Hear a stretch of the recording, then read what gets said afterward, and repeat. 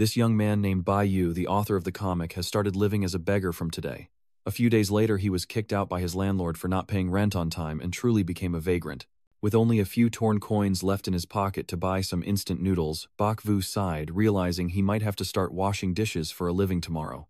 Since luck had already run out, Bai Vu and the lottery ticket shop wondered how unlucky they could get now. The bald shop owner threw a few tickets to Bai Vu, and suddenly a few numbers 0% and 100% appeared on them. Bak Vu rubbed his eyes and looked carefully.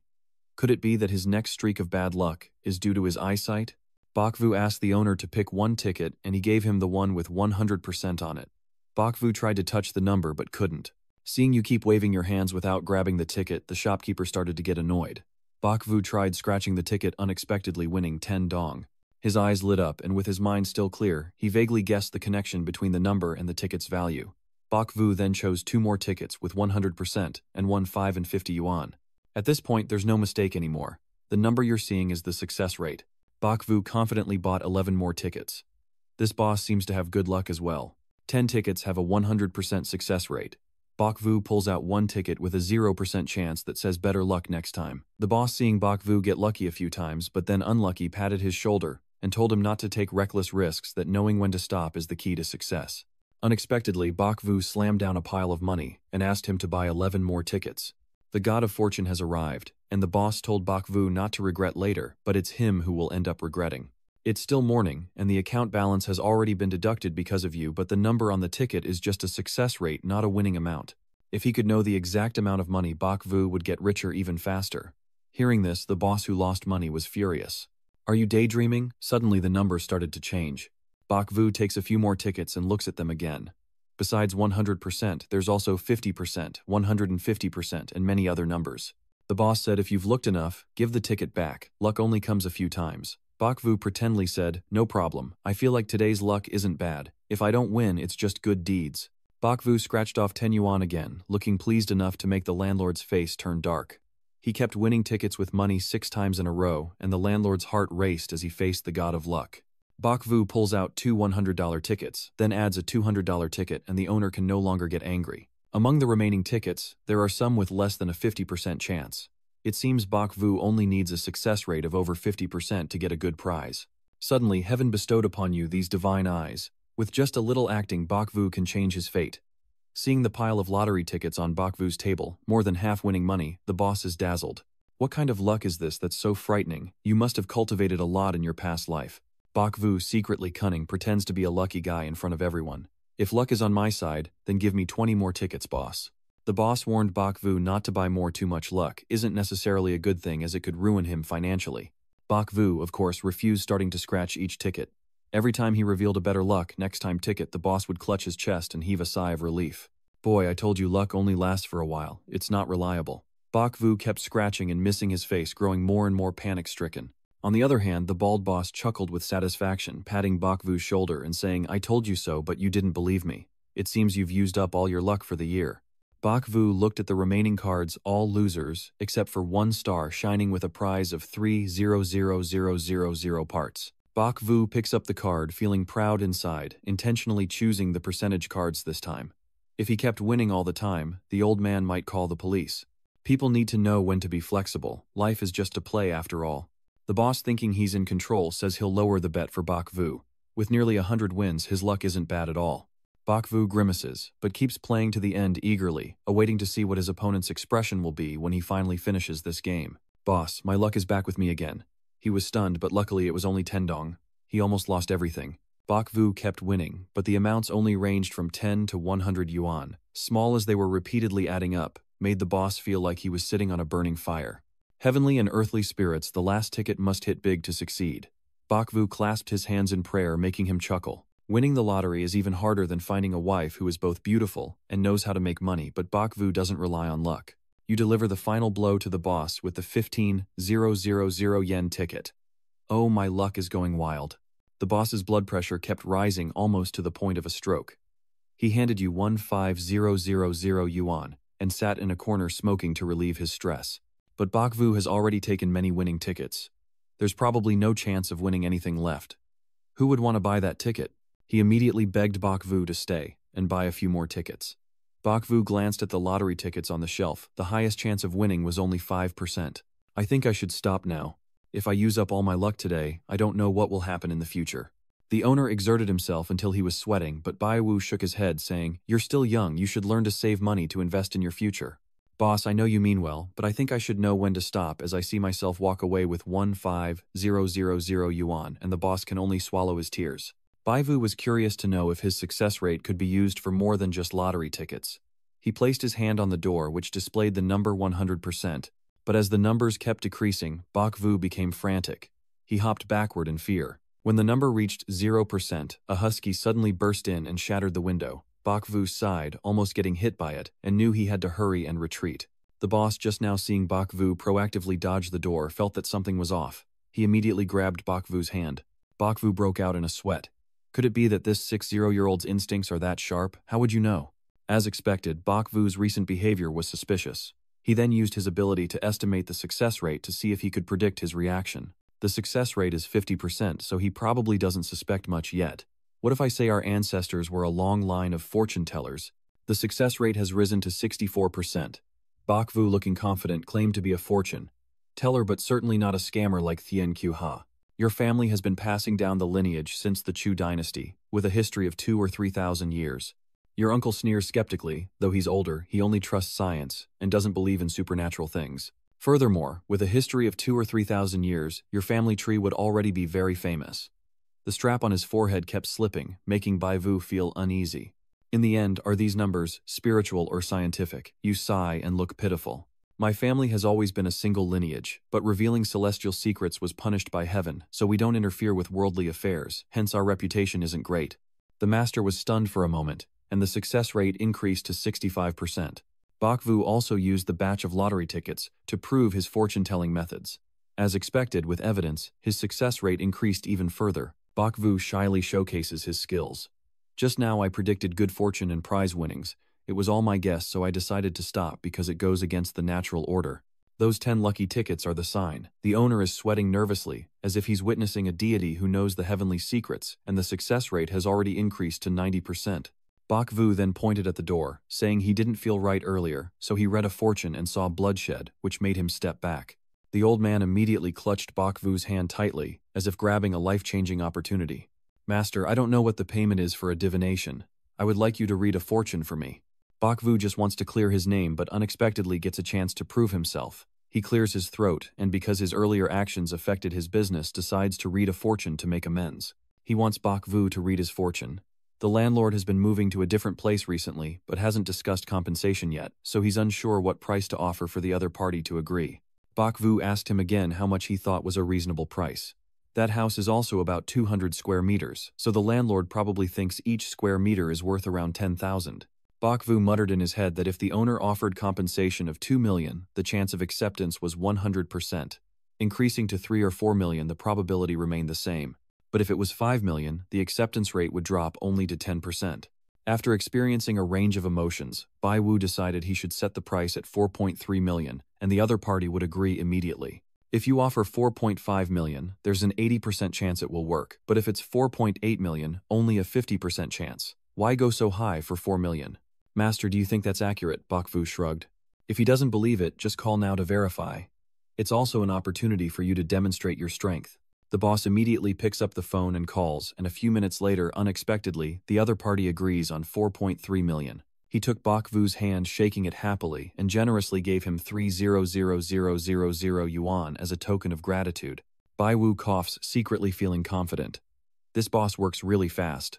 3 minutes later, Bakvu's account had already received 300,000 yuan. Although his dream of becoming a comic artist didn't come true, making 300,000 yuan so easily made Bakvu forget what his original dream was. After leaving Bai, Wu met Gan again, the one who just rammed into the door. He asked his Kim Thu Chi, discovering that this purebred dog was lost but had helped him earn a lot of money earlier, so he decided to help find its owner. A tennis ball rolls up to Golden's mouth. Golden bites it and tosses it into the sky. The ball skillfully hit the surrounding houses before smashing right into its head. Moreover, it also bounced and hit Baivu's forehead, causing his head to seem like it might split in two. I don't know who the poor soul is that owns this dog, but they probably suffer with it every day. Bakvu wants to find its owner but doesn't know where to look. It tugged at Bakvu's leg and ran frantically forward, ignoring any obstacles in its path. Bakvu hurriedly chased after it, seeming to be searching for its owner. In the park, a girl is standing and filming herself. She might also be a popular internet girl. But that crazy husky is coming back. Bakvu asks Kimchi Thursday. I never expected the chances of this girl being its owner to be 100%. I only intended to help the crazy husky get home, but unexpectedly I met the beautiful owner standing alone. This is truly a gift from heaven for Bakvu to escape his loneliness. Click, click, the camera shutter rings out. Bakvu felt helpless and had nothing more to say. The dog was lost but still in the mood to take selfies. The girl turned around and exclaimed when she saw Husky acting silly. I also have a husky that looks just like my Oreo. Bakvu sighed. Do beautiful girls have no brains now? She couldn't even recognize her own dog. I wonder if her head is really old. Oreo barks and rushes over to her making puppy eyes. She also said that their sounds are similar, but her Oreo is much cuter. Bakvu's husky looked confused. Bakvu cleared his throat and looked at her. Actually, it is her Oreo. Haha, I wasn't joking at all. My Oreo is still on the chair. Bakvu tiredly shows her the ripped leash. 5 minutes later, somehow, Bakvu managed to add her as a friend, and she shyly thanked him for bringing Oreo back. It's okay, not losing the leash is a good thing, and beneficial for both sides. She found Oreo and Bakvu gained a lovely girl on his friends list. Bakvu browsed her profile, seeing her beautiful appearance along with an album of Oreo causing chaos on ordinary days. Bakvu sighed and looked at it. If Oreo lived so freely, then if it were him, he would be kicked out by the landlord without any ifs anymore. Bakvu was officially kicked out today, so why bother renting a house? Wouldn't it be better to stay at your own home? I'm leaving now, the girl with Oreo departs. Her words made Bakvu snap back to himself. Making it big with you isn't hard now, just earn some money and buy a house. But when it comes to figuring out how to make money, Bakvu only considers lottery tickets and stocks. While wandering around, Baiwu had already arrived at the antique inspection market. As soon as he entered, he was surrounded by pyramid scheme salespeople. They saw you acting clueless, probably a newbie, so they ganged up and bullied you. Bakvu barely escaped and ended up bumping into his uncle's stall. Kid, all these things have been passed down from my ancestors. I'm Li and I heard that my great-grandfather was Emperor Taizong of the Li family.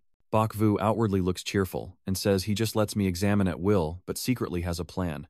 If they knew you weren't easily fooled, they definitely wouldn't bully you anymore. Bakvu calculates the success rate of purchasing genuine items here and is surprised to find it reaches the ceiling at 100%.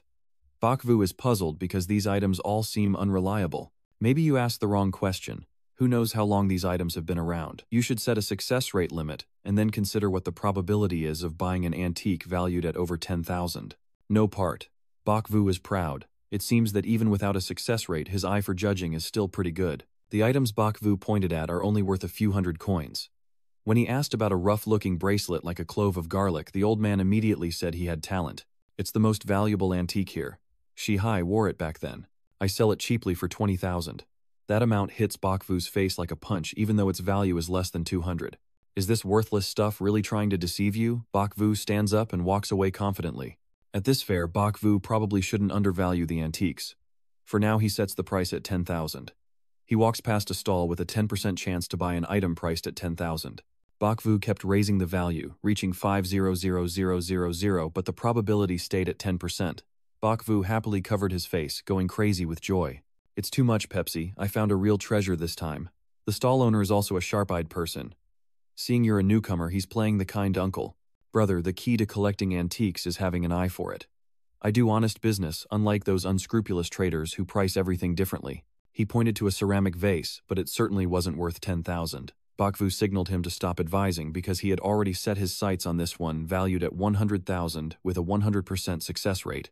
Bakvu will show them that he is not a naive rookie future master of antique appraisal, beginning a legend. The owner, confused by Bakvu's unfamiliarity, thought that the older the item, the more antique it was, assuming that 9 out of 10 brass items were fake. But this one was still new, and he himself didn't know how to price it. Bakvu noticed his eyes darting around clearly, trying to up the price. His lips curled into a smile, and he had to force himself to keep a straight face to avoid revealing his suspicion. He saw that Baivu had a unique taste but still insisted on introducing the porcelain vase in his hand. For antiques, you need both an eye for it and a certain charm. I see my brother really has a touch with this, so I truly recommend it. Look at the color and the delicate lines, these are all handcrafted. He even carefully knocks to hear the sound of the jar. It's not expensive, only 50,000. Bakvu pretended to be enlightened, just like a chicken about to be herded. This vase is only worth a few coins and that fat guy isn't raising the price of the wine, so why is he constantly giving advice on this earthenware to you? Suddenly an idea flashed through his mind, perhaps even he didn't realize he owned an item worth over 5,000,000. Who makes you the boss? I think valuing the antiques is more important than luck. This ceramic vase is not bad, but it's not meant for me. The boss was a bit annoyed that Bai Wu didn't listen to him. Seeing him fixated on the glass of wine, he also went along and said that it was from the Qing dynasty. That's a good item I bought from the countryside. If you really like it, I'll sell it at the original price of 8,000. Bakvu happily looked at the 100% before him. 8,000 compared to 5,000,000 was just a grain of sand. It seems he truly doesn't know the real price of this cup. Bakvu uses a needle to check again, and sure enough the chance he knows is 0%. Now Bakvu is thinking about how to force the price down, pretending to be a poor guy. All he needs to do is keep in mind the lowest price, so he won't be fooled when Mr. Bahua bids. If Bakvu offers 4,000, he's already 100% likely to agree. If you lower it to 1,000, the chance remains the same. But as a person, you can't be too greedy. Bakvu decided to try negotiating it for 2,000. Boss, 8,000 is a bit too expensive. Can you lower it a little? Come on, such good stuff, and 8,000 shouldn't be that expensive. But I think the little brother is a lucky person, so you should name your price. He bought that cup for just a few dozen coins, but no matter how cheap it is, it's still his hard-earned money. Bakvu raised 2 fingers to offer 2,000. He was caught off guard and silently cursed that your asking price really was impressive. But is 2,000 not too big a loss? If not, then forget it. Seeing Bai Yu about to back out, he immediately fixed the price at 2,000 and added that there were 2 items worth 8,000, but the other was already sold to a beautiful girl yesterday. Money exchanged hands easily. Bai Vu carries the box home, both smiling slyly, secretly thinking they've made a big profit. The first item, worth a few dollars, sold for 2,000, like eating porridge. Trash sold becomes a relic, and even a fool learns from others. The boss fanned himself with a fan, eyes gleaming with the thrill of a big profit. He intentionally muttered, as if for the neighbor to hear. Yesterday, the young lady spent 9,000 on a wine bottle today. Some fool bought a glass for 2,000. Money really is easy to come by. The neighbor, who has had no customers all morning, pretends to be upset but relaxes when he sees the girl from yesterday get scammed into buying the 9,000 wine bottle by that fat man. You're not here to scold him, are you? The fat shop owner already said that he's a small stall and cannot give refunds once sold.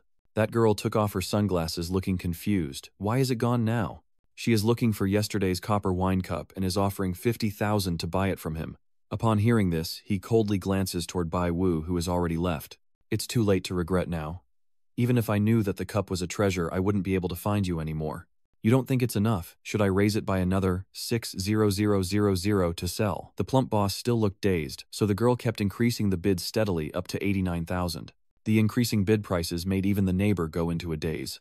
Seeing the fat boss ignoring the girl started to get annoyed, and he was knocking his chest, blaming himself for being so foolish to exchange 8,000 for 2,000. The neighbor seemed to vent his anger. Ha ha ha, I've never been beaten by anyone in business before. Today I've met my match. The fat boss offered 1,000,000, and to everyone's surprise, she accepted. Hearing that he fainted, falling to the ground, someone who didn't know might think he had a heart attack. The friendly neighbor told the girl a story, deliberately emphasizing the price of 2,000, as if slapping Mr. Vuong Map in the face. He then regained his composure, sat up, and probably went to find Bakvu to get the cup back. From afar you can hear people talking excitedly. This kid still has good spirit. The cup from his youth, and old Lee asking 3,000,000. The group at Mr. Vuong Map's place recognized the cup he just sold and immediately ran over to check it out. Bakvu was unhappy with the 3,000,000 price, and Mr. Lai kept raising it up to 4,000,000, but he still didn't agree. Seeing Bakvu about to store the hot item in the box, the old man quickly grabbed his hand. Young people, stay away, give me a price. Baivu has tested it, and the success rate at 500 billion is still 100%. Sir, you're experienced, so what if I dare to befriend you for 50 billion? Lao Li immediately agreed, and even became friends with Baivu. Hearing this, King Vuong burst into tears, and those watching nearby still asked him, I hear this kid found a lucky item from us. Do you know which boss got so unlucky? That boss is actually him. Today the old king's emotions are even more intense than riding a roller coaster, and now he just wishes he had Doza's time machine. 5,5,000. The girl who just barged in with a simple outfit, fair skin, and long legs matches Bakvu's type. In the past, Bakvu wouldn't even dare to look directly into her eyes, but now, with his success rate in hand, he decided to try. The girl felt uncomfortable as he kept leering at her inappropriately, but today she was determined to get that glass no matter what. Bok Vu glanced and saw that the old man was also watching, so he deliberately waved his hand. Are you here too, boss? I just bought that glass of wine for 2,000 now. It's over 5,000,000. King Wu froze in place, both embarrassed and awkward. That girl was eager to snatch the drink when she missed her chance. Mr. Li immediately stepped forward because, as they say, everything has its order, and you must respect your elders. Sir, you weren't finished bargaining earlier. This reckless attitude of hers reminds Mr. Li of someone, but right now both of them want that drink, and Bok Vu feels the pressure mounting. Bok Vu shrugged to let the two discuss, and she had already seen through the antique mayor's rule for increasing the price. Lai sighed, his hair falling out from the stress, yet he was still bullied by those spoiled kids. The price has already reached 6,000,000, and her disrespectful attitude truly reminded Lai of someone. Do you and the demon Lord Nam have any relation? He's my grandfather, and it turns out old Li is a friend of the emperor. He is sure that the old emperor told her to come here to find this wine glass. The two of them have shifted from enemies to old friends, talking forgetting both the wine glass and the cake. Bai Wu frowned and looked away. Do those two still want to buy the wine glass? As a result, the girl flattered Mr. Li into going home to drink tea, while she bought the wine for 6,000,000 dong. Bok Vu's calculations were a bit off, but he still made more than 300 times the profit, which was barely acceptable. Becoming a millionaire in just one day means I won't have to waste my brain writing silly novels anymore. You're the main character now. After giving the treasure to her, Bok Vu took the opportunity to add her as a friend, claiming that if he found any valuable antiques in the future he would contact her. To that girl, Bok Vu was no different from a frog wanting to eat a swan, a ditch, trying to compare itself to the ocean. Bok Vu Ti brushed her hair to show her ears. So what's wrong, little sister? Damn it, who is your little sister? She steps back 3 meters from you, afraid that Bok Vu might jump up like a frog to attack her. It's as if she's much older than me. Thanks to her questioning, Bok Vu has a chance to use the success rate, but according to the 0% figure, she can't be older than you. This young lady also has a certain aura, but when she meets someone blessed by a benefactor like Bai Vu, she's doomed to fade away. Bok Vu was born on the 30th of the month, but her probability of being born in the last 3 months of the year is 0. She is not older than you, but she didn't actually born in the last 3 months. Could it be that she shares the same birthday as you? The odds are 100%, making Bok Vu burst out laughing. Hey, what kind of foolish stunt is that? Bok Vu then signaled her to be quiet, so he could continue calculating. He was born at 3:23 in the afternoon, so if she was younger, she might have been born after he was, but after some guessing, it wasn't at 4 o'clock. After a while, Bok Vu finally guessed that she was born just a minute after him. Turns out becoming his sister isn't easy. Seeing Bok Vu standing still, then chuckling, the girl cursed awkwardly, then tried to leave, but Bok Vu called her back and pretended to snap his fingers like casting a spell. She is 20 years old this year, born at the end of September, right? She shivered in fear, but seeing Bok Vu's proud face, she didn't bother to care. Bok Vu deliberately snapped his fingers again when he saw she wasn't convinced. Let me see. You were born on the 30th of the month around 3:30 p.m., right? The spectators were whispering and gossiping and judging by her face. It's probably about 80 to 90% accurate. What kind of fortune-telling is that? It's the 21st century, and you're still superstitious. I think this kid just did some research to flirt with a girl, typical of a scoundrel. Bok Vu wanted to show off his talent but was branded as a womanizer. How could a bunch of castrates conduct such a detailed investigation like him? Bok Vu then made his final move, saying she was born at 3:24 p.m., and carefully added that it was at 26 seconds, noticing her calling someone with her. Mother on the line. What's wrong, Thon Thon Mom, when exactly was I born? Thon Thon's mother only said around 3:30 p.m., then she asked for more details to confirm if it was exactly 3:24. Her mother then went to check the birth certificate for the details. 3 minutes later, the answer was indeed 3:24 and 36 seconds. Thon Thon believed it then, but was too embarrassed to stay and argue further with Bok Vu. Bok Vu, making someone's daughter embarrassed, hurriedly chases after her. It was just a joke, all guesses. Do you guess randomly and get the exact second? Do you think I am a fool? Thon Thon was furious, still incredibly beautiful, and because she was exactly Bok Vu's type, he didn't get angry. He used that excuse to say that the information was calculated by him. Since when did Bok Vu borrow the disguises of those quack fortune-tellers pretending to be the 8 immortals? You little fool, not everyone who practices divination is a scam, haven't you seen my level yet? Seeing Thon Thon facing the man with clear hostility, Bok Vu wondered if she had never had a boyfriend before. I never expected it to be exactly 100% accurate. Seeing Bok Vu staring at her calculating something, Thon Thon felt embarrassed and angry. Based on your instincts, Thon doesn't seem to dislike men. She just isn't interested in romantic relationships, and she might even be gay. A 100% accurate guess makes Bakvu's heart race. Oh my god, is this real or fake? This is so accurate. What did you say? Thon, once her secret is exposed, trembles with anxiety, while Bakvu's smug expression finally silences the hot-tempered woman. Thon then pulls him away from the crowd into an alley, where she adopts a fierce and threatening stance. Tell me, how do you know about me and her? I just guessed. Bakvu speaks sincerely, but she still doesn't believe him. Besides, he concludes with one last point. Thon has 3 charming moles on her body. The 3 moles on your body successfully helped Bakvu make friends with Thon, and before leaving, he patted her shoulder to comfort her. If I could sense something special, I would definitely get in touch with you. This success rate is hard to tell if it's good or bad, but knowing other people's secrets is truly reckless. Bakvu walked by and saw Lao Li on the phone. Could it be that just now the old man overheard their secret? What is the success rate for Led Bien being exposed by Thon's family?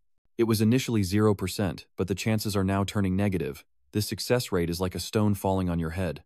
Could it be that because of you, this is about to be exposed to her family? Bakvu regrets this time. Your words went a little too far.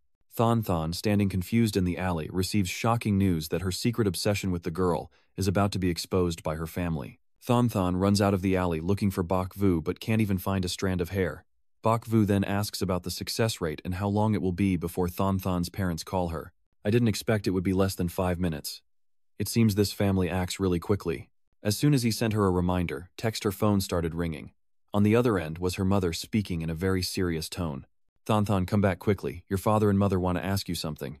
Bakvu sighed. It seems she has to explain everything clearly to her parents. For someone who values family above all, love is the toughest obstacle. As for you being single and a virgin with a high chance of success, you've already overshadowed others, but it's a pity you haven't met anyone who's truly your type and still managed to win her over. Suddenly, Bakvu's mother called to deliver some news, and then Bakvu arrived at a restaurant he had booked in advance, admiring the photo on his phone. With such a glowing presence, there's no need for a blind date anymore. A moment later, the girl in the photo arrived with Thon, but they looked like they were in conflict. Watching this crazy scene, Baiwu thought of a wild theory. What if the matchmaking target is Thon's lover? The 100% message made Baiwu spit out everything she just drank. Don't tell me this arranged date was because their secret was exposed. One wants to break up, the other is holding on. Who would have thought Bakvu could experience such real-life soap drama like this? The girl glared at Bakvu with a determined look, before coldly pushing Thon's hand away. Let Thon hate, and just cry her eyes looking at Baiwu, as if she wanted to tear him apart right here. The girl stepped forward and reached out her hand to introduce herself to Baiwu. You must be Bakvu, right? I'm Mo Wai Ni. I think you're pretty good. Let's go on a date. The confession of love made everyone in the room start paying attention to their love triangle. Thon was in tears, seeming to be hopelessly in love. Bakvu's face darkened. Things were getting more and more tangled. Seeing that Bakvu remained silent, Mo Wai Ni asked, "Do you have any dissatisfaction with her?" Bakvu broke out in a sweat caught between 2 impossible choices. Mo Wai Ni, seeing his uncertainty, immediately stepped forward and tightly embraced Bakvu.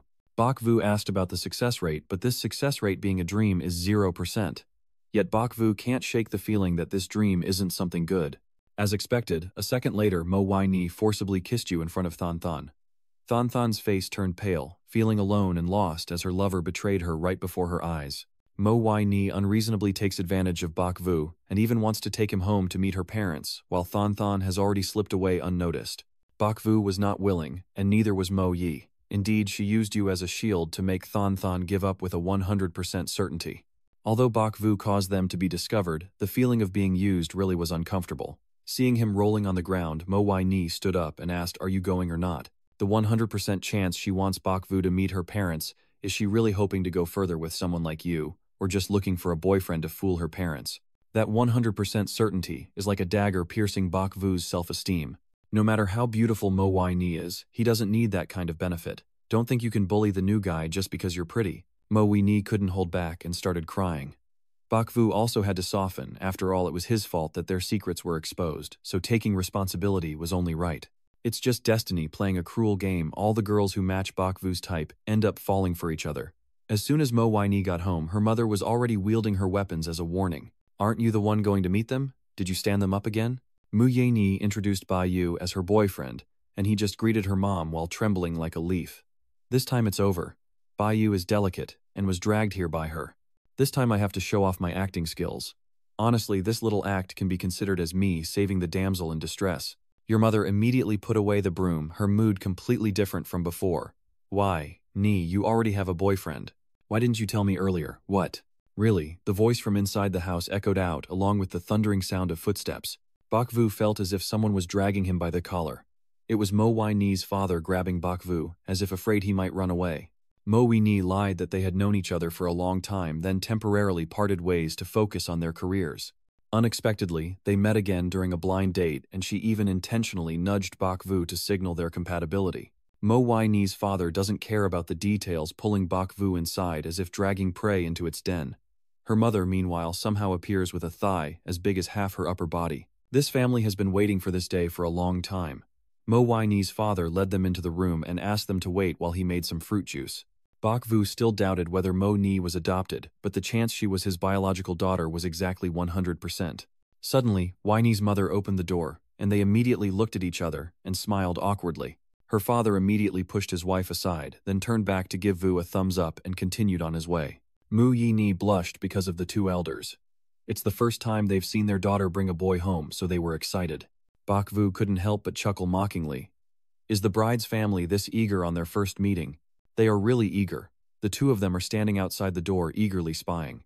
The father, not hearing any reaction, gets annoyed that Bakvu's food is right in front of him, but he doesn't eat it. His wife is trembling with anger. What, are you not worried that the kid might lose control and harass Wai Ni? But the father has already considered that he needs to see if Bakvu will act like a predator. If he dares to do anything, this knife will be at his throat instantly. The more Bakvu thought about it, the more afraid he was that this would be exposed, so he took a risk and talked to Mo Wai Ni. As he approached, she fell back 3 meters. Bakvu chuckled. He just wanted them to sit down and have a heartfelt talk. Mo Wai Ni has known girls for a long time, and she's not yet used to the situation now.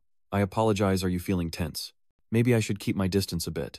Seeing Bakvu take a step back, Mo Wai Ni also felt less scared and tried to adapt to their acting partnership. Mo Wai Ni is truly a flawless beauty. Being her boyfriend would definitely be the best choice. If Bakvu takes her hand now, there's an 80% chance Mo Wai Ni won't feel uncomfortable, and even for hugging her waist or kissing her cheek, the likelihood exceeds 50%. Bakvu was sure he could get closer to Mo Wai Ni, but he was just a cover, and with normal, healthy libido, he couldn't be that desperate after being single for so long. This time, he shouldn't try to take advantage secretly, but rather face Mo Wai Ni honestly. Bakvu mustered all his courage to try to shake her hand, but he was shaking so much that he kicked his legs, resulting in him falling flat on his face in front of Mo Wai Ni. Hearing the noise, the two elders rushed in ready to fight, but inside Bakvu was kneeling before her, not showing any signs of being aroused. Mo Wai Ni was also worried about her father's actions, so he quickly hid the knife and her mother grabbed his ear to pull him outside. Bakvu sat on the ground, gasping for breath, his eyes fixed on the sharp bone saw. Luckily, he is a righteous person. If he had tried to do anything to Mo Wai Ni just now, he would have been cut by Uncle instead. Their plan definitely failed because Uncle still doesn't believe you're Mo Wai Ni's boyfriend. The old lady and the old man arguing outside are just rehearsing, but he's carrying a lot of hot items, only worried that Bakvu might do something to his daughter. Originally, she was a beautiful and virtuous girl from a noble family. Now Wai Ni has let her guard down around Bakvu because of what happened just now. Bakvu felt that he shouldn't keep pretending any longer. After all, this is the Mo family's matter. If he keeps going, he might end up losing his life. Yi Ni, I think we need to reconsider our plans. It's getting late today. Do you want to back out now? Mo Wai Ni was as tense as a stretched string, but Bakvu had to tell her the truth that was hard to hear. Pretending to play along might fool her parents now, but how long can you keep acting? In the end, they only care about their daughter, and Mo Wai Ni is just using you to deceive them. It's better for her to honestly tell her parents the truth. Mo Wai Ni saw Bakvu leave and begged him to stay and continue the act with her. Bakvu laughed out loud, his loud laughter, making the two elders outside come up with a whole bunch of drama scenarios. The aunt thought it was definitely because the father carried a gun, so Bakvu and Wai Ni were having such a big argument. The two of them just about to eavesdrop saw Bakvu come out. He brushed past them coldly and headed straight to the door. Hey little Vu, don't put them on. I accidentally got your shoes wet earlier while stewing the soup. His new shoes are soaked, and the boiling fat caused him to turn to stone right there. That night, Bakvu stayed at an inn, realizing that making money is easier than pretending to be a boyfriend. The next day, you went to the antique market again. Old Mr. Wang was cleaning his collection of antiques. Yesterday, I made a mistake and lost face by letting that fool take my money. I must find a chance to get revenge. As they say, when Dao Thao appears, Dao Thao is here.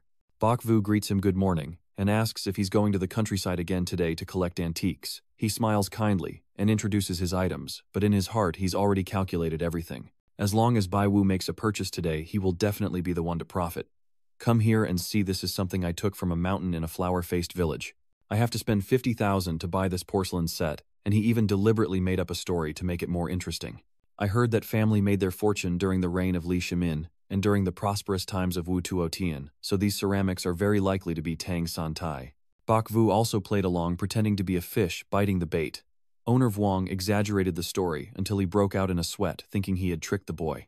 Seeing that Bok Vu was a regular customer, he sold the items cheaply and even indicated so with his fingers. 60. You're being too polite. These ceramic pears are only worth 60 yuan. Bok Vu deliberately misunderstood him, leaving him speechless. When a master faces a challenge, all you can do is diffuse the situation. Bok Vu pretends to say that if he sells it for 60 dong, you should also feel guilty, so let me think it over and give you a fair price. The true porcelain match rate from the Tang era is only 14.28%, so it's indeed fake, but the genuine items still account for nearly 1 in 7.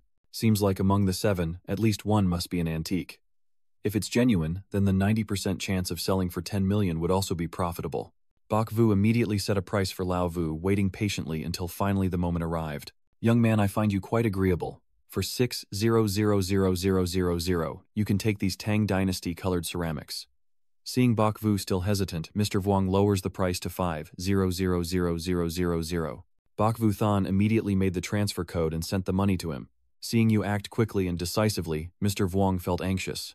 Could any of those ceramics be genuine? Impossible. I bought all of them wholesale from a rural village that specializes in handcrafted Tang-era colored ceramics. Old Wang had to swat away those thoughts. Young people these days all believe in luck. No wonder the saying goes that youth is inexperienced. He sold it to Bai Wu for 5,000,000 yuan, so happy that his nostrils flared like instant noodles.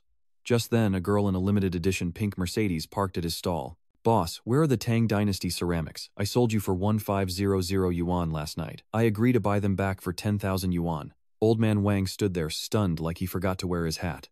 This scene looks really familiar. I've seen it somewhere before. When the girl saw the old man staring blankly, she begged him because there is something very important to her grandfather that she must get. Old man Wang doesn't know where his soul is wandering because he just closed all the ceramic jars for Bai Wu.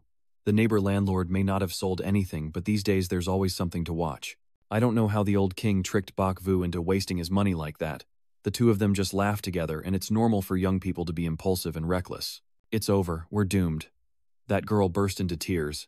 Only she knows that yesterday she was so busy eating chicken that she put the ceramic piece on the shelf and sold it away, and when Old King saw her throwing a tantrum because she couldn't buy it, he panicked. Even though the colorful pottery was specially made by your aunt, at most, it's just a replica of Tang Dynasty ceramics. Who told you it's just a fake? It turns out that the ceramic vase was passed down from her ancestors. Someone once offered 100 million, but her grandfather refused to sell it. The old neighbor was even more pleased than ever. I don't know why Lord Vuong has been so unlucky lately. Yesterday I just lost a wine set worth 6,000,000 today. It's a porcelain vase worth $1 million. The girl then asked about Bok Vu's whereabouts. At this point you can only run back to Kovan Kak. Inside the Kovan Kak, an old man is examining the items you brought with lively expression, fresh paint, and a very attractive appearance. The old man's house also has a camel, just like the one Bok Vu brought, and if you don't say that the old king sold it to you, he might think his granddaughter secretly stole it and sold it. Bok Vu takes a sip of tea to examine it. The colored porcelain from the Tang Dynasty era still looks exactly the same. Don't tell me this colored porcelain really belongs to him. The same item, identical with 100% certainty, shocked Bok Vu into spitting out all the tea in his mouth. That old Tang master is still waiting for your answer. Bok Vu is considering whether that Lord Vuong Mok stole this colorful ceramic, but the odds are 0%. You remember the joke just now about the old man. Are you telling me his granddaughter really sold herself to that king? The probability is 100%. It looks like this old man has a tiger cub living with him. The Tang Dynasty ceramic is worth up to 12 million on the market. Today he paid you 9 million. Bok Vu immediately sealed the deal. Anyway, this originally belonged to that old man. He pulled out a business card for Bok Vu so he could contact me later if he found any good stuff. The business card has the name Sa Vin Hong, CEO of Gu Yunge. Bok Vu reaches the door and encounters a girl jumping out of a moving car. The chance of falling flat on your face is 100%. Bok Vu kindly warned her to slow down, but she turned arrogant and started lecturing him. Why would little me hurt myself by falling over? Since when did you start chatting with me? Do you want a beating, or what? Bak Vu kindly warned her, but got scolded as a provincial girl from the city. She truly doesn't know right from wrong. But somehow she made Bak Vu remember that the old master also had a granddaughter who sought revenge. Judging by her temper, she might very well be the well-behaved granddaughter who sold the old man's belongings. What a coincidence it turned out to be her. Sa Xiaoxiao angrily walked straight toward Bai Wu, only to step on a piece of stone on the floor, staggering all over. Bak Vu took the opportunity to catch Kuai's hands, just as he reminded her to walk carefully, but she still fell. Sa Tiutua wondered what tricks Bak Vu was using. Passersby looked at them and judged. In broad daylight, she shows no shame, and doesn't know her place or who she belongs to, so Sa Tiutua tells Bak Vu to let go. Bak Vu releases his hand, showing her who is truly holding on tightly and not letting go. Bak Vu sighs, it's better not to get involved with such a fiery girl. Seeing you about to leave, Sa Xiao shouted, not allowing you to take another step forward. Today is your lucky day. I have urgent matters to deal with. Leave your contact information and I'll settle the score with you next time. Bak Vu looks at Xiao Xiao and calls himself Big Brother, truly domineering. But now that Bak Vu is rich, he has to find ways to spend his money. Being wealthy is also tiring. Seeing that Bak Vu was not holding the colored porcelain, the old king quickly coaxed him to ask who he sold it to, and it was sold for hundreds of thousands to Kovan. Bak Vu said that, but today the old king showed no reaction at all. I thought he was heading to the hospital again. Seeing Bak Vu so relaxed, he grinned happily. That little rascal, just wait and see. Sa Xiaoxiao arrived home to find her grandpa sitting there admiring the recently bought colored pottery. The best plan is to sneak away, so she ran off first. But unexpectedly her grandfather saw her. You little brat, what are you hiding there for? Come out now. I thought I would get spanked, but it seems grandpa still doesn't know, and called Sa Tiutua over to show off the nice thing he just bought. Sa Tiutua looked at the familiar item on the table, feeling uneasy. She was just a moment late, and her grandfather had already bought something. Seeing her silent as usual, he began to suspect. I remember the time when Sa Tiutua secretly hid a porcelain vase, thinking it was just an ordinary ceramic and even sold it for 10 yuan. Sa Vinkong looked at this familiar scene, and turned to ask where the painted ceramic vase he told Sa Tiutua to hide yesterday was. Sa Tiutua quickly left, claiming to be unwell, secretly calling her grandmother for help as she walked away, while Sa Vinkong, holding back his pain, chased after her. But her grandmother's voice on the phone struck him like a punch to the gut. Old man, what are you calling that for? Look at how you scare my precious little girl to tears. Sa Tiutua took the opportunity to disappear quickly, thinking about which guy to sell to her grandpa first. The closest place to exit from Guvanga is only Bak Vu. Why doesn't Xiao Xiao believe that your eyes are that good? Bak Vu suddenly felt a shiver down his spine while walking still, sensing something strange about that old man Vuong Mok. Yet the success rate said he wanted to be friends with Bak Vu. But this becoming friends thing also carries many implications. What really matters are a partner or lover. He's certainly after revenge on Bak Vu, but not by hiring someone or killing him directly, rather by playing dirty. Knowing that Bai Wu chuckled with a success rate in hand, he wasn't afraid of anyone trying to outsmart him. But even with a high success rate, it didn't mean he'd get good stuff. If today the second young lady hadn't messed up, it wouldn't be your turn to earn 9 million, and the treasure was sold for only 200 yuan. Wealthy people's lives are really hard to understand, but then again I guess I have to admit, yes. Recently Bak Vu has also interacted with some rich young ladies, but none as brainless as that Sa Tiutua. I don't know if Bak Vu will find a treasure tomorrow. The answer is 100%. So you are even more eager for tomorrow to come. A day of earning millions is no longer just a dream. They say a man who has money but doesn't know how to spend it is a useless fool. A real man should buy a tough battle car like this to match his status. Bak Vu was waiting for the bus when she unexpectedly saw Sa Tiutua standing there, typing on her phone, and her status quickly appeared on Bak Vu's feed. Turns out she was looking for a gift to buy her grandfather to ask for forgiveness. Bak Vu chuckled to himself, thinking how these kinds of people still try to ask at a beef noodle shop, truly hopeless with her IQ. When suddenly he saw a man with sneaky cunning eyes like someone from his past, but only a 50% chance. He's a thief. He took advantage of the queue to gradually approach Sa Tiutua. This familiar tactic could only be used by perverts on the bus. Bak Vu sends a warning message to Sa Tiutua. The sneaky guy behind reads it and feels guilty. Sa Tiutua glares at Bak Vu and secretly curses that every time he opens his mouth he spits out nasty words. Hoek Bak Vu's kindness was met with a cold splash of water. If she weren't a beautiful woman, he wouldn't have even sent her a message before the bus arrived. The crowded line pushes and shoves to get in, and that pervert deliberately tries to touch Xiao Tiutu's shoulder. She turned around quickly and he hastily let go. Sorry, I wasn't steady just now, sorry miss. Sa Tiutua nodded and looked up, and his eyes immediately shifted to an aggressive move, his arm probing on Sa Tiutu's body, probably trying to grope between Than Tien Bak Niet. Bakvu couldn't ignore this kind of behavior, and immediately pushed through the crowd to teach him a lesson. Smack. Xiao spun around, nudging him in the chest with her elbow, then grabbing his arm to pull him closer, kicking her straight leg between his legs, and finally wrapping her arm around him, bringing him to the ground like a martial artist. That guy is sprawled on the ground, unable to move. People who haven't yet gotten in the car are already shocked when they see this.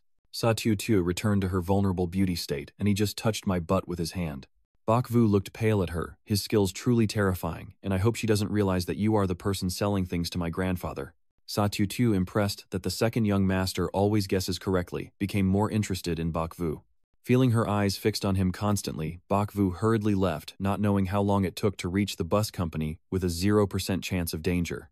Bakvu was terrified. There's no way he could pause, even for a few minutes. Don't tell me something even worse is happening again. A traffic accident isn't likely, but it's not impossible either. The worst-case scenario on the bus that Bai Wu can think of is a pickpocket. Initially, the chance was 0%, but as soon as that guy got on it shot up to 100%. The difficult situation gave Bai Wu a headache.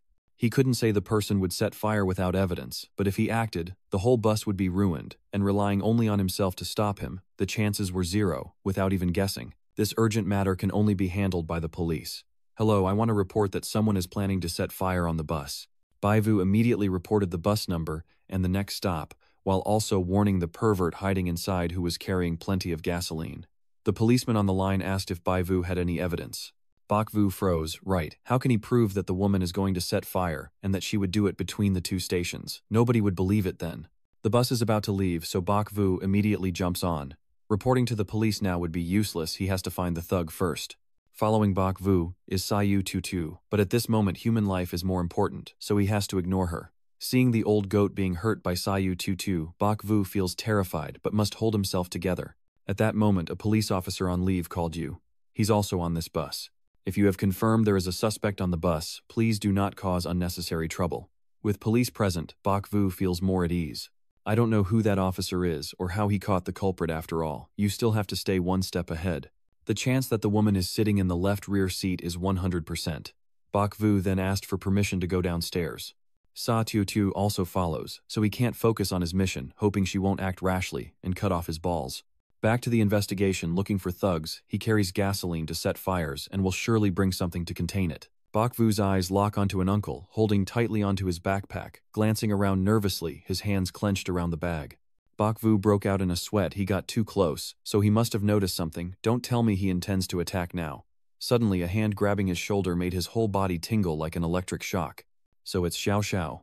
Bakvu immediately raised his hands in defense and said, "Hey miss, I was wrong. Is that still not okay? No matter how you look at it, she doesn't seem that violent actually."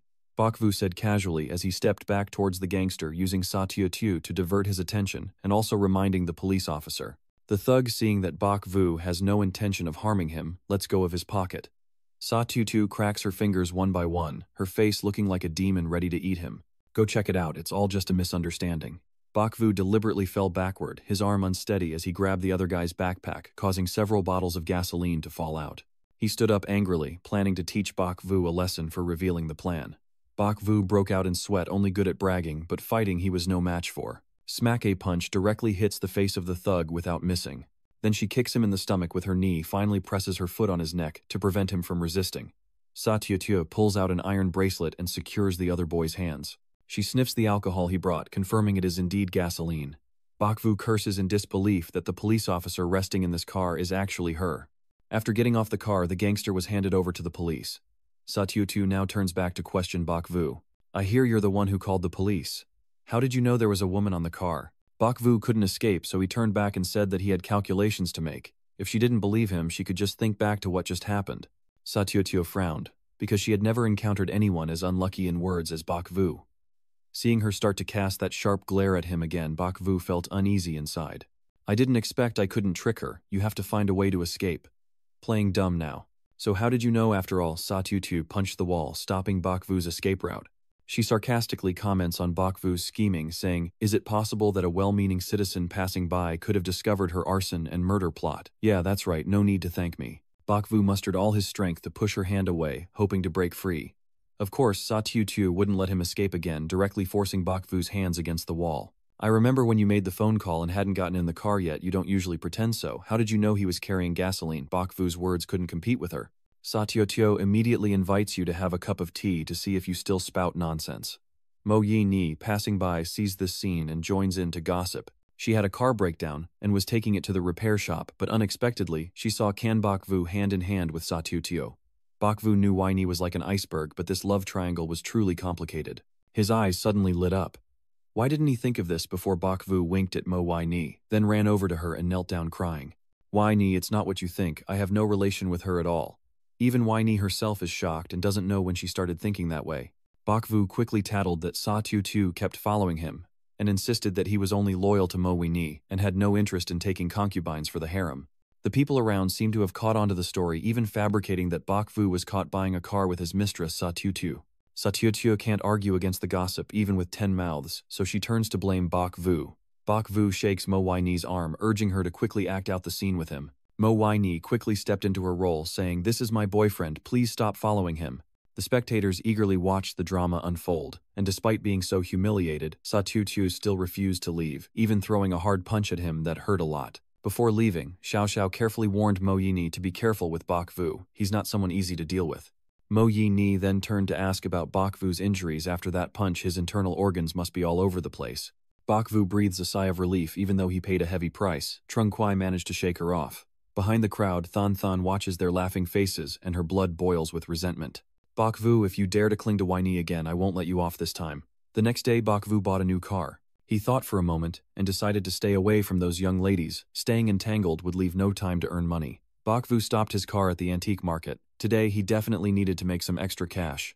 But when I arrived, the old man had already packed up and left. I heard he went back to the countryside yesterday to gather his goods. Bakvu asked about the success rate. It seems today, the treasure he's trying to find is no longer in that person's hands. Bakvu waved his hand, saying it doesn't matter whose treasure it is a treasure wherever it is, but just thinking about it made the 0% appear. Because today Bakvu won't make any money. Bakvu was confused. Why does this success rate not match the plan we discussed yesterday? Forget about it, I'll find it first and then decide. 30 minutes later, Baovu had found the genuine treasure 100%. Bakvu immediately asked for the price. The owner said the initial price is 3,000, but he can reduce it by 5%. Bakvu muttered, "What 5% reduction? I think a 95% discount would be better." So that's how it is. The boss just sealed the deal quickly and neatly. It seems he also doesn't realize this is genuine. Holding a treasure in hand, but why does the system say failure? It seems it can sometimes be off. I'll take the old price of 3,000. Demi Than Than has been lurking behind Bakvu for a long time, waiting for him to make a purchase to cause trouble, and the boss immediately handed her the item.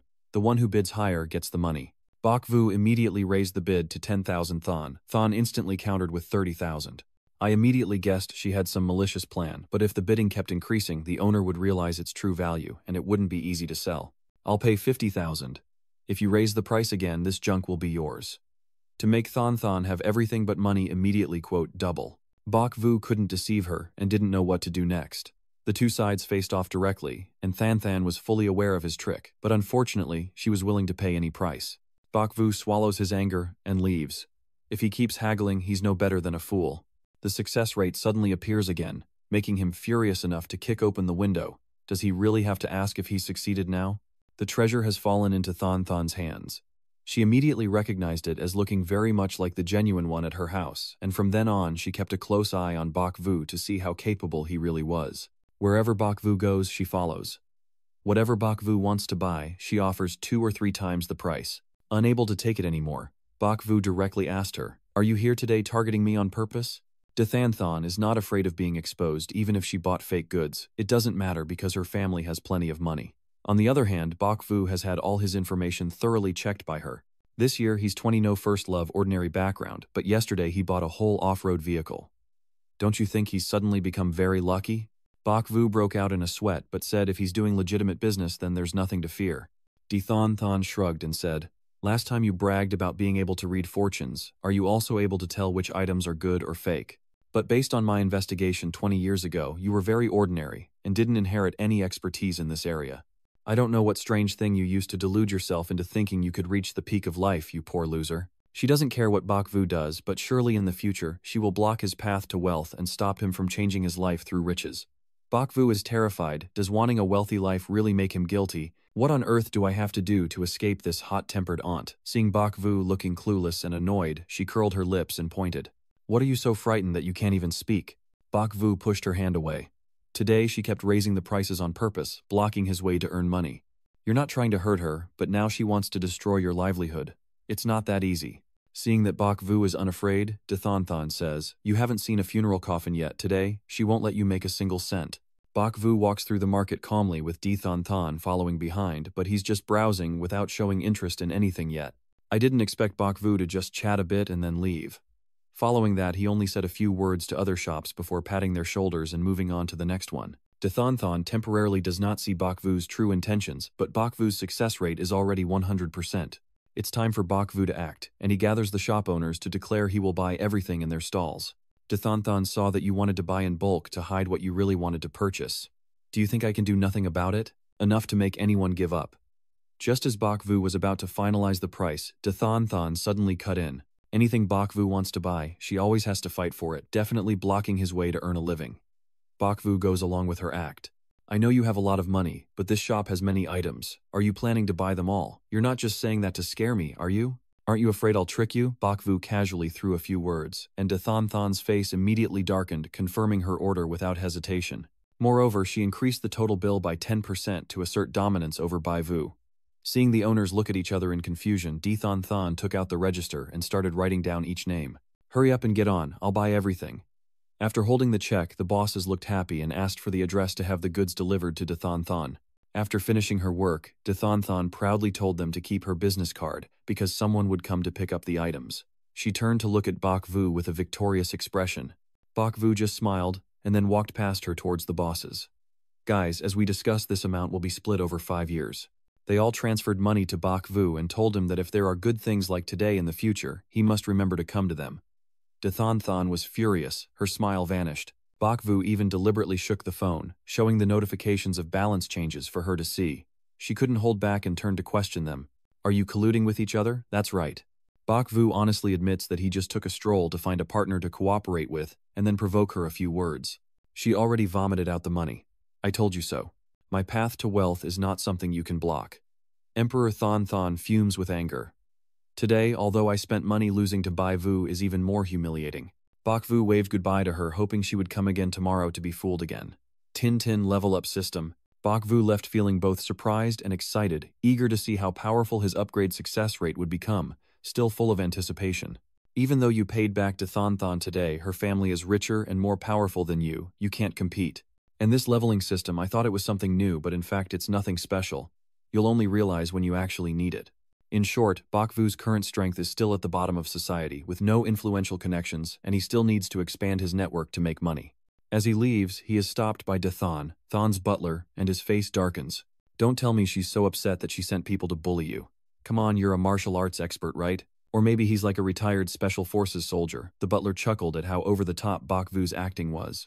So Empress Thon wants to invite you to a gathering of celebrities to apologize for today's incident. Bak Vu started to feel suspicious after hearing that. She and you probably never have good intentions, but if you can use this opportunity to expand your circle of contacts, it wouldn't be a bad idea. An hour later, Bai Wu arrived at the place. Thonda was waiting at the door, thinking you wouldn't dare to come. Bak Vu followed her inside, and unexpectedly she took the initiative to introduce you to a few people. A person named Wang is the heir of the Tin Hai Group, and there's also Mr. Chu, CEO of the Tin Sang Science and Technology Group. There's also CEO Yu from Media Yu Company. All of them are famous TV personalities. Bak Vu felt embarrassed to stand before such talented people. Thon pursed her lips. In her eyes, he's just a nouveau rich kid who hasn't seen much of the world. Seeing celebrities like a dog wagging its tail, Bai Yu forced himself to compose his expression, suspecting that Thon was definitely waiting for him to slip up so she could make a fool of him. He didn't want her to embarrass him, but he also didn't know how to rid himself of the restless feeling in his heart. After a moment, Bai Wu remembered that there is a saying about beautiful women also leaving. Even for celebrities, there are surely moments when they are under scrutiny, and thinking of that, Bai Wu no longer felt confident. He proactively approached and started a conversation with the three of them, no longer showing any signs of hesitation. 5 minutes later, Thon pulled Bak Vu over to sit and eat cake and drink tea, casually chatting with the celebrities. You surprised me. Bak Vu just sipped his glass of wine. and explained that celebrities are just ordinary people. Dithan snorted coldly for her. The class difference was not something the eye could see. Once everyone arrived, a bald, bespectacled uncle took the stage as the host.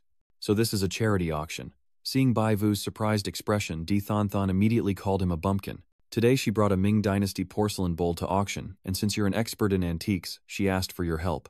She wants Bak Vu to appraise it and participate in the bidding, but she's probably offering you something in return.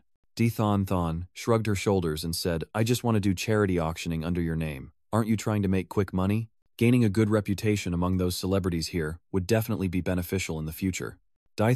Than's words are not wrong. If the people here remember Bak Vu's name, business will go smoothly later on, but since the other party is Than Bak Vu can't believe she's that kind and generous. She appeared tired, no longer willing to compete with Bak Vu, and just wanted to end everything that day. Bak Vu had to rely on the system, but the item in the box turned out to be 100% genuine. The latest bid reached 12.5 million.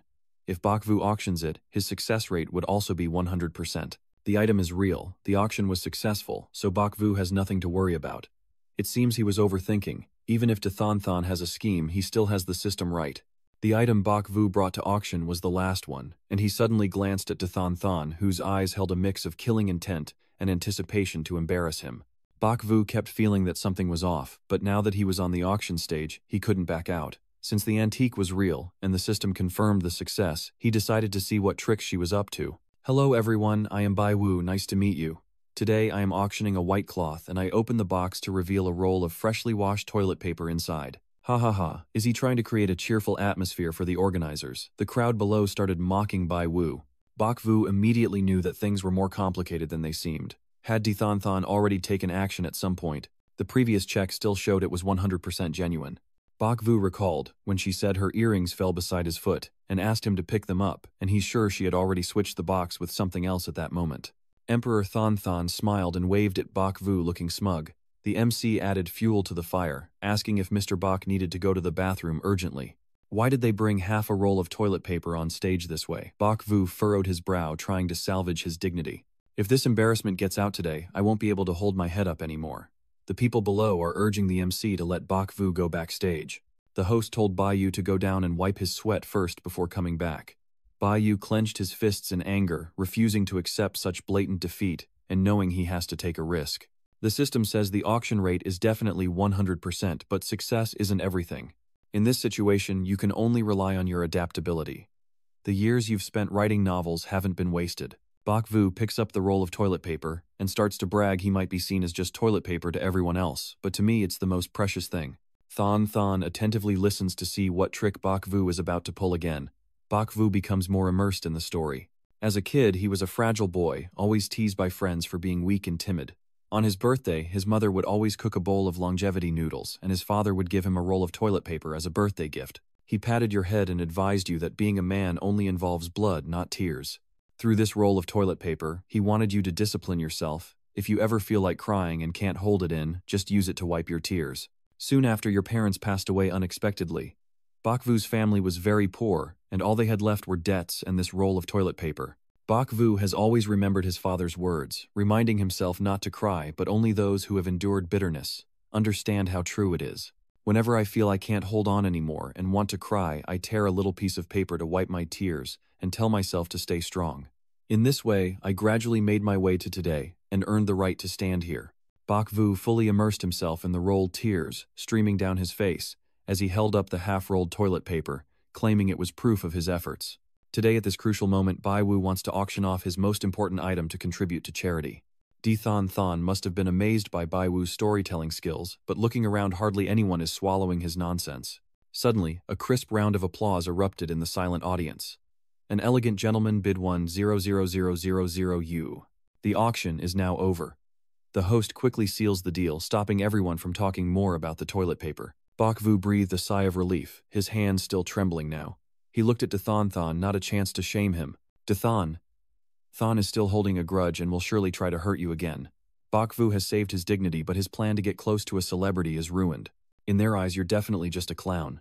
Without Dithan around, no one would even bother to notice you. Bak Vu was determined to work hard to earn money, because only with money could he have status and dignity. While lost in thought, a car suddenly drove past. The driver is Mo Wai Ni, and her companion is the uncle who just finalized your toilet paper deal.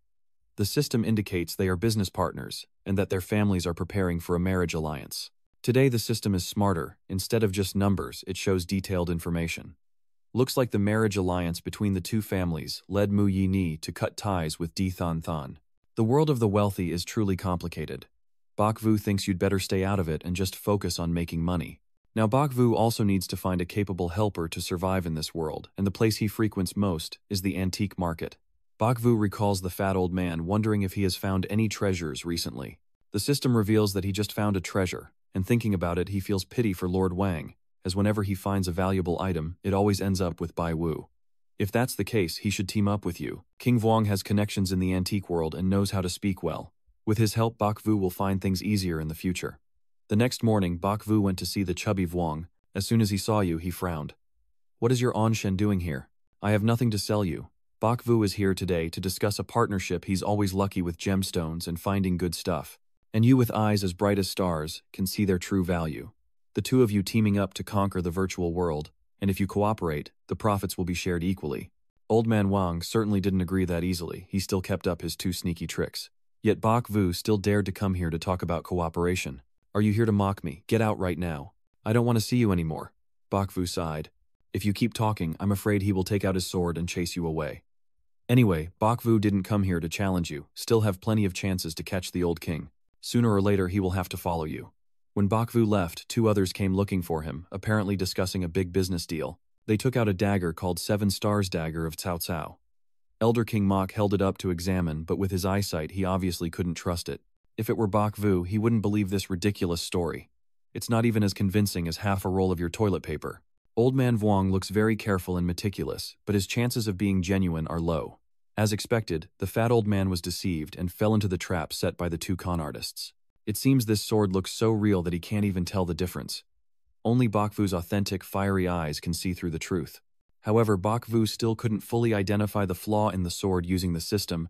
A virtual window appeared, analyzing that the main weakness was in the gemstones. But if Lao Vuong map couldn't even see the gemstones, that was truly a mistake. If so, it seems the problem lies beneath the gemstone rather than in the sparkling stones. If Bai Yu can help Lord Wang see clearly now, he will definitely accept this kindness and willingly follow him. Only Bak Vu has the right to fool the king. The other two can forget it. Seeing Bak Vu arrive, the king immediately clung tightly to the sword in his hand. He shrugged and said, "This is obviously a fake sword."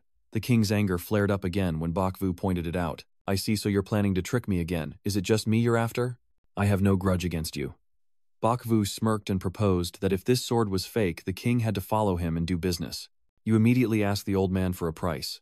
The old man gets angry. He's already tasted this trick from you twice before. He immediately quoted 5,000,000 yuan. Bak Vu agreed to the deal. If you're wrong, you have to pay him 10 times that 5 million yuan. Old King then handed the blade to Bai Vu to examine.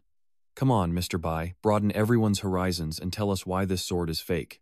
Bak Vu looked around, and then grabbed a heavy object. Since this weapon was just a fake, there was no need to worry. He took it and slammed it into the sword, causing the stone on it to fly off. Elder Wang, seeing his precious collection being destroyed by Bai Vu, tried to lunge at him to strangle him, but Bai Vu smirked and knocked him out with a final blow. Back in the Three Kingdoms era, there was already a QR code. The 21st century QR code appeared right under the falling stone. Old King hurriedly grabbed it to look carefully, afraid that Bai Wu was cheating him again. Bai Wu confidently put his arm around his shoulder and asked, "So what do you say? Are you now willing to work with me?" Old Vuong bursts into rage, and those two men on the island have already vanished without a trace. Don't let this fat Vuong run into you guys again. Old Vuong was rescued by Bak Vu, but because his trust has been shattered twice by him, he suspects those two are hired by you. Bak Vu narrowed his eyes and asked, "Does this old man no longer believe in the world? If you can get such high-grade counterfeit goods, what's the point of cooperating with him?" And it's all up to Bak Vu's genius to figure it out, isn't it? Lao Vuong huffily stops paying attention to Bak Vu Ba Hoa. Bak Vu patted him on the shoulder sincerely. "The bet has been decided. From now on, he must stand side by side with you." The old king lost the bet, but still refuses. "He's deep and unpredictable. I'm afraid he'll sell me out too. You should find someone else to cooperate with." Bak Vu can't take it anymore. This old man doesn't even keep his word, and he runs a stall at the antique market. He doesn't even know what reputation is. Even though the old man can't keep his word, neither do the big players in the industry. Lord Vuong doesn't cooperate with Bak Vu, but he also can't let the guy work for free. The old man let you pick any item from the stall as a gesture of gratitude. Bok Vu looked disgusted. Some of his items are high-quality Vietnamese products, and Old Wang, getting angry, immediately took out a few items to show you. First, there is the kasaya the monk wore during his pilgrimage to the sacred scriptures that year. Bok Vu holds up the cloth for him to see clearly. Did you steal this from some theater troupe? There are even burn holes from cigarette butts on it. The old king pulled out a bowl, claiming that Wu Tung used it to drink wine on Jingyang Hill. Bai Vu saw that it was no different from the instant noodle shop bowl at the door. He doesn't have anything reliable at all. Old King nervously searches for other items to prove to Bai Vu. His pile of old stuff doesn't seem worth much, and Bok Vu has already taken all the good items. No wonder he sees you as an enemy from a past life. After half a day rummaging through the shop, the old king produced an item that left Bai Vu amazed at his extravagance, even bringing home some things from the morning exercise park. Old King presents a fine sword, claiming it was used by Lu Huyen Duke during the Three Kingdoms era. Bok Vu was about to mock it, but the system immediately warned that it was a 100% authentic item. But whether the user is Liu Bei or not needs DNA confirmation.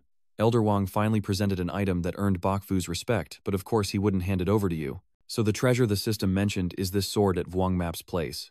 With it, you can legitimately go find that person, but you need to figure out how to get this sword first. The old king, seeing Bok Vu staring with hostility, quickly stashed away the hot item. First it was Cao Cao's 7-star dagger, now it's Liu Bei's twin swords. It seems that the fat king has a special connection to the Three Kingdoms. Whenever he notices Bok Vu beginning to doubt, he starts spouting his theories. Both the material and the details of the outer glaze have already been verified. Bok Vu sneered, "Isn't the broken star dagger you just mentioned the same as well?" Old Wang was shocked and terrified. That QR code just haunted him so much that he doubted himself. The features of this Than Dao and double swords are identical.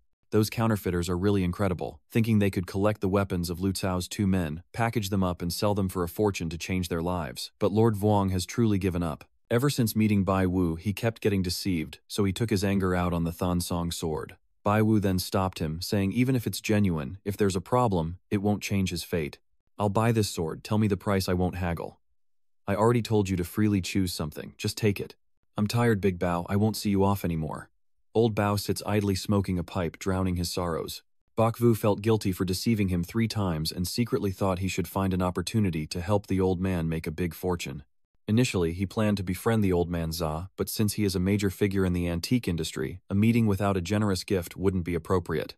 Compared to old man, Sa big brother Vuong is still not on the same level. Now with these twin swords, Bok Vu can openly go look for old man Sa. Bok Vu arrived at the courtyard just as it was quiet, hoping today he wouldn't unlucky enough to meet that little girl Za again. Only staff are cleaning inside the shop. When Bok Vu asks, she politely says the master is busy and currently not receiving guests. Bok Vu asks the system if the old man would meet him if he knew he was coming. The result is 100%. So Bai Yu told the waitress that the person who sold the Tom Tai sugar last time had come to visit again. Just as he finished speaking, Sa Xiao Xiao's voice sounded. "Sure enough, you sold Tam Tai sugar to your grandfather." Bok Vu brushes his teeth 3 times a day, but his mouth still smells. Whenever she is mentioned, she appears. But thinking about it, what does a real man have to fear from a girl? Bok Vu greets very naturally. Sa Tiu says nothing, sits on the ground, stretching her legs to warm up, mainly intending to teach Bok Vu a lesson today. Old grudges and new enmities all worth a punch. The emergency alert system indicates a 100% chance of a nosebleed if Bai Wu stands up. Sa Xiao Xiao, fueled by her grudge, charges forward, causing Bai Wu to collapse to the ground. Luckily, he just barely avoided her powerful punch. Seeing Bok Vu escape, Sa Tiu waved her hand around and grabbed a porcelain vase, but her murderous blood suddenly surged, forcing her to stop immediately because the old master had been standing in front of her for some time. "Little Tiu, what are you doing again? Put the flower vase down quickly." The old master is too powerless against his vengeful granddaughter, so send her home to reflect on her actions. Sa Tiu, filled with resentment, left with a sharp gaze fixed on Bok Vu. "Don't let me meet you outside." Bok Vu sighed, having escaped 1 disaster, but there are still 71 more to go, and what will happen then remains unknown. Sa Xiao Xiao actually hides outside waiting for Bok Vu to leave, so she can set him up. Then the old master turns to smile cheerfully at Bok Vu, while he also agrees that she is straightforward and has a strong personality. You notice that his expression seems to hide something. The system only analyzes the success rate and doesn't have a mind-reading ability. Bok Vu felt a bit annoyed, thinking that the previous system upgrade was just to add sarcasm skills, but setting that aside, the old master invited him upstairs for tea in a room decorated with numerous rare items.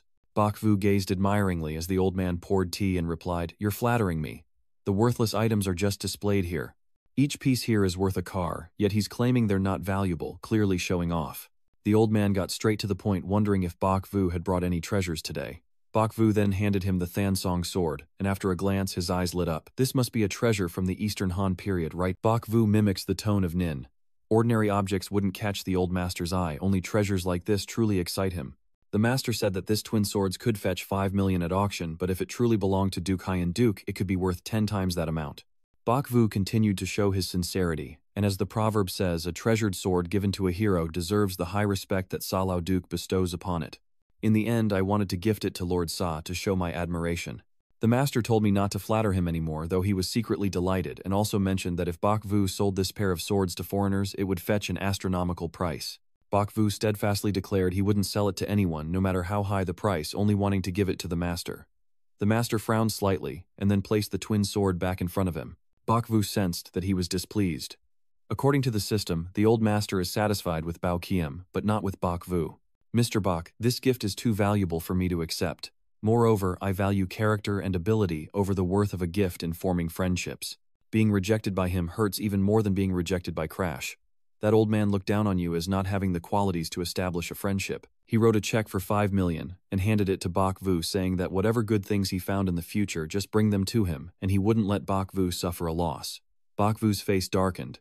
The master is an expert in the field, but only considers you like a fat wang, and this sword of Liu Bei is not enough to match his level for any relationship. If he wants to see your character, let Bok Vu show some skills to see if he's willing to get to know you. Bok Vu pushed the check back. If Old Sa wanted to buy it, this check wasn't enough. He himself said that if this were Liu Bei's twin swords, the price should be 10 times higher. Old Sa contemptuously asked how Bok Vu could prove that it was Haiyan Duke Gong's item. Bok Vu calmly picked up his teacup and asked, Old Sa, aren't you curious whether someone my age can tell if it's genuine? As expected, he is also interested. Bok Vu confidently says that he can read fortunes. Oh, Bai Thong understands translation, so he can read all these antiques. Of course, it's not just antiques. It's the same with other things. For example, just now when Miss Sa was eavesdropping outside the window, Old Sa let out a surprise sound and turned around to suppress his emotions. It seems that to win over him this time, Bok Vu will have to rely on Sa Tiu Tiu. Below the Sa building, Xiao Xiao is slowly climbing up to the second-floor window. This bastard must be trying to trick Grandpa. I need to hear what they are saying. She just lifted her head when she bumped into Zalao's furious face, and Bok Vu, feeling proud, praised her as truly the successor of the world's gifted person. Bok Vu, you dare to tease me again. See how I teach you a lesson.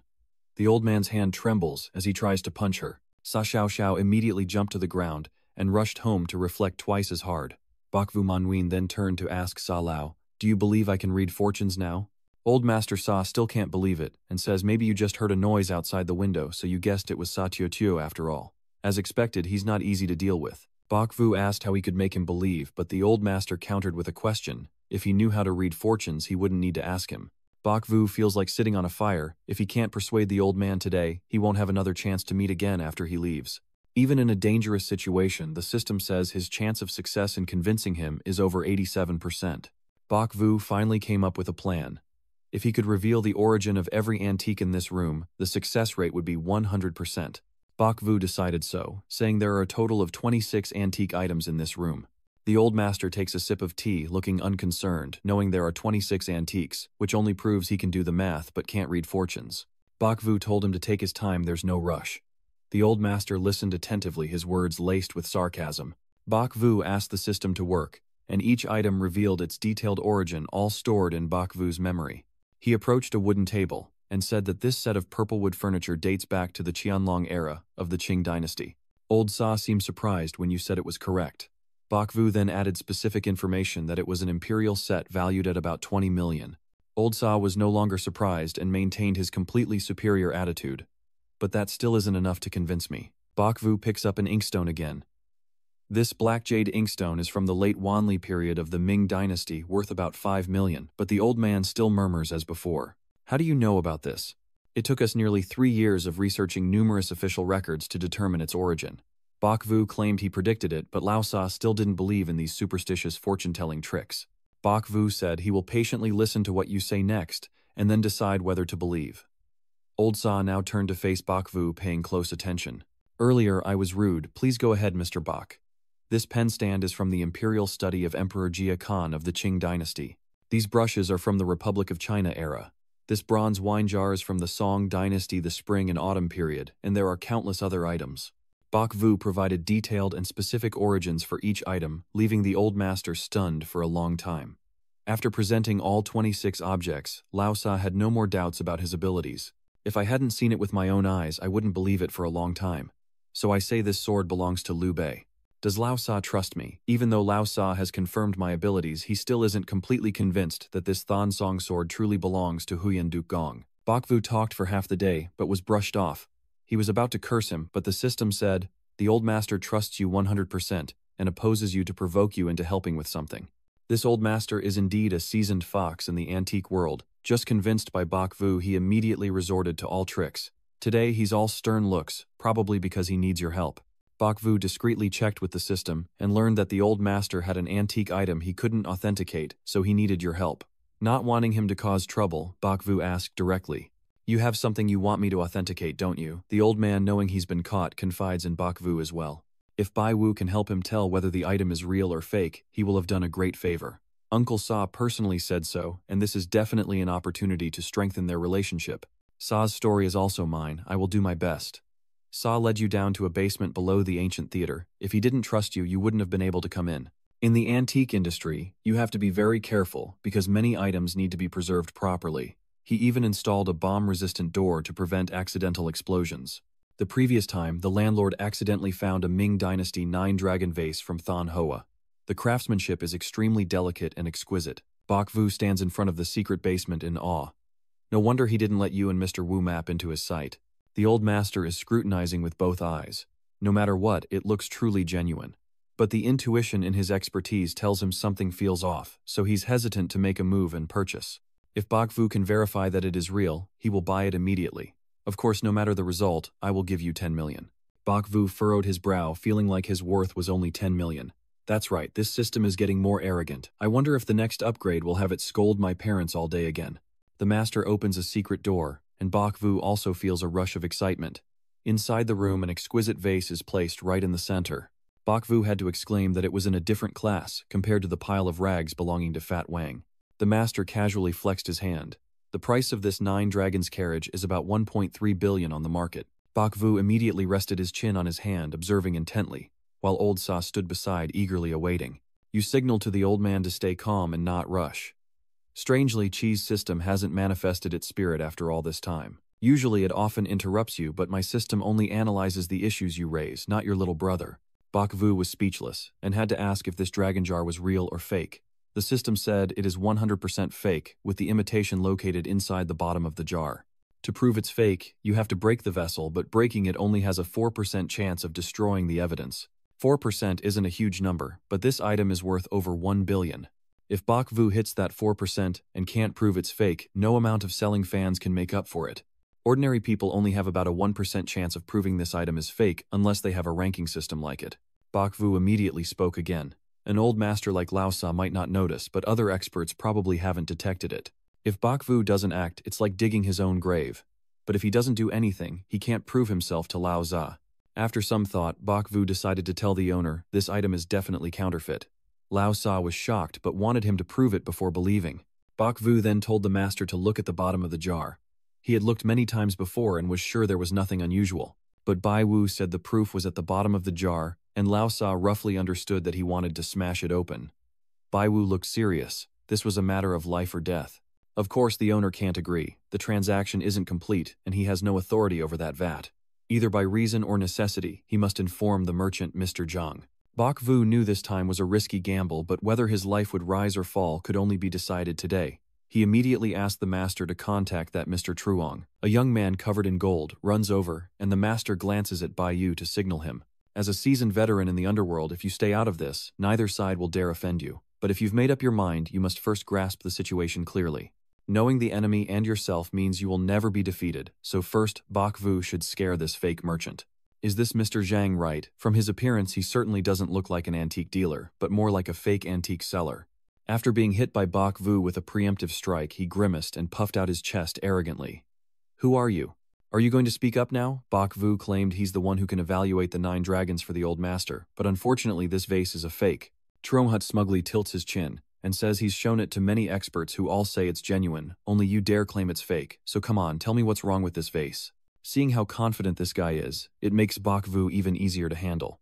The high rate of incorrect evaluations proves that his counterfeit goods are also not ordinary. Whether it's real or fake, smashing it will tell. Bakvu grabs the nearby hammer, risking but driven by unstoppable confidence. He must scare him into withdrawing that pipe. Mr. Truong immediately stepped in front of the shell to stop Bakvu from attacking, then exploded with anger, insulting him, and started revealing names to threaten Bakvu into trembling. This guy knows he's about to be caught selling fake goods, so he uses violence to intimidate, but this is still a good opportunity for me to smash him. I don't care who you are. Bakvu forcefully throws away the hammer, shattering the 9-dragon vase into pieces. The old master watching is also shocked by Bakvu's boldness. Mr. Truong is more worried about losing money than anything else, so he turns to criticize the old master for letting Bakvu get reckless. Old Sa chuckles, Mr. Truong, don't get excited. If Bak Tianxin can't provide proof, we won't let you suffer the loss. Then he shot a glance at Bakvu. Compensating is of course necessary, but damaging the old man's business might lead to an even more tragic end. As expected, the old master subtly hinted at that matter, looking as stern as some of the head elders of a family clan. But if Mr. Bai can prove that this vase has an issue, then I'll have to speak with Mr. Truong himself. Bakvu trembled slightly. This old gangster is really not a gentle person today. He absolutely cannot lose. Bakvu lifted the bottom part and the system pointed out the crack for him. The hammer raised halfway stops. If you strike now, you'd shatter the gap, but this ceramic piece can't be broken like that. The system warns that the destruction rate with this force is nearly 60%. Bakvu can only gently tap a few times, reducing the rate to over 10%. Now that your life is more important, whether you're tired or not, just keep knocking in front of those two. Half an hour has passed, no gap has appeared. Bakvu is sweating all over, and the longer you stall the more, the old master begins to suspect you. If you get involved today, it won't end well. That Zhang guy is starting to stir trouble. Everyone says that destroying the 9 dragons' sacred relics really happened, but this kid claims it didn't. I respect the old man's wish to let him try, but half a day has passed and there's still no evidence. What about my losses? The old man signaled him to keep quiet and said he would compensate fully. These words weigh heavily on Bakvu's shoulders. Even if the old man compensates, he still doesn't know how to face him. Bakvu, furious, struck down in anger, shattering the remaining part into pieces. His little heart felt like it was about to fall out. Baivu trembles as he searches through the wreckage and finally finds a hidden QR code deep inside, then shows it to them. Look at this. What could it be? The master radiates a deadly aura, as if he wants to devour the man named Truong alive. He slumps on the ground, unable to believe he has been exposed. Then I don't know where his people of the old man took him away. Bakvu sighed. You seem to have come back to life, but both the sword at Old Man Fat's place and this vase have barcodes. Don't tell me they came from the same factory. Old Sa finally turned to thank Baivu wholeheartedly, who responded tactfully. He then handed him a business card, saying that from now on any matters could be directly contacted through the hotline on it, and from now on the two of them are like family. Bakvu happily took the business card, feeling like it was a ticket to immunity. After a whole day of struggle, he finally had the big boss on his side. Today, Bakvu obtained 50 million coins from the twin swords, 10 million for fortune-telling, successfully allied with Za Elder, and shattered the 1.3 billion jar to expose the traitor. It's been an exciting day, truly badass. Tomorrow just needs to handle Big Fat Vuong. The next day, Baivu planned to win over the difficult little Vuong map. He had successfully allied with the Sajiang Ho boss, so he was confident he could force Vuong map to follow him. If you give him an additional 10 million, and the sword, the chance of winning him over will be even higher. When Bakvu arrived, the neighborhood was still deserted. 2 men in black masks jump out of the car and grab old map Vuong. The chance of him being kidnapped is 75%. Bakvu immediately follows, not wanting the younger brother to face any danger in the future. He tracks them to an empty construction site. Bayu asks the system, which says there's a 12% chance of extortion. Unsure, Bayu decides to call the police first. But here the signal is blocked, so you can't call anyone. These people are well prepared. If Bakvu tries to rescue the fat old lord alone, the success rate is 37%. Although it's still risky, Baiwu couldn't ignore his future junior. He tiptoed past while avoiding the guards, guided only by the system's alerts. A man is standing and urinating by the wall, unaware, allowing Bakvu to successfully infiltrate. The system now displays a map, and the position of the old master, even providing timing hints to help Bakvu sneak past the guards unnoticed. According to what the two maids discussed, the fat old king ruined the falling star saber and even had someone investigate us, which led to him getting captured. Now he's tied up with a swollen face from the abuse. The squeaking window made him startle in fear. Seeing Bakvu appear, the old king burst into tears of joy like a child. You tell him to shut up. If we get caught, both of us will cry, not just him. After untying him, Fat King glances at Bok Vu sideways. How do you know I'm here? Or are you following me? This group was hired by you.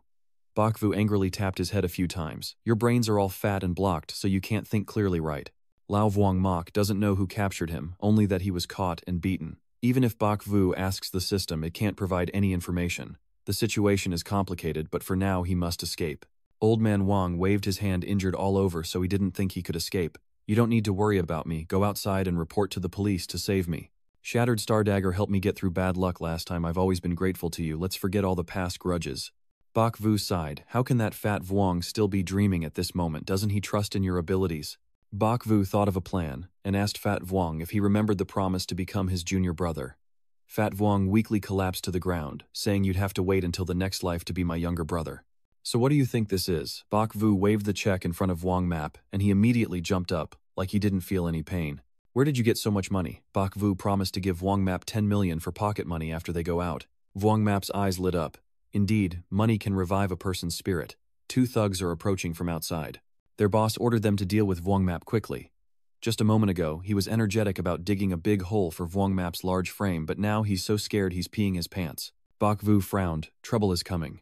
Two thugs swaggeringly approached the warehouse door.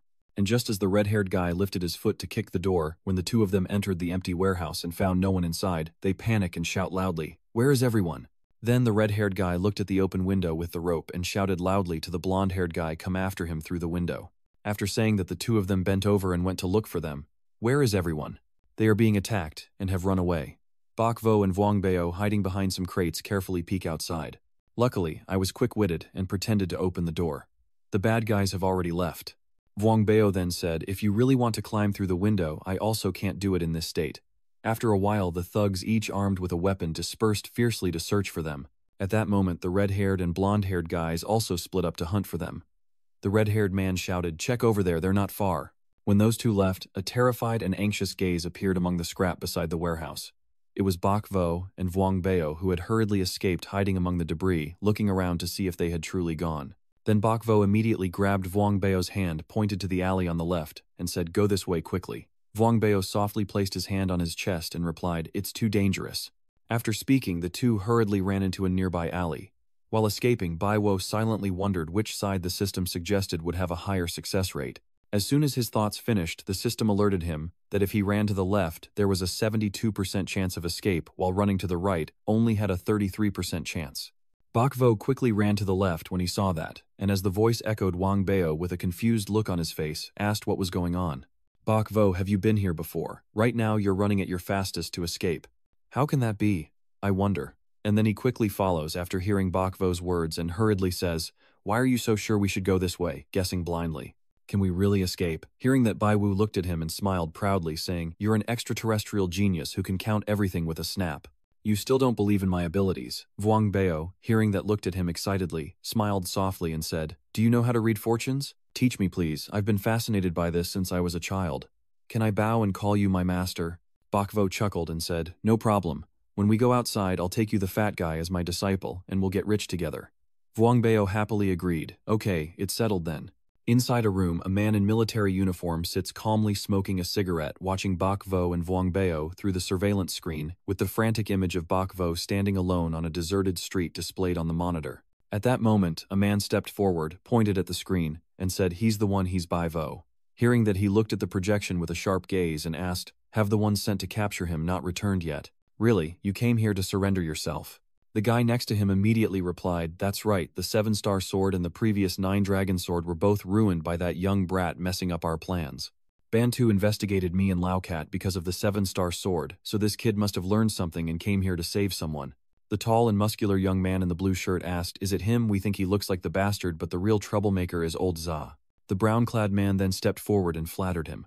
That's right, Bang Ra is right, these two little bugs can't cause any real trouble. The worst of all is that Sa guy, tired of his long-standing trade, he's going to be chained up tomorrow." As soon as he finished speaking, the green shirt man kicked him hard without mercy. Then he glared fiercely at the man in the yellow shirt and said, "Chaining old Za." His expression darkened further, and he continued, "Dare to disrupt my plan, I will spill your blood first." He continued, "How could that pale-faced guy see through those two items? It must be that old fox." He saw through it but kept silent, instead sending a minion to fake as a demon and cause trouble for him. He grinned and thought, this little guy's pretty clever, so I'll set a trap by making him sneak into a bag. Suddenly his gaze gradually darkened in a strange way. Let's deal with these two young guys first today. Has Elder X's matter waited for me and the big brother to finish discussing before making a clear decision? Bak Vo and Vuong Bao hid behind a corner of the wall to escape from the pursuit of the gangsters. Vuong Bao quietly sighed and said, Vo family, are we not at the gate yet? At that moment the system issued an alert. A map appears, but in his mind, the route A is the farthest and requires climbing a wall with a 48.5% success escape rate, while route B is closer with a 39.2% success rate. Bak Vo thought to himself that the safer road was farther and required climbing over a wall, while the closer road had a lower success rate. Logically, they should take the higher chance route, but they were both exhausted, and I realized the success rates kept changing depending on their actions and the opponents, so the outcome would change accordingly. He continued to ponder, choosing the nearby route and adapting as needed. Then Bak Vo led Vuong Bao towards the closest path. As they moved, the system kept sending updates until it reached 37.6%. After a while, it continued updating, and the percentage increased to 41.8%. This percentage made Bak Vo secretly feel frustrated and a bit helpless. When he reached an alley, he carefully hid in a corner, peeked out to check the situation, then sighed. Vuong Bao behind him kept nervously grabbing Bak Vo's sleeve. Seeing no one there, he stepped out, pointing straight ahead and saying, the small door at the end of the main street is the one I entered. Vuong Bao excitedly said, we're about to win. Towards Bai Vo, he quietly looked at him with a cautious expression and said, don't rejoice too early, caution is better. Then Bai Vo and Vuong Bao slowly approached the free door. As they got closer to the door, the success percentage kept rising 52, 4, 6, 3, 8, 7, 8, 3%. Bak Vo thought to himself, the nearer they got, the higher their chances of success. Does it really seem that easy? As they got closer to the door, the success rate now reached 99.8%. Vuong Bao, who had been following him all this time, looked at Bak Vo and said, looks like those people are lost. We've already bypassed the external door. He smirked triumphantly, then suddenly a figure appeared behind the door, gradually closing it, and a deafening sound echoed. Boom, the door slammed shut, and the voice from the other side rang out. Boss, swallow the small door, now hurry up and come over. At that moment the system also issued an alert, and the success escape rate rapidly dropped to 3.4%. The other routes have also been significantly reduced to 2.8, 2.3, 1.5 and 7.4%. Bak Vo saw that and shouted in panic, then his face turned grim as a voice rang out. We've fallen into their trap, the reinforcements are coming soon. Big Wang saw that and kept rushing toward the door with his large body, and then what was meant to be happened. Soon after the announcement, a white car approached them. After it stopped, a group of thugs got out with sinister, aggressive smiles and headed towards the two men. The fat man sneered, small but fast, huh, watch how they run later. Bak Vo, feeling panic, looked at them and thought to himself, it's over, today's systems got me. Bak Vo's face darkened, and he said, I guessed wrong, I caused this. Vuong Bao, hearing that, didn't panic but burst out laughing and said to the thugs, just a small matter, shall we risk it? Bak Vo, hearing that, glances faintly at him before they both rush forward bravely. The blue-shirted man standing nearby smirks contemptuously as he watches them. A few more thugs rushed towards the two of them wildly, and then a lively fight broke out. Neither the puncher nor the kicker was willing to give in. At that moment, one of them threw a thunderous punch right into Bak Vo's swollen cheek. A powerful punch. Bai Wo, hurt and furious, swings back and strikes his face, knocking out all his teeth. As for big brother Vuong, he was also kicked right in the chest, causing a few drops of saliva to splatter out. He may be fat, but he's not useless. Big Fat Wang quickly delivered a heavy blow to his chin with his fat fist and bones. After a struggle, they had taken care of the thugs that rushed at them, then they moved toward the gang leaders near the car. At that moment, a cigarette was suddenly thrown onto the ground, causing ashes to scatter everywhere. It was the man in the blue shirt. He stepped out of the car, smiled softly and said, so you know how to fight. Then continued, come here, both of you, let's go together. Bak Vo tuk jian vi loi kua, kichnin cham cham vachuan bi lao toi din dung, than sat trente dop thang vao han non chong thot koi, kongo tok du qua han lai non nu vei. That guy Tsingchilda dodged his attack, then suddenly punched Bak Vo in the face, causing him to fall backward with blood spraying out. After finishing with Bak Vo, he immediately punched Vuong Bao in the face at a terrifying speed, forcing the old man to collapse in pain on the ground. Then he stepped towards the two of them with a mocking smile and said, don't stop, keep going, I haven't had enough yet. Vuong Bao, hearing that, waved his hands and kicked his legs, responding, I'm tired, I can't play with you anymore, kill or cut as you wish. Bak Vo looked at him in confusion. The blue-shirted man approached closer with a foreboding tone, saying, "Blocking my path to wealth and knocking down many of my people, I can't let you two off so easily." Bok Vo, hearing that, he wondered what they were talking about, blocking their path to riches, and continued thinking, but now is not the time for that, he must focus on escaping first. Bok Vo stands up, wipes the blood streak from the corner of his mouth, and in his mind he asks the system what the escape success rate is now. The system immediately reports that the success rate is 33%. Bok Vo saw that, his eyes hardened, thinking there might still be a chance, but how could he escape? Suddenly Bok Vo Kwang glanced to the right as if he had spotted something. Vuong Bao, seeing that, looked at him puzzled, then realized what Bok Vo was planning to do, and glared at him determinedly, thinking he had to try to buy more time. Then Vuong Bao also struggled to get up, looked at the green-shirted guy and said, "Alright, I'll keep playing with you." Hearing that, he sneered contemptuously and mercilessly kicked him in the stomach. He then charged forward and delivered a palm strike to Vuong Bao's cheek. Despite being battered, Vuong Bao still endured to buy more time for Bok Vo. He gasped for breath, staring firmly at the young man in green, while Bai Vo behind him was also stunned and surprised. He looked grim and worried, thinking that Vuong Bao wouldn't last much longer, but the old man's fighting ability was quite impressive. Maybe his escape hinge was actually on him. At that moment, the system also responded, "Vuong Bao is the 100% key." Bok Vo looked on in confusion, thinking, could he still be hiding a deadly move? Then he shouted loudly, "Hey Vuong Bao, it's a moment of life and death. Use your ultimate move." Vuong Bao replied loudly, "You really think highly of me? Do you take me for Banda's wife?" He continued shouting loudly, muttering to himself, "It's a gamble." Then Vuong Bao rushed forward, grabbing the green shirt man's leg and howling in despair. "Good man, spare me. I will have my wife bring the money to pay you. Just name your price." He was causing a scene and crying loudly. The green-shirted man and his followers were stunned and confused, staring at him in disbelief. Even Bai Wo behind was at a loss for words. Suddenly, Vuong Bao clenched his thigh tightly. He let out a powerful cry and used all his strength to drag him to the ground. At this moment, the man in the green shirt was enraged, his eyes glowing red with malice as he stared at Vuong Bao, gritting his teeth and saying, "That damn fat kid dares to mess with me." Then he kicked him away and continued, "You wanna d?" He pins down Wang Pei and relentlessly lands a series of punches to his face. Bai Wu, standing nearby, feels the pain and wishes it was him instead. At that moment, his eyes lit up with an idea. That's right, when a person falls into extreme anger or loses control of their emotions, adrenaline is released in the body. It could burst out with much higher potential than usual. He kept thinking, what if Vuong Bao gets triggered and transforms? Can the Scarface be beaten then? The system then sent new information. The chance of defeating the scarred face was 78%. After he punched Ha-He, he let out a satisfied sigh, took out a cigarette, put it to his mouth and lit it with a lighter, then gestured to his subordinates behind him. Kill them now, no more playing." The troublemaker also chimed in, "Say what you have to say quickly. Once you're done, we'll send you both on your way." Bok Vo saw that and then encouraged the anger rising in Vuong Bao. "Vuong Bao, there's one thing I've always hidden from you." Vuong Bao was now beaten black and blue on the ground, too hurt to respond, and Bok Vo continued, "The sort of clear sound is actually genuine." At this moment, the system announced that the success rate of escape was 6.75%. Vuong Bao, hearing the previous words, wanted to get up and greet, but was too weak and could only lay down on the ground. As your voice continued to echo, "I've sold 60 million. The check I just handed you is the money from the sale." Vuong Bao immediately stood up and shouted, "What did you say?" At that moment, the escape percentage immediately increased to 22.51%. Seeing that this provocation was very effective, Bai Vo whispered to himself, "It really works, I need to up the ante." Then he looked at him and continued, "You know, to win that old man's favor, I even said that most of the fake antiques in the market are secretly caused by him. That old man said he would kick you out of the ancient town and make you disappear from this industry." Vuong Bao, hearing that, became even angrier and muttered, "Thanks to you, the escape rate increased again to 38.25%. Bai Vo then continued, "And the traders who sell the worthless swords and those guys were all in the same boat, just underhanded schemes." Even Vuong Bao's back was shrouded in fiery rage. System update escape success rate 47.47%. Vuong Bao was now completely furious. He seemed to turn into a fierce devil, clenching his fist and muttering, "Bok kid, you're worse than a beast."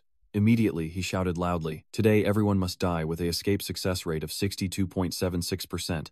After finishing, Vuong Bao quickly dispatched two thugs with a swift strike, then charged at the man in the green shirt, as if to devour him. He stared at the scene before him in shock, and asked, "What is going on?" In a flash, Vuong Bao charged forward and slammed his fist into his head, and the success rate skyrocketed to 86.13%. After that punch, blood splattered everywhere from his head. Vuong Bao, with fiery eyes, glared at Bok Vo, causing him to startle and jump back. A loud sound echoed as he rapidly punched Bok Vo hard in the stomach, causing intense pain, and the success rate kept updating now at 91.43%. Vuong Bao's fury even shattered the wall in front, and at the same time the system alert rang out, showing a 100% success escape rate. As soon as it ended, Vuong Bao also calmed down his mind, spinning in silence. Immediately after, he collapsed onto the ground, exhausted. Bok Vo then slowly stood up, took out the piece of tiles he had prepared under his chest, gently called out, and looked at the roof, smiling, saying, "Fortunately, I was clever enough to pad a piece of tile inside, or I would have died at the hands of this fat man." After helping him into the car, he said, "Damn you, fat man, you're too heavy." Bok Vo said this while panting heavily. Bok Vo leaned against the car comfortably and said, "Looks like we got away. We must find out who these people really are." He continued, "Big Brother Wang, have you given up yet?" "I'm not giving up yet. I'll be your loyal subordinate as well." As for the man in the blue shirt, unexpectedly, he's still standing firm, calmly sitting in front of the car, smoking a cigarette. He whispered, "That kid's smart. Wait and see what I do."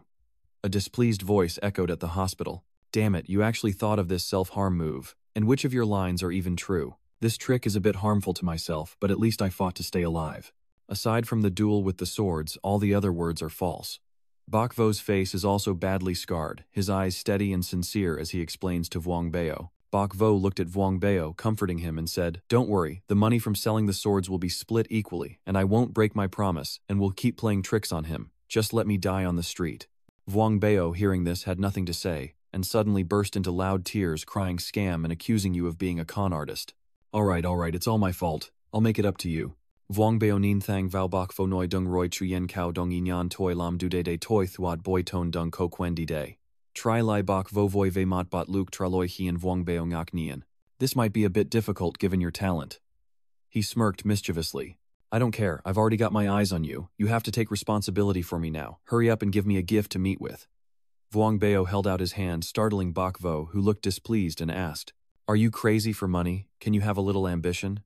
Vuong Bao, hearing that, raised his left arm, laughed proudly, and said, "From now on the antique market will be ours. This is enough for a bright future, right?" His other hand also held him tightly, leaving Bok Vo even more speechless. With a loud cracking, Vuong Bao fell down, shouting in pain, crying out in agony. Bok Vo stood up, feeling completely helpless against the chubby man in front of him. Bok Vo asked again, "Do you really not know who came to take you?" Wart, face full of sweat, hard to answer. "If I knew, I would have gone to settle accounts with them long ago. Recently, I haven't had any enemies either." Suddenly, Vuong Bao suddenly remembered and quickly said, "That's right, I was investigating the fake 7-star saber case before. Could this arrest be related to that?" Hearing that Bok Vo suddenly realized something, he understood it all. Now, Jiulongan also has the Q code. Could they all be made by the same group? His eyes immediately turned sharp, and at that moment the system appeared showing a 100% chance that it's the same group. He thought that the level of forgery and revenge tactics used by this person must mean they have a significant background. I've repeatedly ruined 2 of their operations, and with such a big target, no need to ask, these people must have already set their sights on us. Could Bao's kidnapping also be because of them? Thinking this, he froze, and the system appeared again, showing a 100% chance they targeted the fake corporation, and a 60% chance Vuong Bao's kidnapping is related. To Bok Vo, seeing that, he was surprised and suddenly thought that Vuong Bao's arrest was partly because of him, and partly because he was also investigating them. With his current strength, it's very difficult to confront them directly. Messing with the hornet's nest is really dangerous. Bok Vo kept scratching his head, and Vuong Bao, confused, looked at him guiltily and said, "Brother Vu, I've dragged you into this again, almost causing both of us trouble." On the contrary, Bai Vo looked at Vuong Bao with guilt in his heart, thinking that Vuong Bao still didn't realize he was involved because of him. Since he had accepted me as his boss, I definitely have to protect him safely. Bok Vo replied, "I'll handle this from now on. You have to be more careful and not be reckless." The big guy was startled by the boss's reminder, and cheerfully said, "Yeah, looks like I didn't pick the wrong boss after all." Suddenly, the phone on the bedside table rang. Bok Vo picked it up, his eyes wide with shock, as he saw the name Old X on the screen. As he answered, a loud voice came from the other end. Bok Vo Vin Hung says, "They found out about your situation. Are you guys okay?" Bok Vo reassures him, "It's nothing to worry about, we're fine." Still, he wondered if this matter might also be related to the antique circle, given that Old Sa personally inquired about it. Suddenly, Salao frowned seriously and warned that he's been outside these past 2 days, so you and Vuong Bao need to be more careful, because those people won't let this go easily. Hearing that, Bok Vo quickly asked, "Why do you know so much about their background?" He replied that it was not entirely clear yet, a group of counterfeit traders, but their background was not minor. Bok Vo's sharp eyes thought to himself that from Salao's tone, indeed, these opponents were not simple. Old Sa said the last sentence. What exactly happened? Wait until I come back and discuss it face to face. Bok Vo replied, all right, you'd better be careful too. He turned off the device and let out a small sigh of relief. All right, my Vu. It sounds like you two know each other quite well. Are we still afraid we won't be able to dominate the antique circle in the future? Vuong Bao cheerfully said. On the contrary, Baekwo silently thought that it must be that old man from afar who encountered trouble, and more than half of it was related to those people. This matter is much more complicated than I imagined. I just want to enjoy a life of ease, so why am I getting so entangled? Baekwo tiredly raised his head and pinched his nose. Bok Vo thought again, maybe I hit the fake relics wrong after all. It's hard for good people to do anything. Bok Vo felt annoyed and overwhelmed by his thoughts. Wang Biggie, eating a banana on the side, watched Bai Vo's strange actions without knowing what to say. A black sphere appeared in the sky above the mountain house. Its feathers fall in the wind. The man holding a cigarette says, the old man surnamed Sa has very strong power. That person's face has a scar running down from the eye. He answered the phone, telling the other side that, with the recent strict inspections outside, I need to lay low for a while, so I'll have to trouble you to come up with a plan. As he spoke, he puffed on a cigarette dressed in a military uniform. The person on the other end replied, all right, leave it to me. Someone from that circle. Then just use the methods of that circle to deal with it. That person is in a room with a large glass door facing outside. Suddenly he clenched his teeth and thought, why is Vin Kang and that little Bok gang member of his still involved in such a drama at this stage? A few days later, Bayo covered his face, and Bok Vo stepped out of the hospital. Bayo, with a black mask on his face and sunglasses, asked Vo quick check if there are assassins lurking around. Bok Vo sneered and said, why would bad people dare to block openly in broad daylight? Vuong Bao whispered close to him, Vujia, this counterfeit group's power is formidable, so maybe we should find a place to hide for a few days, wait for the old man to return, and then continue discussing. I know a good spot with great conditions, let's go there and stay a few days. Moreover, crossing arms and waiting won't solve the problem. We have to take the initiative and attack. He explained, and the two of them moved closer to the front of the car. Once inside the car, Vuong Bao still mentioned, Vojia, are you really planning to take a gamble with them? Suddenly a person in a red shirt outside the car waved and called Ban Tu. Did your daughter-in-law also give birth here? Vuong Bao looked at Bok Vo, sighed, and said, that scared me to death. Those people are really reckless. Having survived proves we're lucky two of us can escape. So are we going to hide forever? Where's your bravado from that day? Vuong Bao listened silently, then Bok Vo said, we are in the open, they are in the shadows, so the first thing we need to do now is gather as much information as possible so we can take the initiative. By then, no one could say who was fleeing from whom. He looked at Wang Bao, who was worried, and asked, isn't it true that you said we should dominate the entire antiques world? After dealing with them, our empire is halfway to success, trust me. Suddenly Vuong Bao took off his hat, clenched it in anger, and shouted, stop fronting as if you're afraid of wolves and tigers, we're going all in now. Bok Vo looked serious and asked Ban Su, does your wandering mouth have any way to sniff out information? Bok Vo rested his arm on the car window and asked, well then you've come to the right person. Vuong Bao patted his chest confidently. In the northern city, there is a spy whose information is so accurate that with enough money, there is nothing he can't eavesdrop on. Vuong Bao immediately thought of the scene where the spy was listening in on people gossiping. Bok Vo then stroked his chin, pondering whether the city of Kwai Than would help with his investigation into the fake product gang, when suddenly the system displayed a message 100% benefit achieved. Bok Vo was lost in thought. Was this spy really that powerful? Can he even get intelligence on the fake product group? The system reappeared, and the complexity of the spy's skills made it hard to evaluate. Obtaining intelligence from the spy had a 0% success rate. Bok Vo realized something and thought to himself, it helps to be in the Demon City, but does the spy really help us at all? He looks like he just realized something, and says, I see it's not about getting information from the eavesdropper. Maybe there's another expert in this demon city who can help us. He sighed and placed his hand on his forehead, looking exhausted, and said firmly to Vuong Bao, let's go to the demon city. He sped down the road so fast that the tires' sparks flew, as night fell, and streetlights flickered on in a quiet alley. Vuong Bao and Bok Vo entered. You said this demon city is interesting. Do you want to check it out carefully at night? Vuong Bao casually replied, boss, this isn't really my thing. Kwai Than is basically open all night until dawn. This is your main hobby. Enjoy it. Bok Vo nodded to Vuong Bao and continued, so the spy isn't early enough. I'll take you around first to broaden your horizons. Fine today, I'll learn something new with you. Bok Vo, hearing that, also helplessly concedes. In a corner, a smile appeared on a person's face as they silently watched the two speak. That guy told the person on the phone that they have returned to Ghost Town again and that he is almost done with the arrangements as per your instructions. Alright, good work on this, you won't be missing out in the future. The guy turned off the phone with a sinister smile and whispered, "These fake stories get me 1,000,000. I need to deal with these two guys. So I'll get double the reward, right?" He chuckled to himself. "Dead man, don't blame me for not showing mercy." He turned around, reached back to touch the knife in his waistband, and left, but behind him was the silhouette of another man who had been watching from behind. "Over here," Wang Pao said. "I'm not joking. I'm basically a big shot around here. If there's no one, I can find out anything." But the two of them didn't notice that the stranger who was talking on the phone earlier had already gone behind them. Suddenly, Wang Bao waved to an old merchant and said, "Lao Triu, are you selling that?" But the boss immediately turned away without answering, leaving Wang Bao stunned and confused. Soon after, he waved at someone going the opposite direction and asked eldest and second brothers, "Have you found any good goods lately?" The terrifying glare from that person made Wang Bao freeze again. Wang Bao wondered to himself, "What's going on? Why is everyone ignoring us?"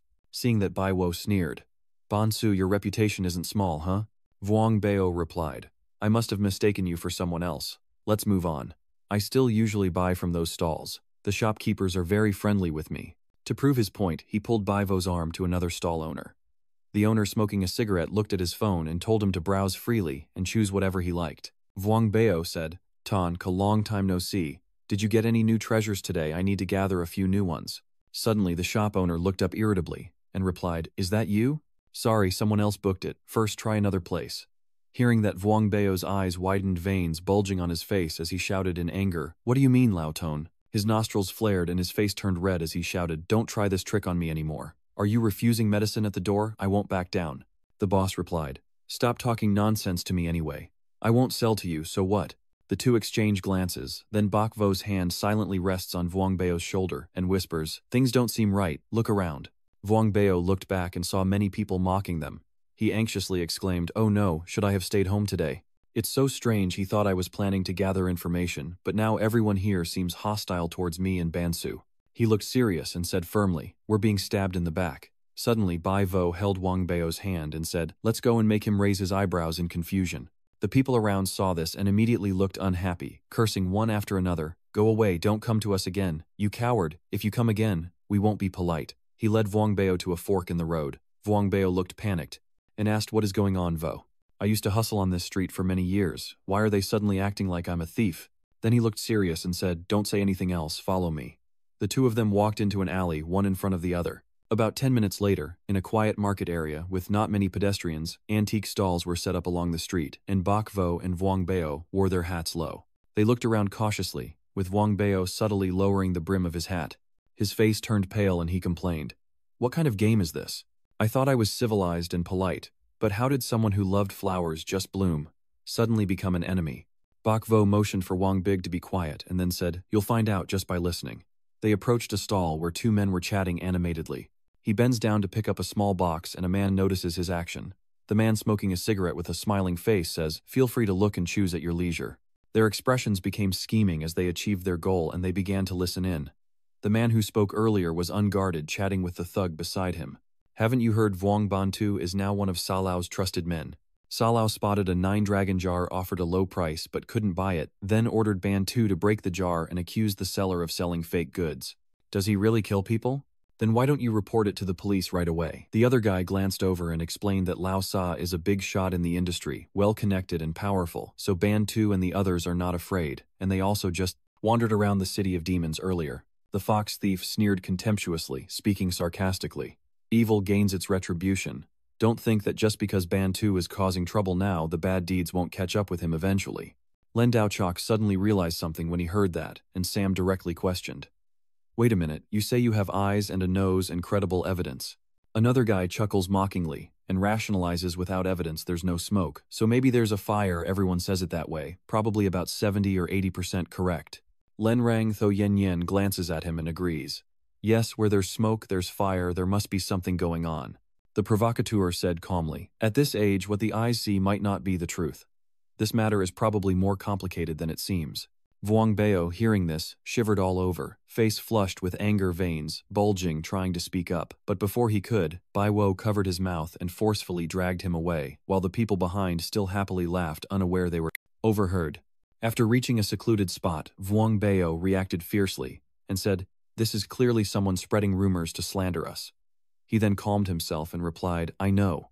Bakvo frowns in thought, wondering if it was the fake group that caused this. Suddenly a progress chart appears showing 67.5%. Immediately he widened his eyes with a grim and terrifying expression, secretly thinking it's definitely related to him. At this moment Vuong Bao was extremely angry, taking off his mask and shouting loudly, "Who in this industry would dare to attack us like this?" The darkness obscures half of Baiwo's face, hiding his expression as he says, "A plan has been set in motion. This rumor is not attacking us but targeting Elder X." Bakvo analyzed in detail. Zhao Lao, a highly respected figure in the industry, isn't afraid of slander, so the rumor mongers dragged both of us down. Vuong Bao was startled and hit the nail on the head, saying, "We're just pawns, and Zhao Lao being called our boss certainly isn't any better." Bakvo raised an eyebrow, smirking cynically as he spoke. "It's truly a deadly plan, but luckily we detected it in time." Vuong Bao sighed, looking dejected, lowering his hat to show his disapproval. "What's the use of discovering it in time? Rumors spread everywhere. How can we find someone to listen in?" Bakvo placed his hand on his shoulder to comfort him and said, "I believe we no longer need to look for someone to gather information." He then held his chin and shared his thoughts. "According to my prediction, we have a benefactor helping us in Demon City." Wang Bao cheered up immediately and kept asking benefactor, "Where is the benefactor?" Bakvo pondered briefly and said, "We currently have no leads. Our immediate priority is to find this benefactor." In response, there was only silence. When he looked again, his figure was gone. Fat Lord went back to the stall earlier, picked up a box with a joyful expression, praising it. "The shopkeeper has good judgment.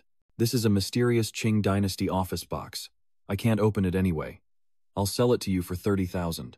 Bakvo watched the scene looking helpless with his lips trembling.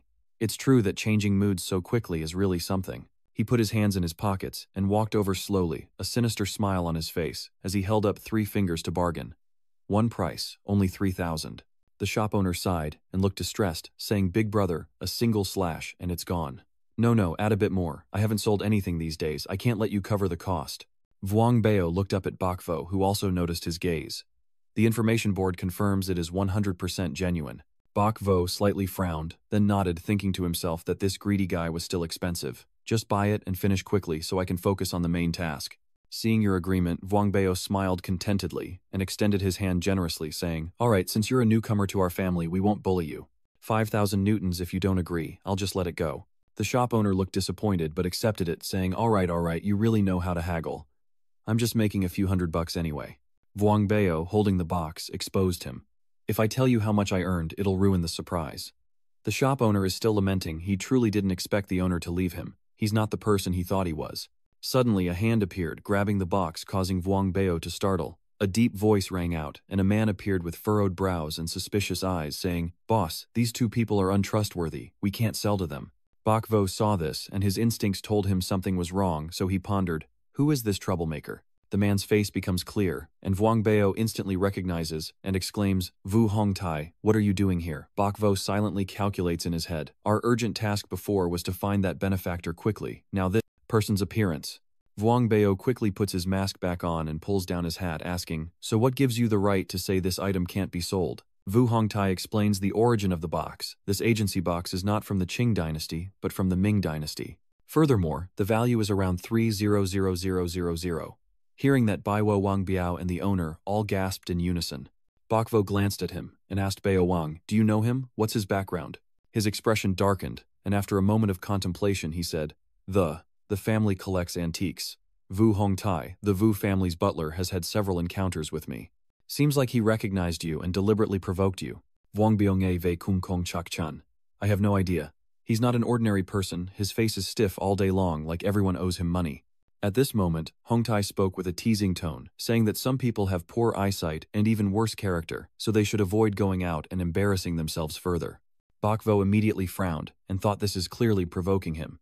I sweat cold with unease in my heart. Could it be that they really recognized us? Wang Biao furrowed his brows and rebutted, "Yes, my eyesight isn't good and my character isn't good either. Your Vu family are so capable thinking you can be the boss and set rules in the antiques world. Do you really believe you are the martial arts leader and can command the world? But as for the Lord of Martial World, more than half of them aren't exactly good people. In this place of betrayal, this untrustworthy family."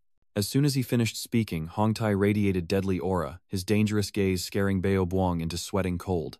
Baivo observed and wondered silently, could this murderous look mean he's on the other side? The information panel then appeared showing 0%, making him even more confused. Is that really the case? What is his true background? Wang Beo's aura diminished, looking guilty. He muttered softly. Martial arts novels always write like that. Those nearby start to encircle and point, mocking. What's the background of this fat guy? How dare he provoke the Vu family's butler? The person next to him immediately added, don't you think this fat guy looks very familiar? Wang Beo's body stiffened, and his face paled at those words. Bok Vo sensed that the situation was getting dangerous, and continued to stall, risking his identity being exposed, and losing the entire plan to find the benefactor. He cupped his hands respectfully and said, "If this gentleman has said so, then we won't buy anymore." Then he quickly took hold of Bigger Wang's arm to pull him away, but a figure darted past them, raising an arm to block their path. "Perhaps you are also part of this world. What is your opinion on what I just said?" He looked serious again and spoke bluntly. "If you admit to what I said, then you deliberately deceived and bought at a lower price. Your character has issues with their character. If you don't agree with me, then your eyes are bad and you're deceiving the world for reputation." At this moment, Big Brother Vuong has lost patience and suddenly realizes, "Oh my god, block both of them."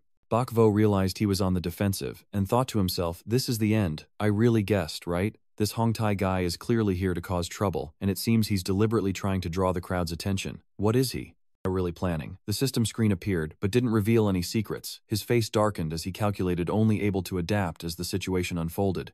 Bok Vo crossed his arms, glanced at the box, and wondered to himself, is this box from the Qing or Ming dynasty? The information panel showed that the secret code convention was 100%. The smile appeared on his lips.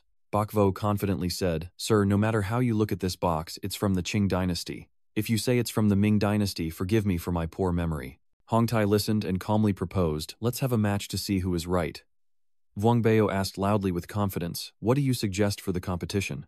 He announced the rule: through testing the side that guesses wrong will buy this box at its original price as a punishment. Vuong Beo whispers to him, "Vo family, are you sure this box is from the Qing dynasty?" Bok Vo nodded to indicate that he was sure. Seeing this, Vuong Beo nodded coldly and agreed, "Okay, let's compete, but if you lose and embarrass, the Vo family don't cause trouble for us." Hongtai smiled and agreed. Of course, Bai Wu also smiled back, remained silent, then watched him skillfully dismantle the puzzle box with pieces being removed and reassembled elsewhere. Everyone was stunned and amazed by his professionalism, looking at him with admiration. Bok Vo pondered, realizing he also knew how to unlock the box, indicating he had prepared for this. After being fully opened and reassembled, the box revealed a wooden case inside. Hongtai held the original box and said, "This box is divided into two parts, inside and out."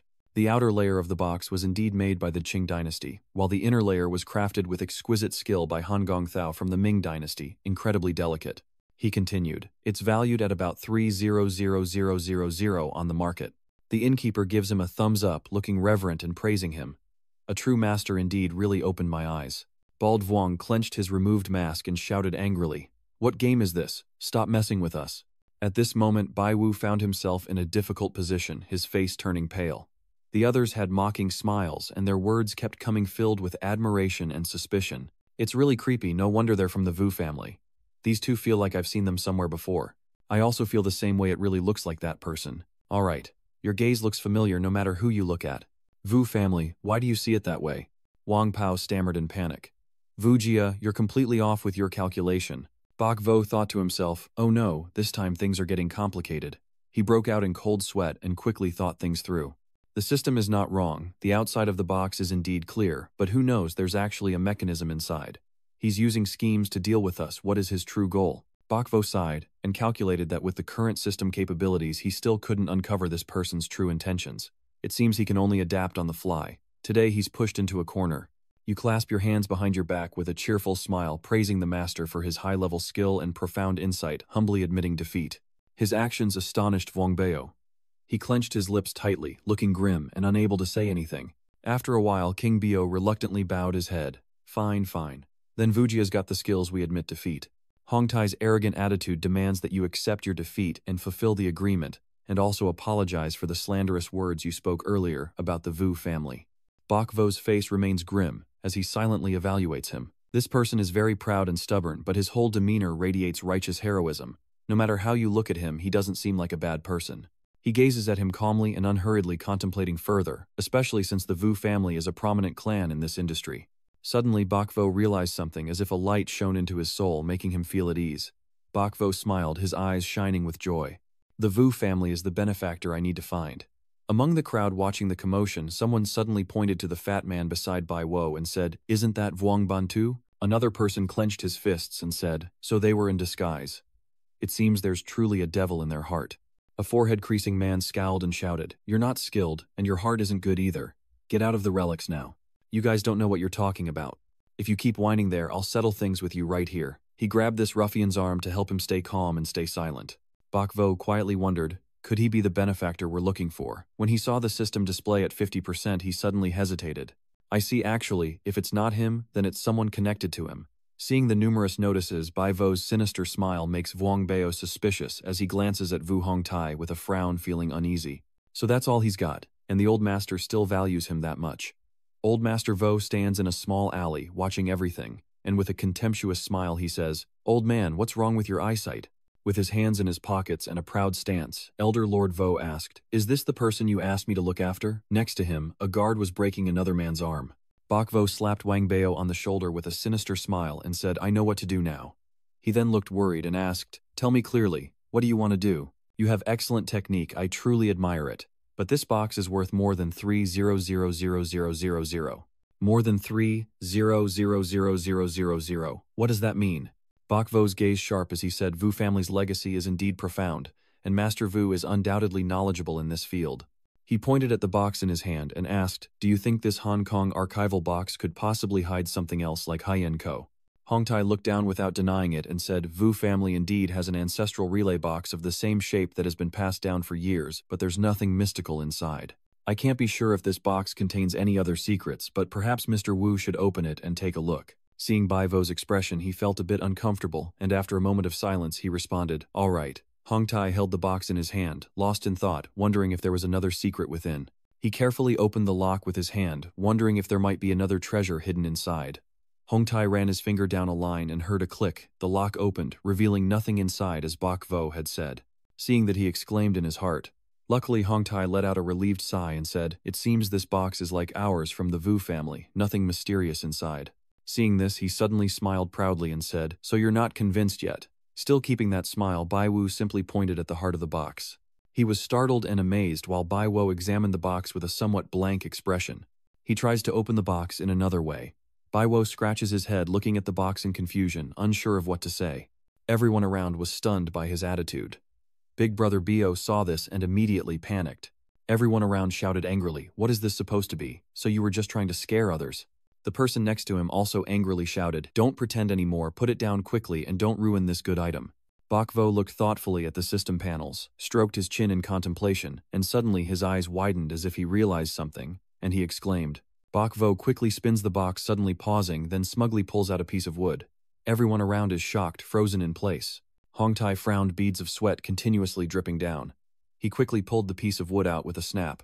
A very special symbol or drawing is carved on the surface of the piece of wood. Then Bai Vo inserts the wood into the groove on the box to reveal the drawing.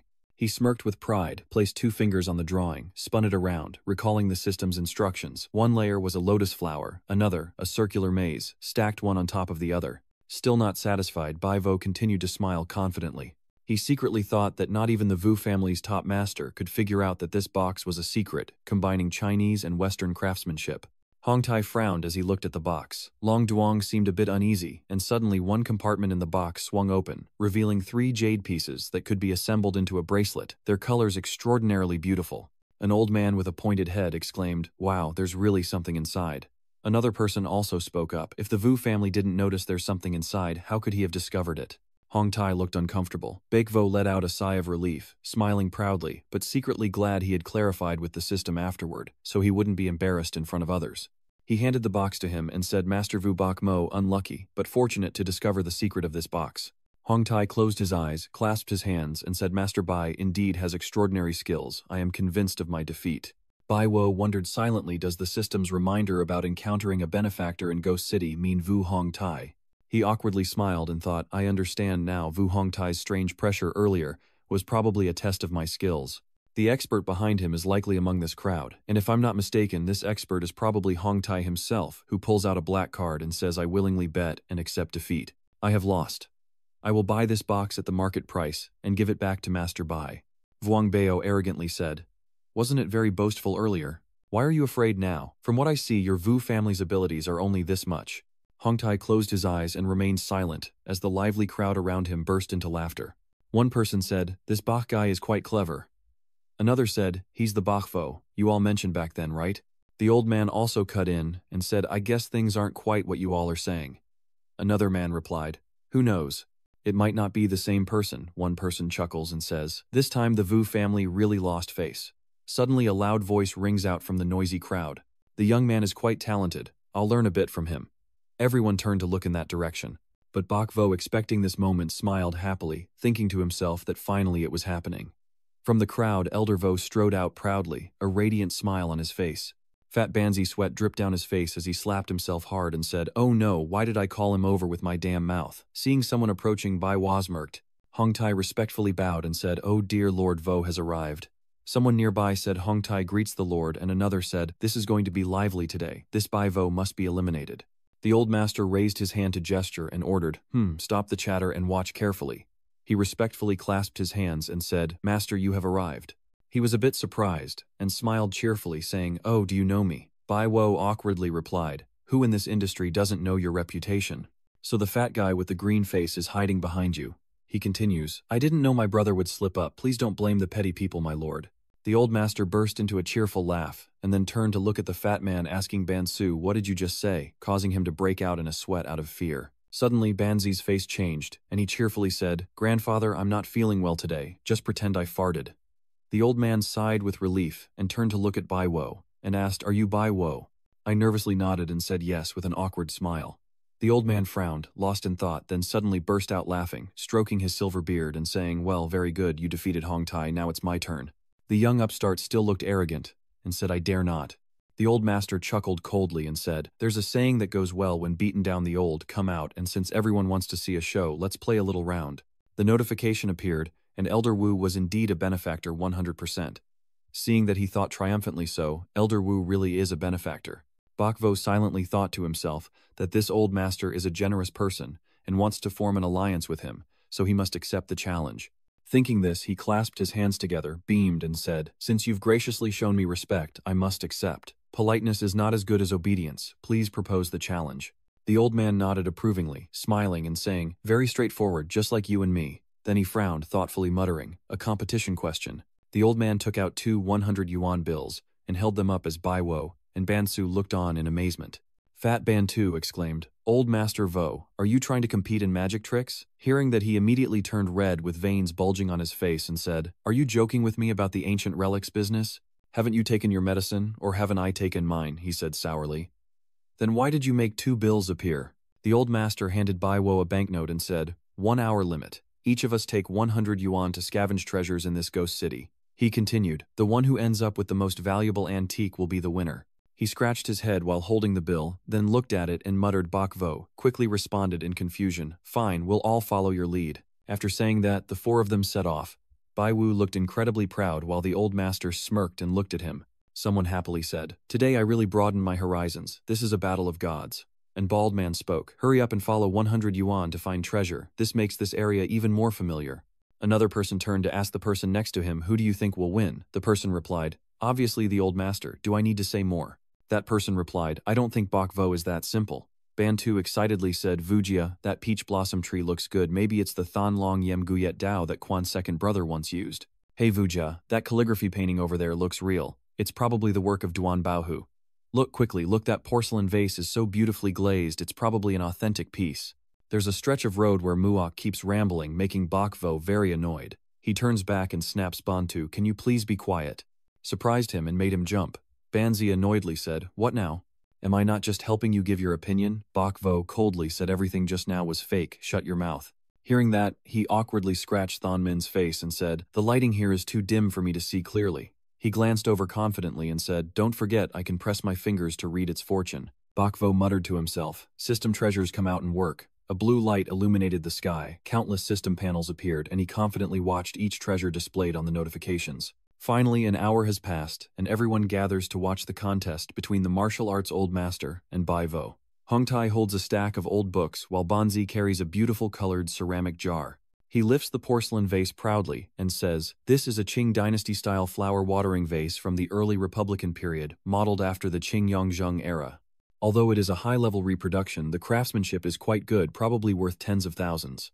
Hearing that the old master was suddenly stunned, thinking to himself, "It's over, we're going to lose," he frowned and wondered, "This kid is really formidable. How could he have scraped together something like that?"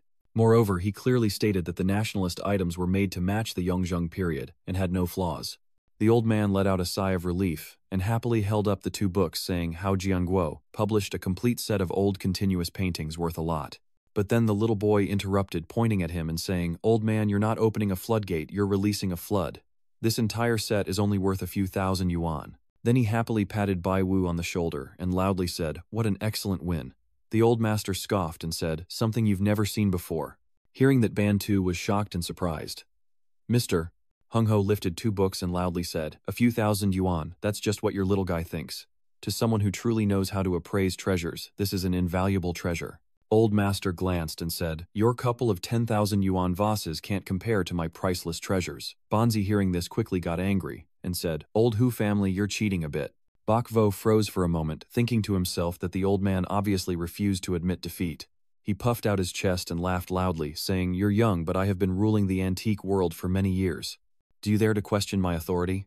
The old man glanced over, smiled, and then turned to ask the crowd behind him, causing even Bu Bing to startle and dare not speak up. A bald man tremblingly said, "Yes, the old master won," and everyone else tremblingly agreed it must be Elder Vu who won. Bonzi angrily said, "You clearly do not dare to offend him." Bak Vo held his face in his hands, secretly thinking that no matter how many tricks he tried, he couldn't have predicted Elder Wu's move.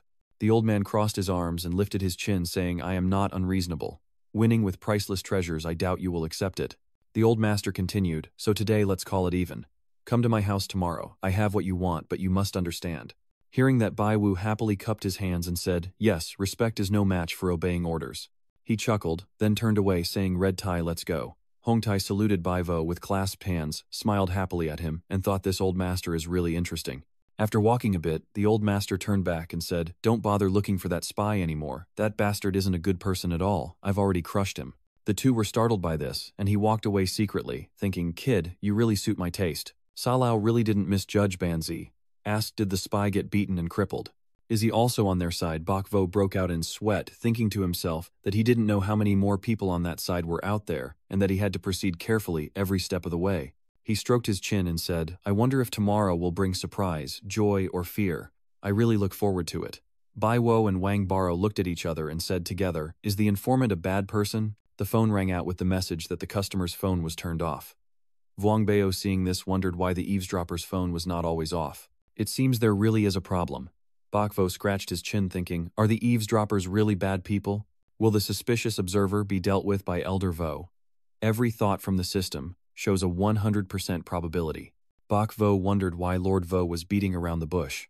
"Why not just help me directly? Forget it, guessing won't help anyway. I'll just wait until tomorrow to see what Lord Vo really wants to do." As he thought, he placed his hand on his forehead, looking helpless.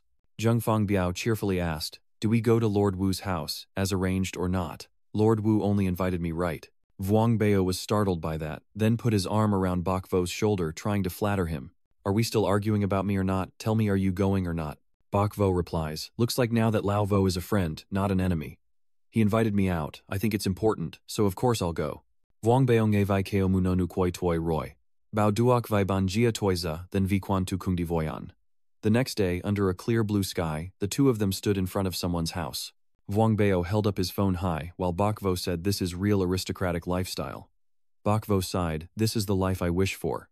Vuong Bao next to him quickly takes a selfie with his phone. Then he turns to the side and whispers, "Hurry up and post your bragging. The Ban family was invited to the Vo family's house. When we get to the Vo family's house, there's nothing to brag about. In the future, we'll be big bosses like that." Vuong Bao cheerfully said, "That's right, relying on the boss's support isn't as good as becoming the boss yourself." Then the two of them shook hands and shouted together, brothers united, buying a house and a car.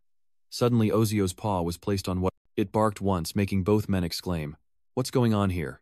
Bak Vo recalled the scene where Ozio fainted in front of him when it was hit on the head by the ball, and how it ran swiftly down the street, thinking to himself this scene seemed familiar. Then suddenly a girl with a chain ran over, saying, I'm sorry, I didn't take good care of my Ozio." That surprised Bai Wo, and he asked what Are you really her? Vu Tiu also spoke up, looking at him with a familiar gaze as if she knew him. Who is she? Hurry and remember, hurry and remember. As she spoke, she raised her hands to her temples. Big Wang leaned in close to Bok Vo and whispered, "Who is this Vu family girl?" "Are you okay?" he replied, a girl he used to know who was a bit naturally simple. "Oh, I remember now. Are you Bok Vo?" He immediately replied, "Yes, I am." She asked again, "What are you guys doing in front of our house?" They were all surprised. Bok Vo asked again, "Is this your house?" Vuong Bao also asked what kind of person is Mr. Vo to her Vu Tiu Ne. Tho replied, "Oh, are you here to see my grandfather?" "Then I will let you into the house," she said, walking in first, leaving the two men puzzled. Vuong Bao suspiciously asked Bai Wo, "Does she just lead us inside like that? Isn't she at all cautious?" Hearing that, he also started to think, this girl may be a bit slow by nature, but this is just too stupid. Breaking her thoughts, Vu Tiu called out, "Hurry up, guys." Bok Vo replied, "We're coming." The three of them, along with the dog, entered the large house on the courtyard. Vu Tiu wondered to herself, "Where is Grandpa right now?" Big Yuan then suspiciously turned to Bai Wu and said, "Vujia is this girl showing off how big her house is by leading us all the way from the front door to the back door, Elder Vo." Bok Vo furrowed his brow in thought, and wondered to himself what could be going on. Perhaps Vu Tiu had other intentions. She deliberately led us the long way around, but the truth proved him wrong when Bai Vo heard Vu Tiu ask, "Hey, quickly sense where Jia is." This made Bok Vo think differently. Maybe this girl has become so stupid that she's reached the peak of foolishness. A figure's back with a commanding voice echoes. "Xiao Xiao, why are you here?" she asked happily. "Hong Tai, the two of them are looking for Jia. I am leading the way." As she spoke, she pointed behind her, but she forgot where Jia was now. "Xiao Xiao has told you many times not to let anyone into the house like that, especially those of unknown origin who look suspicious." Vu Hong Tai turned to look at them with a troubled expression. Buang Bao exclaimed, "You were stopped by Bok Vo." Vu Hong Tai turned around and said, "Follow me, the old master is waiting for you in the backyard." Bok Vo waved goodbye, and Vuong Bao angry followed after Vu Hong Tai. Bok Vo smiled contentedly, thinking, "I guess I was overthinking. This girl is simply a natural fool." The three of them went up to the rooftop where old Master Vo was lying. Vu Hong Tai approached and whispered, "Master, they've arrived." The old Master Vo Jiao extended his hand. On it was a USB attached with a string, and he said, "Inside is all the information on the counterfeit production, protecting the conglomerate. If you want to get it, you must prove your true skill. May I ask Lord Vo, what should I do?" Lord Vo sat up and said, "I've heard about what you and Elder Saw are doing. I can't believe someone as young as you has such good judgment, and I certainly don't believe in some dog called fortune-telling. What you need to do is simple: go through all the treasures in my study, and clearly explain their value and origin. If you are totally truthful, I will acknowledge your skill. You can take this USB." He said, then raised the item in his hand and sneered. "All right." Keeping his word, he replied. Old Master Vo's door swung open wide. He introduces this as my old master's study filled with the treasures he has collected over the years. Seeing this, Bai Wo quietly says, "Then I humbly request to show my limited abilities." His eyes swept from the blue porcelain vase to the purple incense burner, and when he saw it, he suddenly felt surprised. Bok Vo thought to himself, how could that be possible? Sweat poured down Bok Vo's young face as he looked bewildered. Vuong Bao looked at him in admiration. Vu Jia also looked serious. He looked at him blankly, but I could tell something was off about his demeanor. Bok Vo stood seriously with his arms crossed, deep in thought. Grandpa Vo, holding the fan in his hand, said, so he fanned the fan and tilted his head. "Can you tell the value and origin of the treasures in my room?" "Master Wu, why is that?" "You can't tell, right?" Bok Vo shook his head and replied, "It's a bit troublesome." Wang Bao couldn't help but laugh proudly. "Looks like Vu Jia isn't in great shape today. I know everything in this room, so let the family show what they've got." He placed one hand behind his back, intentionally cleared his throat to emphasize, and said it's time to show some authority. Old Master Wo respectfully clasped his hands, and said Bok Vo beside him was surprised by his actions. He carefully supports Vuong Bao's shoulder. "Don't cause any more trouble, this isn't as simple as it seems." He bites his hand in deep thought. Over there, Elder Luo chuckled proudly at his grim face. "Why aren't you saying anything? Isn't it possible to read fortunes?" He's mockingly facing him, so where is his skill to smash the 130 million vase? Next to that, Bio looked happy outwardly, but thought to himself, great, it seems old Master Wu isn't pleased, maybe we still need to push harder. Bao couldn't help but feel excited, and thought there's no harm in pushing further and pushing back. "I just need to say a few more words to cheer up the old warrior, and today's trouble should mostly be over." He then started acting, pointing at the statue in front of him, and exclaiming, "Wow, this Buddha head statue of the old warrior has top quality, it seems to be from the Northern Wei period." Vuong Bao held the Buddha head statue, and kept praising it. "This Buddha head has been preserved so intact to this day, truly a masterpiece, a priceless treasure." Old Mr. Vo was quite pleased to be praised. He turned to Bak Vo and asked, "What do you think of this Buddha head? Are you saying it's a fake?" He angrily looked at Baivo, feeling resentful inside, thinking to himself that Baivo really doesn't know how to talk. Even if this thing is fake, he shouldn't have said it outright. He should have pretended to be cautious.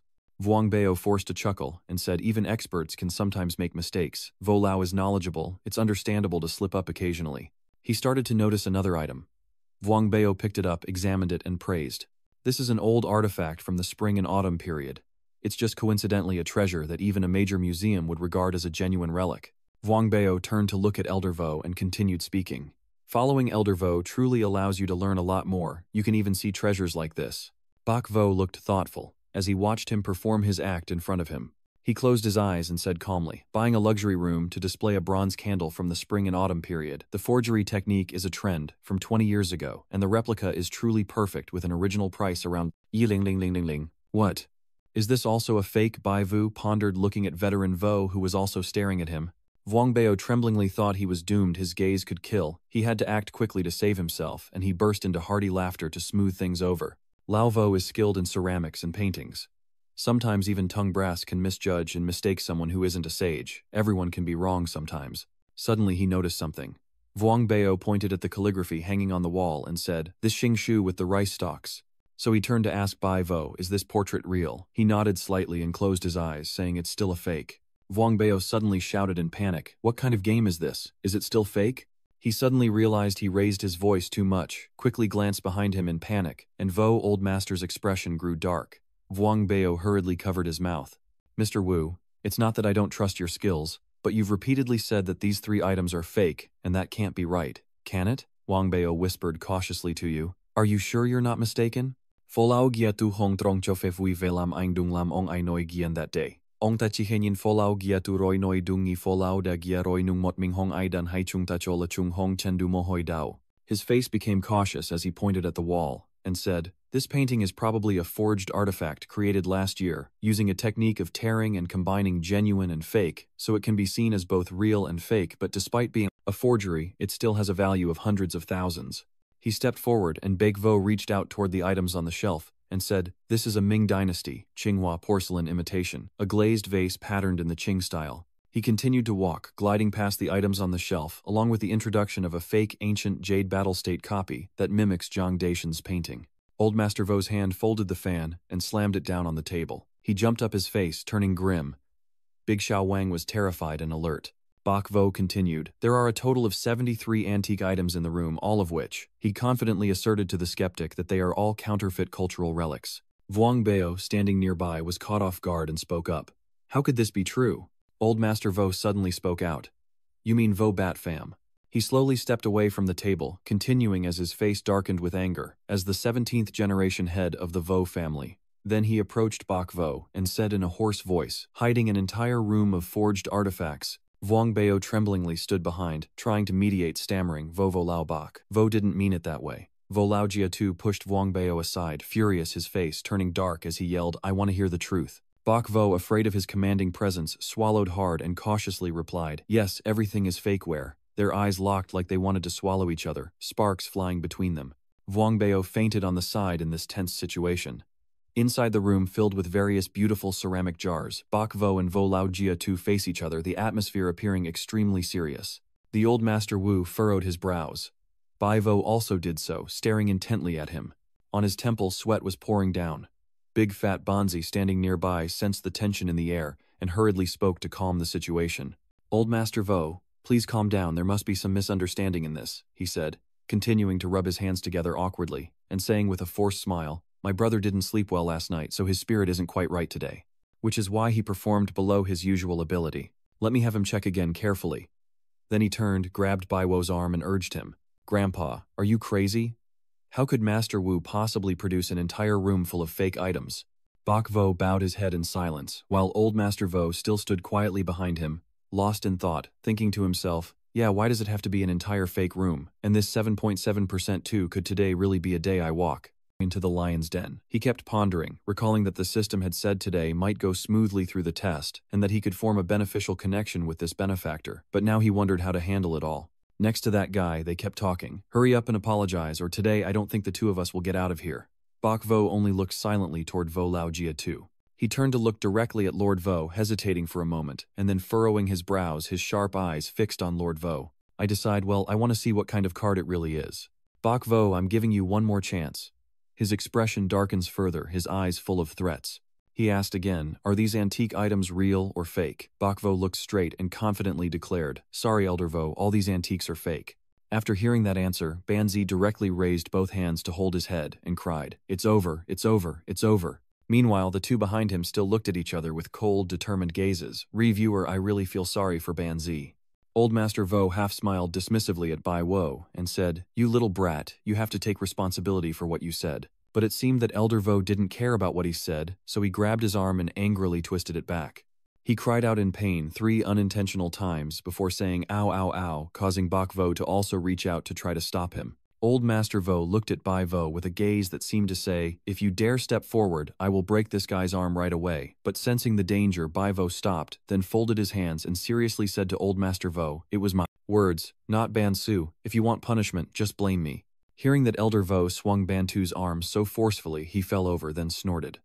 The old master smile tauntingly looked down at Bok Vo and said, if that's the case, don't blame this old man. He then begins to stand in a stance to channel internal energy, one hand clenched into a fist, the other hand raising his index and middle fingers forward, with numerous blue circular lights appearing beneath his feet. He shouted sharply, a proud smile on his face. Bok Vo felt the danger and shouted, oh my god, I feel sorry for you, but before he could finish his sentence, he was hit right in the stomach with such force that a loud, hollow sound was produced. Oh my god, viewers, I still feel pain for Bok Vo. Yes, it was Elder Vo who punched him in the chest. Bok Vo in pain closed his eyes and thought he was done for. Today it seems the system really has doomed me. After that blow, Old Master Vo stood silently, watching Bok Vo kneel on the ground in pain. He thought with pain, this old man Vo doesn't seem to want us to leave, clearly a benevolent person, so why is he treating us like this? And there's also this room full of fake top-quality items. Bansu tries to crawl over to Bok Vo, calling his name Bok Vo, Bok Vo. He was still trembling with fear, tears still in his eyes, and suddenly he shouted, this old man just dump everything on me, don't hurt my brother. No one knows where Bantu found that much courage today to speak up to Elder Bok Vo, who still stands nearby, clutching his chest with a grim face, looking down at the ground. It seems that the punch earlier really affected him physically, and his vision is no longer clear. It feels like he's about to faint. What do you think we should do now? What does this old man really want? Old Master Vo frowned and looked down, asking again, do you change your answer or not? Bok Vo sweat but remained determined to stick to his original reply. Genuine items cannot be faked, and fake items cannot be genuine. I will not change. After hearing the answer, Old Master Vo fell into deep thought before suddenly bursting into laughter. Bok Vo was now about to lose all strength, his eyes almost unable to stay open. He thought it was over for him, looks like today. Then suddenly, someone with a deep voice spoke to Elder Warrior. Old man, your methods are too cruel. An elderly man in a blue suit stepped in from behind Bai Vo, pressing his right hand against a pressure point on his back. At this moment, Bai Wu finally felt as if a burden had been lifted from him. He gasped for breath, his face all gone pale. The person who just arrived is Sa Vin Kung. He stroked his beard and asked, are you okay, Bai Vo? Earlier, Lao Vo only struck your Bai Hui point to block the chi flow. Bai Vo looked confused and gazed into the distance as Vin Kong called X. Lao Vo's old master patted Bai Vo's shoulder with an amused smile and said, you really aren't bad. I acknowledge you now, but your body is not quite right. I didn't intend to hit hard. Sa Vin Kong silently looked at his friend, Old Lord Vo. Old Lord Vo, seeing this, smiled and said, it's just a test, so of course it needs to be taken seriously. What even being serious was wrong. Bantu only now begins to understand the situation and quickly asks Bok Vo, are you okay? Bok Vo forcefully responds, no, it's okay. Suddenly Banzi sank to the ground, crying out loud like a child, scaring me half to death. This action surprised the 3 people in the room, and oh my god, viewers, I think Bantu is just too adorable. The 3 of them looked at Bantu with darkened faces and fell silent. Vo Elder glared at Bantu as if saying, do you think I care or not? Bantu, feeling the gaze, was frightened. Then suddenly, Old Master Vo approached, lifting him up with one arm and said, it's okay now. He even poked his finger into his stomach.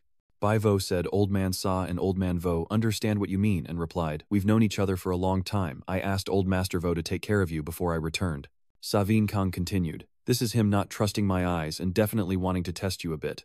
Old Master Vo happily said, that's right, that's why I came to Ghost City, but wasn't my performance just now quite good? He asked happily, do I really scare you guys? Bantu awkwardly replied, your acting is definitely king level. I was so scared I was about to pee my pants. That flattering remark left Exavin Kong speechless, while Bak Vo could only smile awkwardly, but it seemed that Vo Laojia too liked it very much, so he patted Bantu on the shoulder and said, "Your words are quite sweet, so I'll reward you with a big red envelope to make up for it."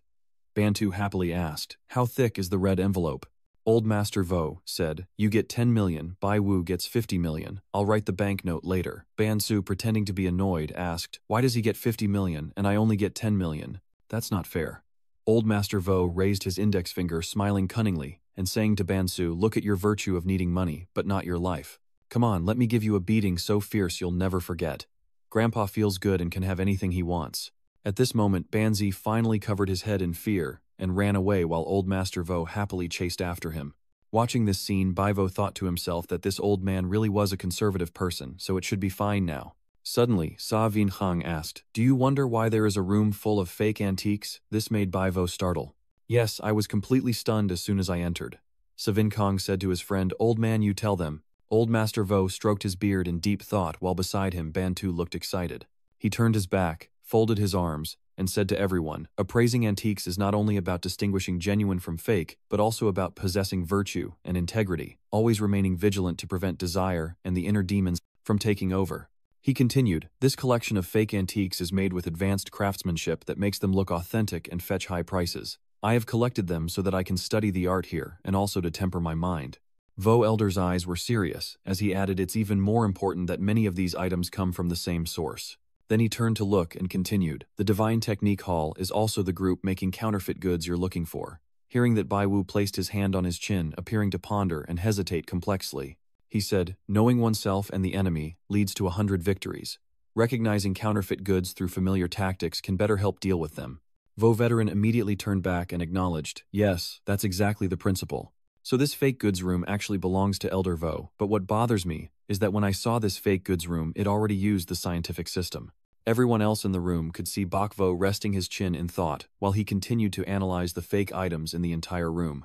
Could the Vo family be connected to the counterfeit group? Suddenly, he was stunned thinking about the 7.7% probability connection. He dismisses that it's not the old martial artist, so it must be someone else in the martial family. When I continue to probe, the system freezes. At the same time, a system with countless square screens appeared in his mind. The largest screen in the center displayed the word "loading," indicating it was loading. I must find a way to catch that bastard. Then I put my hands together and bow to thank him. Lao Vo has extensive knowledge. Bak Vo has learned from it. He waved his hand and said, "Stop flattering. You really are not bad, I like you very much." Then he folded his arms and continued, "Old Za also has another proposal, I agree." "Did you say an offer?" "Sa Vin Kang," said Bak Vo, "we officially represent the Antique Circle Guild and invite you to join as a member." He extended his hand to Bak Vo, with Vo Elderly sitting next to him, arms crossed, looking at him, and Sa Vin Kong continued, "Bak Vo, your abilities and character are both suitable for joining the Antique Circle Guild." Hearing that, Bak Vo's eyes lit up with a smile, and a joyful aura seemed to shine behind him. He happily thought to himself, a member of the Antique Collectors Association. Oh my god, today's episode is also so intense. Bak Vo stroked his chin thoughtfully. Becoming an official member of the Antique Society sounds pretty good. Bro, calm down, this is just the beginning. The Antique Collectors Association has thousands of members. He raised an eyebrow with a proud look and said, "Ban family is already a member long ago. Do you think I'm showing off? Am I really that proud or conceited?" Bai looked at the fool with a sneer and asked, "Can I be more proud of myself?" Sa Vin Kang smiled and said, "Bak sir, with outstanding talent and virtue, certainly cannot be an ordinary member. We are talking about a core member." Vo Ji Guo, as if he found the light of his life, enthusiastically echoed, "Yes, I believe Bak Vu is very suitable for the core member position. When the time comes, we will work together to deal with that worthless Fantu Kanba counterfeit." He and Bantu looked at each other in astonishment, and Tong Thon, terrified, couldn't believe what he heard, and asked again, "Are you two joking? Does Bak Vu directly become a core member?" He looked puzzled and asked, "What's so special about core members?" "It's a big deal." Bantu explains that the management level of the core members of the Antique Association is formed by 17 experienced senior executive commissioners. Although there is a chairman and vice chairman, all important decisions of the association are made through their votes. Everyone usually calls them core members. These core members are all big shots in the industry. Basically, he means that if you join, you'll be very awesome. Banzi glanced at Bai Wu thoughtfully. As for me, I was still stunned by the amount of information he had shared. "Bantu, with that look in your eyes, your information-gathering ability is quite impressive too." He hurried off excitedly to call. "Master Vo startled you and Chi Kwok." Bantu pointed to himself with shining eyes and asked Bakvu has become a core member, but I am still just an ordinary member. Can I be promoted? Chikwok raised an eyebrow teasingly. You're already doing pretty well as a member. Go pay your respects. Taidu long lung kwa ong kien bantu that vong. Vinkongu chatkam and unoi ko tri tu duo toi tak kao. Vuo duk van ton dien hoen ton du tu kash tro than hoi vien trung tam. Just leave this to Elder Vo. Chikwok gestured to warm up his hands and added, yes, if anyone's not satisfied they can come at me. Bantu broke out in a cold sweat after hearing that. Suddenly Chikwok realized something. Wait a minute.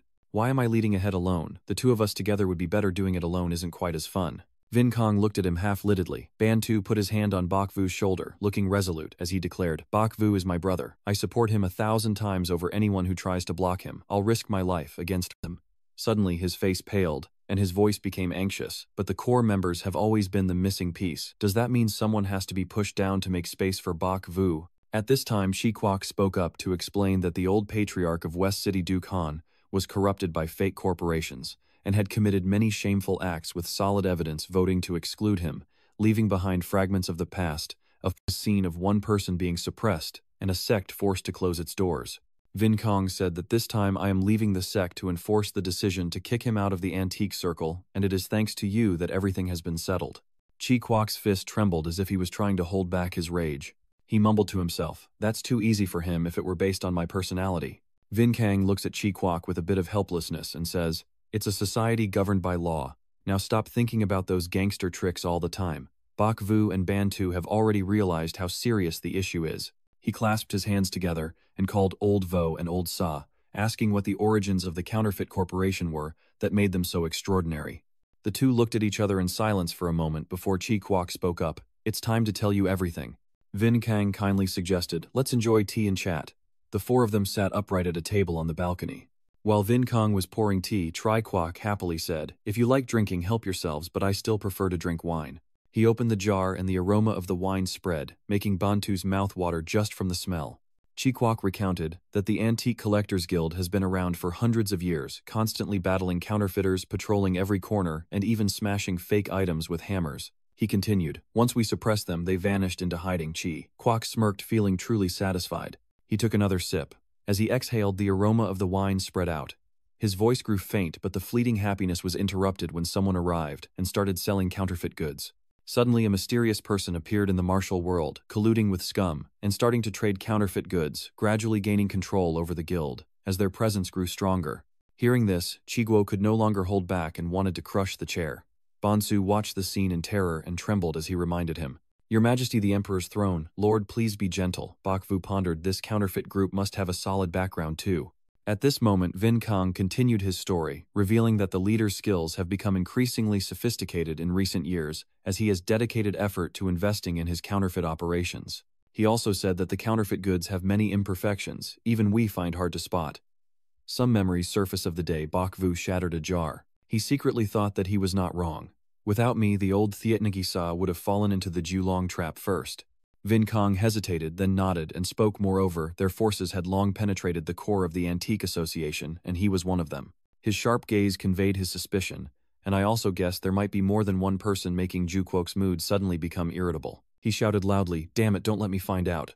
Let out some anger. Bansu quickly intervenes. Chikwok grits his teeth and hisses once he's caught no mercy at all. Grandpa, if you're angry, just take it out on me. Bakvu pondered silently, while the martial arts master harbored hatred like an enemy.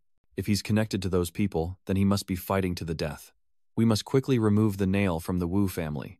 You ask the system in your mind, who is the person involved with this counterfeit organization? It responds. This analysis will be done later. I cannot provide an answer now. Bakvu feels bored and helpless, thinking that his memory isn't good, and that he couldn't have solved this kind of problem before. Let me ask again.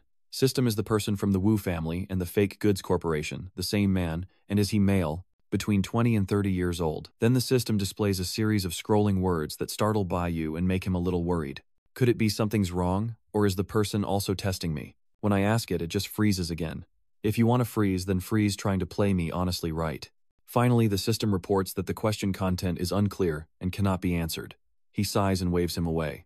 Hang in there, I can only quickly find this insidious name myself. Just rest well. Back in the present, Vin Kang looked at him and said, right now our enemies are hidden in the dark, but visible from the light. We must unite as one to defeat them.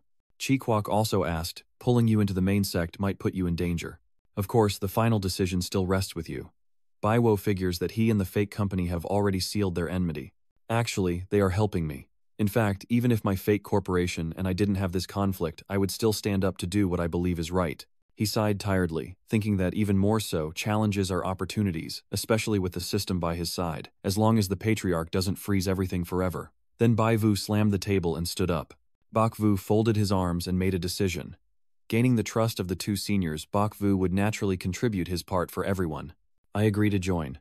Wu Jiguo gave a thumbs up and praised. You have guts, little tester. We support you. Go ahead with confidence.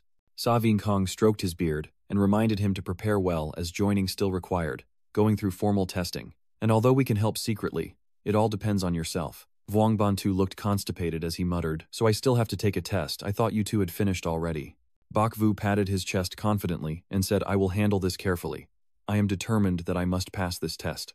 Somewhere, Dao Seo is smoking a cigarette holding a sharp knife while listening to the phone, his voice filled with anger. Lao Tone has been kicked out and certainly Old Tu will arrange his people to fill that position soon. The person on the other end replied, I already knew this was certain. It was all that cowardly old devil's fault.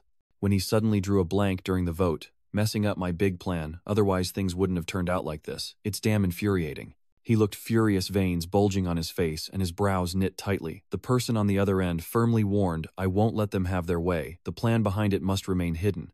Scarsword threw the knife in his hand, grinning sinisterly, and said, hopefully so. In urgent times I can only use my way. The dog bit directly into the photo of Savin Kang, and on the wall there were pictures of Wang Bantu Bakvu and Vo Chi Kwok. Vo Chi Kwok smiled broadly and said, today is really a happy day. Everyone stay at my place for dinner tonight. Let's chat and have fun. Whichever of you little ones wants to come here, go ahead. Savin Kong also happily nodded. Chi Guo burst into laughter and ordered Vo Hong Tai to bring all the little ones here. Wang Banzi drooled, looking excited and eager, saying, I've heard the chefs of the Vo family are incredibly skilled. Today I am truly lucky to have this meal. Bakvu glanced behind him thoughtfully, just as his father was finally figuring out who the real enemy inside the Vo family was. Then the four of them continued chatting happily when Vin Kang suddenly picked up his phone and looked in, appearing shocked. He squinted and smiled, announcing to everyone, Tu Tu is currently busy and will only be able to come this evening, so we don't need to wait for her. Let's eat first. Chi Guo disagrees and insists we wait since there's still plenty of time. Suddenly he had an idea. That's right, Bakvu, isn't it? You know how to do fortune telling. Come on, let's see when Xiao Xiao will arrive here. Banzi chimed in to support. Yes, try reading their fortunes, so these two old masters can see your skill.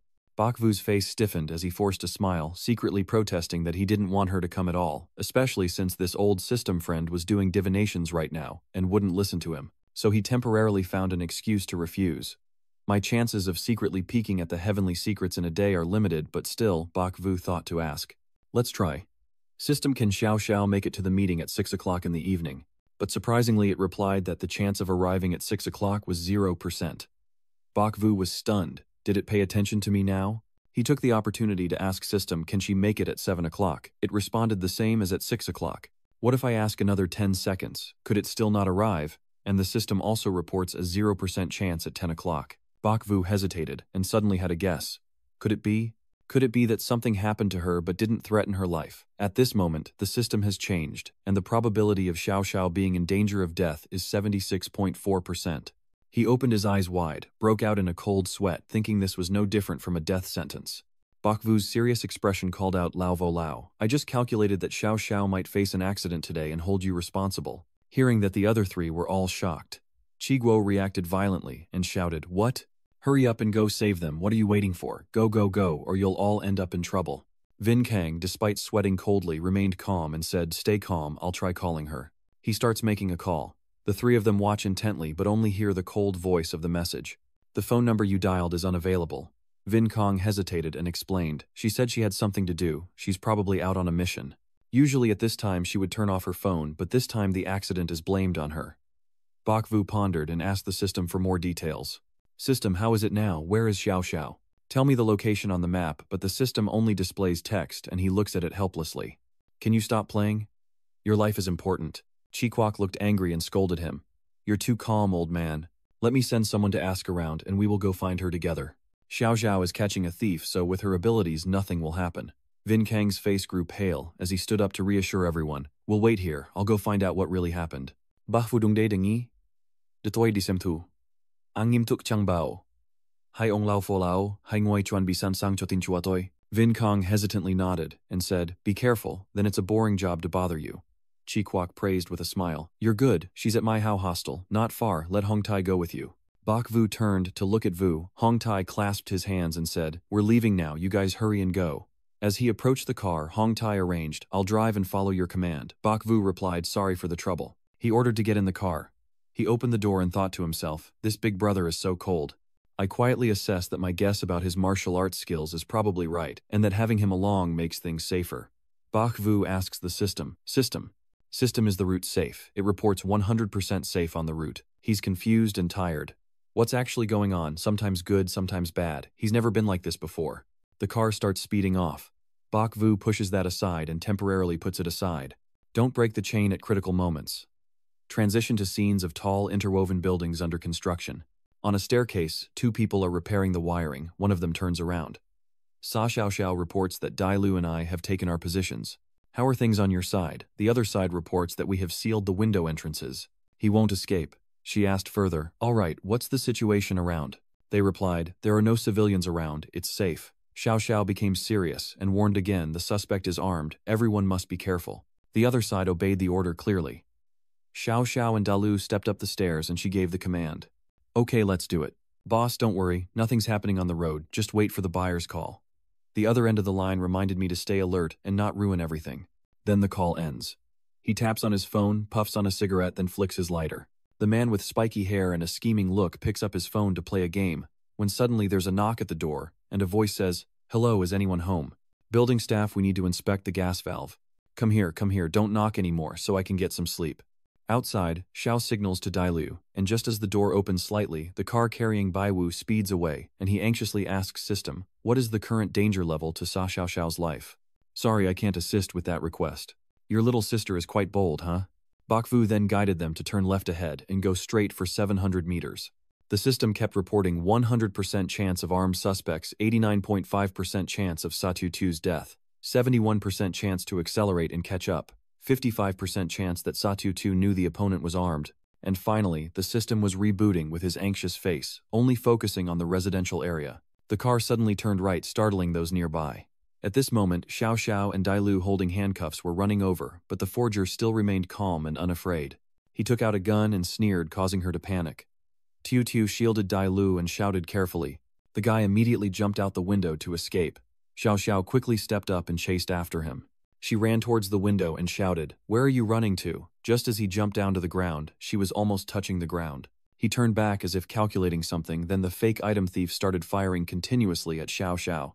The bullets were incredibly powerful, but she quickly dodged. At that moment, a car sped in to block her path, causing Bai Wu inside the car to panic as well. He aimed the gun and ordered him to get out of the car. Vu Hongtai suddenly swung the door open, knocking him back. Hongtai easily overpowered him. At this moment, two guards quickly rushed over. They confiscated the gun, and Xiao Xiao walked over with handcuffs, commanding them to lead him away. Baku finally let out a relieved breath, patting his chest to steady his heartbeat.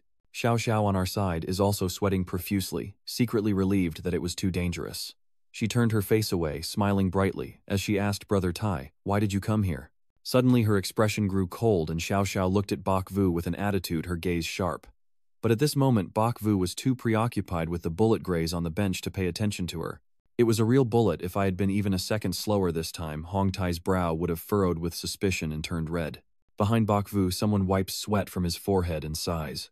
He mutters, "If it weren't for her life being in danger, I wouldn't have come at all." A few memories come back of Xiao Xiao pinning him down as if he were a criminal, making Bok Vu's spine go cold and his hair stand on end. He lit a cigarette and thought casually, after all, he didn't expect her to be grateful or to repay him. "It's better if you stop provoking me." He flicked his lighter and lit a cigarette. Bok Vu exhaled a puff of smoke.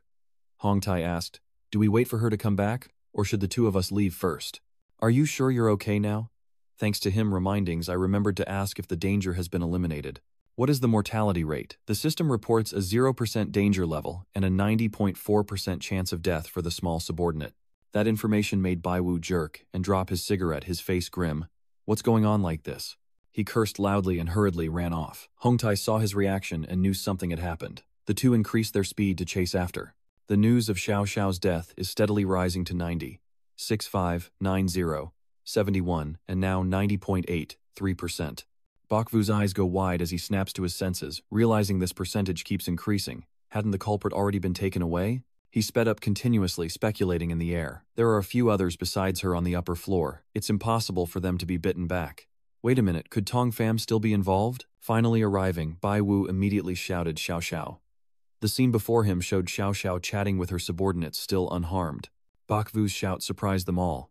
Little Tu waved her hand to shoo them away, saying, "Don't make a mountain out of a molehill, step aside." His face was still covered in cold sweat, and he quietly scolded himself for being so paranoid, thinking something had happened on the top floor. So what exactly is her danger? Suddenly something caught Bai Wu's attention. An ancient relic. What exactly did this criminal do? A person responsible for the scene states a hypothesis, and from the traces in this room there are likely accomplices. Tio also agreed, thinking that he probably just left temporarily. She suspects that he also has a gun, making the situation extremely dangerous. Satyo orders to close the door and inform the outside to strengthen surveillance on suspicious people. Do not stir up trouble. Subordinates comply clearly. Over there, Bai Wu stared at the 91.07% progress bar, showing Xiao Xiao's death lost in thought. What now? As time becomes more urgent, what exactly is her risk? On the other end, someone reports that the deputy manager of the building received a question from a curious resident, asking if we've finished the operation yet. Bakvu begins biting his finger, looking anxious and contemplative. The curious public and the hostage criminal, even Vu Hongtai, are influenced by him. Suddenly he realizes that the reason for rescuing the hostage is why they faced danger. The system shows a 97.3% risk level for the hostage rescue. Bakvu anxiously calls out Jia Tu. I have something important to tell you. Than Tian progress is now at 91.84%. She turned back to signal for them to stop and said, "We'll talk about this later. It's too dangerous here. You two should go back first." She pushed them away and ordered, "Go search ahead." No, the person in danger hadn't finished speaking before. Xiao Xiao interrupted. "Come on, if you don't go now, you'll be obstructing official duty." He pushed her away and yelled, I'm going, but if I stay behind and get beaten, I can't just stand by and watch you die." Bakvu clearly said, "I'm just worrying about unnecessary things. But don't you think your subordinates are too careless?" Tu was stunned to hear that he analyzed every detail. Now the scope of the search has already been too large. Her people have their limits, and that guy might not even know his whereabouts. The longer this drags on, the easier it is to lose control. She furrowed her brow slightly, considering before saying continue. Tantrang Bakvu hesitated briefly before speaking persuasively. "I truly know fortune-telling, whether you believe it or not. Let me analyze it first, then you can decide. Okay." He breaks out in cold sweat, worried he won't suddenly get kicked. "This girl is very stubborn and doesn't trust me at all, but surprisingly, Xiao Xiao believes in me." "Fine, let me hear what you have to say." That surprised Bakvu. Tu, with a slight blush and arms crossed, explained, "Don't get too confident. Any local who sincerely helps us will be treated with respect, especially since today is an urgent situation."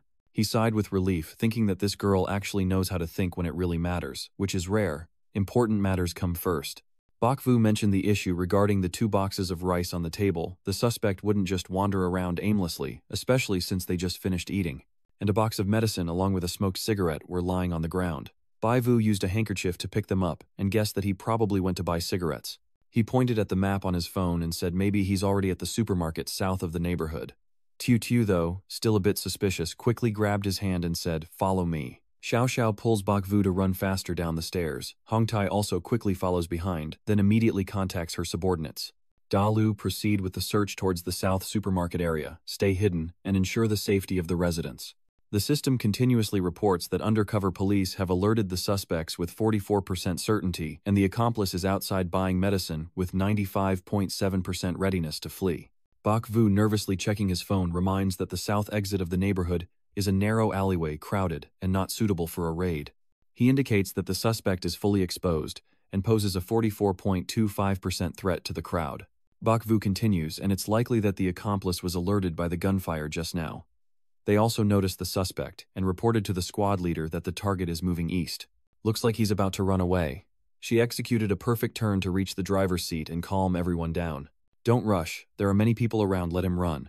Keep follow from a distance and make sure the safety of the public." Xiao Xiao shouted, "Get in the car." The vehicle sped away like the wind. Bakvu pointed out that the supermarket is to the south of the community.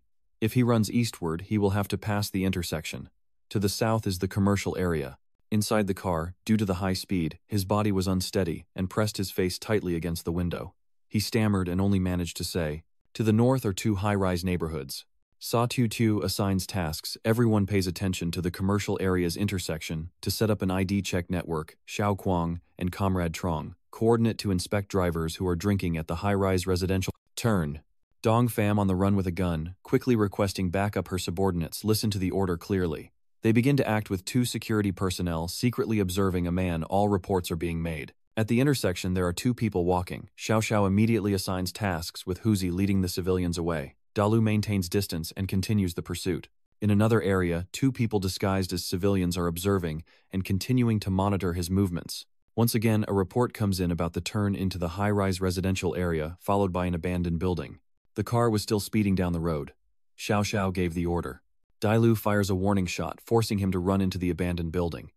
The car heads towards the abandoned building.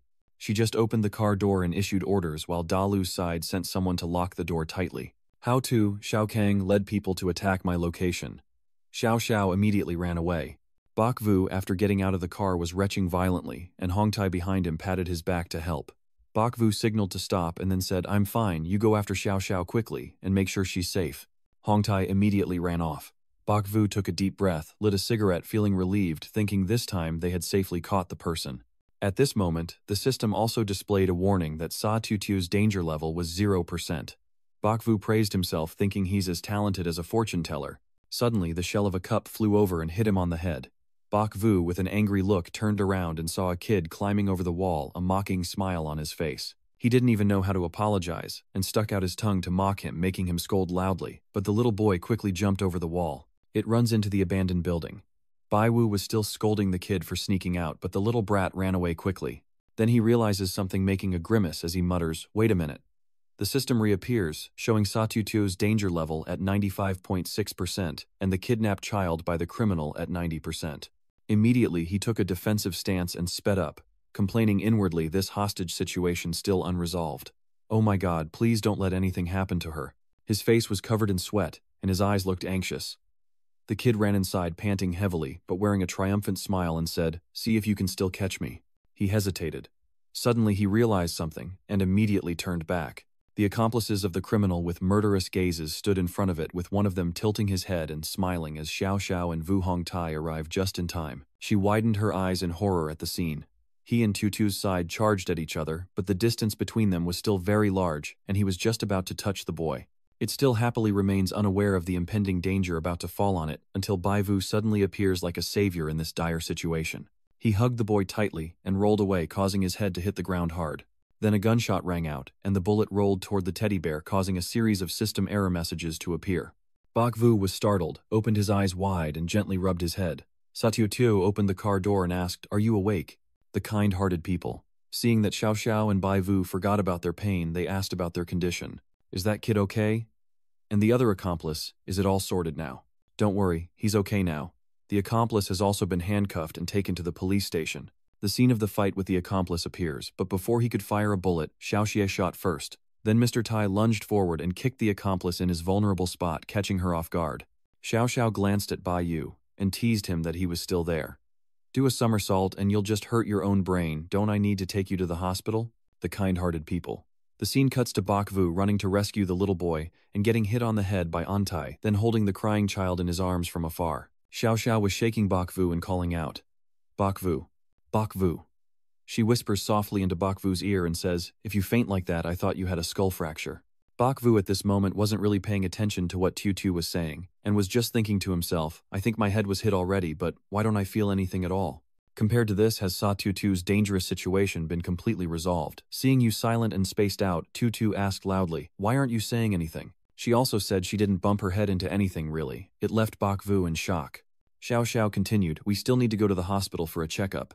After saying that, Xiao Xiao turned to walk away and said, "Let me drive." Bak Vu hurriedly got out of the car and chased after her, saying, "I'm fine. No need to go to the hospital right now. There's an update failure in the system. The system is malfunctioning and cannot process the data." At that moment, the two finally realize something's wrong. Their hands are intertwined. Bak Vu, feeling both embarrassed and scared, raises his hands as if surrendering and says, "It's okay, no need to worry." But in his mind, he was thinking, damn, the main thing is over, but the personal grudge isn't settled yet. Given her personality, she wouldn't just punch me right. And then little Xiao Xiao just lowered her head in shame, then lifted it up pretending nothing happened and spoke. Who is worried about you? I do it because I feel responsible for the kind-hearted people who put others before themselves. Furthermore, how could a divine and mystical fortune-teller like you get involved in anything? Bak Vu so casually thought. Could it be that this girl truly believes? I know fortune-telling and that I am also a good person. And also the last time on the bus, it was thanks to his help that we avoided a tragic accident. Just now, he didn't hesitate to rush in to save the child, and I felt like maybe he's not so unfriendly after all. Tutu said, surprising. Bak Vu then turned to continue. Overall, I am very grateful to you for always thinking of others before yourself. I was wrong before blaming you and targeting you. I apologize. Tio chui dao. Mat hong than la ko. Nang lai dung vamat dan thien noi. Nge ang tai noi lan nai chung ching. Ang da fat hien ra toi gap ngui hiem ting mang nen moi chai toi chua toi. Nu kong fai hai nuai keep thoi toi thi hom. Ne ko the toi da shet duai sung kua ten toi. Pham roi, kong wang dan, la bak dai su ni. Bak Vu proudly replied, well, what else is there? If I was a second late you would have been done for. Tiu continued. Then she also relied on his help to successfully catch the suspect. Bak Vu shyly replied, well, mainly it's about unity and honor, belonging to everyone. Xiao Xiao also explained, in the past, the matter of Tang Tam Tai was due to my misunderstanding of the situation, and blaming you, I was very disrespectful to you. Bak Vu Ngoni said, I can't say that because if you hadn't recklessly sold that thing first, I wouldn't have been able to get a good deal. Hearing this, Tutu slammed the car door so hard that Bak Vu was startled. She frowned and asked angrily, so it means you figured out that the Sang Tam Tai was a missold item and you knew it belonged to our family, yet you still deliberately sold it back to my grandfather at a higher price. Seeing that things were not right, Bak Vu quickly opened the car door and jumped into the vehicle to hide. He stammered and said, that I can explain. Satya at this moment could only feel both annoyed and half laughing. Then she stopped leaning against the wall and saying, there's no point in explaining anymore. In the end, it's all my fault. In her rush to jump in and help, she ended up messing things up. He was just picking up a cheap deal to make money, and besides, Du had already returned to my grandfather's place. Bak Vu also quietly explained, yes, are you worried about your grandfather being deceived? At the same time, since your sense of justice is your professional habit, you can't help but be suspicious of a mysterious outsider like me. Are you saying she's still really good at her specialty? Tutu glanced at him and said, I guess I already knew that. Bak Vu thought she was completely the type to be all cold outside but warm inside. Then suddenly she turned and said loudly, that's right, your fortune-telling skills. She opened the car door and sat down confidently, causing Bak Vu to stumble. Tutu sternly said, you better be a little more humble to avoid trouble. What girl? Semra ang dung la chang chochut nang luk tu vena o kan, then dung de ruok hua va o then. She said, I only want to look out for you. It's fine if my grandfathers know. Tutu then added, if the wrongdoers find out, I'm afraid you'll be in big trouble. Even the divine mathematics won't save you. Bak Vu ignored what Tutu was saying, just thinking that this violent guy isn't tall but has quite strong hands. Then he waved his hand dismissively and spoke casually. I already know. Bak Vu thought with annoyance, does she really have to remind me? Of course, the less they know the better, especially when it comes to rival forces. Suddenly he seemed to remember something and exclaimed, that's right. He asked, did those two criminals come to sell antiques today? Why does Xiao Xiao not care and ask me what I'm doing? Isn't it because you can see through heaven's secret and predict the future? Bak Vu said heaven's secret can't be revealed easily, right? Only then did Xiao Xiao say, there's a fugitive with quite a criminal record. I just received new intel about someone they caught, but I don't know the rest. Tutu whispered that even if she knew she couldn't tell him and warned him not to eavesdrop randomly. Bak Vu sat nearby thinking that she definitely wouldn't break the confidentiality rules, and he also guessed that she probably didn't understand the true intentions of those two. He continued to think that the counterfeit company still had to strike from the old master Old Vo and the Antique Society. Suddenly, he was startled as if he had an idea. He turned and loudly told Xiao Xiao that her grandfather was still waiting for news from us, but Mr. Tai, who had been outside the car all this time blending into the nature enough for birds to build nests on his head, calmly said, don't worry, I have already reported that everything is safe. Tai hurriedly shooed away the birds and said, those days are waiting for you two to come back for the celebration. Bai Wu was startled inwardly.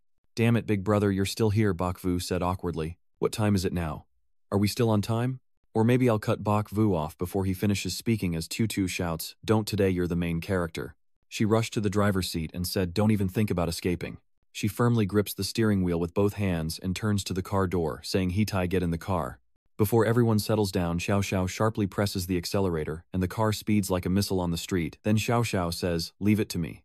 His determined gaze and tightly gripping hands showed that even the calm and composed Tai now looked visibly fearful as the car hurtled through the city streets like a speeding missile. Bok Vu could only sit cross-armed, holding on to whatever he could, while his mouth kept making trembling sounds.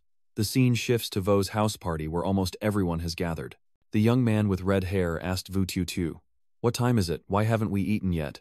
Aren't you waiting for Nunok like that too, Tutu?" She answered absent-mindedly. Tutu calmly said, "My sister called to say she's stuck in traffic and might be late, so don't rush to do anything, cousin. That young blonde guy is just stirring the pot. Noongok really is something. Since marrying that unlucky guy things always go wrong. She's truly cursed for life." Seeing this, the red-haired person said, "Stop talking." Then Vu Tutu stood up and said, "Oh, you're here." Everyone at the party stood up from the entrance in a group. Bok Vu Sa Chi, Kang Vo Chi Kwok, Little Prince Tutu Vuong and Brother Tai walking in. Vo Chi Kwok stood up and said, "Tonight's party has distinguished guests. Lao Sa and Xiao Xiao Sa, both know them." Then he turned to Bai Vu and introduced them. Long Trong introduced these two as owner Xiao Vuong and Mr. Bai Vu. He added, "Bok Tian Sin is my friend. I just met a young man with ability. Everyone should get to know him more. Now, please sit down, Bok Vu, come over here." Everyone sat down and the food was brought out. The red-haired person turned to the young man with blonde hair and said that the young person favored by his grandfather was certainly no ordinary individual. The young man with yellow hair glanced over while eating. Wu Jiguo raised his glass and said, "Let's see your character now." The young man with blonde hair angrily pointing his chopsticks at the food and saying, "I don't know where that con artist came from. Don't blame me if I catch you or else." Vu Tiu gently reassured, "Bok Vu is probably not a bad person. I've known him for a long time." "Why do you know him? Could he be your sugar daddy?" Vu Tiu sneered. How can a dog's mouth grow ivory? Who resembles you fell in love at first sight." From afar, Vu Xiao Xiao Tong walks over holding a glass of wine and confidently says, "Whoever bullies my sister, just say the word, and those three guys will pee their pants." Vu Xiao Xiao quickly stands up, hugs Xiao Xiao tightly, and says, "Qisha, everyone misses you so much." The blonde boy quietly turned and asked Xiao Xiao, "You have arrived." Xia Tutu said, "I already told you, call me Chisa." "So you call her Xiao Xiao." The pink-haired guy, like a turtle pulling into his shell, got up and offered Xiao Xiao to sit in his seat. "Sit here, I was just teasing little Tutu who dares to bully her anyway. We're just curious about where the two distinguished guests come from, tell us." The yellow-haired guy dared to speak up then. "That's right, judging by their appearance, they don't seem like family disciples. Could it be at the time when all the elders picked them up?" The pink-haired guy sneered and said, "Exactly, a little gentleman and a little prince." The two blondes burst into loud laughter while the pink-haired man curled his lips and said, sounding like a street thug outside. Sa Xiao Xiao finally spoke up and said, "You are descendants of noble families, but without your ancestors' contributions, you're nothing. A bunch of fools." Then she slammed her glass down on the table and crossed her arms, saying Bok Vu is a distinguished guest today, and moreover, his antiques appraisal skills are acknowledged by his grandfather. "I advise you to show some respect and not cause trouble. Come on, let's go over there and talk."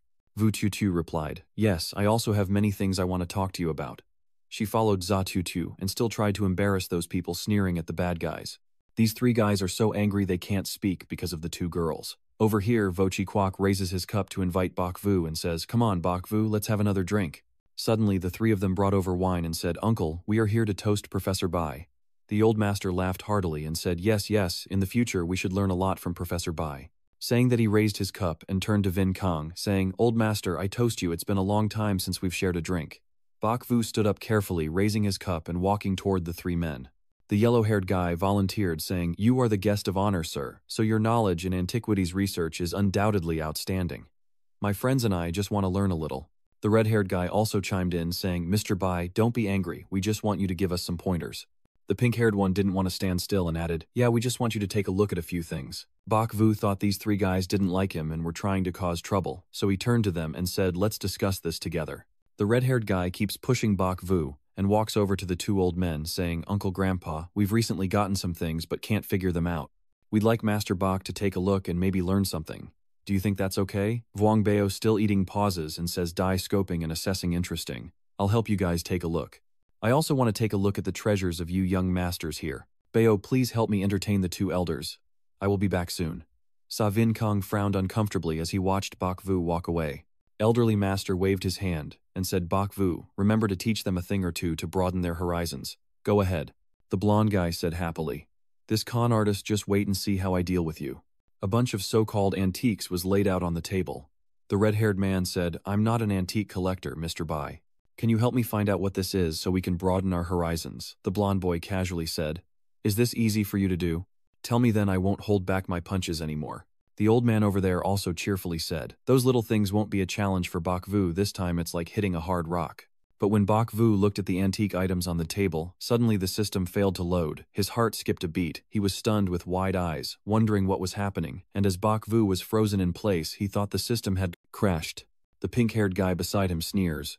"Mr. Bai, why didn't you say anything?" The old man on this side also silently thought that since Bai Vu didn't say anything, these antiques were just child's play to him.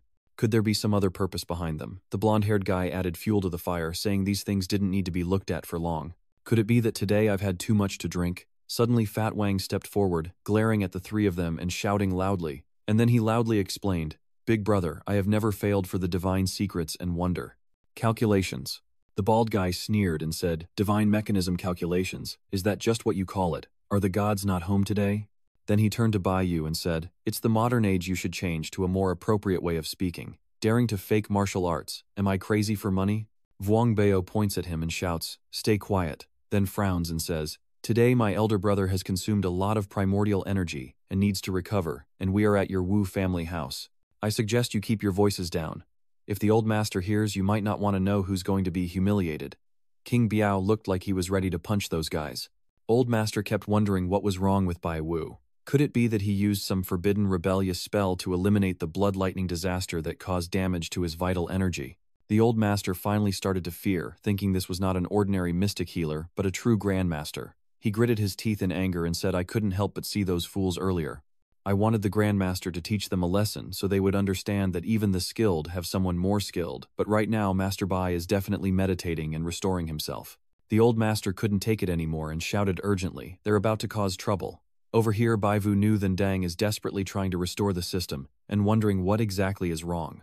Earlier I occasionally withdrew, but this kind of situation never happened before. What should I do now? Are these thugs still holding on and fighting back, trying to find an excuse to run away? The blonde-haired guy reached out to grab Bok Vu's head and asked, "Are you finished watching? Seeing that I won't reveal your secret." Before he could finish speaking, the old man angrily approached and shouted, "How dare you talk to my guest like that?" They were startled like they saw a ghost. The old man quietly patted Bai Yu on the shoulder and said, "They were poorly trained. I hope you won't blame them, sir." Bok Vu was sweating all over, thinking, "I don't really care to blame them. I just think my system might be down, so don't cause me more trouble." The old man looked worried, his face grim. Does that mean his original energy is really damaged? Was he truly angered because those fools provoked him? The old man turned to glare at those guys with blazing eyes, making them hurriedly kneel and apologize. Then he put his arm around Bai Vu's shoulder and said, "You scoundrels, have you forgotten your manners entirely? Hurry up and apologize to Master Bai." The three guys didn't know what to do, except remain silent in complete shock. The old master was furious and ready to strike at the yellow-haired guy, but suddenly Bai Wu realized something and said coldly, "Vo Lao, there's no need to get angry for me and ruin the harmony." He sneered at the three of them and said, "It's just a clash between us young people." He picked up his maul stick and said, "These two maul sticks are both fake." Bok Vu pointed at the porcelain jar and said, "The Qinghua Celadon vase from the Yongle period is finely crafted with a rich glaze, elegant shape, and perfect techniques. It's just unfortunate it was made this year." The blonde guy looked at his phone and compared it to what Bok Vu had just said, and surprisingly, everything was correct. Bok Vu proudly said, "How about it? Do you have any objections or disagreements?" At this moment, Bok Vu finally breathed a sigh of relief, thinking that luckily the Wu family suddenly barged in and bought some time, and finally the system stabilized again. But he thought it was over, fearing that this time the system was truly malfunctioning. He turned to look at everyone and smile, but inside he was still thinking that this obstacle seemed to be easily overcome, but without the system I can't do anything. He looked at the old master, and kept thinking, if they probe one more time I will really become a scammer like they say. The old master still kept praising Bai Vu, saying not only is he a great master, how could he tell apart real from fake among these ancient items? Only Master Bok can open the wisdom eye to see through it. Bok Vu thought, and before he could think further, the system announced that there were 2 barcode signals indicating a 100% link to the fake manufacturing corporation. Hearing that, Bai Wu thought to himself that among these old antiques there might even be fake products produced by the counterfeit group. Last time the system mentioned a connection between the Wu family and the fake group. Does that mean there's inside information within the Wu family? The red-haired guy patted the blonde-haired guy and told him to look at the elderly master. Then the red-haired man stepped towards Bai Vu, cupped his hands respectfully, and said, "No wonder Master Bai is so renowned. It's our poor memory that caused us to offend you. I toast you first, Master Bai, to apologize." As for the red-haired guy, he still looked unrepentant and arrogant, and said, "Master, you are so skilled. Can you really read palms and tell fortunes?" "Having lived long enough, Master, when do you think I will become prosperous?" the young man scoffed. Yeah, you do have some skill. Come on, let's go the three of us toast Master Bach. The pink-haired guy awkwardly put his arm around Baiwu and said yes, yes, but Baiwu refused. It's all right, Elder Vo. I think it's getting late today. I won't bother you anymore. Bak Vu was very worried right now, thinking that there must be a problem with the system, and the Vo family is not easy to deal with. I can't figure out who the insider really is. It's better to escape quickly, and avoid the spies discovering any clues. Old Master, upon hearing this, broke out in cold sweat, and said, "Could it be that Master Bai is truly angry?" Then he turned and softly said, "How could it be considered trouble? Master Bai, let's have a few drinks and forget about those kids." King Biao also said, "That's right, why rush off so quickly? Vu, stay a little longer." Suddenly, I remembered what Sa Xiao Xiao told me earlier in the car. If the bad guys find out, I might be in big trouble. Even the secret plan wouldn't save me. Do you think this situation can't be urgent? Now that the system has issues, if Nei Dan acts against me or finds something suspicious, telling the corporation about the counterfeit, won't that just be ruin? No more hesitation. Bak Vu folded his hands and said firmly, "The time is running out, let's leave it for next time and make everyone and the two old men confused about this matter." Then suddenly the old man grabbed Bak Vu's hand and loudly said, "Bak Daisu, wait a moment." The old master stroked his beard and said, "Sword Master Bai, I hear our little tutu, and you have known each other for a long time. I didn't expect such a fate would exist." Bao Vuong's eyes lit up in amazement when he heard this. He whispered, "Vu family, do you still believe in such a fate?" The old master beckoned Vu Tiotio over, and when she approached, he said with a smile, "I heard that Master Bach still has no marriage arrangement. I wonder if Master Bach is interested in our Vo family." Hearing that no one at the party was surprised, Sa Vin Hung then spoke up. "What are you talking about?" The man in the green shirt over there turned around and said, "That's right, this is too sudden." Sa Vin Kang frowned and said, "You have to be from a family further away than ours to establish a connection. My little one and Master Bai have known each other for a long time, and even saved each other's lives." The old man, furious, shouted, "It's the era we're in, and we still play the hero saving the damsel routine. Master Bai and my little one have a genuine bond." Sa Vin Kang refuses to give in, and raises his voice, saying, "My little Tutu and Bak Vu are a perfect match. Understood. This is what we call Lu Yuan's previous opponent." Sa Tu, hearing this from afar, ran over and shouted, "Grandpa, what on earth are you talking nonsense?" Vu Tutu also said, "That's right, Grandpa, I'm still young. Why talk about marriage and getting married?" Sa Tutu was so upset she started crying. "Feeling wronged," she said. "Such an important matter, you didn't even ask me once." She ran away crying and said, "Grandpa doesn't care about my feelings at all." Bak Vu couldn't believe this was happening. He tilted his head, wondering what on earth was going on. Do I want to withdraw from such a difficult celebration? Why are they even talking about marriage now? Bak Vu suddenly saw something on the other side. The blonde guy was furious and heading towards the old man, calling him an old man who refuses to die. But the red-haired guy quickly stopped him and said, "Pay attention a little, the old master is still here." Bak Vu knew but chose to ignore and didn't turn back.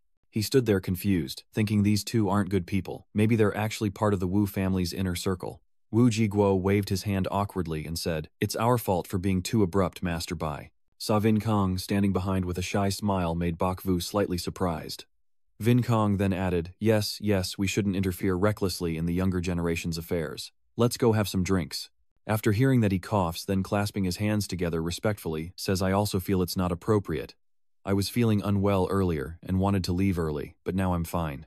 Let's have a few drinks with the two elders."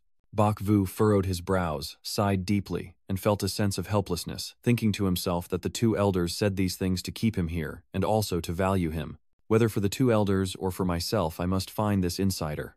Looking at the lively dining table filled with laughter and chatter, Chiguo happily introduces the dishes.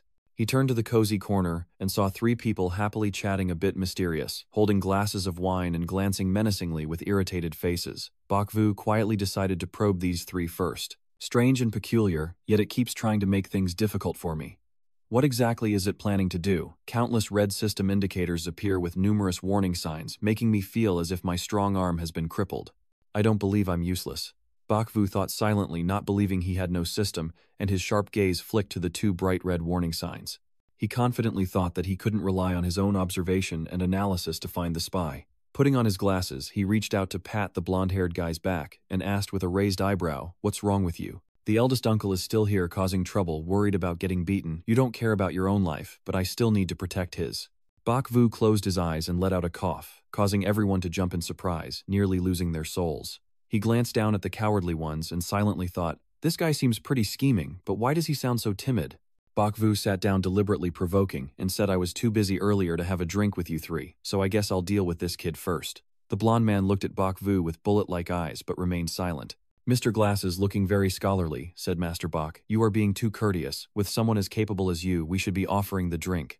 Hearing this, he puffed out his chest, waved his hand, and said, Since we're not really acquainted, it's quite normal for you to be worried. There is a saying that if we don't fight, we don't know each other. Let's consider this as making friends. Bakvu smirked and looked at the blonde-haired man whose true intentions were clearly visible on his face as he stared unblinkingly. Bakvu provocatively asked, but this person didn't seem very pleased. He squinted and thought to himself, this guy clearly can't hide anything. If he's an internal spy for a counterfeit operation, that's too stupid. Could it be he's acting to stir up public opinion?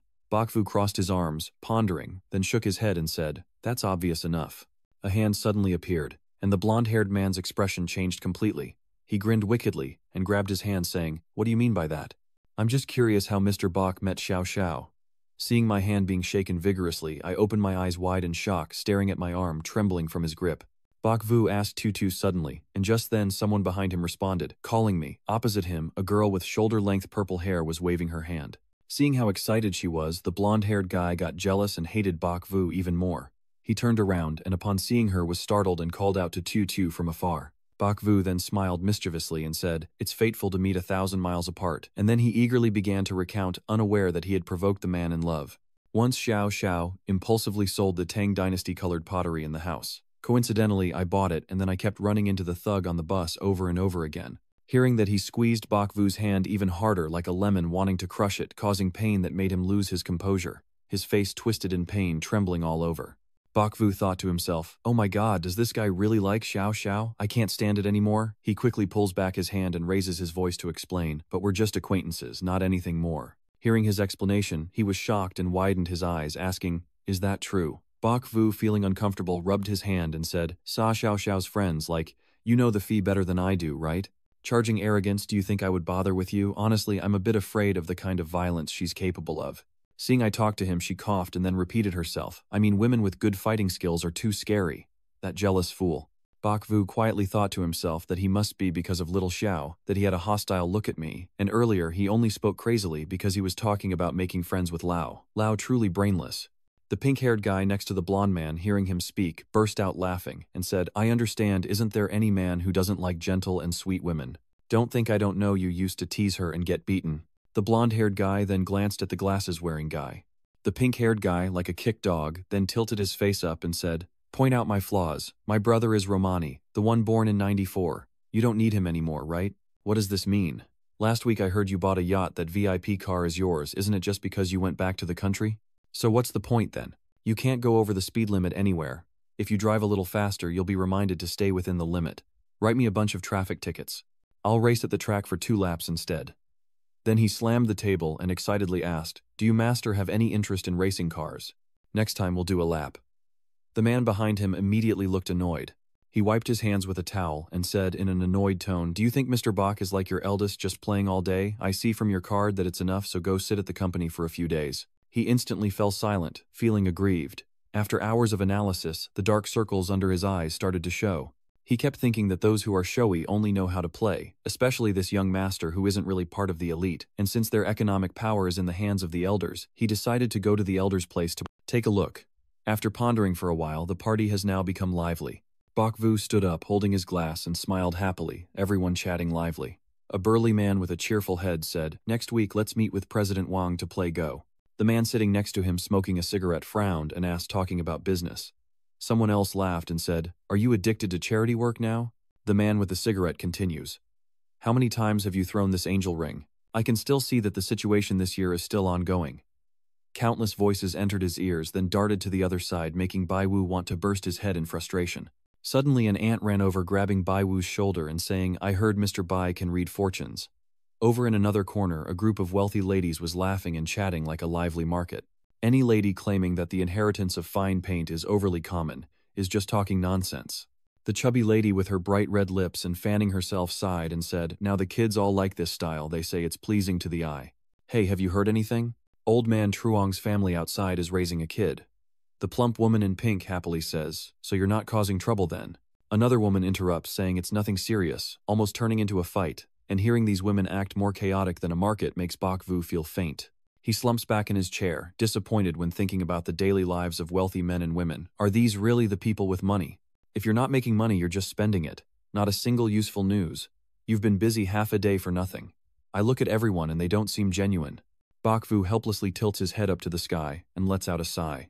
Suddenly, Chi Kwok's voice called him back to reality, asking if Bok Dai-su was feeling any discomfort. Hearing that, Bai Wu asked, "So old Vo called Master Bai, I can't keep up with this, just call me by my name." Bok Vu finished speaking and then lost himself in thought.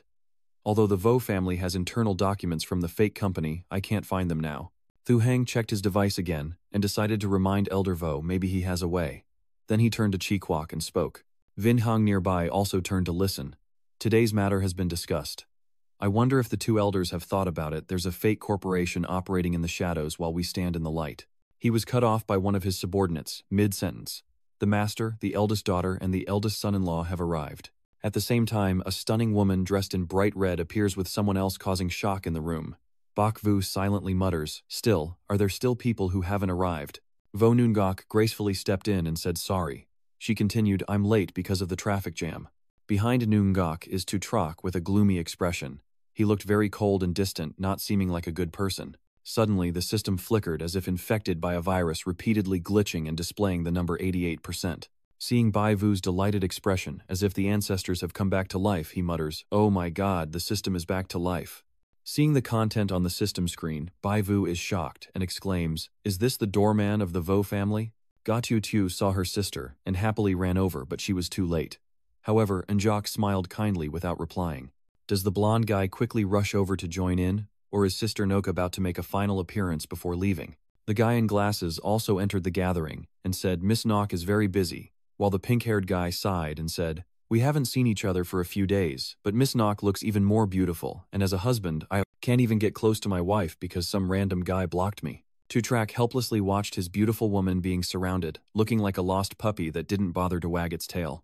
Bok Vu immediately saw that the head of the Vo family didn't seem to be welcomed. He slapped his face once, watching the system still be down with red alert signs flashing everywhere, thinking he was finally saved but realizing he still couldn't trust the system. It seems he still has to investigate the origins of the Wu family patriarch himself. "Grandpa, I didn't mean to be late. Please don't be angry." Seeing the beauty approaching, Bai Vu quickly stood up, his eyes fixed on her. He moved toward the red-haired man, grabbed his shoulder, pointed at Tu Trak, and asked, "Is that your brother-in-law?" He looks upset. Why not call him over to sit with us? How could a useless guy look so upset? If he weren't a son-in-law of the Wu family, he probably wouldn't even be able to support himself.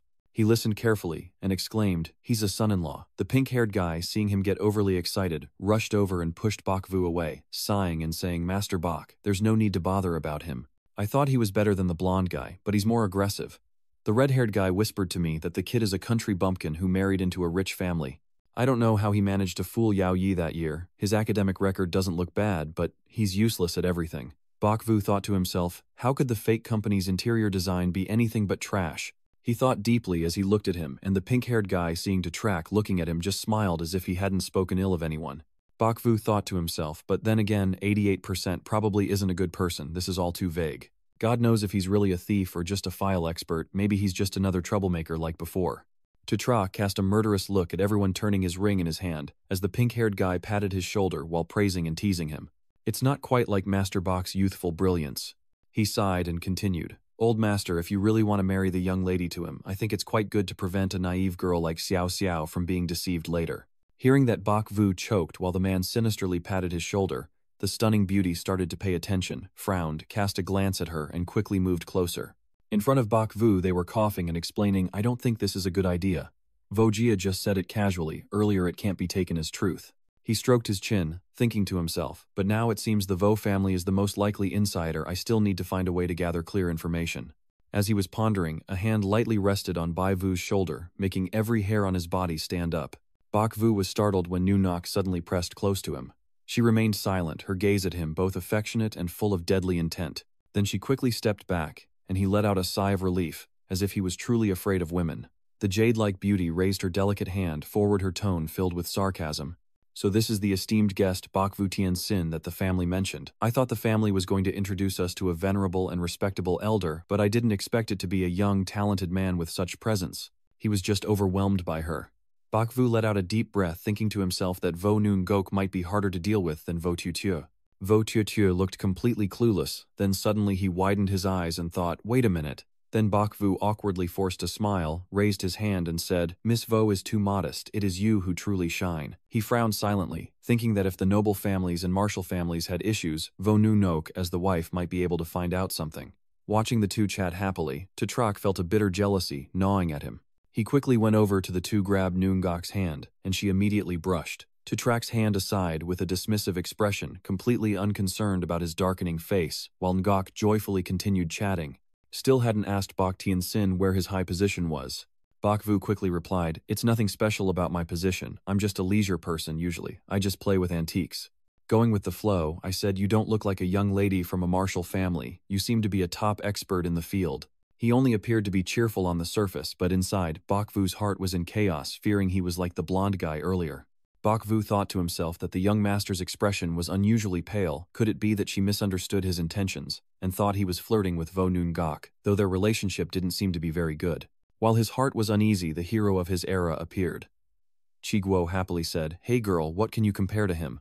Mr. Bai, your cleverness is truly remarkable.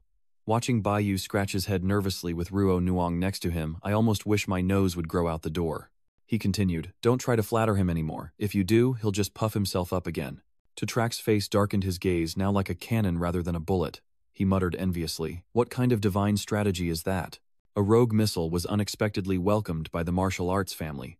Bakvu glanced at him and thought the husband and wife are not on good terms. Maybe Vo Noon Gok doesn't even know what her husband is doing behind her back, so she can only take action against him just to provoke him a little. The young man thought he was making polite conversation, and asked Mr. Tu if he was also part of the antique circle.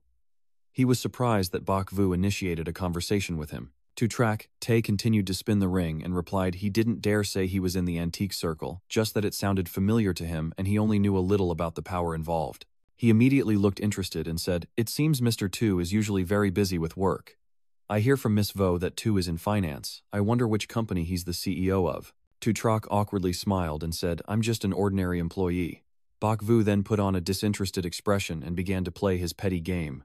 I thought that marrying Miss Vo would mean you are an expert in antiques or a talented professional, but I guess not just a minor position unlike Mr. Bok, who was already recognized in his youth. Bakvu started to provoke more, lifting his face and laughing loudly. I only have the support of old Vo and old Exa, but Mr. Tu is still from the Vo family, with the Vo family backing him up and working hard outside. He must be a smart man. Just with a small position can he support Miss Vo, I naively said. Oh, I forgot Mr. Tu is a kept man, sorry about that. Tutrak's nerve is about to snap. He clenched the ring, spinning in his hand, trying to hold back, forcing a strained smile, and saying what Noongok wants, of course, I must try to earn money for her. It's also a little gesture of my sincerity. Bakvu truly didn't see this coming. He bit his hand and thought this guy is really careful to provoke him like that and still hold back. It seems without the system I really can't do it. So now you finally realize how important the system really is. Bakvu narrowed his eyes and said, that's right, what matters is intention. Enough money is all that matters. Mr. Tu smiled happily and said, let's have a drink, Mr. To, and then act like nothing happened as we happily drink together. Seeing Ren Ni's glass of wine, Bakvu thought, but his fake appearance must have a problem. No wonder he can deceive Vo Lao and Sa Lao. At this point, he had moved away from that place and silently decided not to stir up trouble, prioritizing solving the system issue once again, revealing this guy's true face, then reaching out to pull the chair and sit down. Bakvu continued to think that of course he couldn't wait for the system forever. Bantu, seeing him sit down, asked Vujia, what are you lost in thought about, drunk too much? Bakvu annoyedly pats him on the shoulder and says, you only know how to eat and don't think at all. A streak of lightning suddenly flashes past Bakvu's head, making him stare in shock. Bakvu, with a scheming look, leaned close to Bantu and said, I remember you have a lot of information about the back door of yours. Then he turned his head forward and with a cold gaze said, go investigate this guy for me. The two people they mentioned are none other than Tutrach. He is frantically twisting his ring. Tutrach has started to lose his mind. After enjoying a delicious dinner, everyone slowly started laughing and chatting as they stepped out. Vo Chi Kwok, full of wine and happy blushing, said, it's so late, driving isn't convenient, so let's stay here for tonight. You're being too polite. We've caused you too much trouble today. We've already arranged a driver for you. Then he turned and left, but not without a glance. Instead, he silently pondered the head of the Vo family's household, must be cautious and watch out later, find an opportunity to catch him. Bakvu approached the car, and suddenly red blood-like system warning screens appeared, indicating a malfunction. He frowns and lets out a helpless sigh. The important thing is to quickly clarify the system issue. That night, in a modern high-rise apartment, the shower was running steadily as Baivu took a refreshing bath to relieve the exhaustion after a busy day. After taking a shower, he put on comfortable clothes and went into the bedroom. He gently grabbed a bottle of cold water on the table, then drank a large gulp without hesitation, truly headache-inducing to think about all the issues. The system didn't respond at all. Bakvu sank down dejectedly on the soft bed, still deep in troubling thoughts, trying to avoid himself after the system was given to him solely wanting to get rich, unaware of what it really meant. And now any problem that occurs is beyond his understanding. The red system panel reappeared with a message saying the system cannot respond.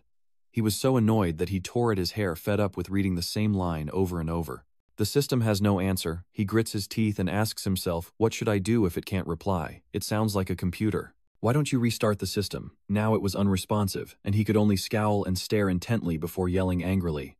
Can't the heavens explain even a little? Then he flopped onto the bed and lamented this unreasonable system is nothing at all. Suddenly the system appeared with a prompt indicating it was out of energy. Out of energy, this made him stare in shock. Then he abruptly sat up and blurted out energy. At that moment, the system appeared and explained Master Tu's life was at risk to protect the safety of the Master, consuming a large amount of energy. Baiwu, confused, pointed at himself and asked me firmly what life-threatening danger did I face. The system then displayed an image of a brain, with the severely injured area highlighted. And it was at that moment that he suddenly remembered a past event. I fell and hit her head while saving Sa-Tu-Tu, then smiled and said, but I rolled around and managed to hit her head. Thinking back, it feels a bit painful. Oh my god, I nearly died back then, that was so dangerous. In other words, not only can you help me calculate the success rate, but you can also protect my life. Bakvu touched his chin and analyzed. Because you lacked energy due to saving me, and then the machine, no, before that you had been lagging for a long time. What's wrong, is there no network? The red system appears clearly showing that the protection update is normal, so please forgive the inconvenience. Bakvu scoffs and then glances in a direction lamenting, it's just like the government. Suddenly, he realized the consequences he would have to bear in the future, which also meant he could no longer answer my question, or protect my master me. The system responded, unable to do so. Suddenly, his worldview shattered, and all his dreams were crushed in an instant. His face turned pale and filled with fear. So isn't my dream already shattered? Thinking of that, his hand clenched so tightly that the veins were bulging. Moreover, there are a bunch of troublesome problems ahead, especially the counterfeit corporation. As time passes, he remains lost in a whirl of chaotic thoughts. Of course, the troubles are great, but the gains are not small either. Now, all relationships and opportunities depend entirely on the system's abilities. Could it be that my chance to change my life has just ended? Then Bakvu rubbed his chin in thought, and for a moment he returned to his goal. Your energy is insufficient. What must I do to replenish it? Mr. Non frowns suspiciously and asks, if it's energy, then normally it's light energy or other types, right? I don't even know what kind of energy the system uses, but the system is currently notifying that it's searching for an energy source. Bakvu looked at the messages and thought to himself that although the system's success rate calculation was very mysterious overall, it was just an advanced search system, a realm of dark science and technology. Suddenly, the system's red light blazed and started displaying responses, making his eyes widen in astonishment. The system's energy supplementation plan automatically restores recovery of the young master. Moreover, before the update is completed, limitations in the machine's operation may easily appear. To capture external energy, it must be obtained through gathering and contact with the host. X drains energy from the host quickly and conveniently, in just 3 seconds. His eyes widened as he asked, and in 3 seconds it was done. He hurriedly reached out to press on the screen but stopped just before touching it. Then Baiwu finally questioned himself if drawing energy from himself meant having to pay a price. His face turned extremely cautious as he silently wondered what kind of energy could still be taken from a person's body, and he spoke again. System, what kind of energy are you referring to? He has to wait for the system to respond, and meanwhile he feels extremely tense and displeased. A small panel appears on the right, showing insufficient energy. When the core data cannot be accessed or responded to, Bakvu still feels a bit puzzled and uneasy, glancing sideways with suspicion. If this takes away my life too, then what's the point of playing it? Suddenly the system flickered explosively, splitting into countless clones in front of him, stunning him. And so, in just a moment, the entire room was covered with the words stating that energy withdrawal would not threaten the host's life. Bakvu looked at the new message and asked doubtfully, so what effect will that have on me? The system responds that it can convert any object into a quantifiable form. Taking energy from the master will affect the master's success rate. He finished reading, looked puzzled, and suddenly questioned in shock. Are you saying that the success rate depends on my actions? That also means my luck will decrease. If sacrificing my luck for the system's cultivation is just too unreasonable, I quickly move my finger to select B and think to myself if B is for hiding from the world to gather energy for the system. But suddenly I think of countless scenarios where I have to fight giant monsters directly, and I am terrified to the point of quivering. Could it be like in those cultivation novels where I walk thousands of mountains and rivers to gather celestial stones and earthly flowers, to defeat ancient mythical beasts? I'm too weak and fragile for that. At this moment, Mr. Tin looked back at the task with a grim face. The system automatically restoring cannot overlook the young master's recovery. Moreover, before completing the update, there may be limitations when checking the system. Again, I think that if it's A, I should let the system adjust it so I don't need to find energy myself. Although I'm a bit worried that using it later might be limited, but it really is the best choice. Thinking of that, Bai Wu helplessly stood up and rubbed his head, but he couldn't even trust the system to restore his outfit. If I choose A, can I still choose B or C later? The system presents you with an answer. The Lord of Tactics can change the plan at any time. Then I take out the lighter and light a cigarette to smoke, so I can still play. After a long period of psychological struggle, Bai Wu made his decision. The system would suggest option A if a nearby external energy matching B appeared in time. A faint smile appeared on his lips, but whether to gather them or not still depends on the situation. Adding even C is guaranteed to allow for level-ups at any time.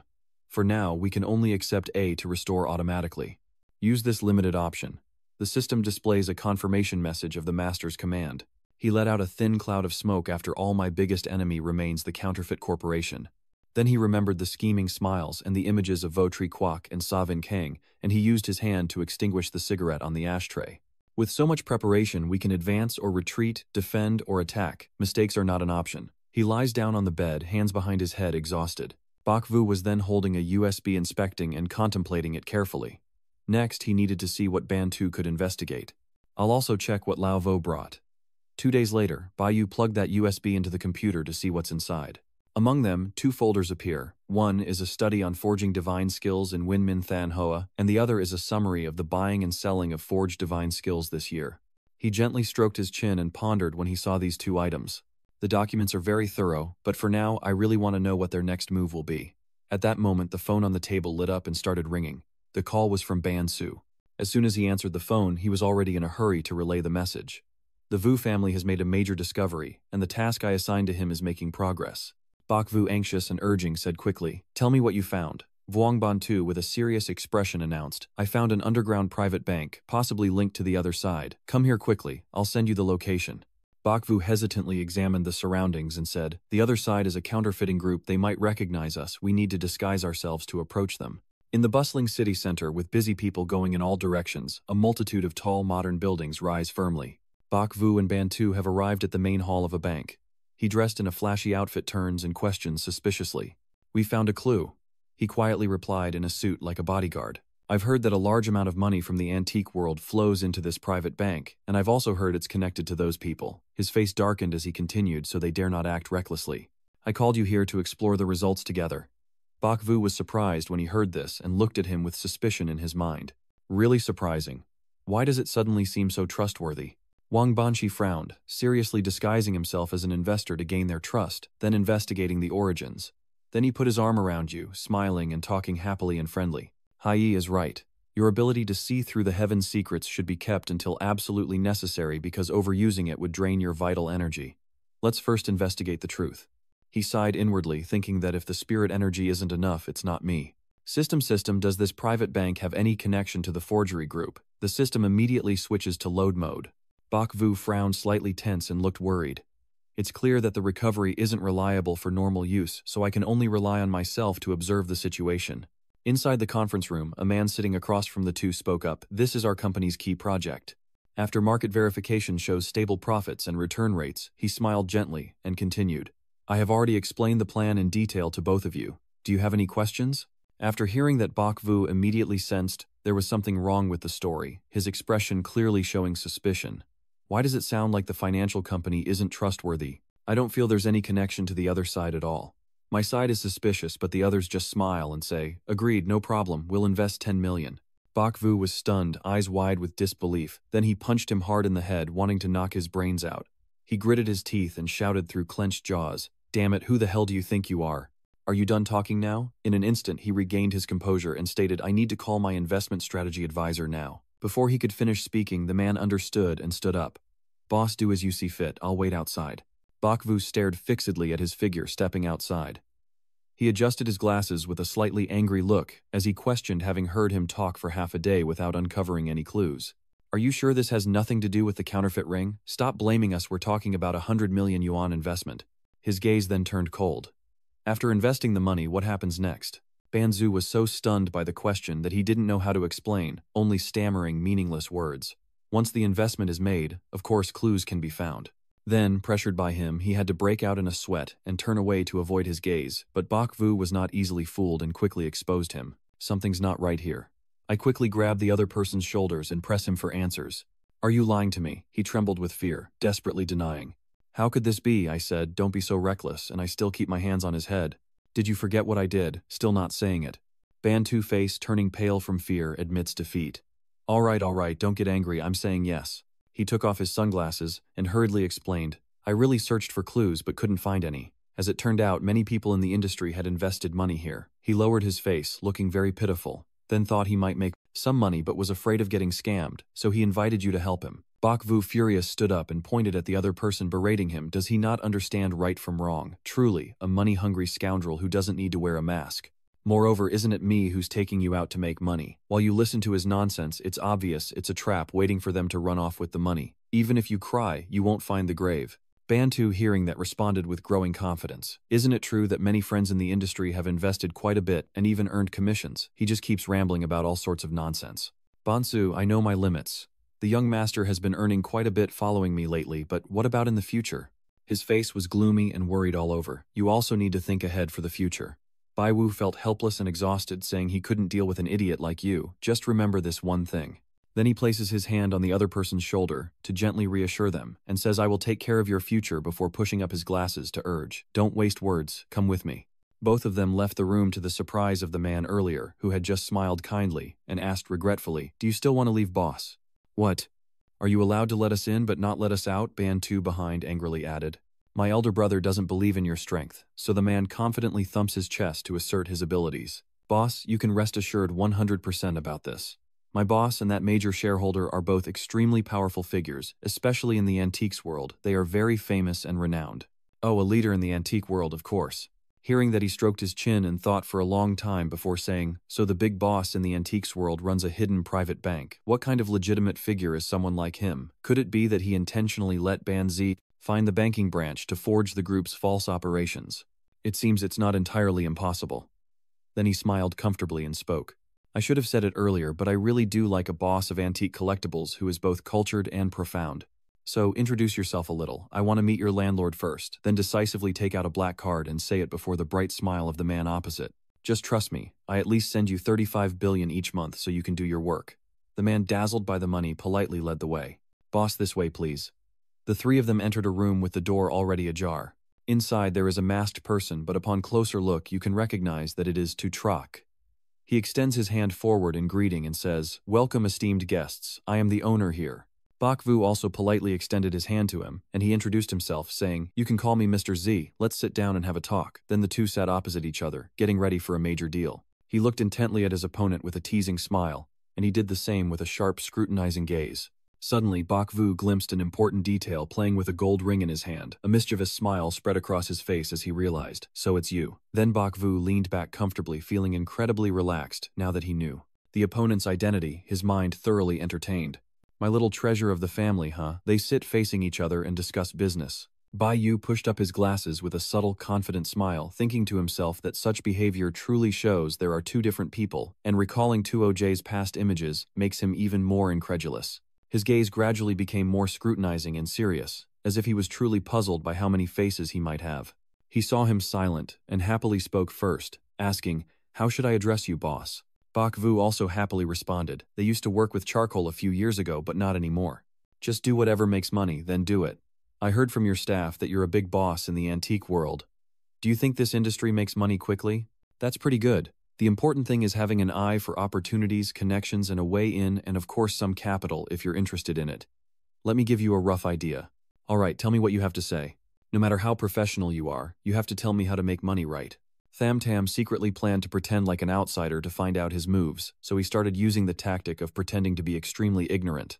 I don't quite understand how you make money these days. Do you really earn that much? Don't tell me you're doing honest business. That's the only way to make real money. Tutrak waved his hand and said with a smile, I'm just kidding. He remained silent with a dangerous look and a cunning fox-like smile. We are truly engaged in legitimate business, but we can still help you make money. The specific business is managed by us, so you don't need to worry. Bakvu opened his eyes wide in shock, then suddenly slammed his hand on the table forcefully, his face contorting with annoyance as he shouted. Do you really think of me as just a pushover? You didn't share any specific information at all. Are you trying to get me to invest with empty words? Tutrak then saw that the other party had played into his hands and smiled as he explained. You've misunderstood. Matters related to commercial secrets are indeed not convenient to disclose, but then he confidently claimed. But our strength is genuine, you can rest assured about our honor. Bakvu meditated for a long time, then confidently pointed at himself and spoke clearly. You don't trust me, or are you just trying to see my ace first? Then he crossed his arms and turned to the side, eyeing lazily. I want to join sincerely. How much do you need? Deep inside, Trash was scrutinizing the other person, wondering what kind of background this kid really had. Is he truly just a foolish idiot? Maybe you have a different purpose. I suddenly turn my sharp gaze and say a very extravagant sentence, then stand up straight and say, you've been rambling all day and not being honest with me. I still don't believe it. There's nothing under ancient relics that I haven't seen. Can't I find another place? Then he immediately turned away without hesitation. Vuong Bantu also marveled silently. Vu family's acting is so good, truly arrogant, I didn't dare say a word all day. What do they really want to do, Bak? Vu suddenly stopped and called back behind him. Bantu, didn't you say there's an even more trustworthy place? Take me there. Tutrak immediately snapped, stood up urgently, and called out, Boss, hey. He smiled and soothed the other person. Don't worry, I do have sincere intentions. He kept trying to persuade, but this ancient antiques business has always borrowed money, but not the road. You should forgive him more. Bakvu asked, since you've said it, why doesn't Tutrak and Gu also speak up and try to present a really convincing argument? I really can't hide it. We've recently been involved in some antique dealings, and we need some capital for a large order. If Boss Hay trusts him, he can participate in part. He sows and says, at that time the commission will be split according to the ratio. He pouted and grimaced, questioning, if that was all, to which Tutrak responded, indeed, he understands. At this point, Baiwu realized the situation was quite tough, so he kept his guard up and also held on to his luck. What if I was someone who spent money like water, which is why I mentioned the large-scale business and a little lack of capital? His gaze grew even more intense. Could it be that this bank is really connected to the counterfeiting group? Suddenly, a system notification appeared, showing a 100% chance of the bank being related to the counterfeit operation. He flicked a glance at the information, nearly popping his eyes out, but quickly regained his composure and calmness, turning around clearly and leaving a final remark. You're impressive, I concede. Finally, he flicked his fashionable coat and left with Vuong Bantu. Only now does Tutrak reveal a serious and dangerous expression. He seems like a nobleman, but asks such core questions, making it impossible not to be cautious. Both of them stepped outside, and Baiwu quietly asked himself, has your system been restored? The system didn't reply. He simply continued standing still. His expression grew more serious, frowning, and he said, understood, just pretend you don't exist. When you need to appear, you'll appear naturally. On the street, a car sped by like the wind, inside of which Wang Bansi was at the wheel, shouting, Vu family, this is Bak Vu, signaling not to say anything. The hand holding the phone is calling Za Lao. Lao Shao Moi, Vua Duok Ket Noi, Toi Danyan Chong Moloi. Sha Lao Toi La Bak Vu Day. Has there been any major event in the antique world lately, especially something that would require that huge amount of capital? Sa Vin Kang, on the other end, slowly replied, yes, there is a big family abroad, wants to auction. A large amount of rare antiques, many major domestic collectors are determined to get them. When he got the information he needed, he turned off the phone with a small sigh. Auctioning rare antiques seems to be the main thing here. Vuong Bantu next to him looks a bit grim while he keeps rubbing his chin and thinking about the problem at hand. Buying valuable products from abroad, then charging high prices locally. Based on their skill in antiques, it's like printing money in minutes. Bak Vu once again remembered Trak's expressive faces, feeling fascinated and excited by this, and a faint smile curled on his lips. Then just cut off your path to wealth first, and destroy this private bank. The white car kept speeding through the busy streets. Bak Vu gently stroked his head inside as he looked at the business card and wondered silently, how should we deal with this underground private bank now? His mind kept wandering, considering that the bank operated cautiously and that the capital had a special transportation route.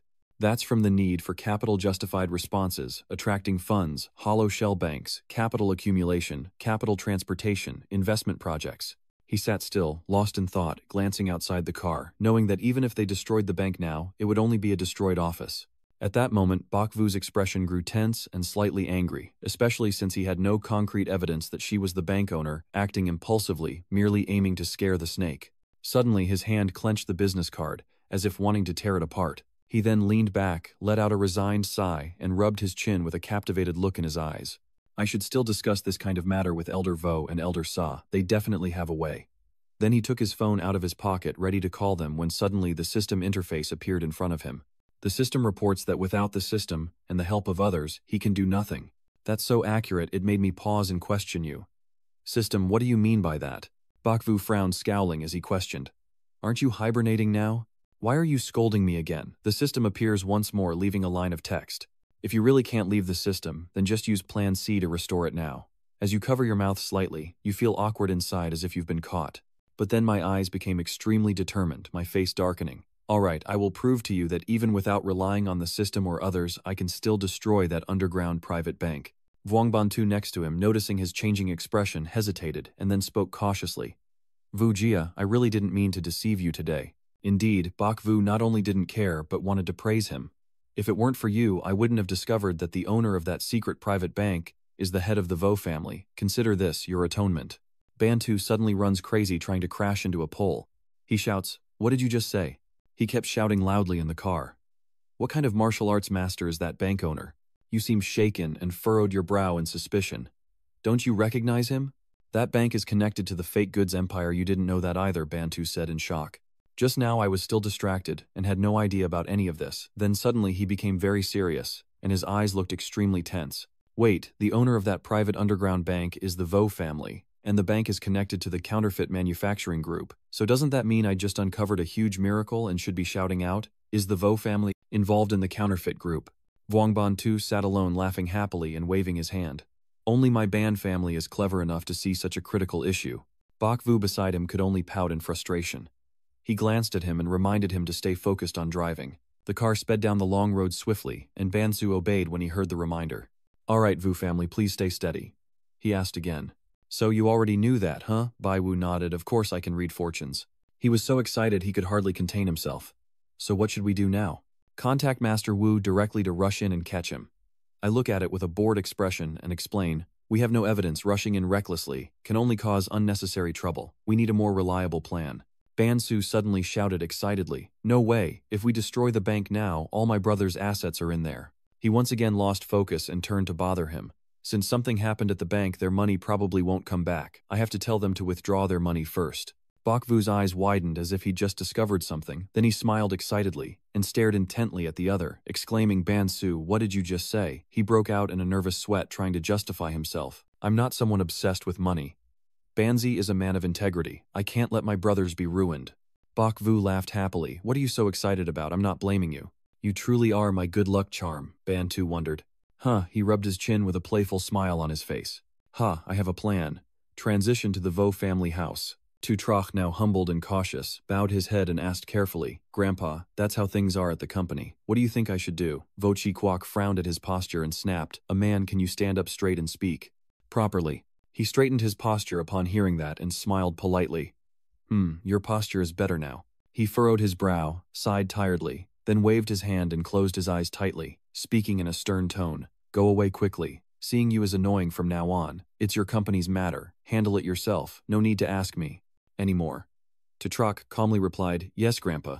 He smiled slyly and said, Well then you should go now. The black car sped off down the street. Tutrach sat cross-legged, exuding a different kind of confidence with a sharper tone in his voice. Boss, I've instructed my subordinates to transfer half the money into your account. I'll send the rest after I gather enough capital. Well done, you're indeed very talented. Giving you control of the bank was the right choice. He kept praising him without stopping. After everything is done, I will keep a position for you in the organization. Really? Thank you, boss. Then he pressed the end call button. His scarred knife eyes changed completely from before. The expression became even more tense and unpleasant, and he let out a hoarse grunt. Tutrach on my side is no different, with a darkened face and a difficult voice to hear a high-ranking member of the organization trying to lure me. Suddenly he lowered his tone and said, "What I want is for you to smile with a treacherous grin like desperate lunatics, revealing their sky-high ambitions that is your position as the boss." His image then at home looked like a completely different person, revealing all his secret plans. "Once I fully control the fake company, I will have the strength to overthrow the son-in-law position, and the Vo family will also be in my hands." He envisioned everyone trembling and crying while he laughed even more fiercely. "By then I would control both the Wu family and the fake company, and with the old antiques in my hands who would dare ignore me." Tutrock only needed to think about it to feel satisfied. After enduring humiliation and hardship for so many years, he finally saw the light of success. His phone rang again, signaling someone was calling. He answered immediately and asked, "What's going on?" The person on the other end of the line panickingly reports, "Boss, something's wrong. There's been an incident at the bank. You need to come back quickly." He then glanced at the earpiece, his face furrowing with a serious expression as he asked back, "The bank incident must be closely related to Baiwu." Tutrock stepped into the elevator with a bodyguard behind holding a mask, confidently pulling up his collar secretly, thinking, "I have endured many years at the Wu family, waiting for the opportunity to turn the tide and become someone caught between the black and white sides of the antique world." As they approached the floor, he took the mask from the person beside him, ready to put it on, but then remembered the faces of those who had humiliated and tormented him. They were just stepping stones on Tam's path to success. When the elevator stopped at the 28th floor and the doors gradually opened, he was already wearing the mask and smirking proudly. "This storm is not enough to scare me." He barely smiled and said, "I will show you how I settle this." Inside, a crowd as dense as ants swarmed around the counter, yelling and cursing, causing a commotion throughout the large room.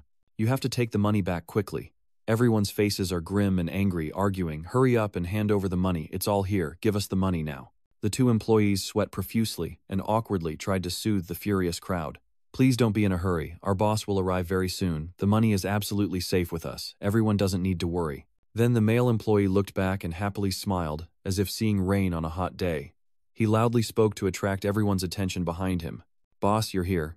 Tutrock calmly and confidently approached and said, "Our company comes and goes absolutely freely and voluntarily.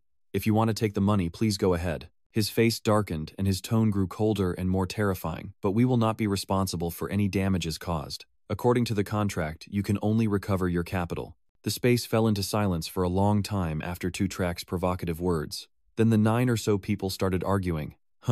It looks like this isn't a place where you can just run away. Forget them, take out the money first and then talk. If it's nothing serious, then isn't that just throwing away the profit?" The bodyguard hearing this was so angry, he shouted, "Run away. Our company has strong resources and reputable honor. There's no way we could run away." A man among the crowd spoke up, but outside rumors say he was cut off before he could finish, and he stroked his chin in silence, thinking to himself that luckily he had caught the opponent resisting the bank in time. The bodyguard, full of energy, confidently declared, "If there really was a problem, we wouldn't show ourselves here, so everyone can rest assured. We can't feel at ease. That is all of our assets. Give us the money. We will bear the loss ourselves." Tutrock also reluctantly ordered them to go withdraw the money. "Fine, let them go and take out the money." Later, everyone was added to the blacklist. Those who wanted to retrieve their capital had already left. He then turned to the others, asking if anyone else wanted to get their money back. They hesitated now because of his words and their greed. "We need to think about that a little more. They keep hesitating." That's right. Tutrock smiled to himself in satisfaction, thinking that the plan had been successful. Just saying some clever words and trying to persuade others is meant to look down on them. Is that all the skill you have? Looking at the group, whispering and discussing on the side, he was secretly very satisfied, temporarily intimidating them. Next time he should give them some sedatives. Tutrock turned to the person beside him and asked, "So have you called and arranged everything yet?" The bodyguard replied, "I've called," and urged them they'll send it immediately. Suddenly, 2 strangers approached from behind. The sickly one said, "I heard the investments here are very reputable. Boss Mr. Retian is smart and talented. He definitely won't run off with the money. Where is the boss? We want to invest and bring over all our assets, more than 10 million. The bodyguard whispered slyly into Tutrock's ear, so it appears they are the ones. He turned around smugly with a satisfied smile on his face, and then resumed his friendly and trustworthy demeanor to welcome the guests.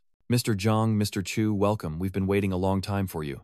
Ladies and gentlemen, these 2 are major landowners from Beijing here to invest." Everything was going smoothly until an old man recognized them and shouted, "Aren't they Wang Ercao and Li Huzi? It seems everyone knows these 2 guys and is furious." "That's right, they are the 2 of them. When did you 2 bastards become big bosses in Beijing?" That old man seized the skinny man's shirt and asked sternly, "Who do you think you are to owe me 300 yuan, let alone 10 million? Ghost money. Tatrak was paralyzed with shock, his face turning pale. The crowd immediately rushed in to attack and snatch the 2 black suitcases filled with whistles. When he opened it, inside was just clothes. The man threw the suitcase to the ground in anger and roared fiercely. Shit, there's no money in the bag, just some torn clothes. The skinny guy is so scared he's trembling like a leaf. Boss, they see through us. We're not performing tonight. So those 2 ran off in shock as Tatrak stared bewildered. The chubby one called back. It's not our fault, you know. He froze like stone and sprayed glue on himself when he saw their cowardly escape. Now Tatrak faces a raging crowd behind him, voices questioning him through the rising smoke. So it turns out you brought them here. It seems something really happened to your side, otherwise he wouldn't have come looking for people to stage a play, he said, sweating profusely while trying to justify himself. Everyone calm down, this is definitely a misunderstanding. I don't know those 2 at all. The crowd grew even more angry. I don't know them. Weren't you just greeting them earlier and saying you've been waiting a long time? Tatrak tremblingly stands behind his bodyguard while they continue to criticize fiercely. This place must be suspicious. It's too dangerous to keep money here. That's right, investment companies like this are not trustworthy. So the people behind us turned into terrifying zombies, charging at him, forcing him to run for his life. We need to get our money back and pay us what we owe. Finally, when he managed to run into a room to escape the pursuit, he dared to breathe a sigh of relief. Tired and furious, he glanced back, and then angrily shouted his accusations. Is this the person you called in? The security guard ashamedly lowered his head and explained, I only contacted a friend I know to help. Tatrak turned around and casually loosened his tie. A bank's reputation is everything. Without it, the consequences are unimaginable. Now the only option is to pay back all the money and try to stabilize the situation. The bodyguard trembling as he explained, Sir, half of the bank's funds have already been transferred and now the money in the account probably can't handle these people. He was so furious he flipped the table and yelled useless trash, then clenched his teeth and threatened into the void. Let me find out who's trying to cause trouble behind the scenes. I definitely won't let him get away with it. At that moment, the bodyguard heard the knocking and panicked, raising his voice in fear. Boss, maybe you should retreat through the back door first. Tatrak spun around and delivered a painful slap to the bodyguard. What are you backing away for? What are you scared of? His eyes turn sharp. If this isn't resolved, everyone will be doomed. He frowns, rubbing his gold ring, and mutters to himself. It seems desperation is the only way out. Tatrak alone sat in the room and ordered his subordinate on the phone. Xiaolu, transfer all your working capital here to me now. My subordinate was a bit surprised. Are they all? In case the martial artist discovers and questions him, Tatrak angrily said, If something happens, I will take responsibility. Just follow my instructions. And then he quickly hung up. Tatrak sighs, leaning back on the sofa. His tired eyes half closed, and the phone screen lights up like a jade call. A sweet voice from the other side says, Baby, where are you now? Tatrak replied reluctantly. Is there a social event outside? Did something happen? Noongok immediately worried, is he in some trouble? Tatrak slightly raised his voice. Don't think nonsense, there's no trouble at all. Like Njok softly said, if something happens you must tell your family, and don't do anything stupid. Tatrak ends the call coldly. Alright, I have to go now, I'll hang up first. Just as he ended the call, his discomfort with her was evident, but Ngok keeps jumping around needlessly. Suddenly, the door to the room was kicked open, and Vochikwak's fierce face appeared. Seeing Mr. Tatrak clearly frightened. How pitiful. Vochikwak immediately questioned him. I overheard everything on the phone call you made earlier. Spill it, what's going on? Tatrak, upon hearing his words, was at a loss for words. His face was filled with fear, and sweat poured down even more. It's over, you've been exposed. Vochikwak, sitting in a commanding position, said to Tatrak, well done, I didn't expect you to have 2 faces. He kept greeting him and asking what he did with the money at home, and what was going on with this private bank. Vochikwak bitterly pointed at Tatrak and sneered, You know this bank is also connected to a counterfeiting group. You're truly impressive. The subordinates behind could only stay silent and endure. Tatrak quickly thought about shifting the blame onto others to deal with the situation first. He recalled the times of eating and laughing with Bakvu, and had the wicked thought of hitting 2 birds with 1 stone, framing Bakvu. Tatrak began to sigh, and assume his role with a look of suffering, starting to justify himself. Grandfather, listen to my explanation, it's not what you think. Tatrak casually shifts all the blame onto Bakvu. It was just a trap set by Bakvu. This bank isn't mine, it's his. Vochikwak asked again if the bank belongs to Bakvu. Why are you the one running it here? Tatrak calmly replied with a genuinely innocent look.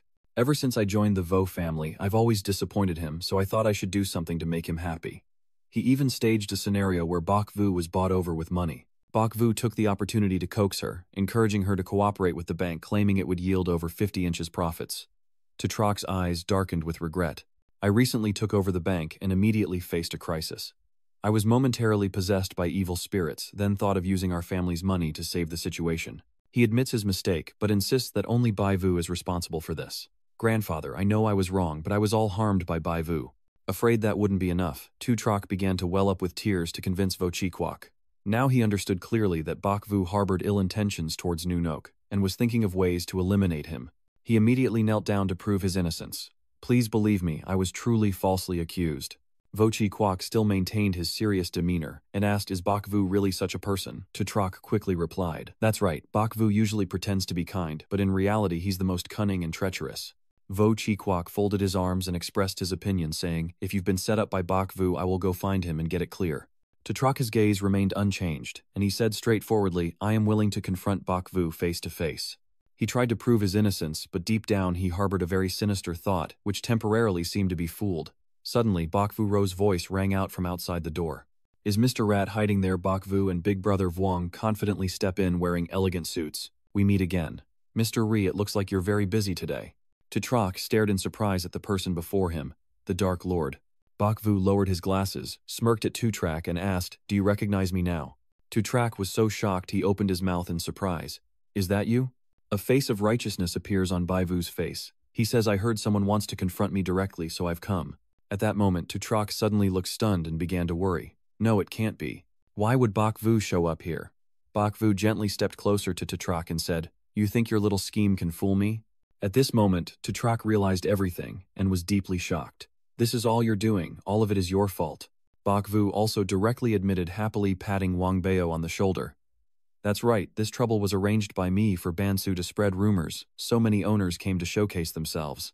Wang Bao grinned and snorted, saying, isn't it fortunate that the Ban family has a lot of influence? He immediately pointed at Tutrok and said, the fake corporation spread rumors to hurt me at first. This time I fought back. Bak Vu added, including the 2 con artists you arranged. I intercepted them outside and replaced them with my own people. Tutrok began to realize, no wonder they were so easily exposed.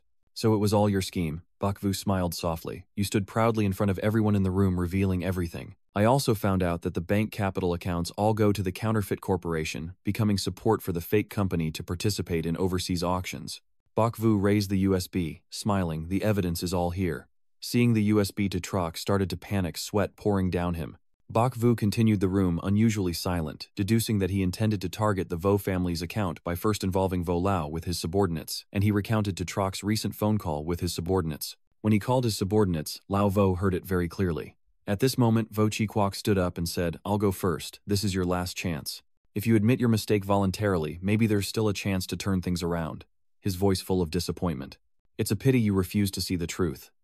Vo Chi Kwok said as he approached. Tutrok Vo family hasn't wronged you yet, you dare to do this. His eyes show a hint of anger. The most unforgivable thing is Tutrok being grabbed by the collar and lifted up by Vo Chi Kwok, then daring to join the fake corporation. Tutrok grits his teeth and angrily says, isn't it clear to you that I did it? Hearing this, Bai Wu was a bit surprised. Could the Vo family have some other story? Tutrok's face is full of righteous fury as he shouts loudly. I've come to this point, isn't it all caused by you? Vo Chi Kwok was shocked when he heard the answer. Are you saying it was all my fault? Tutrok angrily replied, isn't that true? He sneered and said, I ended up like this because I was just following his wishes. Seeing the tension between Bai Vu and King Bao automatically stepped back and nervously asked, what is going on with the Vo family? Bak Vu softly said, let's wait and see. The situation might not be as simple as it seems.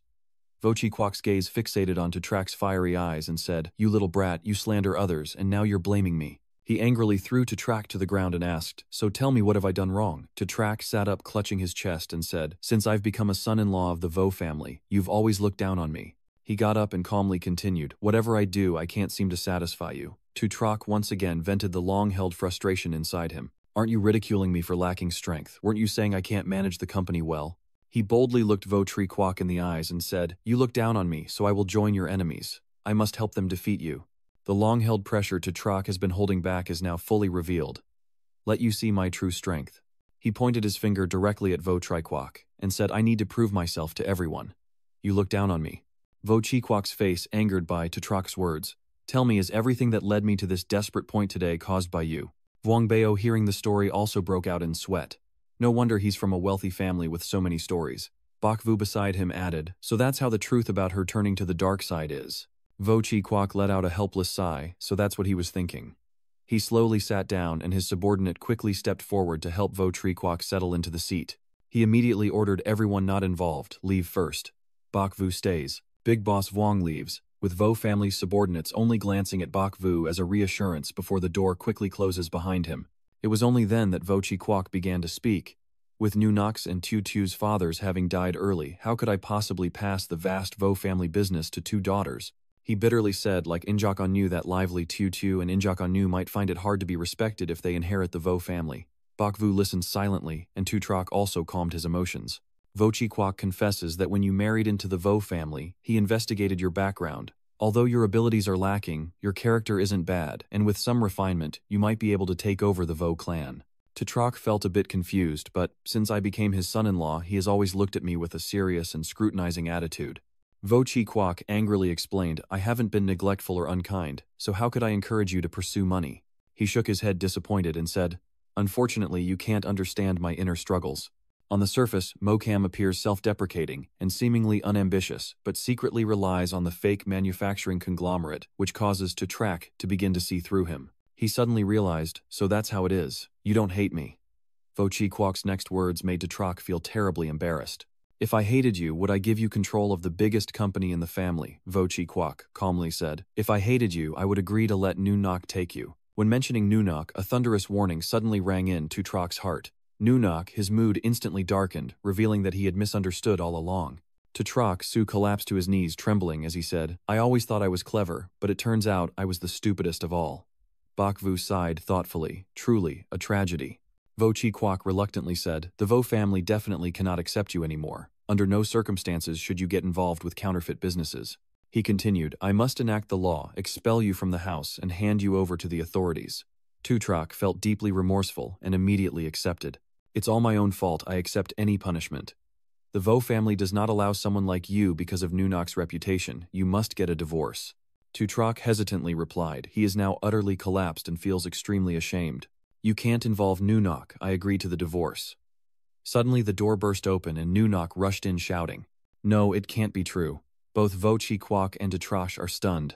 Tutrak gently asked, why are you here? Nunok Vo Chi Kwok, looking a bit angry, said I told you to wait in the car, didn't I? Were you still eavesdropping outside earlier? Bakvu felt that the situation was becoming a bit complicated. Grandpa, I've always obeyed you since I was little, but I don't agree with this. Her tearful eyes and earnest voice make it clear I will not divorce Tutrak. Tutrak gently comforted Rongnok and said, don't act rashly, leaving me is the best choice for you. Vo Nunok, now with tears in her eyes, replied, no, we are husband and wife, everything must be faced together. She knelt down, holding Tutrak and crying loudly. We once vowed to stay together forever. No matter what happens in the future, I will stay by your side. If you leave the Vo family, I will leave too. Vo Nungjok blamed herself. Usually I'm not good enough for him, and even when he endures humiliation at the Vo family, I don't realize it. Seeing you like this, I also feel responsible, so I have to share the burden with you. Hearing such words also touches Tutrak's heart. He trembled and raised his hand to Ruonggok's forehead. Tutrak embraced Tram Vo Nunok warmly and said sincerely, Nok, I was really wrong, I just wanted to show off to others, it's all my fault. Bakvu quickly turned and left. Now it's their old master Vo's family affairs. Staying here isn't suitable, so it's better to go outside first. He briskly headed for the door, only concerned with vying for power and advantage, neglecting the person beside him, and surely he will fail miserably. Stepping out of the room, Bakvu smiled contentedly and slowly closed the door, treasuring the person before him, realizing that changing his way of life might be the best ending. The closing door also marked the conclusion of a lesson he learned for himself. Bakvu put his hands in his pockets and walked while thinking. The private bank has already collapsed, and the rivalry between me and the counterfeit company has only intensified, making the future environment even more dangerous.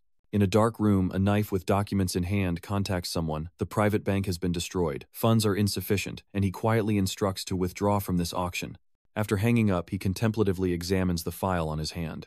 This is Bakvu's dossier, nominated for core member of the Antique Society, and the scar-faced man's face begins to show veins of varying sizes. I really underestimated this Bakvu before. He slammed the desk and papers in anger, shouting loudly. Mr. Bai had to angle a telescope to observe Bai Vu's every move from afar. Bai Vu was on a phone call with Savin Kang. Fortunately, you discovered the unusual bank early. Otherwise, the counterfeit syndicate with its huge capital would surely strike at the auction. Vo Chi-kwok is on the other end of the line, the consequences could be unpredictable. Seeing this, Vo Chi-kwok covers his mouth and loudly says, "That's right, luckily Bok Vu was sharp this time, teaming up with us to wipe out this underground private bank." He didn't forget to praise Bai Vu for doing well. Bai Vu modestly said, "Just lucky." Vo Chi-kwok snatched Savin Kang's phone and happily talked to Bok Vu. "Do you think we wouldn't know your skills?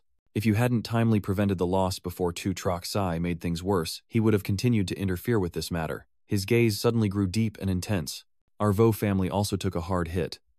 Bok Vu hesitated and asked about it. "I don't know about Lady Nok Vo Chi," Kwok sighed helplessly, "but she refuses to divorce that young man and give up the Vo family's inheritance." The sound from the other end made Bok Vu silenced for a moment. "Just let it be, it's their own choice, let them do as they wish." Vo Chi-kwok smiled broadly and said, "Let's not talk about this anymore. But Bok Vu, in a few days some old friends of mine will be returning to the country. You should come meet them too." Bok Vu was momentarily stunned, thinking, "Isn't this about antique association friends? Is old Vo helping me expand my network?" He seriously contemplated, mostly out of gratitude for the bank situation and their trust in him, so he should find a chance to repay them, especially regarding the counterfeit company. The other side added, "I'll inform you then." Bok Vu smiled and agreed. "Since Elder Vo has invited us, of course we'll come right away." His eyes were filled with calculations. After all, the bank was cancelled, and the grudge between him and the fake company was based on their previous tactics. Perhaps they wanted to kill him. Suddenly, the system screen appeared, drawing Bok Vu's attention as danger was calculating its odds. On the other end, Vin Kang's voice, sounding a bit irritated, took back the phone, startling Bok Vu. "All right, we don't know what year it is later. On the other side is indeed noisy, and there's a major matter at hand right now." Savin Kang continued the conversation. "Bok Vu, the Antique Society exam we talked about before, is coming soon. Do you remember?" Bok Vu was also a bit surprised so soon. Then he quickly replied, "Of course I remember the core member selection." Savin Kang then announced, "We have officially nominated you to participate in the core member selection. The submitted documents are now with the authorities, only waiting for the final evaluation notification." He is paying special attention.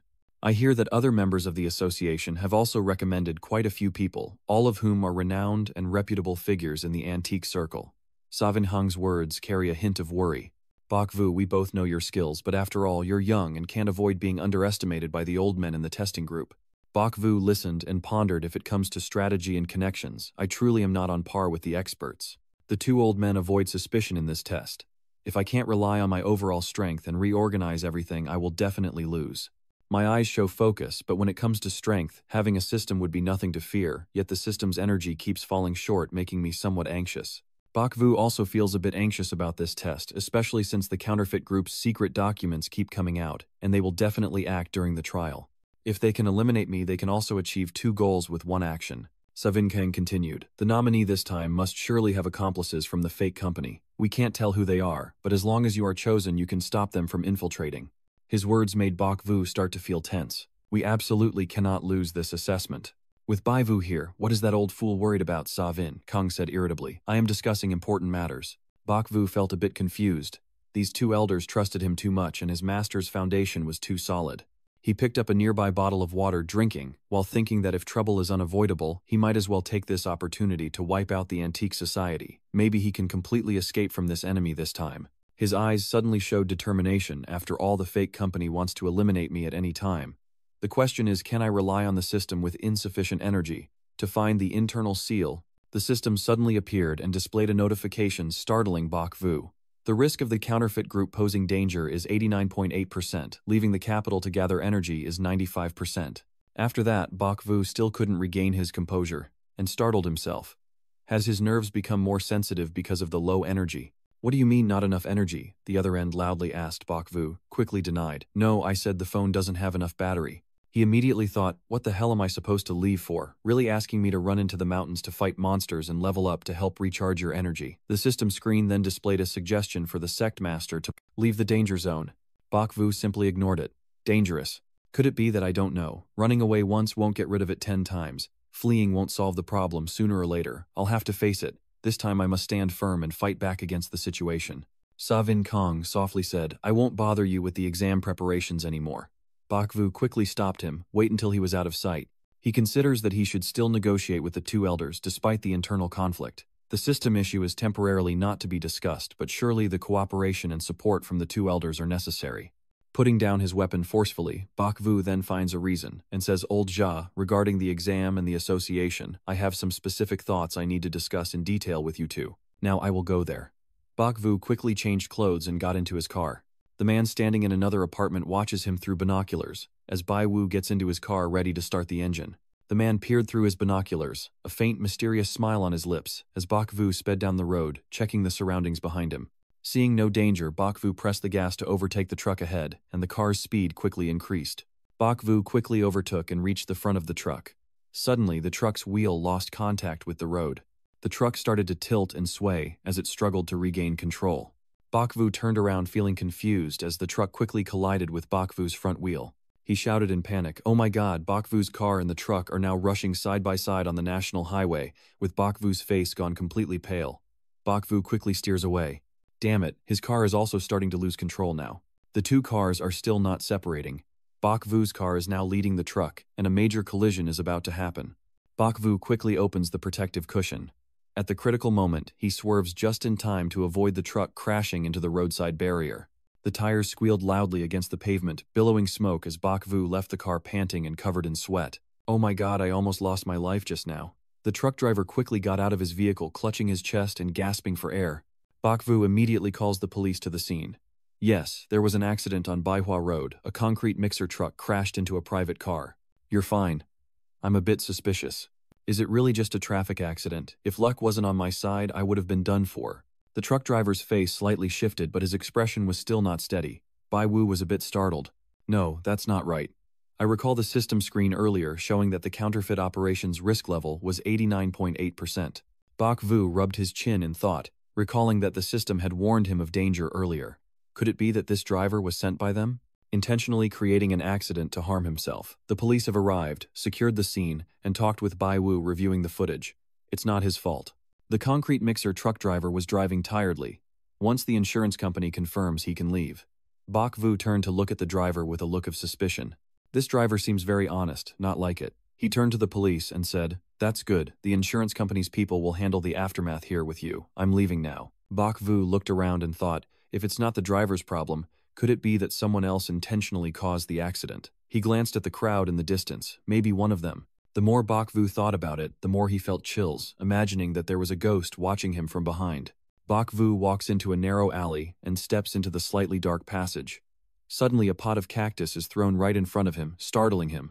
Looking up a tall apartment building makes him a bit anxious. Oh my God, throwing heads from above. The chilling sensation runs down his spine again, making Bak Vu afraid. Wait, could this also be? He quickly ran away, leaving behind the mother's hurried apology from above the apartment building. "Sorry I wasn't careful, kid." A motorcycle is speeding towards him. Bak Vu looks up with great tension, quickly flipping over to avoid the vehicle's path. Bak Vu felt like everything was arranged in advance. What kind of hell is this? Are they closely connected? He immediately ran away from there. The man on the motorcycle just stands there, cursing and swearing. Not watching the road does he want to blame others for his mistakes. Bak Vu runs to a shopping mall and looks around carefully. He steps into the mall and takes a gentle breath. With so many people around, it should be safe, right? Bak Vu wiped sweat from his forehead, feeling a bit doubtful of himself. Am I being too sensitive? If all these people are sent to deal with me, I really don't even know what to say anymore. Glancing around once more, he crossed his arms and pondered, but with so many strange coincidences and unexpected events, I guess I'm just too familiar with this kind of thing. Standing in front of the large shopping center, Bai Vu felt a bit more at ease. Forget it, being cautious is better. Rushing to the old man's place is more urgent. After all, the safety there is more guaranteed. He begins to ponder how to move more safely, imagining scenarios where he's ambushed with guns or even has to fight the bad guys. On busy streets with many passers-by, there are many opportunities to strike, making it hard to guard against everything. But leaving the crowd alone could also get you killed in an alley. Even so, those from the fake corporation could have illegal firearms. Suddenly, Bak Vu remembered an escape route. I recall there's an underground train station beneath this shopping area where fake guns and weapons can't pass security checks. He quickly stepped onto the escalator, accompanied by a well-off middle-aged woman who suddenly pushed him on the back. Bak Vu, stumbling forward, fortunately managed to hold onto the railing. He quickly turned around to see who was there and saw someone with a weapon aiming at him. He quickly grabbed the shoulder of the person behind him. The woman fell to the ground with a cry of pain, causing Bai Vu to turn around in shock. It turns out your worry was unnecessary. You almost scared yourself to death. It seems this time it was truly an unforeseen incident. I apologize, I was too forceful. The madam also didn't cause any trouble and was even courteous. It's okay, I should be the one apologizing. Earlier you reacted quickly when I almost fell. Otherwise we both would have gone down. The system notification screen shows that the energy received is weak. Bok Vu looks a bit confused. Where did the energy come from? The woman suddenly grabbed his hand, smiled and said, "You really scared me to death. I have to properly thank you." Bok Vu quickly replied, "You're too polite. I just reached out my hand. I was the one who saved myself after all. You can't do that. I must thank you properly. Let's go out for a meal." He awkwardly declined, saying, "I really don't need it." Bok Vu suddenly pondered. Having a meal shouldn't be a problem. The restaurant has cameras, so it's unlikely to cause any trouble. It's relatively safe. The lady's hand tightly grips Bai Wu's wrist without letting go. Bok Vu also felt a bit helpless, thinking that true power was the most important thing. The lady pulled Bok Vu into a nearby restaurant, where a mysterious man watched all his movements from afar. He grinned slyly, finally seizing his chance. The man's hand shook a vial of red liquid. In the restaurant, Bai Wu and the lady are laughing and chatting happily. Nearby, the assassin is carefully watching every move they make, and thinking to himself, "This poison of mine kills invisibly, just a small bite is enough." Bok Vu was cutting a piece of meat into smaller bites before tasting it. Seeing that the assassin secretly rejoiced. "Yes, just like that, put it in your mouth." After seeing him put the meat in his mouth, he smirked and thought to himself that after 2 hours he would die suddenly, and nobody would find out the cause. Bok Vu suddenly spat out the meat in front of everyone's surprise. The assassin clenched his teeth in shock as he stared at him, while Bai Yu looked astonished to see the lady opposite him eating so happily. She then urged him to eat quickly, saying, "Come on, buddy. Finish up, I saw you drinking too much." Hearing that, he helplessly smiled and thought, could it be the chef used the wrong seasoning? Why does it taste so strongly like soda? That guy is extremely scared, wondering if he slipped up and revealed something, could there be a flaw? Bai Wu Nuo quickly finishes his glass of water, secretly thinking how strange this soda beef steak is. Could the chef really be from India? He suddenly paused for a moment, suspecting that maybe the seasoning was poisoned. He broke out in a cold sweat, his face pale with panic as he stared at the meat. The lady quickly stepped forward to pat his back and said, "Are you choking? You're also so impatient." The assassin chuckled happily upon seeing that. System notification, 100% seasoning, omitted 0% poisoning rate. He glanced at the screen and silently thought that he was not poisoned, but this dish had been seasoned. The system must have added the wrong seasoning, so I escaped danger. I look around and wonder, could this assassin be nearby? His gaze met the assassin sitting at the table nearby as he noticed suspicious behavior. The system reported 100% that he was the murderer. Bok Vu frowned and reminded himself that nothing happened. The lady then asked if the food wasn't to his liking. "Feel free to order whatever you like. I'll pass." "No need, this dish is really good." Then he pretended to be eating. He silently thought that today he might face an assassination. Blending into the crowd wasn't safe, and he could unwittingly bring disaster upon himself. Over there, the other guy secretly smirked, thinking to himself, "This time you're surely doomed." After finishing the meal, Bai Wu and Mrs. Kwai parted ways happily with him, glancing at the assassin, who, while eating a sausage, wondered to himself, "Does this kid eat so much poison and still stay fine?" Tamon, the assassin, frowned at Bok Vu with a fierce look and said, "Isn't it true that you were supposedly killed by the heartless murderer? Now in the assassin's hideout, the poison bottle is mixed in with spice jars. Someone accidentally took that poison bottle. They're an accomplice of the assassin." He yawned repeatedly and exclaimed, almost losing the label on his bottle. "I almost didn't recognize him. The traffic light has turned red." The assassin behind Bai Vu and KQ secretly thought he must have been duped by treacherous merchants. As expected, relying on oneself is better than waiting for others. Bok Vu glanced at him and thought to himself, "This guy's endurance is impressive. He's already run around the city 3 times and still can't catch up." He swiftly dodged to the side when he saw the other guy intending to shove him. The assassin was stunned to see him sitting down and tying the ropes. Bai Wu glanced at him and thought, if poisoning failed, was he trying to push me onto the street to get hit? Then they went their separate ways. That guy grits his teeth in frustration, suddenly recalling the warning from the person who hired him. "Remember, never cause a fuss that would lead to his death by accident.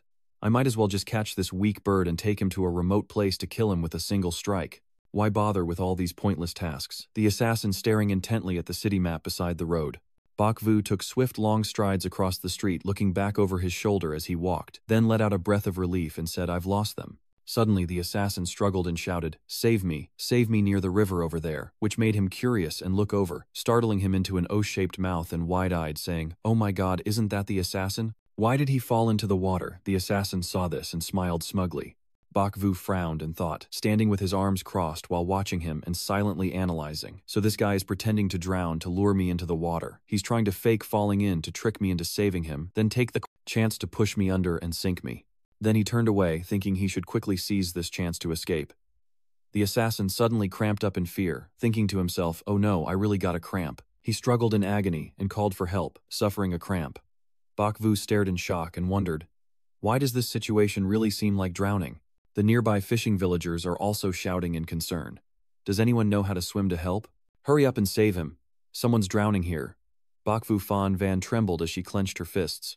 Yen Jiang secretly called out System, quickly check if he's really drowning or just pretending. Do I have to watch him die without saving him? The system is running.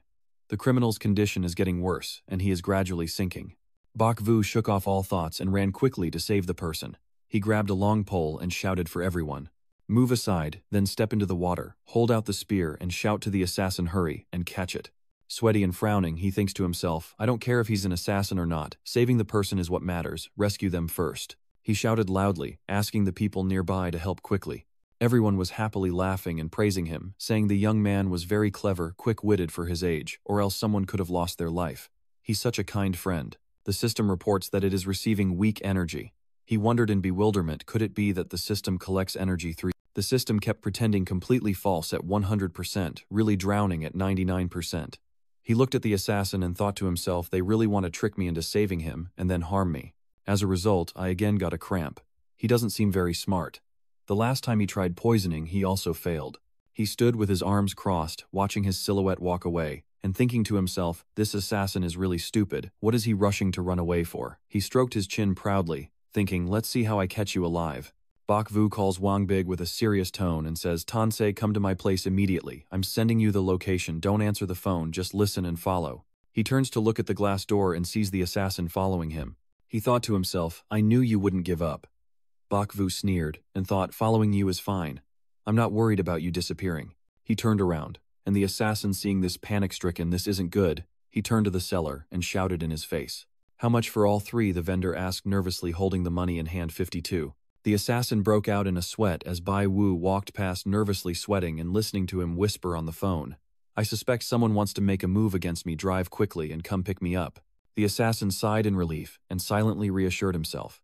It seemed just a feeling of danger, but he didn't actually realize he was being watched. Luckily, I was quick-witted. Then he tucks in his shirt, grabs the dagger in his pocket, and thinks to himself, this kid is too scheming.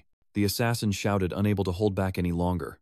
He suddenly ran after Bai Wu and shouted, where do you think you're going after not paying your debt? Making him panic, he ran with all his might forward. He sneered and smirked, thinking that pretending to collect a debt like this would hide his identity. Everyone was scared and stepped back. Bok Vu hurriedly ran into the alley and was stunned when he saw that he was faced with a dead end. Don't come any closer. I'm just wondering when I owed you money, hero. I don't even know you at all. He looked at me coldly, reached into his pocket for the knife and taunted. Stop pretending, are you done acting yet? Someone has hired someone to kill you who told you not to offend the wrong people. He then drew his knife. Hurry up and stop him. How much did they pay you? Upon hearing that, the assassin stopped and exclaimed 3 times. He thought to himself, that should be enough for me to get by for several years. His eyes lit up as he thought maybe demanding 5 times the price from this daring guy might be possible. Bok Vu was still very panicked, holding up 5 fingers and saying, if 3 times isn't enough, 4 times is just give a gentle slap. The assassin stroked his beard and secretly rejoiced. I knew it. This kid really fell into the trap. He suddenly shivered and blurted out that it was wrong, thinking to himself, if he released him, those people would definitely blame him. They are even more cruel than I am. Then he clenched the knife, frowned, gritted his teeth, and glared at me, thinking that he should get the kid to transfer the money first, then kill him. That would be perfect. After thinking it over, he started negotiating with me. In that case, do as you say, give me 5,000,000 and I will let you go. Now transfer the money via phone. Bok Vu, hearing that, moved and said with a smile, but there's no money on my phone. Can you come with me to get cash at my house? The man pointed at him and shouted, don't move. Wang Bao, standing on the wall and holding a sack, unaware of it, angrily shouts, so you're playing me, huh? The phone has no money, who would believe that? Right now, quickly. Bok Vu sneered and replied, fine, then right now is the perfect time. Wang Bao decisively jumped down and covered his head with the bag, hitting him squarely, without missing, effectively trapping his head. Wang Bao hit him with a stick, and he cried out in pain, who's hitting me? Do you want to die? Do you want a beating? Bok Vu smoked his cigarette and glanced at them. Vuong Bao, after pounding him for a while, is soaked in sweat and says, "This kind of idiot is too strong, I'm smitten myself. Tell me, is the fake corporation the one that sent you? Honestly, I won't just deal with you lightly, I'll also pay you." He was beaten until he couldn't recognize his own face, and with anger he replied, "Don't even think about sneaking attacks. We are professionals and will never betray our clients." Bakvu laughed and answered, "So there's even a sense of theft involved. As far as I know, they offer a reward of 1 million to get my life. Why did they only give you 1 million?" The assassin was confused and blurted out, 100 million, but the swordmaster's side has always been only 100,000, and this time is no different. Then he was startled and looked up at him asking, "That's not right, that's not right. How do you know I was given 10,000? And where did you hear about the 100,000? You're not trying to trick me again, are you?" Bakvu muttered to himself, stroking his chin thoughtfully. "Bro, I knew it. It's definitely a counterfeit operation." He pulls out his phone and shouts, "Bakvu, why haven't you arrived yet?" Vuong Bao said, "Be honest." Bakvu softly replied, "Just had some trouble on the way." Savin Kong asked from the other end, "What happened? I already told you to call Hong Tai over." "No need, don't worry. Everything's been taken care of. Today is too late. Maybe I can go there tomorrow afternoon. What do you think, old man?" He replied, relieved. "It's good that you're okay. Now go back first. Tomorrow we will send someone to pick you up. Be sure to stay safe." Bakvu patted Wang Bao on the shoulder and said, "I'll leave the rest to you, Banzi." He replied, "Don't worry, leave it to me, you stay safe."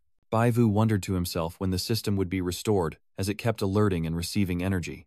Seeing this, I feel helpless, and I think to myself, all these messy things keep appearing in front of me. It's really troublesome. I see constant alerts with danger levels of 85, 791, 3 and 89.6%. Bakvu walks down the street, thinking to himself, "Today you can die. Luckily I was disturbed but not in danger." Then he steps into the elevator. The elevator is going up to the 9th floor, one hand holding the key, the other clutching his head in thought, headache so intense. Although temporarily safe, they'll definitely come back to the house later. Could these unexpected incidents really just be coincidences? Then he inserted the key into the lock, looked at the spacious house, and wondered if the corporation was intentionally making him paralyzed, waiting for him to let his guard down before striking a decisive blow because he couldn't shake the feeling there was more to it. Fast forward 2 days, Scarred Blade was smoking while on the phone with someone. He said in a serious tone, "This kid is a bit strange. I underestimated him before." He took out a cigarette and said, "This mission must be carefully planned. It's best if everything goes smoothly with the person in front. If it fails, it could also make him let his guard down, and when he's relaxed, I'll strike with my final move." Scarful grit his teeth and glared, saying, "I guarantee I'll make him bleed." He returned to reality. Bakvu just pressed the switch to turn on the light and thought, "But this assassin is also too stupid. Is he a professional?" He startled and secretly speculated that he might just be a pawn, not the final card. The imitation corporation would surely send reinforcements, and he felt even more anxious when the urgent system alert warned that the life of the master was in danger. From behind, a man in black with a knife rushes toward him. Bakvu instinctively thinks there's no time left. The system kept warning, "Master is in danger, master is in danger." Luckily, the phone stopped the attacker from stabbing you. Bakvu quickly dodged, glanced back, thought, Stop it, what's going on?" The assassin stared at him with wide eyes, smirking as he thought, "Not a bad luck, my phone saved me." He stepped forward and crushes his phone underfoot before rushing to attack Bakvu. The system reports insufficient energy and cannot continue providing protection. He mutters to himself, feeling it's really dangerous. The assassin immediately rushed forward when he saw you kneeling beside the coffee table. You grabbed the ashtray and glanced back to watch him approach, then decisively threw it at him, but unfortunately the assassin caught it. "You probably don't want to make a loud scene, right?" "That's right." He looked at me and said with a mocking tone, "But if we really cause a big noise, I can also kill you instantly and escape safely. Trust me." The system keeps issuing warnings, energy is insufficient to continue shielding, and the risk of death among the offspring increases dramatically. Find an alternative plan. The probability of the sect master dying is soaring. I suggest upgrading the system immediately. Baovu, seeing this, fumes with frustration as he's secretly scheming. Would upgrading work at this point, unless it can activate a supreme defense cloak or infinite resurrection ability for me? The assassin signaled and told him, trying to calm him down. "Look over here." Bakvu was stunned, thinking, why is Xiao Xiao here? She was tied up and sitting motionless against the wall. Bakvu, soaked in sweat and panicked, thought about using fire to restrain him and then escape through the door. But even if he could run away now, what about Xiao Xiao? The assassin said smugly, "You can resist if you want, but you should also think about your little girlfriend. She came to find you this afternoon, but you weren't home, so I opened the door for her." Bakvu shouted angrily, "What did you do to her?" That guy laughed and replied, "Don't worry, my Vu family's young lady won't dare to cause trouble. as long as she stays unconscious and doesn't bother me more. He continued, if the Vu family's young lady dies at your hands, her grandfather could do things I really can't imagine, but at least I'll be free of trouble. Bak Vu gritted her teeth, glaring at him, and thought to herself, what should I do now? Is merging with the system the only final path left? But in the end, what can they take from me? Upgrading must be able to solve the immediate danger, right? The assassin glanced at Vu Tiu and sneered, don't yell loudly or make a fuss with a fire-breathing thing in your hand, or you'll set the house on fire and I won't get hurt. You both bury me in a sea of fire. He grabs Vu Tiu by the collar and presses a knife to her neck. Bak Vu shouts in panic, stop, don't touch her. He looks at him and says smugly, did you figure it out? Then throw away what you're holding and accept your fate quietly.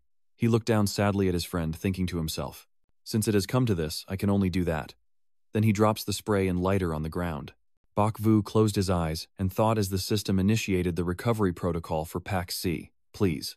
A notification appeared on the system starting the process to recover the energy of the Fusion Master. I will withdraw 1% of my energy and then gradually use more. Then he calmly told the assassin, hope you can forgive Tu Xiao. Xiao, don't worry, I've thought it through. Bak Vu quietly said, give me a few minutes, I want to say goodbye to her. Vu Tiu is still unconscious. The assassin pointed the blade at him and threatened, fine, I agree with you, get down on your knees. Hold on tight, don't leave now. Bak Vu followed his command and knelt down, thinking to himself, system be quick or I won't last much longer. The system is recharging. Bai Wu struggles to keep acting to buy more time. Do you remember the first time we met? That long park bench where you suddenly appeared and bumped into us. That image appeared in Bai Wu's mind. He gripped his head tightly and tried to keep acting. He went pale with thought, all for the sake of the final victory, patience first. The helpless assassin covered his face in frustration as Bak Vu reminisced about their past, then angrily turned and shouted, don't just stand there, yap yap, or I won't wait any longer. Seeing this, he whispered system, how much longer? That bastard can't wait anymore. The system immediately reports it is ready, please wait. Hearing that, he changes tactics, crying and pleading, desperately, please give me a little more time. The two of us being together has been so difficult. At first, Lord Vu looked down on my poverty and opposed our relationship, but I risked everything to earn some recognition. Our happy days have just begun. Bai Wu, sweating profusely, thought to himself, is this fiancé entering my soul? Stop rambling and hurry up. The furious assassin kicks up and yells, who cares how you train to become a man anyway? He kicks him in the stomach, raises the knife and says, let your love story continue in the next life. Bai Wu grits his teeth and struggles to stop him. He smiled and said, don't struggle, it won't help. He ignored it and tried his best to stop the knife. The dagger was very close to his eye. System report, system recovery, system upgrade, activating the protector upgrade. A blue electric current emanates from Bai Vu, his eyes shining as he glares at the assassin. Then he easily gains control over him. The assassin, drenched in sweat and in pain, drops his knife and exclaims, how suddenly did you gain such incredible power? Bak Vu throws a powerful punch to his face, knocking him unconscious. He looks at him with a determined gaze, then kicks him in the chest, sending him flying away. The assassin collapsed in pain and cried out, no, this can't be. Bai Wu sighed with relief.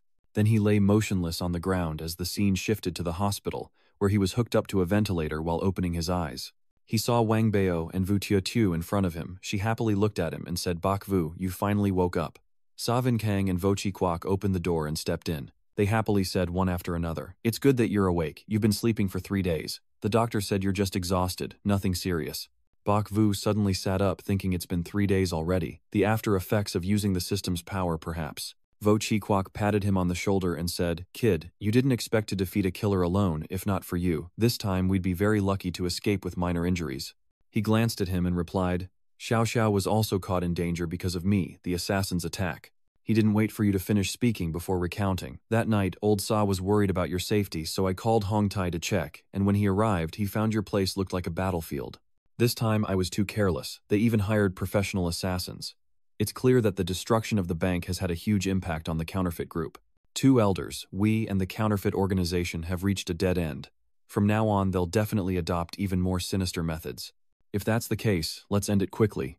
Sa Vin Hong stroked his beard and replied, tell me what you're thinking. He replied, the member assessment this time is extremely important, and the Fate Corporation is bound to have countless plans. Then he clenched his fist and said determinedly, why not use this opportunity to bring out all the internal documents from the association, and then take the initiative to attack and completely destroy their organization? Although the difficulty and danger are very high, I want to give it a try. He looked them in the eyes and asked what they thought. Vochi Kwok happily replied, "That's great, I've wanted to do that for a long time but never had the chance, I will definitely agree." Saving Kang frowned and said with a serious tone, "Eradicating evil completely is of course necessary, but for such a major action, I wonder what other antique shop owners would think. As for destroying their organization, we can't do it alone. We still need support and cooperation from many sides." Bok Vu nervously scratched his head and politely replied, "Thank you two old men for your support. My idea was indeed a bit bold, so you two discuss first, I'll prepare." He smiled and told him, "You just rest well. After you're discharged, we'll discuss things thoroughly." Then they left together. "Master Vu, as you go, turn back and say, 'Old Za, don't worry,' and overthink everything. Being so timid and fearful, what can you possibly do?" Old Za stops him and replies before heading back. After everyone had left, Bai Wu sighed with relief. He thought to himself, "This time I truly escaped a big disaster. I remember the images of the assassins and think to myself, just wait, this time it's our turn. Then I call out, 'System, now that you've recovered, stop pretending and come out here.' Oh my god, that's too dramatic. Forcing an increase in the host's strength and adjusting the system's energy components will affect its speed. But the version 2 system has already been fully upgraded." Helpless, he wondered why this system is even more laggy than before and can't even carry on a proper conversation. The system continues to introduce itself. Version 2 no longer has the biological respiration function. You look at it with a puzzled expression and think to yourself, "So you are ETC? Are you really like this too? Stop doing this stuff. What did you take from me to restore you?" "And what's with the 3 days of coma?" it responded. "The host's voluntary behavior, the system bears no responsibility." He angrily thought, "It's related to you, but you're not responsible," the system replied. "Your luck is good. The moment you recovered and drew energy from the master is not very important. Don't worry, you can't be blamed." "Do you have anything urgent?" He suddenly realized that nothing seemed to have changed after all. It smugly replied, "I told you so," then announced the next topic. At that moment the situation was critical. The strength of both sides was too far apart, and estimating the data seemed to leave no chance of winning. Therefore, the skill chosen for the Lord of the Mansion stimulates the nervous system to force energy into you, achieving a burst of power in a short time, with the effectiveness depending on the individual's physical condition. "Your body is just too weak."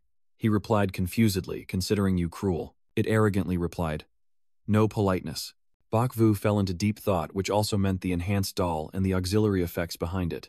He remembered the assassins and thought this was definitely a hidden kill technique. He remembered the moment he turned the tide and kicked him away. He quietly analyzed that although there is limited time, and he still has to sleep for 3 days, the crucial moment can absolutely change the situation. He smiled and thought, "Well done."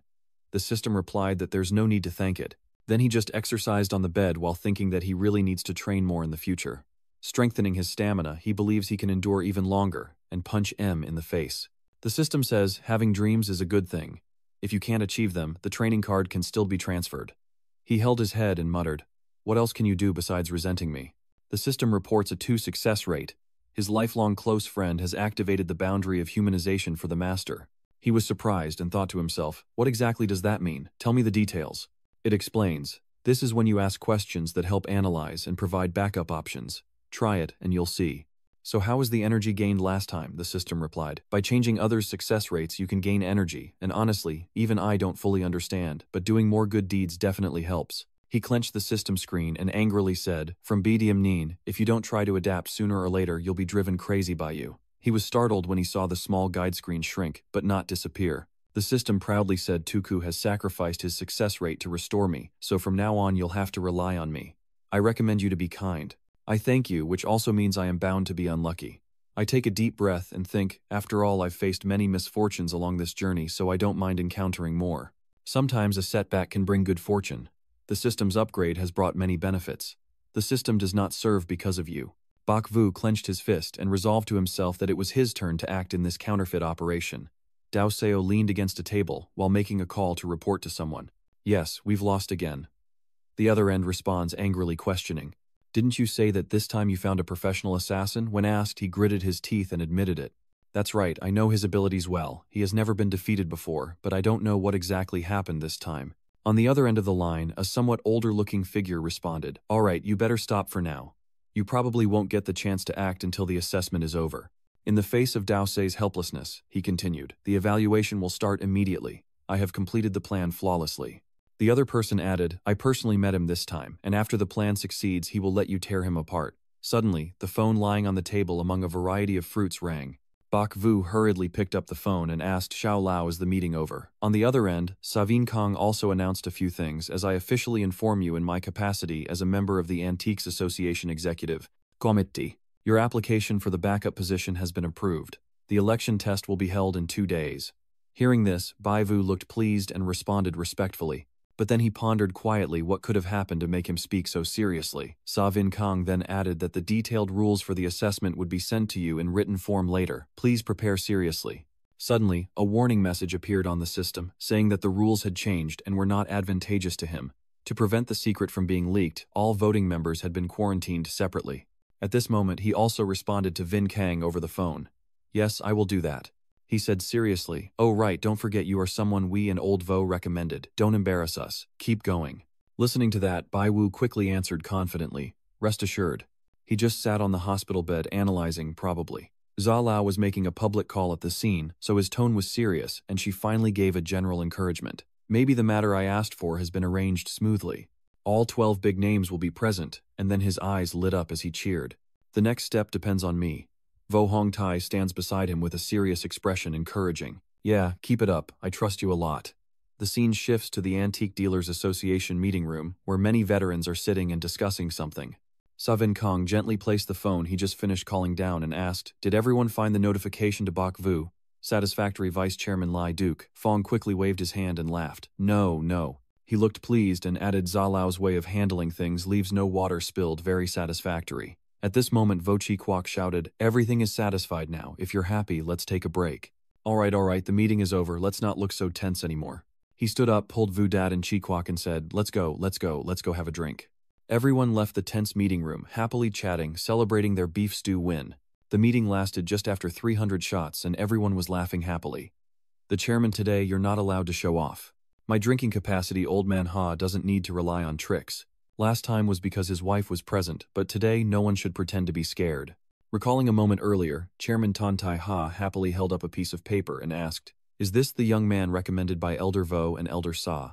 The younger generation is promising, and even member Ha Kien Kwok joined in praising him, saying, that's right, he's very young, and the old devil who joined the core group at that age was 4 years older than him. Hearing this, everyone became angry. Vo Chi Kwok slammed the table and shouted, don't mention him. Don't mention that useless name. Vu Dot sat opposite and retorted, you may try to force your people in, but you can't joke like this. What do you say about his abilities and background? Has he even graduated from university? Chi Kwok angrily shouted, but Vin Kong quickly intervened, saying don't worry about it, and he responded with a serious look. We will take responsibility if we step in, and if brother you're interested, Bak Vu can ask for your guidance. Would you test the talented young man then? Wasting time and effort for nothing. Hearing that, Chi Kwok sneered again. Are you afraid of losing and losing face? Fine, then have the candidate you nominated battle Bak Vu first. Isn't there still one more nominee? Should I call directly to have our subordinates take specific action? Vu Dot turned away and sneered mockingly. Do I and him really want to compete? The person I nominated already scared him half to death. He's a renowned monk in our circle, and there's still the other nominee to consider. Call them now. Who was that person nominated by Tan Tai Ha? Turned to reply. It's really inconvenient for that person. Let's discuss the supplementary election first. At this moment, Ha Tai Duke, with a serious expression, said, the chairman is right. In the past, secondary elections usually only had 1 or 2 candidates. Our old rule was to pass with over half the votes. Since this time there are 3 candidates, should we consider adjusting the election rules and voting process a bit?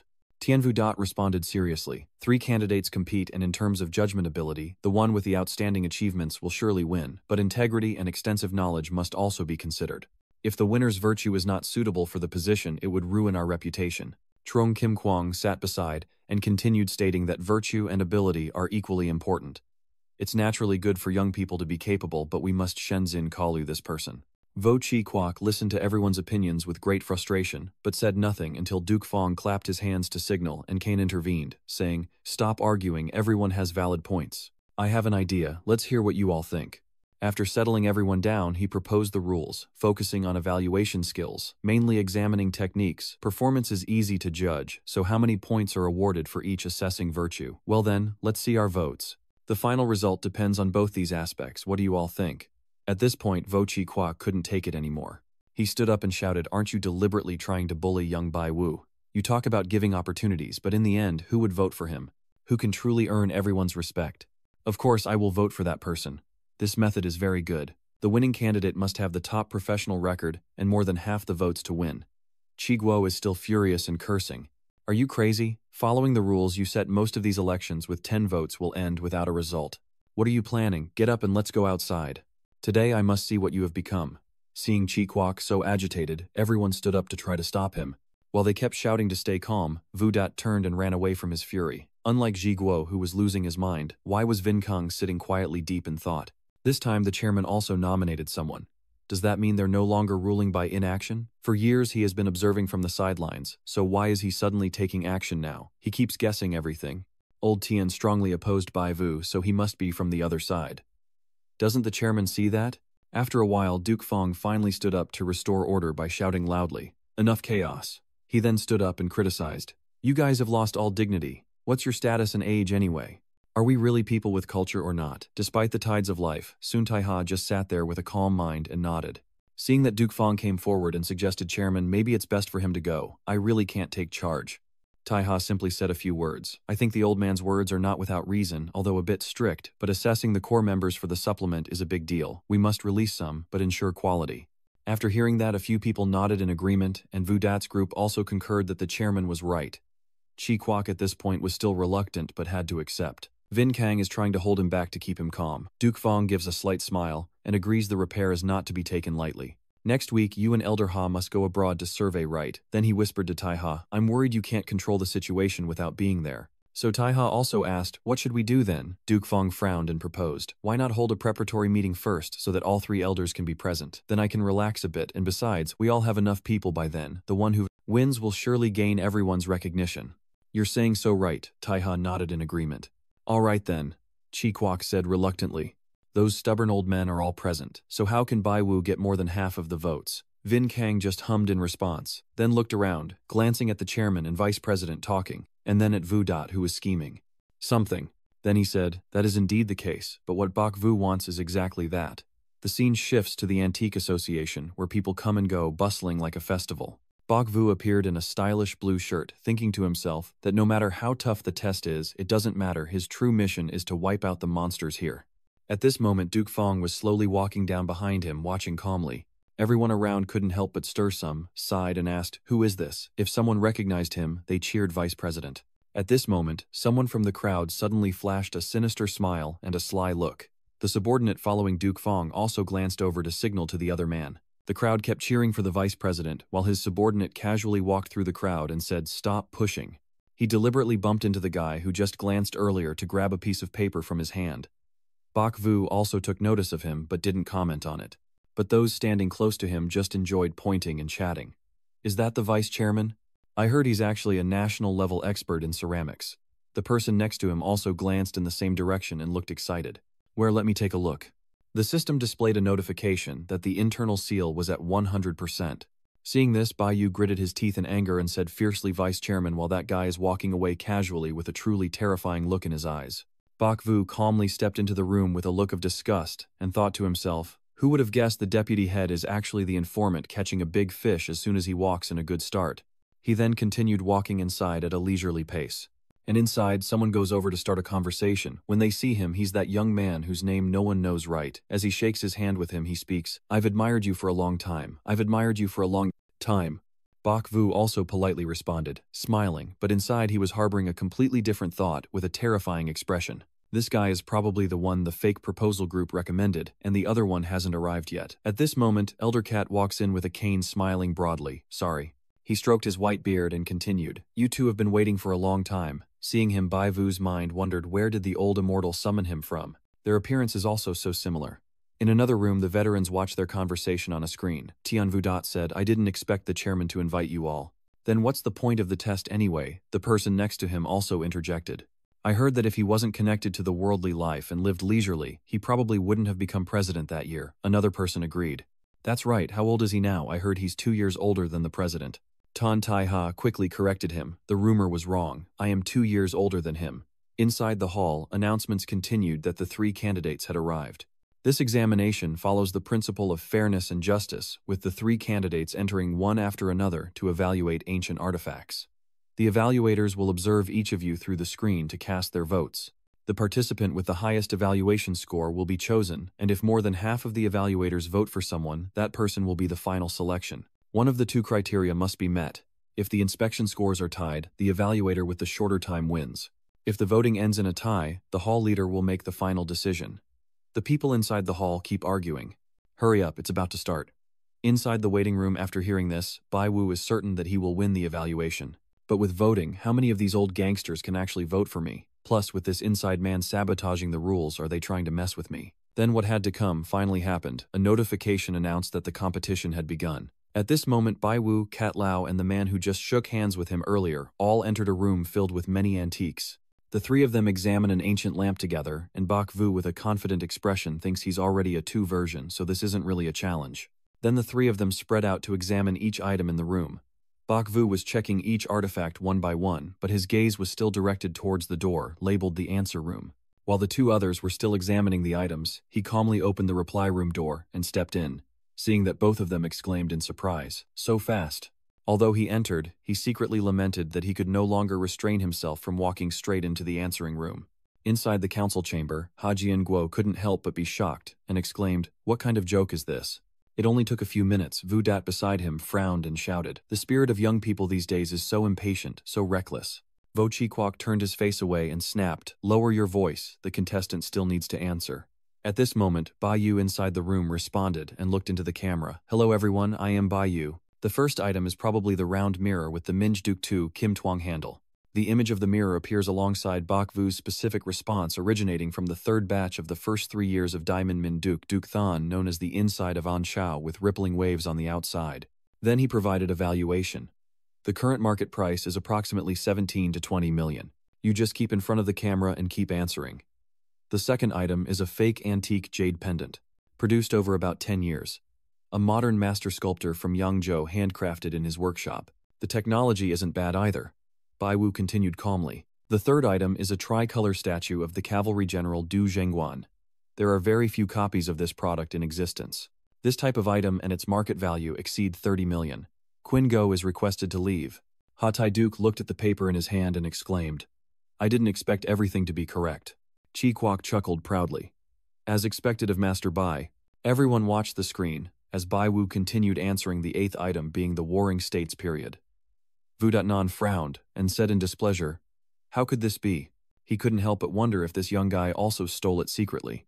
Tai Ha looked very pleased and praised him. "This young man really has some skills, but despite that I can't help feeling uneasy. He responds well, but his speed is too fast. I have to think about it, this kid is a bit odd." Qin Kwok looked delighted and exclaimed, for someone so young to be able to accurately identify all these items, truly rare, truly rare. Another person also agreed, "Isn't that so?" Every time he accurately states the age, and even provides precise reference prices, truly demonstrating the brilliance of the younger generation. Ha Tai Duke next to him couldn't help but be amazed and asked, "What's the real background of this young man?" Li Duke Fong also nodded in agreement. That's right. Today I've also gained some new insights, but this is starting to seem a bit too miraculous." At this moment, through the screen, Bai Wu concluded, "This is my appraisal of the 10 ancient artifacts." Immediately, someone notified Bai Xiansheng to go to the resting room and wait for the other competitors to finish their exams. After hearing that, he thought to himself, this is exactly right, and the time was short, so this is what it feels like for a geek to overpower others. He smugly thought to himself, sorry, but isn't it because I have a system? At this moment, the system also proudly affirms that version 2 with completely new skills is the top choice for solving humanity's headache problems. Bak Vu sneered silently, thinking, is he speaking nicely now? The system immediately retorted. Could it be that the owner isn't using his brains to answer questions? You stupid machine, can you even bullshit with your mouth? The system sneered, your brain is a good thing, too bad, I don't have one. At this moment, a voice from the TV announced, second contestant Mr. Ingo, please start your turn. Seeing that Bai Vu thought to himself, just enough time here to watch this guy answer, and Mr. Ngo also began responding, saying, this one is Qingyun Zhengfang Rume Daos. Bak Vu listened as he kept evaluating the answers, knowing quite a bit himself. Unfortunately, this Nulothan Ung Chin response wasn't quite right. It was clearly influenced by the wine distillery, not the Dusak. Why say 3 is 4 instead of 5? He frowns in annoyance. Why does his mouth sound like he's a student reciting homework? He's experienced enough for his age, he shouldn't be like this. At this moment, the system displays information, showing a 100% memorization score, which leaves Bai Yu stunned. How could their family secrets be exposed so easily? He narrowed his eyes, full of resentment. How could it be like this? The Bin Shai had already been isolated and couldn't have contact with the candidates. The system replayed the scene where Mr. Ngo took the paper from someone in the crowd and said Master Tuk is not just brainless, his attention span is also very poor. Then Bok Vu's eyes widened in shock as he realized. So that's how it is. He clasped his hands together and asked puzzled, "Are the evidence still available?" The system then confirmed that the evidence was still there before he went to the bathroom and flushed it away. This made him feel annoyed inside. The army's deception wasn't easy to catch, and it couldn't be confirmed if it was related to the deputy chief. A moment later, after finishing his answer, Mr. Ngo also entered the waiting room where Bok Vu was sitting. He politely nodded in greeting, but he looked rather displeased and turned away elsewhere. Bok Vu also ignored him, just watching Lao Cat's response with a smug look, thinking to himself that defeating him was truly exhausting and required great effort, only regret that his memorization skills were a bit lacking. He glanced at Ngo and mused that he also lacked good control over his emotions. As for this final fairy, Bok Vu fell silent, looking rather intimidating, then started to calculate.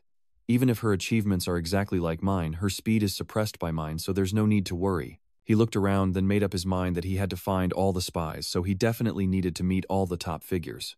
He looked up at the camera on the ceiling and thought to himself, originally, the plan that Salau and I worked out has already succeeded in its initial stage. I remember telling Sa Vin Hang at the hospital that these old martial arts masters are definitely not pleased with someone like me being famous. The sticker will use this opportunity to make things difficult for me, Vin Kang responded thoughtfully while stroking his beard. As for me and Elder Vo, we plan to work together and debate with them no matter how much they try to push us, so that when they gain the upper hand and complete their goal, all members will have stepped forward.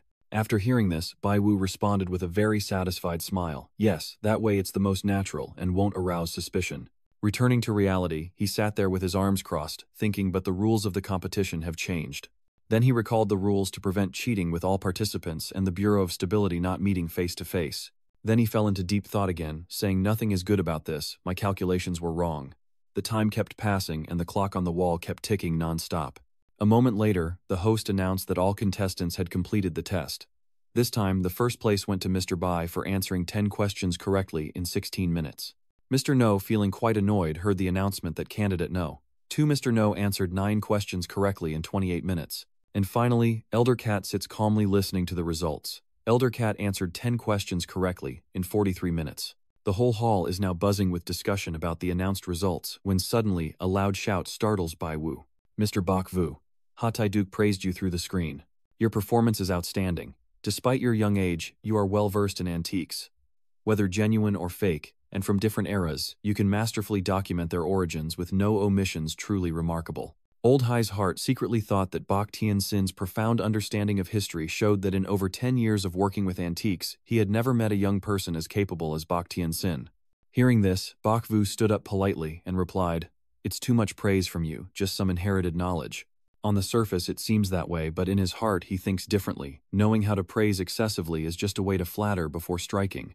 At this moment, Ha Taide entrusted himself even more, but when encountering a true master, how could he miss the opportunity? I am a bit curious. I would like to ask for your guidance, Master Bai. He thought to himself that he was still worried about the way forward. He truly is my benefactor. Let the horse go. The old man asked a question in the exam. Question: there is an item called Song Ru Jiao, a counterfeit of the Qing dynasty, which we all know as Jiao Jiao of the Northern Song, and there are rumors that it stands for Jiao of the Northern Jiao. So what is your opinion, White Immortal? After hearing that, he couldn't help but wonder, are they testing his knowledge of history to justify it? Are they mocking his youth and lack of education? Or maybe there was a different purpose. At this point, the system suddenly interjected with a mixed comment. He suddenly realized the problem, and wondered if this test was actually designed to oppose him with the added trap of deception and deceit. He stood there raising his hand to his chin, contemplating. Perhaps they guessed that he could press his finger to check if the calendar was genuine or fake, but that wouldn't trouble him. But arguing about cultural and historical topics based on internal knowledge while I am still young is naturally weak. Responding fluently is not difficult. The real challenge is later on. How do I make them face me head-on? Seeing him just standing there, Ngo sneered and asked Mr. Bai, given your expertise in antiques, why are you silent? Then he turned back to Bai Vu and continued to mock. This little matter is already within Master Bai's grasp. Vu Dat and Duke Feng are watching and smirking wickedly. They are sitting at the same table, but Vin Kong and Chi Kwok are uneasy and worried about him. Meanwhile, that Ngo guy keeps mocking, and all you can do is give the correct answer, but your reasoning is completely insufficient. Oh, then that's a bit suspicious. Bok Vu immediately demands an explanation in anger. Are you saying I cheated? He asked aloud, but secretly cursed inside. How could a cheater like him bite me back? He quickly denied, I didn't say that, just felt that judging by Scholar Bai's ability and age today's assessment lacked some accuracy, and then he looked at Old Cat to find an ally. What do you think, Old Cat? He stroked his beard and then spoke. Are they cheating or not? I don't know. I'm just curious whether this young man examined carefully with that quick judgment speed. Hearing their conversation, Bai Wu thought to himself, once a flaw is found, he will pursue it to the end. If you exploit this loophole, then what do you plan to do next? Then he frowned, looking at them with a very resentful gaze. Then he pretended to hesitate before answering. That would be Beitong Guan. Seeing his hesitant response, Mr. Ngo sneered and asked, why do we still have 5 years left? Wasn't our earlier exchange very smooth and swift? Just waiting for this, Bakvu proudly said. Come on, continue. I haven't met anyone yet who can break my move. Over there, Taiha stroked his beard and pondered. Are they really making it difficult? I doubt that's the case. At this moment, Vudot spoke up, noticing how different Bakvu's attitude was now. Hearing these words, Chikwak shouted, what do you mean? Vudot immediately raised a suspicion. Sa has the authority to access all documents of the association. Bakvu is one of you, what do you think? I mean by that, Duke Fong saw the situation was tense and stepped in. How can you say that I trust that old man's followers would resort to such underhanded tactics? Qi Kingdom couldn't keep calm and shouted loudly. What the hell are you talking about? Sa Vin Kong immediately responded upon hearing that. Alright, then go ahead and check. You have authority beyond just me. Seeing Bakvu about to respond, Taiha immediately told him to be quiet. What's the point anymore? It's only fair to hear what the contestant has to say. Then he asked Mr. Bai if he had anything to say. Hearing that, he immediately responded to Tassa's earlier question. Guanal began during the Tang dynasty with 1 sign of craftsmanship and 2 signs through workshops. In Tang pottery, Guanjiao was the imperial kiln design for the northern song at Bianliang and for the southern song at Linan, used to produce celadon ware. He smirked and continued to answer. According to the old records of the southern song, during the Xuanzheng period of the Song dynasty, Bai Wu looked at the system and answered, also mentioning that the Song department of ceramics was Rujiao, so in a certain sense. Finally, he concluded that the northern song had no Quanjiao. After hearing the answer, Duke was shocked and speechless. Vudot and Duke Fong were also gaping in amazement, while Chi Kwok rejoiced happily and said well done. Then after hearing the answer, Taiha's face showed great satisfaction. Bakvu curled his lips in a smug smile. With the 2 system, I just wanted to scare you all. With such obvious weaknesses, don't you want to face me once? Bakvu stood proudly with his arms crossed and said, these are some of my thoughts on Beisong Guanjiao and Rujiao. Sorry for taking a moment to organize my words for everyone to criticize. On the surface, I appear calm, but internally, I take pride in watching how you respond. My words have silenced everyone in the council hall. So what now? Where's the fierce tiger that roared just a moment ago?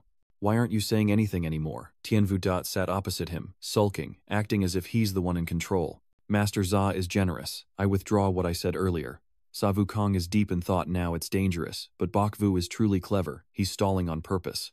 Ha Tai Duke then spoke up, saying that Master Bai's response was quite impressive and worth learning from.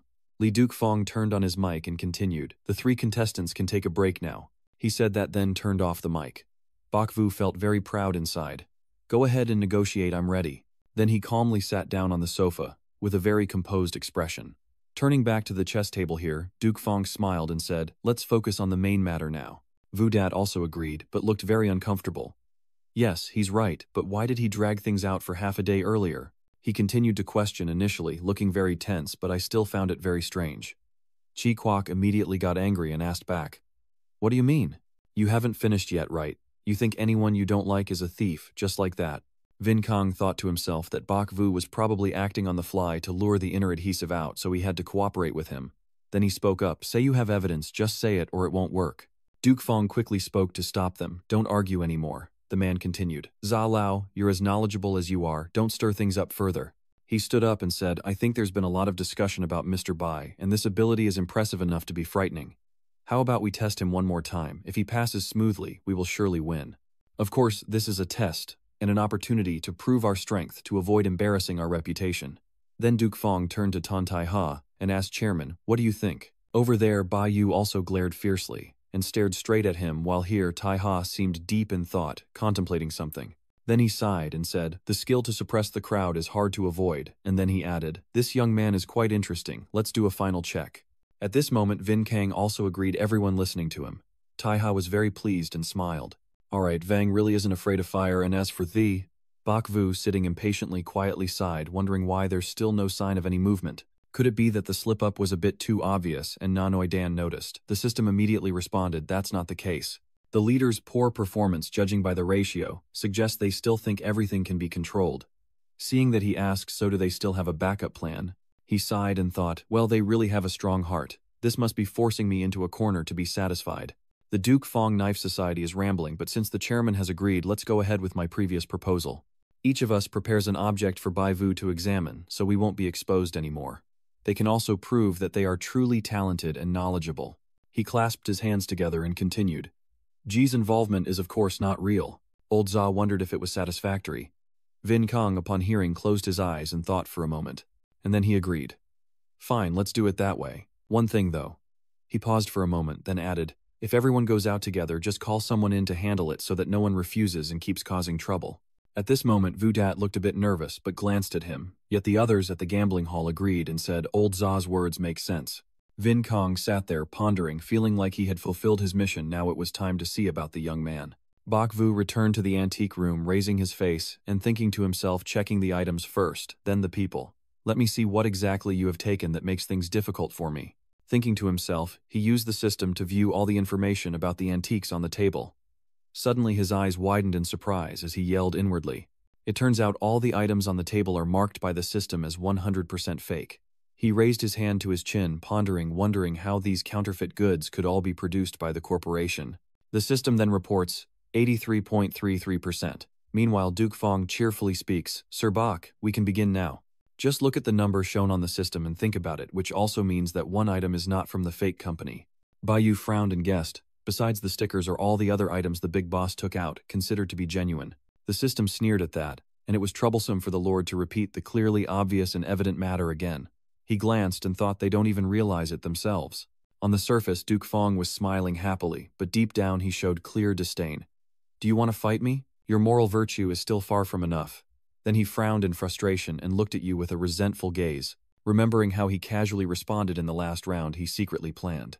Knowing you can press your finger to read the hexagrams, and that appraisal won't trouble you, but as long as you point out the objects everyone examined as genuine are actually fake, it already raises suspicions of cheating. Even if your skills improve, no one will believe you. Remember earlier when Duke Fong asked if everyone added their own questions and suggested that we all hide our best items to survey and see how it goes? After hearing that Tai Ha sat next to him, merely glancing over, then asked with a smile, that's right, wasn't it just a few days ago that old Ha boasted about the new vase you got, returning to the scene in the room where Bak Vu was standing? Duke Fong kept standing there gazing at him pensively with an extremely proud expression. He smirked inwardly, thinking if he had set this up, if you responded poorly, not only would you offend the core members, but there would also be no chance to turn things around. Bak Vu was standing there, contemplating, perhaps thinking the same way as the vice president. I just looked at the vase on the table, and thought that even if I could verify these fakes, it would still embarrass the seniors. A donation ticket. He secretly sneered. The plan is indeed very ruthless. But what I've been waiting for is this. Watch me break your game. Suddenly, he saw a few items marked by the system as 50% authentic. Then he smirked excitedly. Got it. Then he cleared his throat, gently drawing everyone's attention. Bak Vu pointed at the items just now and said clearly, these 4 items are all authentic. Then he proceeded to detail the information item by item, starting with a Qing Dynasty enamel wash basin with a deep Van Men border around its rim. A powder container from the Ming Dynasty with a lid decorated with floral patterns, and a solid gold Buddha statue from the Ming period in Tong style. Chi Guo and Vin Kung couldn't help but smile and nod in praise. Ha Tai Duke, standing beside, could only grunt in agreement. Vu Dot grit his teeth and thought to himself that surely you're done with this item. At that moment, Bai Vu pointed at 2 other objects on the table and said, and these 2 items. He glanced at them and then continued, these 2 items are very interesting, both partly real and partly fake. Tai Ha, calmly sipping her tea, asked, why do you say that? Bak Vu holds up an antique vase and explains it. This vase is from the New Dai period, decorated with detailed floral patterns with the lid and handle intact, except for one thing. He looks at the system information and adds, it's only the body being modern, fake attached. An old member nodded in satisfaction after hearing this, then Bai Wu picked up the statue and continued.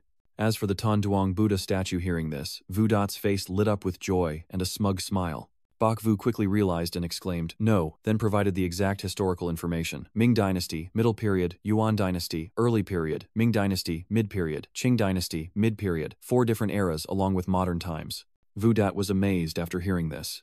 How is that possible? Bak Vu continued to look at the information from the system, and relay it to those present. Everyone knew these relics were precious heritage left by their ancestors, containing vast amounts of information about history, culture, and society. He raised his face confidently and continued, "To restore the missing information, it requires cultivation. It indeed originated from the Tang dynasty, but it has undergone multiple restorations since then." Bak Vu raised his hand to his chin and posed a question. "It appearing here means that someone sitting here was involved in restoring this artifact, right?" The more I listen, the clearer the problem becomes. Taiha secretly thought, as I suspected, this kid's skill isn't appraisal. Over there, Duke Fong and Vu Dat are very angry, but can't do anything. Seeing this, Bak Vu glances and thinks to himself that the time has come. Then Mr. Jiang spreads his arms wide and continues, "And as for the final 5 items, they are all fake." Hearing that, Ha Qian Kwok shouted loudly, "Are you saying these are fakes?" Bak Vu, with a cold expression, replied, "That's right, all of them." Duke Fong quickly waved his hand and said, "Bok sir, don't joke about this," and then added, "These are all treasured items. Everyone values greatly. If you say there are fakes, then you must bring real proof." Hearing this, he immediately asked again, "So where is the evidence?" Vu Dat also yelled angrily, "Yes, authentic proof, otherwise, how can everyone be convinced?" Bak Vu then picked up a jar and said, "I'll present the evidence right here and now." And suddenly the space went strangely silent, only the hearts of people still tumultuous. Duke Fong schemed the only evidence was inside the vial, finding a way without injury was impossible. The 9-dragon artifact from before was kept at the distant house protected by the old man he guarded, and now he dared to act arrogantly again. He kept frowning in silent defiance. If you dare to borrow a little courage, Bak Vu on this side is no ordinary person. He also sees through their scheming, and then what must happen will happen. He calmly dropped the vial in his hand, shattering it to pieces in everyone's stunned eyes. Vu Dat shouted, "Bak Vu, are you crazy?" And Duke Fong silently muttered, "Oh my god, it's really broken, little thug, you're too arrogant." Ha Qian Kwok strode over to Bak Vu and shouted, "How dare you break my precious—" He shouted angrily, "Where are you, security, security?" Immediately the 2 guards burst in, surprising Bak Vu. Seeing that, he muttered to himself, "Damn it, I've fallen into the hands of a greed-driven schemer, calling the guards and the system again, once more playing me." In his panic, the system calmly reassured him, "Don't be afraid, I'm here." Meanwhile, Taiha sat there sipping tea, looking remarkably pleased, thinking, did it really come to this? This is getting really noisy this time. Chi Kwok immediately stepped in front of Bak Vu and shouted, "Stop, who dares cause trouble?" Qian Kwok then pointed directly at him and shouted, "Why are you protecting this troublemaker?" Despite Chi Kwok's efforts to defend him, the guards came forward and tightly grabbed Bak Vu's arm. I struggled to break free and shout, "You're the ones demanding proof, I am 100% confident." Bak Vu loudly insisted that if he was wrong, it would be 10 times worse. Outwardly confident, but inwardly, he couldn't help feeling uneasy. All systems have already been packaged. I don't believe I can't grasp the situation. Li Duke Fong gritted his teeth irritably, thinking that things might be about to go wrong. Thinking about it, he suddenly raised his voice. Bak Vu is too cunning. He then continued to criticize. "You didn't mention that second sentence about smashing the bowl, looking down on our seniors too much." As for Qian Kwok, he kept shouting, "That's right, at a young age, you should have." Vo Duke and Chi Kwok eagerly defended Bak Vu while questioning. "Vo Duke, what are you all right?" Ha Tai Duke also added, "Young people should respect their elders," and Vin Kang just stood there, pondering, mostly resembling the 9 dragons jar from before, a fake from the counterfeit group. He looked at Chi Guo angrily cursing and thought to himself, I remember this jar was given by old Ha. Could he actually be part of the counterfeit group? Chi Kwok stepped forward, pushing past the guards and shouting, "Get out of here, all of you. Are you messing around? If I want to cause trouble, can all of you still stand here and yelp? Step aside and let him prove himself, or is he going to die? If I've said something wrong, I will make it right. These people keep arguing non-stop. Are they even acting like seniors?" At this moment, Taiha spoke up. "Young man, you're quite brave, but you've already beaten him up, so let's hear what he has to say first." He stroked his beard and continued, "If you're wrong, you can be handed over to the police later." Bak Vu was extremely surprised, and thought to himself, I really didn't expect the chairman to help me at this crucial moment. Meanwhile, Duke Fong rushed over to Taiha nervously, but seeing that Taiha was ignoring him, he silently thought, this time it's really over. The chairman's attitude is already shifting towards Bak Vu. At this moment, Bak Vu finally let out a relieved breath and then immediately presented his argument. Everyone has long known about the counterfeit antiques industry and the fake craftsmanship level of the forgery group, and it is now well understood. I truly cannot bear to see the seniors being deceived and dares to stand out and point out the wrongdoings only to be treated like this. Then he turned to Qian Kwok and asked a question. Lao Ha must have also spent quite a bit on this fake item, right? The guy sweat and answered, Of course, of course." After asking, he said he would let everyone be witnesses to examine this treasure for a bit. He then sat down to rummage through the pile of broken pieces on the floor, while Bak Vu continued searching through the shards to find something. After a while, he picked up a piece of pottery with a piece of paper attached, showing a Kwai code, and asked, "What do you all think this is?" Immediately, everyone started to clamor, and Jianguo, astonished, shouted, "How is that possible?" Ta Duke also looked surprised and asked no way it was completely sealed inside the ceramic bottle, so it had been inserted since shaping, and Bak Vu also placed the ceramic fragment on the table for everyone to see. While everyone was observing, he analyzed that the craftsman who made this fake item was an extremely skilled master, leaving no flaws in every detail. Someone with such craftsmanship might even surpass the senior experts, perhaps even better than me. Then he raised his hand to his chin and quietly admired, "This is even more successful than the previous few attempts. System 2 is indeed like this." Seeing him standing there, Taiha asked, "So Mr. Bach, how could you see through this divine pattern?" He turned back and replied, "Maybe this venerable expert has a special connection with me because any work he creates I can instantly recognize it." Hearing his reply, Taiha quietly praised him happily. "Impressive, impressive." Bak Vu also quickly realized that the old chairman seemed hard to fool, thinking that he happily continued chatting with Taiha. The interesting thing is that this venerable master is extremely arrogant and has even developed a strange habit. Every piece of his work has 2 barcodes. Then he moved on to other fake items and said, "These are the same. Just break them open and you'll know right away." Hearing that the others were surprised, and Jianguo immediately said, "You're really something, Vu Dat. A young man like you, I advise you to be more restrained. Your arrogant words might do more harm than good." Bak Vu showed no concern, but responded disdainfully, "Thank you for your concern. If I am wrong, I will naturally bear the consequences, but you are all outstanding talents in the industry. Even if I am right about the counterfeit, everything else is secondary. I just stood there rambling, wasting resources, and damaging brands were trivial. If this incident leads to the manufacturing and selling of fake goods, it could be quite troublesome." After hearing what he said, Taiha was pleased and smiled. "But that's not all." Bak Vu then showed a sad face before continuing. "Isn't every saint prone to mistakes?" But then he showed a sharp expression, sneering and criticism. "The most disgusting person is this fake goods dealer. No matter the stance, we should expose them all." What you did left Du Feng with no choice but to feel resentful, furrow his brow, and look uncomfortable. Seeing this, Bai Wu began to think. It seems at least it was not directly from the deputy chairman's hands. This cunning fox is extremely clever.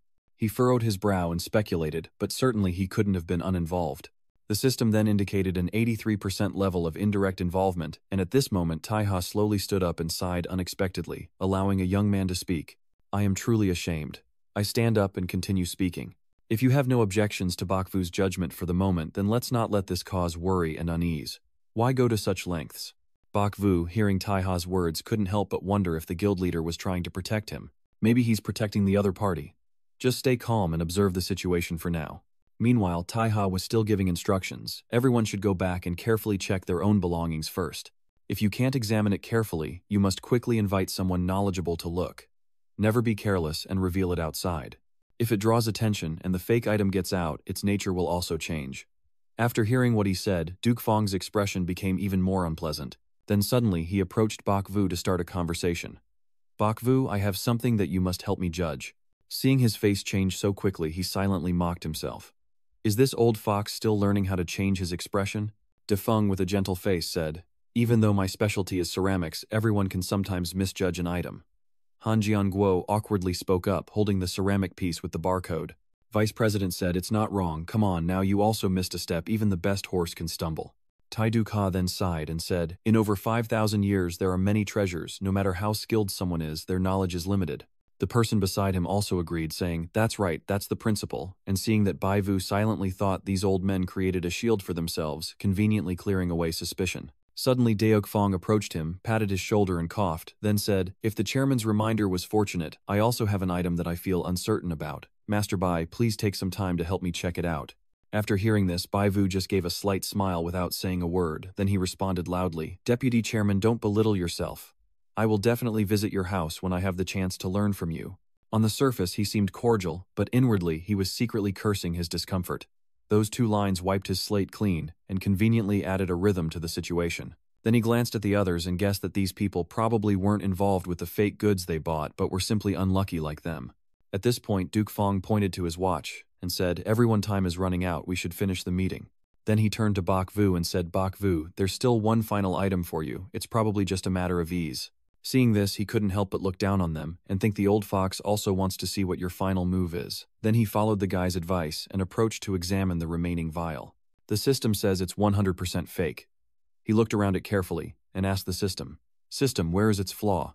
Immediately, the system analyzed the old jar carefully to find a flaw for Bai Wu, then concluded that the trace element composition was incorrect. Hearing that he recalled the previous encounters with Duke Fong and asked the system, "Is this the counterfeit item originating from elsewhere?" The system immediately confirmed yes, and there are no two barcodes 100%. Hearing this, he couldn't help but be amazed and widened his eyes. The system displayed a series of information with highly advanced craftsmanship, and the external features, engraved characters and lines, all did not match real conditions, only the internal components were unusual. Unfortunately, the human eye cannot detect the flaw. The all-purpose system can only apologize. Hearing that, he couldn't help but worry. "It's over, I knew it wouldn't be that simple." At this moment, the system displayed an additional message reminding him of the leader's item. Seeing that, he couldn't help but be surprised unexpectedly. It was the chairman's item. He glanced at Tai Ha and thought to himself, the chairman had helped him resolve situations a few times before giving him chances, but if he broke it this time, he would surely offend. Seeing his expression, Duke Fong stepped forward and asked, "Why is your face looking so unhappy? Are you tired? Take your time and watch carefully. Being a bit more cautious is beneficial, and no more impulsive actions like before." Bak Vu didn't look happy at all, and felt resentful inside, giving her a well-intentioned warning. "Is she fooling herself? Pretending to provoke me, and then attacking, is just digging your own grave." He closed his eyes and asked the system, "That's right, the internal components are definitely professional enough for machines to check, aren't they?" The system immediately confirms, but your level of scientific and technical expertise cannot entirely prevent damage during inspection. He narrowed his eyes, feeling uneasy, thinking that although there was damage to the leader's belongings, convincing him to check something probably wasn't entirely impossible. After all, it was just damage, not sabotage. He smugly guessed that the truth was only one, so the check itself was just a trap. "Faking the report is no problem for me, so I plan to create a false one." Then Bai Wu secretly smirked, thinking this could also be used to trap someone like me. And then he asked the system, is the inspector one of the deputy chairman's people, or just trying to manipulate the inspection report? The system immediately displayed the results. The vice president's person 0% altered the inspection, results 0%. Even with the all-powerful system that can resolve headaches, if the owner keeps relying on it like that, he'll become lazy. Saying that, it suddenly slapped Bai Wu hard in the face, making him scream out. Is it a crime to be wrong in your guesses too? What is his plan? Anyway, I didn't finish my sentence before the system displayed another message.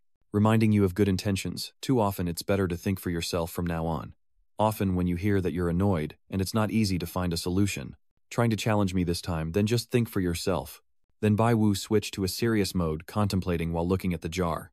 It belonged to the club president, and any mistake would reveal what's inside. Then he shifted his gaze to Tai Ha and continued his train of thought. The chairman probably just wanted to test me, not to make things difficult. Maybe he wouldn't take out a super fake item, but then I contradicted myself. He's the president, if I guess right, he'd be in a tough spot. Could it be that I mistakenly looked carefully? The image of Tai Ha appears alongside Bak Vu's conflicting and endless thoughts. Are you messing around? He's the club president after all. He looks at that vase with a very unpleasant expression and continues to ponder. But if it's genuine, then how do you explain it? The fox's final card is definitely a trap, and a very risky one. This is a last resort move made under pressure. And then Duke Fong, standing right behind him, with a very smug expression. I guess now he's pulling out the item of the chairman, so this item must be related to him. Suddenly he realizes the problem. Could this be a game of pretending the fake is real with me?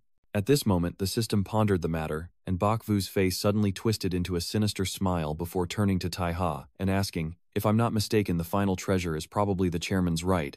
Tai Ha, upon hearing his question, looked extremely surprised and somewhat pleased, while Duke Fong beside him also stared at him in awe. Captain, then he whispered that your treasure has been stolen. Upon hearing this, he was extremely shocked and exclaimed, this matter. Seeing the unpleasant scene before him, Duke Fong's heart burned with anger and his face grimaced in discomfort.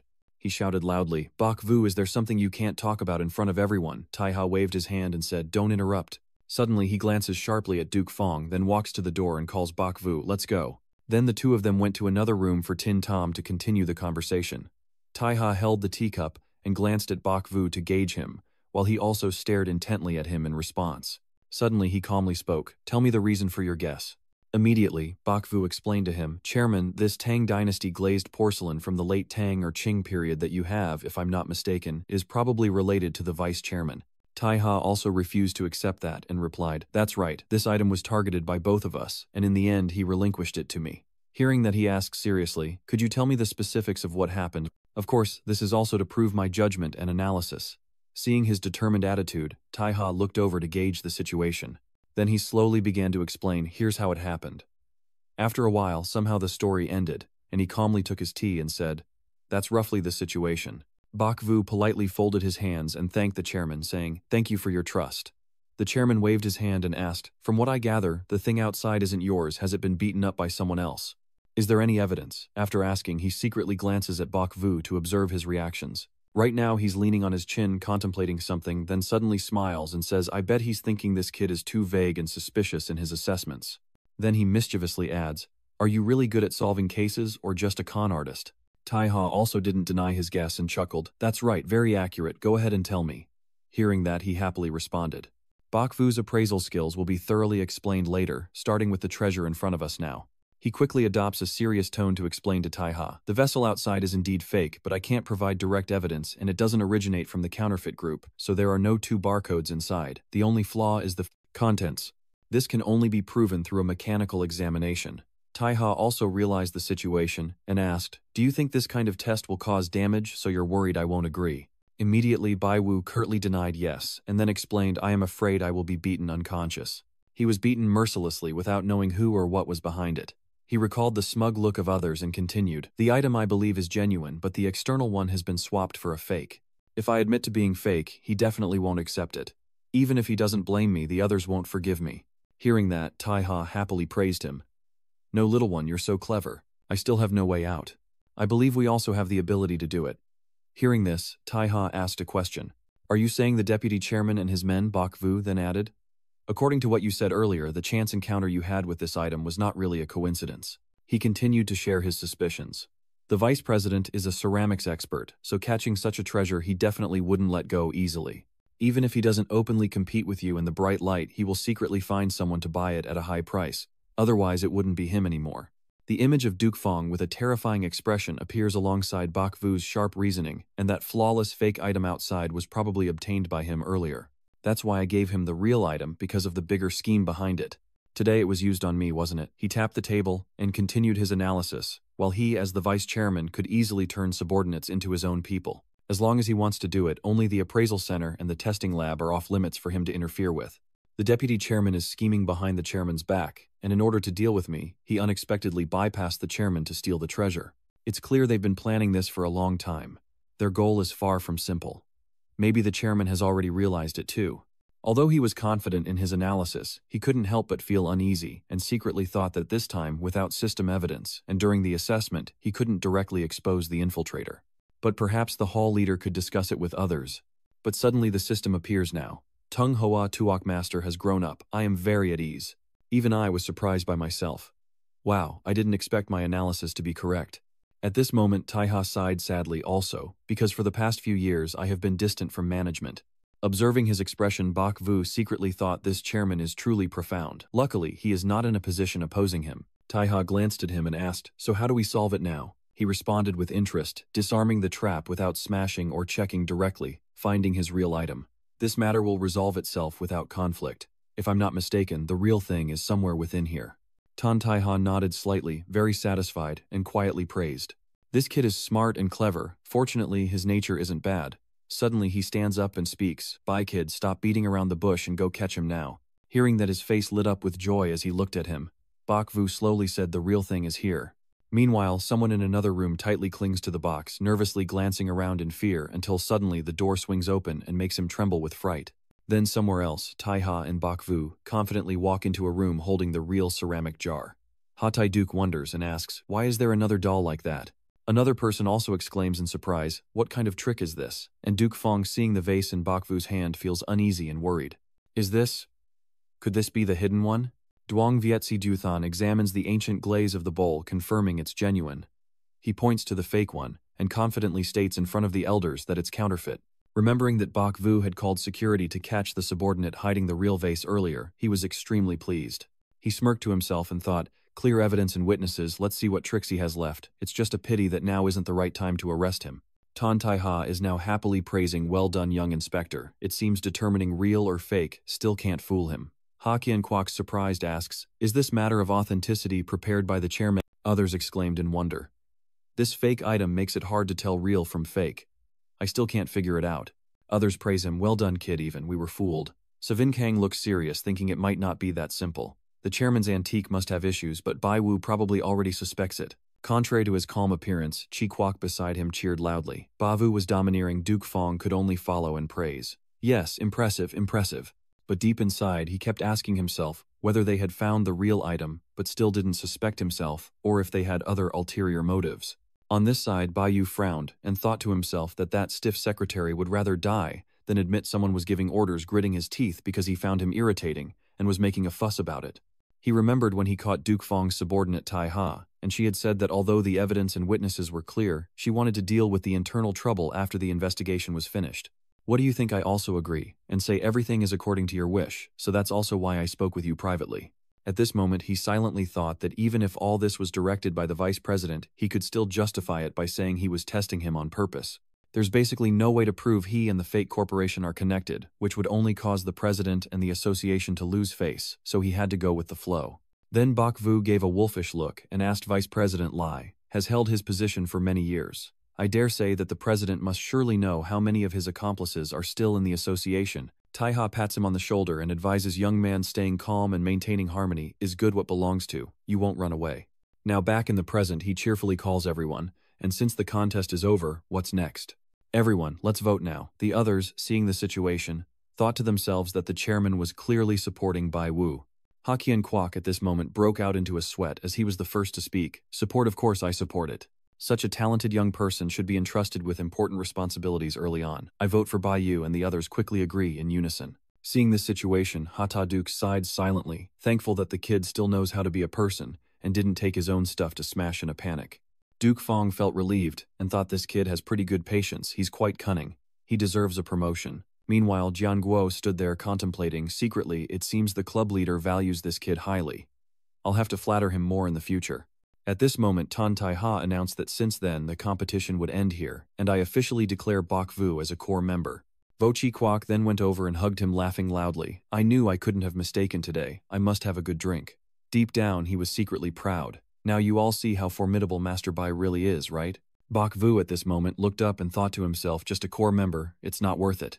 Suddenly Kin Kwok came over, took his hand and brightly said, Bok Tien Sin, could you come to my house later to help me check a few things? Others also hurried to ask, will you be free tomorrow so I can visit your house? They pushed in, saying if anyone gets it done, it should be him. Duke Fong only stood there silently cursing inwardly. Damn it, this kid is too wicked. Today's effort was totally a failure. I must plan to be on guard soon. Nonetheless, he forced a smile and clapped to congratulate. Good, very good. Seeing Duke Fong also congratulate him, Tien Vu Dot winked at those nearby, and they all forced a smile. Congratulations, congratulations, Bok Vu just glanced lightly at the four of them, and the system immediately displayed their images and information, with a 100% internal sticker. Seeing that, he cheerfully smirked and thought to himself, so everything is caught in one go, no one will be left out. Suddenly Chi Guo patted his shoulder, told Bai Vu to snap out of it and said, let's go for a drink. The elders walking behind held Tai Ha's hand to congratulate him. Congratulations, sir, so they've got the treasure now. So in the future, Black won't need to rely on these old blind and shaky men, right? Tai Ha winked and said, of course not. From now on, I'll need you to help steer this organization a lot, so don't even think about retiring early. Lao Cat could only sigh in helplessness after hearing that. Suddenly Tai Ha turned to Duke Fong and said, Vice Chairman Lai, come with me, I have something to discuss with you. Bok Vu can stay too. Alright, wait for me. I'll handle something outside and come back. Then the two of them watched him go somewhere and waited together. At this moment, Bai Wu chuckled to himself, I bet he will definitely come back. Lai Duke Fong walked down the corridor feeling deeply uneasy. Most of it was already exposed. No matter how much they knew, fleeing was still the best option. Bok Vu excitedly asked Tai Ha, so chairman was your deliberate challenge just because you have a deeper plan? He gave a knowing smile and signaled for him to guess, perhaps try saying it himself. Bok Vu, being asked this, couldn't help but wonder and think to himself, is the chairman planning to reel them in now or continue to cast a bigger net? The system immediately responded, wanting to catch 32.5% now and continue, with a large net of 46.7%. Seeing that, he secretly calculated that the percentage wasn't very high, so both of them probably weren't what the leader was thinking about. Tai Ha, noticing his hesitation, reassured him, don't worry, strange and mysterious arts have never been rare, I won't expose you. Then he turned to Vin Hang and asked, isn't that right, Lord? Hearing that, Vin Hang immediately nodded in agreement. At this point, Bai Vu smiled and praised Master Tan Tai Ha, just opened the door to a room and said, you're too modest. If you had come earlier, today's outcome would not have been like this. When he entered the room, he asked Chairman, "You suspected his identity all along, didn't you?" Thaha didn't reply immediately but sat down in a chair and said, "Go on." And then he recounted that there were some irregularities in the association, similar to Lauha's ancient artifacts. We knew there was something odd, but we couldn't pinpoint the problem. Surprisingly, the evidence was hidden right inside. This time, taking the opportunity, he brought it out for everyone to see. Sure enough, he is still young and talented. Hearing this, Bai Wu sat there pondering. No wonder he believed his foolish words. It turns out I had already suspected it and had been setting things up before the president's competition. It's like using the sword to kill the sword. Truly, that age makes one wiser. Then he smiled and humbly responded, "I just used a slightly unconventional method. As for the appraisal, I still haven't surpassed those two." He also said sharply, "Everyone understands that making counterfeit items is the greatest crime for an appraiser. An appraiser cannot afford to lose their reputation." Suddenly, he closed his eyes and continued, "But absolutely cannot be involved with forged items, and absolutely cannot say something untrue." At this moment, Savin Kang also recounted the situation, stating that the vice president colluded to produce forged goods, which is a huge blow to our association's reputation. "I wonder how you intend to handle Lai Duke Fong, who for the past few years has been abusing his power within the guild for personal gain, and surely has a lot of counterfeit items outside. Will we secretly catch him later?" But Taiha calmly said, "There's no rush. We still need to gather more evidence while keeping an eye on him." He picked up his phone and smirked just in time to see how he would escape. "How many more insiders does our association have?" Bak Vu's swollen face spoke up, but Taiha cut him off before he could finish talking about the embedded agents. "I trust you and you should trust me too. If not, I wouldn't have closed the door on you or entertained discussions with you, let alone accept someone as extraordinary as you." Vin Kong just sat there nodding at Taiha's words. Bak Vu deduces his reasoning. "I guess besides Deputy Chairman Lai there are 3 other inner core members." Vin Kong also added, considering Lao Tone from before, he's almost half of it now. Deputy Chairman Lai Duke Fong's methods are truly ruthless. Sooner or later, the association will just become part of the counterfeit industry. At this moment, Taiha stroked his beard and said softly, "From today on, he is no longer the deputy leader." He then turned to Bak Vu and asked, "How do you plan to replace him? We are all old now and can't keep going, so we let the young ones take over." Hearing this, not only Bak Vu was very surprised, but Vin Kang was also equally shocked. However, deep inside, Bai Vu felt incredibly happy. He was just trying to pass the test as a core member, yet he might win this jackpot. Imagining himself slipping and tripping, he thought to himself that this step was too long, and if he got shocked in the leg with such a thought, he couldn't help but sweat with worry. But Vin Kong agreed with Taiha and said, "I think it's fine." At this moment, he was very confused and cleared his throat to try to regain his composure. Then Bai Vu sat up straight and said, "Collecting ancient artifacts and research are both traditional crafts. My knowledge is limited, and I rely only on tricks and cunning. How can I make a name for myself? And with my little reputation, it's hard to earn everyone's respect, and I'm still young. I keep thinking about learning and exploring more. Chairman, please understand I can only accept your kindness." However, Taiha actually said that what we value most is virtue, your courage to face challenges, and your sensitivity to current affairs. But you're right, as a young person you should listen more and see the bigger picture. There's still a whole vast world waiting for you to explore. He patted Bai Vu on the shoulder and added, "Well then, let's put this matter aside for now, but you still have to accept the role of core member." He also thought in secret, was that a test of my loyalty earlier? Whatever I spoke, honestly anyway. Then he happily replied, "Of course, I will be there whenever you or the guild need me." Bak Vu never refused. Taiha burst into laughter and praised him highly. "Good in the future, no matter what problems you encounter, just speak up. My abilities are not to be underestimated." Bak Vu also politely asked him for a favor. There is something he wants to ask the president for now. Hearing that, he also responded with a pleased gasp of surprise, and then he shared his wish. "My clashes with the fake corporation have now led to a life and death situation. I can't back out financially or personally anymore." Vin Kang also interjected in agreement. "That's right, they've sent assassins multiple times." Bak Vu also continued, "I plan for our association to take this action, still hoping the president will support us fully, and this time completely crush that fake corporation." Hearing that, Taiha laughed heartily. "You clever kid, I fully support you." At this moment, Chiguo suddenly burst in holding a bottle of wine and asked, "You guys all run away every time alcohol is mentioned." The drunken old man muttered. Lai Duke Fong also said, "If you don't want to drink, just say so. Why be so reserved?" Vin Hong couldn't help but be surprised, and then asked, "Have you run away?" Bak Vu and Taiha, with cunning expressions, share the same idea. Nice try. A black car speeds wildly down an empty road. The man standing in the corner makes a phone call to report the situation. Boss agent Li Duke Fong has left the association. Inside the room where 4 people are gathering, Bakvu has a cold face and frowns quietly in thought. He's easily startled with both the leader and me, scaring him like that. How could he not run away? Anyway, the principal doesn't have any solid evidence, but then a cunning smile spreads across his face. Furthermore, if I just point out that he is an agent of the rival corporation, those old foxes will think the chairman is trying to frame him to eliminate dissenters. Even if I can prove it, it will only cause a bigger mess, making us enemies with the crowd. Savin Kong then frowned seriously, while Vo Chi Kwok suddenly looked bewildered and exclaimed, Lai Duke Fong is a spy. I knew that damn scheming bastard was no good. He freaks out, stands up, and wants to throw the bottle while shouting, Is he gone already? Shouldn't we chase after him? Tun Taiha calmly stroked his beard and spoke softly. What's the rush?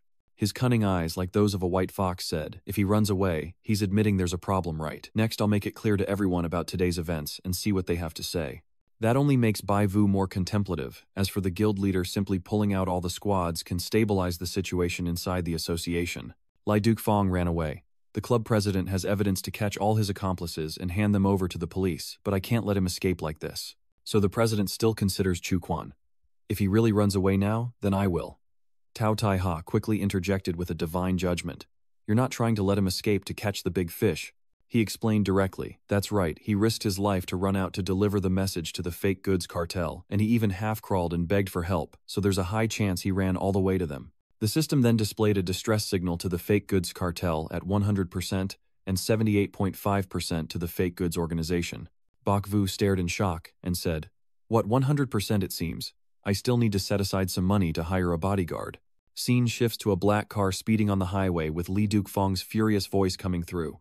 That little kid Bak Vu didn't even pass the test. His face grimaced as he continued explaining on the phone. We've underestimated him too much. This kid is too necromancer-like. Are you exposed already? No, not yet. All traces have been erased. The father can't find me anymore. The person on the other end of the line snapped the cigarette, then asked, Where are you? Duke Fong slowly turned the steering wheel and replied, I'm going into hiding first. Transfer 10 million into my account and help me prepare some fake documents in case of emergency. The person on the other end of the line spoke up and told me where to pick him up. So it turns out that's a Scarblade. His eyes like a fierce wolf stare ahead with lethal intent. On this side, Ton Tai Ha is pouring tea for Bak Vu. He intends to capture both people and objects. He found it interesting and sighed that the taste wasn't bad. He clenched the teacup tightly with a serious expression and firm words. This issue involves not just the guild and myself. I fear it threatens the entire antique world and society, so we must act. Ton Tai Ha shouted, Excellent. He gestures towards him and says, Tell me your plan. Bak Vu drinks his tea and then puts down the cup forcefully before standing up with determination and declaring we split into 2 teams, one to check the invoices and one to make arrests. I'm sure I can find the issue on the invoice, but what about capturing the suspect? Of course, the scene shifts to the highway where a white car driven by him speeds, along with a look of extreme confidence on his face. The system starts working now. Dad, see which road the deputy chairman is taking. Then he floors the gas and rushes back to the school. The system displays the route heading east at 100%, with Hangzhou Airport as the target at 73.5%. The road is congested. Based on the calculations, the chance of successfully capturing the target is 93%.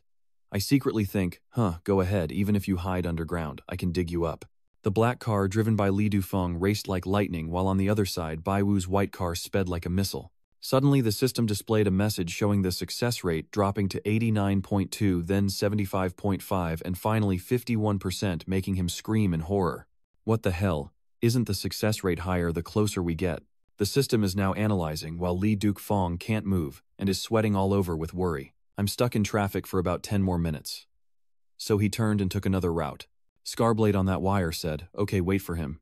Bak Vu's system reappeared, showing a 22.4% chance of capturing the target, but that didn't frighten him as much as the following notifications. The target has an 83.2% chance of a traffic accident and a 61.4% fatality rate. He angrily shouted, Damn it, is it really just bad luck? Over here, the black car is rushing toward us. Li Dufeng inside shouts, I'm coming, so what if a big truck is heading straight at us? While he was excited, the truck's front was already right beside him. He shouted, You've been burned and your window is shattered, your body is wrecked. The wrecked car, with spilled gasoline, is burning fiercely, and Lai Dufeng inside is covered in injuries and blood. You really are. Scarsword calmly replied, Nothing to regret, this is what my master taught me. He threw the phone away as a huge explosion erupted nearby, burning everything to the ground. Bakvu's system displayed a success rate of 0%, indicating the target did not survive. He arrived at the scene to see a fierce and terrifying blaze. Seeing this, he gawked, clenched his teeth, and blamed himself. Damn it, I was too careless. Bakvu stands at the scene just watching, rubbing his chin with a very displeased expression. Vice Chairman Tak is doomed. Where did my plan go wrong? He was so angry that he clenched the system panel and scolded relentlessly. Didn't she say when we first got in the car that we could catch him 100%? If not, I wouldn't have deliberately threatened him to run away. The system panel in his hand disappeared and 2 more panels appeared in front of him. The accuracy of the ratio will depend on the actual amount of information and can change at any time. This is basic knowledge. Are you sure the owner of the day is angry? You don't look upset based on your face. The system panel announces again that the system is not omnipotent, but will continue to upgrade and become the perfect version. Bakvu then suddenly realized that the system wasn't omnipotent when Kauthi Mi pretended to know everything but didn't tell him. The system's interface smiled insincerely and fake. His face looked at her with a disappointed expression, and to make things worse, he was still wearing a fake smile for her. Turns out it's playing tricks on me again. It keeps flashing endless teasing messages. How could you say that? It's still alright for the examiner to check, and of course the master is encouraged to use the new feature to explore more options. Bakvu frowned, closed his eyes, and let out a sigh, warning himself not to get angry, not to get angry. It's his own fault for trusting that devil's words. He turned on his phone and made a call to report the situation. What a car accident. I was a step late and got hit by a big truck, probably with minor injuries and many losses. Currently the system keeps sending updates and the culprit has escaped completely, so we can't get any info on them for now. There are no cameras, no fingerprints, no witnesses, and no data to collect at the scene, with only a 2% chance of successful pursuit. His face grew serious as he recounted the incident. The truck was from a nearby construction site. At first glance it seemed like a traffic accident, but I am certain it was murder to cover up the crime. Captain, can we do it like this now? Tantaiha suddenly fell silent, then suddenly widened. His eyes opened his mouth and shouted loudly, "He's dead." His shouting caused everyone inside the room to be shocked. So that lead is no longer valid then. Why weren't you more careful? The people around are looking at each other with worried and frightened faces. Deputy Chairman Lee was chased and had a car accident, but for now they haven't considered me. At Dagger Scar's office, he is on a call with his subordinates. They report that the boss has finished and they are now outside the city. A sly smile spread across his face. Stay hidden and wait for my order. The money will be transferred soon. The henchman replied, "We understand, but it seems Lai Duke Fong's house has already been checked by Nam Fong. Do you need to hide there? Rest assured I have already taken care of the important connections, and the rest pose no threat." After this incident, Dao Scar understood who the enemy to beware of, and warned others carefully. "We must be careful of that White Wind kid, he's very sinister." Suddenly 2 men from before at Tantaiha's place rushed over. Scar Dagger was very surprised by this appearance. "What are you all doing here?" They panic and speak over each other. "We've been exposed, everything's out in the open. Elder Predecessor was caught by the Hallmaster, and Deputy Hallmaster Lee was also chased and hit by that Bakvu, that demon." Dao Scar calmly surveys them, so frightened they sweat and stammer. "We are not under suspicion for now. For safety, we also plan to Talzo to avoid trouble." At this point, he suddenly opened his eyes wide like a ghost or demon, drew his gun and pointed it straight at them threateningly. "Damn, are you two trying to play a prank? From now on, I will handle you guys. Get down on your knees and put your hands up." None of us dared to resist. We really haven't been discovered yet. One guy, face almost melting in fear, cowered as a gun was pointed at him. Vice Chairman Vuong Bantu's exposure was caused by multiple attempts to target Bakvu. We didn't say anything during the test. The scene shifts to a residential area at night. Bakvu's car is parked outside a vacant lot. Only police cars enter inside. He stepped out of the car thinking that killing off Li Dehong would solve everything, but it was just a dream. Wang Bansi immediately flattered him as he got out of the car. As expected of the Vu family, their cleverness is extraordinary. He laughed loudly in appreciation, even able to dig up their base. He turned to smile and said, "Yeah, it's because someone led the way." Bansu scratched his head in confusion. "How do you know so much?" "Intimidation or bribery," Bakvu chuckled softly. That's all he could think of too. I stroked my chin and recounted what had happened in the past. Before the interrogation, I had already planned everything out, revealing the biggest mole, deliberately letting him escape, then intimidating the others to run and find a way to escape while we just watched from afar. Satutu and the police officers went downstairs to check the situation. Bakvu turned his head back, then quietly smiled, thinking to himself that this was just a plan to catch Lai Duke Fong to perform the final act of the play. But unexpectedly, the murderer silenced everyone. Though it's still fine, it all remains under my control. He stood with arms crossed, looking satisfied. "Today we settle all our debts at once." Scarblade's anger flared even more after hearing the explanation. He kicked that person straight in the leg, causing him to tumble while cursing at him for being stupid. Then he walked out of the room loudly, calling, "Where is everyone?" At this moment, his camp's camera footage was surrounded by police, officers carrying guns. Back on Baiwu's side, Banzu was confused and pointed directly at the police team, asking Vo family leaving a girl to lead the vanguard while we hide here. He glanced at him dismissively and ignored what he just said. "Stop talking so much. I already told you we are a rapid response team, only waiting to face unexpected situations." Bansu stared in shock and asked, "Is she not your fiancé? You don't seem to be worried at all." Vu Hongtai, annoyed, stepped forward to grab his collar and give the order. "Can you be quiet for a moment?" He jumped onto the car to sit and wonder why Xiao Xiao and the others are definitely not having any problems. Clasping my hands together in front of my mouth, Damchu's gaze didn't care about the current situation. The fake corporation's people were probably no pushover either.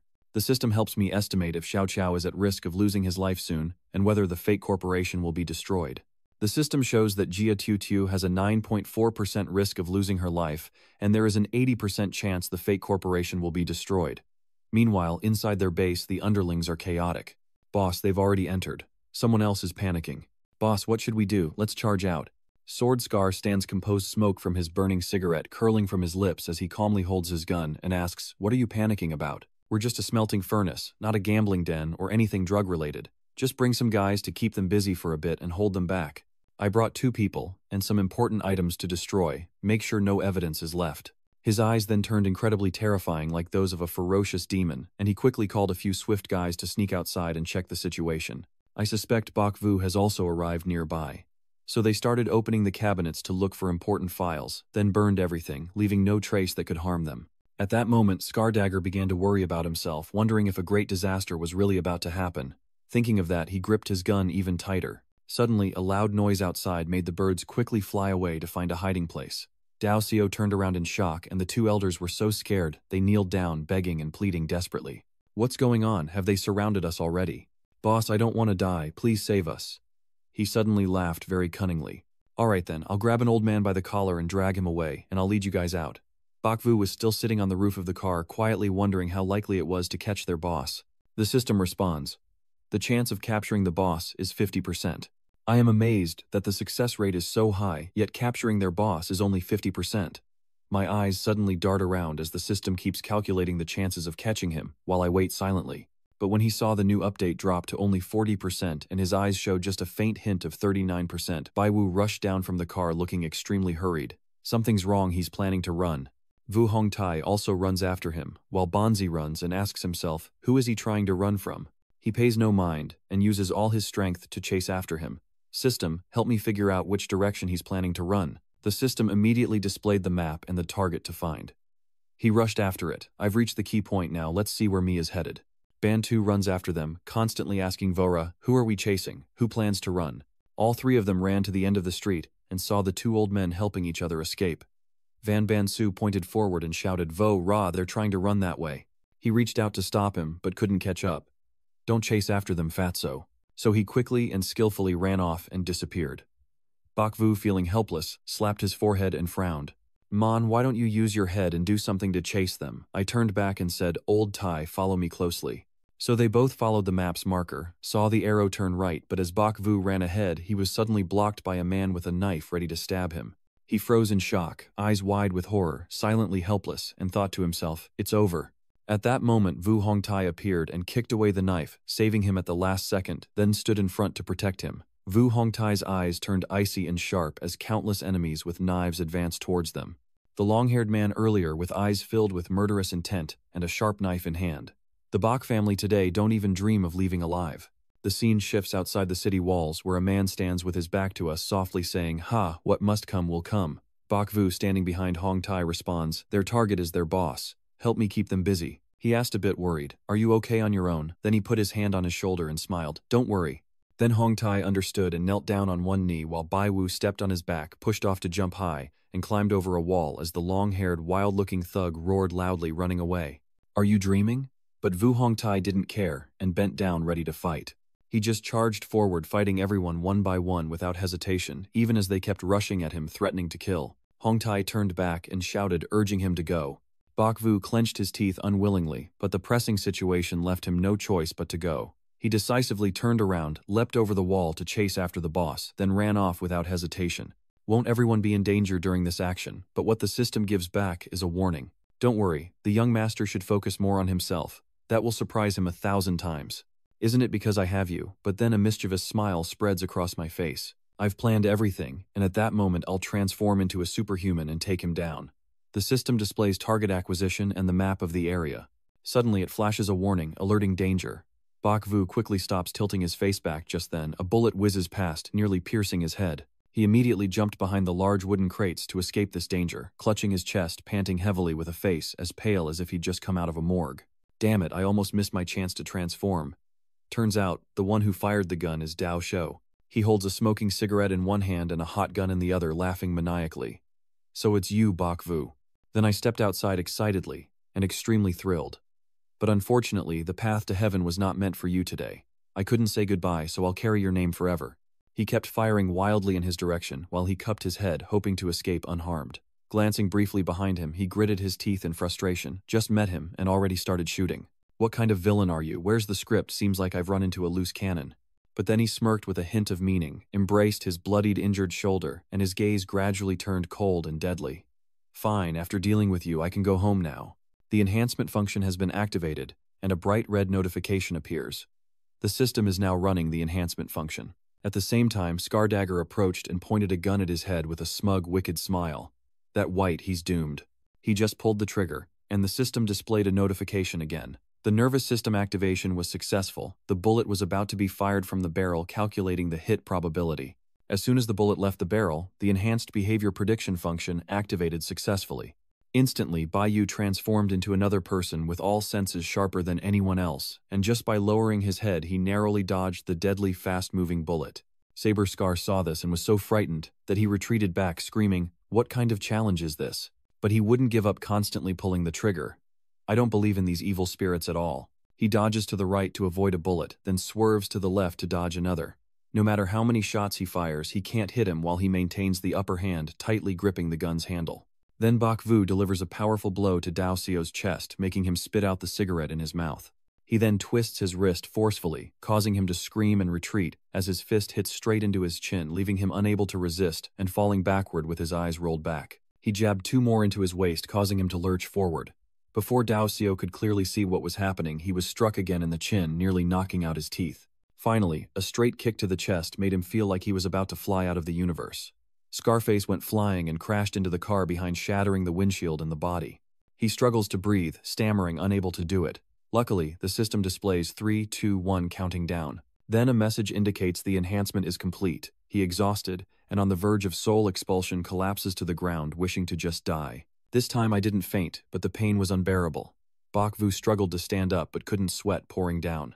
The system again displayed that the resilience experience of the host has increased significantly. Congratulations. He tries to lift his head, holding his phone. This guy is really tough. I almost got knocked out just now. He taps on the screen, still thinking I'd better call for backup. If another teammate of his suddenly shows up, I might have been caught for sure. At that moment, the system announced an alliance success rate of 3.2%. Bak Vu saw it and exploded in anger, shouting, "The hell, it even decreased." Suddenly a man came out from inside the house, laughing loudly. "Ha ha ha. You're a bit nervous, trembling as you ask. Sir, so that is divine power." The old man stepped forward and spoke. "It really is karma. I am his second uncle, you are his family." Bak Vu heard this and his mind went numb, his face darkening as he clenched his teeth in panic. "I'm finished." Bak Vu tried hard to push himself up and desperately called for help. "System, think of a way to save me now." The system appears calming. "Young master, please stay calm. Did you notice the danger?" He immediately glanced to the side. Nan Yi once again calms him down, telling him to stay calm, but when danger is detected, the godly power ignores him and turns away. He sat down, gently patting Scar's head and softly saying, "It's all my fault that I hurt you. The system says there's no immediate danger, meaning he doesn't intend to attack me, but I don't know how much longer I can hold on in my current state. What kind of medicine is he really selling in that gourd?" Shen Gong turned around calmly and asked, "Are you Bak Vu?" I looked up and replied, "It's me." "Are you the boss behind the counterfeit gang?" "You're not wrong. The divine technique has been passed down for 100 years and has become a hub for counterfeit items, and I am the origin of that sin," Bak Vu shouted in shock. "Divine skill. The old man turned around, gently caressing the ancient vase, and said, "Yes, divine skill. Not many remember this name anymore, but I am the heir of this divine skill, a stubborn and useless assistant." Bak Vu asked in confusion, "So all these fake antiques were made by you?" And he replied, "Yes, what do you think about the fakes?" He frowned and replied, "If there's no barcode, proof it can really be considered genuine overall." The old man turned around and said, "But a fake is still a fake." Bak Vu shivered as he finally spoke, knowing it was fake, so why did he still do it? As long as he could make money, why choose this path? Moreover, he said, this demon and spirit talisman is passed down from generation to the next artisans. The divine technique sat down and explained, "What we create is the craft and tradition, the essence is pure craftsmanship," he kept explaining to himself. "We originally believed that as long as we stayed firm and kept our boundaries, nothing major would happen. You strongly opposed, but eventually lost control, didn't you?" He sat quietly, feeling melancholy, as the unpredictable nature of human heart and mind was limitless, then sighed helplessly, remembering a tragic fire years ago, when he carried the boy to safety, after which the evil charms disappeared from the world. The divine pulse is now only untouched by me as I carry the lucky heir of the child to escape and hide from the world to survive. He looks up at the sky with eyes that seem near tears, wrinkled and unpleasing. I originally thought that ending this craft in my lifetime would be the best way to protect it, but unexpectedly, life isn't as simple as I imagined. Remembering the scene where we both huddled under the eaves during the storm to survive, I had no choice but to break the enchantment. Remembering how I had to sell my precious belongings while outside the shop stalls kept trading. Hot steamed buns are here and my nephew is tugging at my sleeve. "Uncle, I want to eat a bun," the shopkeeper keeps urging to buy. "Don't hesitate anymore, just sell it to me. Look at that skinny kid over there," but one wrong step leads to another, and there's no turning back. As the scar grows bigger, who would have expected, he would become a crooked tiger, pointing at the bottle in the bag, and mischievously asking, "Uncle, do these things have your official approval?" He kept rambling, "When I finish this job and make enough money, I will go abroad with my uncle to live peacefully." After hearing that past story, Bai Wu spoke up. The earlier part could be understood with sympathy, but the deeper it goes into the later stages, how can it be justified? He could have stopped in time, and with his skills, he could have made an honest living as a reputable antique collector, but he still chose to earn money through antiques. Suddenly his gaze turned serious and terrifying, relying on his eyesight and brashness, or maybe scavenging cheap items, or telling stories to buy low and sell high. Is this the noble and upright way of making money for you virtuous gentlemen? Suddenly I opened my eyes wide in shock, and couldn't say another word, only silently thinking to myself.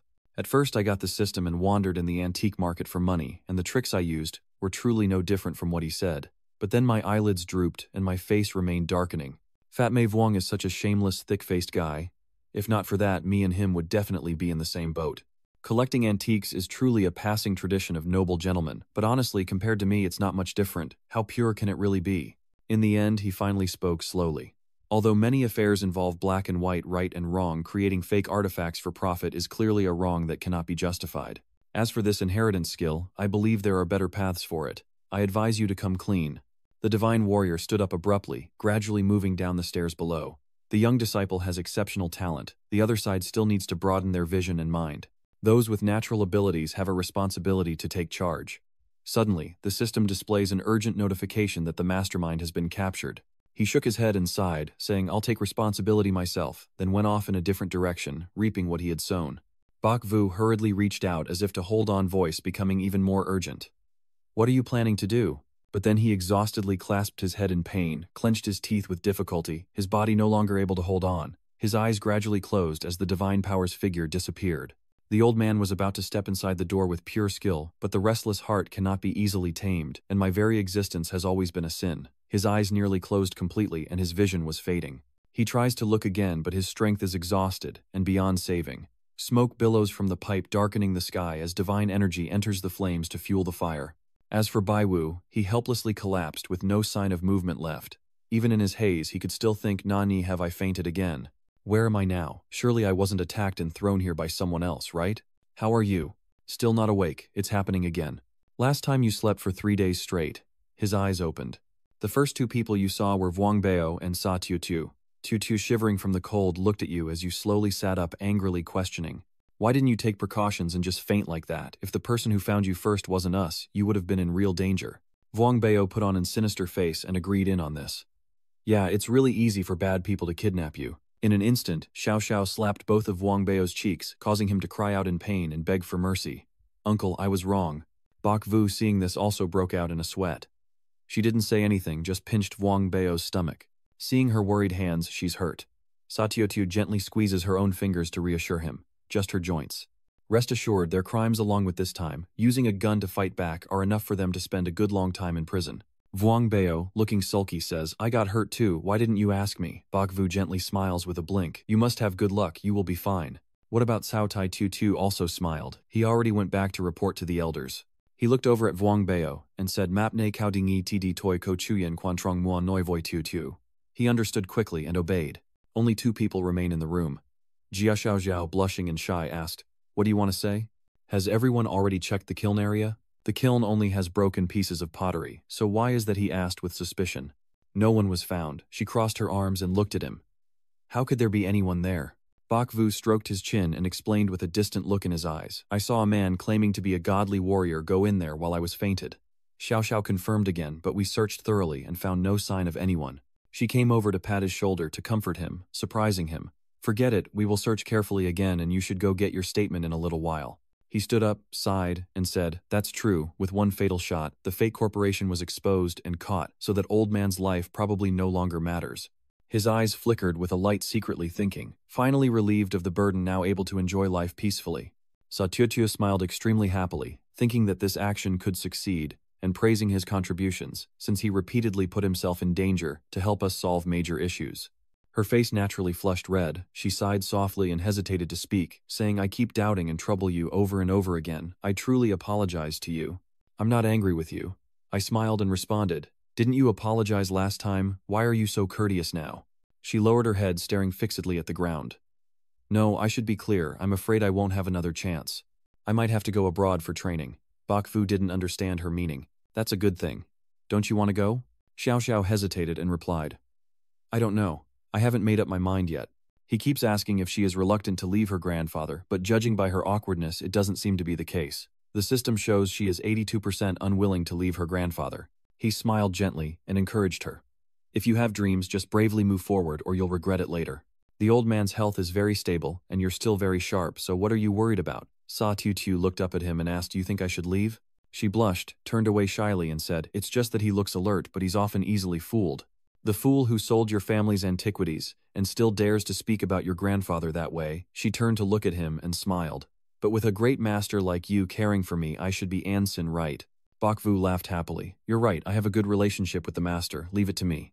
Tutu looked at him suspiciously. Sensing something was off about their relationship, she furrowed her brow and shouted loudly, Are you joking with me? He quickly dodged her hand as he rushed forward. No, it's the favor from Elder Za to me, and the bond between us. What kind of relationship do we have? You are my good sibling.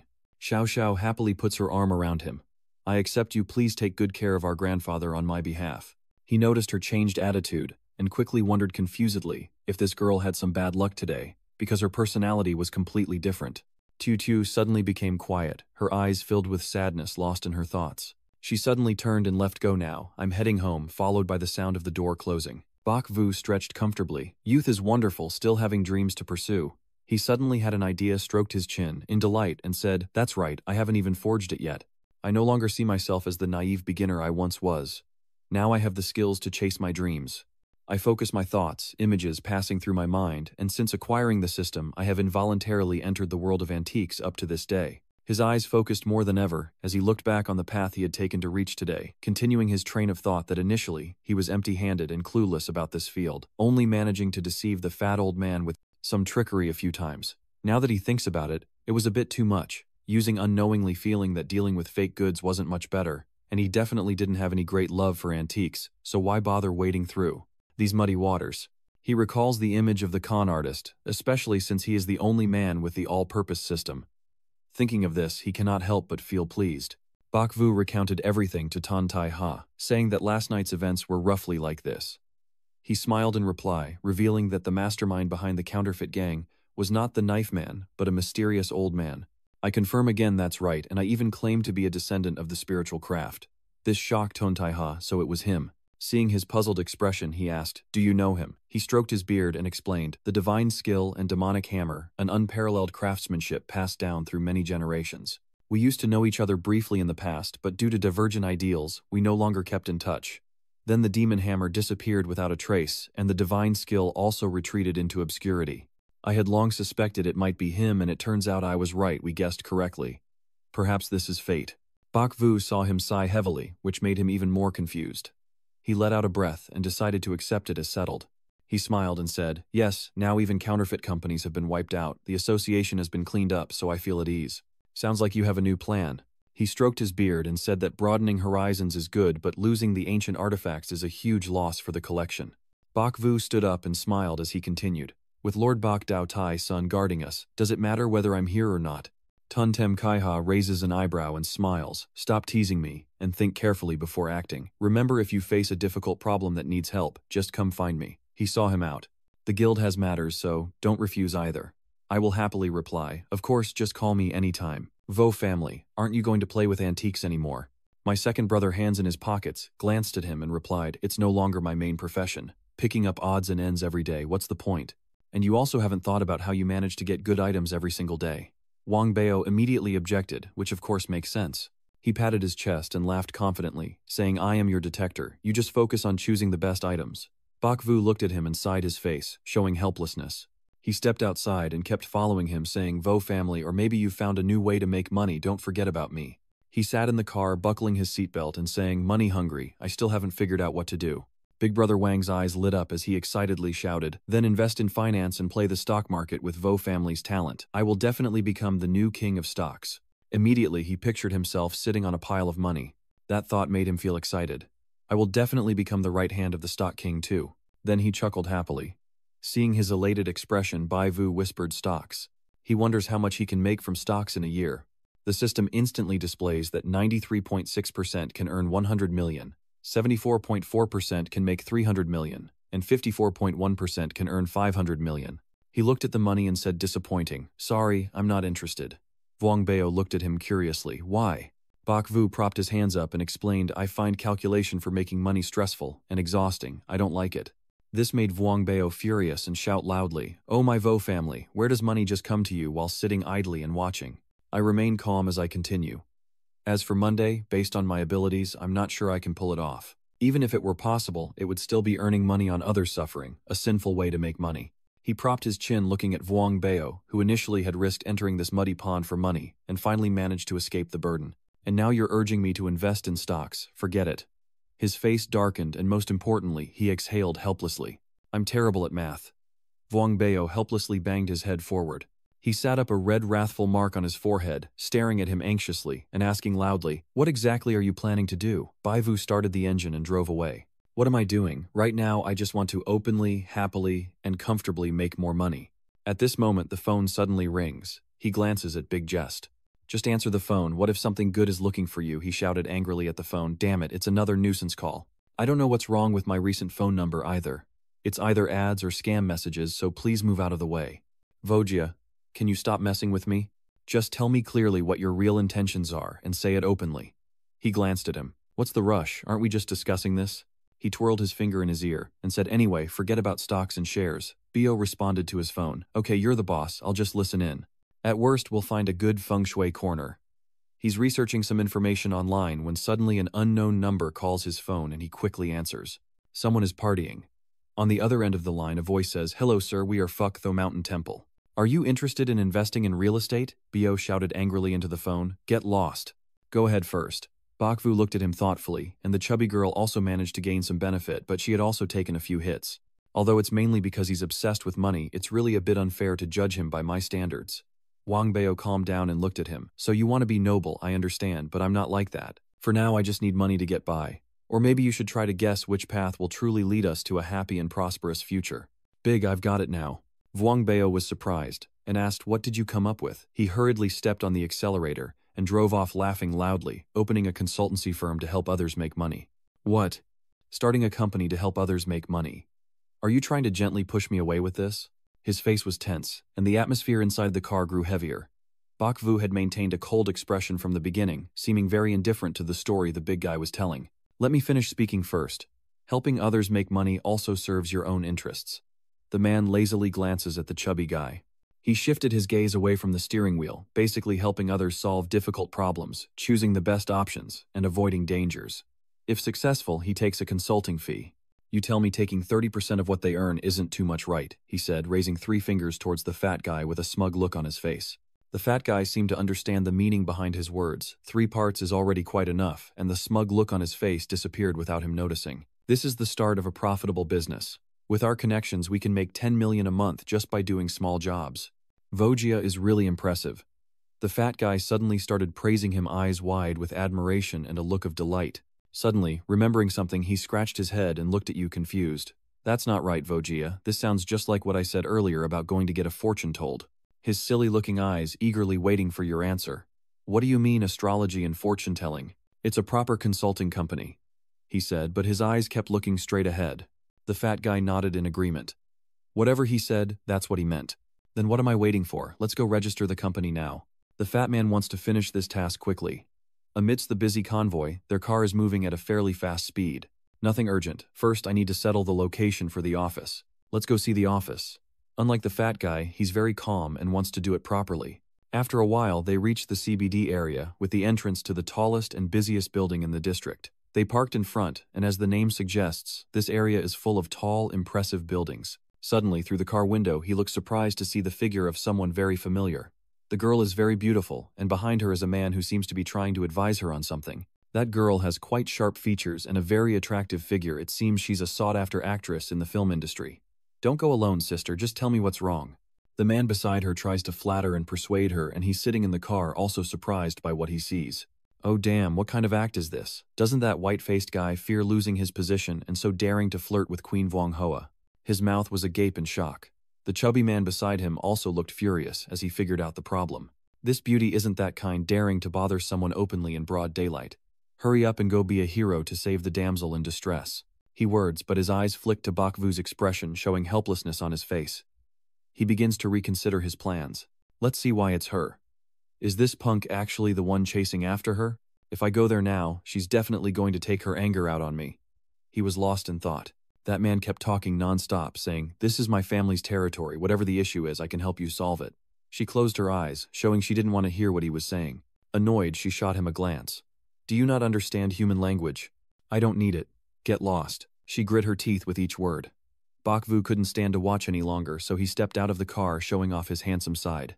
This girl has already made herself clear. No matter how you try to cling on it, won't get you anywhere. He has said what she wanted to say. Your presence surprises both of them. Bakvu, why are you here? By chance, I went to check the room, and the fat guy had already gotten off the car.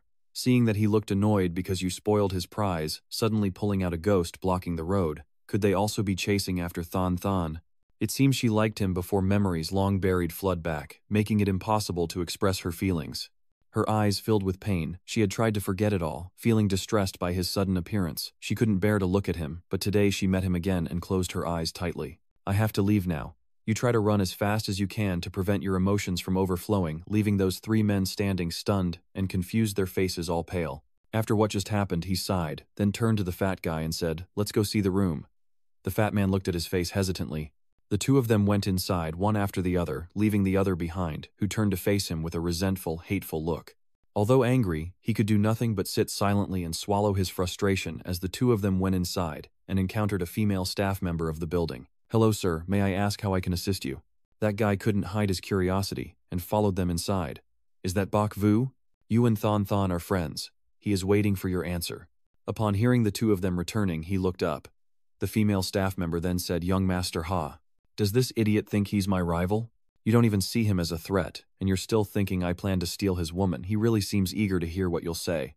Answer me, or I'll ask them to give you a discount. This is Royal View by the river in the King's Gold area. Are you sure you can afford it?" He said that with a contemptuous tone and a smug expression. The fat guy was immediately taken aback. "Who do you look down on, kid?" His face turned menacing. Although the fat guy is often very clueless, anyone who talks to him like that won't get away with it. The other side, seeing this, turned pale, sheepishly smiled and said, "Don't get the wrong idea, it's just a little goodwill. Since you guys are here for business, I should be grateful." He seemed like a different person. The fat man became even angrier seeing that. Here the words he didn't have time to say were blocked by Baivu from behind. He didn't even bother arguing with this servant. "Whether we can buy it or not depends on trying." He turned his back to him, intending to leave. He walks over to the female staff member. "We are still deciding whether to rent or buy the office space," and she greets him with a smile. "Yes, sir, this way please. I will introduce everything to you." That guy looked discouraged. I wonder what kind of industry Mr. Bach is involved in. The fat guy was annoyed by that and thought, what does it matter to him, what he does? He glanced at the other guy, sitting there stunned. He looked back at him. Wu family buy a house. You keep renting hotel rooms long term, so the money you spend in a month isn't worth it. If that's the case, then it's basically no different from not having a house.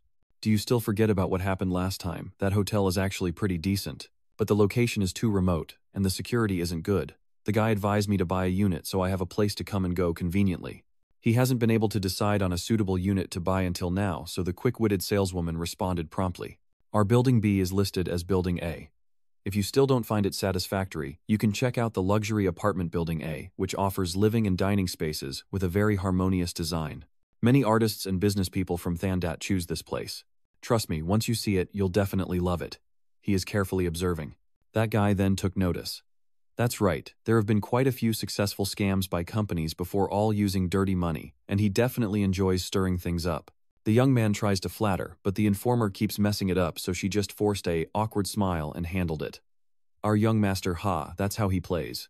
He means that anyone who sees this room will like it, so don't overthink it. I barely managed to defend that guy. They both look toward him again. Does this guy irritate us? Or does he want to reveal his father's shame to everyone? This young master is quite interesting. The fat guy looked at him with a puzzled expression. He didn't even bother with the other guy and turned back to Bai Wu. Don't hesitate anymore, the Vo family. This is trustworthy. Buy a bigger one. It would be so convenient to open a company and use it as a residence. The guy also advised him to buy one of these houses. I'm still figuring out which apartment is the best fit for me. After some hesitation, alright, take us to see it. If what you said is true, then today I decided to buy a unit. Seeing that his previous words didn't catch anyone's attention, he began to put on that unpleasant face again. At the beginning of this year, new tycoons appeared like mushrooms. They make money fast, spend it even faster. You get what you work for. Bak Vu confidently believes in this. Thank you, young master. I don't want to deal with people like that, but that guy keeps trying to draw attention. The young man, seeing that he didn't back down, said, Mr. Bak, your spirit is admirable. It seems only the penthouse suite of the Vuong building is worthy of you. The fat man frowned as he looked at him. Suddenly, the fat man's face changed. The Vuong floor, this guy made him stunned and gape in surprise. The female clerk saw that, and her expression was no different from the guy's. Her eyes widened as if she couldn't believe what she was hearing. He found these tricks quite entertaining. Let's see what tricks this kid has up his sleeve. He looked at the other person with interest, turned his back, and left the three of them standing there. Let's go see for ourselves. The elevator display shows we're on the 88th floor. The elevator door opens, revealing the staff member. She opens the door to the room, looks at Bak Vu and smiles. Gentlemen, please come in, this is the one. The four of them stepped inside the room, and Bayo was stunned by its luxuriousness and spaciousness. He walks ahead to inspect his face, showing nothing but amazement. Oh my god, he checked each room one by one, and when he stepped outside to the outdoor pool, he was even more stunned. Vuong Bayo, panting with pleasure, loudly said, I've never seen such a luxurious apartment in my life. Bak Vu was also dazzled by this room, secretly thinking to himself how truly it feels to have money. It's such a wonderful feeling. Our top-tier apartment complex is the crown jewel among all the buildings, and this particular unit, of course, isn't cheap. Mr. Vuong, the total price is 48 million, with a space of over 550 square meters plus an outdoor terrace of more than 280 square meters, all equipped with high-end smart devices, truly perfect for you. He turned back and said, the apartment is really not bad, but I can't help but wonder why the hand of the saleswoman keeps trembling since she entered, and this Hothan guy has been acting weird the whole time. He gazed sharply at the two of them, continuing his train of thought, and suddenly felt like this elevator had completely turned into a dedicated sales assistant. Do I have that feeling? System. Could there be a problem with this apartment? The system immediately displayed a 0% chance that the apartment had issues. Fat Wang raised his hand to calculate paying 3 parts up front, and if financed over 30 years, paid monthly. I'm sorry, but I can't provide the translation for that line. He glanced at him thoughtfully. This attitude might sound a bit condescending, but actually, it seemed more like he's trying to excite himself. He turned and headed downstairs, saying, Then let's choose it. Go do the paperwork downstairs. Still thinking to himself, screw him. This apartment is good, the price is acceptable, and I still have the system. What is there to fear? What are you pretending for? No matter how much you sneak around, you'll eventually meet your demons. A moment later, Bai Yu, holding the documents, walked while thinking. The deposit has been paid in 3 days, the full payment will be made, and once signed, he can pick up the keys. Moving house, opening a company, starting a new career. Thinking of this, he chuckled with amusement. This is the real life. Suddenly, he felt that something was wrong. Something about Hothan's reaction and that girl earlier feels off to me. Could it be that the system is malfunctioning again in this apartment? The system once again displays proof of innocence. Tookmaster can rest assured today no one will play tricks on him. As he stood quietly lost in thought, Thon, pulling her suitcase, exited the elevator behind him just as he turned around. They both startle and look at each other. Baiwu nervously raises his hand to greet her. What a coincidence, you also live here. Thon also awkwardly glanced away. Yes, I am moving out today. He glanced down thoughtfully. Is it to avoid me? It's not that bad, is it? It's been a long time since anyone got mad at me. The misunderstanding from before must have been resolved by now, right? He thought, as he looked at the suitcase she was dragging. Did I buy this apartment because I just put down a deposit? No, I just made a deposit. How could she find out so quickly? Thon still dare not look directly at him and nervously said, Thanks for helping me out earlier. Bakvu immediately smiled and said, No problem, no need to thank me. She let out a slight sigh and continued. I was too impulsive before and misunderstood you, causing you a lot of trouble. I'm truly sorry. Hearing her apology, he was very surprised and quickly regained his composure. It's all in the past now. Nothing much, just a secret joy in my heart. Thank goodness finally cleared my name, and I can be a new person again. She sighed softly, smiled at him and said, I've heard some things about you lately, and it really makes people see you differently. That made him startle. Bakvu scratched his head politely and replied, It's just some luck, I suppose, but he was curious whether her and Mo Yini's matter was settled, though he probably wouldn't get dragged into it anymore. Thon saw something and froze in place. She grabbed his arm and asked hurriedly, Did you just come to buy an apartment? Yes, Bakvu cheerfully confirmed. That's right, we just moved in and almost became neighbors. I laughed and said I didn't know you lived here either, what a coincidence. She lightly frowned, hesitating as she looked at him. Thon suddenly turned around, pulled his hand, and dragged him away. We can't buy this apartment, let's return it quickly. Bakvu shouted in confusion, Wait. She turned around to look at him, frowning. What's wrong? He awkwardly smiled and pointed at the wrist being held. Let go first, then we'll talk about pain. She immediately let go, her face flushing red, biting her lip and thinking, damn it. The man glanced at her quietly. Hey, the symptoms are similar, but still a bit milder than that old lady. He softly told her to stay calm and not to worry. Why can't I buy this apartment? You need to tell me clearly, so I know. This is that apartment. There's no reason to refuse to sell. Thon looked at him shouting loudly, You really are just a money-hungry guy. Can I pay you back for the deposit money? Bakvu sighed and thought to himself, Now I feel just like the fat Vuong. I explained to her that this is not about money. I really like this apartment. If she doesn't tell me the reason to convince me, how can I withdraw Thon? Thon frowns, her face lowered to the ground, silent and thoughtful. Just then, someone walked past the two of them. Thon, with a serious face, whispered to him that the overall feng shui of this building isn't good. She glances somewhere and continues in a low voice, especially regarding the building. Bakvu asks curiously, Are you implying it's haunted? She remains silent, gestures to him to be quiet with her hand. So in the end, I was played again. Not only by that brat, but also by your all-powerful system. Fat Vuong, walking behind, was startled when he saw the two people. The system appeared lamenting that the young master was falsely accused. The apartment truly had no issues. He pulled Fat Vuong aside and whispered something, and after listening he opened his eyes wide in shock. What he shouted loudly, Is this apartment haunted? Thon rushes over, pinches his arm, causing him to startle. Be quiet, okay? He frowned and asked, Isn't it that you also intended to buy? Have you finished the deal? How much of a discount did the staff promise you? Veggie Wang quickly waved his hands and begged, Please let me go. I can't stay here with such things. No, we have to go find them and get the room back. Thon immediately agreed. Yeah, I had to pay him, all grouchy and frowning. Can't you just stop shouting? I wonder if this place really is haunted by ghosts. The system quickly replied, Possibly haunted, believe it or not, believe it or not. He angrily retorted at the system's stubborn attitude. I believe. If I didn't believe, would I really go catching ghosts? Bakvu crossed his arms and looked at the two in front of him, saying, It's definitely nothing supernatural. I suspect someone is pretending to be a spirit.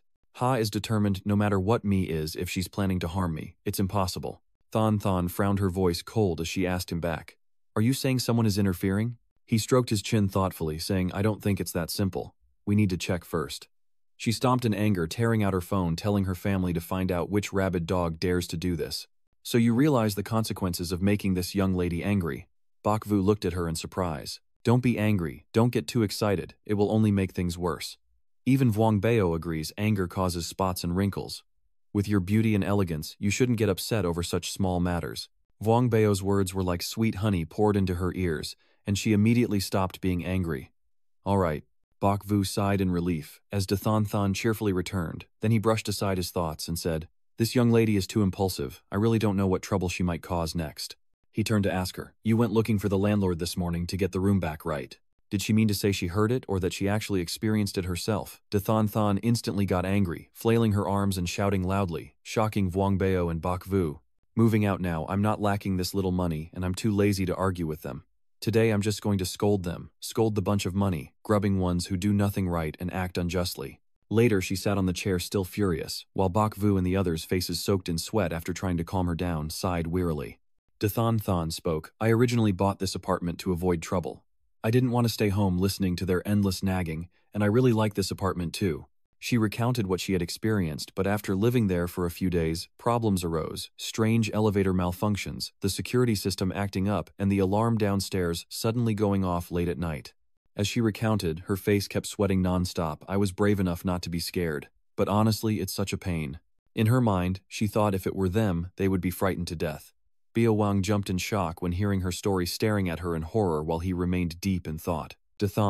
Than's body trembled with fear. As she continued, the maintenance team called me a few times. They only apologized and said they would try to fix it as soon as possible, but nothing can be repaired. I really couldn't take it anymore, so I bought another place elsewhere and today I moved into it. Bak Vu secretly assessed that this is truly the daughter of a wealthy family. He looked at her and asked, Is that Hathieu the heir of this building? He is just a stalker following her. Bak Vu whispered with a sinister smile, I see, so he's aware this place has issues and intentionally sold it to me, just to mess with me, truly a careless young punk. Wet-bearded Vuong Bao anxiously asked Miss Thanthan if she saw all this with her own eyes. She immediately changed her tone and glared, causing him to jump, as if to say, Do you think I'm the kind of person who believes rumors and then distorts the story? She set a terrifying expression on her face. Of course, I've heard a few things as well. Some people have actually encountered unclean things, and even been frightened to the point of losing their composure. Do you want to hear about it? Wang Bao, upon hearing this, quickly hid behind Baiyu in fear. Please don't tell I'm very timid and afraid of things like this. Than sighed and looked at him. You're a strong big man, well built, yet you're so easily frightened. Always serve you. He kept clutching the string of beads and stammered, What do you know about this? I deal a lot with antiques, so I have heavy ghostly energy and can attract things. He quickly turned to look at him and shouted, That's right, Vujia, I still have you. He remained silent, only glancing at him with disdain. He kept rambling, but with his skill in divination, he should also understand feng shui. We with a protective talisman like you by my side, what is there to fear, Emperor Than? Than looked at him in surprise. Bak Vu, I've also heard a few things about you. Is it true that you took the lead in this matter? I thought of Bak Vu dressed as an Taoist priest, reaching Laveau up, sighing and holding his head in frustration. If I keep following this path, I'll basically go from a grandmaster to a heavenly master. So how can I change my career like that? I awkwardly raise my hand and say, Just to clarify, I only know a little bit of scratchy cat divination. Techniques, nothing more. Actually, I think I can handle those ghost exorcising things too. Wang Bao cheered on enthusiastically. That's right, Vu and I have switched careers. We bought this apartment mainly to set up a company specializing in helping people solve difficult problems. He always talks about fortune-telling divination and praying for luck to predict names and destinies. Bai Vu clenched his jaw in anger, quickly covering his mouth. Than immediately broke into joy upon hearing that. That's great, so luck is on our side. She took out a black card and handed it over. This card is probably worth over 8 million, and her task is to expose this false deity charade for me. I raise my hand to decline. I was planning to investigate this myself to protect myself, so I can't accept your money. She doesn't pull back the card. It's okay, I also own this place, so consider it as me entrusting you on behalf of everyone. If it's not enough, come find me, and if there's any surplus, consider it a housewarming gift for you. Bai Wu hesitantly said.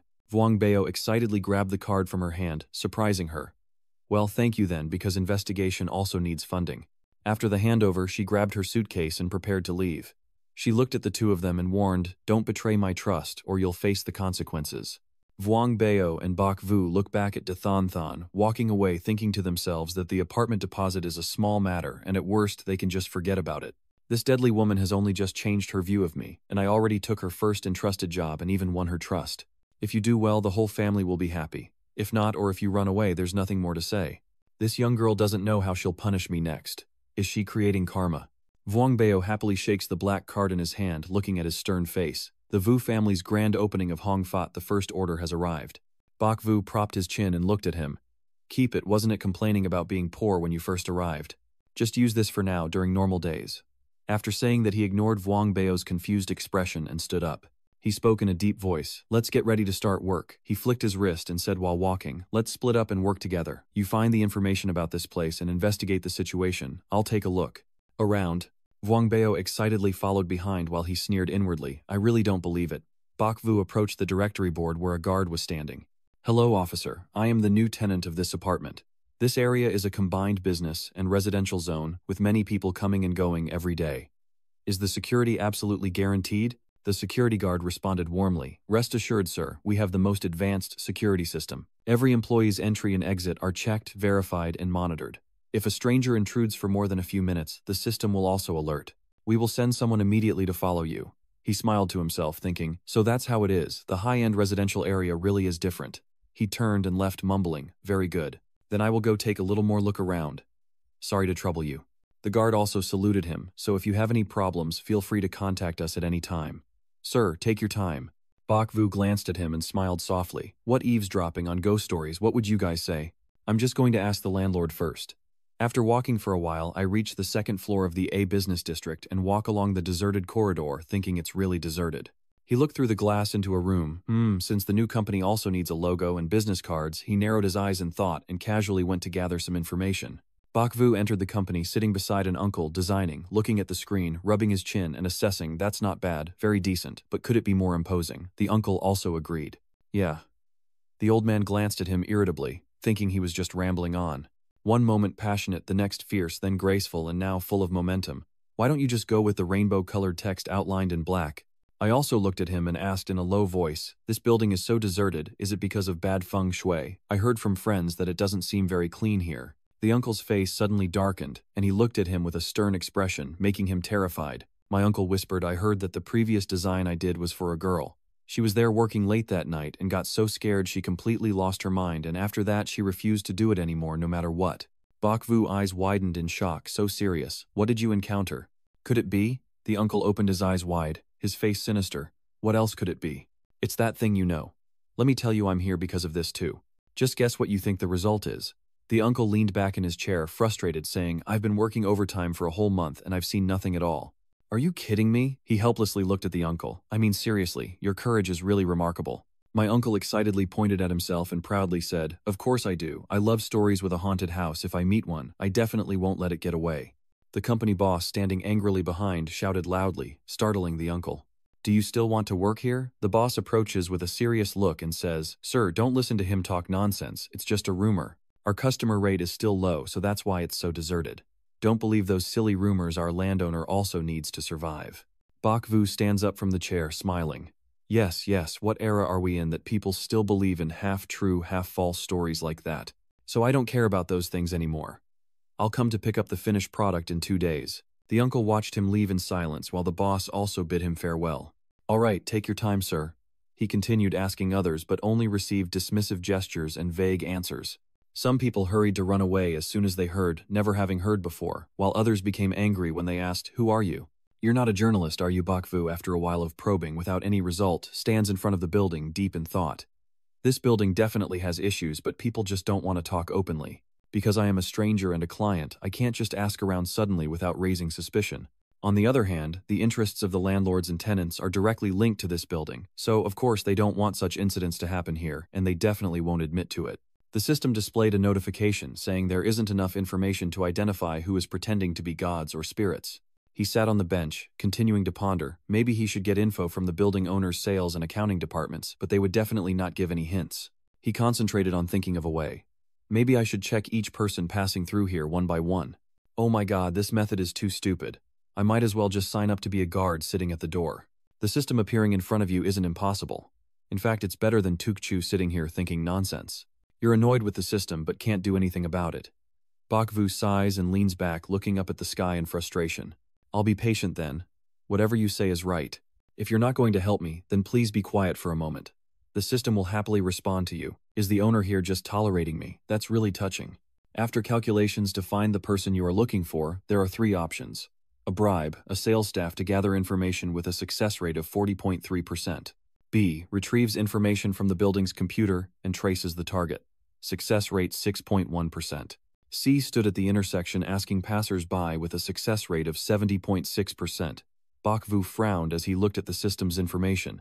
The first option had too low a success rate to control, the second was definitely illegal, and the third only slightly higher. But no matter how he looked at it, they all seemed rather untrustworthy. He narrowed his eyes again, anger flashing, and stood on the street asking everyone, "Oh my God, isn't this just like swiping a card at the subway station gate?" Thinking so, but in the end, Bai Wu stood on the main street, the system mocking him, saying he didn't want to, but his body automatically chose the option with the highest success rate. I cough and step back. With so many people here, do I really have to stop and ask each one, "Do you believe I won't get chased away?" Suddenly, the system provided guidance which surprised him. On the right front, there's a man holding a child, blocking him with a 95.3% chance of success. What kind of weird plan is this? Do you think the dad holding the child is a very kind-hearted person? That's not right. The baby the other person is holding is crying. He approached quietly and said, "Sorry to trouble you." Suddenly, a woman's scream from behind startled both him and the man, and they grabbed him. It's the little brat. He frowned, muttering to himself, "Damn it." He reached out and charged at the kidnapper. Bak Vu turned around, pushed the kidnapper away, and held the child tightly in his arms. The kidnapper had already been caught by some local residents. I hate these kinds of child kidnappers the most. I'd fight to the death to stop them. Hey, don't dirty our hands. Just kick him once and leave it to the police. Luckily, we have this gentleman here. Without his intervention today, could have been much worse. He happily replied, "Don't be so polite." The mother suddenly changed her face, sweat pouring down in streams.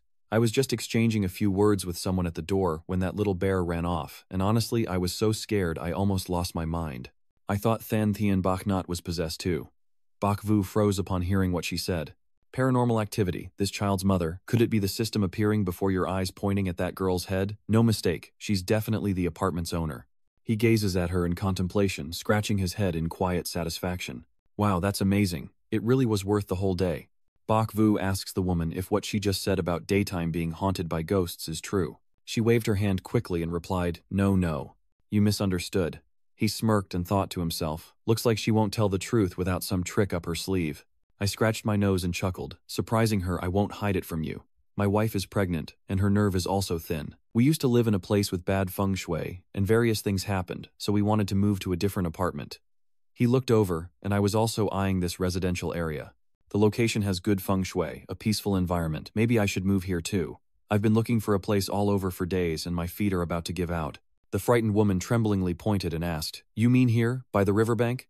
Bak Vu smiled brightly and replied, "Yes, the apartment floor in Building A is also quite good." She turned her head away, her eyes avoiding him. Suddenly she grabbed his wrist. "Hey brother, I shouldn't have meddled in this, should I?" Her face turned pale, trembling as she stammered advice to him. "But because you're a good person, I couldn't just stand by and watch you die. Don't buy this apartment under any circumstances. This place isn't clean here." She tried to persuade him, her body still trembling. "Listen to me. The elevator here stops working every night when it reaches the 18th floor, and the security and alarm systems, even the central door, are untouched but keep ringing non-stop every time they fix it. It goes back to how it was. In just a few days." Bai Wu pretended not to believe it, probably just a coincidence, right? Or maybe the building's management system is malfunctioning. The woman recounts the things she has witnessed firsthand. And there's bloodstains on the stairs too. When we brought the manager to see it the next morning, it was gone without a trace, and sometimes you can still hear children crying, and many other terrifying sounds echoing in the hallways. There is also a ghost dressed in white with long hair. As she reached this point, her eyes widened with fear clearly visible. Bak Vu also looked terrified, his soul seemingly about to escape. Really? Really? You went with that woman to the children's playground in the area? I'm not lying to you, am I? Just look. Everyone knows. That's right, Mrs. Ng on the upper floor also had a really late return once, and actually fainted from being threatened, and she moved out a few days later. The woman in the green coat asked the person next to her, "So why haven't you moved out yet?" "My husband is also preparing to sue the sellers and make them pay damages." The woman walking with him, who has been silent until now, nervously bites her lip and says, "Our husband's stock has been held up recently, otherwise we would have bought another house and moved out long ago." Bak Vu reassures everyone, "Please stay calm and don't panic. You're saying these things only started happening recently, right?" The woman in the middle spoke first, saying, "Isn't it already almost half a year now?" The short-haired woman also added, "When we first moved in, everything was quite stable. I clearly remember. It all started 4 months ago. It was so sinister." He stayed silent and listened without saying a word. He propped his chin on his hand and said, "It's all at night when it's quiet late at night." The atmosphere among the women grew tense as they looked at each other nervously. "Oh no, could it be that even during the day you're sneaking around and your mother is nagging you? Listen to me, your wife must be already heavily pregnant, right?" Listening to her advice, absolutely do not take any risks, this apartment can't be bought. After chatting for a while, Bayu left waving goodbye to the mothers. He walks to the front of the building, resting his chin in his hand and pondering. This building really has too many ghost stories, whether it's spirits or two people. Either way, he's about to be swamped with work. The system pouts and appears, already claiming it was all work done by humans. Master Took is really unreasonable, he doesn't trust me. He twitched his eyes. Of course I believe me, I just said it casually. It immediately brightened up again. So happy. He frowned and continued to think. Late at night is not a time for one person, but for a group of people who like to sew and weave stories. The system displays a series of information for him, and then asks if he wants to do some calculations. He, with a smug look, quietly laughs to himself, knowing even with his knee, thinking there's no way it's possible. Who could be that boring? Surely they have a scheme behind it. And the security system of the Imperial Court by the river must be quite good. Only the building owner and the guards could have orchestrated this, whether the gods knew or not. The system praises him. Master Su is really super smart. He focused on his thoughts without noticing a hand rushing at him from behind. There's still the matter of their true intention. Based on the current situation, Vuong Bao suddenly appeared behind him, placing a hand on his shoulder which made him jump in surprise.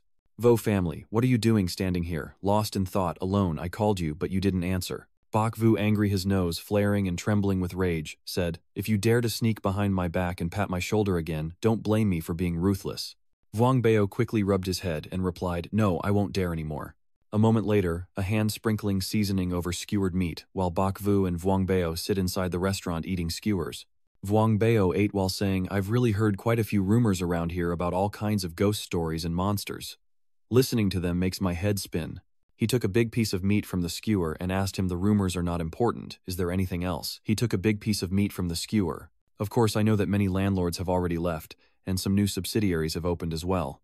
Keep going. He took a big piece of meat from his hand, chewing as he spoke, and added that recently the owner had several conflicts with the real estate company, and I heard that the subsidiary companies are also forcing the real estate company to take responsibility, and it seems they even expelled a head of security. He frowned silently, wondering if it was a personal revenge. Not quite. If he's been demoted, then how can he still enter the neighborhood so easily? In the crowded restaurant, the two brothers sit at the middle table eating and chatting. Bok Vu focused on thinking, doing this not just to target someone individually, but to attack the entire estate. The main goal is to destroy this building, so he probably has a deep grudge against the real estate company, or has some vested interest. He frowned. Basically, tenants, landlords, business people, and real estate people all have the ability. It's like looking for a needle in a haystack. Big Brother Vuong adds another skewer of meat and asks, can you estimate it? But honestly, if I wasn't confident about it, I'd return this apartment and the money isn't coming from nowhere, he said while holding 3 skewers of meat. This price is definitely inflated for a high-end CBD on the river, but who would have thought that the most luxurious skyscraper is actually haunted? Bok Vu curled his lips and said confidently, I've made up my mind, I am definitely getting this apartment. Rest assured I already have a plan. He looked at him cheerfully and asked loudly, really? Come close and warn Bao tomorrow. I'll deliver the rest of the payment. Go downstairs to get me some business cards and a sign, and prepare some decorations for the opening. I want it to be big so the whole building knows we're opening a company. What for? A snake was pulled out of its lair on a beautiful morning in front of the imperial apartment. The moving service staff was helping Nini carry things inside. Bok Vu stood to the side, watching them work and chatting with the residents. The owner of Building A still kept advising Bok Vu not to buy, so why didn't you listen? He reassured her. Don't worry, Sister Wang, I have already invited the Grand Master. In a few days they'll come to help us eliminate that evil monster. A neighbor happily said after hearing that. Really, that's great news. So you've helped everyone with something important. Bok Vu acts all mysterious. Oops, absolutely do not reveal the secret. Once everything is settled, the moving service team will leave. Wang Biao waved goodbye to them. So polite, you've worked hard. As soon as he closed the door, he sighed, busy all day with no time to breathe. I'm really smitten with this fat man. He sank into the sofa chair, complaining. Oh my god, Bok Vu, sitting aside, rubbing his chin, says, the company is almost established. There are still a few things I need to talk to you about. Vuong Bao narrowed his eyes and said, okay, anything else to order? Except for tonight's ghost hunting with you, everything is fine. He chuckled and instructed, I've already asked Lao Sa to handle the registration. I don't pay much attention to daily management of the company, so you can be the legal representative and general director. Vuong Bao grinned, rubbing his hands, so you're throwing me out front to take the blame for you, but I want an annual bonus of 300. He smiled and said, do you even understand what a 300,000 annual salary means? How about this? If Luong Heng wins, he gets 300,000 plus 20% of the shares. Vuong Bao suddenly stood up, astonishing him. He grabbed your hand and swore, true brother, such loyalty. From now on, whether it's fire and sword or the depths of danger, I will follow you to the end. Bak Vu sighed and confided, I thought carefully when I bought this house that we would start a company together in the same place. This is true shared fortune. He shrugged and continued to sigh, but who would have thought that this small neighborhood wasn't so peaceful after all? You see, I'm naturally weak, and this ghost haunting is just my luck. Vuong Map pointed at himself and said heroically, Vuka, I understand your intentions from tonight. I'll stay here with you just pretending to be a spirit or ghost, and this chubby guy here isn't the type to scare easily. Bak Vu gives a thumbs up and praises your good brother. Your outwardly noble brother's words are kind, but secretly he looks down on you and isn't cowardly. Won't you stay and act a little longer? Just then, the middle door suddenly lights up, signaling someone is coming. Vuong Bao immediately turned pale and shouted, Oh my god, they're here. Bak Vu stared in disbelief. Can this little gutsy guy really dare to speak to me as we face danger together? He pretended to turn his back calm and indifferent and said, Let's forget it, I'll go see for myself. Vuong Bao immediately got proud and went ahead of him. Vu, go now, I don't believe it. Who would dare to show up and scare people at just after 10 o'clock? He steps up to the doorbell, finger poised to press and open the door. Suddenly Bak Vu Go's phone drew his attention. Vuong Bao over here also froze. Hello, good to hear from you. He anxiously listened to find out who was calling him. Then the voice on the other end announced, The guest has arrived. Are you home? I'm downstairs? He nodded. Yes, I will come down to open the door for you now. Wait a moment. He hangs up and turns to smile at Vuong Bao. Sorry, I forgot, I just ordered a delivery. He frowned and said, Don't talk anymore, I've opened the door. How about it? This meal was pretty good too. Making money is not easy. I understand that since our first business deal is opening Hongfap, I will pour all my strength into it. This deal's success will serve as a promotional tool for us, and also a chance to connect with many major contacts, a truly one stone, two birds situation. But rest assured, everything is within my plans, everything is very stable. Suddenly, the lights in the room went out completely, and Vuong Bao screamed in panic. We're here, it's really happening this time. Quickly assign tasks, I will catch the person. You check the power source and contact security to review the cameras. Hey, system. Where is the troublemaker now, and how do I catch him? The system immediately responded saying he is still on this floor, moving toward Area A by Elevator 3. Then it presents the options for the pursuit route. Choice A is to go through the staircase on the right side of the floor, with a 97.6% chance of success. Option B from the left corridor crossing over has an 83.3% success rate, while Option C takes the elevator to the maintenance room on the 18th floor with a 48.6% chance of success. Bak Vu decisively makes his choice. Hey little treasure, listen to me, pick A. The system cheerfully responds, thank you for the compliment. He follows the system's instructions and quickly runs to hide behind a wall, carefully observing the situation, and indeed the troublemaker hasn't left yet. Bak Vu rushed out, aiming to grab him and see where he was running to. Unfortunately, at the decisive moment he slipped. Bak Vu only had time to shout dead loud before he collapsed to the ground. The troublemaker was startled by the loud noise, turned around and fled for his life. He immediately chased after him, there's no way out of running. The troublemaker runs to the end of the corridor, then squeezes past, turning right into the emergency stairs. Bak Vu continued to follow. After a chase, Bak Vu was officially abandoned by the troublemaker. I'm panting and exhausted. Oh my god, what a thief, running like an Olympic sprinter. The system messages pop up at the worst time. The target has escaped, the target is no longer nearby. He got angry at it. Aren't you saying there's a 97% chance to catch him? Are you messing with me? The innocent system says, who told you not to be careful and slip? I never said it was 100%. Bak Vu sighed, blaming his bad luck for picking the 3%, and then his phone suddenly buzzed. I just picked up the phone and Bao Vuong's frantic scream echoed through. Vu Jia is in trouble, he tries to calm him down. Muok chow dung sonoi cham chutrot chuok. Lasao Vuong Bao dang otang 33 tren. Buktuong noi ong ta dung bivade nyung bantai momakwai. A haunting melody echoed from somewhere, increasing his panic. He hurriedly sat on the stairs, trembling as he called Bak Vu for help. He mumbled incoherently. It's still following me always. I'm on the 33rd floor, the stairwell of the 33rd floor. While he is sobbing and recounting, a pale hand with sharp claws is slowly reaching out from behind him. He still doesn't realize the danger is approaching. He sobs uncontrollably. Hurry up and come save me. Over here. Bak Vu ran as fast as he could, trying to comfort Vuong Bao. Stay calm. I'm almost there. Remember, there are no ghosts or demons at all. Absolutely don't scare yourself. He keeps repeating your words like a mantra on the other side. No ghosts, no ghosts. The eerie, white, ghostly hand is still slowly reaching toward him. In the darkness, a long black hair figure with sharp teeth extends a hand to grab his hair, making him jerk in surprise.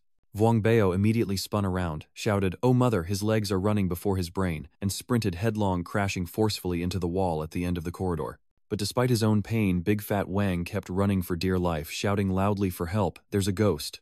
The eerie singing continued from behind, growing clearer and closer, making him panic and mumble some incoherent mantra, until suddenly Vuong Bao froze and was met with an even more horrifying face, hair tousled grayish skin like a corpse and, most terrifying of all, 2 eyes glaring wildly. This terrifying sight made him scream out loud, and the sky and earth instantly turned dark around him. I don't know how long passed before Wang Bi vaguely heard someone calling him. "Fatty, wake up, Fatty." The scene before his eyes gradually became clearer. So it was Bai Wu. He groggily sat up, rubbed his head, and asked in confusion, "Vuvu, are you not dead yet?" I help him sit up and laugh. "Still alive and seeing me even after dying." Fat King staggered to his feet, barely stabilizing himself before being stunned to realize the ghost had not left yet. It is still sitting upright, rubbing its head. The ghost, hearing the noise, immediately glances at him. Vuong Bao's spirit immediately began to leave his body. He weakly groaned, and then fainted in Bai Vu's hands. He politely slapped his face a few times and dragged him along. "Hey, that's the person, the one who was hit earlier by you." He faintly woke up after hearing that, and I explained, "He's the designer of the advertising company downstairs. I know him." The man mistaken for the ghost by Big Fat King turned to smile and clarify. "Hello, Master Mok, I am the person." Bai Vu saw he was injured and stepped over to help him up, then said, "You are really brave and bold. It's all sorted now, no more searching for ghosts. Hurry to the hospital for a checkup. After you help the advertising staff get a cab downstairs, he waves his hand at you. Don't worry, Vuka, it's okay, you guys can go back." I also gave him a few words of advice. "Yeah, be careful yourself. Call me if anything happens." The taxi driver saw the exhausted advertising staff and asked how he was doing. "Did you guys just come back from a fight?" The advertising staff sighed. He had to stop chasing cats hit by a car.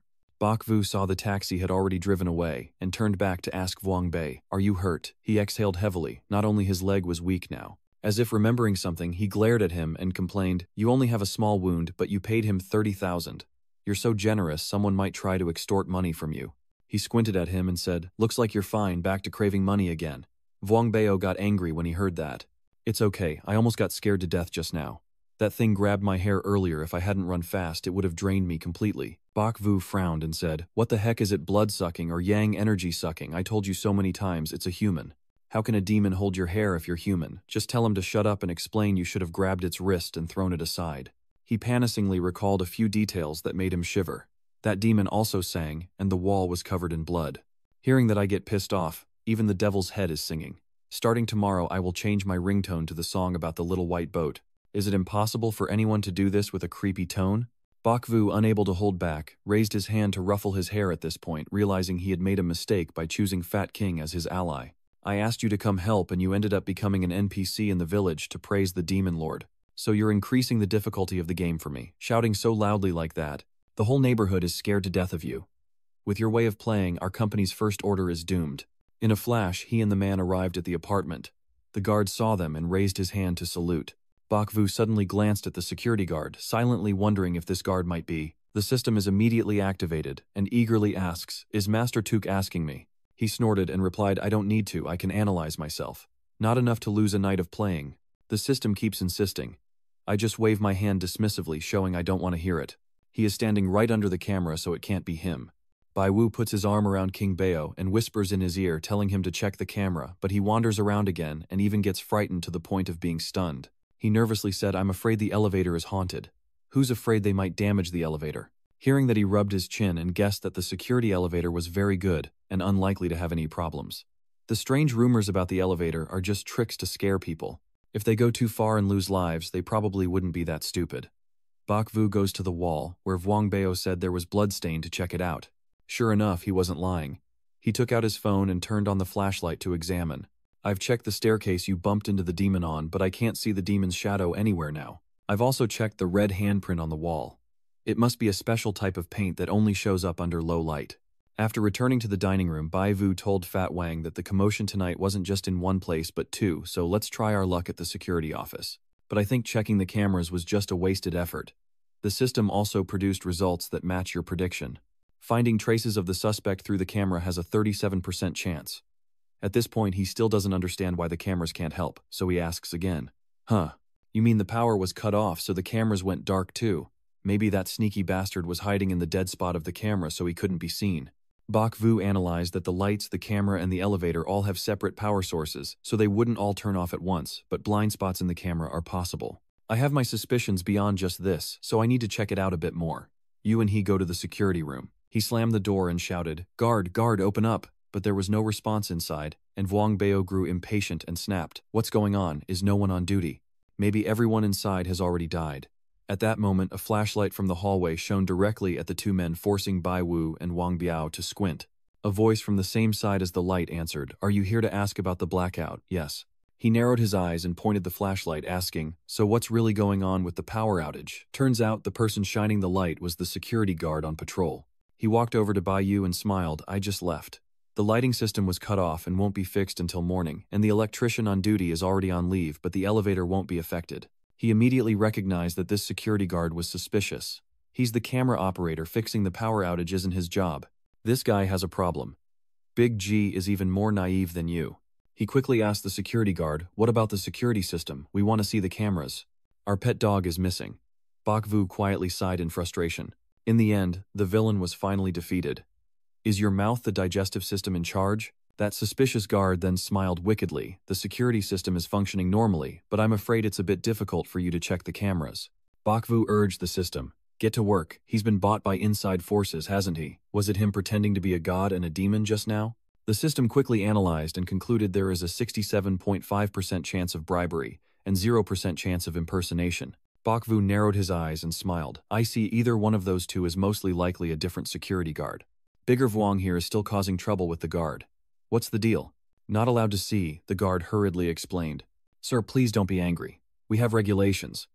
The homeowner can only check the cameras with a valid reason and approval from management." Wang Bao crossed his arms and nodded. "Fine then, call and ask, now hurry up. Go and advise the security to politely refuse." "What time is it now?" "Maybe you should go earlier tomorrow," Bok Vu quietly asks the system for advice. "System, can I view the video cameras today?" The system responds, "Success probability is 47.2%. He frowned and made a decisive decision. "Got it. Then we have to make a big deal out of it." He suddenly shouted, "This is really annoying. Just take out your phone and threaten to call the police." To let the police follow up quickly. The system then reports a success probability of 69.7%. "This move of yours really works." The security guard immediately panicked and begged you. "Don't do it, it won't look good, or the boss might dock my salary later." "All right, then go to the management office and have the duty officer sign the form for me, then I'll let you see it." The system quickly updates with the latest results, and the success probability is 83.6%. Vuong Bao said, "Wouldn't it be better to say it sooner, so you wouldn't get intimidated?" Bok Vu quietly thought, "Yes, this is indeed intimidation." Suddenly he turned and asked Yu Vuja, "Can you come with me for a bit? I just have a little thing." He helplessly replied, "Fine." The security guards secretly watched their backs with icy eyes. The duty manager quickly responded to Bai Vu and Vuong Bao's requests and happily said, "Just give this to him. The power supply will be fine in a little while. The electrician is fixing it now, you can rest assured." Vuong Bao took the request form from the manager's hand. He thanked her. "Okay, I appreciate it a lot." "Who is so cute?" Bok Vu quickly pulled him away and left. "Let's go." Before leaving, he also didn't forget to flirt with the manager. "Add a chat room too. Next time it will be easier for me to find you if something happens." The manager politely bows to the two of them. "Please take your time."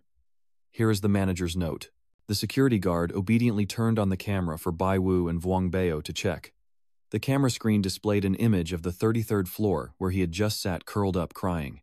Now there's no one to be seen again. "Don't tell me it's the ghost, I can't even see his figure anymore." Vuong Bao couldn't believe his eyes and stammered, "No way, why is it gone? I can't even see it myself." The guard glanced sideways and asked, "Were you sure you passed by here just now?" Bok Vu also found it strange, so he asked the guard to check the exit stairwell. The security guard immediately agreed, "No problem." Images of the rooftop stairs appeared, showing the scenes of him running desperately. He runs along the corridor, turns right at the end, then runs down the stairs. There's no sign of the troublemaker from start to finish, only him running desperately alone. Vuong Bao tremblingly asked him, "Who is Master Vu racing against? Could it be that you've also encountered that thing?" What did you say?" "Stop causing trouble. There used to be rumors about some ghost or something which caused us to get involved." Suddenly the guard remembered why Vuong Bao wanted to check the cameras. He frowned. "So you're not looking for the dog?" "Where's the dog? I don't see any." Bok Vu turns and pulls his shoulder, saying, "Things probably haven't escaped yet. Let's go back home and look again." The security guard watches the two walk out the door and calls after them. Yeah, all right, if you need anything, just come to me." Vuong Bao, with tears and snot running down his face, said through Bakvu's coat, "Vujia, maybe we should give up. That thing is too powerful, better to save our lives." He reluctantly agreed. "Yeah, let's hide in a hotel for a night." The security guard in the room sighs in relief that was too dangerous. They finally managed to bluff their way out. Listening to their tone, it's clear they are seasoned con artists. Bakvu speed through the night, turning to ask about Vuong Bao, who is trembling non-stop. "Seriously?" Still not fully recovered, he frowned and said, "Vujia, I've thought it through. This time just count me as bearing the damage. As long as we're safe, there are plenty of other chances to make money, so why risk everything here?" Bakvu couldn't help but tease him. "Hey, are you out of your mind? Or has the sun started rising in the west?" Big Vuong tearfully pleaded, "Please listen to me this once, I'm telling the truth."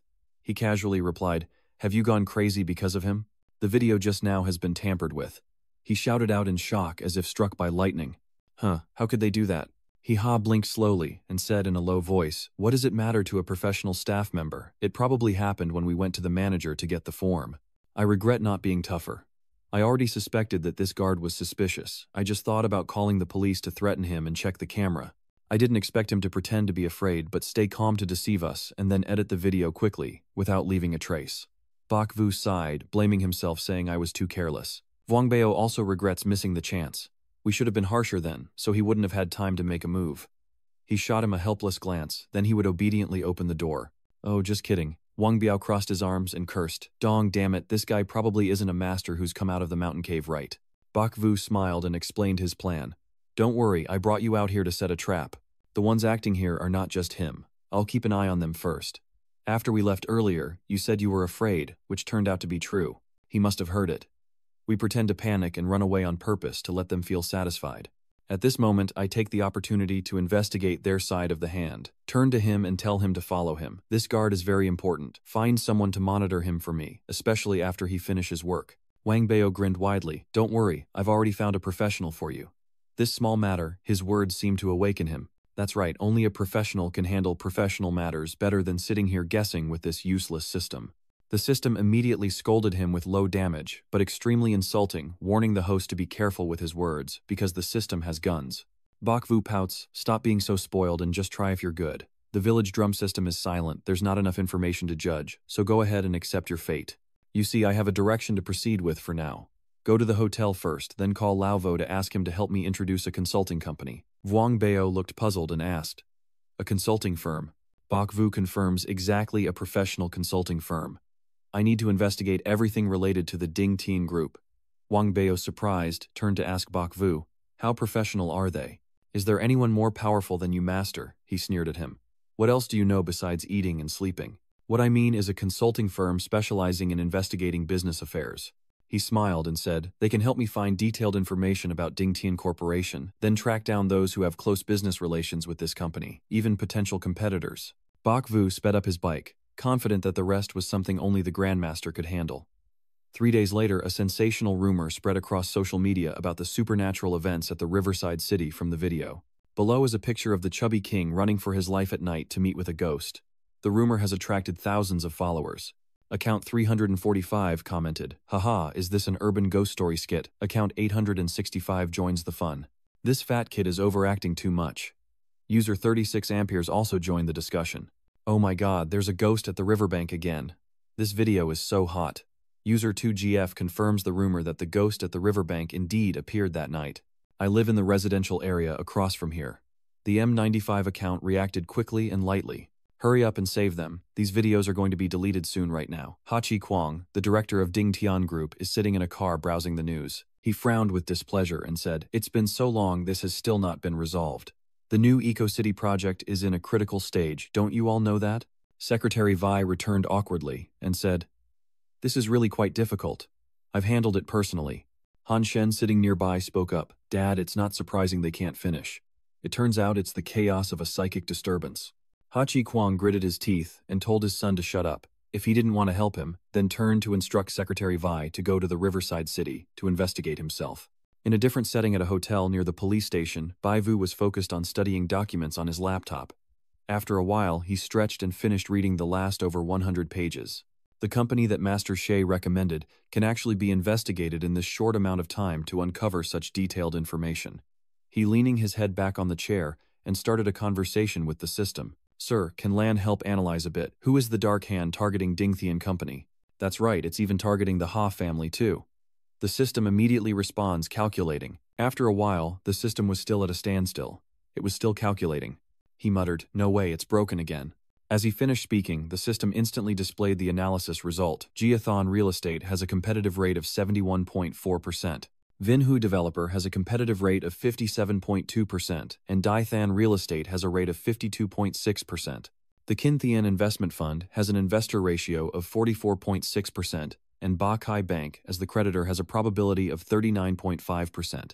Calculations are ongoing. Looking at the long list of rivals, Bavu gasped and exclaimed, "Oh my God, is the Ha family, a rising power or the enemy of everyone?" He recalled the information from the consulting company, which said that the leader of the Heavenly Peak, Chi Kwang, was a former soldier, very decisive in business, and also honorable and responsible. Could such a reputation be considered a crime in the business world?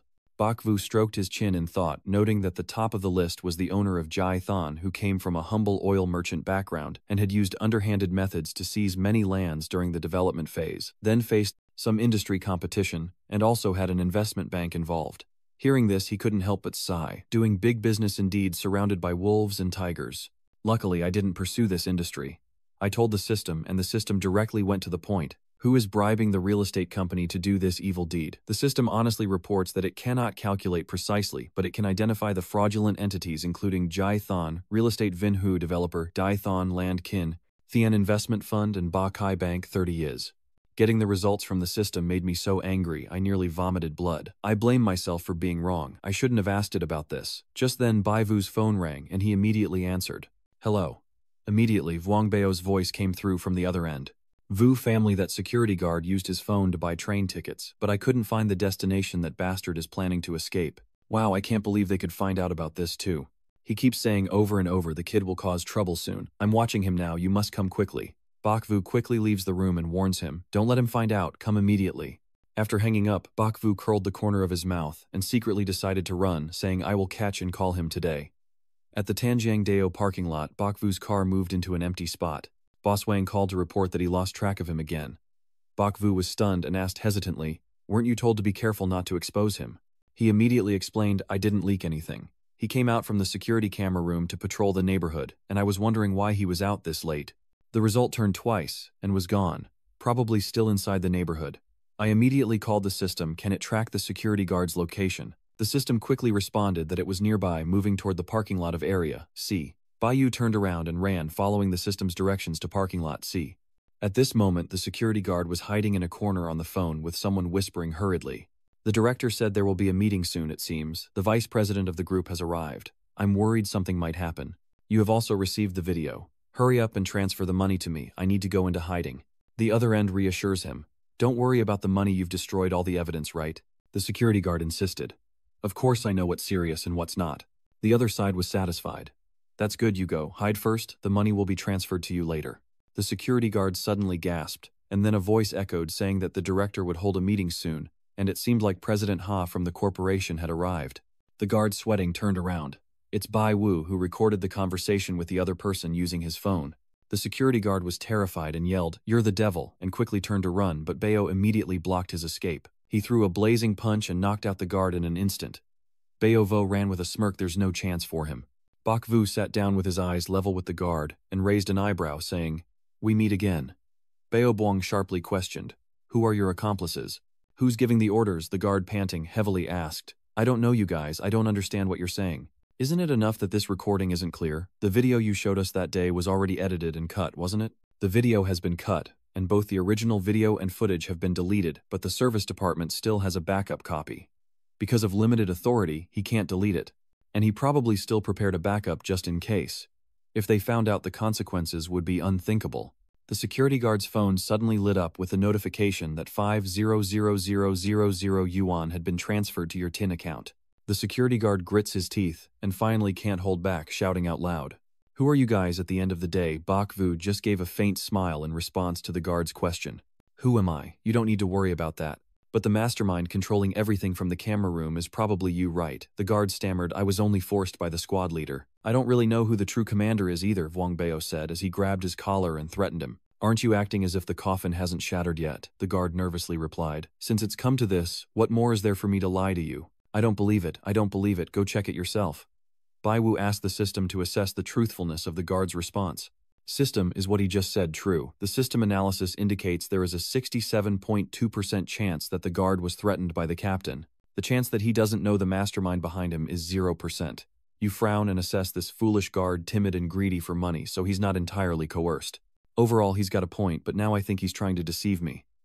Secretly contacting the person behind the scenes, that video footage will definitely expose it. Looks like I still need to scare him a bit. Are you not being honest? Alright, I'll give you a little hint. The longtime rival of Din Tian Unlucky sounds the same as some kind of coal mining.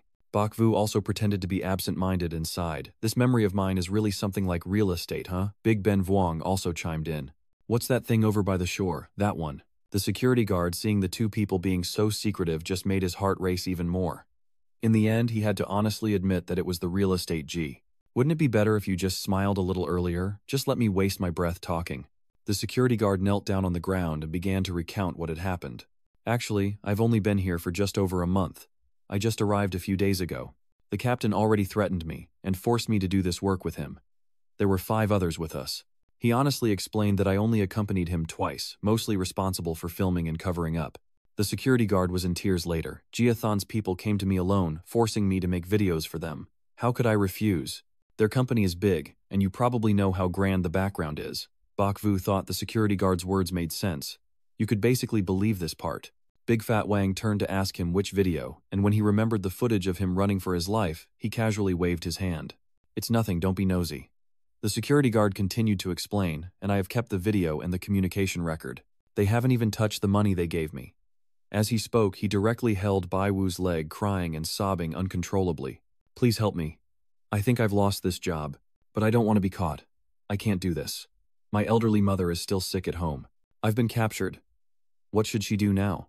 Bakvu looked at him with a complicated gaze. Damn it, cowardly but treacherous. And then there's the filial child who has gone astray. The story almost lost the money and ran off, but if exposed, we would immediately become the victims. Bio Wang then asked him, do you think we should? At that moment, a black car arrived and Ha Chi Kwang stepped out, his tone polite as he said, let me handle this. All 3 of Bakvu Vuong Bao and the guard stared at him in surprise. Do you recognize who he is? Ah, the Ha family has arrived. Ha Chi Kwang walks over to shake hands with Bakvu and introduces himself. Daring to challenge the world's strongest Chi Kwang, I thank Sir Bakvu for his heroic deed. President Ha is being polite. It's a win-win situation that benefits both sides. I also realize that Ha is actually Ha Shen's father. Ha Chi Kwang's subordinate immediately stepped forward to greet him, President Ha Young Master Ha Secretary Vi. Ha Chi Kwang turned to Secretary Vi and in a low voice ordered him to handle it. Be discreet. Secretary Vi nodded respectfully and assured him, rest assured, sir. He then changed to a gentle expression, patted Baek Woo on the shoulder kindly, and invited him over, saying, Mr. Baek, come chat in my office for a bit. He responded comfortably, sure. He stepped ahead to lead Chin and Big Vuong while the guards and his team leader nervously followed Secretary Vi. In the director's office of the central tower, Ha Chi Kung invited Bai Vu to sit on the sofa. So it turns out Mr. Bai bought our royal tower. You have spirit. May I ask, how did you come to know about our Tanjiang Decan? Bakvu quietly chuckled at his question, wondering if he was questioning his motives and relationships, yet on the surface he remained calm and answered him plainly. A friend recommended him, and after seeing him I liked him enough to decide then and there. Luckily, with Xiaoha's help. He turned around and glanced at his son, and Ha Shen immediately waved his hand, not daring to admit it. Polite Than Than's friends should help. Ha Chi Kwang didn't say anything. He turned his head back to continue speaking with Bakvu. So that's the case. I wonder which industry Mr. Bai is in. He took out his business cards, which had Van Suok written on them, given to him by Bai Vu. He smiled and said, I used to appraise antiques, and now I plan to switch to a new career. Big Fat Vuong, standing beside him, added, Van Suok specializes in high-end consulting services, so whenever you encounter issues you can't solve, you can always come to me. In addition, our master is also an antique expert and a key member of the Antique Society. If you want to invest in antiques, you can also find us. Ha, Than's eyes immediately brightened as he exclaimed in admiration, Oh my God, the great multidisciplinary master. I am truly admiring. I am truly admiring. At this moment, both Bai Wu and Hajiqiang turned to scold the person beside them simultaneously. Stop meddling. Mr. Ha Chi Kwang smiled and apologized to Bak Vu. Thank you for your generosity. I have been somewhat negligent in supervising him. I'm just being polite on the surface. Ha Gongzi's straightforward personality makes him hard to deal with. Inside his heart, he felt resentment. It's rare to meet someone as difficult and stubborn as this. I help his family solve the problem, yet he keeps provoking me. Does he or his father really hold a grudge against me? The system also finds Hathan really annoying, so it decided to speak up. From what I see, this little punk's mindset seems like he's about 12 years old. Does the Took owner want to use the VIP Pro Max gun that the system still keeps? He was crying, but he's still a good kid. What's the point in fighting with him? Bak Vu then turned directly to the main issue with Hachi Kwang. We figured out part of the story. The mastermind is the Jai Thon Corporation. How to handle it depends on how you President Ha decide. He nodded politely. Thank you, I know what to do. I hope Master Ba can keep this secret for me. He probably still has work to do, so he stood up and told Yu and Vuong Bao. Please wait a moment. Then he calls his son over and says, Ha, then serve the guest for Dad. He also stood up to greet him. You're busy, just go ahead. The door closes. Hathan sits comfortably on the sofa with his legs crossed, sarcastically praising Bak Vu. Master Bai, you are truly resourceful and clever. For a big fish like my father, you have gone to great lengths. Bak Vu found Hathan's words really amusing. Does he mean that this haunting story is just his own imagination? It's just that he wanted to play a trick on his father. He looked at the sky. This kid, Dan's brain must be soaked. Vuong Bao couldn't hold back any longer and shouted loudly. Are you done talking, you weird, mischievous brat? Your father has tolerated you for a long time. You're still pretty clever.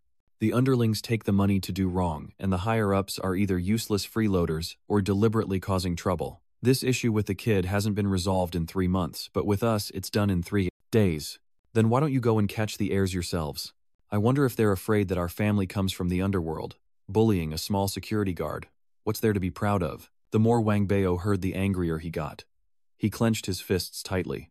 Who the hell is bullying the security guard? Just now our Vu family even begged to let him go. So what if Jiathan comes from the martial world? They didn't provoke me, but if they do, I won't spare them.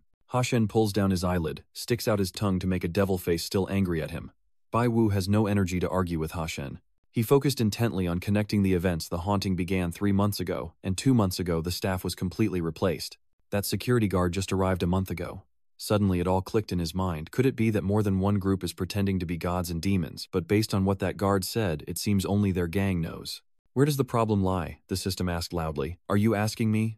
He glanced at it and signaled for it to go, knowing that it should hurry and not play tricks on him anymore. The system presented its reasoning. What he just recounted was very credible, but it couldn't rule out that he might be hiding some details. Bak Vu, hearing this, got angry and hesitated, choosing to say what was advantageous. The system confirmed yes, he thought internally, but did not speak out. I cannot judge accurately. He suddenly got up, sprinted away, and called Bao Vuong. Bao, follow me quickly. He looked puzzled and asked, what's wrong, Lord Vu? Ha, then also doesn't understand what's wrong with him. Is it because of the house fire, or what that he's so urgent? Crazy person. Hearing that, he clenched his teeth and wondered who sent that little brat to sabotage him. Bak Vu runs as fast as he can, making those around him involuntarily startle. He's furious and feels like he's been played by this security guard. He furrowed his brow, thinking that all the clues were on him, and he absolutely couldn't let him escape. Before long, he reached the management office. The on-duty staff suddenly startled and called out Mr. Bai. President Ha, are they still here? It's urgent. Please notify me. The on-duty staff member widened her eyes and said, President Ha is in a meeting. Please wait a moment. I'll go right now. He heaved a sigh of relief, still uncertain whether the haunting incident here involved one group or two. The system automatically responds. 50% chance it's one group, 50% chance it's 2 groups. He scowled and scolded it. Stop pretending to be an AI and speak like a human. The system pouted. Even if it's versatile, it's still just a system. It can't communicate like a real person for now. Besides, Master Took, you clearly said you don't trust the system, so it's sulking, and you'll have to rely on your own strength. Bak Vu had to admit defeat and apologize to him, saying I was wrong and allowing him to retreat. He stroked his chin in thought, and concluded that since the guard belonged to 2 groups at the same time, the culprit could still be considered as one group. At that moment, someone called Mr. Bai. Bai Yu turned around and said, Secretary Vai, please introduce me. I am Vai. President Ha is still in a meeting. If you have something to say, you can tell me. Suddenly, there was a gasp for breath, and he and Secretary Vai both turned around at the same time, realizing that Vuong Bao and Ha Than had only now caught up with him. Secretary Vai looked at them both with some confusion. Master Ha, Mr. Vuong, what's wrong with you two? Are you crazy? Why are you dragging me along? He gasped out. Ha Thieu, don't worry, I called security. He snorted and thought to himself, if I don't take you along, you'll just run off and cause trouble for old Wu. Bak Vu pulled Thu Ki Vai's hand and said, let's go over there and talk. Secretary Vi immediately agreed. Okay, let's get straight to the point. How does General Manager Ha plan to handle this matter? Secretary Vi hesitated. You seem to be ignoring this matter casually while glancing at Ha-than, just asking out of courtesy if it's inconvenient. Forget it. Mr. Vi quickly said Bai Shin-sheng is joking, there's no problem telling you. Ha-tong's idea is to severely punish the main culprit, while the accomplices will just be dismissed and removed from their positions without legal prosecution. Vulture secretly thought, still trying to handle it quietly, turning a big issue into a small one. He asked, so what about the guard just now? Secretary Vi chuckled softly. He's pretty honest in his confession, and has shown effort in reporting, so they just dismissed him lightly. I think that's good. If they hadn't reported to the police for rearrest, I could continue investigating. I understand. I can rest assured that this matter is settled. Secretary Vi took a check from his pocket and handed it to Bak Vu, saying it's us who should thank you. This is a small token of appreciation. I hope Mr. Bak will accept. Ha, then suddenly shouted and pointed directly at him accusingly.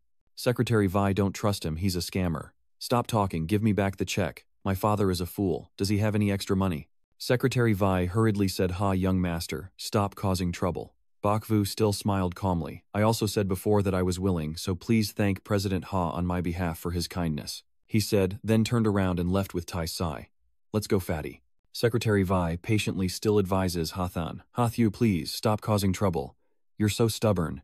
Don't interfere, I want to see what they are planning to do. You said to watch out for that guard earlier, but what should we do about that little tail following us now? He paid little attention to Ha Shen and whispered his plan to him. It's okay, just follow the path in front of you, run straight to the parking lot, then drive away to check out of the hotel. I'll handle the rest. He chuckled deviously and nodded. Okay, man. After devising their plan, Bak Vu and Vuong Bao coordinated their actions, running in different directions. Ha-than saw that and knew something was wrong. They wanted to run. He snorted and said, the bye guys, today I'm getting myself killed with you. He decided to chase after him, and he just smirked, wanting to race me. After a while of racing each other, both of them were exhausted and stopped to catch their breath. Vuong Bao just happened to drive up and winked at Ha-than. Bye-bye, kid. You won, so tell me where we're going next. He smiled casually and said, okay, you're welcome anytime. He chuckled lightly, still just a kid with a sippy mouth waving a rabbit that was already chasing after. Half an hour later, the guard was driving to the security room with Bai Vu secretly following him from behind all the time. Driver, keep chasing them. The traffic light turned red. The guard stopped and was talking to someone through his Bluetooth earphone. Don't worry, I'm fine. There's still a chance I will think of a way. Bai Vu moved closer and silently lowered the window to overhear his conversation better. He curled the corner of his mouth silently, thinking that when necessary, he would betray the guy to protect himself and the others behind him. The traffic light turned green. The security guard continued driving. After a while, he drove up to a construction site. Bak Vu silently observes, these apartment buildings under construction actually have residents. It's really tough for them. Could it be that unscrupulous real estate company? Excuse me, ma'am. Why are you here? Dung Dung, tears streaming, slapped the security guard and scolded him. You came to Din Thien to be a security guard, right? I raised you to go to college so you could do this. Bak Vu was a bit surprised. Oh my god, what kind of script is this? Your sister knows you care, but revenge is useless. What can us ordinary folks do against a real estate company? Should we sacrifice our future like this? Is it worth it? The security guard responds by lowering his head and obediently falling silent, waiting for the scene to restart. Stop being so naive, sis. There's no way. This ruthless real estate industry can only be dealt with through ruthless means. He shouted, if we make a scene and bring the media in, I don't believe they can stay quiet. Bak Vu gradually understood that the unfortunate residents of the unfinished apartment complex braved the fight against the corrupt big boss. Bak Vu recalls the data he saw from the consulting company. It doesn't seem quite right.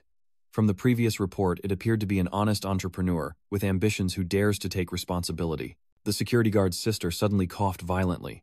He immediately patted her on the back and said, come on, let's go inside. You can't let the wind hit you with your illness. Your sister keeps advising you to find a proper job and not to try fighting the real estate company anymore. Yes, I hear you. Bayu glances over and thinks the perpetrator is also a victim. This situation is not so simple. Bak Vu strings together the events. First, the security guard seeking revenge applied to be a guard. Then he was threatened by the vice captain, and was also pressured by Jai Than to sell the video to us, either making money if successful or revealing the mastermind and clearing himself if not, leaving an accomplice forced and clueless. The system then says, I already said there's a 67% chance of coercion. Bak Vu looked down on it and said, what dangerous appearance is that? What I need is valuable supporting reasoning to see what the situation is here. Bak Vu looked around and observed silently. With no water and no electricity, what's the point of suffering like this? I think this uncle looks kind-hearted. So I approached and started talking to him. Uncle, let me help you pull it. The other uncle doesn't look grateful. Instead, he frowns and asks, what are you guys doing? Bok Vu asked again, confused, who are you guys?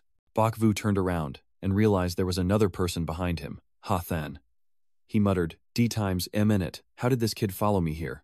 Ha Than casually stepped over, slung his arm around Bok Vu and claimed, we're journalists from the press. The older man didn't believe him and said, journalist? Not quite, you don't look like a well-dressed reporter at all. Bok Vu glanced at Ha Than, and the young man continued with a smile. Can you still be professional dressed like this? Bok Vu suddenly turned around, waved his hand at Ha Than, and said, I told you to change your clothes before going on. An assignment, whether you listen or not. Just go home then. Ha Than sneered at Bok Vu, thinking he wanted to ditch him. Don't even think about it, I want to see what you're here to do. Ha Than then decisively played along with Bok Vu. Please, Master Bok, forgive me just this once, I'll definitely remember next time. I beg you. Bok Vu narrowed his eyes and said, you Hamu, still don't see clearly, you're just hitting your own face. Fine then. Bok Vu reluctantly started the interview with the uncle. Uncle, we want to learn a bit about the current situation of the construction site. Can you tell us something? That's right, that's right. About what happened here. It's a long story to tell. This place is called Westlake Courtyard with apartments and also a women's security apartment owned by Ding Tian Group. What do you mean by Ding Tian? The elder promptly changed his expression and said grimly, and which Ding Tian are you talking about? That is the famous peak of the sky in our province. Bai Wu turned to scold Ha Than, don't interfere. Uncle, keep telling the story, I really wished I could be more useful. Aren't you just curious? Sit still and listen. At first, we heard that the contractor was Ding Tian, and we were overjoyed because they are one of the top companies in the industry. Who would have thought that just as it was about to finish, something would happen and it was halted forever? And then I heard the person in charge of the project was arrested for embezzling funds, and since then it started and stopped again. They keep stopping and starting again. It's been half a year of this cycle, and since then the project has been completely shut down. Bok Vu asked again, so have you guys already gone to Din Thien yet? Uncle is even more annoyed when he thinks about this. He gritted his teeth and said, I've looked for it countless times. At first they said there was an internal issue to reassure everyone. It would be resolved quickly, but in the end it wasn't solved, and this project was sold off entirely to a major real estate company. Bok Vu was surprised it was sold. Why? Uncle Wang impatiently said it was a strategic adjustment. Anyone would think he's just bluffing. Bai Wu quickly reassured him to stay calm.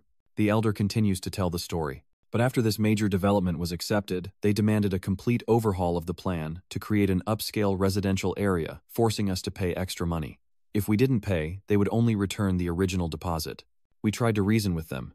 Despite their calm attitude, Din Thien claimed this project had nothing to do with them. The arrogance of the big company is evident, claiming they will bear the consequences if deadlines are missed, and that they will tear down and rebuild. We can't just sit and wait to die. In the end, Lulak and his group refused to relocate, and ultimately, the ones truly to blame are Ding Tian Wei Junzi and the Great Deceiver. This statement from the elder really hit Ha Than like a thunderclap. He turned pale. Uncle turned to Bok Vu and asked, which newspaper are you with? I remember the reporters used to run away whenever they saw us. Bok Vu grinned and said we're an online newspaper much more straightforward than those guys. Suddenly a voice was heard. Brother-in-law, why are you taking so long to fetch water? Your sisters asked me to come down and help you. Uncle immediately replied, Kwang Tu, I'm just giving a quick update. Before he could finish, Bok Vu and Ha Than Dong, Than suddenly jumped up. Turns out the person who arrived was the security guard. He also recognized the two of them being the people. The security guard immediately shouted, everyone come out quickly, the real estate people are causing trouble. Bok Vu thought to himself, it's over. The uncle immediately turned around and asked what? Ha Than quickly said, Uncle, listen to my explanation, it's not what you think. Seeing the danger, Bok Vu grabbed Ha Than Loi's hand and ran quickly.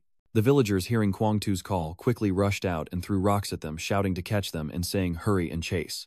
Bok Vu and Ha Than quickly hid behind the debris and luckily escaped this danger. After they had escaped, Bok Vu asked Ha, then are you all right? Ha Than didn't want to talk, so he turned his head away. Bok Vu asked curiously, didn't your peak heaven cause such a big mess, do you not know?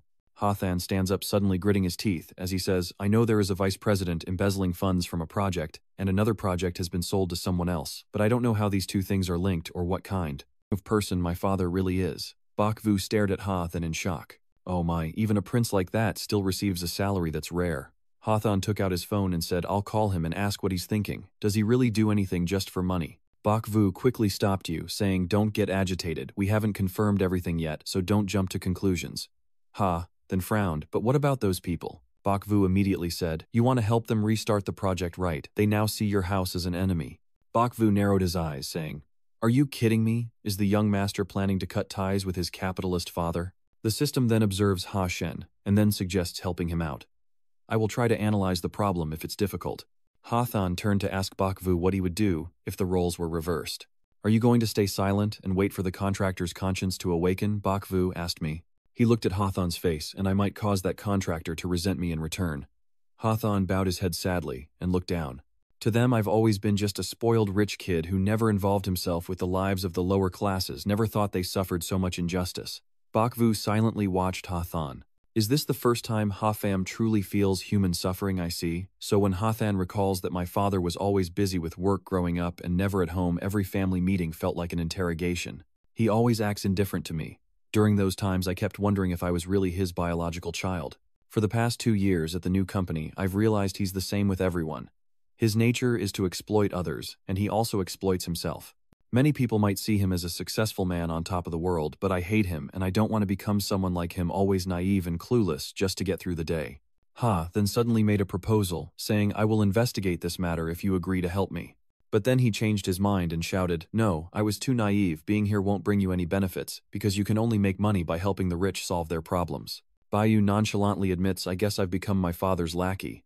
The system also moves to scan this. "Who do you think you are? I warn you, there are limits to making money." Bak Vu smirk, "So whatever you have against Ha Than." "Alright, stop bothering him. This kid is pretty interesting, I like him." The system finished its analysis and reported immediately. "Master 2, I just call, and they come. It means it will come if called, but will leave if chased away."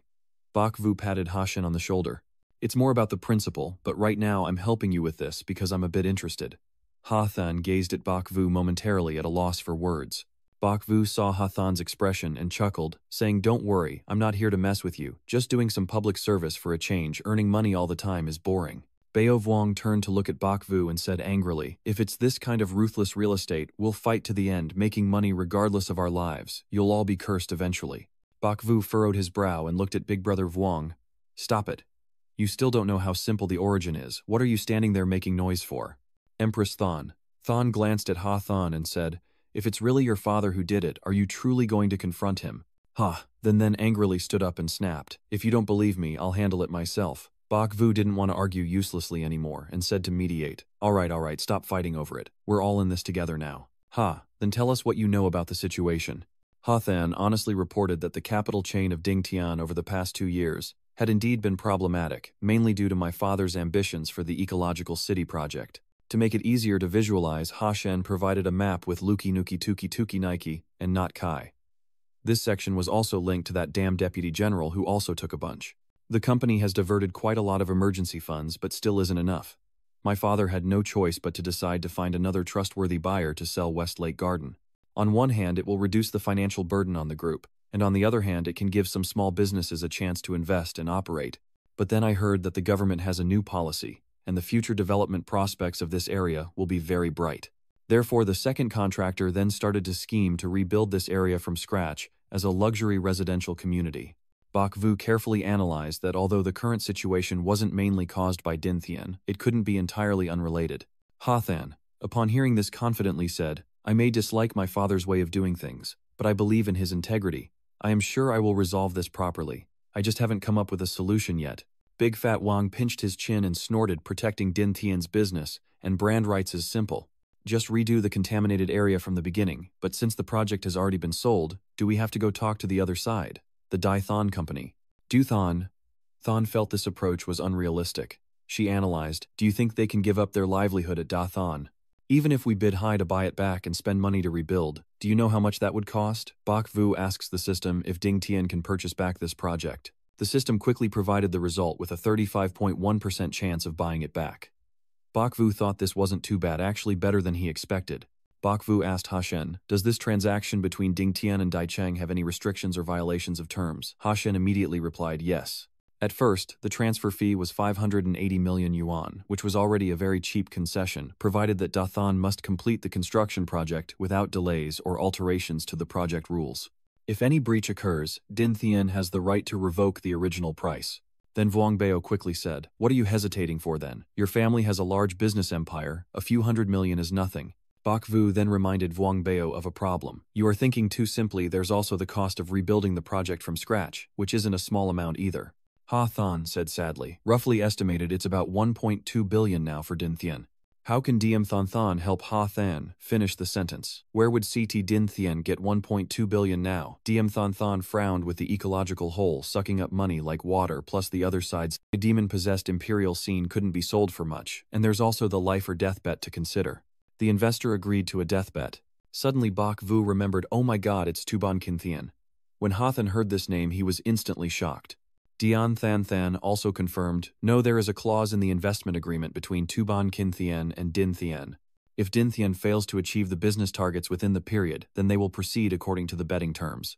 It can be imagined like this. Kin Thien will present very high profit targets, then encourage other companies to invest. Come on, if not, other companies will have to listen to them no matter what. Alright, I'll take the risk. Di Than Than turned to ask Ha Than. So I guess your family's bet is on the shares Ha then isn't sure. You say you only know Kin Thien as a major shareholder, and your father never mentioned him before. How do you know? Di Than Than revealed something her grandfather told her. If she can't achieve the goal, she will have to compensate Kin Thien's shares plus a significant interest. Pay back both the principal and interest of 10 billion. Companies caught in Kin Thien's trap have no other options. They can only say, no GEC, I'll always go. Bok Vu stroked his chin. Are you joking? By then I'm afraid Ding Thien won't be able to pay such high interest rates.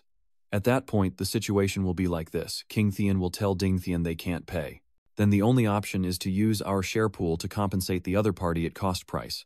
The company is no longer yours. Get out. That's the rule of the game. Vuong Bao immediately asked, so we have to complete the goal then. If I complete it, the company's value will increase.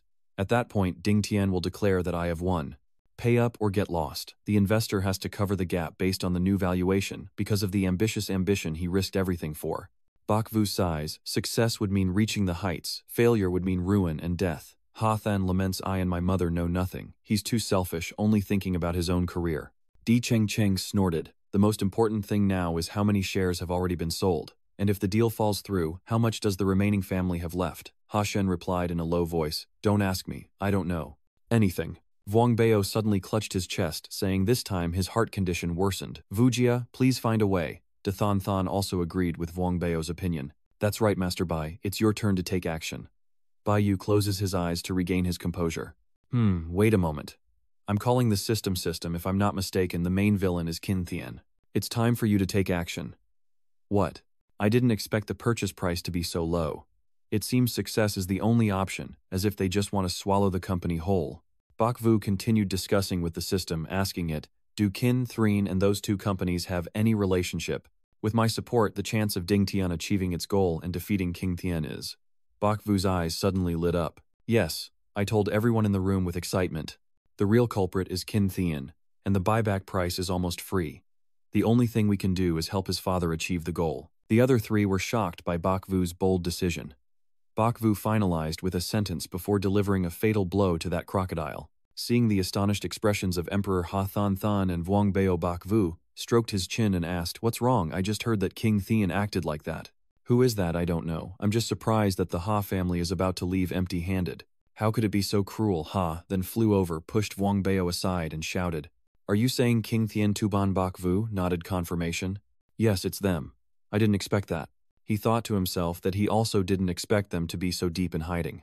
Di Than Than looked a bit worried. Kin Thien was really a true capitalist crocodile, and it seemed they also indirectly controlled real estate companies.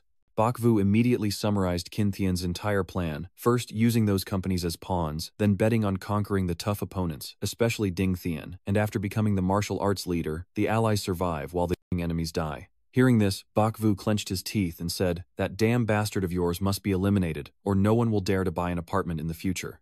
Di Than Than frowned and said, you're pretty confident, but right now we still need to save Din Thien and deal with the unfinished work at the residential project. Ha Than and Bao Vuong sighed heavily. Di Than. Than's face darkened at this, wanting to snap back. Keep sighing and get out. At that moment Bai Vu spoke up, if I've figured out who's behind this, I will naturally have a way to deal with him. He put his hands in his pockets and said casually, this needs to be done step by step and it also requires everyone's joint effort. Do you all trust me? Vuong Bao's eyes lit up as he affirmed, trust me, I am your boss. Ha Than also looked at him with trusting eyes. Brother Vu, it was my mistake to target you before. As long as I can settle this, you can ask me to do anything. Dovu family's little brother, if you want to do it, just do it. How Bakvu felt a bit helpless. This fight is still a long way to go. Dithan. Thon also looked at him with starry eyes. Master Bai, do you have any requests? Just tell them what to do, they'll handle it. Dithan Than's adorable look makes Wang Bao and Ha Than both nosebleed. Bakvu Momoy, Noi Vikam Thay, Cookie King Nuk. An Hoi Lai, that Kong. Are you all speaking honestly? Then Emperor Than immediately transforms into a lady in charge. She gripped the heads of Big Belly's Wang and Ha Than with both hands, and sternly asked Bakvu, do you really say or not? Bakvu immediately panicked and said, woman hero, please calm down. Bakvu doesn't delay, immediately moving to resolve the issue, starting with the unfinished apartment complex. If the violation of the major success is true, then Ding Tian will be able to recover. He narrowed his eyes and continued, I will take care of the transfer fee. Brother Vu, that's a lot of money. Bakvu raised his hand to stop Wang Pao from speaking. I haven't finished my point yet. Bakvu continued with the plan, and for the repayment of funds to complete the project, I want the clan leader and Ding Tian to carry it out together. Dithan interrupted and asked, can you be more specific? Our brains can't keep up with your pace anymore, Wang Bao also chimed in. That's right, Vujia. Bakvu explained, the simple reason is that there are rumors that Din Tian wants to borrow heavily to recover Taiho Yuyan.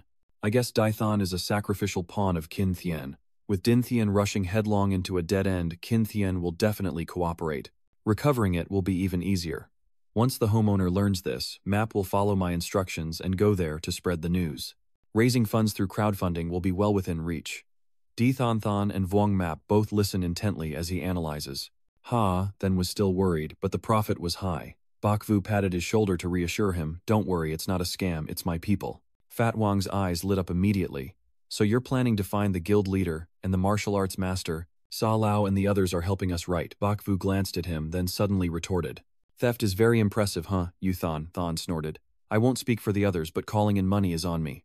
Bakvu, Wang Bao, and Ha Than all shouted together, big sister, great defender Vu. Than smiled proudly. Hey, Bakvu asks Dithan for a favor. Than, your grandfather is well versed in the world of powerful merchants and knows everything. Please help me keep an eye on the business and investments of Qin Thian and those two families, so I can conveniently observe and diagnose my condition. Dithan nodded, understood, leave it to me. Bakvu is considering the situation at Deccan. The haunting issue there has been resolved. Tomorrow I'll meet with my sisters and all the apartments at Deccan will sell quickly. Dithan looked down on Baivu's disgusted expression, her face too long, and then asked about Ha Than. So what about Ha Than? What is he arranging for him? Ha then also spoke up. That's right, everyone has important things to do. Bakvu just points at him and smiles, don't worry, there's a good scene for you to act out.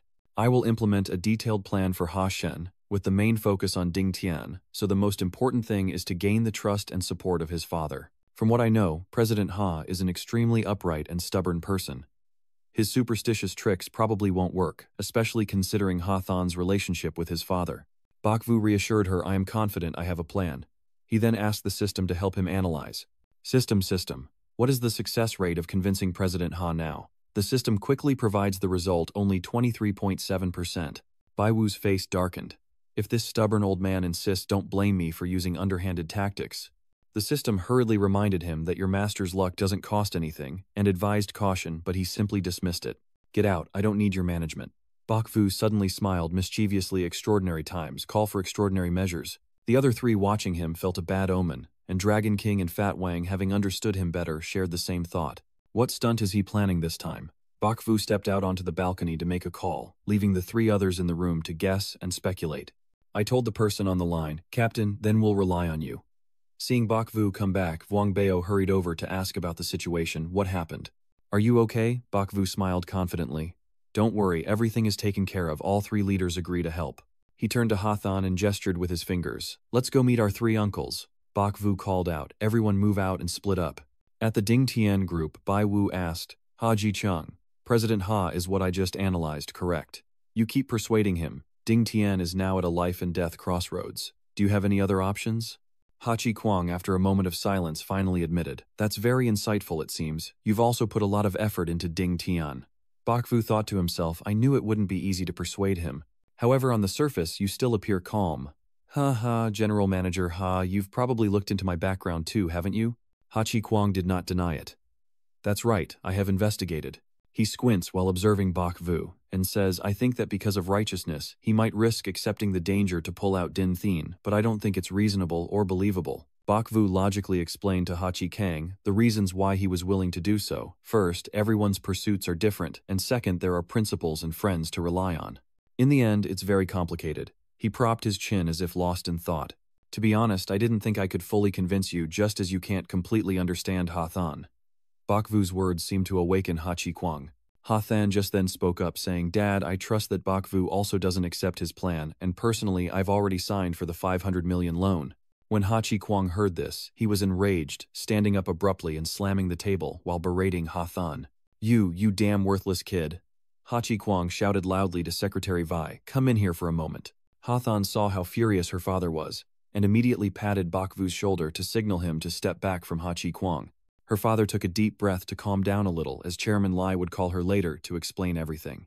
The door to Haji Kang's office just closed, and both Hathan and Bakvu let out a breath of relief. Phew!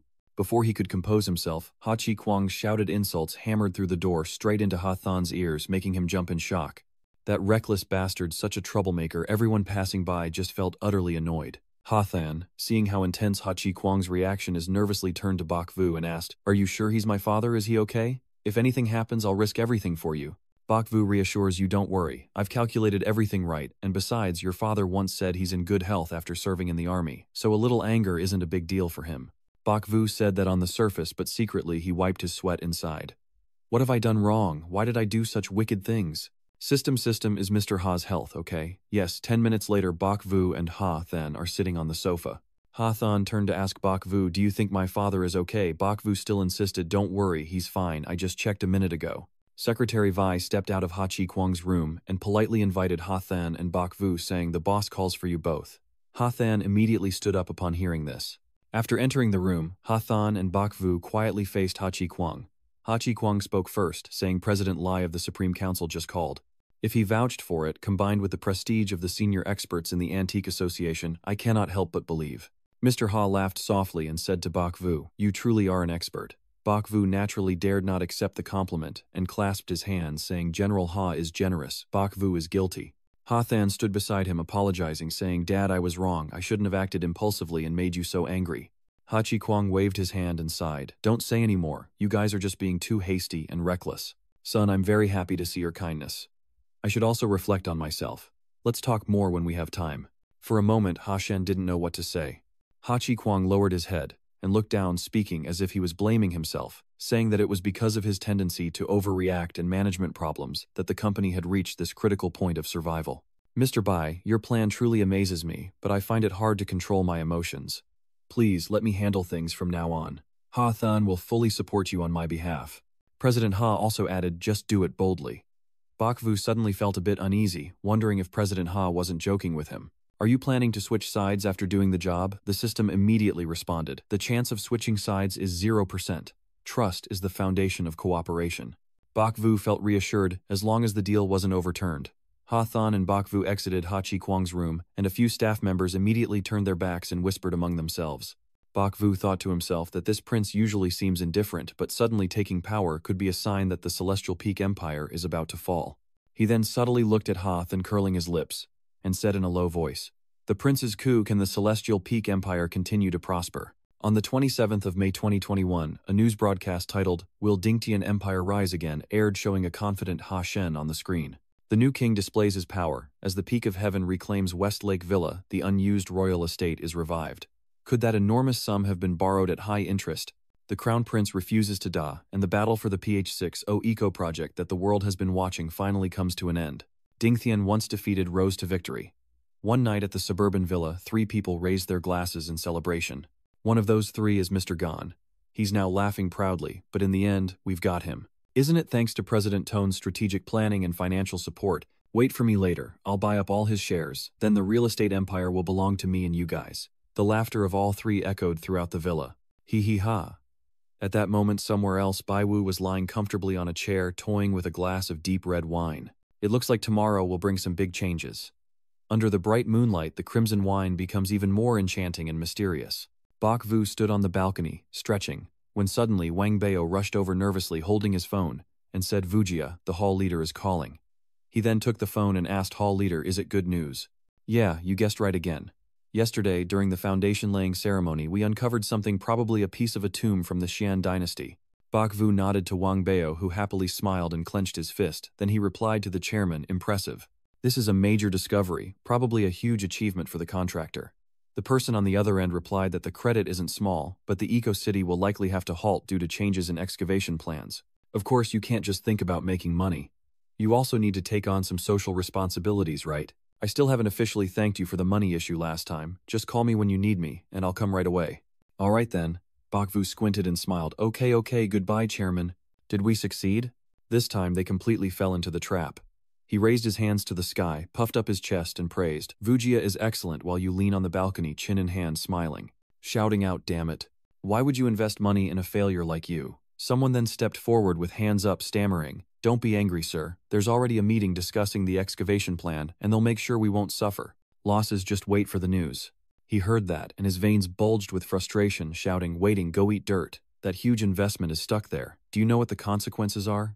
Now in the VIP room of the restaurant, Hachi Kwang happily raises his glass and says, I sincerely congratulate you on your glorious victory. Cheers. Everyone raised their glasses and said in unison, cheers, with Bak Vu calmly drinking, while Vuong Bio gulped it all down at once. De Than Than and Ha Than smiled at everyone, then Chi Kwang put his empty glass on the table.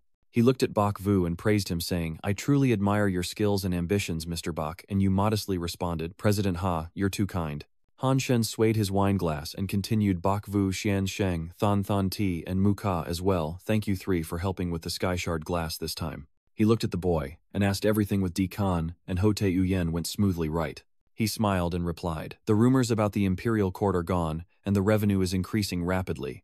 The negotiations with the homeowner at Westlake Villa are also going very smoothly, and the construction will soon be resumed. Bak Vu frowned, glancing aside and saying, sorry for the abruptness, but what about the betting? Chi Kwang replied, there's still 6 months left. Hitting the sales target shouldn't be a big issue, and by then Qin Thien will have to fulfill his responsibilities. His expression changed and he frowned seriously, considering whether they could overcome this obstacle. Then he smiled and suggested, let's not talk about that anymore. Let's discuss us. He widened his eyes and replied, Master Ha keeps talking. He quickly added, no matter why Sir Bai did this in the beginning for Ding Tian and the Ha family, it's a lifesaver. I can't just thank him with words. Bak Vu nervously sweat and reply softly. Suddenly, Emperor Than Than asked, do you still want to thank anyone else, Uncle Ha? Don't forget I also lent a hand, okay? Vuong Bao, who was munching on snacks, also started to pay attention to the conversation. Of course, all the contributions are significant and deserve proper thanks. The efforts of the elders and Miss Than Than to help solve the difficult problem surely mean there will be profits. Alright, 20% annual profit. What do you think? Bak Vu said with a forced smile and a sigh. I and the other old leaders have made it clear that it's like I borrowed it and they won't expect me to pay interest. She also said, I don't need it either, please don't let me get scolded at home. He replied, no, in business profits must be paid back. Otherwise Hamo won't be able to stand in the industry in the future. Ha Than also nodded, and told you both not to refuse anymore, just listen to my father. So Than Than winked mischievously, clasped her hands and said, thank you for Ha Uncle's red envelope. He also smiled and replied, all right, thank you, Director Ha. Vuong Bao, who was biting into a crab, looked at him happily. But then Chi Kwang tapped his hand on the table and continued, the other thing is, according to the rules, Professor Bai's assistance, and this level of consulting fee, must be 20 to 40%. Bai Wu was stunned and thought, oh my god, this is not a small amount. He wondered to himself why Din Thien suddenly had so much capital, and the system quickly displayed the information. Hey, is this considered a question? Are you asking how much capital Ding Tian has? Maybe I should ask where the working capital actually came from. Than Than furrowed her brow and tilted her head in confusion. Uncle Ha, isn't your company opening anymore? How can you use such a large amount of working capital to thank Bak Vu? He closed his eyes and replied. Indeed, the working capital was still very tight and couldn't cover such a large consulting fee. Hearing him say that, Big Brother Wang immediately choked up and Bai Wu helplessly scratched his face before softly smiling and saying to him, I have decided to pay in the form of shares. Welcome, Mr. Bai, to join Ding Tian. Han Shen also smiled as he looked at him, and this information made him pause while reaching for the shrimp on top of Wang Bao's head. Than Than also happily said, that's good, and he widened his eyes, wondering if this could be considered a big slice of the pie falling from the sky. The system immediately replied 89.6% is a big slice of the pie, mainly because the landlord has no understanding of land trading. Hearing this, he responded indignantly in his mind. Why are you so sarcastic today? Suddenly I remembered when I was working my boss said stay after work, let's study a bit more. I was immediately frightened by myself.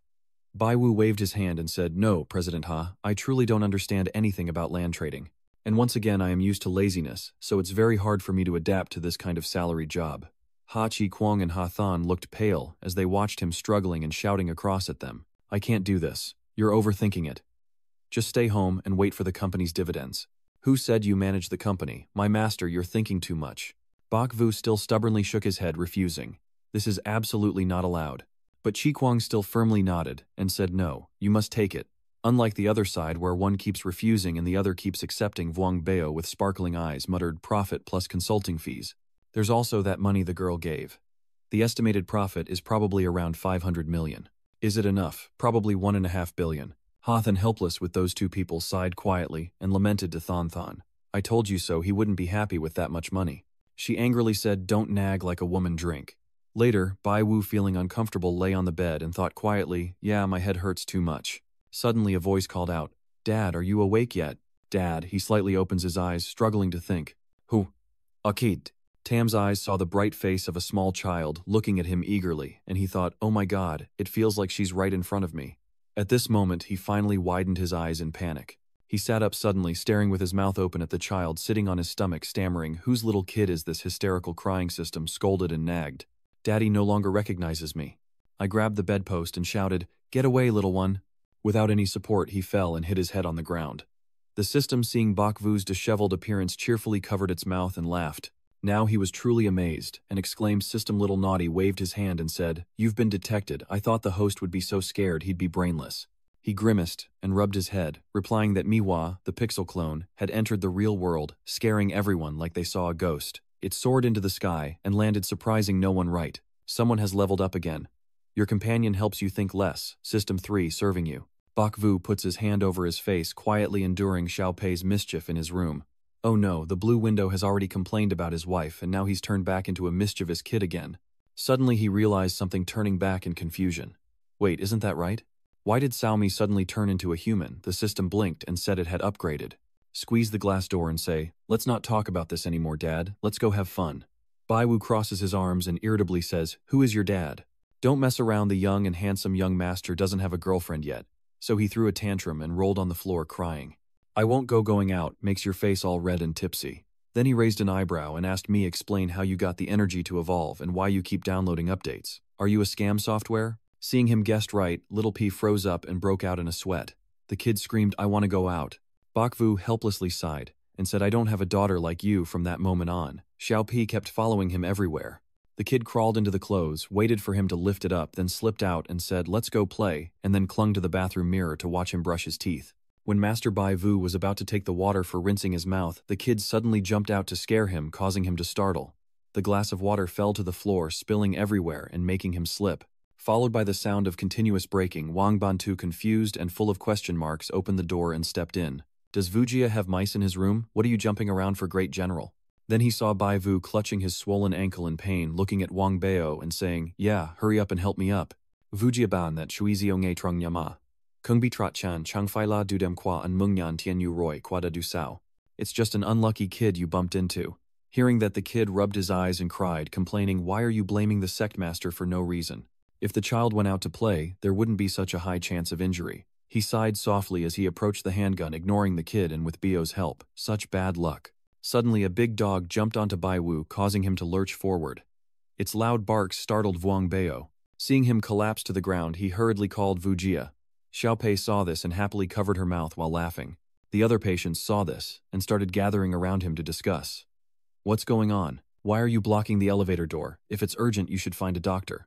Someone got bitten by a dog. Why is there a dog in the hospital? Why did this person bring the dog here? He was confused as the dog bit his collar, wondering what was happening. The other patients are still buzzing and talking, probably not infected with rabies, right? Who is that? I'm really just unlucky. Suddenly, the elevator door flashed with sparks, and in an instant, it fell, shocking everyone. A loud bang sounded, and the dog ran away. Others exclaimed, oh my God, the elevator fell. Luckily, I haven't gone in yet. Bak Vu and Vuong Bantu breathe a sigh of relief and embrace each other. The crowd is still in shock, completely stunned. Fortunately, this young man blocked the door, or else all of us would be in trouble.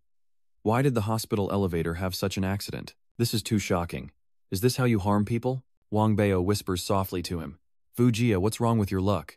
Fate reversal, sacrificing one to save everyone. At this moment, the women come over, taking his hands and saying one after another, "Thank goodness this young man helped us avoid a catastrophe." Yes, that's right, young man, are you okay? I'm fine, I'm fine. Suddenly Bai Wu's eyes widened and he let out a gasp. He frowning in confusion, he looks at the bubbles floating around him, then gently throws one of the bubbles towards his face. Then he noticed there was another one behind him, and only then realized that the system was blowing the bubbles. Bak Vu looked on in surprise, wondering softly what the heck is going on. Tuopei, holding the balloon with both hands pressed against his cheeks, laughs, belly shaking under Bai Wu's sharp gaze. Suddenly, his expression changes, becoming serious. What exactly is the thing you just ate? It seems Mio has also become clearer, surprising the little one, who then pinched his fingertips together and forced a smile, saying, instead of anything special, just a small amount of energy. He squinted, thinking, where does that energy come from? Why do they have energy for noodles on them? Suddenly, Bai Wu remembered the previous memory when he anxiously read the information. Tuk only drained a large part of energy to strengthen the functional control. Then Kan'an turned pale, holding his head among the information sheets. Tuk had spent the success rate for system recovery. From now on he has to listen to me. Advise him to be kind because changing others' success rates can help acquire abilities. Anyway, he wouldn't understand even if you told him. Well, just do what you think is right. He pondered as he pressed close to the kid, making him nervous. Small P feels powerless under Bak Vu's intense scrutinizing gaze and strokes his chin thoughtfully. So you're relying on what I do to gain energy. So that's your main goal in causing trouble and wanting me to take you out. Little Chu mutters. Tuk, boss, dad's words are too strange. Does dad do good deeds unintentionally? Bak Vu silently wondered to himself, is this not the thing you planned for? Suddenly the bubbles floated towards him one after another, startling him. Then he widened his eyes as he observed them carefully. Immediately his face darkened. Big Bao asked Vujia, what are you lost in thought about? But Bai Vu didn't respond. He glanced at little Pei, teasing his tongue, and thought, wait a moment, where's the dog from earlier? It looks very familiar. Could it be Vu Tio Tu again? Vuong Bao, troubled by this, looks confused. At that moment, someone at the pharmacy pointed and shouted at the doctor and nurse, you're a charlatan. My mother was healthy just days ago, but you brought her to the hospital now. She's hopelessly beyond help. The nurse panicked, hurriedly advised him to calm down. He immediately struck her, causing her to cry out in pain and shouted, what does it have to do with you? Everyone else shouted in panic, call security, and he ran over and grabbed the doctor's collar, shouting, Jack, the person responsible must pay the price. Bai Wu stroked his chin with one hand and sighed softly, why is this so unlucky? Nothing ever goes right, and Vuong Bao also added, our Vu family are just passing through. But he shook his head and said, no, let's wait, there's something wrong, call the police first. As he finished speaking, he immediately narrowed his eyes to observe the chaos ahead. The security guards had also appeared, pushing through the crowd and saying, I'm a guard, let me through. A woman watching the fight tearfully said, don't hit him. Bai Wu examined her chin thoughtfully and seemed to suspect that there might be accomplices involved in something more than just a typical hospital riot. Someone is about to die again. He helplessly glances at little Pei, who has her back turned to him, signaling, stop pretending to be naive and get to work. Little Puff Cheek pouted, then followed his orders to check if those men are accomplices of the troublemaker, and how many accomplices are here in total. The kid calculated the accomplice probability is 77.4%. The chaotic scene ahead instantly displayed information boards with the same content accomplices, causing chaos. Bak Vu quickly told Vuong Bao to report to the police, saying the troublemaker had 5 accomplices. This information shocked him. Then he quietly pondered, this doctor probably isn't responsible for the boss of this gang, right? Xiao Pei chuckled softly and said, Tuk boss guessed wrong, it's a 0% chance this is a gang member.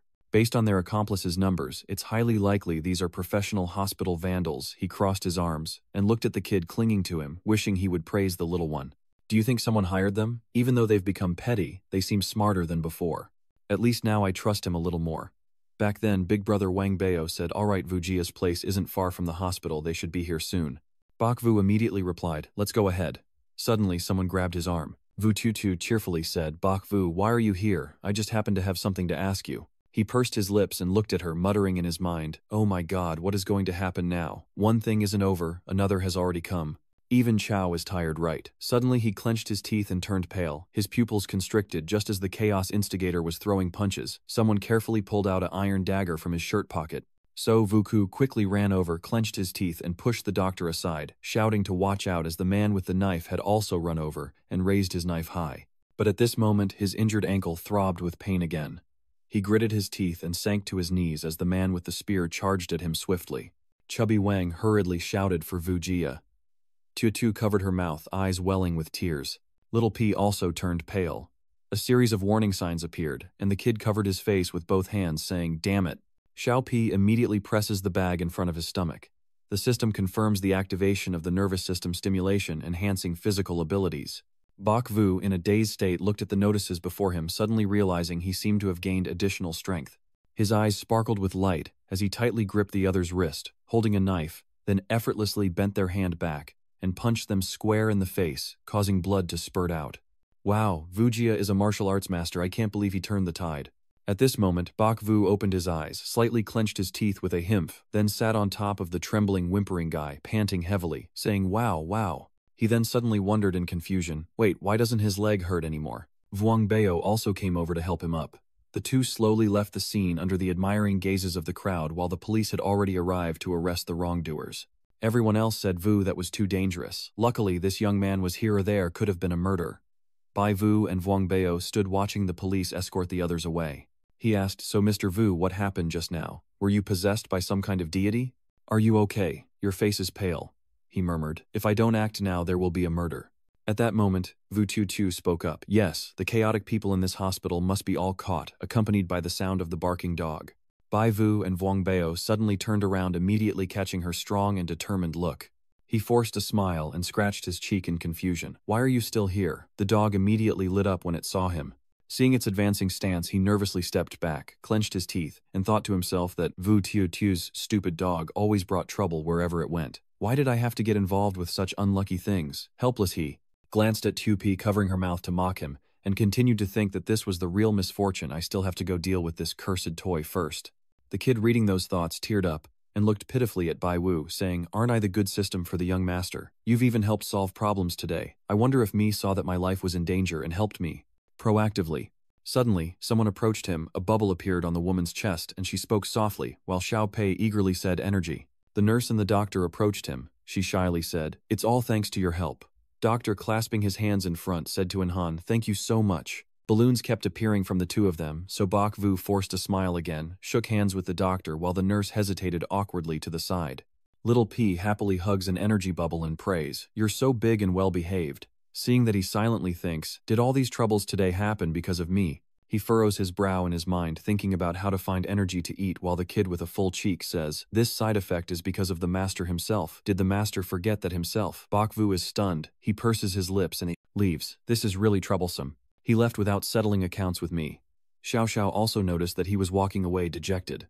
She immediately grabbed his arm tightly, and the dog also cooperated by biting his pants. She said, "Hey Bok Vu, don't go." His cheeks quickly flushed with embarrassment, but then he pretended to be helpless, thinking it's really troublesome. "I still can't escape." Xiao Xiao and her dog pulled Bok Vu underground, saying, "I have an urgent matter to ask for your help." Witnessing this, Bao Wang quietly wondered, do young ladies these days really act so vicious? Should I follow her? She smiles brightly, turns her head to wave goodbye to him, and says, "Don't worry, once I'm done I'll send him back." So he could only stand there in a dazed sweat, covering his face helplessly, watching Bok Vu being taken away. Ignoring his own predicament, he covered half his face with one hand, thinking about Tiu Penyi, wondering if staying would now be safe enough. "Now you need to explain clearly to me." The kid immediately bowed his head and looked aggrieved, saying the system only works if the host has energy. Last time, during the urgent system upgrade, the success rate of the host was lowered. My memory flicked to the information table, showing that the system automatically recovers energy, but the recovery time cannot be calculated before the upgrade completes, so it's best to limit its use to avoid lag or crashing. Absorbing energy from outside sources is necessary, and requires the host to gather and make contact. I quickly and conveniently drain energy from the host. It takes only 3 seconds. The system can quantify the value of anything. If the energy is extracted from the host, it will affect the host's success rate. So you meant that the success rate of our actions depends on my luck getting worse. It's too much to say that restoring the system made my luck worse. He gently scratched his face, frowning in thought, so the side effect of leveling up is that my luck gets worse. Suddenly, Bai Wu bumped into a hospital chair, grimacing in pain and squinting one eye. Xiao Pei pointed to the corner of the chair where he hit his head and explained, "Tuk's luck is now at an all-time low. Even drinking water can cause choking, and encountering accidents is just normal. How can you blame the system?" He immediately furrowed his brow and replied inwardly, "Why are you blaming me again? Isn't this level up and disguise process just another way to drain my energy? The kid laughs, holding up 2 fingers to measure, and says seriously, Tukchu, don't talk nonsense. This upgrade energy mostly comes from what you earned yourself last time. Your success rate was already low, and now there's nothing left to siphon. He continued to silently think only a fool would believe your devilish tricks. You fake bastard. You probably took the chance while I was doing good deeds and faced danger to steal energy. That's why you lured me out, right? The kid clings to his knee and he says seriously, but if you don't have energy then the Tuchu won't be able to use the system either, so I think we've heard enough. He pondered, all right. Xiao Xiao looked at him puzzlingly with a question mark as he got up dusting his pants, and the dog obediently brushed off some dirt from his pants. He slightly smiled and asked Tu Pei, when will this bad luck end to? P replied, if the Tukchu continues to be unlucky when facing difficulties, helping others change the outcome, accumulating day by day will good luck return soon. Hearing that, Bai Wu just sighed, running a hand through his hair, and pondering whether his past misdeeds are now coming back to haunt him. Crossing his arms and raising an eyebrow at Xiao Pei, he wondered if it's just about being a good person and doing good deeds. Just be straightforward. The kid shrugged and replied, well, is it really that simple? If you force yourself to do it, is it still called doing good? The kid blinked and put his hands on his hips, asking, do you think there was ever a time when someone intentionally did a good deed but gained no energy from it? Then he angrily ruffled his hair, thinking, that won't do either this. Won't do either, so me might as well just plan something against me. With my current luck, aren't you still afraid I might die, unexpectedly making you panic? Then he sank into despair, covering half his face with his hand, as he thought why everyone in that hero's story was born with a golden hand that defies the world, while sooner or later I will either be killed by you or die from frustration. Hearing that, little P immediately looked at Bai Wu with tears in her eyes. He tiredly looked at the crying kid. Ni is really giving me a headache. Did I speak too harshly? Though they plot against me, gaining energy to level up is still beneficial, and overall he's done a lot of good, just sometimes a little mischievous. After all, he's still just a child. I'm tired and slowly approached the crying little P, quietly thinking I've blamed you unfairly. I'm not a good person. He knelt down, ruffled the kid's hair, forced a smile to comfort him, and said, be good, forgive me this time. From now on, everything I do will follow your lead. The kid stopped crying, put her hands on her hips, then wiped her tears, and said, Dad, you have to keep your word. Lying will only bring bad luck. So he struggled to think, of course I'll say it. Do you have any plans? Seeing the scheming look on Xiao Pei's face, Bai Wu was terrified, biting his lip, and thinking to himself, oh no, is he searching for a plan or coming up with some ulterior idea again? Let's take it one step at a time and see how it goes. Suddenly, Vu Tiu angrily shouted his name. Bak Vu, are you listening to me? He immediately knew trouble was coming again, pressing his lips together and sweating. Of course. But about this matter. Oh dear, how should I say this? I keep thinking, did I just say something earlier that completely ignored his awkward expression and made her stunned? Immediately, Xiao Xiao Deng tearfully sat down, hugging the dog and lamenting, can even a grand master like you not solve this? She sank to the ground, starting to cry louder, making Bai Wu startled. The nurse, along with the young doctor nearby, frowned at him. She snorted coldly and criticized the beef stew. And he's awkwardly hugging her, lost in thought, once again causing a girl to cry. Am I doomed today? He hurriedly comforted her. Don't cry anymore. Tell me exactly what happened. I will help you find a way. Xiao Pei clung to her head and said, yeah, she said, your friend went bankrupt. She pouted and answered him he didn't listen to what I was saying at all. Immediately he folded his hands and knelt down, saying I was wrong. So Xiao Xiao frowned, crossed her arms and said, I'll say it one more time, don't get distracted again, or I'll tell my grandpa you're bullying me. He immediately broke out in sweat and anxiously replied, mercy miss, I won't dare anymore. The image of Guo Pai Pai in her graduation gown appears, along with Vu Tutu's narration. I have a close friend who just graduated this year, majoring in mechanical engineering.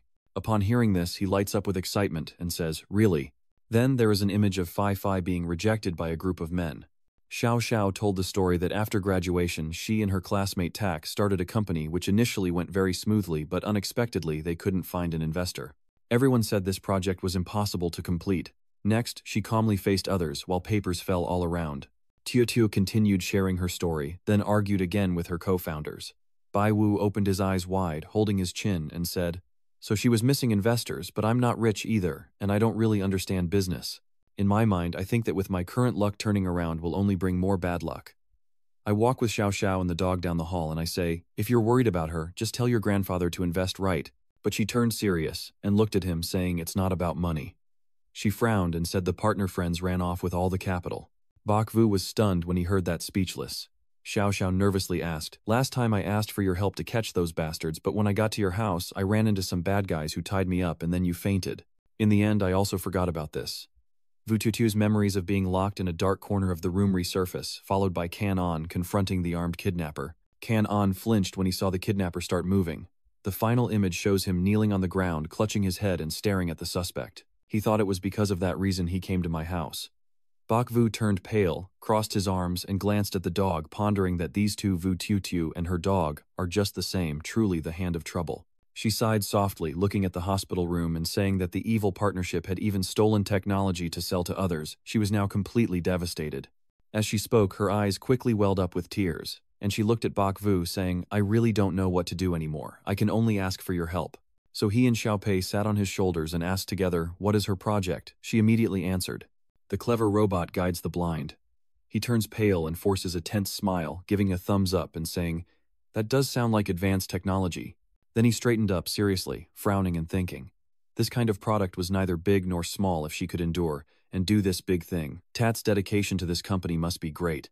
Suddenly, Vututu took his hand and said, "Grandpa, I believe in you, please help her." Suddenly, Kofi stepped forward and softly called out, causing Bakvu and Tutu to startle. Fifi, gaunt in her patient's outfit, slowly walked over, standing to the side with arms crossed and head lowered as he watched her. "Your sister's expression seems even more bitter than yours." Fi looked at him and asked softly, "Are you Bakvu?" He suddenly asked again, "How do you know me?" Feeling confused inside, he never expected his reputation now to be so well known. She narrowed her eyes at him, then whispered to Vututu you again, "With this habit going to find those scammers to help you. Do you think you're possessed or something?" Bakvu felt mocked and frowned, then smiled, thinking this guy was pretty self-absorbed. The young master hasn't even promised to help her yet. Who is this beauty? How does she know me? Fi decisively returned to the room, stunning Vututu. Bakvu smirked, arms crossed, and said, "Vututu, your friend is quite high maintenance." She nervously looked at Fi and said, "Fi, I finally managed to get Bakvu to help, please don't worry too much." Fi, hearing this, cast a gloomy glance at him and softly said, "Did he really pull out that paper?" Then she held a newspaper up to him and said loudly, "I don't need any master or great god to help me." Without waiting, she threw the newspaper straight at Bakvu. He thought to himself that it was for the best, and that it would make things easier for him. A while later, Bakvu Vututu and her dog went somewhere else. At this moment, he is focused on reading the newspaper. The man walking by suddenly turns his attention to him, thinking, this face looks familiar. Xiaopei also looks at the newspaper with him, saying that his system will help him. The master at the 10 o'clock position became a mighty and impressive grandmaster. The content on the newspaper is as follows. Dingtian Group has escaped danger. Vice President Ha laughs and says there is an expert supporting from behind. Master Huyan is mysterious and renowned. At this moment, he notices the photo of Skull King and himself, printed on the newspaper with a caption about earning a gold coin, just by finger-snap fortune-telling. He pursed his lips and muttered, I knew they'd be drawing the dragon and snake again. Those damn journalists. Then he picks up the phone and calls him, asking, "Hello Moo, where are you?" He immediately answers loudly, "I just got home, when are you coming back?" Money is piling up at the door. It startled Bai Wu. At their house, he leaned close to the door and said, "There are many people. Isn't it true that many bosses want to invite us to do feng shui for them?" His cheeks flushing, he proudly told the Wu family that he was truly clever. "This time at Dingtian, we've really made a name for ourselves. Ha Shen just dropped by and said that the contractor's estate has been beaten down by our projects, so they won't last much longer, and now no one dares to challenge us anymore." Bakvu's face darkened as he pinched his lips, wondering, who exactly is the villain here? Xiao Pei beside him, hands on hips, said, "Isn't it scary?" Which caused Jai Than to go bankrupt then. Afterwards, he silently listened as he continued speaking, and there were also a few middle-aged women from the building crying and begging us to read their fortunes. What about fate family matters? Having boys or girls, the mysterious man is also starting to approach him. At this moment, Xiao Xiao turns to call Bakvu. She moved closer to him and said, "Don't be discouraged, Ko-Fi. Fi just had a huge shock. I've decided to persuade her to accept you," which made him stunned. He watched her back run away with the dog, secretly thinking the master really resembles the servant, speaking in ways that easily cause misunderstandings. Then he frowned, tiredly pondering clearly. The consulting firm has turned into a fortune-telling place, superstitions hurting others. Next, he seriously told Big Wang to not panic and to record everything people needed advice on, then went to investigate if those bosses could help find Ha Shen and Than Than. "I see, of course you have to work to earn. Don't worry, just leave it to me." Bakvu, exhausted, hangs up. "Ni, I'll leave it to you. I really trust you." 2. This money-grubbing guy. Xiao Pei is sitting on his shoulder and agreeing. "That's right, even this system estimates there's about a 78% chance that this chubby guy will get less." He put his hand over his face, biting his teeth as he imagined King Fat's lustful expression. so he hurried to leave. No, I have to go back and take care of it. The mysterious man also runs after him. He squints to observe for a moment, then throws a punch and shouts, "Go to hell." But Bok Vu was walking when he accidentally stepped into a puddle, which unexpectedly helped him avoid his attacker. He turned around in shock and exclaimed, "You!" He quickly pounced on me and continued, "You're the bastard who got me fired." He clenched my throat tightly, making it hard for me to breathe, so I kicked him in the stomach to fight back. "I'm not even familiar with you." Xiao Pei shines a light on him, holding his neck as he thinks are these gangsters from back in the day. This damned luck keeps haunting me. Does it never let me rest?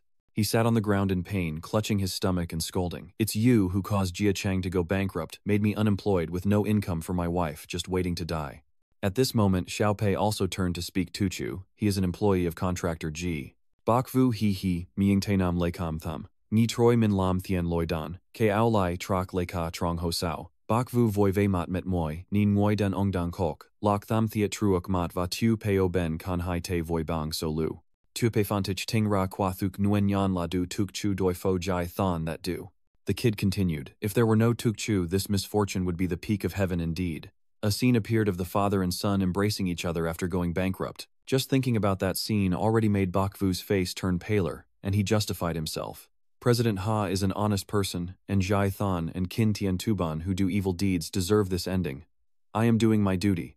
In the end, he sighed, and concluded that he was not at fault, just the unlucky tool of that person. Bok Vu furrowed his brow, and retorted Jai Than's bankruptcy was karma brought on by himself. "It has nothing to do with me. Please don't drag me into it." The man with the battered appearance pointed straight at his face and sneered, "You think you're so noble. A snake in the grass, he couldn't care less about the lives and deaths of us at the bottom of society." Xiao Pi puffs out her hips, proudly retorting, "The earth-shattering master relies on my all-powerful system to change the fate of the universe, so of course you can't compare."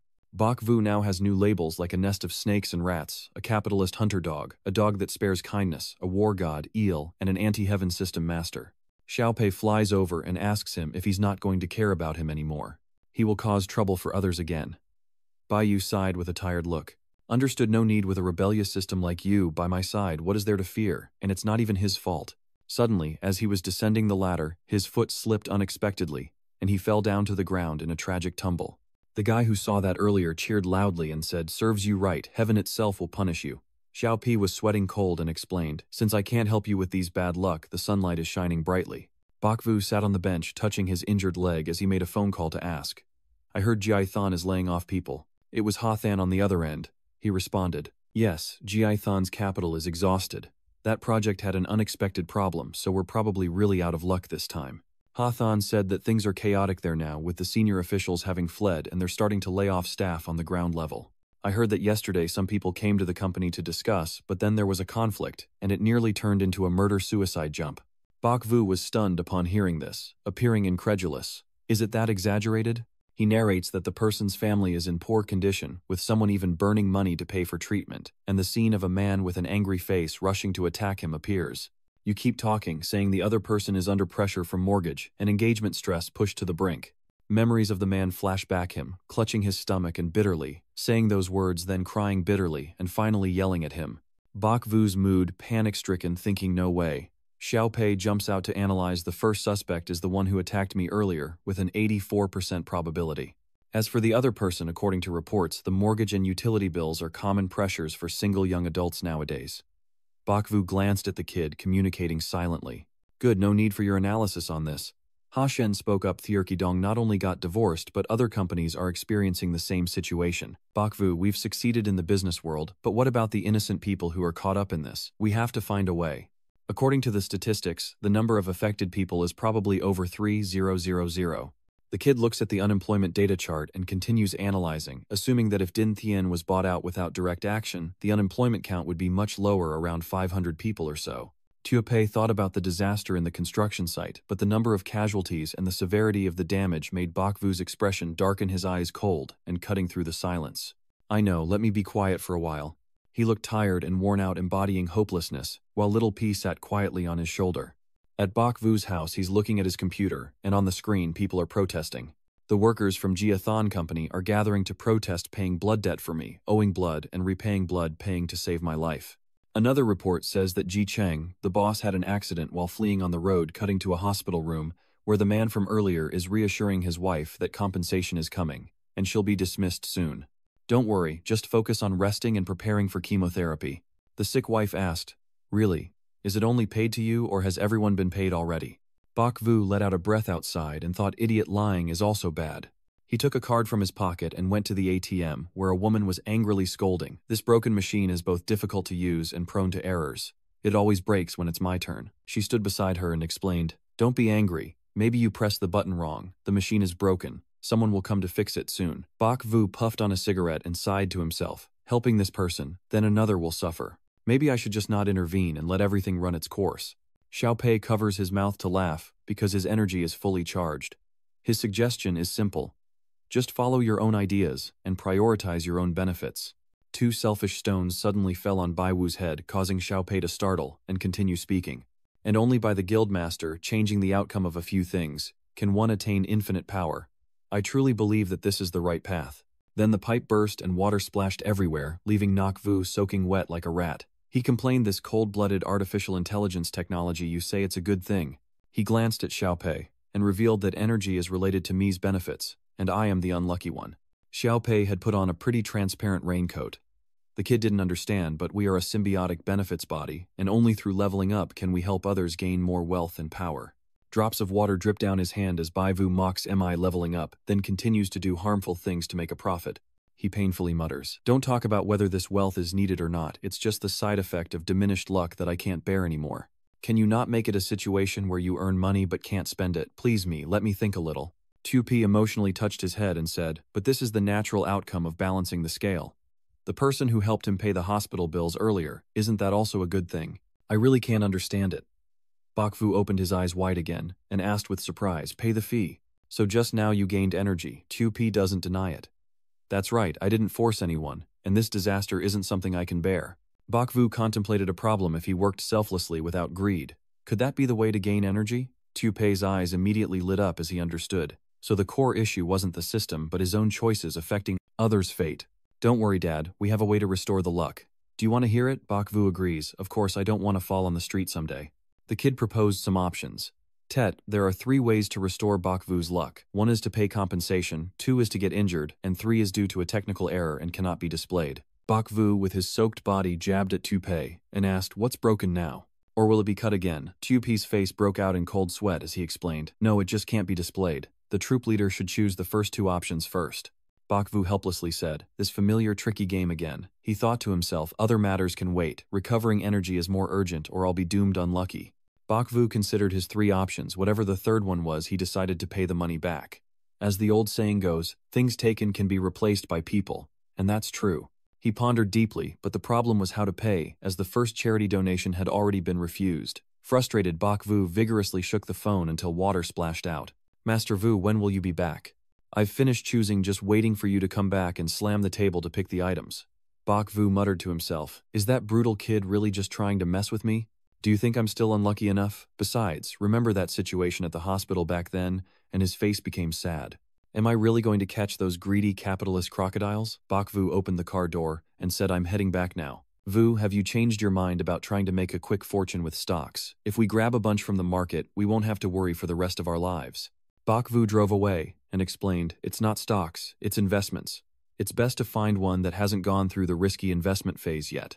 3 days later, Bok Vu and Ban Su were discussing and he seemed displeased. These aren't good at all. Ban Tu still doesn't think so. I think these are also very promising. Why wouldn't they be good? Is this how you make money? If it's a life or death matter, then yes. Xiao Pei calmly rests his chin on his hand as he stamps the seal. Actually, it's not impossible. What if the master accidentally invests in a low-profit loss-making part? Bok Vu's goal is to find the easiest way to incur losses, because losing money will settle the debt with the system and he won't be unlucky anymore. Bok Vu imagines a thunderstorm breaking out and breaks out in a cold sweat, swallowing saliva as he contemplates. What if time comes when money flows like water? Otherwise, $1 billion might hit you in the face, but I worry that at that moment you'll be struck dead by lightning wherever you go. That's why I am determined not to do that. Bok Vu refused. No way, these things can't be trusted. Banzi still wanted to advise him after hearing that. How could it be? The business approach and market potential are good, and the workforce is also trustworthy. Plus, you've even asked Di Thon Thon for advice. She said there was no problem. Bai Vu was speechless with him. This money-grubbing demon is quick to act whenever he smells cash. Biggie, we are not the same as before. Our vision must be broader. We can't just focus on small opportunities like quick cash. We should help others realize their dreams. Vu family, what do you mean by that? Do you basically not want to make money? Bak Vu hesitated and thought to himself, how should I explain this now? Could you just tell him about the worst luck and bad luck? Xiaopei appears to say that even if the Lord tells him, he won't believe him. Look at him. The kid analyzed inside Bansu's mind and said money and silver are all he cares about. He only suspects that he doesn't want to be led to make money. You two haven't been on the same path from the beginning. Bai Wu, looking tired with narrowed eyes, crossed his arms and said resentfully, just say it outright. My fat self is just following you around, not because of some ridiculous dream. Suddenly, Han Shen poked his head in from outside the door to greet.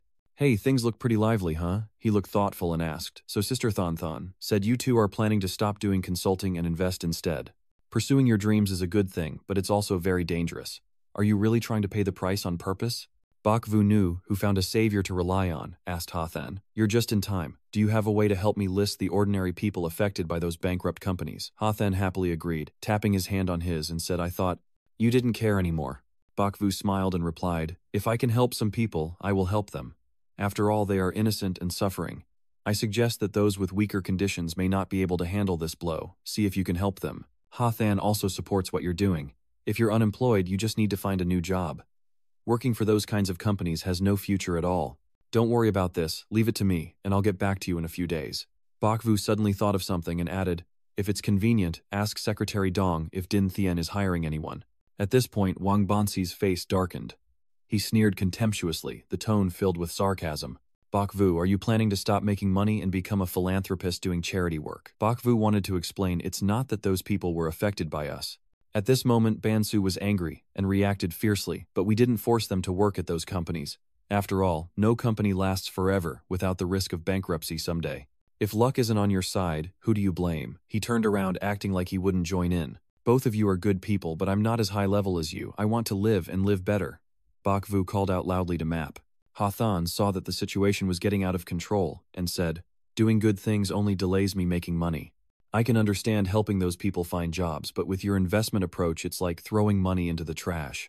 Bak Vu sat down on the chair, sighing heavily and mumbling angrily. I don't understand.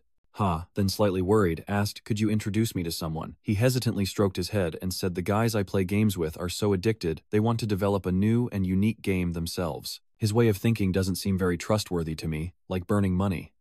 Bak Vu exclaimed in surprise after hearing it. Burning money. Some memories come back. Someone once told me I have a close friend who just graduated this year. In the field of human mechanical engineering manufacturing, I didn't expect to find no investors. Everyone says this project is impossible. That friend of mine is currently in the hospital looking pale from overexertion. Bak Vu immediately fell into deep thought when thinking about that, and when it comes to burning money, what could compare to that unreliable robot project? Guiding the blind, Bak Vu and Vu Tiotio walked together, Tiotio looking excited and confident. Bak Vu, don't worry this time. I will definitely persuade Phi Phi to agree to be with you. Why do I feel like I'm being forced into marriage? I'm the one investing in her. I slapped myself to correct it. No, I'm here to burn money. Xiao Xiao reminded you, so you have to treat Phi Phi well too. She is a very kind person and her project will surely succeed. All the money I took away and invested in her already. Bak Vu reflects. Is kindness the key to success? He sighed, it's only because her family is so rich that they raised such a kind-hearted fool like her. He crossed his arms in approval. Of course, otherwise why would I invest? Suddenly Bak Vu noticed something. Kofi Fi, dressed in a lab outfit, held a device and spoke. Is that so? Bak Vu looked at the machine like a gun and shouted in fear. Hand of the heroine spares him. Phi Phi turns to leave, saying we won't wait here for you and we won't see you off. Vu Tio Tio immediately ran over to explain. Phi is just misunderstanding. Bak Vu isn't involved in any gang schemes and he genuinely invested. Phi nonchalantly replied, I don't need that. Bak Vu was a little surprised and thought to herself, is she still picky when money comes knocking, or is she just wary of me? Tiny P sat on her shoulder and noisily said, with the company's crisis just ahead, she definitely has a 59.9% need to beware of the boss. Bak Vu wiped the sweat from his forehead and looked at Toy, then wondering if he looked like a bad person. But what about the remaining 40%? Xiaopi pulled up the spreadsheets, ignoring the 9% investment loss due to the critical technology being lost, which meant the project couldn't continue. He looked at the calculations and realized the research couldn't go on. Even with funding, it would be useless. Bak Vu suddenly had a hypothesis. If Ko Fai Fai is from Bak Hok Dien, then wouldn't her core technology be the work of her? The kid raised both hands to show only 54%. On the other side, Ko Fai Fai snatched her hand away and said, "Fine Vu Tiu Tiu, don't bother me anymore." Fai Fai said directly, "I know you want to help me, but you can't solve my problem."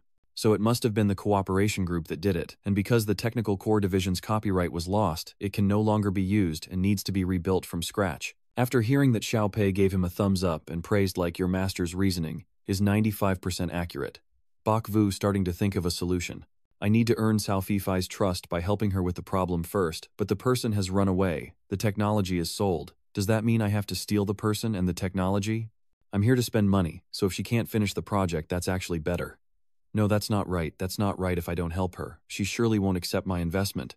Bak Vu gave a strange smile, finally having a way to help, but not completely saving her yet. He couldn't let her come back to life. Tiu Pei looked at him initially delighted, then suddenly despondent, and spoke up. "Do you need my help?" he said, like a demon that he didn't need it. Xiao Pei offers him 3 options: first, to capture the cooperation group for 87%, second, to acquire the technology for 6%, or third, to use Vu Tiu Tiu's influence to invest 29%. Bak Vu's sinister expression contemplates bringing them back, so she can see his abilities. Then she will accept the technical investment afterward. Then, of course, he just ignored everything and didn't look back. He smiled excitedly, and she simply failed without success. This is the way. Reminding you of your choice just also reminds you that the chance those fools are still in Hangzhou is 100%. Bak Vu looked up a bright and confident expression. So what are we waiting for? Thinking about it, he grabbed Xiao Xiao's hand and said, "Let me help you catch that fire and bring him back.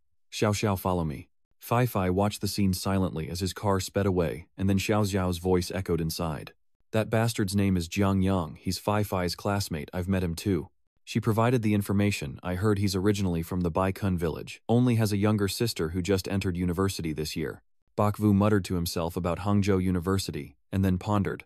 Logically, after stealing the technique, he should have escaped far away. After all this time, are you still in Hangzhou because of an unexpected event? Keep going, Bak Vu. I know you can do it. At this point, the system also reports that the chance in Old Bay City is 5%, and in Hangzhou University is 0%. After hearing this, Bai Wu continues to calculate. This percentage is too low. Hangzhou is so vast that he needs to narrow down the scope, or else in Hangzhou University, it wouldn't be for family members anymore. Then he smiled confidently. I understand now. Xiaopi reports that the stolen documents had an 88.3% issue rate, which Jiang Yang sold to Huknot for scientific research, and he also praised the capable leader for a good job. The car arrived at a company and stopped, and a man stepped out. Xiao Xiao sighed and called out a name, Zhang Duang. Hearing that he was startled, his face turning pale, then quickly ran off. Bai Wu also hurried to chase after him, shouting, "Where are you running?" Suddenly his foot caught on something, causing him to fall directly into him. Zhang Duang staggered away, throwing the USB aside, and Bak Vu picked up Tiu Pei, commenting, "Master Tuk, I really don't know whether to praise your luck or pity it hitting a 6% chance. Oh my god, this can't be the lost data, can it?" Tiu Pei guessed right, and said happily, "Bingo, that's the exact data." Bak Vu looked at the USB in his hand in disbelief, his face darkening as he thought, how could he let something so important slip away? Xiao Pei continued to suggest, "If you give this data to Guo Pippi, there's a 98% chance she will trust you." Suddenly, from a distance, Vu Tiu got out of the car, hurriedly ran over and shouted, "Bak Vu, are you okay?" Bak Vu shoved the USB into his pocket, and silently calculated in his mind, give it to Ko Fai Fai, then break through the technical barrier to the next level. "Why do you look down on me? Am I too slow?" He turned back, smiling and waving his hand at Vu Tiu approaching him. "Ah, it's okay, it's okay." Bak Vu frowns seriously, secretly wondering why the data is still in Zhang Duang's hands. Could it be the buyer? Tiny Pei heard his thoughts and replied, "Yes, it was returned by the buyer." Vu Tiu stood beside him, clutching his arm, and anxiously asked, "What should we do now that Zhang Duang has run away?" He immediately responded, "Of course we're going after him." Then they got into the car. Bak Vu still silently calculated, does Kuknat Hoakai not value this skill? He sat in the car and buckled his seatbelt. Xiao Pepe peeked from behind and said, "The technical difficulty is too high." Ko Fai Fai also only has a 7% success rate. Bak Vu thought seriously in case the 6% bet could also be hit by him. Isn't 7% bravery? The important task is to find the square lotus, then talk about what's behind. Xiao Pei, hearing that, happily salutes and replies, "Understood." Then he presses the gas and drives away. They followed the map instructions on the device as the car sped along and then stopped in front of a tall building. Wei Xiao looked out and asked curiously, "Why did we stop? Are you sure this is the building? Pei confidently confirms, of course, since we've already taken the elevator. Bok Vu looked at the building in front of him, thinking to himself, this isn't his house again. Why did he come here? Pei started to use her powers, desperately searching for information, looking for job opportunities. 2.4% hiding from the owner, 18.2% searching for people, 1.1% all too low. Suddenly Bok Vu realized something, and quietly thought he had a bad feeling. Pei looked up and pointed above, then said, Tukchu, he's on the rooftop now. Bok Vu's face turned bewildered and surprised. He hurriedly got out of the car and sped toward the building, cursing under his breath in front of Vu Tutu's astonishment. A man has spotted something, and says there might be someone standing on the rooftop. The crowd starts to get noisy, pointing upwards and murmuring that it really looks like someone's there. Could he be about to jump? Hurry, and call the police. Bai Wu rushed up to the rooftop and staggered towards the person in front of him. The person standing on the railing stepped forward about to jump, but he quickly ran over and hugged him to pull him back. Fortunately, only a pair of shoes dropped beforehand in front of the onlookers. Jiang Duong fell to the ground, struggling to break free, saying, let me go and let me die. Bok Vu angrily pulled on his shirt and shouted, hey, is this worth it? It's just a few years in prison at worst. That guy was so scared after hearing that he ruffled his hair and cried, then said, I don't understand. I'm really out of options now. Bok Vu was alarmed and thought to himself that maybe it had nothing to do with him, and the system appearing beside him replied that the connection to the master was only 21%. He quickly became worried, wondering if it's about him again. Clearly he wanted to mess things up on his own. Suddenly you realize something. You ask him, are you in debt? Jiang Duong, wiping his eyes, asked him, surprise in his voice. How did you know? Xiao Pei also told me that the person who owes money isn't him. Bok Vu remembers the conversation earlier in the car with Vu Tutu, connecting everything together and realizing he understands. He turns around and leaves, saying he faked a suicide to collect insurance money to help his sister pay off her debt. Jiang Duong sat on the ground dazed and replied, my sister and I are orphans relying on each other. She was cheated by someone at school out of a large loan.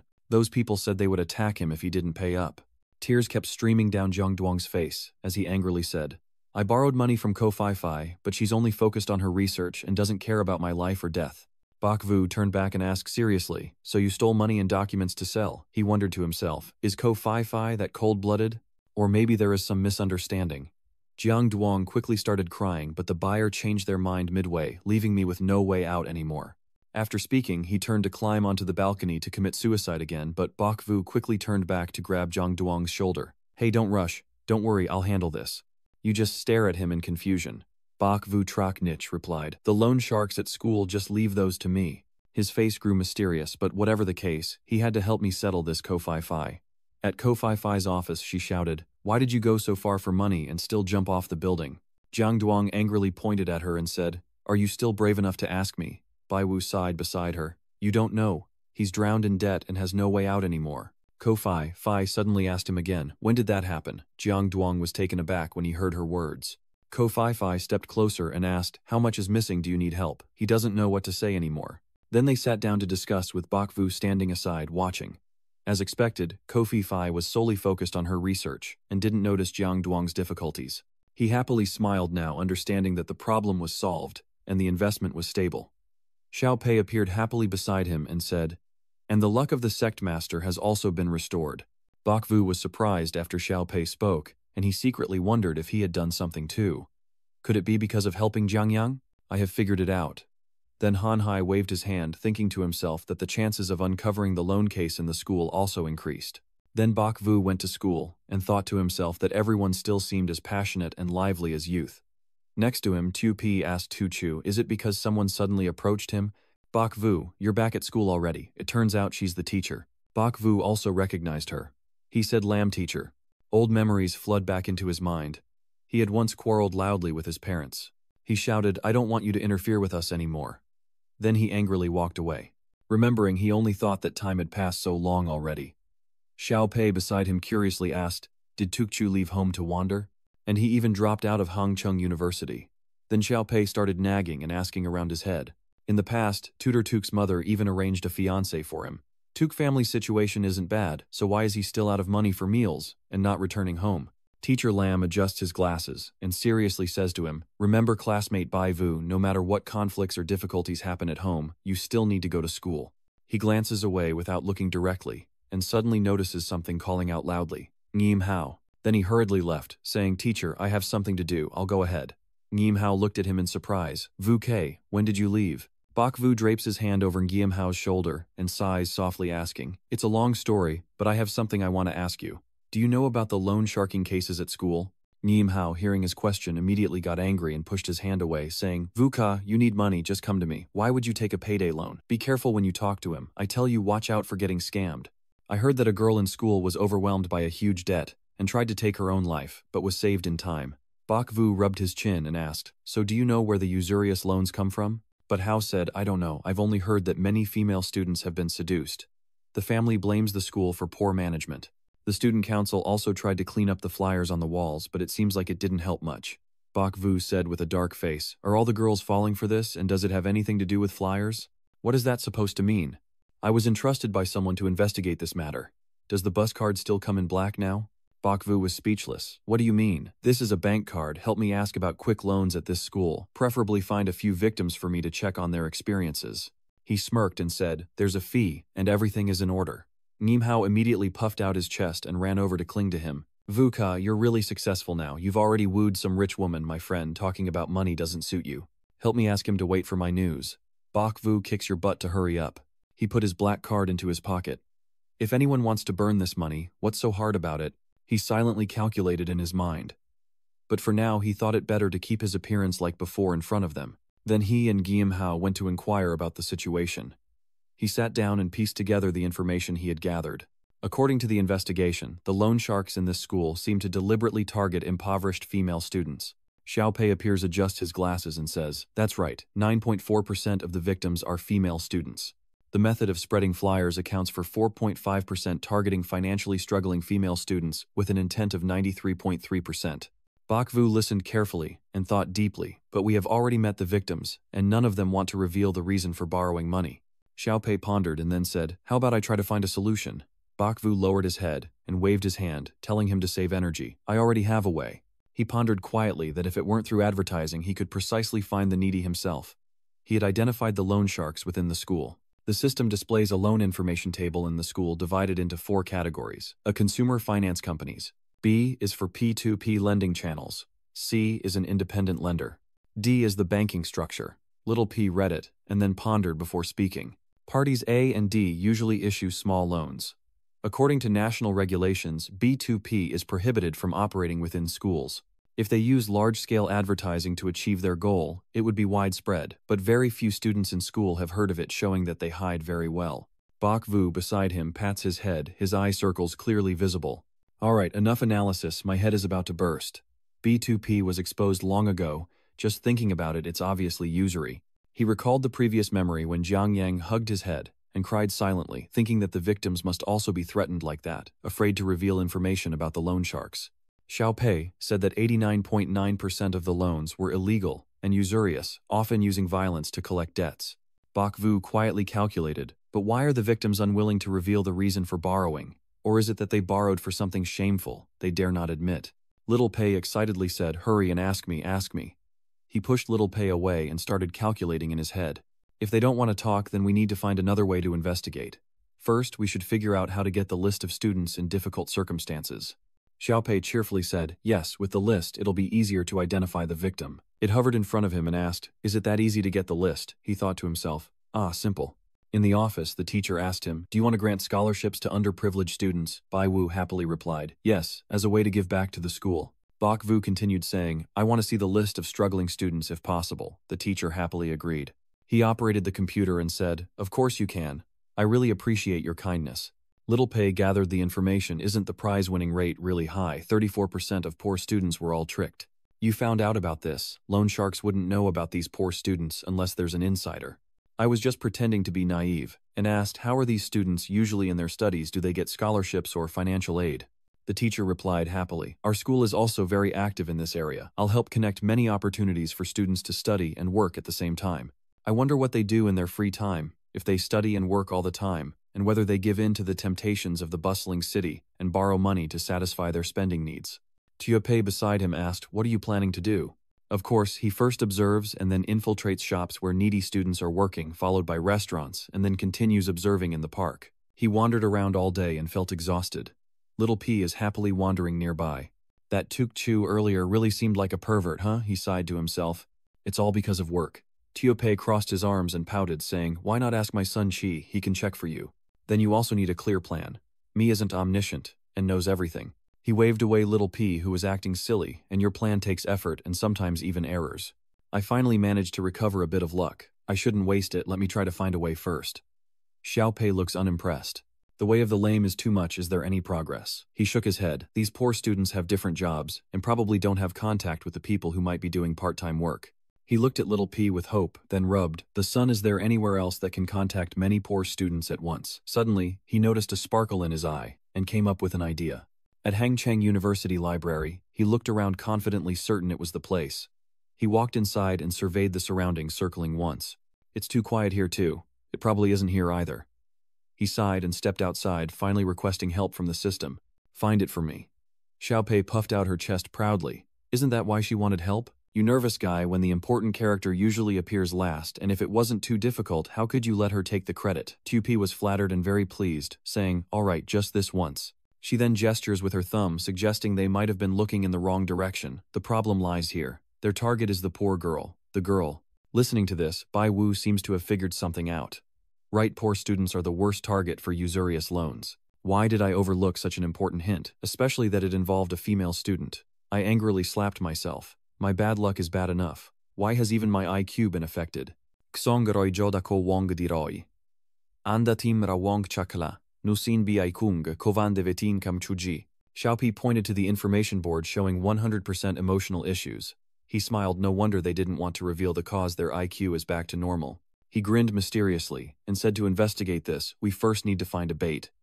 Bai Vu stroked his chin and smirked, saying a girl to lure the snake out of its hole. Then he gave a sinister smile.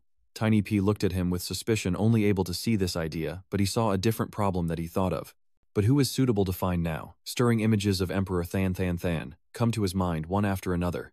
However, Bai Wu pouted in disgust and said, the young lady of the Tian family definitely isn't suitable. She's arrogant and aggressive, which doesn't fit a vulnerable student who might easily be caught in a trap. Plus, she might lose control and hit the other person, so it's better not to involve her. Then he thought of Sa Tiu Tiu and her cute images, but he immediately hesitated, thinking that Sa Tiu Tiu usually listens well, though she's too naive, and might believe those bad people, and tell them all his plans. Little Pei's big sparkling eyes hinted at a new option for him. It said, so find Ko Fai Fai, and help her locate the loan sharks, she'll definitely agree to help. Now her image appears, making him still dissatisfied as he sweats and sighs. A female scientist with machinery, she completely doesn't understand the ways of the world, how can she act? The system is also very helpless with him, no one is satisfied, so it just lies down and sighs, saying, that's too picky, this won't do, that's not good either, pick someone yourself. Suddenly he comes up with an idea, a smile tugs at his lips as he says, got it. What are you shouting at? Are you sick? Seeing you get so worked up, he chuckled softly and calmly. I'm just looking for a ring that suits you best. Hearing that you seem to react even more fiercely, pushing his hand away and shouting, suitable, do I look like some ghost to you? Seeing you yell, he also challenged back. They also shouted loudly.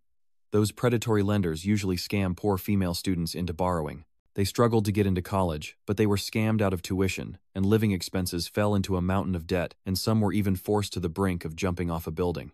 Hearing this, Ha Shen was about to protest, but froze in shock, mouth agape. Bak Vu's inner smile is full of meaning, having struck a chord with him. He's secretly thinking he's caught him. Seeing it works, his face suddenly changed. He turned back and continued, yesterday I just saved someone, but I heard that there was a girl before who was beaten by them for debt. The entire family was forced to come. He suddenly stopped, then sighed with a look of deep misery and regret. Ha Shen was stunned, feeling overwhelmed and stuttering with anger. Then this method is too much. He turned his head back and said seriously, the only way I see now is to find a female student as bait so they come out. Then suddenly he pointed to his face and loudly declared with great charm, do you think I could let your sister do such dangerous work? Ha, then also stood up excitedly and said, of course not. Then he looked deeply thoughtful, lowered his head and said, to complete this mission I need someone who is righteous, intelligent, resourceful, empathetic, and a master of acting. With a handsome appearance, young Master Ha is definitely the most suitable person, but he just can't let go of his pride. Tudong said this, and Ha Thon felt something was off. In conclusion, Baiwu, I think you're quite suitable for this role. Right now he looks extremely helpless and sad, saying, that's right, but if I interfere too much, I'll face consequences, and divination will lose its effectiveness, which could also harm my cultivation. The performer also comes to the farewell scene, clenches his teeth, and says, all right then. Finally, he stands up from the chair, declaring, "If it's for the good of my people, I'll take the risk at worst. I'll go retreat to the mountain for 10 years. At this point, you also raised your hand and said, "Just stop, let me do it." Then the two of them warmly patted your hand and said, "Don't go back to the mountain and renovate. Isn't that just cross-dressing?" He nodded approvingly and said, "I thank you on behalf of all women." On the other hand, in his mind, he thought, "I only acted this way because I was saving someone. Doing good deeds at night doesn't mean you should avoid using tricks, young friend." Xiaopei beside him covers her mouth and laughs at how cunning he is. After accepting Ha Shen successfully became a girl with a pink bow with an impeccable figure, truly a beauty.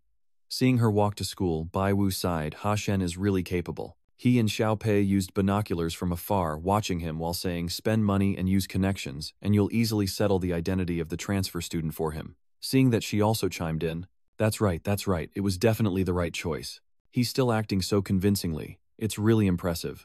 The goddess is so beautiful that a girl passing by praised him, and as classmates we all think you're stunning, tall, and admirable. Seeing that you smile even more sweetly.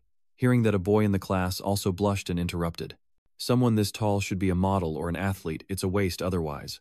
Seeing that he skillfully played his part, blushing as he said, "I have a younger brother at home, it's already great that I can get into college. I only focus on studying and on my free time I do part-time work to earn money." The boy next to him enthusiastically said, "Now it's easy for students to do part-time jobs. Let me help you find one." The girl beside him scoffed, "Get lost, get lost, get lost. It's none of your business, so stop acting all attentive." From outside, Bai Yu watched the situation and said, "Everything is fine now, we just have to wait for the fish to bite." Next to him, Little P opened his laptop to calculate, but the chance of the fish biting is only 32%. What if they don't bite?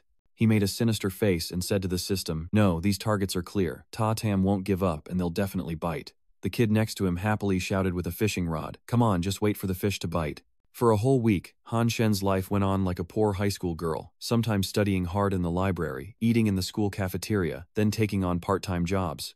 But just like that, without achieving the goal, he and the boy sat back to back at school, talking in a very subtle way.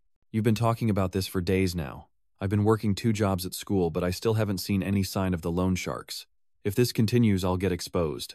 He pretended to answer the phone, but in reality, he was telling her it was unlikely.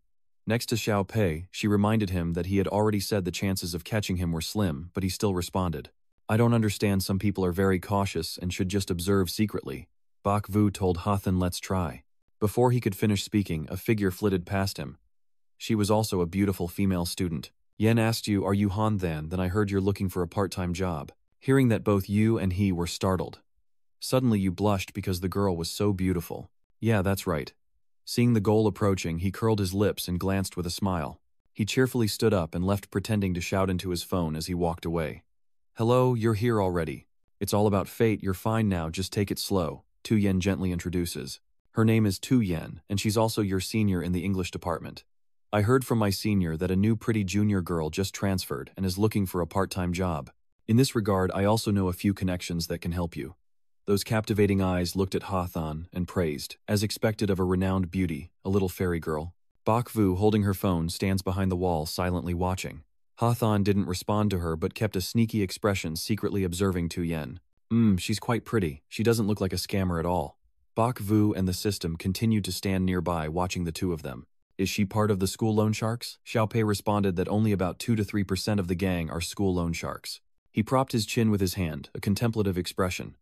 A low probability doesn't mean it's impossible they don't know each other and have no relation, yet suddenly she comes to ask for help finding a job. Mrs. Too bored. I suspect she's been secretly watching the subordinate from the shadows for a long time. The system standing nearby immediately added, 99.8% have bad intentions. Bai Vu smirked coldly. Did you really think you could escape my fiery gaze? Over here, Ha Shen cautiously asked Tu Yen, "Senior sister, can you really help me? What kind of work is it?" As soon as she finished speaking, Tu Yen suddenly sat closer and softly asked, "Do you know the man standing behind him?" Hathan glanced at Bak Vu, holding his phone, immediately breaking out in sweat out of guilt. "No, I don't know him," Tu Yen said seriously. "Earlier, I saw him secretly sitting close to you, and now pretending to be on the phone, he's probably a pervert." Hathan said with a worried look, showcasing his incredible acting skills. "No way, right? Deep down you're cursing Bak Vu, that damn pervert, because he's been caught." Yen took Hathan's hand and pulled him away.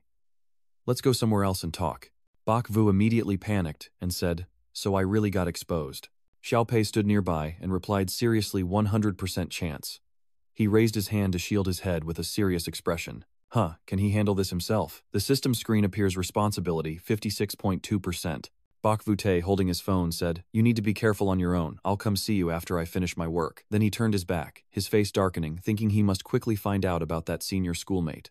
A few hours later, Bok Vu sat next to Gim Hao and handed him the phone. "Do you know this person?" That guy was startled and exclaimed, "Wow, this girl has a killer body." "The wealthy guy is trying to get baby sugar from college, huh?" Bok Vu's face turned pale with boredom. "No way, Dang Hong, that English department student seems to be Tu Yen," Gim Hao said with a teasing look. "Are you kidding? I know Tu Yen, but this body definitely isn't hers." Then he greedily looked fixedly at the screen. "This silhouette from the back looks like the reporter with the press badge." "Wang Ding, that's right, it's her." Bok Vu sat next to him with a serious expression. "Indeed, there is a problem." Nam Hao continued. "Are she also a victim of the loan sharks? I thought it was Sugar." That little system on his shoulder seriously said it's 94.1%, not a loan. Suddenly Bok Vu's phone rang with a message and he quickly took it back from Gim Hao.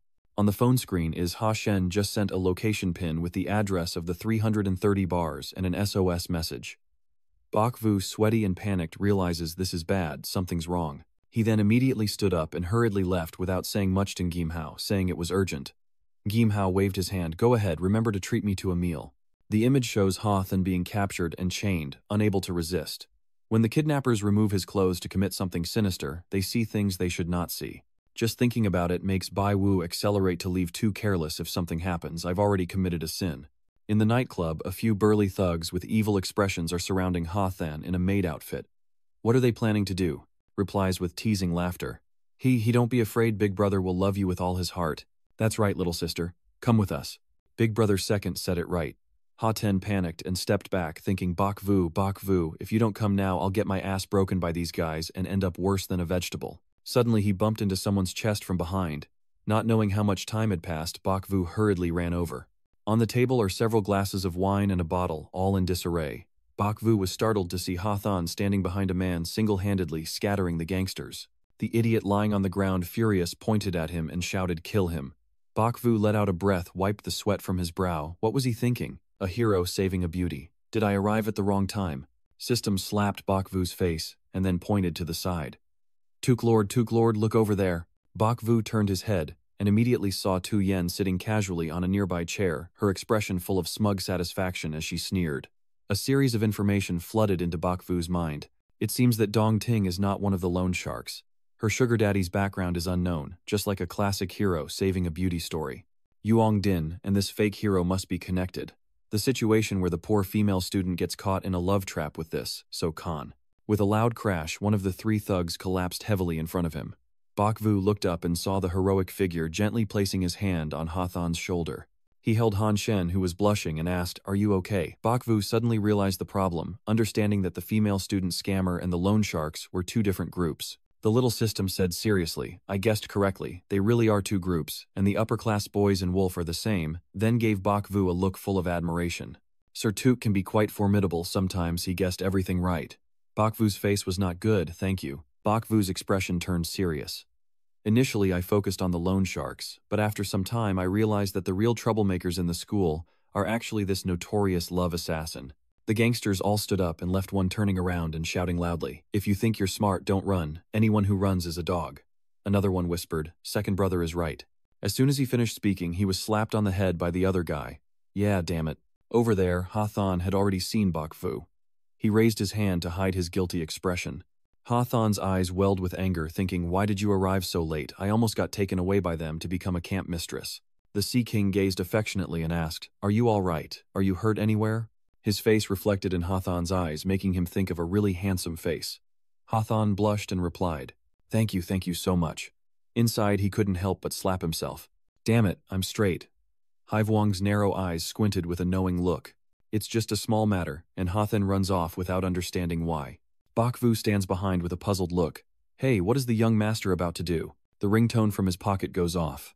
A heated message from Ha Thon has just been sent. "A man like me being heroically saved by another man looks absolutely disgusting. Are you finally going to take action or not?" Bok Vu then angrily texted back to him. "He's a true straight guy. This guy and that sister are the same group. This hero's wife is worth saving. You have to stay committed to the end. Plot against him and outsmart him. Victory will be yours." Ha Thon's message appears again. Get out now. Don't block my way anymore."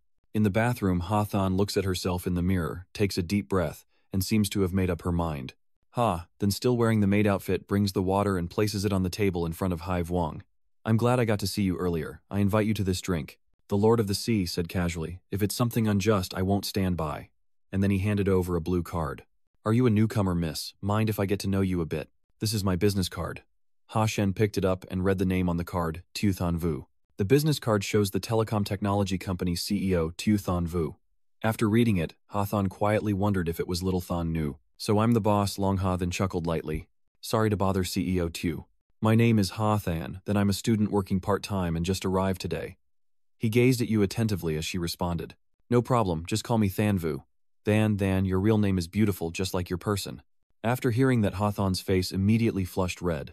Hai Vuong gave a serious expression and admonished her to speak cautiously, saying that the nightclub is a complicated place full of trouble and not suitable for an innocent schoolgirl like her. Ha Thon thought to herself, who's pretending to be a saint here? Weren't you the ones duped by that jellyfish spirit and the mackerel? You used your acting skills again and softly replied, I want to work to earn extra living expenses to ease the burden on my parents. Working at night here fits my day school schedule, but I didn't expect to encounter something like this. Ha Thon hugged the tray of water tightly, and since it was introduced by her senior sister, she couldn't just give up after a little trouble.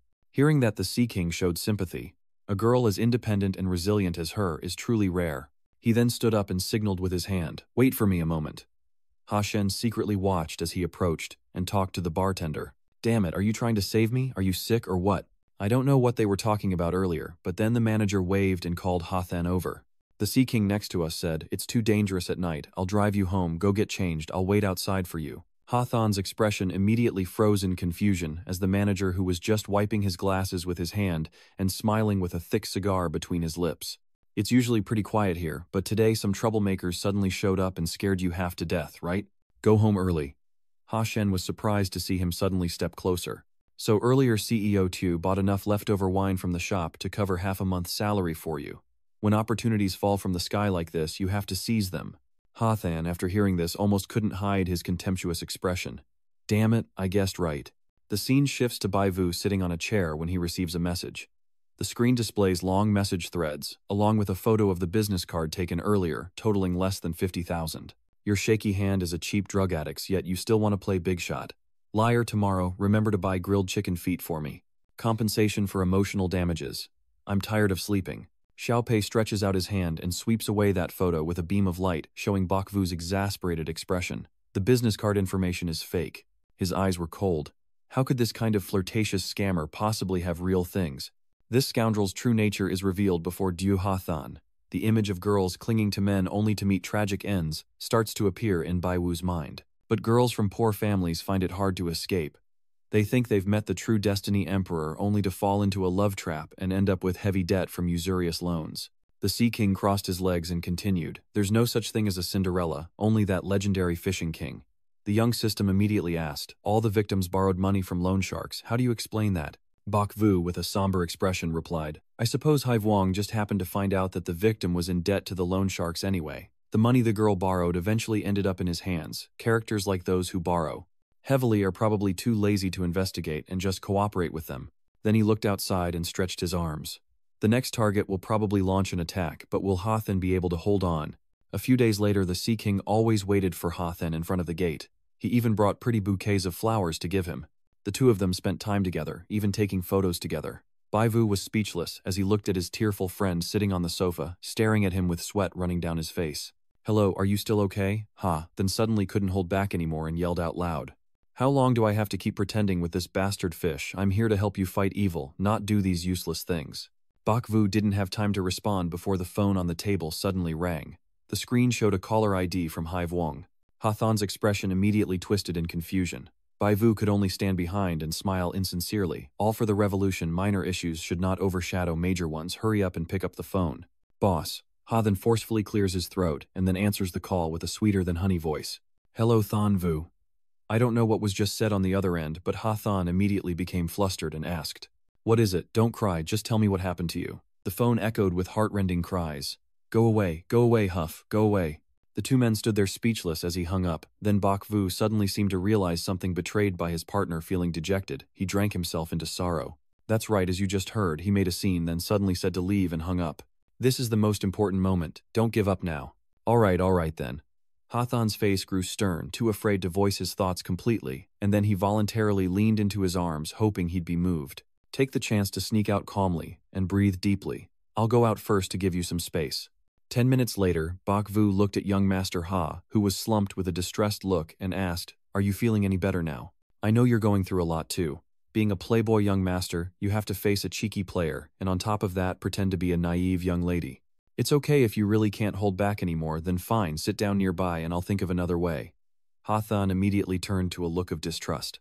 "Stop with this nonsense. I've come this far. Can I back out now? And about that, how is your investigation going?" It's me. I've found out about the other girls who were deceived too. There will be a breakthrough soon."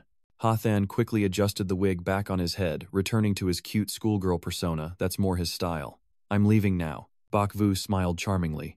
"Thanks for your effort, I remember now. Hotel room 2018 is for your help." Hathan shot him a deadly glare, knowing sooner or later he would be outwitted. Bak Vu continues to give instruction like an older father figure pretending to be seduced, but don't agree to anything he suggests. Stay safe and keep in touch. The more Hathan listened, the more angry he got. No need to remind me, I will adapt as the situation demands. Scene shifts to Hotel 20. You dressed in a schoolgirl uniform walk down the hotel corridor trying to hold back a little longer to quickly find proof to catch this rotten fish. You arrive at room 2018 and suddenly notice something. "I'm here, huh?" I gently push the door open with a wary look. The door isn't locked, so why isn't there anyone inside? The hotel room is messy with cigarette packs and beer and liquor bottles. Hathan speaks without noticing a suspicious shadow behind her. "Than Vu, where are you?" Hai Vuong suddenly hugs you tightly from behind and loudly says, "Then you finally arrived. Those bastards played him, and he's also broke. They've all run away. I've lost everything now. Only you remain, only you." Hathan's eyes were filled with panic as he turned to look at him and said, "Let me go first. The door is still open. Let's sit down first." "I'll talk to you gradually," he thought as he tightened his grip so much that his 2 chest balloons almost fell out. Prince Hai's face was desperate as he shouted, "No, I don't want to. I fear if I let go I will lose you forever." Hathan looked like he couldn't hold back anymore, thinking about this shameless guy who didn't know when to stop. Then he grabbed one of his arms with both hands, pulled him down from behind and said, "Let me go. The best thing to do now isn't to stand up and face the problem head on." How could there be time to think about anything else? From that attack just now, Duchen was so stunned he couldn't think clearly. This girl really is a tough nut to crack. Looks like I was a bit hasty. But the punch from that girl earlier was pretty forceful. He lowered his head and said, "I'm sorry, I was a bit overwhelmed." Hathan pulls Hai Vuong up and says, "Come on, let's sit down and you can tell me what really happened." The two sit at a reasonable distance on the bed. He suddenly grasps the back of your hand with a cut nervously, asking, "Did I hurt you?" Hathan blushed and looked away. "It's okay, I was careless." But in his mind, he thought your young master wasn't careful and struck you too hard. The Sea Lord then feigned a heartbroken look and said, "Someone hurt you, but you go hurt the person you love. You're truly despicable. If I could make money from this project, I would take you to Mipe Island for a vacation and buy you a diamond and sapphire ring to propose."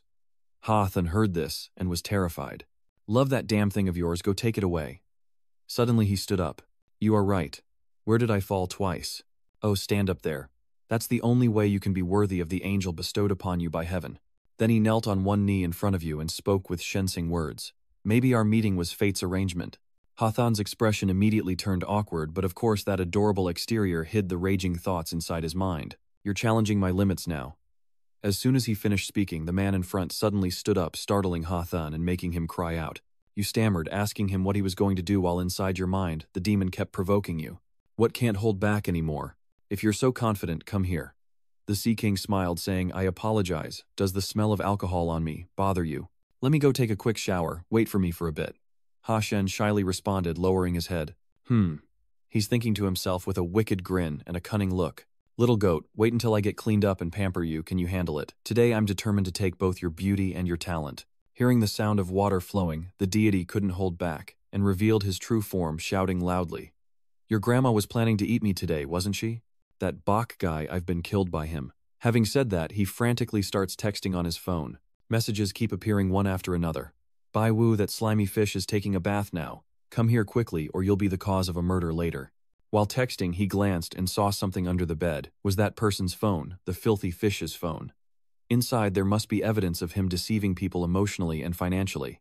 Hathan repeatedly instructed his memory of Hai Duong to perform the same gestures on the phone during their date. Left, right, right. It can't be that simple to set up right. He hesitated for a moment, but since there was nothing to lose, he quickly performed the right-left-right maneuvers. The phone suddenly vibrated and unlocked, leaving him in disbelief. Damn it, this is way too casual. Ha Shen stared intently at the phone screen. At first glance it looked normal, there was nothing unusual at all. Suddenly the phone ringing startled Hathan and he threw it away.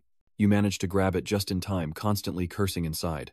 It's over now. Why did that bastard Bak Vu send a message right now? Bak Vu's message is clearly displayed on the screen. Staying safe is the priority. If anything feels off, look for a chance to escape. Hathan also sends a message.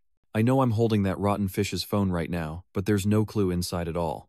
Next is the long chain of messages from Bak Vu Haivuong that must be hidden well. You take a screenshot of his phone and send it to me. I'll handle the rest. I've also made some progress on my side, so find a good excuse and slip away. Hathan responded with a simple, okay, using his own phone to record the process of searching through Haivuong's phone. His voice startled Ha, then who immediately threw the phone away. You're finished. He appeared in a revealing sleepwear with a boyish energy that filled the scene. Sorry about that. I've been waiting for a long time. Han Shen nervously stood up. What should I do now? How can I find an excuse to get out of here? The Sea King chuckled softly and spread his arms, saying, What's there to be nervous about? I didn't do anything to you. You see how trustworthy I look. Hathan put his hand on his chest as if to reassure himself that he must work hard to build the country in the future, because his mother said he was still young. He was really surprised to hear that.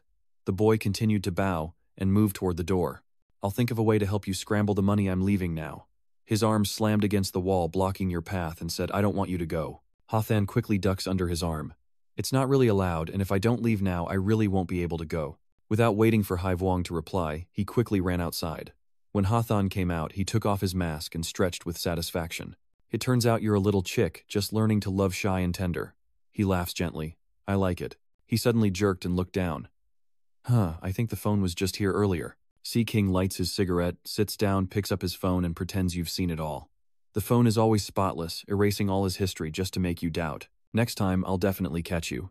Just as Hathan rushes out the hotel's front door, he sees Bak Vu pulling along a girl. He immediately jerked in surprise and got angry. Hathan shouted loudly, startling both of them. Bak Vu, you've really done it. I risked everything up there and you're just here dragging this girl around. Bak Vu ignored the disdainful look from the girl and spoke to clear himself. You misunderstood, she is also prey in the Sea King's pond. As soon as he finished speaking, the girl bit into his arm, making Bak Vu cry out in pain. After escaping, she immediately ran without hesitation towards the hotel door. Bak Vu loudly shouted, Don't let her escape. Seeing that Hathan quickly pulled her into his arms to block Cow and let her go. Bai Vu looked disappointed as he rubbed the place where he was bitten earlier. What kind of person is he? I've been saying it all day long. Why can't you hear me? She struggles and argues back. I didn't hear you. You're a bad person. He loves me. He even wants to marry me. Ha Shen, with a sad expression, leaned close to her ear and whispered that he would buy her a diamond and emerald ring to propose and take her on a romantic vacation too, right? Bali Mai Phuoc or Fuquoc. Hearing that, the girl's face instantly went pale, and she couldn't say a word. Hathan sighed and looked at her.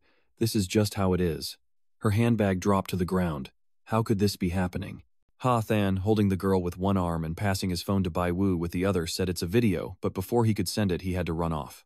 Bak Vu handed the phone to Xiao Pei. Cohen didn't forget to ask Han, are you okay? How did you escape? Does he not trust you? Hathan turned his head without bothering to respond, just saying stop asking. Bak Vu, with sweat on his face, says, You're in trouble now. He pats the girl's head to comfort her. It's okay now, be good. Bak Vu made strange gestures from behind. After about 5 minutes, he said seriously, The story is basically like that. If you don't believe me, I can call others to talk to you forever. The girl's tears streamed down her face as she said, I love him that much, and I have done so much for him. Before she could finish, she couldn't hold back, and buried her face in Hathan's chest, crying uncontrollably. Hathan saw that and hugged her, saying, We will help catch that evil guy. Bak Vu raised his hand and continued to think, This High King still can't be touched for now. We must break this case, starting from him, then follow the clues, to catch all the swindlers involved. He thought for a moment, then smiled and said, Let's go. I'll take everyone home. Those wicked usury lenders can shut their shop now. We'll dig them up and deal with them first. A few days later, after giving their statements at the police station, Bak Vu and Hathan casually headed out. Bak Vu suddenly glanced over something, catching his attention. He realized that Little Pei was working at full capacity, and a faint smile crept onto his lips.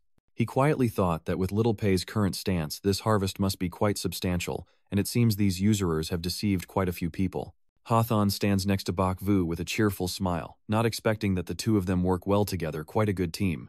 Bok Vu winks and thumbs up, saying it was just luck, mainly because his female partner was exceptional. Hearing Bok Vu mention him cross-dressing, Hawthorne blushed and turned away. Never mind, you can ask me for help in the future, but as for changing from male to female, that's off the table. If you want to pretend, then go ahead and pretend. Bok Vu scratched his head. TSK. I guess I need to think of another way. Both Bok Vu and Hawthorne sympathetically lament the loss of such natural beauty when Hawthorne suddenly shouted, "Hey!" and suddenly they saw a girl, also a victim of the scammers, sitting and crying bitterly. Hawthorne asked Bok Vu if she had already finished her testimony and why she hasn't come back yet. Bok Vu annoyedly replied that these scammers who trick people out of money and love are truly damaging, clearly still entrapped by their schemes, even doubting themselves and changing the blame. He put his arm around Hawthorne's shoulders and kindly said, "Hey, do you know any psychologists? We need to see her to the end and help her a bit." Hashen's face darkened. He put his hand into his shirt pocket to take out his phone, truly stunned. "Do you think I'm a magic bag? Hey, does anyone know a psychologist? It's urgent."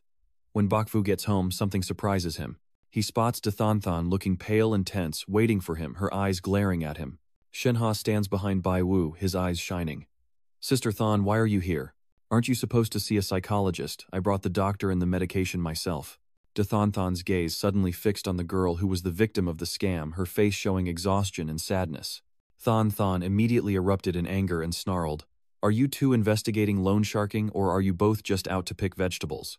Bok Vu walks over, opens his door, sighs deeply, then goes to sit down and says, "Go ahead." Inside Bok Vu's house, Dathanthan sits beside her, comforting the unfortunate girl, while listening to Bok Vu recount the whole story. That's how it was. Dathanthan's face grew extremely grim. Hawthorne stood up and kept talking, then I did too. Dathanthan said nothing. She quietly approached Bok Vu while he was telling his story. Then after that, Than just stood silently with her arms crossed, facing him. Bai felt a chill down his spine. Then here keeps talking non-stop, that's pretty much it. This morning we just reported those usurers to the police, but as for the con artists, scamming for money, we still don't know what to do for now. Dathanthan suddenly growled, "Why the hell didn't you invite me to do these bad guys destroying evil deeds?" She turned to point at Hawthorne and scolded him. "This gullible fool isn't just playing the weak little sister role, is he? Am I really inferior to you?" Emperor Than turned back with a cold stare and directly reprimanded Bok Vu. "Bok Vu, do you think I wouldn't help? Or are you afraid I'll ruin your plans?" Bok Vu stammered in defense. No, it's not what you think." Tiny P also feels scared of Dathanthan's imposing presence and hides behind Bok Vu. "Miss Heroine, please calm down." Emperor Than glances at the duped girl, feeling disappointed that she couldn't make her steal. As for her, those three talkative boasters also go and believe them. Can't you tell if he's already tricked her? The girl could only bite her lip, tears streaming down her cheeks. Seeing her like that, Than sighed and no longer wanted to scold her. "Thang buok den cham le cho gai phao long so ane mai tok chua cho fa diu dang do dan. Sao lai ngok nu the chubah fu chung cham thai bat ngo foi. Hang dong nai chua de thang. Than secretly reached out to wipe her tears while that innocent girl still naively took all the blame upon herself. She tearfully said, "It's just because I'm not good enough that he was disappointed in me. He has his own struggles too. She must have been threatened by someone, that's why she looks like this." Than choked back tears and tried to comfort the girl. Everything he said was just to deceive her. Her only mistake was believing him. Hawthorne whispered into Bai Vu's ear. "Why does she look so strange today?" Bok Vu thought to himself. This is just a bond shared between women. Dathanthan reached out to wipe the tears off her noodles and quickly returned to her usual cold demeanor. Then looked at Bok Vu with a frown and asked, "What's the next step? Do you have a plan yet?" Bok Vu rubbed his chin and said, "Right now the only way to get evidence is to arrest Tu Than Vu first, but these con artists only fish in a pond." He muttered to himself, "Tesk looks like the young lady wants to get involved." Bok Vu crossed his arms, looking thoughtful. "We still need more evidence, but we can't rush into it." Hashen, sitting next to him, spoke up. "Matters I handle aren't a problem, but as for cross-dressing, let's stop here." Hashen's cheeks flushed as he lowered his voice. "I really can't do it anymore. What if the pressure makes you crack? And everything we've done so far is for nothing, right? Stop it." Than said with a raised brow, one plotting and scheming, the other shirking and refusing to do anything. "All right, you two don't need to fight anymore. Let me do it." Then hearing what Emperor Than said instantly, stood up and shouted, "No way. Are you planning to be a madam and trap that fish? Why is something not right?" Then Queen stood up and said, "No way, absolutely not." Then turned to Bok Vu and said, "This is too dangerous." "Bok Vu, you can't agree." Bok Vu sighs internally and laments. This disaster will come sooner or later anyway. On the surface, he still smiled and asked, Should we discuss this again? Thon calmly said, do you think you can stop me from doing what I want? Bakvu had no choice but to concede. Alright, it's up to you, but you have to follow the plan and act accordingly, no reckless moves. She then covered Han Shen's mouth to stop him from rambling. She nodded at Bakvu in response to his suggestion. Alright, tell me about your plan. A few days later, in an elegantly decorated room, Emperor Thon wore a stunning light yellow dress. Sitting opposite the Sea King, he pretended to look embarrassed and said, I'm sorry I betrayed your good intentions. I said it wasn't possible. The Sea Lord said seriously, I am a grown man, and will find my own way to solve problems. Please respect my choice. Let Thon just watch him silently without saying a word. Hai Vuong for a moment doubted whether he had judged wrong about Thon's attitude. He secretly thought, don't tell me she's really going to get mad. This soft and gentle tactic could backfire badly if not done well, and end up ruining everything. Is heaven mocking you now, Em? She tears up and sobs, saying, it's someone like him even in death. I must preserve my dignity as a true man. Hai Vuong was somewhat confused about what Thon was trying to do. Why was this noble lady suddenly crying and telling her story? He quickly and softly comforted Thon. Sorry I spoke too harshly. Thon lowered her head sadly and said, I need to tell you something clearly, or it wouldn't be fair to you. Hai Vuong continued to choose words to comfort her. Don't cry, take your time and tell me I'm listening as you recount an old story. I have nothing to hide from you. I used to have a fiancé. We were very close and you look just like him. His personality and voice are exactly the same. Back then, his company was schemed against and ended up owing an enormous sum of money. Than sighed and said, I want to help him, but he said words just like yours. Hai Vuong secretly chuckled, so he's using me as a substitute. It's okay, I don't mind at all. He pretended to be surprised. Yeah, what a coincidence. So then we had a huge fight, a really fierce one. He said he would rather die than take a woman's love, and after that we broke up. Thon suppressed her sorrow, forced a smile, and said to Hai Vuong, I thought it was just a passing anger, but I never expected he would disappear from my life forever. I have to accept that. Suddenly Thon lowered her face to the table and cried. Lahoa Daivu painfully said, I lost him forever. Hai Vuong quickly held Thon in his arms, soothing her gently, and saying, cry it out, you'll feel better afterward. Thon then held his hand tightly and earnestly begged, it's a cruel fate that brought you to me. I won't let go of you again. Please agree to me this time. From now on, I will listen to everything you say and give you everything. Hai Vuong pretended to be resigned. Okay, I agree, but you have to agree with me. I'll be sure to pay you back as soon as I get the money. Thon nodded in agreement. It's up to you, it's up to you. Hai Vuong gently wiped the tears from Thon's eyes and smiled kindly. Alright, don't cry anymore. If you keep crying, you won't become the perfect bride. Thon scolded him affectionately. Hate it. Thon smiled sweetly and turned around waving to Hai Vuong. I'll go reapply my makeup for a bit. Hai Vuong watched the proud figure of Thon walking away, feeling he's finally caught the mermaid princess. Meanwhile, inside the bathroom, Thon keeps cursing Hai Vuong non-stop. After I finish waiting, I will definitely castrate you, you dog. Once back to see Hai Vuong, Thon quickly returned to her calm and adorable demeanor. She gently asked, do you have to wait long? Hai Vuong immediately sweetened his tone. It's not that long, I could wait for you my whole life. Thon blushed shyly, saying, you're so annoying with your slick tongue. Thon sat down and cheerfully discussed their future plans. I've also thought about it. Go ahead and use the money to handle the problems first, then come help me run the company. With my father's assets worth billions, I'm truly powerless alone as a young woman. You don't need to worry about what's yours or mine, because even you already belong to me. Hai Vuong squinted, thinking to himself, I have to swallow my tears first and play the strong hero role. He smiled cunningly, rubbing his chin as he considered, I must now pretend to seek help from the boss. Hai Vuong casually sighed and said, well, our family's enterprise must naturally be struggling. He furrowed his brow and sorrowfully looked at Thon, saying reasonably and justifiably, why should women suffer outside? Women are meant to raise and love. For now, I'll handle my matters first, then sell the company and finally hold the most glorious wedding for you. Thon happily said, I have been looking forward to this so much. Hai Vuong affectionately looked at Thon, continuing to play the role of the great man Duong Huang. Yeah, let's do it.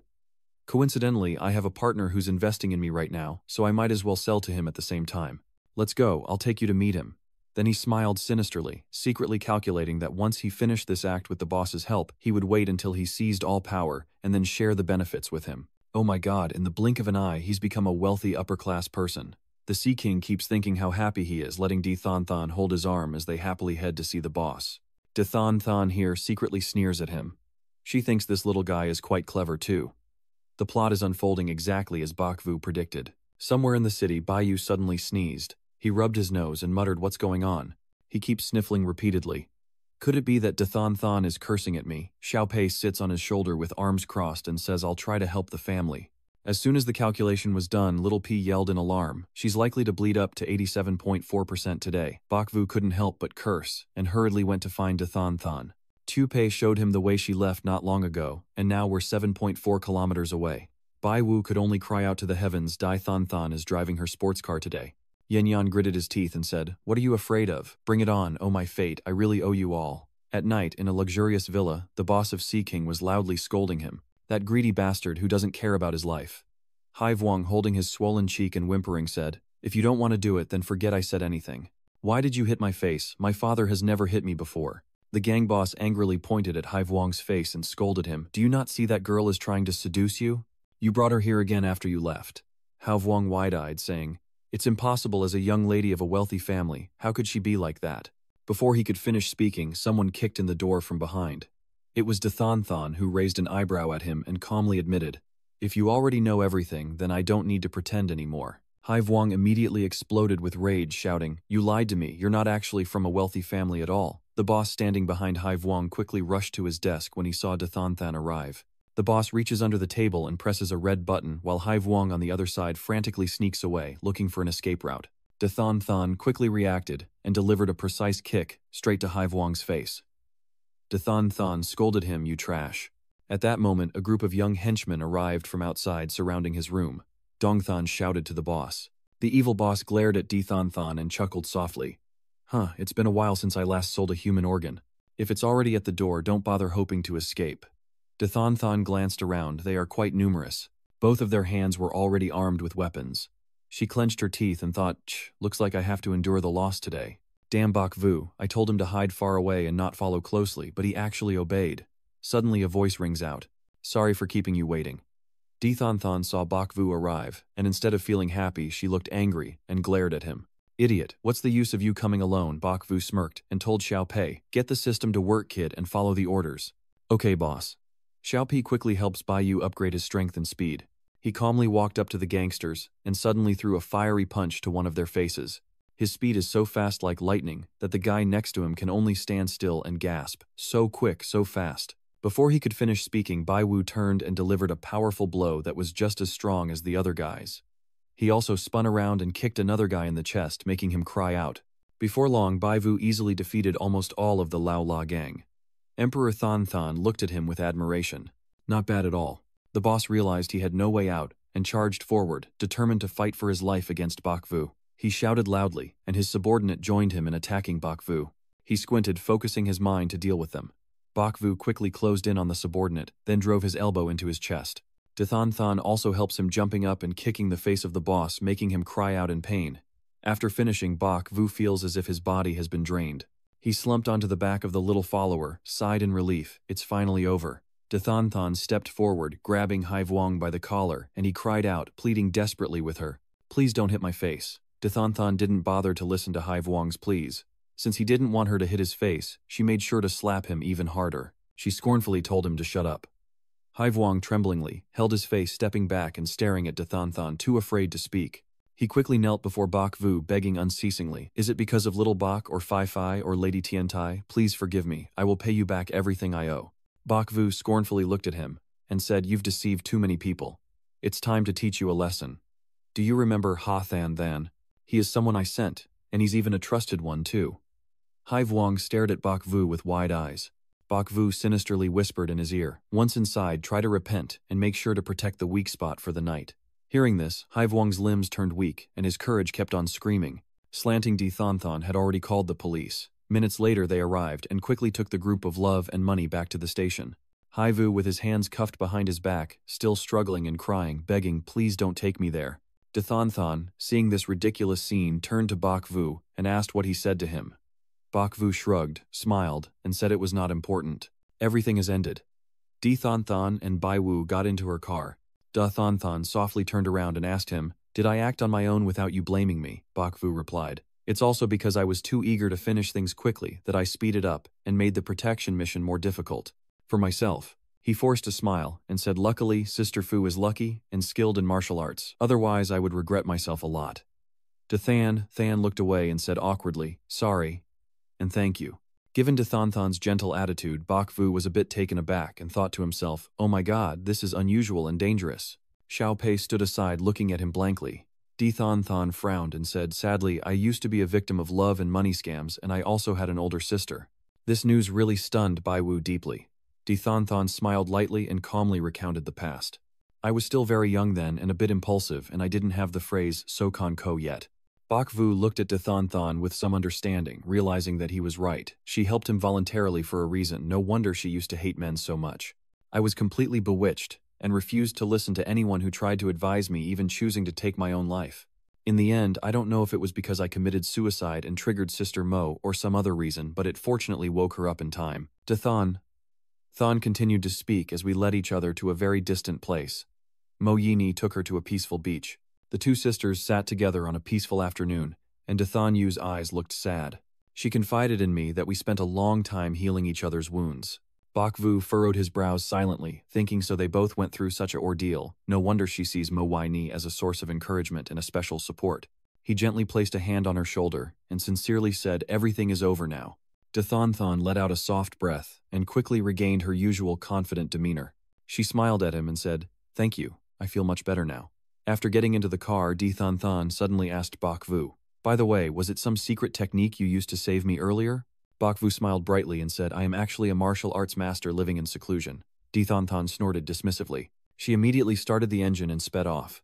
Bok Vu turned to speak to Tu Pei. "Wow, you're really strong now. Your power surges and lasts longer than before, and now it's just like a quick drink, you don't pass out like before." Tu Pei proudly puffed out his chest and said, "Of course, if the owner weren't so intense, I could easily turn someone into a wreck too." Bok Vu smiled gently and said, "We little one, be good. It's all thanks to me. I will work hard to train myself so I won't be a burden to me anymore. Is that clear? Let's go home." A few days later, newspapers widely reported the successful operation supporting the police to break through the Sokan gang. The online comments also became extremely heated. Account 532 chimed in, "This company's skills are really impressive." Account 917 also agrees, "Indeed a hero of the era." In the tea house, you are also constantly discussing this topic. An older man in his 60s pouring more tea asked his friend sitting beside him, "Have you seen the news yet?" The uncle sitting next to him kept scrolling through his phone and replied, "I thought it was some kind of wizard tricks. Turns out that's not it." The man sitting opposite exclaims, "This company must have a pretty strong backing behind it." Meanwhile, in a room, a mysterious person is focused on reviewing the images of Bai Vu fighting the scammer. The mysterious person reached out and tapped on the scenes of Baiyu, striking like lightning, revealing not only Baiyu's images but also those of Little Pei. The mysterious figure continues to watch and mutters the number 2891 while pressing on a red dot on the screen. Images of Wangbeo Jia Tutio de Than appear one after another. The mysterious figure smiles eerily and whispers, "That's interesting. I never expected this kind of transformation to happen." The mysterious figure stroked his chin thoughtfully and entered a series of commands, unsure of this person's intentions. Meanwhile, Vuong Bao, after reading the news about the scammer group being dealt with by Bok Vu, happily praised him. The Vu family is really something they've gone too far. On Vuong Bao's phone screen, Can Hai Vuong and his boss are being taken away by the police. Vuong Bao muttered, "Why didn't he just tell me he was doing good deeds to earn merit? Is it right to label me as a money grabber?" Vuong Bao remembered how he was furious and arguing with Bok Vu. "But we didn't force them to work at those companies. And besides, is there any company that lasts forever without layoffs or going bankrupt? Who am I supposed to blame then? Both of you are like Buddhas and I'm not that advanced in cultivation." Remembering this, Vuong Bao frowned and blamed himself, admitting he was too excited at the time. Vuong Bao regretted as he sat down and wiped his tears before leaving. "Master Pao is generous. If you're uncomfortable, I'll just call first, since we are good brothers." Bok Vu was now walking into an office, pushing the door open.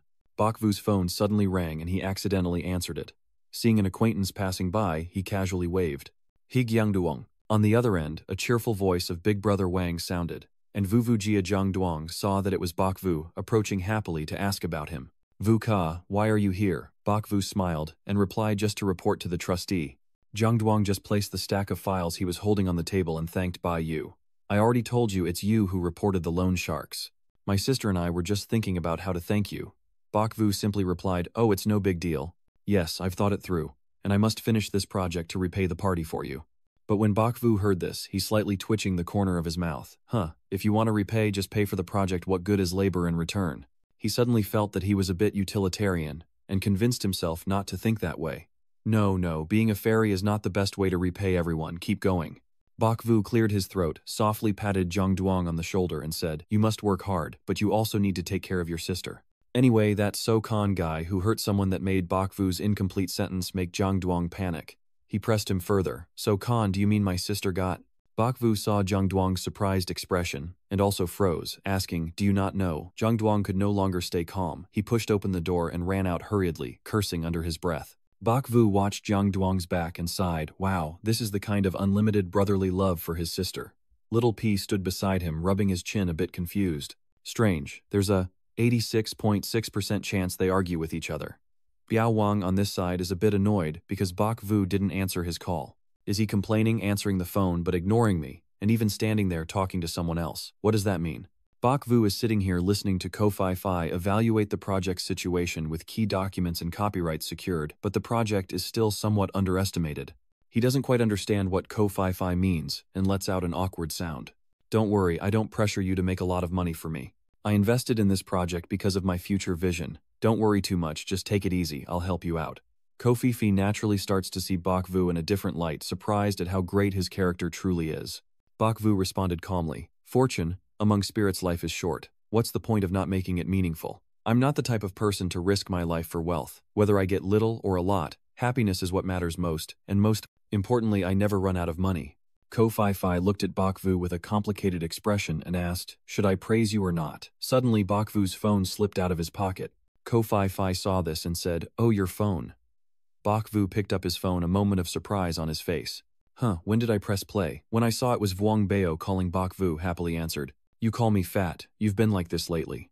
Bakvu haven't even finished speaking when Wang Bei on the other end of the line yelled so loudly that Bakvu's ears hurt. Hey Bak family, you're quite noble too, don't bully others too much. He's angry, saying you're greedy for money, but I don't steal or rob. Do you think I'm your dog that I have to follow wherever you go? He declares that from now on our waters do not interfere with each other. I don't believe I can survive without you, I will starve to death. Baivu listened for a while, and still couldn't understand why Wang Bao was so angry. He wondered when he had this phone call, and why the fat guy was so mad at him. Wang Bao on the other side kept nagging. Just wait and see, even if I'm fat and don't have you, I can still earn a lot of money. After finishing the call with Wang Bao, Bakvu stood up and said goodbye to Ko-Fi as he left. This project depends on her, I have something to take care of. Ko-Fi coldly said, hurry up and go.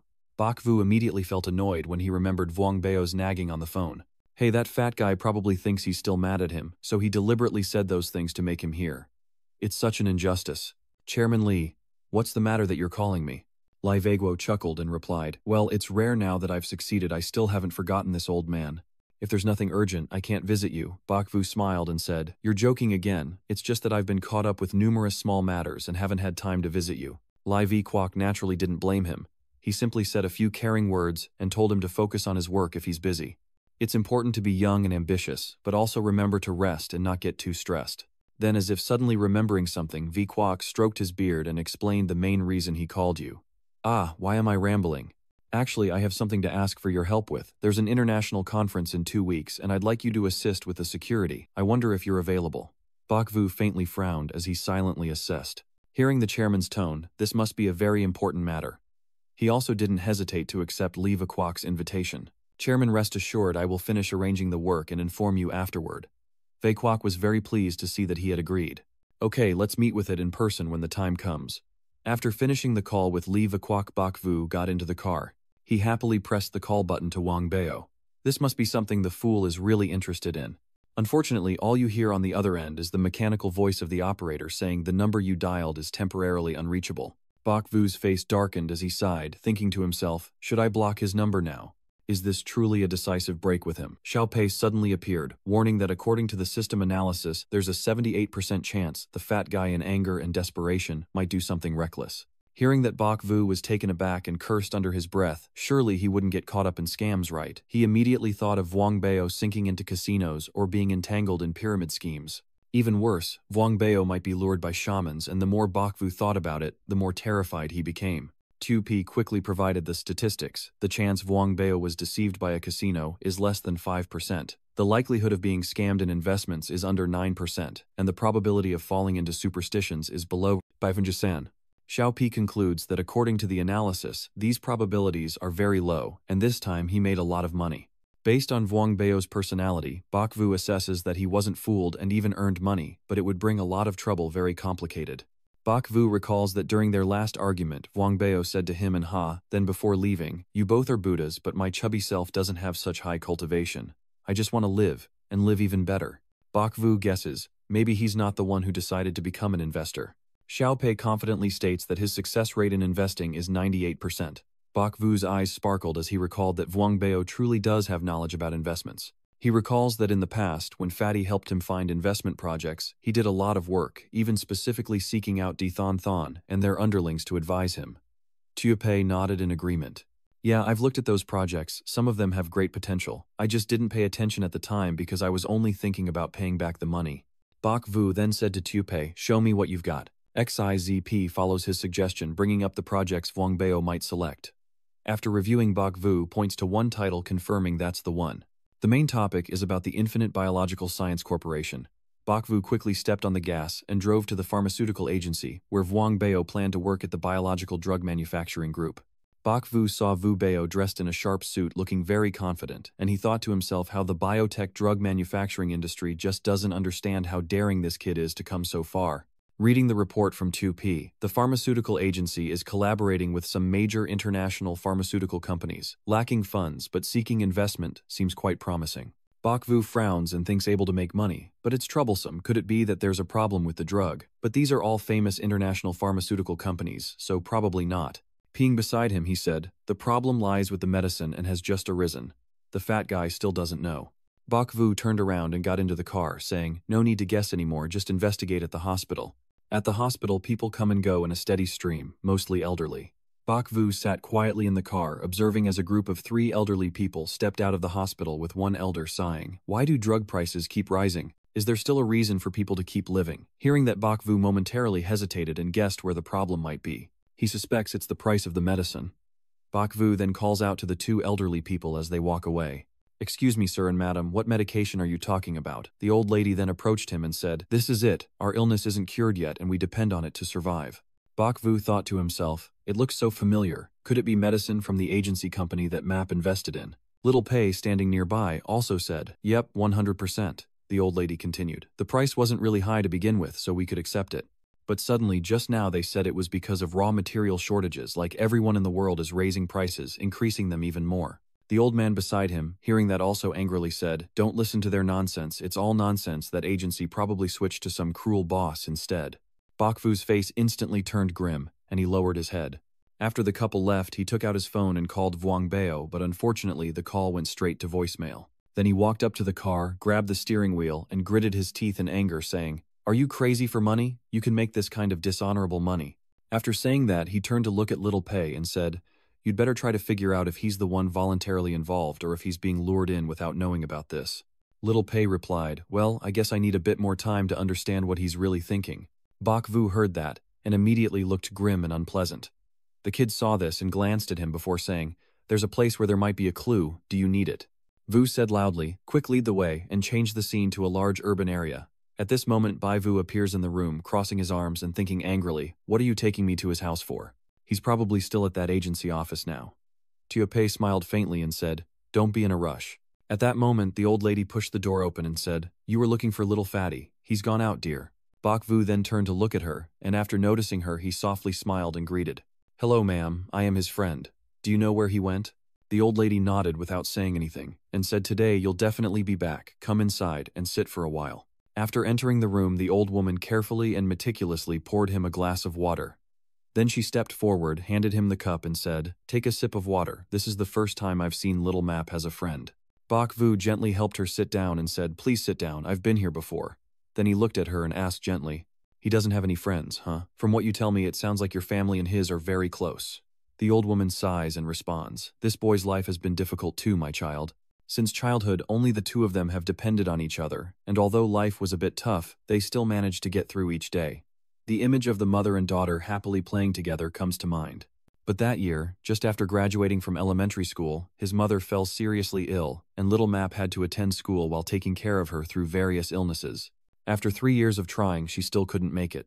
She remembered the time when little Fat cried as the doctor covered her mother with a white cloth, and from then on she threw herself into earning money so she could support herself. Does it love money very much? Bakvu replied, yes, somewhat. She continued, the child has endured hard times and can't avoid worrying about food and clothing, so please take better care of him. Hearing that, he silently thought, I never expected he had such a past. The old lady reached for the medicine bottle and said, for the past few years he's been supporting me and caring for this lonely neighbor woman, even calling me his foster mother. Then the old woman immediately put the pills into her mouth. Bakvu thought silently about what kind of medicine she was taking.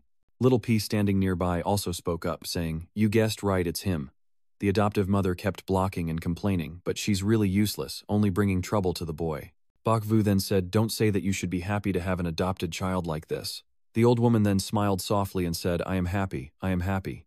Then Bai Wu pointed to the medicine bottle in her hand and asked, do you also take the medicine that the big guy bought for you? The old woman flinched and looked at him nervously. Then she quickly shoved the medicine bottle into her bag and said it was for acid reflux that required this digestive medicine. Bakvu frowned secretly, thinking that this medicine wasn't bought by Map, and that she also had an illness which Map didn't know about. The old woman looked at him and said, the boy keeps giving me money every now and then and says he'll soon make a lot of money to buy a 2-story house for me and my daughter and even hire a servant. At that moment her eyes suddenly lit up. The old woman hurriedly shouted, did she do something illegal, kid? I'm not his friend I came to. Please don't overthink it, that's not what it is. The old woman knelt down holding his hand tightly and said, he's a good person. Her eyes were full of worry as she looked at him stammering, I. Then the old woman fainted and fell backward. Bai Wu saw this and panicked, thinking something was wrong. Then he quickly approached holding the elderly woman and shouted in panic, hey ma'am, are you okay? Wake up, quickly please. If anything happens to her, then I and the fatso will be. Bakvu now became scared and shouted, don't sleep, I will take you to the hospital right now.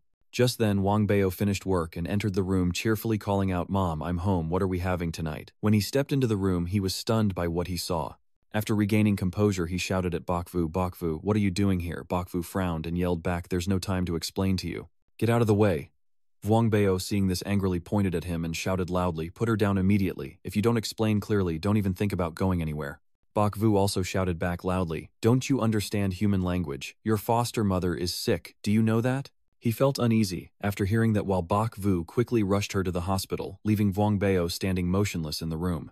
Bakvu then loudly said, don't just stand there, dumbfounded, help, quickly. He then suddenly snapped out of it, turned his head and looked at him. The scene moves to the hospital, and after some emergency treatment, Bakvu approaches Wang Bao and asks, how are you? He responds. The doctor said it's not a major issue for now, but I need to stay in the hospital for monitoring. This medicine is from the agency store I invested in. I also didn't expect my foster mother to have this illness, and that she was taking this medicine.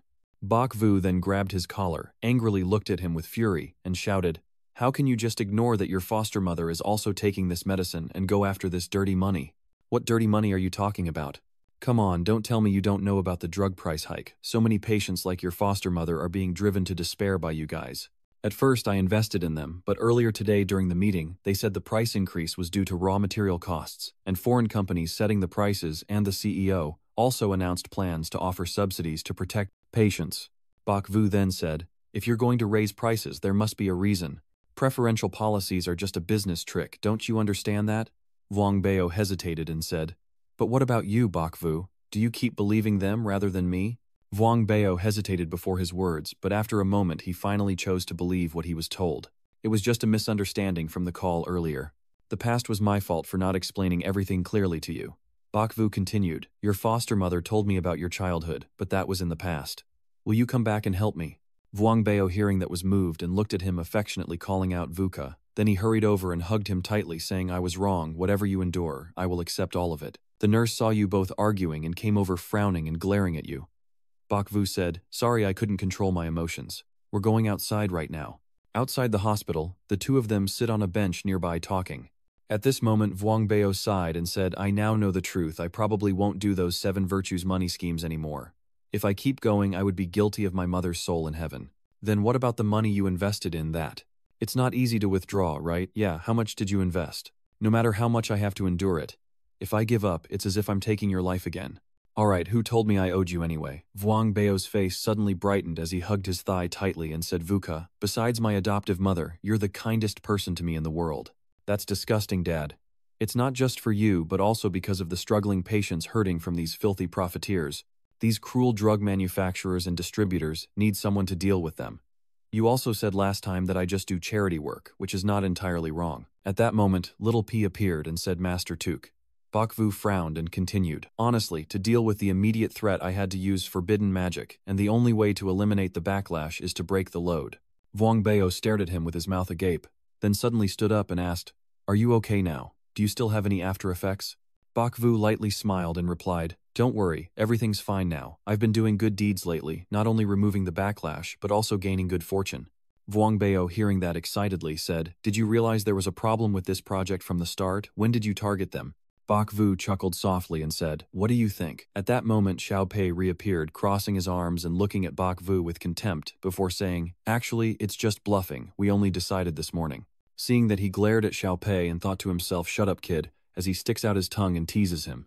At that moment, Vuong Bao subtly looked at Bak Vu and asked, What is the next step of the plan? What are you doing? Bak Vu replied with a gentle smile. You just focus on taking care of her. I have my own plan. After saying that, he left the hospital with a grim expression. Xiao Pei, sitting on his shoulder, looked at him and said, You talk so softly, huh? What clever trick is this? Aren't these also acceptable, based on their strength combined with the investment from others? The distributor rights are not the issue. This medicine already has a high wholesale price, and if it doesn't increase in price, patients won't be able to afford it, especially since most traders are profit-driven. This won't solve the fundamental problem. He continued, This pharmaceutical company isn't a charity. They've invested heavily in research and development. In the past, the stable prices were just to enter the market. Now it's time to reap the harvest, Xiao Pei asked in confusion. Harvesting. Isn't this the right way to do it? Bak Vu looked at him and replied softly, If only my mind could be as simple as a child's, then it would be better. No more headaches and confusion. But as a human, you have passions and desires, and you're always caught in this endless cycle. He remembered the elderly suffering because of medication issues. Xiao Pei then said, But the master of the house doesn't know anything about medicine, and thinking too much just makes himself anxious, not to mention you're not a savior or anything. At that moment there was a knocking sound at the door, and then Ko Fai Fai pushed the door open and said, Since the door is open, I came in, hope it's okay. Bak Vu quickly closed his books and smiled softly, saying, Come in and sit down, I probably forgot to lock it. Ko Fai stepped in and sat down as he handed her a bottle of water, then asked, Is something bothering you? Bak Vu looked at her blankly, thinking to himself, Is this little servant girl, secretly muttering to herself loud enough for her to hear? Then he sat down opposite her, smiling and sighing as he said, Just some trivial matters. That's right, you said you had something urgent to discuss on the phone, go ahead. Then Ko Fai Fai handed him a document and said, This is the preliminary project funding report, take a look. Bak Vu then responded, You can handle these matters yourself, I trust you. And then his eyes fixedly looked at the file she handed him and thought to himself, I'm troubled right now. I don't have time to care about these money-wasting projects, just burn them all slowly. At that moment, Ko Fai Fai turned her face back, looked at him and asked, Are you planning to invest in the pharmaceutical industry? Bak Vu looked at her with a contemptuous expression. Ko Fai Fai smiled softly, then stood up and said, Sorry I caused trouble again. Here's the project report I gave you. If you want to look at it, go ahead. Bak Vu replied, Sit for a bit and have some water before you go. Fai, ignoring that, took the water bottle she just gave him and said thank you. Before leaving, she turned back to look at him with cold eyes, and warned the water industry runs deep, so watch out, or you might face retribution for losing your conscience. Bak Vu heard that, his face turning grim, and he thought to himself, She thinks of me as a drug trafficker. No, that's not it. Her tone shows she also understands the pharmaceutical industry. Then he suddenly stood up and loudly said, Wait a moment. Ko Fai Fai looked puzzled and asked Boss Bach, Do you have any more instructions? Don't be angry, I was wrong. Actually, there's something I need, the help and advice of the great scientist. After 10 minutes of Bak Vu and Ko Fai Fai sitting in the discussion room about the work, he sighed softly and said, Basically, this is how it is. I'm rich because I haven't found a clue. Ko Fai Fai was surprised and replied, I didn't expect you to care about this. Bak Vu then looked at her with a sarcastic tone and said, Not fit for someone like me, a scoundrel. Ko Fai Fai blushed shyly and looked at him, then sighed and said, I can also help you. I have some senior brothers. They are part of a biological drug development team researching targeted specific medicines. They are just as foolish as I am not caring about money, so they lack investment. Bak Vu heard that and was overjoyed, standing up and exclaiming, Oh my God, no way. Ko Fai Fai continued, You invest in an agent and throw money into selling drugs. This is the most foolish kind of charity. It only works in the short term. Are they qualified to be pharmaceutical agents? Ko Fi nods thoughtfully and replies, they probably do, but as long as they use it, given their current research aptitude, there's still time.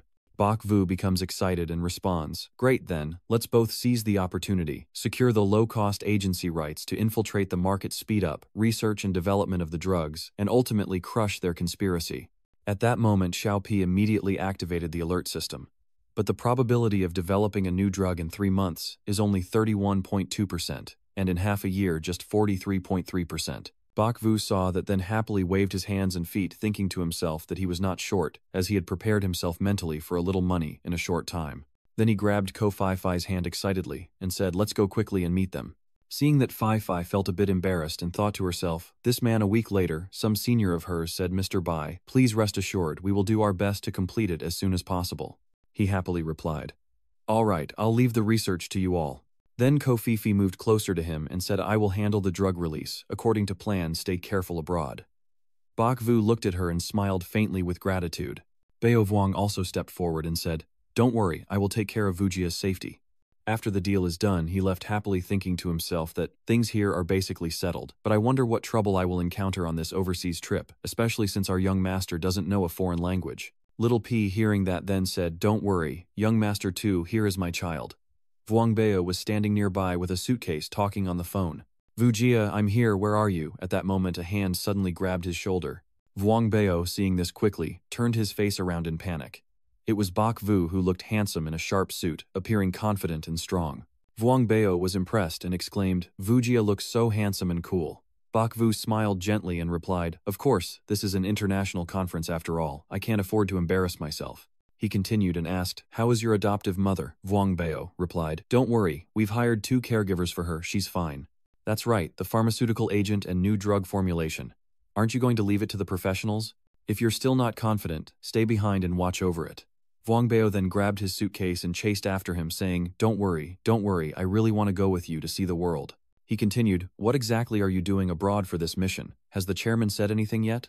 Bok Vu replied, forget about him, it's probably related to the antique circle and the international antique community. At that moment Xiao Pei said, Tukchu guessed it right. Bok Vu then looked at Xiao Pei, thinking to himself, the chairman is Tai Shan Bei too, of the domestic circle, and my name needs to be added. This conference is definitely no small matter. Then he thought about the issue of distinguishing his own antiques, and continued to consider how he could save face for him and showcase national prestige. He of course thought to himself that in critical moments it's still him, the great divine being, who would resolve the danger for him. Xiao Pei saw this and burst out laughing, saying, so it's all thanks to me after all. Bok Vu smiled faintly and replied, of course we can't do without the help of noodles. At that moment a voice suddenly sounded. Who is this handsome and elegant guy from which house, I wonder? Bok Vu then replied, don't be joking, President. Vuong Bao was so happy that he couldn't help but introduce himself. Chairman, you've met me before, I'm Wang Xiaoquan, just call me Little Bang Ni. I am also a member of our association. Bai Wu, standing nearby, then added, he's helping me manage that small company this time, I took him to see the world. Tun Taiha nodded, then stroked his beard and said, looks like he's also quick-witted, not bad at all. Meanwhile, they kept chatting lively as they went. Is the league leader just here for a cultural exchange this time? Tun Taiha replied, yes, it's an international conference. Then they left their belongings at a designated place. After settling in, the conversation continued lively. Many international collectors and appraisers are present. As a talented newcomer from our country, of course, you should also go and introduce yourself to everyone. They exchange heartfelt conversations and make amends. Hearing that, Bok Vu chuckled softly and thought, making amends for each other, isn't that just urging me to crush those who are not satisfied? This is my expertise now. After a while, the plane is also welcoming passengers preparing for her next departure. Everyone was bustling to choose their seats. At that moment, Bok Vu sat next to Ton Taiha and turned to ask, now can you talk? He heard that and chuckled softly, then took out a file of documents and handed it to him. Bok Vu then carefully read through the book, which contained annual evaluations of collected antiques compiled by the China Heritage Research Center. At that moment, Xiao Pei checked the system and found that everything was fake. Seeing that Xiao Pei spoke up, everything is fake. Bok Vu was suddenly alarmed and thought to himself, what? These are all national treasures to be returned through official channels. At that moment, Tan Taiha next to him also spoke up. It seems these items were actually purchased at a major international auction a few months ago. So is the fault with the appraisal department? Or maybe someone is playing tricks now, he then said. It's not certain if more time is needed for inspection. Suddenly he fixed his eyes on him and said, this will first affect public opinion and some of us. There is also an auction at this exchange event, and with this scandal, we still have a long way to go. Bakvu thought to himself that he expected this trip to be just a taunt, to showcase strength, but it turned out the most important thing was to assist in the investigation to recover the treasure for the country. Then his gaze filled with anger as he clenched his tie and loudly declared, "I will do my best." After a while, Bai Wu and Wang Bao arrived at a place with old houses. Wang Bao looked around in amazement and said, "Is this the International Antique Exchange meet? That's really eye-opening." Bakvu then took the file and tapped it on his head, saying, "Finish the main matter first, there's still time to look around afterward." At that moment, a male student in a Western suit approached, bowing politely as he asked, "Are you Mr. Bai?" Then he thoughtfully guided the two inside. Wang Bao looked confused and asked, "Don't we wait for the head of the association?" Bakvu replied. "It seems he was taken away by an old friend." "It's fine, let's go in first." After some movement, the two of them entered a grand and luxurious place. When they arrived, he bowed respectfully and said, "The appraisal meeting starts at 10 o'clock. Please rest here for a while, feel free."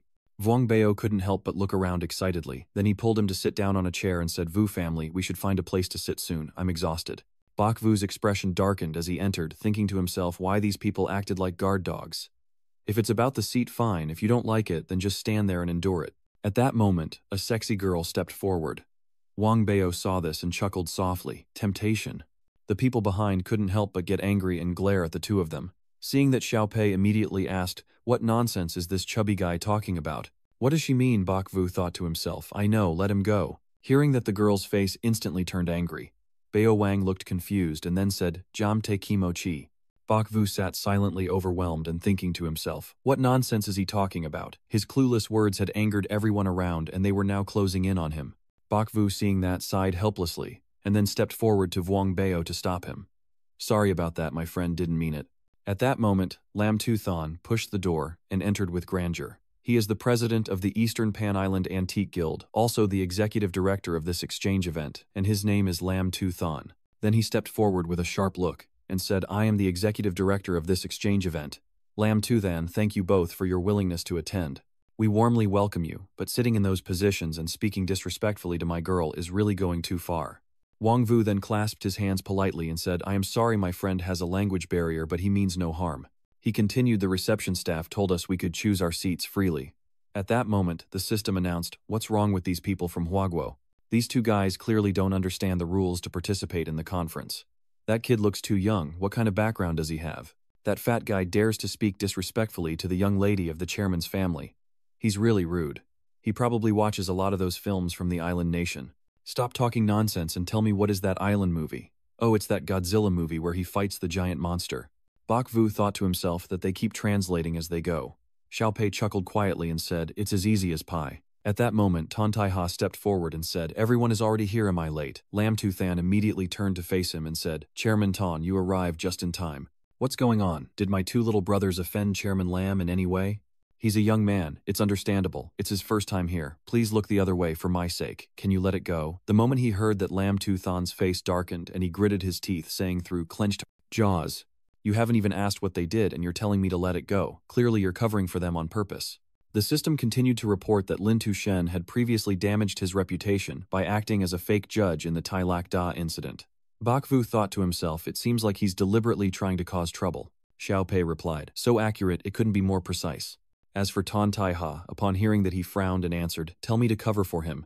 If you're not going to show respect, then today I'll deal with you." At that moment, Bai Yu stepped forward silently and whispered in his ear, "Head, let's leave this to me." Then he went ahead and said to the old man, "Mr. Lam, my friend's rude offense was truly unintentional. I sincerely apologize once more, as I've already explained the reason, whether you believe it or not. As for the seat I took earlier, I've also made that clear, so repeating it would be pointless." He continued, just saying it flat out, "That you don't think I deserve this seat, right? Well, it's simple. If you think it's a problem, just say it and I'll settle it." Wang Bao behind also said, "That's right, cut the crap and get to the point. My Vu family specializes in handling these kinds of rebels." Hearing that, Lam Tu Than couldn't help but growl angrily, "Young man, you're too arrogant, Chairman Tan. Then don't blame me for not respecting you." Tan Tai Ha turned his face away and replied, Okay, if you have any tricks, just show them." Bakvu saw him so angry and chuckled faintly. Hearing that, he clenched his teeth and glared directly at him. Lam Tu then clapped softly and looked behind. At that moment, a female servant pushed over a cart followed by a voluptuous girl, and Lam Tu Than saw this, then slowly took a silk cloth from the cart and said, "I happen to have a treasure here. I want Master Bak to appraise its quality." When he opened the box, inside was a truly exquisite jade vase. Tan Tai-ha standing beside him couldn't help but exclaim, "Is this a Python porcelain? It really is a rare and valuable item." Lam Tu-than heard this and chuckled softly, saying, "This item was handed over to me by a collector who wants to auction it off for charity." Then the old man approached Bak Vu with a smug look and said, "Young Master Bak, you're talented. Could you help me appraise this Tan Tai-ha standing beside? Take a look, is that okay?" Bak Vu heard that and replied, "I will do my best, you can, rest assured." Then he approached the vase carefully, lifted it up and thought to himself, "It looks really beautiful at first glance, but why does it keep giving me this familiar feeling?" At that moment Little P also spoke up, "It's caught again, it's that one." Bak Vu then looked at Little P with a forced smile and thought, whether real or fake, as long as I see it every day I can blink and feel its presence. Seeing that Xiao Pei was not willing to give in, Bak Vu sighed and thought the trouble now is the evidence. Tiu Pei said, "Then smash. It isn't breaking, it's supposed to be evidence." Hearing that, his expression darkened immediately and he hesitated, thinking, break it, are you trying to mess with me again? Did I just say something to make me angry earlier?" And at this moment it seems like Bai Wu also came to a realization. He scratched his head thinking, maybe I guessed right that they don't need you to step in. Then he looked at Xiao Pei again, still deep in thought, "It's all my fault. I only act clever and deny me's existence. From now on I'll ask you everything. I won't overthink anymore, okay?" Xiao Pei responded excitedly, who said no one uses their brain. "Are you someone who doesn't understand logic?" Then Tu Pei shouted loudly, "I just saw that this thing isn't simple, so I want to help." Bak Vu thought to himself, "Not so simple, huh? What does that mean?" Feeling his thoughts, Xiao Pei kept looking at him, and Bak Vu immediately went over to flatter him. I'm sorry, okay, my only little trick can fool Fat King. The important moments still depend on you." Xiao Pei nodded and said, "This time it's high-end goods, no QL code." Bai Yu looked puzzled and thought to himself, "Damn it, luckily you used a clever way of speaking that made me stop my arrogant attitude in time, or else I might have broken it and had to sell the house to pay for it." Then he placed his hand on his chin deep in thought just as Lam Tu-than's voice suddenly rang out. "Sir Bak, have you looked it over carefully?" Bak Vu furrowed his brow, wondering where this high-grade product came from. "To make things difficult for myself and put in a lot of effort, but a fake is still a fake. What are I and the chairman doing here, fighting fake goods?" Then he responded to the old man's words. "Chairman Lam, I'm afraid that collector has already taken you for a ride." He was stunned and said, "Nani?" He continued, meaning it was just a fake, a counterfeit. "Do you understand?" This sentence of yours made everyone there burst out in amazement. Lam Tu-than, upon hearing that, looked displeased again and frowned as he spoke to Bak Vu and said, "If you call yourself a true man of your word, then produce evidence. Otherwise, I won't let your head go." Bak Vu then flattered Xiao Pei to help him answer the old man's question. "Little Miss Van Nang, is there any way to prove that the bottle is old?" Xiao Pei activated the aging system to check the bottle, then said, "The ingredients inside are wrong. To prove it, we can only analyze the broken pieces." Bak Vu frowned, thinking, damn, these iron-headed guys definitely won't agree, but if we don't break it, how can we examine it? Tan Tai-ha, standing beside, saw him in difficulty and immediately said, "What's the rush? If he already said it, then of course there's a way to convince him." Then he looked at Bak Vu and thought to himself, "Bak Vu, you can't afford to lose face at a critical moment." Vuong Bao, standing nearby, saw this and also shivered, thinking, if Vujia dared to say that, he must have a reason. Looking at his appearance, this is definitely not an ordinary fake. Then he suddenly thought to himself, damn it, could it be another counterfeit operation from the fake goods group? Oh my god, QL again. Meanwhile, Bak Vu, with a pale face, nudged Vuong Bao to signal for help, but Vuong Bao secretly thought, damn, you look even more worried than I am. Why didn't you say anything and kept looking at me? Were you giving me a signal? And at that moment, Wang Bo suddenly realized something. I understand now. The Vu family wants me to cooperate with him. That jar has to be smashed. Then he suddenly smirked slyly and looked at the jar. I got it. Then Wang Bao immediately played his role, clutching his stomach and buttocks, screaming loudly. No way, I ate too much seafood last night. Then he quickly leaned back, releasing a foul-smelling gas, and said, I can't take this anymore. Bak Vu saw that, covered his face with his hand, and quietly thought, this is just embarrassing at an international level. At that moment, someone who couldn't bear Wang Bao's smell bumped into the rotten jar, causing it to sway and hang over the wooden box. And immediately, the unstable jar fell straight to the ground, crashing down before everyone around with astonished eyes. And then the vase shattered on the ground. Bak Vu thought to himself, Map, I love you so much I blame myself. You really are my lucky star. The sound of the falling jar echoed throughout the room. Miss Kim was also stunned and frightened. Bai Yu saw this and softly smiled, saying, Who's going to finish this now? Lam Tu-than saw that and shouted in anger. Bak-ha-do, these fools. The entire scene was suddenly silent, and at that moment 2 guards moved forward to arrest Fat King. He was panic-stricken and shouted, "What are you doing to me? I didn't break anything, I'm in a rush." Then he suddenly surged up, shouting loudly to break free from the guard's grip, bent over and ran away, ignoring the two chasing after him almost at the destination. Lam Tu then clenched his teeth and said, "You're responsible, and must give me an explanation." Bai Wu responded with a slight smile, "I'll take responsibility. Your precious daughter caused the trouble herself and made me pay. You saw who touched everyone just now, so what's going on? Stealing and yelling at the same time, you're really something else." He only looked at his daughter in silence after hearing that. Seeing her father's fierce expression, she was scared and said, "Dad, it's not me." Then Bai Wu remembered what had happened and said, "As soon as they arrived, the staff deliberately made us sit in a sensitive spot, and afterward his daughter went to Balobala with my friend, causing a misunderstanding that led everyone to target my friend. Then my friend hurried off to the bathroom while your daughter accidentally broke a vase, and in the end, when everyone was arguing, he unreasonably insisted that I take responsibility. Do you think this is a palace banquet?" Then he looked at the old man seriously and said, "Do you want to bully me, a young person who just arrived for the first time, or cheat money from a fool like me?" My friend suddenly got a stomachache without any reason. "I don't know if it has anything to do with you guys. Don't think it's just bad luck. If he loses any of his balance, I won't let you get away with it." The old man, hearing that, angrily pointed his finger at his face and loudly said, You, just nonsense and lies." Bai Vu ignored what the old man said and replied, "Even if you compose a quatrain, it's useless. I call this excess patience turning into anger." Then he approached the broken vase and picked up a piece of it. Then he gently smiled and said I was talking nonsense. "All right, let's have this examined to see whether it's real or fake. If I'm wrong about this, I'll pay for the vase myself. Whether it's money or my life is up to you." Everyone around was surprised and looked at him. Lam Tu, then seeing how sure he was, couldn't help but doubt his own vase. Meanwhile, Ton Tai Ha felt proud of him. My goodness, this mouth is quick too, not losing to the fishmongers at the market. The most frustrating thing is the fat guy causing trouble, but the vase still broke and there's still pieces for examination. Tutting softly, he noted that they were all talented individuals, while Bak Vu's sharp gaze never left the old man's face. After a moment of hesitation, he finally decided to leave. As he passed by you, he quietly said, "I know you have some skills, but don't forget whose territory this is. Are you so confident to face me?" Bak Vu saw that and immediately answered, "Every jungle has its tigers, right? I understand, but we're not on the same level at all. You haven't even truly experienced my real abilities. I'll overlook this little mess now, so let's forget about it." Two heavily built bodyguards quickly charged at the sight of that. Ton Tai Ha, unfazed, rolled up his sleeves and prepared to fight. It really is true that age brings wisdom. You, Lord Lam, have dug your own grave today. Bak Vu smiled slightly and said, "Commander, let me handle it." I didn't expect that in such a short time Bak Vu would have defeated them with just one move. Truly remarkable strength. Lam Tu Than was stunned, and those around him gaped in surprise.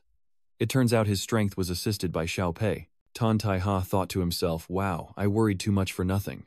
Then Bak Vu stepped closer to him and contemptuously said, "I think I'm done here today. If I keep beating around the bush, it'll cause trouble. Country folks are always ignorant." Then he left, leaving the old man furiously unable to do anything. Afterwards, his group departed happily, and the room became more spacious.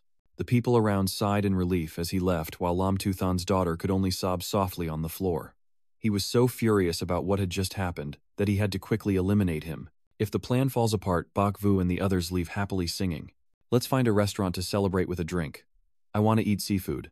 After a few days, Bai Wu ran over to ask Tuan Tai Ha whether the union had gained anything from the conference in the past 2 days. He heard that and immediately replied, "Stop talking."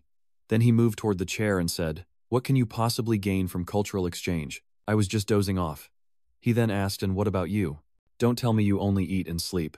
Bak Vu chuckled faintly and replied, "Is that what you're saying? Impossible, right?" Then he placed a piece of paper on the table and continued, "Do you want to see who this is?" Ton Tai Ha was surprised and asked loudly, "Antony, that famous collector, how come you got to meet him?"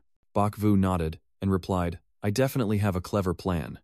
Then he looked at Xiao Pei, thinking to himself that his clever plan was that tiny white thing behind. Then he looked at Ton Tai Ha with a determined expression and was about to say, "I have to attend his private auction this week. And there's reliable news that Phaethon Su is indeed in Antony's possession." Ton Tai Ha replied, "I trust you in your work, but still advise caution, and to watch out for Lam Tu then and his accomplices." Bak Vu replied with a slight smile, "Don't worry, I will proceed carefully." Then he quietly approached and whispered in his ear, "There's one more thing." After a while, he appeared in a white car. And Vuong Bao, who was driving, looked at the map and asked, "Where are the Lar family headed? This isn't the way to Antony's house." And at that moment, information about a building appeared on the map of the Artifact Restoration Research Institute.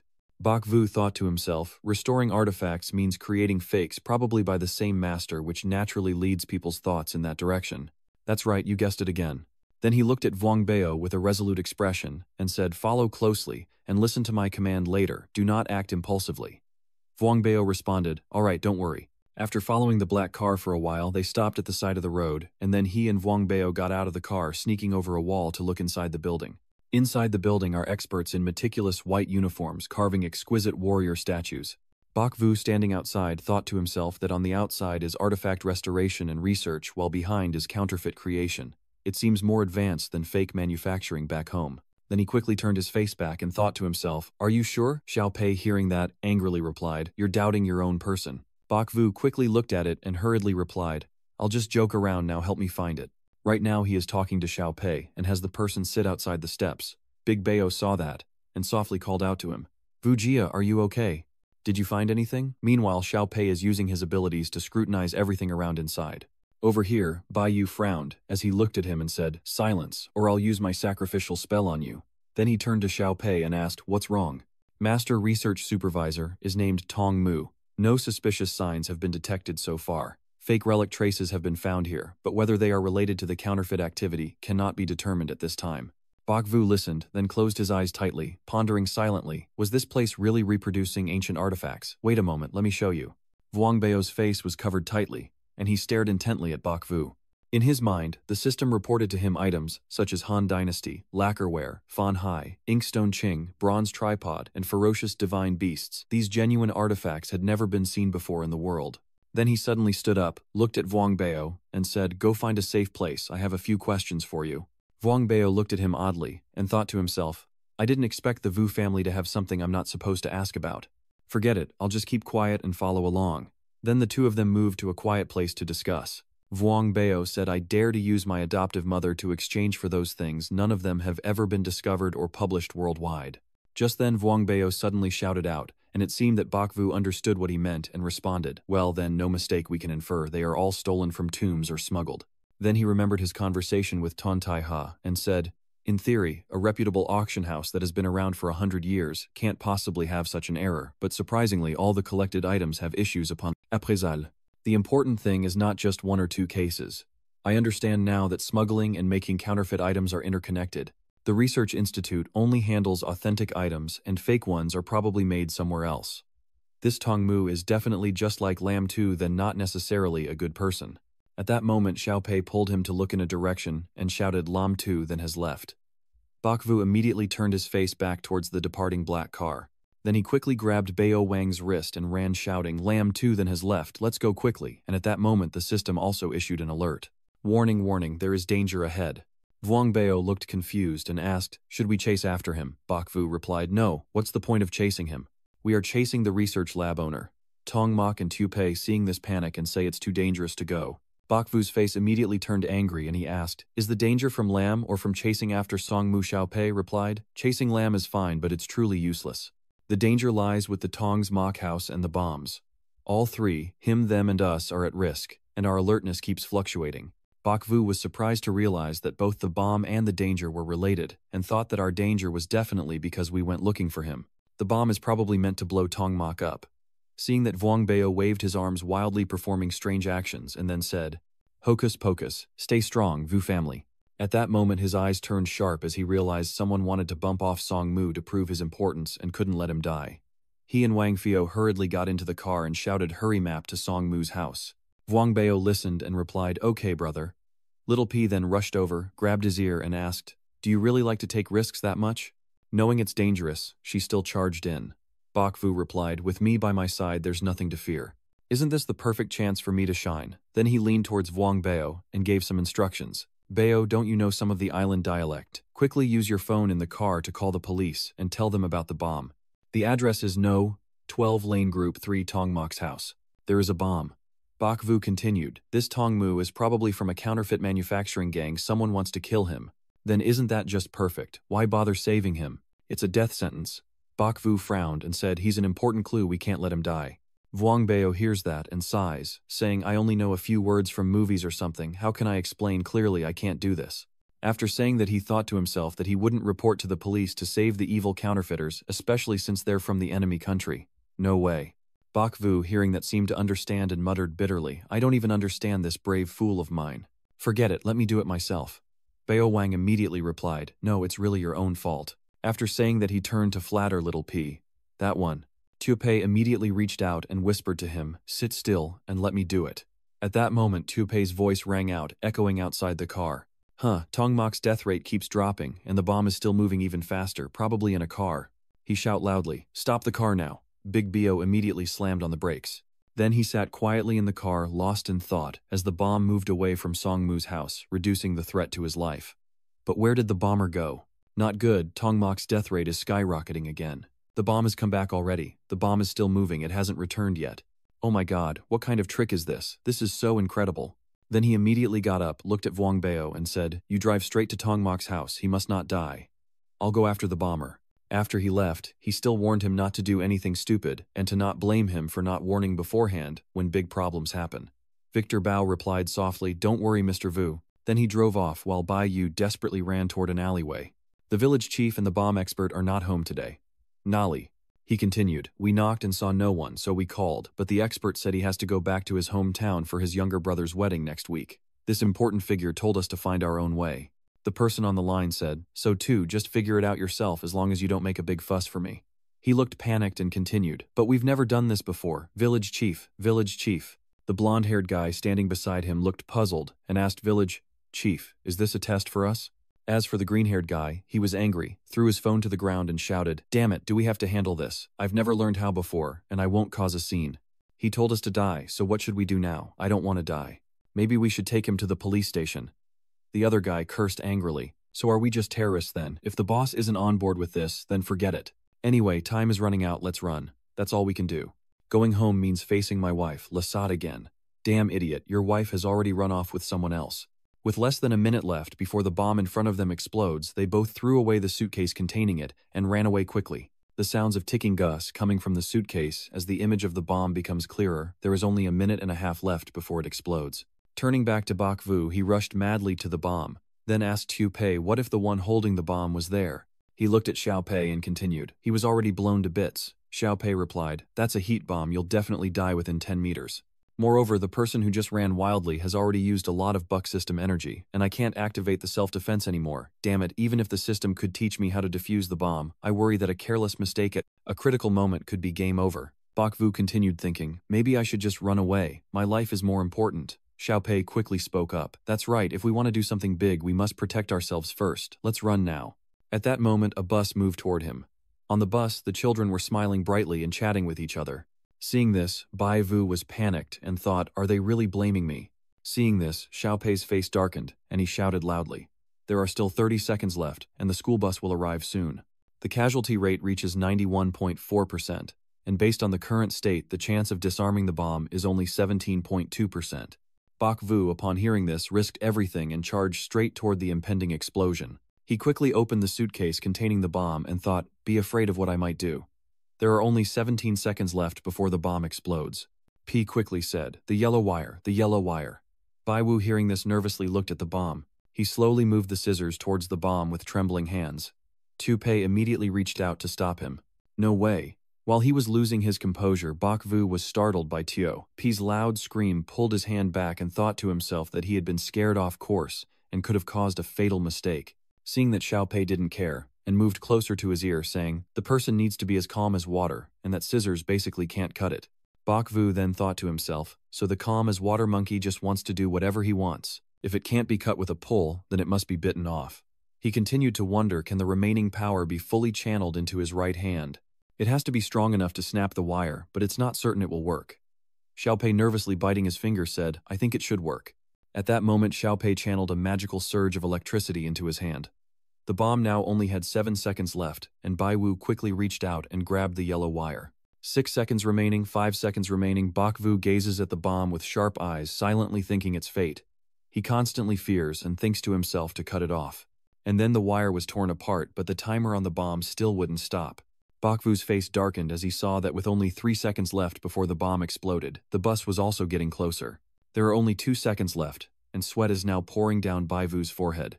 At the same time, the bus also passed by. He closed his eyes and thought to himself that it was almost time to go get his packed lunch. 1 second left, and at that moment a boy in the car saw him and curiously stood on his toes to look through the window. That car had already passed him. He still hadn't opened his eyes and kept thinking, "It's very quiet. Only a few whiffs of wind remain. This floating feeling is so comfortable. Have I finished my role?" By the time the explosion sound was even heard, I was already gone. Xiao Pei let out a relieved sigh and responded, "You're not dizzy yet. That floating sensation is just a side effect after the kick. The bomb has already been removed." Bak Vu heard what Xiao Pei said and softly smiled, then continued to think to himself, "Enough, I clearly remember pulling the yellow wire while continuously counting the chest on the bomb. You don't need to comfort me anyway, since it's your fault I was harmed. You might as well come with me now. God bless, I almost got scared to death by this damn toy, but luckily I'm lucky and healthy. We are the city's special forces. Please stay calm and do not act aggressively. If you have any requests, just let us know. Do you have family members?" "Bak Vung Heve, the K Kao Mei Noi, only KS is good. I'm here checking the live setup and then you guys show up." Then he raised both hands to the sky, and the police officers seeing this couldn't help but be cautious and gradually stepped closer. When it was confirmed that there was no danger, a police officer stepped forward and asked Mr. Bayou, "Your noble action is truly admirable. On behalf of the city, police, I sincerely thank you, but your behavior was indeed a bit reckless. In the future, if you encounter situations like this, the first thing to do is call the police. These professional matters are better left to us." At that moment, Bak Vu's phone rang. Seeing this, he turned to look at the policeman in front of him, smiled softly and said, "So, Dban, I have a phone call." Before heading to a corner to answer, he looked at the police officer with a disdainful gaze, and thought to himself, "If you had come earlier, I wouldn't have to act so recklessly, there won't be a next time." Then he immediately picked up the phone and said, "Hello, fatty." At that moment, Bio's voice echoed through the phone speaker. "Something's wrong, Vujia Tongmak is dead." Bak Vu froze quickly, asking what happened. "Don't panic, take it slow." Vuong Bao responded, "I just arrived here." Vuong Bao stands behind a tree in the distance, and continues, "The police have sealed off the entire house. I heard he was stabbed to death by his men." Hearing this, Bai Wu was furious and thought, "Damn it, even if I avoid the bomb, I still get stabbed by my own people. How complicated is this going to get, I wonder?" And then I hear them muttering about some Chinese-Kiwi hybrid bunch. It's only at a simple level, though. Could Tongmak possibly not be from Dao Quoc?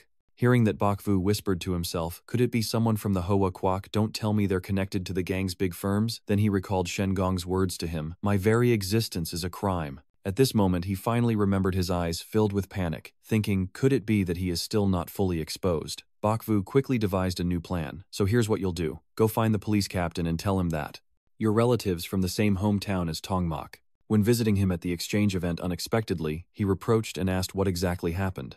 Baowen listened and replied confidently, "Understood." "Then do you need to cry and act pitiful to get information about the murderer?" Bak Vu said, "I leave it up to you, just do that for now and then hang up." He walks along the street, pondering that Tong Mu is involved in smuggling antiques and counterfeiting, probably a bigger figure than Lin Tu Shen. He managed to avoid this bomb, but he could still be killed at any moment. Could this person be the one I'm thinking of? My mind is full of doubts and questions, and the system sitting on my shoulder is also frowning in contemplation. The chances of smuggling and forgery are 91.4%, and the target of the bomb is Tongmak 100%. Suddenly, the system speaks. The human brain is calculating too fast. It's not some kind of divine power. Bak Vu jumps in surprise after hearing this, then continues to drown in his pile of guesses. But that old man now lives without seeing anyone die or their bodies. He might have already escaped to the island country too. He kept scratching his head, and his skill in forging was as high as the broken vase from yesterday. I can't think of anyone else besides him. Maybe it's just some underworld fight. That's not right. You're hard to understand. Although he has this level of skill, I never thought he was an extremely ruthless person before. It's so complicated. The system sighed with exasperation, interrupting his tangled thoughts. "Tuk, calm down and watch out or you'll lose your mind." Bak Vu sat in the car heading to a mysterious location as a call came through on the other end. "The police over there tried every tactic but couldn't get any information. They just chased me away and said the case details are extremely confidential. He keeps talking. I'll ask around here for someone I know." Bak Vu stayed in the car looking over the place he just arrived and softly said, "Be careful, watch out for some shady characters. You can rest assured about this. You should be more careful than it is when investigating the clues about the bomb. If anything seems off, don't risk it." Bak Vu opened the door and got out of the car, smiling lightly in response. "All right, I got it." Walking up to a shop, looking at its sign, "I guess it's run by Chinese people." Bak Vu smirked and asked, "Do you think I will meet an old acquaintance again?" The system crossed its arms and said, "Master Took, you're having another episode." Seeing a customer arrive, the staff greeted enthusiastically. "Welcome, what can I help you with?" Bak Vu smiled brightly and replied, "I'll just take a quick look." Suddenly, he cast a glance at someone gazing at the elderly face and half-closed eyes of the man, and he was momentarily stunned.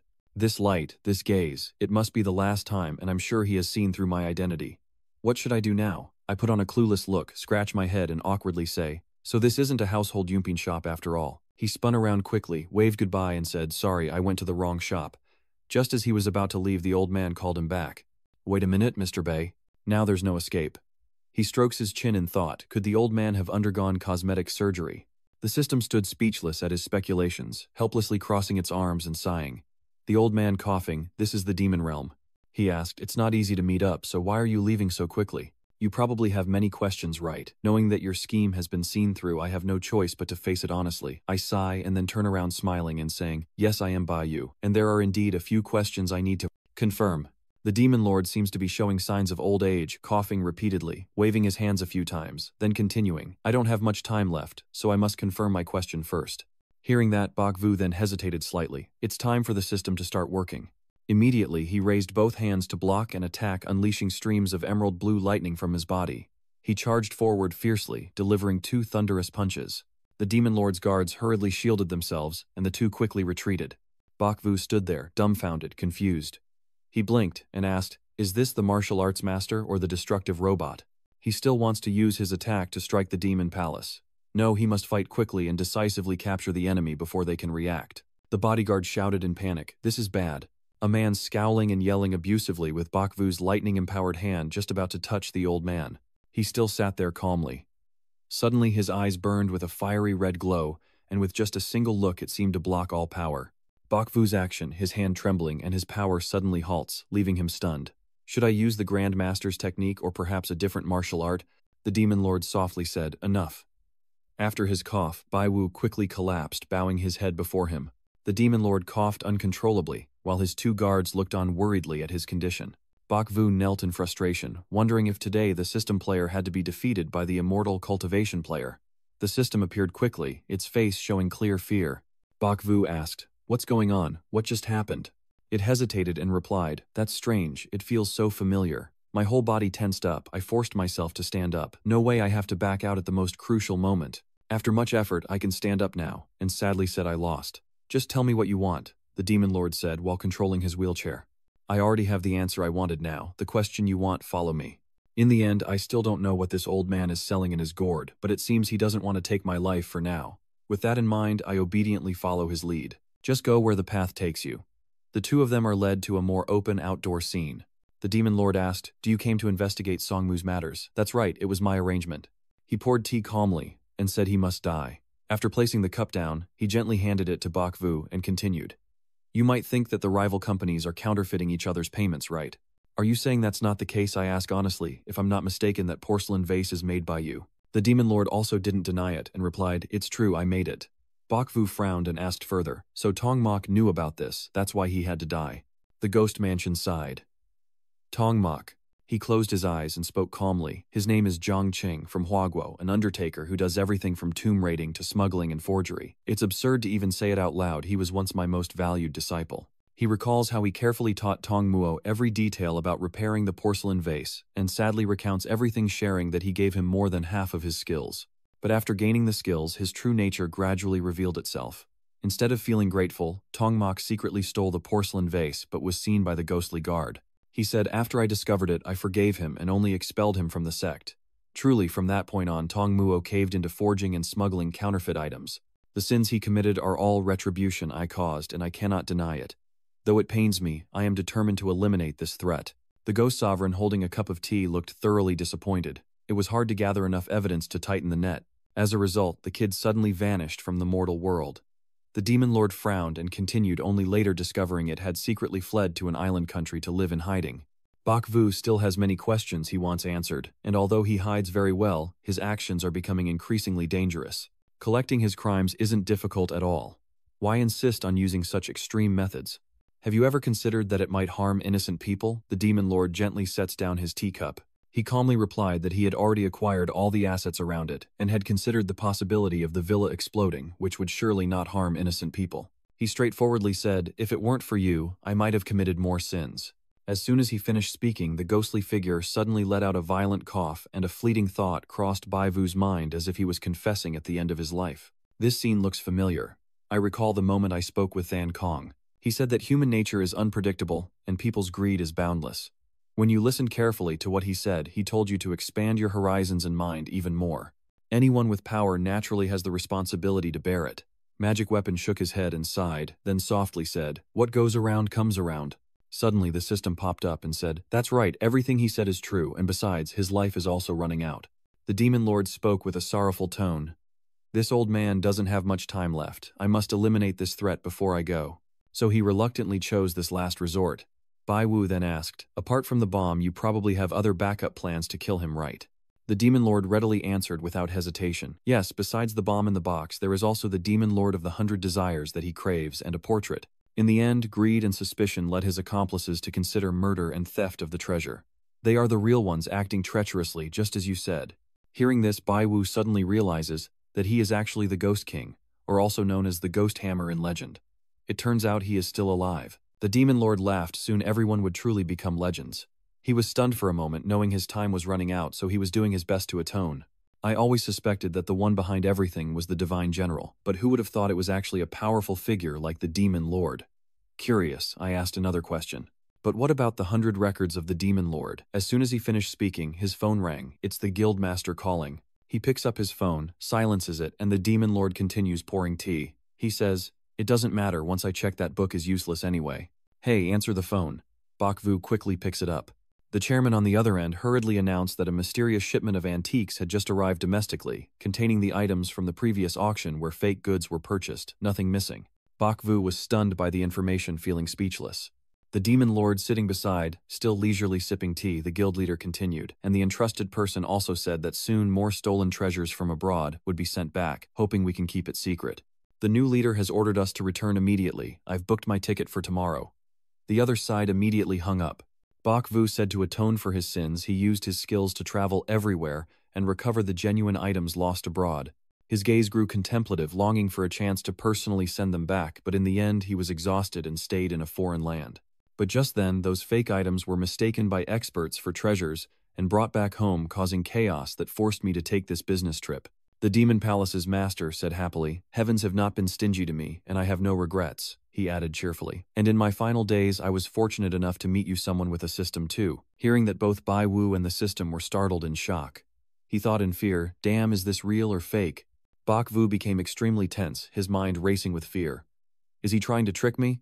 Maybe he has some special ability that allows him to see me. Even the system shows signs of fear. It hid behind you and said he probably can't see it. Bak Vu started to sweat. Probably. Me calmed down and said, "Let's hurry and calculate." The system provides thorough analysis but finds no evidence. He's probably trying to trick that person. Bai Yu takes a deep breath and sighs. He asked, "So tell me, what kind of ability do you say I have?" The Demon Lord waved his hand and said with a laugh, "I cannot say, but the abilities you've shown throughout the journey are quite extraordinary." He furrowed his brow and said in a mysterious tone, "Don't tell me you're some kind of ancestral heir or destined connection. Do you really believe in those things? And don't forget, we fought each other before." After hearing that, Bai Vu's face immediately darkened, and he raised his hand to hide his speechless expression. So even using enhancement skills in a test combat he couldn't win, and his full weakness was exposed. The Demon Lord looked at his wrinkled hands with a proud smile.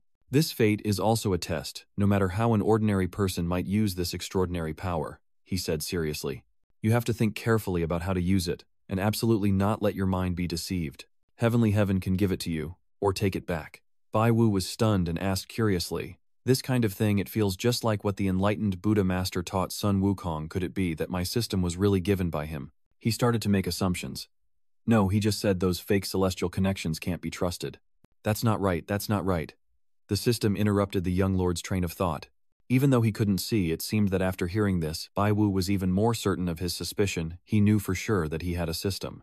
And I also get the feeling that he understands the system better than I do, so I might as well be honest. If I die, I die.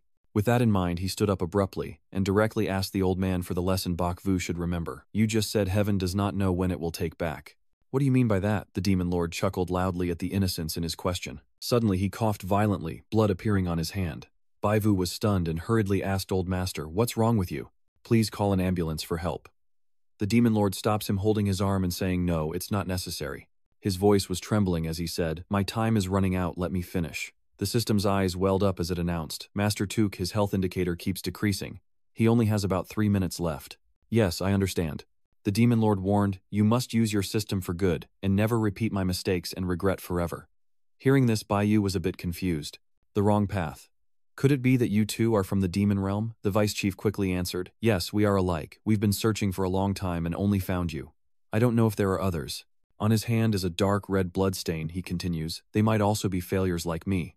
The system interjects, "The master cannot access more data, but confirms the demon lord has an uncertain connection to the system, possibly having used it before. I realize now it's too late, so in the end I was just taken back. But you are not like that. You are luckier than me. You were born in a better era, and inherited a better genetic code." There was more time for Juans to recover.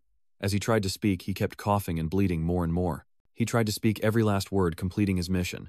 After finishing, he fainted in Baiwu's worried arms. He shouted loudly, "Is there anyone to save him?" repeatedly calling out to the underworld. "Elder, please hold on. What do you mean? What is being taken back? Why? What was the mission you completed?" He pursed his lips, determined in his heart, then his hand slowly released from Baiwu's arm. I was stunned, standing silently. The demon realm was just leaving this world. He had truly been living the legendary life people always talked about. He was deeply sad, silently holding him tightly. Then Bakvu and his close guards bowed to him with respect. A look of deep sadness is on my face. He and I both have systems. Now he is gone. So what will happen to my future path? He cast a glance at the system, which also showed signs of sadness over the recent huge loss. He looked at it and wondered if there was anything else the system hadn't told us before. Hearing the question, it suddenly jolted in surprise. The system stammered, "I really don't know how to explain to you. I just became aware of this myself." It sincerely explains, "I also tried searching earlier, but couldn't find anything, and it seems like it was hidden or erased." It starts to look pitiful, wiping tears with its hand, and asks, "Are you feeling like I deliberately hid something from you? So, you're a liar and deceiver, is that it?" The system wailed loudly, turning away and refusing to look at Baiyu. He looked puzzled, and asked, "Sorry for blaming me, right?" Standing there frowning and thought, maybe the underworld once had a system and even a newer version than me, so me couldn't find out. Besides, me is just a message system and doesn't have a reverse engineering mode, so that's probably unlikely. The system turned to look at him, half closed its eyes, and said, "The one who said, 'I don't quite understand, but I feel your analysis is probably correct.'" Bakvu turned to look at it and said, "Seriously, trust between us is the most important thing. No matter what happens next, we must face it together." His gaze grew serious as he emphasized, "I believe there's nothing we can't do together." The system receives his trust and respect and immediately throws itself into a tight hug. Bakvu forces a smile and consoles it, "It's okay, don't cry anymore."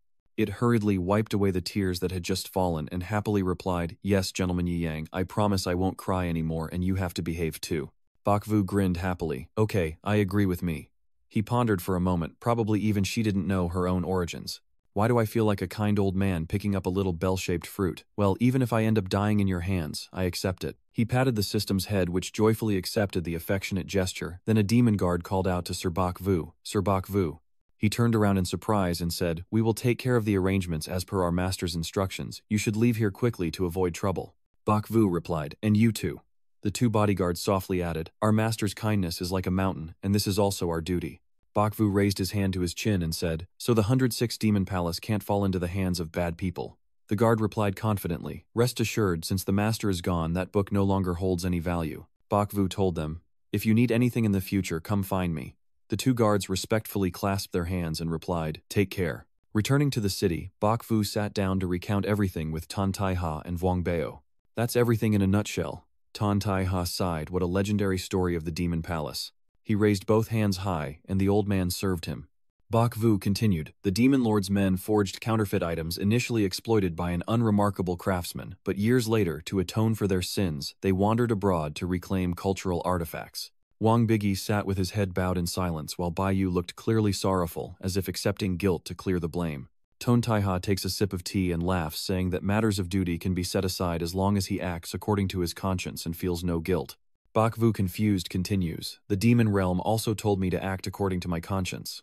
Suddenly he realized something. Looking surprised, he said, "But those treasures were obtained by him using extreme methods." If this information leaks out, I'm afraid the international public opinion and the country's dignity will be hard to manage. You're worried too much. Maybe you should take on this burden of mine instead. No, no, no, don't threaten me, I can't handle this. Seeing the situation getting tense, Tan Tai-ha lowered his voice and said, don't worry, it's not your problem to worry about. The higher-ups have their own arrangements. Bak Vu also relaxed and sat there with a cheerful smile. Suddenly, he slammed the teacup down and said sternly, how did these items get stolen and sold outside? Everyone probably knows the answer, and those who disagree can come out and cause trouble. His expression was extremely dissatisfied, and Tongmu's research at Suo seemed just as you said, stolen and trafficked. His hand clenched the armrest of the chair, determined to pursue or sue whoever necessary. Do you think we still have to swallow bitterness and accept it happily, like in the past? Wang Bao gave a thumbs up. Chairman An Min, this time you'll definitely be promoted again. Congratulations in advance. Tan Tai-ha chuckled and replied, I am closer to my grave than being beautiful anymore. Just give me your head. Wang Bao looked confused and said, I didn't mean that cute, I meant you will climb one more level. He teased him. I see you also like to chase official titles, or maybe you could help me out at the association. Wang Bao calmly said. You're joking with me again. I like money, not official positions. Bak Vu sat quietly listening to the two people chatting. He was lost in his own thoughts, never expecting so many things to happen during this trip abroad. The underworld said I was lucky. Could it be that his system and mine are different? He keeps saying that Ma is jealous of how good I am and that I am a child of heaven. He opens his eyes wide and continues to speculate, could it be that his meaning is that my real parents are not ordinary people? No, I must find my mother and ask her about their past before going back. Bai Wu reminisced about the happy moments playing with his parents when he was young, even the times he was scolded by his father but was protected by his mother. Thinking about this, he fell into some contemplation, but how can he still face the Bai family after what he said to his parents telling them not to worry anymore? Then he turned around and left quickly, slamming the door shut. You're just an abandoned child that the Bak family picked up. The next morning, in the bustling new city district, where tall buildings stand side by side, Bai Yu nervously stood at the door holding 2 bags of fruit. The system appears and asks, do you want to enter? He covers his mouth with his hand. TSK. The system muttered in frustration, what are you so nervous about? Moreover, there was no one in the house. Bak Vu stiffened at its words. Then he took out the key and unlocked the door but still didn't have enough courage to step inside, only daring to stand outside and peek in. Seeing that there was really no one inside, he finally summoned the courage to step in. He looked around the house and exclaimed just like before. Looking at the photos hanging on the wall, they capture the happy moments of his family. Bak Vu held one photo up, inspecting it carefully. That is a family photo with little happiness. Both you and your father look unpleasant, only your mother always wears a gentle smile. Bak Vu remembered the gossip from the neighbors. Lao Bak really is crazy. I heard he's about to spend all his money on a coffin so his son can go abroad to study. Every family wants their children to be successful, but it seems Xiao Vu isn't doing very well academically. Don't they know? That kid isn't really the Bak family's biological son. He trudged up the stairs slowly as outside there were still voices of gossip. Really, is that true? I thought it was just gossip. So what are these two up to? Who could have known Bak Vu's mood would turn sour after overhearing the neighbors' gossip? They added that even if you're not their biological child, you're still blood of their blood, and sooner or later you'll grow up and leave. That night during dinner with his parents, Bai Vu's father discussed the exchange student and confirmed that the decision was made, you must go. He spoke in a stern tone, saying that even after graduating from Hangcheng University, there's no guarantee of finding a good job. His mother kindly smiled and advised, don't worry about money, we still have savings. After going abroad, remember to take good care of yourself and study hard, Bak Vu said while eating. So you've even given me money for a coffin. What are you two planning to do? His mother still smiled gently and said, we still have our pensions and we're still healthy, not sick or frail. Bak Vu's father spoke seriously. Focus on taking good care of yourself first, just study hard and succeed, then you'll be able to repay your parents later. Do your parents ever care about how I feel or ask if I want to study abroad? If you don't go to study abroad, what can you do? He shouted loudly, pointing his finger at me, and scolding you. Only think about living freely, like an ordinary person. Do you know how high a price you have to pay for freedom? Bak Vu's mother tried to calm his anger. Sir, please don't be angry, just tell me what's on your mind. I won't back down either. I speak loudly to express my own wishes. What if I want to live freely? How is it to live like an ordinary person? He was so angry that he said unkind words. They are just ordinary people too. If your parents can't fulfill their dreams, do they have to make you risk everything to change things? His mother sitting beside him said, Tu Vu, don't speak disrespectfully. Dad only wants what's best for you. He was so angry that he slammed the dining table, causing food to fly everywhere, and sneered angrily, all day long just writing those useless little novels. I think you're being utterly stupid, this can't be discussed anymore, you have to listen to me. Mom Bakvu still tries to hold back her fiery anger towards her husband. I've heard enough, wasn't it already agreed that you would talk? Calm down, calm down. Bakvu frowned and said, I know my parents are good to me, but please respect my decision. I am grown up now. He stood up quickly and said irritably, don't mention those two again. Their parents did nothing wrong in their affairs. Can you forgive yourself and forgive your child too? Father Baivu is getting more and more angry. Damn it. You're grown up now, and I can't teach you anymore. Get out, as if I've never raised you. Bakvu also had no hesitation in leaving his happy home behind. Maybe I truly am a wolf that cannot be nurtured, but I will never forget the gratitude of my parents throughout my life. Since leaving home, I've been searching for the life Hang wished for, but those days really were. He chuckled and answered happy. If no one cares about you, of course you're happy, but it really is as my father said. If you pursue freedom, you have to pay a different price. If you can't bear humiliation, you can only accept hunger. It asked curiously, do you regret choosing this path yourself? Bakvu stroked his chin thoughtfully and said, so basically I don't regret. If you're regretting it, it's probably because you left home. The system has comforted him already. He has a child now, and he's done a lot to make up for it, so it's like their efforts weren't wasted. He sighed, but caring for them with money or a house isn't necessary. Maybe my father is still angry, probably because he thinks my work isn't an honest profession. The system then asks, so what profession would they consider respectable? Dad Bakvu happily replied, a doctor, lawyer, banker, or working as an accountant or government employee would be better. Suddenly a woman with food in her hands entered, seemingly just back from outside.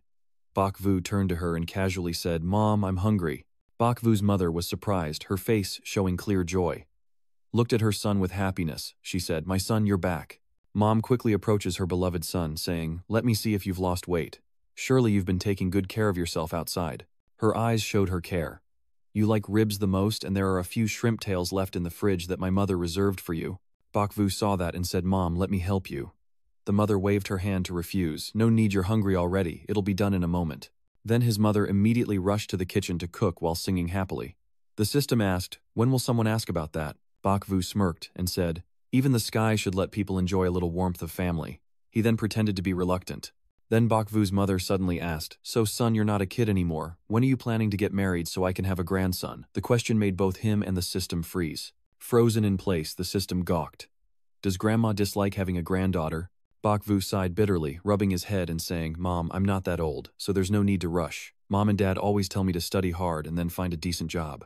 Tiny P hovers nearby and adds, holding your grandson. What's so great about having a grandson?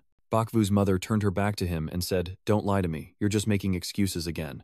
You're not willing to go abroad to study obediently. Dad stepped closer, gently patting her shoulder, and said softly, Mom, I've grown up now, I know what I want. Besides, I'm living very happily right now. After all these years of worrying about you, Mom and Dad, it's time to let go. She looked downcast and asked, are you truly happy? Mom saw the news and said, you're always caught up in pretty big troubles. I gently smiled and replied, I think all these things are good opportunities to hone myself and grow. And your lucky number usually makes things easy to resolve, and you often encounter helpful allies. My mother closed her eyes and said, I know you are ambitious and prideful, and you won't listen to your parents' arrangements, but you're out there facing the world. You need to stay calm and careful about everything. Just knowing you're safe and happy is enough for me. So he happily and cheerfully said, Mom, you still love me the most. Mother Baivu also smiled in response. Your father doesn't love you. He actually cares about you a lot. He's just too proud to show it. Bakvu let her go when he saw her waving her hand to dismiss him, and said, I understand everything, Mother. Both of you have contributed, so you told fewer nice words to comfort my father. Then he quieted down and glanced at Xiaokei, thinking, all right, no more joking, let's get to the serious matter. The kid crosses his arms and pouts, saying, ask quickly, I'm listening. He glances at his mother and asks, Mom, can you tell me about my biological parents? She paused while cutting ingredients when she heard that. He continued, I just want to know a little about when my adoptive parents first took me in. Suddenly, Baivu's father burst into the room, startling him. He awkwardly smiled and said, Dad, you're back. He looked at him coldly and said, yes, about that you were still young back then and don't remember it as a normal thing. Mother Bakvu peeked out from the kitchen and cheerfully said, you two sit and talk, dinner is almost ready. He sat cross-legged on the chair and said seriously, why ask about this? Just focus on your own affairs. It's better than wasting your days doing shady things outside. That's right, tell me about that company so I can understand it better. It's hard to explain clearly in just a few words, but rest assured it's definitely a legit business. He frowned and said, are you questioning an old man's judgment? It's okay if you don't understand. Just tell me so I can broaden my horizons a little. The other guy nervously scratches his cheek and says, yes, as long as you listen carefully to my story. In my mind, I was thinking, oh my god, is the sun rising in the west? Is the old man admitting to what he's doing? So the father and son huddled together to exchange stories while Mother Bai Vu slowly laid out the dishes. The two of them continued talking until she brought the wine jar, then both agreed with each other's opinions as Mother Bok Vu sat beside Father Bok Vu, and the harmonious atmosphere spread throughout the dining room. Then the three of them clinked glasses and the old man praised casually, truly my son. Now that he's grown up, old Ba feels very at ease and won't push his son anymore. He raises an eyebrow, narrowing his eyes, and says, Father, I shouldn't have spoken such harsh words before. His son waved his hand and said, What's the point of bringing up the past? It's all over now. Bai Wu's mother also replied, You should eat quickly, or it'll get cold. The two of them finished talking and lightly glanced at each other with narrowed eyes. Upon seeing this, he froze stiffly, feeling as if struck by lightning. I really am such a fool, praising myself a little to get in here. Wasn't I just planning to ask about my biological parents? Why are we just sitting here chatting and drinking now? He squints at Xiao Pei, blaming him. Why didn't you remind me a bit?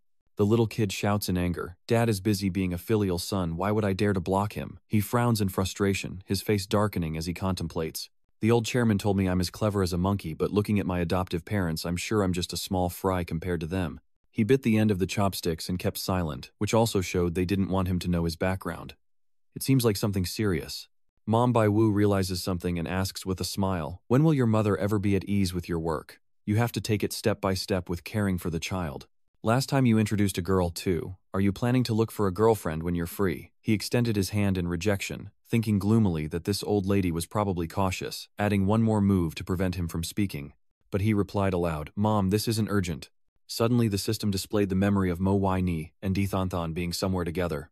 They had an argument causing Thon Thon to become angry and cry, then a scene of Wai Ni hugging him tightly, making him startle, followed by her lying on top of him. Bok Vu raised his eyebrows, wide-eyed, thinking, you mean that kiss? What if Mom finds out about what Mu Wai Ni did? Xiao Pei crossed his arms and said, Why should I judge Grandma's thoughts? What does Dad think? Seeing them interact like that, he feels tired, and thinks there's about a 80 to 90% chance something's wrong. No way, I can't take it anymore. We can't stay here much longer.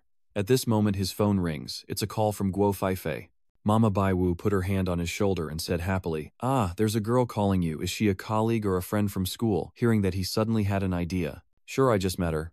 I plan to introduce her to my parents in 2 days and take the chance to tell her about our family. Then there's nothing stopping you from bringing her home. Our family's story is simple, just a few words and it's done. Bok Vu sighed and looked up at the sky, thinking, I see. I believe it will be just a quick chat and it's done. Then he put his coat back on and said, I'm leaving now, she has a date with me. She helped him straighten his sleeves and told him to go quickly so he wouldn't keep the girl waiting. Then Bok Vu's parents stood outside the door. She waved goodbye and said, Remember to bring her home in a few days. He smiled and waved back. As he left, Baiyu, exhausted, sighed and his head drooped. Xiao Pei asked, Is your dad planning to let Guo Peipei pretend to be his real girlfriend? Then he might try to find out about his background. He sighed internally and responded, I also just thought of that. Whether we succeed or fail, we have to give it a try. He clenched his teeth, ruffled his hair, and kept thinking. With such secretive adoptive parents who exactly are his biological parents, Bok Vu calmly walked over to the parked car to talk with Little P. Ko Fai Fai is a female doctor with 2 master's degrees. Maybe she can help handle this. He just put the phone to his ear while looking at the kid, thinking this matter can be talked about later. She will come to me soon because there's probably something urgent. He spoke into the phone and she immediately replied, Bok Vu, have you come back yet? The pharmaceutical research lab over there has a problem. He opens the car door and asks again, Is there an issue with the research? My coming to you doesn't really make a difference. On the other end, Fai Fai furrowed her brow and said, It's not that some inspectors came to announce an investigation and suspend the research. He asked in surprise, What an official inspection? Or did she violate some procedure? She snapped, Everyone else isn't around you and Xiao Pei is eavesdropping. Ko Fi Fai squints in annoyance and says, It's because we were accused of disrupting the market and unfair competition. I suspect it's someone working with him. Bok Vu immediately replies, Don't worry, I'm on my way now. Sitting in the car, he leaned on the window and asked Xiao Pei, Have the driver arrived? The kid replied, Isn't that right? It seems there's still something going on. Suddenly his phone rings, making his eyes open wide. Looking at the phone screen, it shows a call from Wang Bao. At this moment, Little P is also panicked and speaks up. Something's wrong, the company over there is in trouble.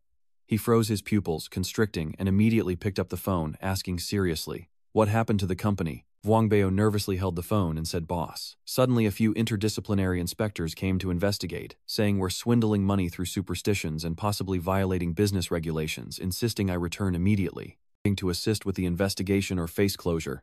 He paused before adding coldly, "Mock, don't panic, handle it for now. I'll come back right away." He glanced briefly at the inspectors and police, and replied, "Yes, you're on the highway right now. Yes, I understand, I will do my best to cooperate." Then he whispered, "Vu family, just handle it temporarily, quickly think of a way. If it gets worse, just stay away, and don't worry about me." "Yes, yes, wait for your instructions, I'm hanging up now." The people watching around are too uninformed about which department they belong to.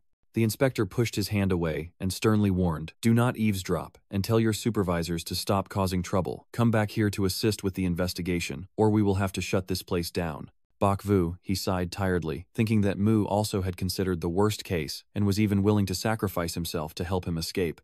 Xiao Pei looked at the data chart and said, "Master Tu, you've been targeted, and it's likely that the informers on both sides are the same person."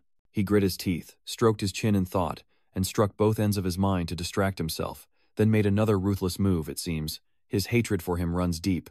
Imagining the research lab door sealed and the wall clock continuously moving, he analyzed that the ongoing investigation must have disrupted the research, and if he didn't want to give up, it would take some time. Thinking about the pharmaceutical agency agreement file marked for cancellation, he continued to ponder, and the workshop already knew about the new drug.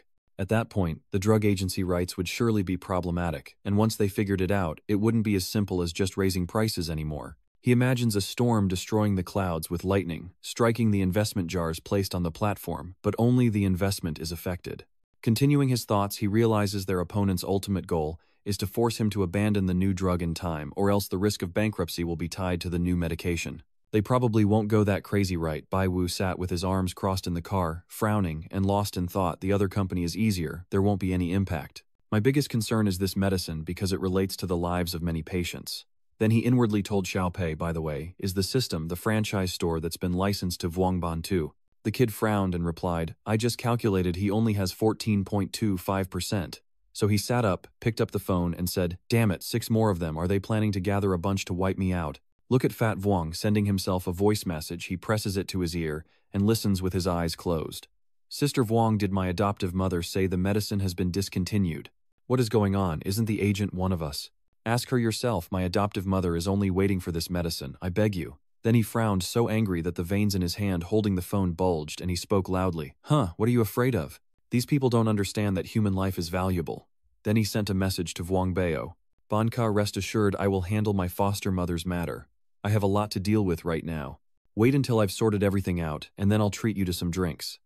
The driver shyly stood outside the car and said, sorry, my electric vehicle is broken. Bok Vu looked at him and said, don't worry, I won't give a single star, get on the car quickly. He immediately opened the door and got into the car saying, yes, thank you very much. He glanced at Xiao Pei sitting on his shoulder and thought to himself, the other 6 families need to provide some basic information for me to determine right. The kid replied, yes, or a list from the industry would also work. So they both forced a weird expression, smirking. If you think you can find out by asking in the lab, then if you are determined to push people to the brink of death, the only thing we can do is not die. The driver sitting beside him broke out in a sweat and stammered, then I'll just follow the directions, sir. Please sit comfortably. He looked at him with a pale face and pursed his lips, thinking to himself with this icy expression of his grandfather, how can I believe he's not hiding something? Later the car system warned me, you're speeding. The speed limit is Basher. Bok Vu, upon hearing this, looked over at the driver and panicked, thought, oh no Luam, if this goes wrong, I might lose my job for sure. So he immediately stepped on the gas and sped up even more towards the Biopharmaceutical Research Institute. At this moment, Bai Wu and 2 people from the Research Institute are in an extremely tense atmosphere. Suddenly Guo Pipi let out a sigh and asked, are you sure? There are 2 seasoned pharmaceutical companies here, their reputations are not small. Hearing that, he quickly rebutted, do you think I would talk nonsense right now? The little P system behind him reminds him that their success rate is only 67.4% because they mess around. Are they really that confident? Ko Fai Fai asked again, so what's your plan to deal with them? Would you also accuse them back so they'd find it hard to back down? Just as she finished speaking, Bai Wu handed over a stack of reports. This is the most direct and effective method, but I have some hesitation since they haven't done anything bad yet. If things escalate and the lab goes on strike, the losers would be the patients. He sighed and replied, you think I am a god. Once we act, the consequences will become uncontrollable. After all, we are different from them, and it's best not to involve innocent people in personal grudges. After hearing the eldest brother's words, Ko Fai Fai and another researcher fell silent in shock. Bok Vu glanced at Tu Pei to emphasize the point, but more importantly, they needed to accelerate developing the new medicine. As long as they could do that quickly, other issues would become secondary.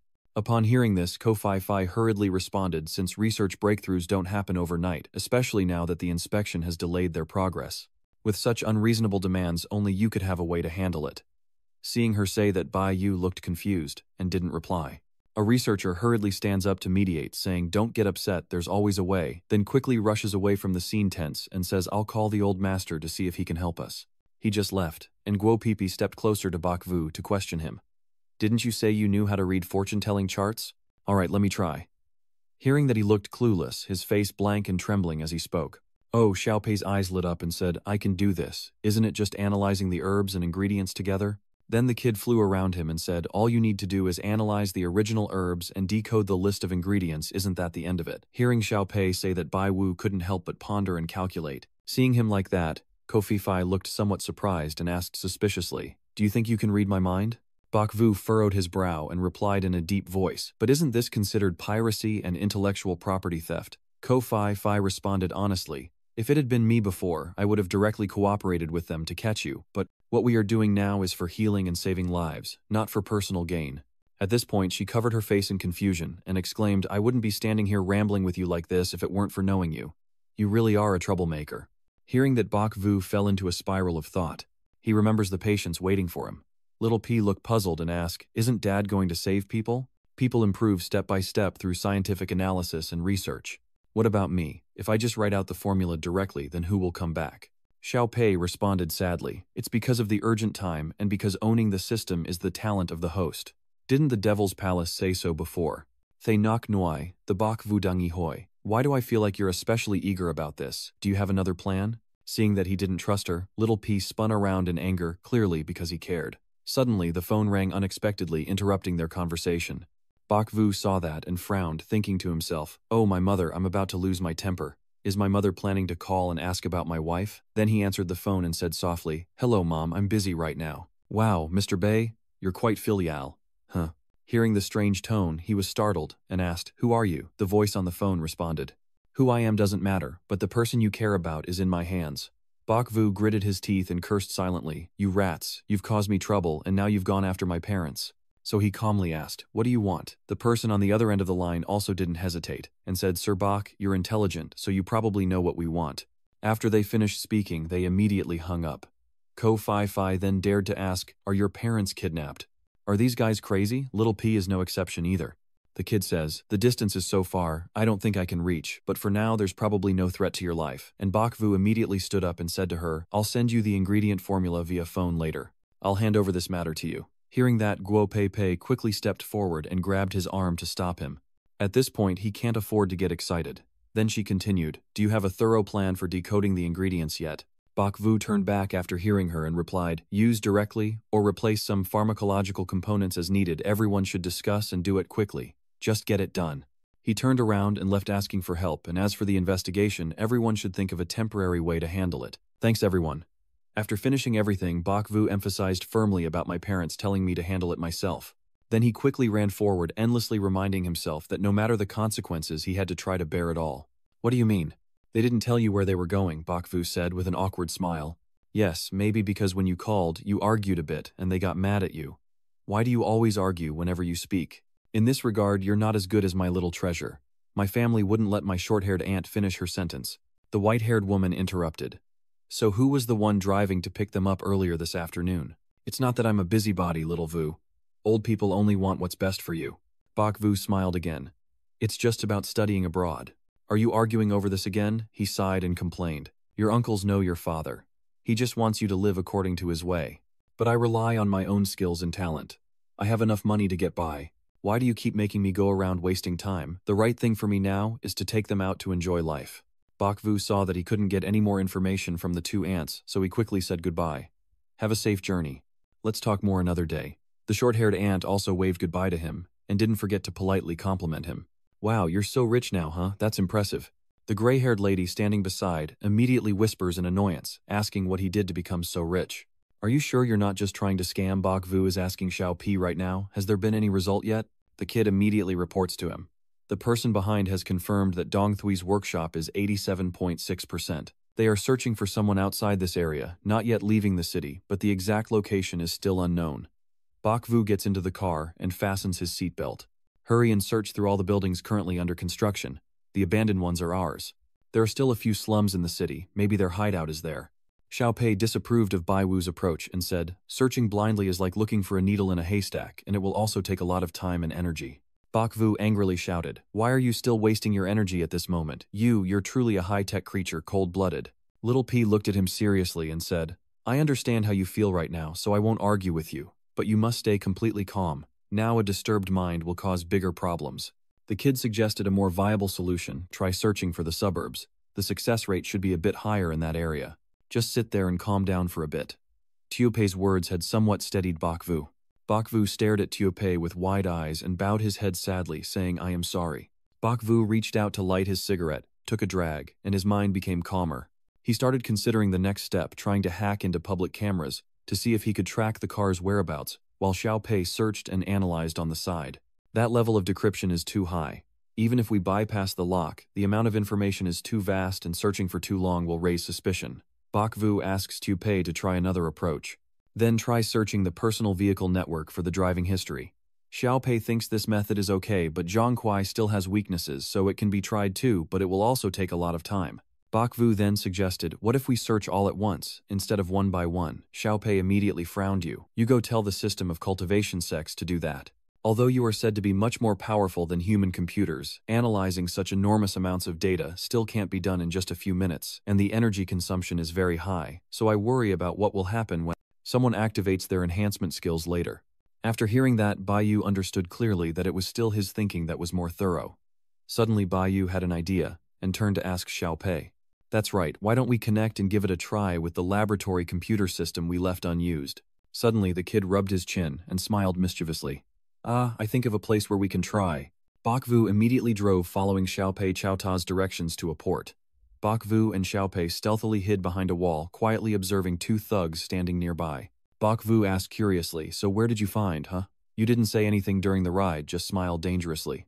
It's nothing much, just like Dad, smart, and I also did a good deed, by the way. I'll tell you, Dad, but you can't scold me. Bak Vu silently agreed, so Tio Pei happily told him that when their dad asked him to try out the lab computer, he also casually used the computers from the pharmaceutical companies. Turns out their firewall was too weak, so I just went right in. Bak Vu asks Tio Pei again. Is it just using their computer to analyze it? We're in a hurry, we just glanced casually, that's all. The kid glances away, which is probably just a little more than that, maybe a few things in the storage box haven't been checked. At the most interesting point, Tio Pei raises his voice, and then uses that machine to analyze their internal data, uncover a clue, and quickly determine that this is the place. Bak Vu looked at Tio Pei with suspicion and asked, That's all. Xiao Pei's face darkened with silence, eyes cast down. Chung Tian sincerely confessed, even sending their tax declaration to the tax bureau. They publicly revealed their important techniques worldwide, and even used some videos of their wicked acts like Diet Cow W, sending them to help workers and the victims' families. Tio Pei hesitated, while Bak Vu stared blankly at the kid. Little P Li was honest all along, you know. Unexpectedly, Bak Vu gently patted Little P's head and praised him proudly. You did very well. Although it was a bit cruel, it's also their karma. Aren't you angry with me? He's smiling happily. I already knew you would support me. Bak Vu looked at Tio Pei kindly and gently advised him, Don't forget to discuss with me before doing anything next time. Okay, don't worry, Dad, I will do my best. Bak Vu climbed over the wall and carefully observed, saying, Quickly, provide a basic overview of the situation here. There are 18 people inside and outside. There are 8 more armed with high lethality. Kid estimates that if Dad goes in alone, the chances of rescue are only 20.4%. Bak Vu stands up to assess the situation inside, just as Tupi said. There are about 20 female terrorists inside, and his parents are tied up by them. Bak Vu focuses on assessing the situation. This terrain is too complex for reinforcements, and I'm worried the terrorists might suddenly jump over the wall and escape. Little P also shares the same thinking as him, right? This kind of situation has an 89.5% chance of killing the hostages. At that moment, a heavily tattooed thug approached Bak Vu's parents. He said, I am also acting for money. As long as your young master behaves, and the two of you cooperate wisely, we will finish this quickly and go home. The thug reached out and pulled the tape covering Bak Vu's mother's mouth, asking who made this call. Damn it, these dogs are willing to be beaten defending themselves just for their parents. Bak Vu's father spoke. I'll call the thug satisfied. Okay, then speak properly to me. The thug glanced at Bak Vu's father and threatened him. If he speaks nonsense, don't blame me. Suddenly, Bak Vu appeared before them loudly, saying, I don't need to waste phone credit. Bakvu landed gracefully, then stood up confidently smiling and said, "If you have something to say, just tell me directly." The two thugs sitting nearby couldn't help but gape as the game of poker they were playing couldn't just end like that. One of them muttered unconsciously, "You're fake." The other thug also refused to cooperate. At that moment, a directionally confused gang member suddenly charged at Bakvu, attacking him. He roars like he's seeking death. Bakvu's eyes flash, and he delivers a precise punch to the gangster's face. Bakvu keeps punching him in the chest before easily kicking away the two thugs at once. The tattooed thug screams and threats upon seeing this scene. "Bakvu, do you want to see your parents die?" Bakvu was grabbing one of them by the throat with one hand. He turns around and glares fiercely at the tattooed guy with a cold stare. Bakvu silently scolds himself. "Chet Teet, I got too carried away." He anxiously watched as they held a knife to his parents' throats, and Bakvu's mother sobbed loudly. "Little Vu, why did you come here?" Bakvu's face darkened, and he made up his mind, there's no other way, this is the only option. With that, Bakvu released his grip on the thug's neck. They immediately charged to attack him. One kicked him in the stomach, another punched his face, and a third hit his leg with a stick, while they took turns trampling on Bakvu. He holds his head. Little P hides under his body nervously asking Dad, "We can still fight back without using skills, right?" Bakvu isn't confident about winning either, only able to bet on one round. Remaining energy, wait for my command. Later. Bakvu's parents were heartbroken to see their child being beaten so cruelly. Bakvu's father angrily shouted, "Bastards, don't touch him, come after me instead." Bakvu's mother kept begging them to stop. "Don't do this, we will agree to anything you want, just don't hit him anymore." The tattooed thug mocks Bakvu. "You're so filial, you were so tough just a moment ago." At that moment Bakvu's mother shouted, "Stop." The thugs immediately paused, and her face was now streaked with various sized bloodstains. Bakvu's mother recalls a painful memory that day. A pitiable woman entrusted Bakvu, still a child to them, and sincerely said, "Please take care of this child and absolutely do not let him end up like us." The overwhelming tragedy caused Bakvu's mother to faint in shock, and Bakvu's father frantically shouted, "Hey, what's wrong? Open your eyes." "Don't worry, your young master is so brave and strong that he won't die easily." He chuckled sinisterly. "You're just making things complicated when it's simple. Stay at home and wait for my call and do exactly as I say." Bakvu gritted his teeth. "Hit me if you dare." He struggles to get up. Bai Wu, with a cold face, looks at them and says, "Let my parents go. If anything happens to my mother, I will definitely make you all pay." That statement of Bai Wu's finally drove the man crazy, his eyes bloodshot. Still talking shit, he pulls out a gun from his waistband and threatens him, "Don't think I won't kill you." Bakvu's eyes lit up and he said, "Here's the chance, attack now." Little P immediately acted, activating the empowering function. Bakvu instantly felt a surge of power through his body and charged at the thug with lightning speed too fast to cover his ears. The thug was stunned and cursed out loud. "Damn it." He quickly pointed the gun at him. Bakvu reached out and grabbed his gun. He quickly moved and shot in another direction. Bakvu easily seized the gun from that Sam thug's hand. He immediately kneeled and pushed hard into his stomach.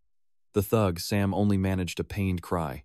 He took down the thug, Sam Cho, then his eyes swept over the gang, cornering his parents. With a gun in hand, Bakvu fired 2 shots directly at them. The 2 bullets flew out, each piercing the hands of the 2 thugs, holding his parents hostage. Bakvu aimed his gun at the kneeling thug and shouted, "Get back now." The remaining thugs quickly retreated. The thug with the tattooed scar flicked a glance at him and said, "You're pretty good kid. I admit defeat today.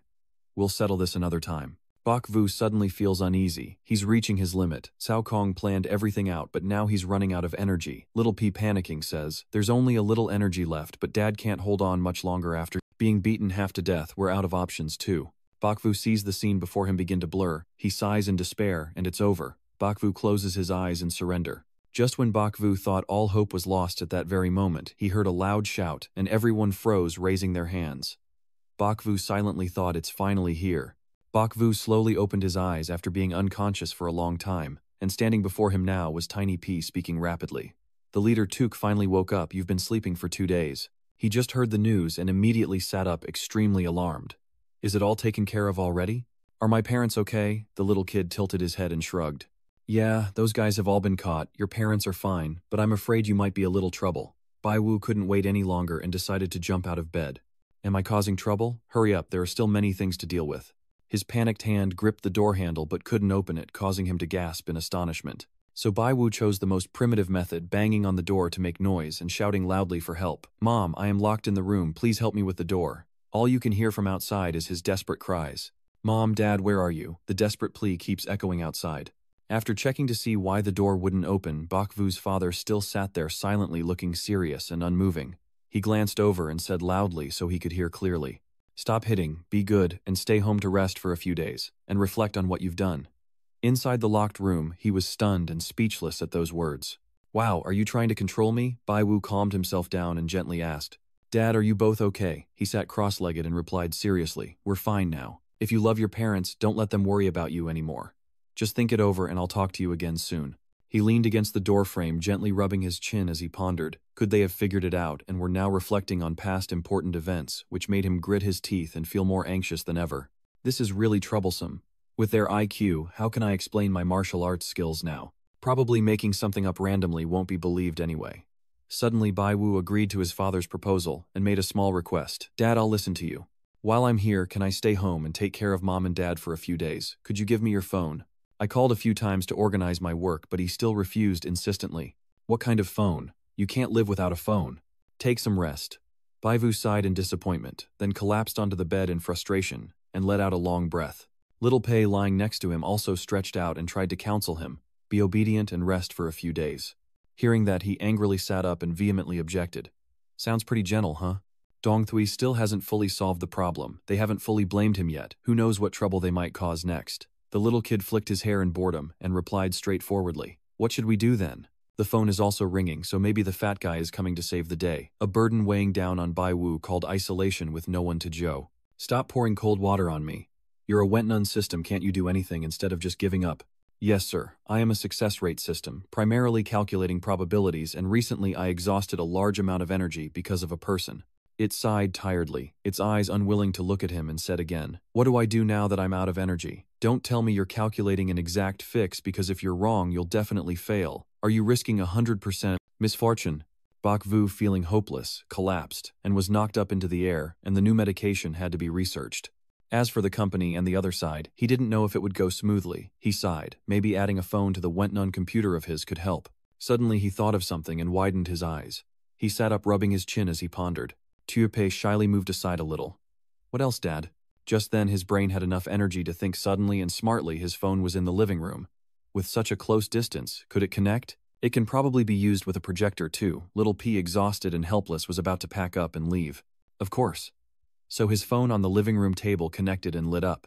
Bakvu was so excited he wanted to jump with joy. The connection was successful. Bakvu hurriedly said, Little Pei, search for Dongthui's prescription." It was tired of talking and tried to help the young master find the information. "Ting, then please wait while I search for information related to the Dongthui elixir." After connecting to the phone, a series of blue screens appeared before Baiyu. He stroked his chin and frowned slightly, thinking to himself, "All useless information digging into older details. If I don't believe it, there's nothing there." Little P nonchalantly controls the system to meet his request. "Yeah." Suddenly, Baivu's father outside places the water bottle on the table with a loud clattering sound, and Kong quickly turns to urgently report. "Something's wrong, your father is coming." He stood up, suddenly tilted his head to relieve the ache, and prepared to move. He hurriedly ordered to turn it off, as the man outside was approaching his room, then carefully pressed his ear to the door to eavesdrop on what was happening inside. But Bakvu quickly pretended to be asleep, and snored loudly to let the person outside know. His father, hearing this, helplessly left. If I don't let him go out, he'll just sleep through it." That's when I finally woke up and hurriedly told Xiaopei, surprised. "That's right, turn off your phone's sound, send a message to tell them to text instead of calling, then immediately switch back to the chaotic screens." "Yeah, damn it, more dirt keeps coming up." Baiwu reads through it and is utterly terrified, looking pale. Power struggles, poisonings, and even victims pretending to cry for help are all eradicated. Burning down the house, they truly dare to do anything. Xiaopei beside her shrugged casually and replied, "It's not poison, just madness to prevent the crazy from revealing anything." The more he gets upset and clenches his fists, the more petty it looks. "Weren't you the one who previously used evidence of their crimes to expose them? Still no sign of any movement. I wonder why not. Maybe it's not that fast." He nodded, but his mind kept thinking about everything that had happened. "Yeah, and the kidnapping the other day too. I don't know if we can get anything out of their mouths, but this isn't enough. If we want to catch them faster, we need to think of other ways." "Not that I've come up with anything yet," and Bakvu just sprawled lazily on the bed, avoiding Tupi's disapproving gaze. "Hey Lao Li, is that you? And you're just lying there in all sorts of sleeping positions, looking shamelessly adorable." The old man picks up a water bottle, about to make some tea, while inside he's slumped face down on the bed, completely lazy. He stretched himself comfortably, and Baivu continued to sleep soundly, revealing his belly. When his mother returned, his father signaled to her to be quiet because he was sleeping. She carefully brought the newly bought bags into the kitchen to prepare the meal and sighed softly. Be good and stay quiet. He folded his arms and smiled, saying, causing trouble is useless. Hurry up and cook the meal. She'll be awake soon and will want to eat. I'll help you. Standing before a man who loves his family like Father Baivu, he is just like a foot toenail lying around complaining about being tired and blaming himself. Then he can't stand it and gets up to declare he can't rest. Hurry up and cook the rice. Small P lay back and let out a soft sound. His eyes suddenly became extremely determined as he devised a counterplan. Are you paying for a government official? Then I will buy the customs officer. If you delete pay, I'll expose you on social media. I don't believe I will lose to you. And so countless news stories spread like wildfire. Some enjoy the benefits from it, but others struggle desperately to call everyone they can to settle things peacefully. A few days later at Baivu's house, while the family was enjoying a good meal, the news on TV reported that Dong Thui's drug manufacturing was under investigation due to controversial actions. General Director Lu Mieku ran abroad and has now been detained by the police. His father, upon hearing this, voiced his anger. These wicked people must be dealt with severely. Lock them all up. My mother scowled and yelled. When I watch Korean dramas, she bans these scenes, but when I check the news, she makes a fuss. Hearing that, he turned to her and asked what she understood from it. I'm here caring about national and people's affairs, unlike you, nosing into gossip and trivial matters. Bogvu placed his chopsticks down, then stood up, rubbing his stomach, and said, Parents, continue eating, I'm full, and heading to my room. He walked past the phone on the table, and his parents immediately glanced to see if he would lose control and grab the phone. But no, Baiwu just glanced by and kept going, humming happily. His father frowned suspiciously, sensing something was off. This kid has never been that obedient before. There's definitely something strange going on. His mother's suspicion grew even more, her eyes like bullets ready to fire. I also think so. Besides eating, sleeping occasionally, leaving the room to use the bathroom, eating with us, or watching TV, he doesn't do anything else and doesn't touch his phone. There's definitely something suspicious. As soon as Bokvo closed the door, he shivered when he sensed the scrutinizing gazes outside. Why do I suddenly feel a chill down my spine? A few days later, Baiwu always acted very normally. He left the room, went down to the kitchen, stroked his head, and asked Mom, Is the rice ready? Yet I'm about to starve. She laughed and said, You can have an apple for now, it's almost ready. And then the three of them shared many warm and happy family meals together. The two elders kept fighting over the remote control and arguing loudly. At that moment, he rubbed his eyes and let out a long yawn. I'm sleepy now, I'll go to bed first, Mom. All right, go ahead, parents will watch the story of the 10 rings, then sleep. Bokvu closed the door tightly behind him and sighed in relief. Everything seems normal now. Then he slumped down on the mattress, rubbing his chin in thought, wondering if he was overthinking. He barely paid attention to little P tiredly lying beside him, looking exhausted with dark circles under her eyes, sighing softly. Outside, Bokvu's mother spoke. About that day after I fainted, just tell me I can handle it. 2 days later, he was still sitting and reviewing the screens connected to his phone. The news keeps coming in hot and fresh. Bokvu is extremely satisfied, a triumphant smile spreading across his face. Monopoly of the market, tax evasion, production of illegal drugs plus organized crime. Lucky you, I guess. At that moment, he was carefree, enjoying watching gossip with a more lively and cheerful expression.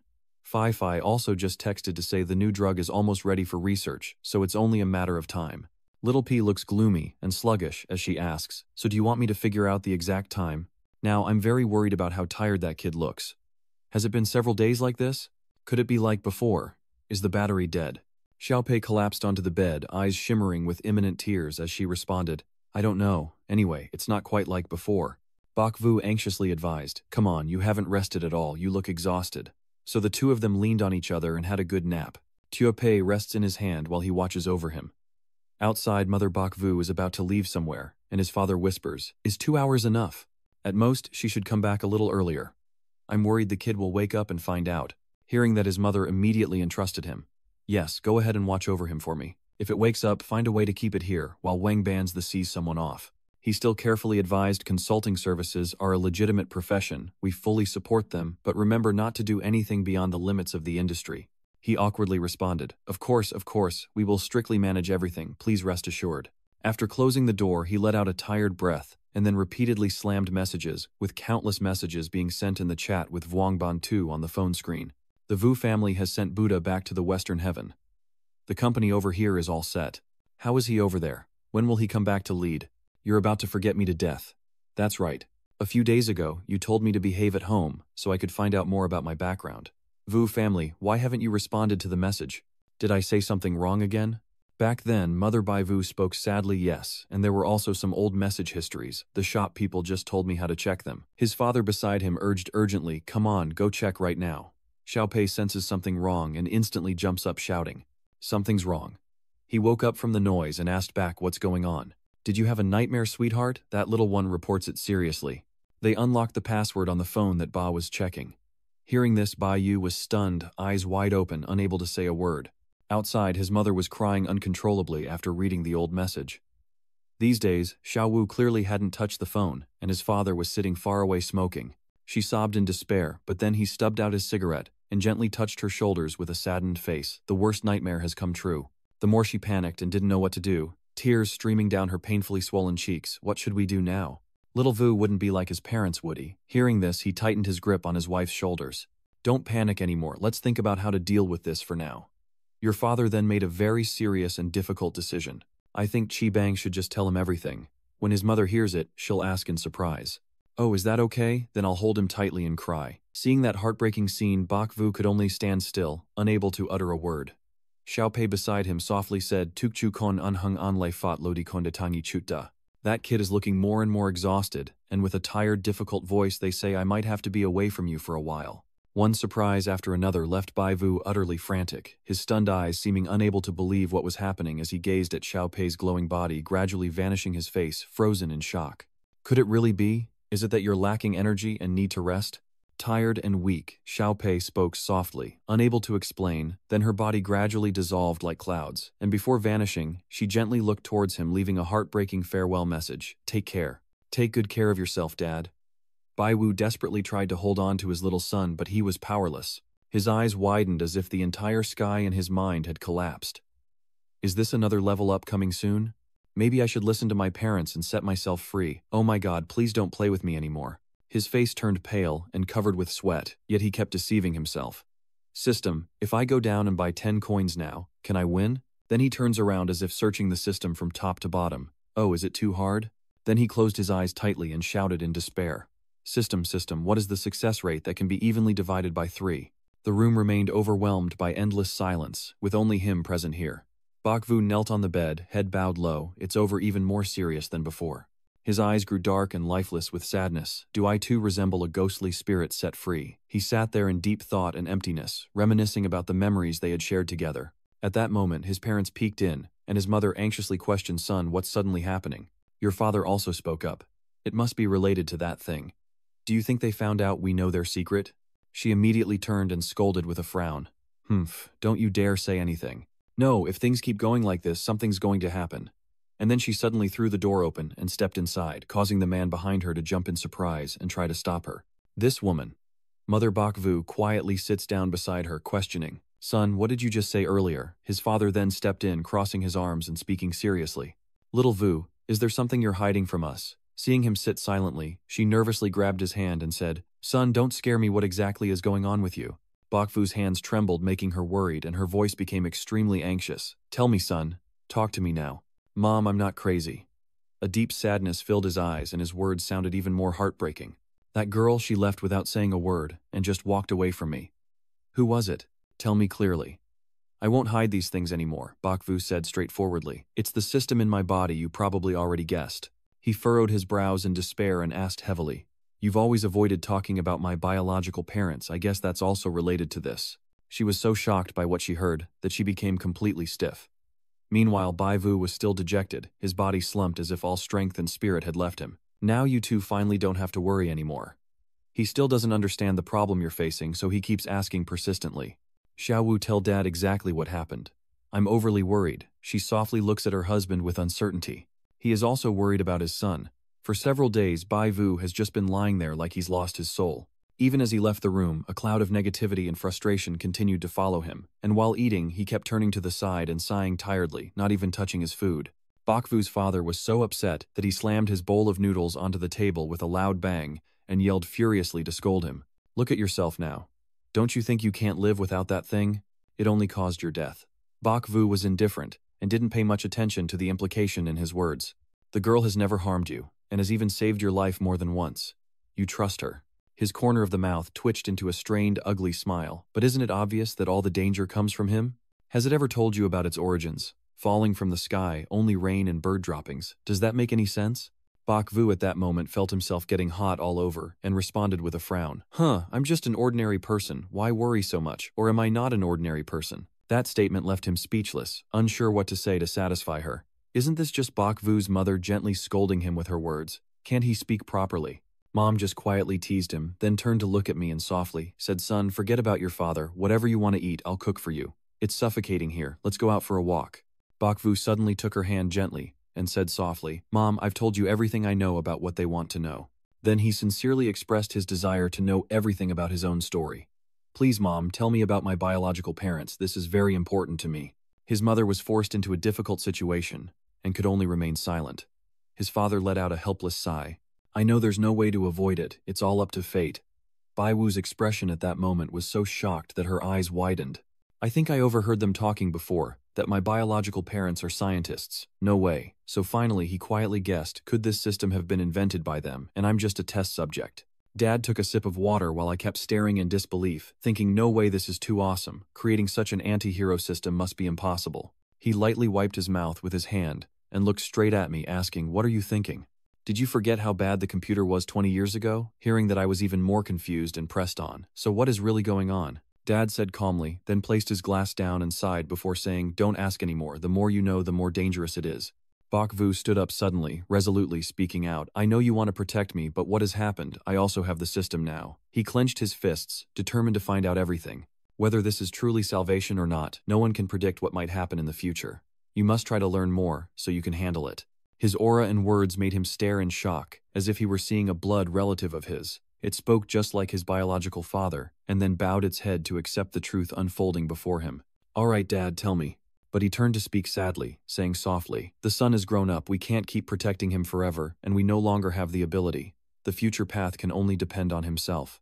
Then Father Bai Wu became very serious, saying each word as if drawing a picture of the reality long hidden. "I predicted correctly. Your birth parents really were like you, having once possessed the system." The next words from him left you so stunned you froze in place. "They only fell into this deadly situation and entrusted us with their child because they wanted to investigate the origins of the system more deeply.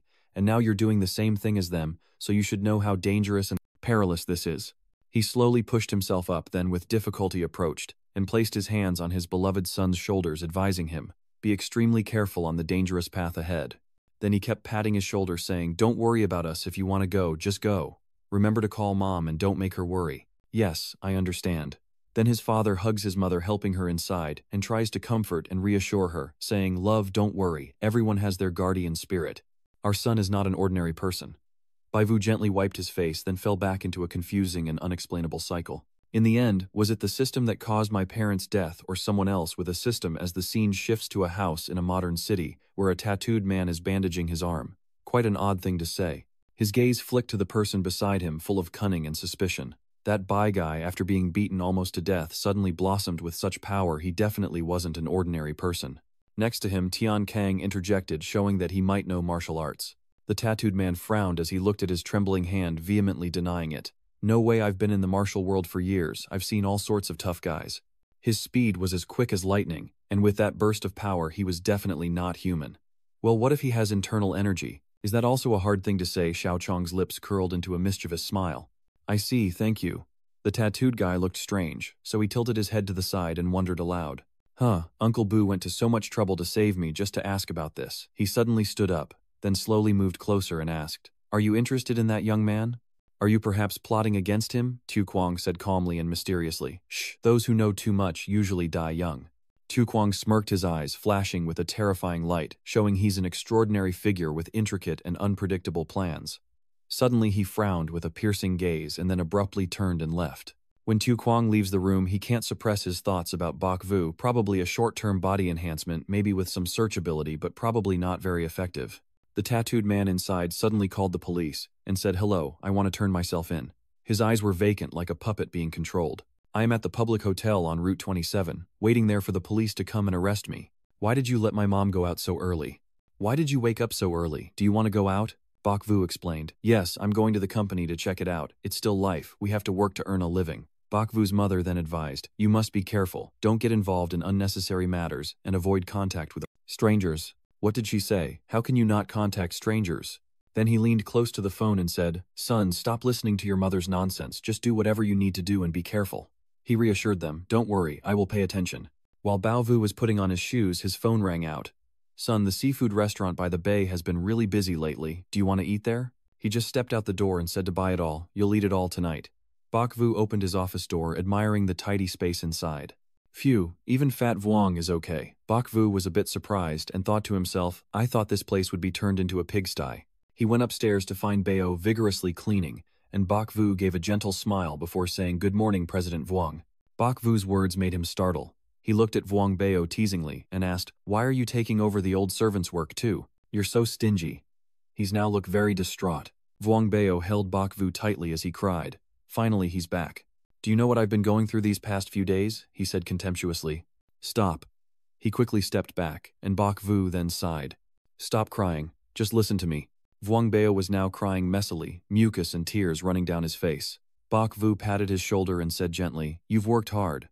Then he suddenly changed his attitude and shouted, Stop talking nonsense. This will become a scandal soon. I will make it up to you later after we discuss the main issue first.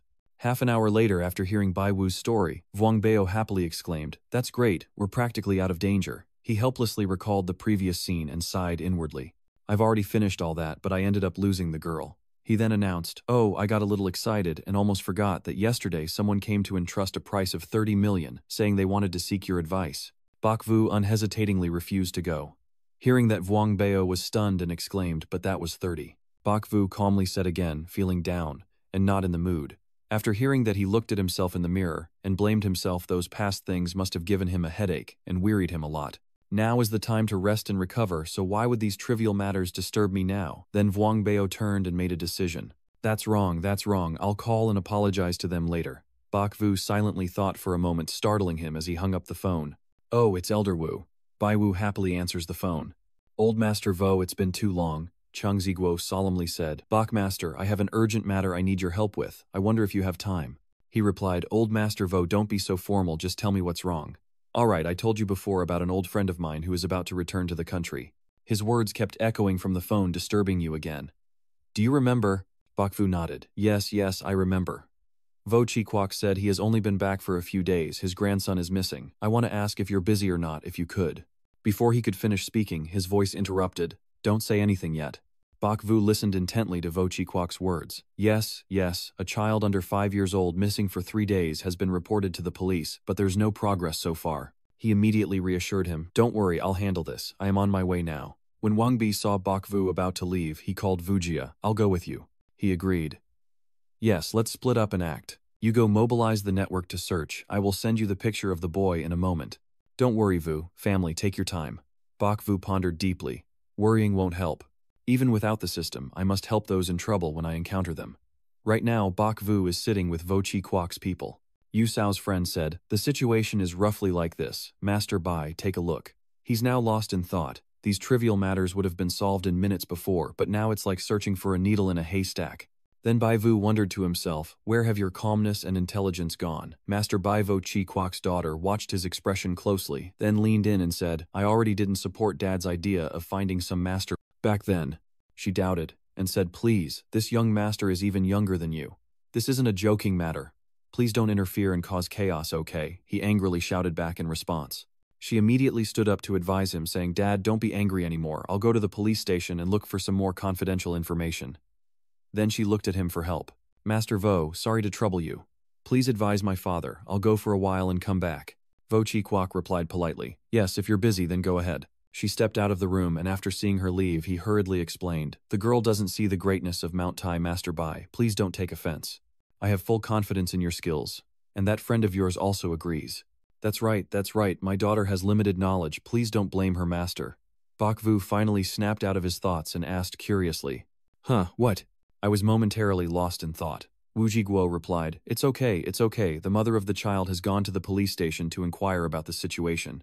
On this side, I'll leave it to Master Bai. He then analyzed.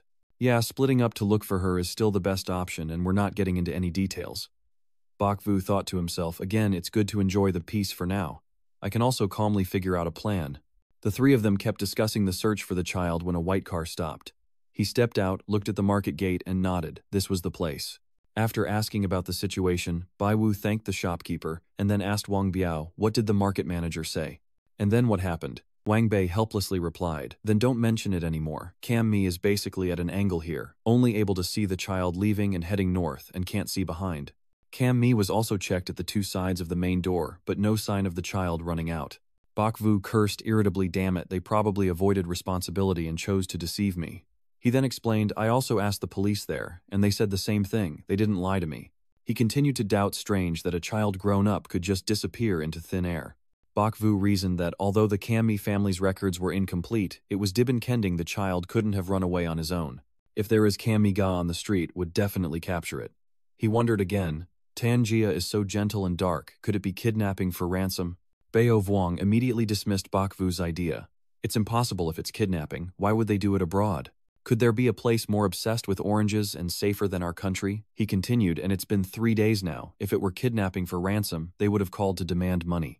This is all way off the script. Bak Vu immediately praised upon hearing that. The analysis is quite reasonable, isn't it? Wang Bignose humbly replied. I'm close to the light, so I shine. He then voiced his thoughts. Do you think there's a chance that my subordinate might betray me? But after their victory, these guys immediately moved out. As they walked, they discussed whether a kid could really be taken abroad to a place full of gods and spirits. That's really complicated. Bai Wu suddenly realized something and a child's voice rang out. Hey rabbit, why aren't you eating carrots? Hare, are you not hungry? Carrots are really tasty. The two are now secretly watching them and the chubby kid speaks up. My mom says eating a lot makes you fat, but being too fat will cause early death. This rabbit must be the smartest one here. The shop owner stepped forward, pinched the boy's cheek and praised him. This chubby kid is quite smart too. Fat King whispered that his mom scolded him for being fat and told him to eat less. That boy's mother just called him to come eat little tiger. The boy with bright eyes replied, I'm on my way. Will the little bunny uncle not eating carrots get sick? The shop owner replied casually, yeah. You kids should come back for dinner at the right time too. Bai Wu's gaze flicked over as if he recognized something. He said to take me to the market manager's place, and he immediately asked in confusion, are we going again? You'll see soon enough. He expressed his suspicion. I suspect this shop owner has a problem. He suddenly exclaimed, you mean he's the kind of guy who does those kinds of things? Bak Vu said seriously, just try and see to check if he's caught in a trap or not. Wang Bao looked at your tense spirit and thought to himself that he couldn't predict, only guess roughly, not knowing when the vitality of the Vu family would recover. The sky had already turned into a warm orange sunset. On the deserted street with no other people around, only the figures of two men approaching from afar. The man on the left said to the other, so you're not easy to deal with either. He smirked and looked at the bearded man beside him, teasing. Let's have a good drink tonight, guys. The other person sighed, depressed, and said, don't mention it again. He frowned angrily as he recounted that lately the market has been having trouble with riots and uprisings. Just 2 days ago, a child went missing again, so security has been increased, and my deputy manager has also been on duty for 3 consecutive days. Manager Yang, aren't you on duty today? Lao Li is on duty today, and his mother-in-law has finally been discharged from the hospital. He still keeps a gentle smile on his face as he waves. Oh, I see. Hello, Manager Duong. Manager Duong also waved to greet him. After saying goodbye, he and Lao Lai turned and walked away. This time, it's Lao Li's turn to ask for help. And for us, the antique market over there was just raided unexpectedly last night, torn apart in the middle of the night. Manager Duong turned around with a surprised look after hearing that. Why didn't I receive any notification? Old Man Li helplessly said to him. Boss, the upper team coordinated the action, so would it still be considered an unscheduled inspection if they notified us beforehand? He paid no mind to the matter and put his arm around Lao Li's shoulder, saying, what do you want to do? But even if you come tonight, it has nothing to do with me. Sorry to trouble you, Lao Li. The two of them continued walking leisurely. Manager Duong, unable to hide his happiness at being freed from work, laughed loudly and said, let's have a few drinks later to make up for Lao Li. Damn, this is bad. He thought the street was deserted, but in fact 2 people faintly appeared upstairs in the building across the street watching him through the window. He paid no attention to it and turned his back, carrying the box back inside. Bak Vu upstairs observes with a sneer and says, caught in a trap. Bao Vuong nearby enthusiastically chimes in. Where do you think you're running to? It's definitely this chicken. Suddenly, Wang Bao turned to ask why he didn't run away earlier. Normally, these guys finish their work and then leave immediately. Bak Vu smirks confidently and explains, things have been happening non-stop lately, so we've stepped up management. Running away now would be like begging for trouble. And Manager Duong, nicknamed Falcon, is on duty every day, so no one dares to mess with him. The cage is completely sealed, how can he bring the kid out? Vuong Bao suddenly understood and raised his finger to show he got it. I understand now, the surprise inspection news will scare him. Luckily the hawk isn't on duty tonight, so he'll definitely run. Bok Vu stood up adjusting his shirt and looked at Vuong Bao saying, yeah, plus I get the feeling he's not a professional, but that doesn't matter anymore. Let's go, it's time for us to act. At night, when the moon hangs high, and everything else is probably deep in sleep, the suspicious man from this morning's shop now carries a large bag on his shoulder and carefully steps out, pushing open the door toward a truck that has been there for who knows how long. And then the mysterious bag was placed onto the truck as he predicted, his face scheming and corrupt, already planning his escape route, thinking he could throw some money at him after the check. Unfortunately, no matter how carefully he planned, he was doomed to fail at the last moment. As he finished speaking, someone from behind suddenly lunged and grabbed him around the neck to restrain him. He sternly shouted, "Stay calm, I'm a police officer," and pushed him firmly to the ground. Immediately afterward, the police quickly carried out their duties, 1 restraining the suspect, 2 investigating the house, and 1 rescuing the victim. Officer Yuan, after confirming the child inside the bag was safe, immediately used the communication device to report to his superior. The operation was successful, the child is safe. In the quiet late night, the flashing blue and red lights of the police cars filled the street and the suspect had been taken away by the officers.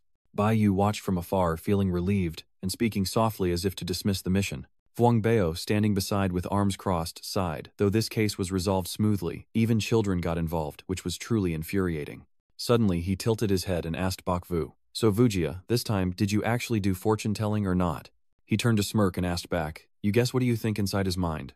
I believe I can handle this without the system, so even with the system I am still the main one." The very next second he clenched his head and screamed inwardly, but he couldn't help but smile. When will I finally get to go back? Suddenly he picked up his phone, his eyes fixed on the screen. On the screen was a message from an unknown person asking if he wanted to know the true nature of the world. Clicking on one of the attached links in the message, Bai Wu immediately looked displeased at the messages, wondering to himself why he received these stupid things. Want to deceive me? I quickly tried to delete the message when suddenly the system showed a 100% indicator. He was overjoyed, eyes wide open, instinctively asking himself in his mind through the system, then raised his head and looked around, searching everywhere. Vuong Bao looked at him with a confused question mark, while Bai Wu, smiling thoughtfully at his phone, and the system display before him, knew that Mi was still here, and was just testing Han No's honorable character. The system instantly disappears into the air, his expression immediately turns grim, a wave of confusion rises in his mind, then vanishes. Could it just have been to remind himself that the message was problematic? Vuong Bao saw his serious expression and hurriedly asked if he was okay. "Master Vu, are you alright? Is your phone broken?" Bok Vu turned around and replied expressionlessly, "I'm fine, just suddenly remembered something." Vuong Bao looked at him, still a bit worried, and confirming again. "Are you sure everything's okay? Then call Lao Vu to inform him, and let's find a place to eat something. I'm starving too." Suddenly Bai Yu hit his forehead in horror and said, it's over. I promised to have dinner with my mom at home, and now what time is it?" He sighed, and took a moment to steady his mind, realizing the system still hadn't recovered. For now, life goes on, just take it, as it comes better to rest first. Let's go home and have a meal. My mom bought some fresh shrimp today. Vuong Bao also laughed happily, excitedly, exclaiming, "What a good deal." He is also a man of courtesy, so he asked Bok Vu, "But I can't just show up at your house without warning either. Maybe we should stop by and buy 2 bottles of wine," he replied casually. "It's up to you." Right now they have no idea that a man is watching them from behind. He stands hidden in the shadows, only revealing a subtle, enigmatic smile. No one knows what he's planning. The starry night sky is brightened by streetlights. The quiet, lonely night is still alive, with a person walking leisurely along the expansive street. The place he stops is an ostentatious and grand mansion built in European style, with a calm boy leaning against a pillar, as if waiting for his return. Just as the small ball bounced up from below and landed perfectly in his palm, he asked at the same time, "Have you met him?" Yet he keeps throwing the ball to the ground, then letting it bounce back and play with it. The man's legs also slowly stepped closer. Tian Kong crossed past him and reprimanded, "I told you not to follow, and you still did." At this moment Jian Duang held the ball, raised his head to look at him and said, "CA, don't be angry. I'm too free, today's matter is simple, but he wasted too much effort. In my opinion, this kid isn't worth anything. Just deal with him normally." Tiu Kuang still calmly took out the key and unlocked the door, standing with his back to Jian Duang, coldly saying, "Just do as I said, go home." Jian Yang also didn't argue much with him, roughly threw the ball away and turned to leave, not forgetting to smile strangely and reply, yes, I'll do whatever you say." The innocent ball was forcefully thrown with great strength, smashing into the wall and causing fragments to fly off. The next morning, the clear spring day made the vibrant flowers bloom beautifully, while busy bees buzzed around searching for nectar to sustain their lives. In front of a rather wealthy household, 4 people slowly step out from inside, with Bai Wu among them standing in the center. The old man with white hair and a kind face took his hand gratefully and said, "I don't know how to thank you for your great kindness. If you ever need help in the future, just come to my house and speak your mind.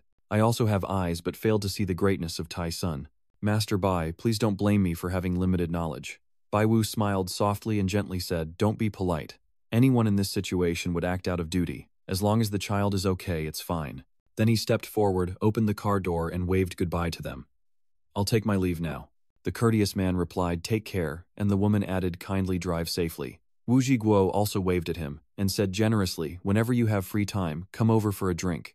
It was only after Bak Vu left that the woman turned to look at him with a doubtful tone and asked Dad he also refused the check. Was it because the amount was too small? "But he hasn't even looked at it. Is he still angry about what you said earlier?"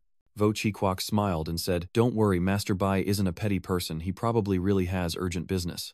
Meanwhile, Bao Wang was sitting leisurely smoking a cigarette, secretly praising Bai Vu. Vu family is truly domineering. They can analyze even the most intricate matters. The image of Bak Vu begins to resurface. He placed his hand on his chin and earnestly explained that children love pets, and since the pet shop is not far from the flower shop, it's likely they will go see the rabbits on their own. He remembered the scene of the shop owner happily playing with a chubby, adorable boy. Bak Vu said the boss's attitude towards the boys and girls is completely different. Indeed, after the boy left, his attitude changed when he saw the girls waving his hand to chase the 2 girls away. Therefore, he must have had a grudge, and the child we are searching for is a boy. Sure enough, after the police detained him, he confessed that my family has been an only child for 3 generations, but my wife only managed to bear 2 daughters. I would even dream of having a son to carry on the family line. He sighed heavily, admitting his sorrow. I originally planned to save money to go back to my hometown and buy a child, but the past year my business has become increasingly difficult, and in a moment of impulsiveness I did something immoral. Broy Bio stubs his cigarette into the ashtray, feeling furious about the human traffickers who should have been executed on the spot. He stretched and yawned, thinking that even though this guy had a reason, he still needed to be locked up for 7 or 8 years to make him remember. Meanwhile, a hand vigorously holding a pen was writing something, though it's unclear what, but seeing the shredded, crumpled papers scattered all over the room suggests the writer kept trying over and over again. Bak Vu reluctantly picks up the pile of papers and says, "Well, after all this time, the code in the message seems to be the only somewhat reliable result." He eagerly lifts his phone, eyes filled with expectation, and frantically types on the keyboard. The results appeared on the phone screen quite quickly, but they weren't very promising. Below the search bar for Lu Shibai, Xingbridge, 233, it read, "No related information." Even searching on the digital map yields no information about that place. Bak Vu helplessly stares at his phone, unconsciously scratching his head in thought. The system shows this message has an issue, but for now there's no clue at all. He closes his eyes and meditates. Lu Group, I've heard of this place before. Immediately afterwards, he suddenly looked up and realized that he remembered his father mentioning when he was drunk as a child that they were the ones who picked him up from there. At this moment, he suddenly frowned and glared behind, blaming, "Didn't I say not to bother me if there was nothing going on?" Wang Bei, standing shyly beside the railing, cautiously spoke up. "I understand, but the client came back a few days ago, and I also heard about your achievements yesterday, so they definitely want to pay double to ask for your help." Bak Vu asked, "I have something more important. Are you obsessed with money now?" Wang Bao approached him and said seriously, "It's not entirely about the money. The one who entrusted me is quite pitiful. I heard it's a matter of life and death, and I feel saving a life is more important than building 7 pagodas with talismans." Bak Vu reached out with his hand holding the phone and car keys and replied, "Okay, just agree first. I'll decide when I get back. I have a matter to attend to outside." He gave a few instructions, then turned to walk down the stairs, leaving Wang Biao still in shock. Soon after, he didn't stay there any longer, and quickly followed behind him. Below, Gan Yang is sitting under the watch of 2 ice-cold bodyguards, who upon seeing him come down excitedly stand up and stammer, as they call out, "Master Bye-bye." Bak Vu softly smiled at him, graciously waving his hand and saying, "Sorry, I really have urgent matters to deal with," but Jian Duong, unwilling to let him leave, immediately responded. "Master Bai, please help me," the boy pleaded desperately. "If not, I am truly afraid I will." His face clearly showed concern as he nervously said, "I will die at Lu Market." Bak Vu was instantly stunned, wide-eyed in surprise, and wondered to himself, "Lulu Village." Bak Vu took Jian Duong's scared hands and kindly said, "Don't rush, come to my office, and we'll sit down and talk." He turned to Wang Bao and asked him to take care of the guests, then said he would call and join right away. He smiled and replied, "Yes, leave it to me." After Vuong Bao and his people left, Bai Vu quietly glanced in their direction, secretly suspicious. Could it be a coincidence that he just gained a clue from Lu Shi, and this kid also mentioned Lu Shi? Hello, young master. Help me investigate someone and just send me the results via phone when you find out. He looked at Jian Duong politely and said, sorry to keep you waiting. Jian Duong tilted his head and looked at the two bodyguards behind him. He gestured for them to go out and wait for him. The bodyguard obediently responded, okay. Then they gradually left the office as instructed by their employer, leaving him alone inside. Then Ganyang finally spoke sadly. I am Ganyang, orphaned at an early age and raised by my grandmother, and I am also the sole heir of the Gan family. The boy sat meekly, quietly recounting the story. My parents died when I was very young, and my relatives all wanted to seize my inheritance. Bak Vu remains expressionless, calmly listening with focus. He continued saying that luckily his grandmother always protected him so they couldn't succeed. Bao King couldn't help but feel sympathy after hearing the story and kept his eyes fixed on the narrator. But not long ago, my grandmother passed away. Bak Vu looked at him cautiously, quietly judging. It didn't seem like he was lying. So what is he coming to see me for? Could he possibly want my help in protecting his assets? Wang Bao kindly offered a box of tissues to Jian Duong to show sympathy and gently said, please don't be so upset. Jian Yang tears in his eyes, pouts, and extends his hand to grab a paper towel. Suddenly, Bak Vu's phone screen lights up with a notification from a message push. He quickly picked up his phone to check, and Vuong Bao also realized and glanced over. He covered his mouth with his hand and glanced at Bai Vu as if wanting to say something. Suddenly, he widened his eyes in surprise while looking at the phone, instinctively muttering to himself, Hathantra's news is basically exactly what he said. Moreover, his parents also died in Lu City over 10 years ago, so could he actually be useful for what I'm trying to find? At this moment, the system suddenly appeared above Ganduang's head, showing 80%. Bai Wu felt helpless inside. Oh my god, system, are you just now able to get a signal? Are you here because of your parents? Do you want to investigate them at Lu's company? Jian Yang suddenly stood up excitedly and asked back, Master Bai, have you figured it out? Bak Vu gestured for him to stop and asked again, why now after so many years do they suddenly want to go there? Jian Yang closes his eyes, sighs softly, then suddenly frowns in frustration with an expression of helplessness. Immediately after, he opens his eyes wide and looks at him in shock, speaking, so someone sent me a message saying if I want to know the reason why they turned, I should go to Lu Shi. This was like a lightning bolt crossing Bak Vu's mind, making him deeply reflect, goddamn no way. Could it be that his parents are also researchers, also part of the system? His gaze drifts blankly as he thoughtfully deduces, could this kid be just like me? Right now, Jian Duong looked worried and said, I'm afraid it's a scam, because many people want to cause me accidents, but I really want to know about my parents, even in dreams I want to know. Bak Vu started to feel a headache from all this. He raised his hand to massage his temple, but couldn't help feeling a few doubts. Why does it feel like he's playing me?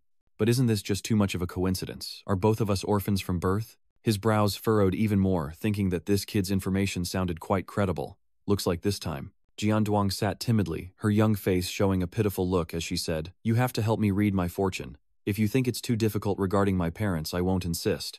Bak Vu had no other choice but to sigh and adjust his posture before fixing his gaze on him and nodding in agreement. In that case, I'll go with you. Actually, I've already made my own calculations inside. Lafuk is not a disaster. It's an unavoidable one.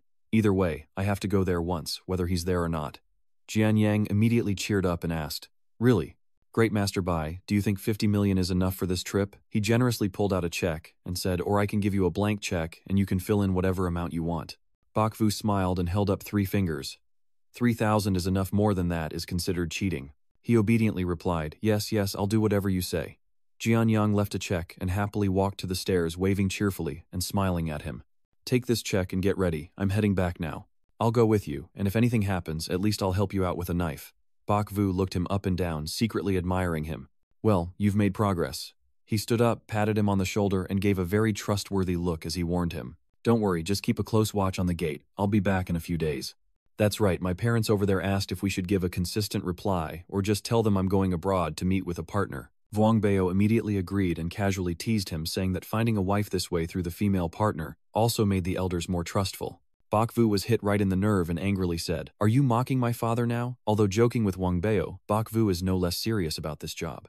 He remained silent and hoped this trip would go smoothly. 2 days later at the airport, Bai Vu returned and was sitting in a car. Bak Vu opened his phone and in the messages Min Bao sent a news update that Lu's Market Street is being redeveloped. That address must be the old street now, as the names have all changed to new ones. When they got out of the car, Bok Vu looked in a certain direction while Jian Duang was stepping down. The direction they were looking at had a large building and a black gate that was already shut. Standing and looking at the sign, Bok Vu said, "Although the street name has changed, the sign hasn't been updated, so it must be here." He raised his hand to his chin and glanced thoughtfully. But why has the research institute turned into a welfare center? Could it be that there was never a research institute at all? Gong Duang turned to look at Bai Wu, who was pointing towards the welfare center. "Master Bok, is this the place we are looking for?" He didn't listen to what the guy said and remained deep in thought. "No, Jiang Yang's clue only points toward this research institute." Bok Vu continues to ponder, his hand resting on his chin. Creating such revolutionary scientific research must be an extremely confidential matter. Bok Vu's face turned dark and gloomy, avoiding places with people, especially where the city set up a welfare station as a cover. "It's been over 10 years now, it's set in stone, so are you not worried it might be exposed someday?" Jian Duang cheerfully suggested. "Maybe we should go ask." Bai Wu pats Gan Yang on the shoulder to stop him. "Don't go over there to eavesdrop." The two of them started asking everyone. "Neither of us knows for sure. We've only just moved here a few years ago and have never seen it open." A woman holding a fruit basket with a sour expression said, "The door has been closed for a while, but the support behind it is probably strong, since no one dares to mess with the government property." Bok Vu then stops to ask another elderly woman. She points to a lower area of the building and says, "Go ask over there, some elderly residents still living there probably know something." When he enters the area she pointed to, and asks the woman, startled and frightened, quickly shoos him away. "No, I don't remember anything. You should ask someone else." "I don't know, get out now or I'll call the police on you." When he went to the next house, the door was slammed shut again. The next house also welcomes Bok Vu and Jian Duang in the same way. Bok Vu and Jian Duang leave that place with sad and disappointed expressions. Bok Vu stroked his chin thoughtfully. Could it be that there's something wrong with this welfare institute? Everyone's reactions seem a bit off. Jian Yang looked at Bok Vu, who had just given his opinion earlier. "We can just go straight to the welfare institute and ask. Why go through so much trouble just to make a big circle?" He looked at him seriously and said, "We don't know what's going on over there, so it's better not to take unnecessary risks and to go slow but steady." Bok Vu no longer stroked his chin and said, "Jian Duang, maybe you should go back to the hotel first. I'll visit a few more places and then head back." Jian Duang shrugged and said, "All right, I'll go with you then." Suddenly, Bok Vu glanced over the stone bench, and the two approached an old lady with unkempt hair and a tired appearance. Bok Vu kneeled on one knee and asked kindly, "Grandma, have you lived here for many years? May I ask you a question? Can you tell me if you know the way to the welfare office? How many years has it been open?" The old lady regained her composure and said, "The Welfare Institute." The old lady became agitated and said, don't go, it won't be clean." Both Jian Duang and Bok Vu are holding their breath. Jian Duang pats his chest to steady himself and says, "There's no such thing as ghosts anymore these days." Suddenly, the old woman grabbed Bok Vu's hand and shouted excitedly, "Bok Vu, why haven't you left yet?" She pushed him hard to the ground. "Hurry up and take him away or you won't make it in time." She keeps pulling her hair in distress and stumbling around, shouting frantically, the old woman muttering, "Everyone is dead now. Grown-ups and children run away, quickly run." Bok Vu looked quite bewildered and called out, "Grandma, the old woman ran over to warn you, too, get out of the way." The other person hugged the old lady to comfort and soothe her. Okay, Grandma Tan, it's all right now. Grandma Tan is still panicked, pointing at Bai Wu. "Hurry, and tell them to go. If they don't leave, they won't make it." That terrifying woman chased Bok Vu and Jian Duang away. "Doesn't she look sick? Hurry up and leave." The old lady really respects her and also calms her down. They're gone now, don't worry, they've all left." Grandma Tone just left, muttering to herself, "If you go slowly, you'll lose your head and be swallowed whole." Bok Vu bowed his head in thought. That's right, this place is definitely involved. Bok Vu's eyes grew cold as he listened to the mad old woman's words. Surely a big event must have happened here. They both left and continued searching for clues. Bok Vu was walking while texting. She sent a message to Wang Banzi, "Dad, help me find out about this welfare institute, try to be as detailed as possible." Bok Vu furrowed his brows and frowned in thought. Could it be that using the welfare institute as a cover for research makes it impossible for people to know? That's incredibly depraved.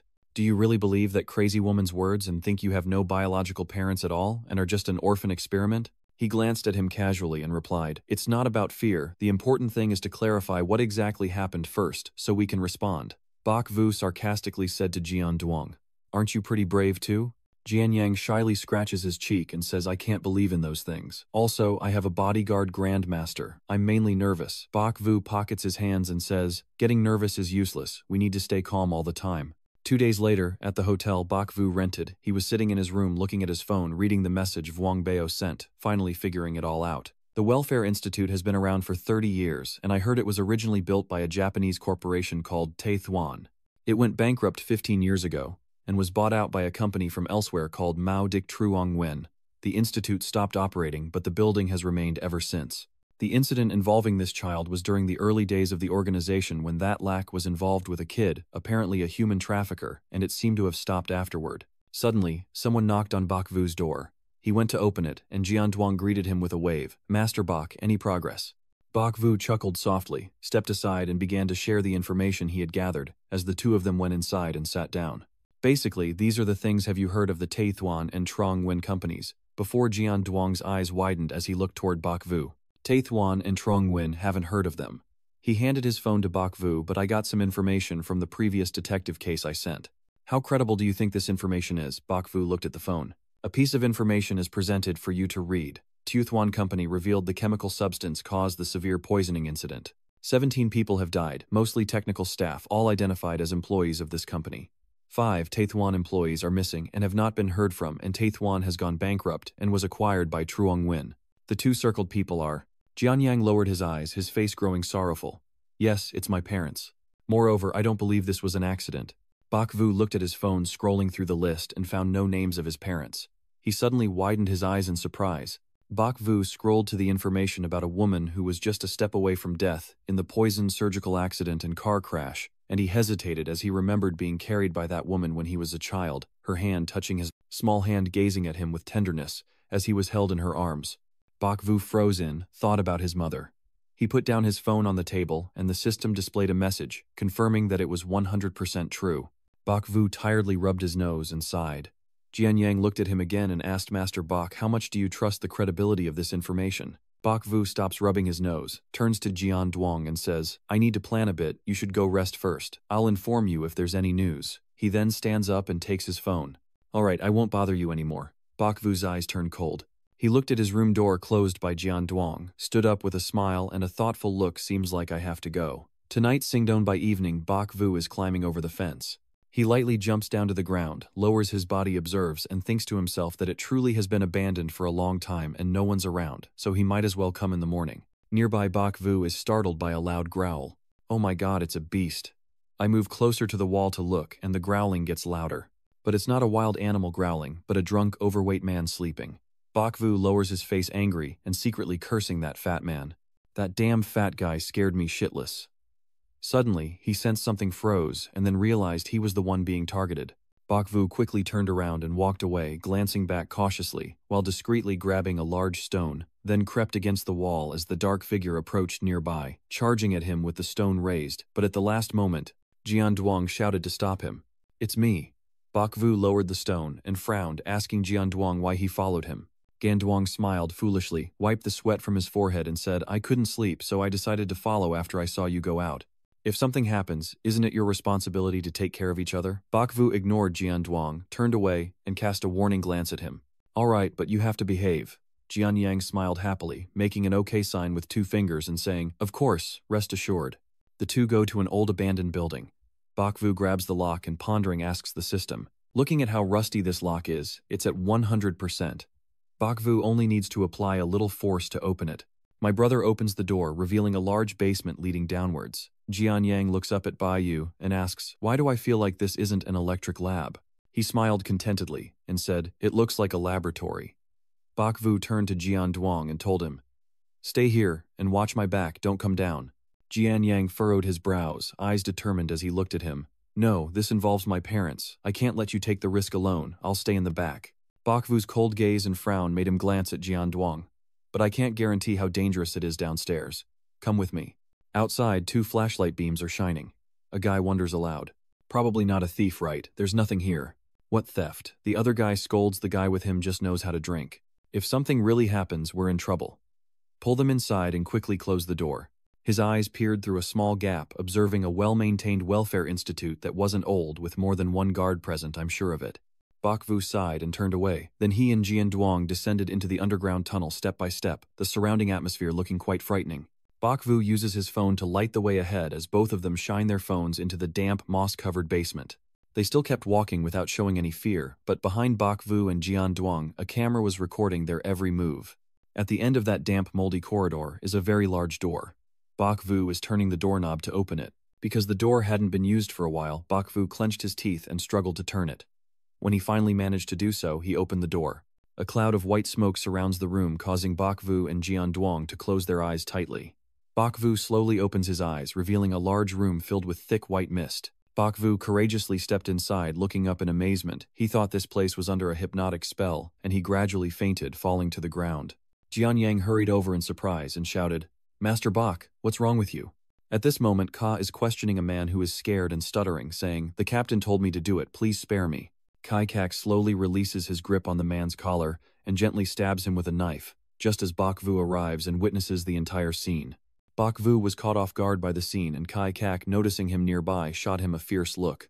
Realizing the danger, Bai Wu immediately turned and fled desperately, while Kai Kak, the puppet master, still held his weapon and tried to chase after him. Bok Vu desperately runs forward, but in his heart he keeps asking himself, "Who am I? Where am I?"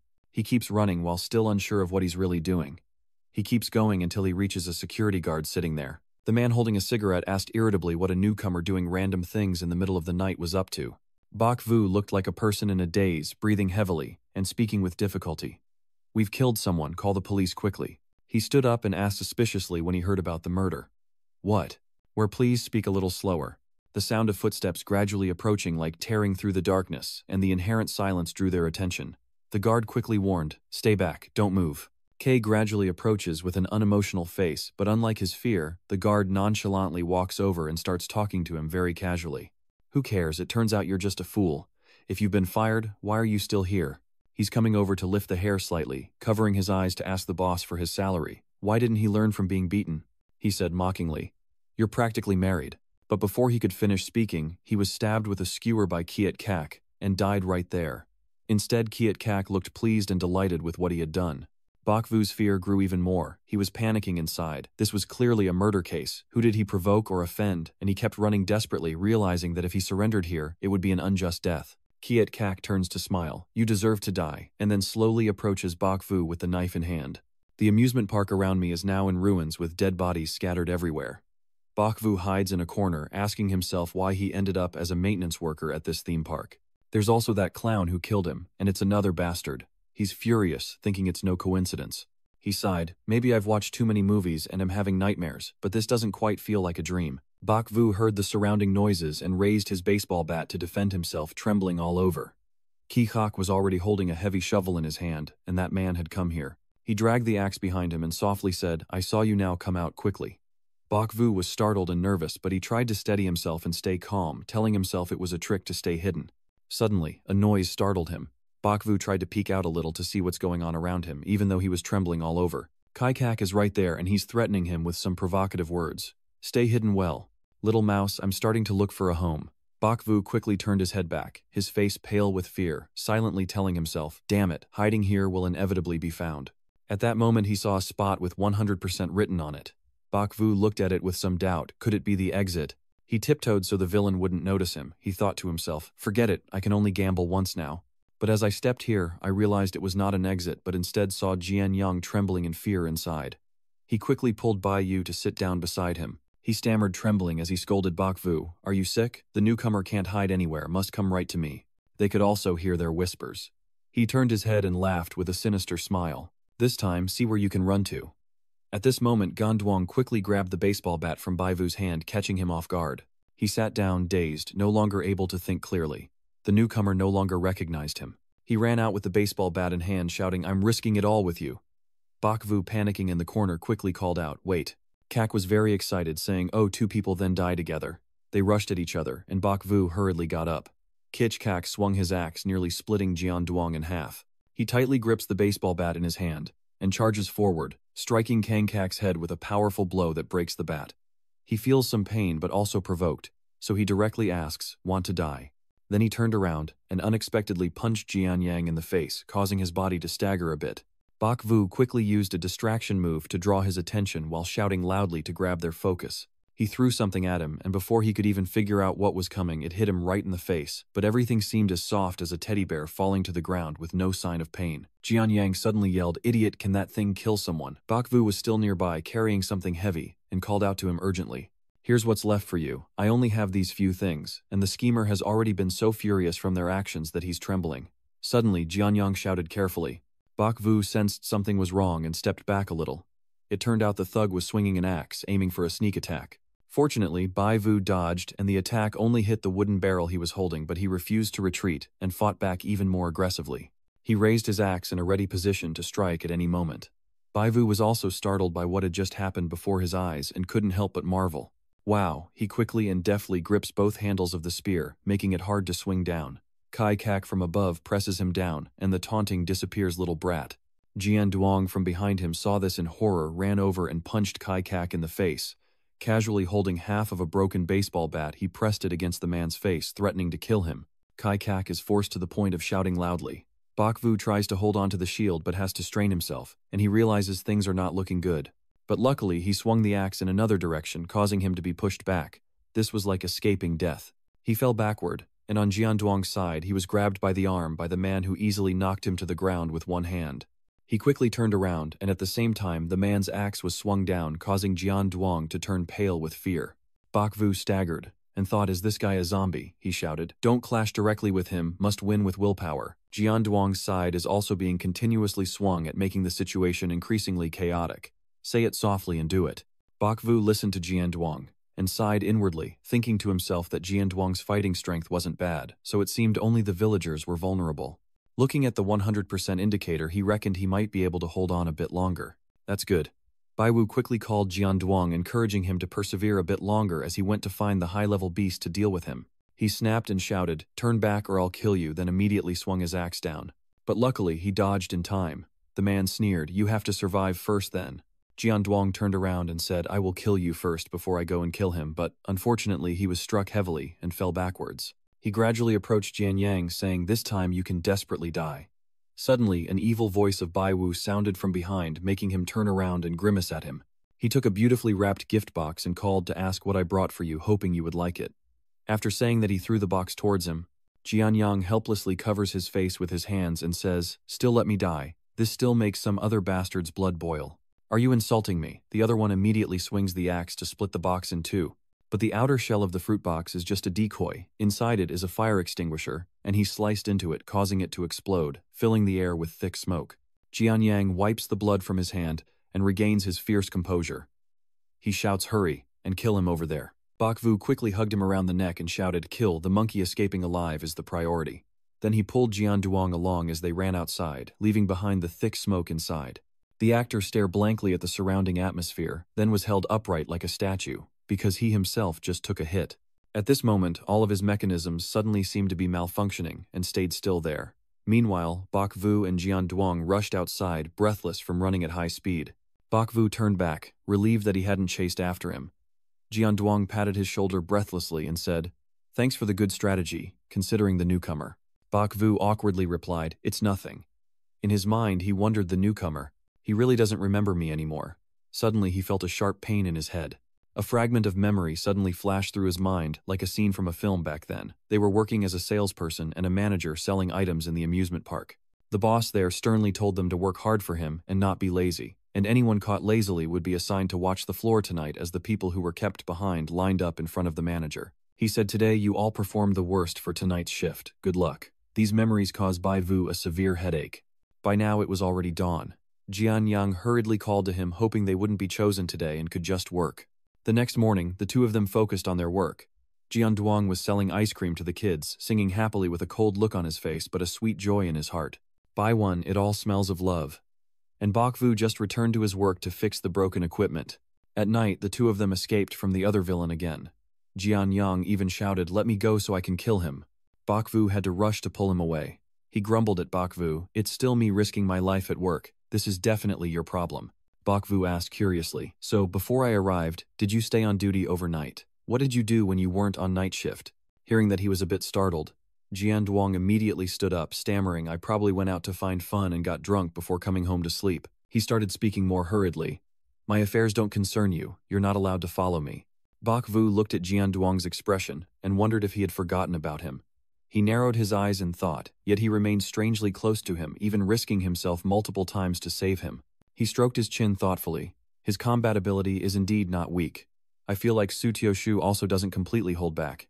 But he suddenly realized and thought again, no, the danger level seems lower now, but why does it feel like that thing is immortal? He staggered forward, let out a breath, and wondered what it takes to run out of this demon's place. The next day, Jianyang managed to charm a security guard and said, I wonder if those thugs have left yet. Let me escort you out. In front of them, there was a security guard smoking a cigarette, laughing loudly as he watched Bak Vu and the guard make a scene. And then what happened? Did you succeed? Jianyang tiredly let go of the security guard and asked, so what then? I took her home. Her parents greeted us at the door. The surrounding guards burst into laughter, each one rolling on the ground laughing. So she's a good girl. You're really just a pure hero. Jian Yangren quietly signals to Bai Yu and distracts them while they're not paying attention. He says, it's time. Shall we go get some food now? The guards also stood up and left. That's right, I'm starving. Bakvu quietly watched them turn their backs and leave, feeling that if this continued, he would soon be completely assimilated. He turned his head slightly and said, then there's really no way out. The guards are chatting excitedly, and the newcomer feels strange and distant. The guard, inhaling softly, says, he's so refined he must be an aristocrat. He lowered his voice gradually until it was almost hoarse to let him feel a bit of the night here. Everyone here has their own intentions, and each person wears a mysterious smile. The night sky with a hanging moon, flickering lights in the entertainment area, and the ominous sound of saws echoing through the darkness as the clown in costume walks eerily through the amusement park. Bak Vu hid to one side, muttering to himself, his opponent's equipment has been upgraded again. He observed secretly and calculated, and Jianyang has also been assimilated without his support. It looks like he has to face the night alone. Bak Vu recalled seeing the social circle members, some as waiters, some as security, and kept quiet. Only now did Bak Vu faintly realize that something was wrong, especially in recent nights. And at this moment, Kek had already driven the chainsaw deep into the forest. He shouted, come out and die, little rat. Tu's meticulously drawn face shows a wicked grin with sharp teeth, threateningly saying, you can't escape. On one side, Kiat Kak is wildly swinging the chainsaw in his hand while behind him, Bak Vu, clutching his bleeding arm, keeps running away. No matter how he tries to escape, this guy always seems to pinpoint his location as if he's been hooked up to JBS. The pain in my arm keeps worsening. I tell myself if I go on like this, I'll be killed sooner or later. Maybe I should also learn to transform and join them. Bak Vu became a bit distracted. Then maybe I won't need to be chased at night anymore. But once I am assimilated, I will fall into an endless cycle of death I can't escape from. Bak Vu, feeling helpless and frustrated, clutched his face and screamed inwardly, my system companion is gone. I will really die to show me. Suddenly, that dramatic actor seemed to sense the smugness in Bak Vu's heart. He immediately turned around and swung his saw, cutting down the branches above where he was hiding. Bak Vu frantically covers his mouth with his hand, fear shining in his eyes as he glances through the hole in the bushes behind him, but what he sees is Kiat Kat raising the chainsaw to strike at his place. His eyes glowed red in the night. At this moment, the system's low battery warning suddenly appeared. Bak Vu's pupils constricted, still covering his mouth. Damn it, you finally dared to show yourself. I'm so going all in. Bak Vu ignored the chainsaw coming down from the clown and still forced himself to sit still. Bak Vu trembled uncontrollably as the chainsaw narrowly cut close to his shoulder. Suddenly something else drew his attention, causing him to stop the saw in his hand and turn sharply to look behind. Bak Vu glanced and saw Kiat Kak already walking away, so he finally dared to breathe a sigh of relief. Bak Vu gritted his teeth and said, if you don't want me to die, serve me well. The system's battery level also reached 100%. In the blink of an eye, Bai Wu quickly stands up and escapes. GK listens to the noise and immediately turns his head to look at him. Holding the chainsaw tightly in his hand, he pursues Bak Vu, who is rushing ahead. In front of Bak Vu is the system report, and he glances over at the killer. Damn it, this is really a savage survival game. Bak Vu managed to cling to the wall and climb up as the system's percentage reset to 0. Bak Vu immediately lost his footing, and as soon as he hit the ground, he was terrified to see Kitch Kak and his saw approaching. Before Kitch Kak could start the saw, Bak Vu had already turned and fled. That psycho kept pacing back and forth in the amusement park tirelessly, searching for Bak Vu while he was on the second floor of the adjacent building. Bak Vu lifted a wooden crate from the second floor and threw it down, but it was completely unaffected by the killer, who even smiled confidently and flaunted his personality to him. Bak Vu watched this scene and recited a prayer, accepting that it was over, but it was okay. Bak Vu also didn't give up immediately, grabbing something in his hand and running away breathlessly towards the large locked gate of the amusement park, with the system still reporting only a percentage. Bak Vu's face is extremely grim, so angry he is almost smoking, and he keeps hitting the lock on the door with a sharp tool. No matter how he kept trying, the system kept showing 0%, and finally one night of fear had passed, dawn was breaking. Bai Vu sat panting by the fountain, another night had finally passed. Now he looked like a chronic insomniac, spiritless and lost silently, saying, "You're definitely talking about controlling disobedience and punishments, right?" The system panel remained silent. Suddenly, the entertainment district gate opened, surprising Bok Vu sitting by the fountain facing the entrance, as the social circle guys swaggered in, grinning arrogantly. The security guard said, "Not bad, little guy, keep it up." Another guy wearing a hat said, "We'll support you." Bok Vu remained silent, without replying, watching them swagger past him, then glanced away. Lang Lang, Thuanan that, since he couldn't run away today, he wouldn't do anything. He might as well just relax. Having made up his mind, he stood up and left the seat beside the fountain. Bai Wu silently vowed, "Don't worry, I will definitely get you out. I figured it out now." The system panel still answered with silence and ellipses. Bok Vu punched it open. "If you don't know how to talk, shut your mouth." The game is leaning towards the evening. The security guard standing beside him told Jian Duang as he was cleaning the ice cream cart, "The meeting is almost here. Why aren't you finished cleaning yet?" Jian Duang's sweat go down his face. He looked up at him and said, "You go ahead, I'll be there soon." The guard walked away first. He smirked and said, "Hurry up or you know there will be consequences for being late." Jian Yang quickly cleaned up and put the ice cream cart away, pondering to himself. Strange, there are unusually many customers today, could it be, because of the hot weather? As I was sitting on the ground tidying up my notes, I suddenly felt a shadow casting over my back. Jian Duang, suspected he wanted to play tricks. He quickly and lightly bent down to avoid, but still got covered on the head. Jian Yang shouted, "Who the hell is this? I can't let them go if I catch them." Before he could finish speaking, he was hit on the head with a bat. The one hitting him is Bai Wu. "Sorry, I predicted your plan. It's getting dark, and the amusement park has closed for the day." Bok Vu holds a water bottle hiding behind a wall and observing the situation outside, while Jian Duang remains tied up nearby. Bok Vu took a sip of water, glanced at him, then immediately spat water into Jian Duang's face, calling him to wake up. Jian Duang opened his eyes and saw Bok Vu's face close up, smiling and saying, "Sorry, it's a urgent situation, so I had no choice." Jian Duang, furious, "Your damn bastard, let me go or it'll be too late." Bok Vu squinted, "It's already too late. I already announced on the loudspeaker tonight is just me and you." Jian Yang angrily yells at Bok Vu, "Are you fucking crazy? Or is there some grudge against me? Why do you keep biting and refusing to let go?" Bok Vu smiled and said, "I am saving you just a bit drastic. You let me explain to you. But no matter what I say, he still screams like crazy, explaining monkey. Do you want to drag me as a cushion? It's just that you can't see I have a good day." Bok Vu said impatiently as he stood up. He frowned at him. "Do I look like I have good days ahead? Are you still working for him? And then defending yourself by pretending to join their gang using subtle actions behind my back to enjoy this endless night on your own?" Bok Vu crossed his arms and looked at Jian Duang. "What if I can't take it and die? Who will be next?" He looked at him with disdain. Bok Vu asks, "Who are you? Where are you from? Do you remember?" Jian Yang immediately snapped back, "I'm Yang. I have parents and 2 older sisters. I just got into trouble in the new town and ended up being imprisoned here to work." Bok Vu burst out laughing in frustration. Wow, his family seems quite complete. He asked further, "Is the small town far from here for the delinquent student doing community service? How did you get here? Is he rude or what?" "Not far, not close, since it's not a plane, it's probably a train." Bok Vu continued, "So is this place paid weekly or monthly?" "Have you received your salary yet?" Jian Duang stammered. "Salary, monthly salary. I just arrived, not long ago. I haven't reached payday yet." Bok Vu frowned, knowing that if the work is unstable, he will have to work night shifts and endure harsh punishment. "What kind of crime against the sky did you commit to be sentenced to this kind of forced labor that takes your life? Do you think that's fair?" Jiang Yang stared blankly, then broke down in tears immediately. "Bastard, you're lying, you're all lying. This whole thing is a game of killing." Bok Vu sat down and laughed brightly to a certain extent. "You're right." He stood up and looked outside.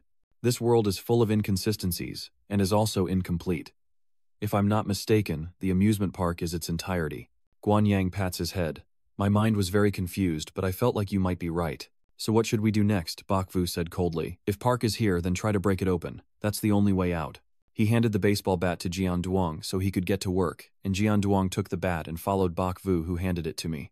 "What about you?" Bok Vu turned back and smiled. "Having you is enough for me." Jian Yang feels confused. "No way, you're just messing with me again. We already agreed. You can't leave me alone again like last time." Bai Wu waved his hand. "Don't worry." Jiandan Yang rests his stick on his shoulder and lets out a sigh. "I was exhausted during the day and had to risk my life at night. So unlucky you don't know how busy I was during the day." Bok Vu raised an eyebrow and thought to himself, "This time wasn't I just trying to delay your leaving work? Am I easy to work with?" Remembering how he secretly promoted to the guests during the day that if you collect all 4 types of ice cream wrapping paper, you can participate in the prize draw for a year-long ticket. The big prize is a lifetime free ticket. Don't share this with others. At this moment in the amusement park, Kitch Kak was holding a chainsaw and wearing a creepy smile. Bakvu quietly asked Jian Duong, so the rule of the amusement park is being hunted at night, but what if the NPC gets killed instead? He stared in surprise and asked, that's right, defeating the boss should let us pass, right? Bakvu was stunned when he saw the screen go black, and thought to himself, am I overthinking this? Do I really think that the main point of solving this is Jianxiang's fighting strength? He frowned, squinting angrily, thinking why wasn't this said earlier, and then suddenly jumped, thinking, am I just practicing a new avatar? Jian Yang nearby saw that and asked Big Brother, are you daydreaming? Bakvu, sweating profusely hurriedly, replied, no, I am analyzing. He asked further, how is the analysis going, and he fell into silence before answering. We don't have a conclusion yet, but I feel it won't be that simple. It's done already. If it doesn't work, we'll think of another way. Don't act impulsively. Jian Yang clapped his hands and said to Bai Wu, I'll leave the rest to you to attract its attention and you handle the rest. Then he ran off, leaving Bai Wu worriedly asking the system, hey, can we successfully clear this boss and pass the level? System at 50%, Bakvu thought in shock, fainting. Are you sure you're serious? Bakvu successfully attracted Kiat Kak's attention and suddenly collapsed. Stop, don't kill me, Bakvu pleaded, sweat pouring down his face as fear filled his eyes. The strange smile on his face and Kiat Kak starting the saw with a sarcastic tone completed the terrifying scene. Where is your little friend? Why isn't he with you?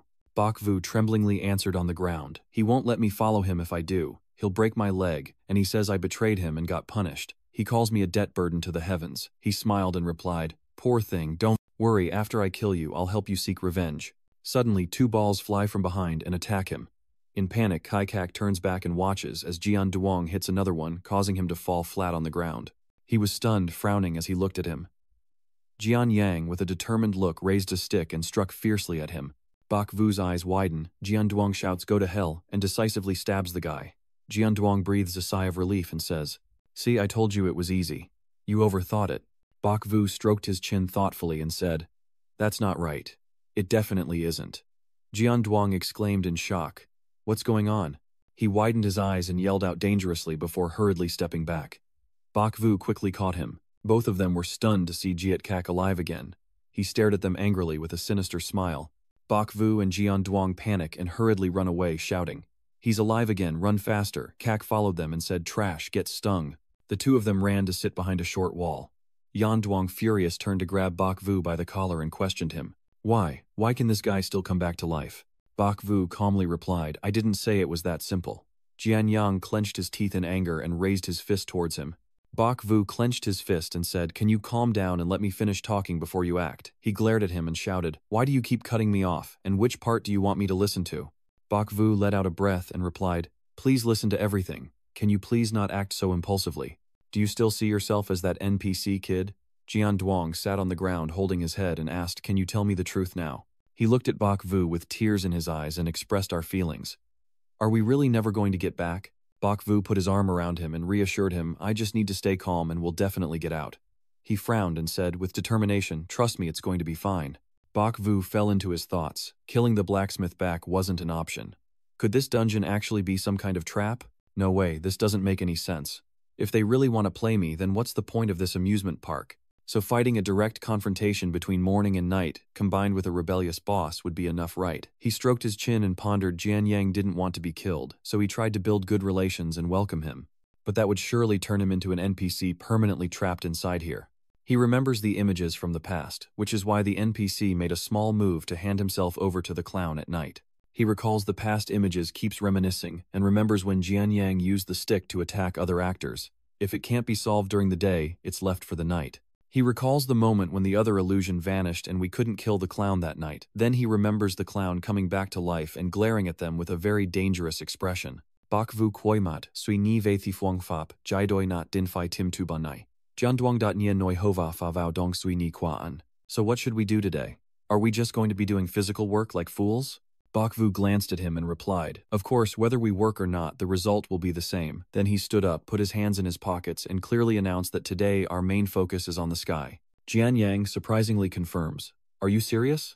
Bakvu calmly answered, of course, rest assured I won't deceive you. Then both of them entered the amusement park. Baiyu approached and started chatting with a blonde girl. Little sister, do you live upstairs in town originally? The girl saw him and ran away with her ice cream, shouting, you darn pervert, asking that question again. Then he glanced at Jian Yang, who was greeting the security guard, and the two of them hid when they saw a well-dressed person passing by. He suddenly felt something was off and stopped. He turned around and looked back. Luckily, both of them had managed to hide. They disguised themselves and reached the gate but were stopped by the system. "No, have you noticed anything yet? There are many unusual things today." He was frightened as he felt many eyes watching him from behind. He furrowed his brow and guessed that this place would react and adjust based on our every move. The system responds 100%. Jian Yang exclaimed in shock. "Do you mean it's alive?" Bai Wu quickly patted his head to stop him. "Damn," Jian Duong exclaimed, "can't be. If that's true, our chance to run away is nearly zero." Bak Vu asked softly, "Do you still remember what the situation was when you first entered?" "It was directly opening the door to kill the durian fan at night." "It seems so." "What does this imply?" Bak Vu explains, showing that his default was to open the door and kill. "But unexpectedly, we are not easy opponents, one with strong combat skills, the other with a sharp mind." Jian Yang was astonished, punched his hand and exclaimed, "Exactly, and we are teaming up too." Bai Yu approached, put his arm around Jian Yang and said, "Therefore it has changed its plan. Try to assimilate you, so I can face the clown alone at night. That means I would be sentenced to death while you are infinite." Jian Duong glanced at him, and then nodded quietly. "He's quite perceptive." Bak Vu let out a sigh and continued, "I was lucky that night when I almost succeeded in mind control to save you during the day." Jian Duong looked grim and asked Big Brother, "Is that considered kidnapping?" Bak Vu thought to himself that killing the clown afterwards seemed like it would just be the resurrection again. Then he spoke up and said, "We feel like killing the system boss isn't the condition to get through the level, but why does it seem like this isn't an emergency response adjustment, but something else he's suggesting?" Jian Yang was stunned and stood up shouting, "What do you mean? So even if we find a way to break in and solve it, would it still change what happens if it's really that brutal? Then we still have to die." Bak Vu scratched his head and said, "Yeah, that's right, this isn't right." Jian Yang suddenly patted his shoulder and asked, "There were people around earlier, but now everything's quiet." They startled and looked around. Bak Vu exclaimed in confusion, "It's already getting late. Just now it was afternoon, and now the sun has already set in the west. I think this isn't good. It seems this move was bigger than before." Then he pulled Zhang Yang's hand and ran yelling, "Hurry and find a place to hide." They hurriedly fled. Bak Vu said, "Oh no, it's already getting dark." Suddenly, something else started to appear, and both of them froze in surprise. It was another figure. The man with a sword drew it and said sarcastically, "You two are indeed very strong, but I'm also fed up. Let's end this today." Ganduang, sweating, said to Bak Vu, "I'll go ahead, you find an opportunity to ambush him." Bak Vu frowned, thinking that something was off and he suspected a trap. He quickly grabbed Jian Yang's hand to stop him and warned, "We proved yesterday that there's no way to kill him." He asked again, "But you said the side quest is probably alive. Isn't today the day to turn the tables?" Kay sneered mockingly, "If you can't do it, then just go. Your time is running out." Jian Yang glared at him furiously and shouted, "Damn it, isn't it supposed to be resurrection? I want to see how many lives you can have." Bak Vu quickly stopped him. "Don't make a move, his real goal is to provoke you." Jian Duong, losing all composure, replied, "I don't care what he's plotting, I can't just sit here and do nothing, let me out." Bak Vu stared intensely at the scene and thought, "Can't just give up and wait for death. Ordinary people would definitely think that way. Oh my god, isn't this exactly what it is?" Then he called the system, "Hurry up and come out." Feeling helpless, he clutched his head and thought, "Damn it, pretending to be dead now, if you don't come out, I'll really die for you." Kitch Kak looked at them and said smugly, "Well then I will let you have your way." Then he quickly rushed at them with the knife. Jian Yang angrily turned and shouted, "If you want to blame someone, don't drag me into it." But Bai Wu pushed him away and stepped forward. The knife rushes forward and touches him. Bak Vu thinks he understands, but cannot speak. "Then go ahead and try it." Kitch Kak was surprised, and his eyes widened in astonishment. Jian Duong also feels incredibly confused as Bak Vu takes a blow, biting his lips in pain, blood pouring from his mouth. Jian Yang opened his mouth wide and shouted, "Vo family, you're big shot." Bak Vu suddenly turned to look at Kiat Kak and smiled. He painfully knelt on the ground, clutching his stomach and calling out, "Jian Duong, trust me." Then he gradually disappeared before Kiat Kak and Jian Duong's astonished eyes. Returning to reality, he painfully lay on the ground. Bai Wu sat up and was in shock. He sighed in relief and thought to himself, finally back. He adjusted his clothes and frowned, thinking, well, it's a pretty cruel way to go against the flow. This is what it truly means to live after death. He pondered silently. If he had hesitated or warned Zhang Yang earlier, he might have been altered again. But spending a few days in the amusement park only shows that the mission only monitors your behavior and words, not your thoughts. Then he looked at his phone and thought, but it's been that long inside, only 2 hours have passed. Then he stroked his chin and thought since his body hadn't been moved, the entire process was just a dream, almost turning into a damned NPC in this endless survival game. Why hasn't Jian Yang come out yet? He looked inside the door and thought the dungeon is over. The other survivors are probably out too. Does he have to take a slash like me to be satisfied? He scratched his head as he walked. Since he entered with me from start to finish, maybe he fell around me. Could they have been taken away? No, that doesn't make sense. So why didn't they move against me? He lowered his head, realizing that this young guy inside was so strong in combat. The timid young master persona he had before was probably just an act. Never mind, I'll find him first and talk. Then he stood in front of a door and thought, looking back now, maybe I could do something beyond my understanding. Maybe only the system or someone with a system or perhaps a research system or an operator can do this. He stepped in front of the door, but his system couldn't respond directly because of this, so it played dead. He crossed his arms and thought of Xiao Pei, but that also indirectly gave him the answer. He slowly opened the door. My little master has cleared the trial. Why aren't you rushing back? I promise I won't scold you if you do. The room is messy. After entering Bai, Wu rested his chin on his hand and looked around. Then he started to walk suddenly, stopping in shock when he saw something. He was surprised to see the system in the corner of the wall at 100%. He walked over and reached out with a doubtful look on his face. After he picks it up, the system alerts that the experiment has not been authorized.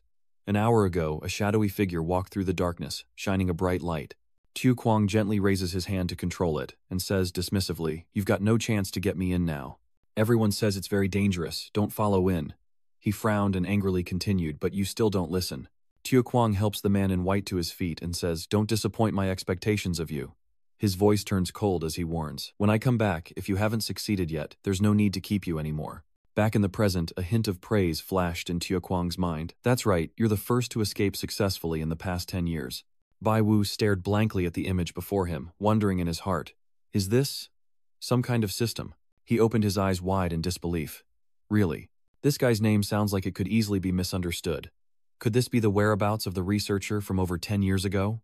It seems pretty advanced. Tu Kuang smirked challengingly to himself. "Come on, show me your final move so I can sit back and watch the fisherman profit." He appears behind Bai Wu, but he remains completely unaware. He held the small stone in his hand and wondered, did your master die? If so, who would get it then? Thinking, he stroked his chin and frowned, pondering, could one person have two systems?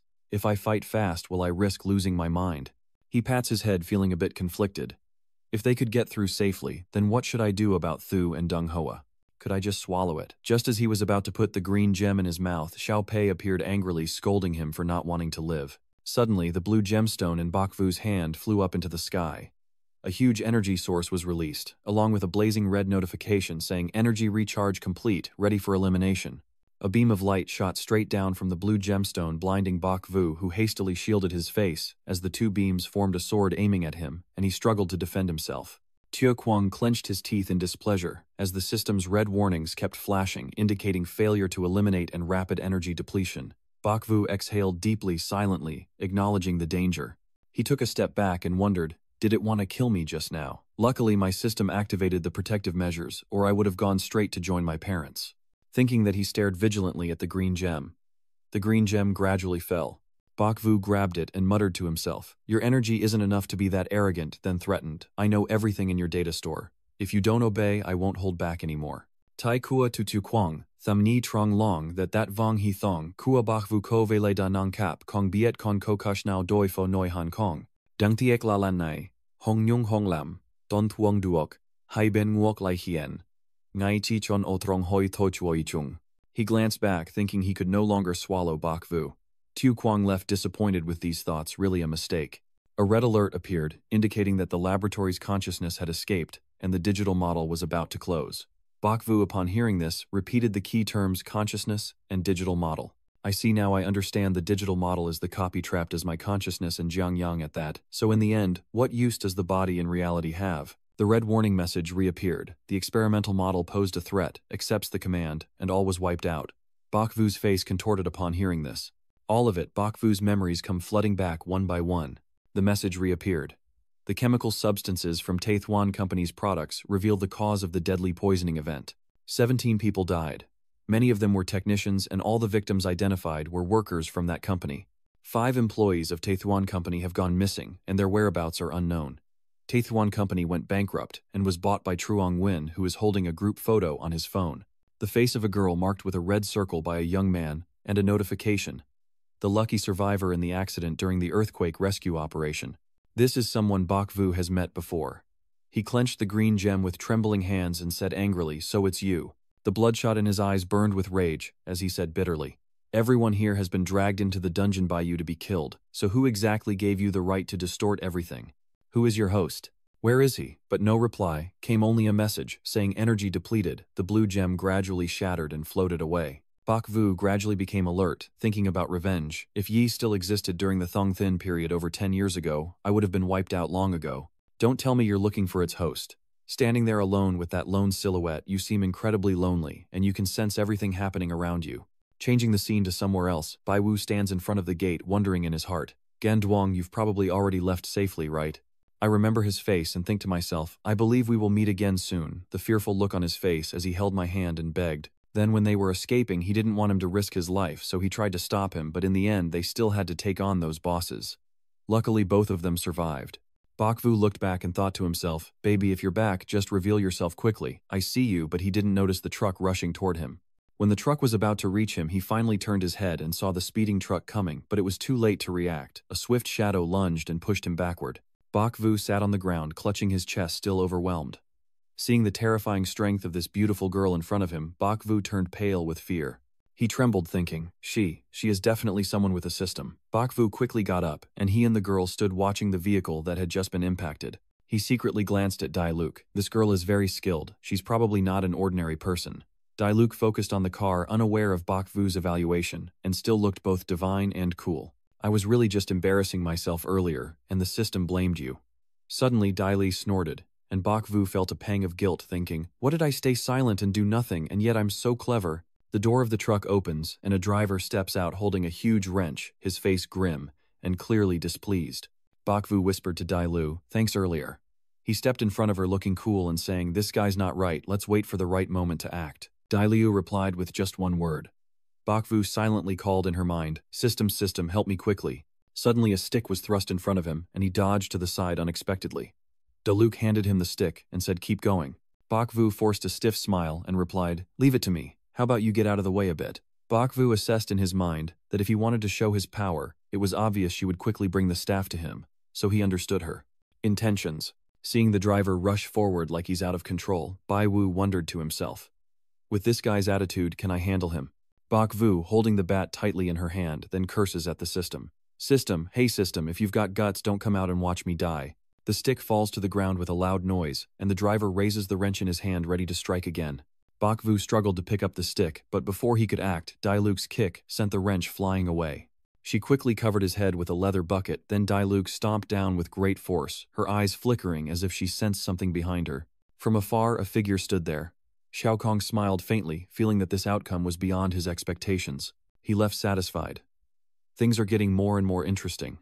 Bak Vu held his head in pain, feeling embarrassed, and thought, I'm so shameful. Dai Lu looked at him and asked, what should we do? Seeing Dai Luke's alluring hot figure, Bak Vu couldn't help but be surprised. He blushed, had a nosebleed, and stammered, no need to kill him, maybe we can get some information out of him. Hearing that, Dai Li lifted his leg off the trunk. Seeing the driver's current condition, Bak Vu seriously said, it seems the earlier state has disappeared, try calling him to wake up. Seeing no effect, Bai Wu slapped the driver's face and called out, wake up, the police are checking for overload. Bai Vu stroked his chin in doubt, wondering why he was fine earlier, but now exhausted did he push himself too hard. Then Bak Vu suddenly gasped in doubt, did I say the wrong thing? He quickly turned his head, waved his hands and said, that's not what I meant. But beside him it was already empty. Bak Vu suddenly jumped in surprise. When did I leave without knowing? Is she a heroine or a villainess after all? Then Bai Yu turned back to look at the driver, wondering, since the driver was subdued earlier, even if he regained consciousness he wouldn't get any answers. Thinking that he left because this place was not suitable for staying long. A car speeds down the road. Inside, Bai Wu sits with his arms crossed, wondering if he's being targeted by another system. A sharp voice suddenly sounds truly unsettling. Tiu Pei sits with his chin in his hand, smiling, which surprises Bak Vu. Am I imagining seeing the appearance of the immortal king just now? Tiu Pei angrily replied, showing a bit of skill already. Bak Vu snapped, you still know about this. Does me know how much I've been through lately? Before I could finish speaking, the driver suddenly stopped the car, causing Bak Vu to hit the vehicle and feel pain. The driver tremblingly said, I'm sorry, can you change to another car, Tiny? B happily said, fool, you scared them. Am I not responding to the dialogue? Drive the car. The driver still insisted, boss, can I give you 100, please change the car. I'm a coward. Bak Vu hurried into the hotel entrance. The staff didn't have time to greet him. He left without looking back, leaving the staff stunned and only able to gasp out a farewell. He entered the elevator to the 16th floor and then walked out.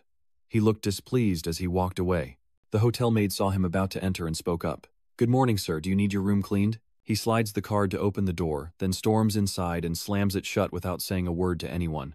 The staff can only stand aside quietly and say, "Who are you in such a bad mood with this early?" He sighs inside the room. Bok Vu suddenly shouted in anger, "You left without a word. Do you know how I've been living? Even if you go to upgrade and can't send me messages, you clearly recovered later. So why don't you show yourself? Do you think it makes me happy to see me worried?" He seemed to realize that no one was responding, so he wondered if he shouldn't have answered. Maybe he was too harsh. Suddenly he spun around. "You." Xiaopei, behind eyes glistening with tears, runs up and holds out her arms wanting to be hugged. Seeing that he also teared up. Then little Pei ran closer to him. He reached out his hand and they held each other tightly in a hug. "I really am despicable. I said I wouldn't lose my temper anymore, but I forgot again. All right, it's enough now. Don't cry anymore. You'll look ugly if you do. No one will like it. Now that I've leveled up, you'd better treat me well." He raised his eyebrows and asked, "Oh, come on, tell me what's different." Xiaopei turned away and said, "You're the idiot." Suddenly Xiaopei jumped onto his lap. "Did you feel it?" He gasped in surprise, and Xiaopei kept asking, "Did you feel it?" He looked at it in shock. "Wow, you have evolved into a real entity. Impressive." Xiaopei praised, puffed up with pride. "Huh, thanks. That's just a small matter. There's something worse out there. Come on, reward me." He pondered what good reward to give, and happily replied, "I've got it. I'll give you a name. You should have one too. You can't keep being called just System forever. Zemnung Wai Kolong Tam. Goilachu Andi. How about that?" Xiaopei looked dissatisfied upon hearing it. "This guy's name is everywhere in Hancheng, not impressive at all." He casually replies, "What kind of badass girl wants to be impressive? Could it be called Little Kang, Little Kung?" Little Peavy shouted angrily, "How about you get lost and be serious for once?" He comes up with new ideas again. Names like Tintin, Tudalanlan, or Nununa and Na, but of course none of these are acceptable to Xiaopei. He continued, "You're too picky, and besides, kids don't get to choose their own names. It thought 2P, this name is quite special." He clapped his hands confidently and said, "Then from now on, call me Little Pei, no more changing it." It reluctantly accepted. "All right then, from now on, call me Little Pei." Little Pei happily added, "I will call you Grandma. I don't even have a girlfriend, but I've raised a daughter before. Are you not secretly happy about that?" Tiny P jumped onto his shoulder, and he said, "Let's go, P, we're going home." P happily agreed nearby. "Okay, Dad." As we left, Little P said, "Dad, I bet Grandma is really happy to see her eldest granddaughter." Bok Vu scratched his head and replied, "This has to be postponed for now." At the company, Fat Wang ran over crying and kept calling out Brother Vu. He rushed to hug him and shouted, "You're back." Bai Vu held up his hand to stop his face and said, "Calm down." Little Pei giggled and said, "Your love for him is growing deeper." He patted his head and sighed, all right, let's get back to the main story." I turned to Vuong Bao and asked if the young master's clues had been uncovered yet. He hurriedly dried his tears and rushed off, saying, "Dad, I'll go get it for you." Vuong Bao hands him the documents, and what he says is almost true. His parents really worked at Taithuan Company, but there's more in the documents related to this kid that hasn't been uncovered yet. He read the documents and pictured the events. He silently thought that his approach wasn't just to find out the cause of his parents' death. Maybe there was also a secret about Song Ku, but with how smart he seemed in the copy, could there be someone behind him? Little P, immediately cheerful, saying, "Dad, you're so smart." He glanced at it and thought, "Is this considered an answer? Thank you." He looked through the documents once more and pondered silently. So is he and the person behind him someone with a system? "You're not thinking anymore after I leave, right?" Bok Vu sighed and looked at him wearily. "If I'm not mistaken, you can't figure it out right." Little P looked at him, panicked, pouted, and gestured with both hands. "I haven't seen the person yet, how can I count? All right, next time I'll suggest it." Vuong Bao saw him stay still, and looked at him anxiously, he noticed, and turned back to ask, "What's wrong?" He scratched his head and waved his hands. "It's nothing." Bok Vu grimaced and sighed. "You need to be more careful, or you'll soon get caught by that fatso." He grabbed his documents, turned around, and left waving his hand and saying, "If there's nothing else, you can go now." Xiaopei stays behind to act as the clown with Vuong Bao, who hesitantly waves goodbye. "All right, call me if anything comes up." "I'll be sitting here holding the documents in my right hand and tapping my left on the table." He asked Little Pei, "The girl who saved me, is she part of the system, Little Pei?" Leng Liang replied, "Little sister, isn't she beautiful?" He sighed, "I should have let Fat Wang lead the way earlier." Wang Bao suddenly sneezed, leaning on his hand and sighing, looking like Vu Jia was talking to someone. Suddenly he stood up as if he had discovered something. Could it be that this trip will bring some kind of opportunity? Isn't it about obtaining a genius or a divine treasure? Maybe it's the divine magical treasure. Xiao Pei angrily said. Your little sister Bao Bao, you fatso, I will definitely scare you to death when I get the chance. Bao Vuong grinned, thinking once Wu Jia succeeds in cultivation, wouldn't he also benefit from it himself, envisioning Bak Vu meditating on a crane with Bao Vuong sitting underneath. In the office, Bai Yu stepped in and said, please inform him that I'm going to my parents' place for dinner. Would you like to come as well? Wang Bao was startled and dropped his phone. He broke out in a cold sweat, trembling as he said, you can leave now. I have plans with a friend tonight. He turned and closed the door, replying, all right, I'll go home then. He went out to think alone, looking mysterious and suspicious, definitely nothing good. On the way, Bai Vu stepped on the gas and sped down the street. My phone suddenly rang and I said, Xiaobi, help me see whose message this is. Xiaobi boredly replied, it's Wang Map. He said he would take good care of the company and his grandparents who are his strong support so he can focus on his big work. Annan asks suspiciously, what kind of fever did you get this time? Xiao Pei happily laughs and responds, probably just a delusion thinking he's inside already, but in the end, Fat got stuck. His thoughts make people anxious. The car is speeding ahead. The man in the car thought to himself, I must interrogate him tonight for sure. In a neighborhood, Wang Map's live stream channel appears on the phone. Don't forget me, everyone. Big Uncle is live streaming now. He takes a bite of meat and happily says, today I'm taking everyone to Ghost Street to buy treasures, so please like and follow. He thought to himself that Vu family's cultivation was a major matter. Earning money to support the family was his responsibility. The fat man was just helping with errands and buying things, doing both at the same time. Suddenly, Wang Pao read a comment, turned around, and saw the noisy crowd behind. He smirked, his eyes shining with excitement. Could a rare item have appeared? The crowd grew noisy. Someone exclaimed, the smell is so terrible, another added. Who farted? Wang Bao pushed through the crowd and finally managed to squeeze in. The person next to him snapped angrily, with so many people, are you ethical for eating stinky tofu? Another guy saw this and shouted loudly, this is on me now, you damn fatso. Big Victor didn't care and cheerfully continued speaking. Let's see if there's anything good. In front of us is a guy holding a water heater pipe streaming for sales. This is the treasure of the hospital's ruler. Can everyone feel its aura of dominance, even through the screen? Wang Bao ate a tofu and said, Lao Li, give me a treasure to hold. Lao Li turned around to stream live and warned, don't cause trouble. Then he eagerly reached out to touch the penis again. Seeing this aura along with the color and the sheath, maybe the Lord of the Pillar drank wine with dak ki while biting his lips. Wang Bao looked at him confused. What is Tu He talking about? Does it look like a potty to you? Old Li replied. What potty? There are also people who say it's a potty. Stop talking nonsense. It's definitely a jar of wine. Then he opened the wine lid and continued, everyone stop worrying. He poured the wine vigorously into the pot and loudly said, I'll have a toast for everyone. Old Li spun the pot around and loudly said, remember to aim for the missile. He pours the alcohol into his mouth with banners full of gift notifications on the screen. Big Bear looks at him in surprise. Doing live sales like this is really daring. He patted his head, turned around and left, still being honest about his work. When he got back to the hotel, he wondered to himself, is Mu still not back? Xiao Pei replied, you're back. He's in his room, go check. He quickened his pace and then opened the door to his room. What kind of trouble is the weather playing now? Wang Bao is live streaming from his room. He walks in arms crossed and says, boss, your international package has arrived and needs your signature. Wang Bao mim tuoi noi voi moing moi tren truyen hin truktiep. Toiselai mot hut moing moi doi mot hut. He ran over to him and said, Vo Ra, you went home early. Bai Wu crossed his arms and said, are you lying again? Wang Bao hurriedly waved his hand with a helpless smile and said, there's no way, how could that be? I see you're busy with important work, so I'm free to make some extra money to help the company. He frowned and said, making money is fine, but don't mess around, and don't take advantage of this deal. Don't forget the lesson from before. Wang Bao forced a chuckle and nodded secretly.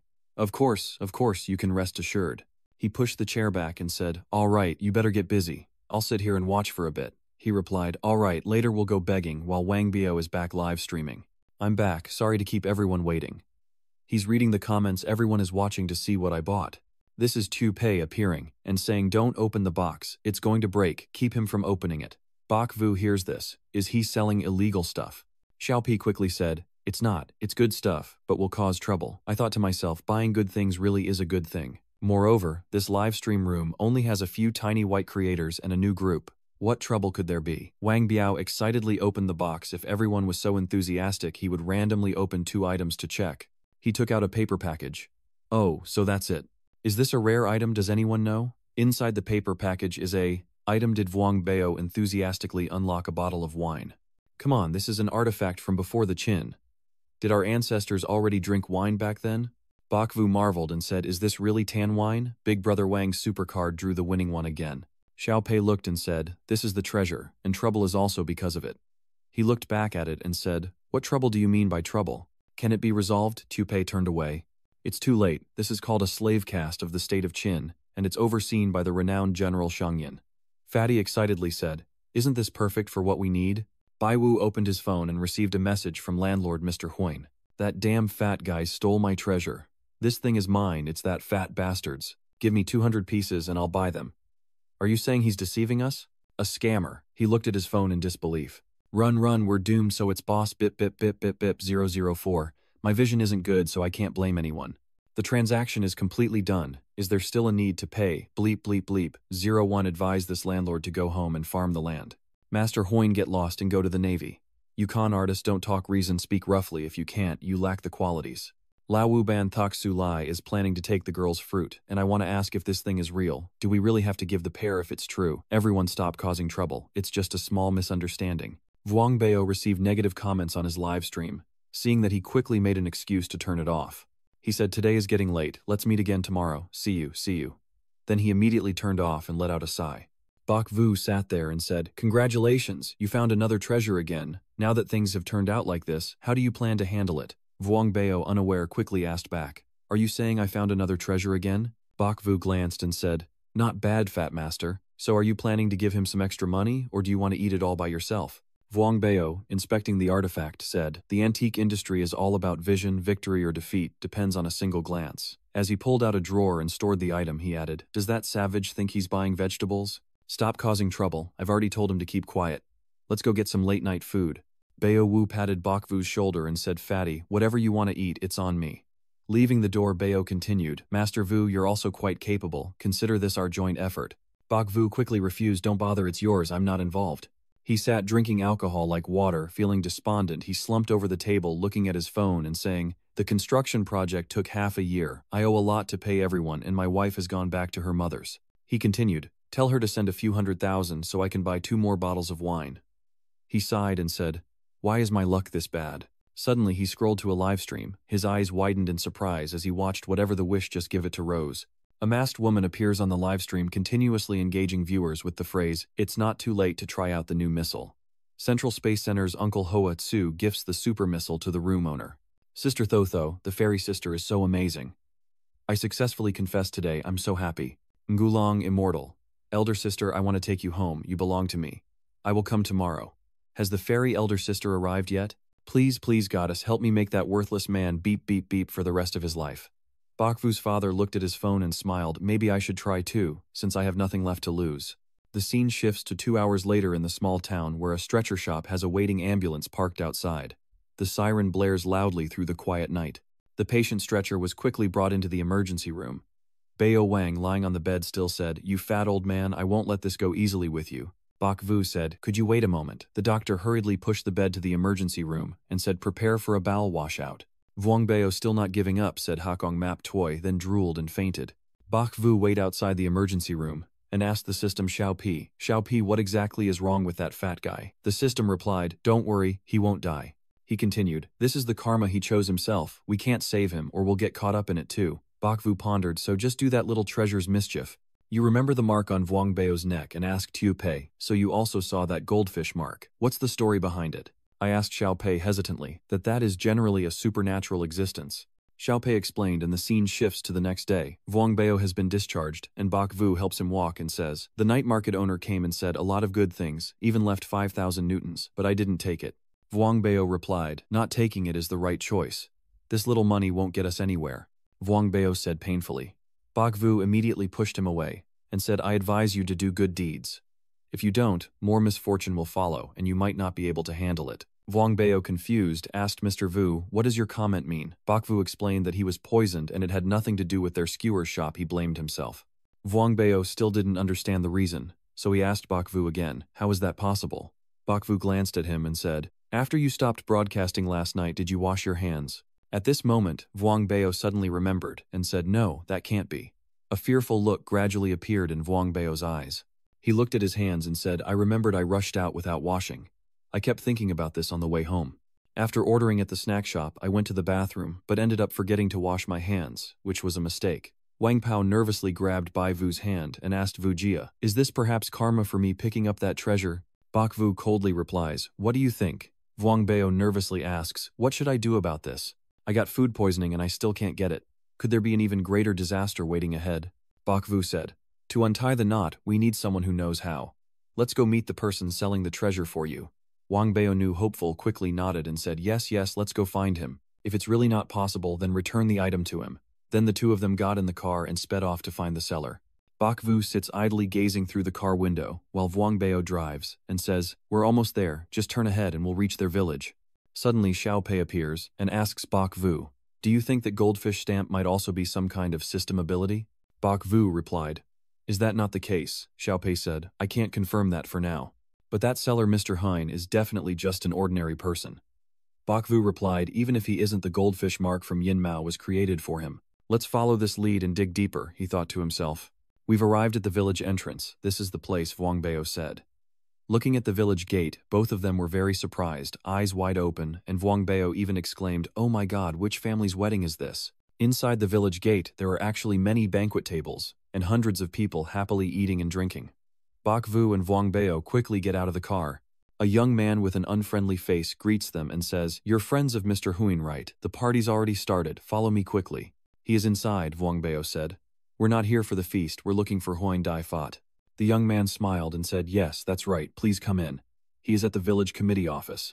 The scene shifts to the village committee, and a voice calls out, "Congratulations, Mr. Hein." Bak Vu's father was startled and shouted, "You came, how dare you come here?" They were surrounded by a group of Bak Vu's men.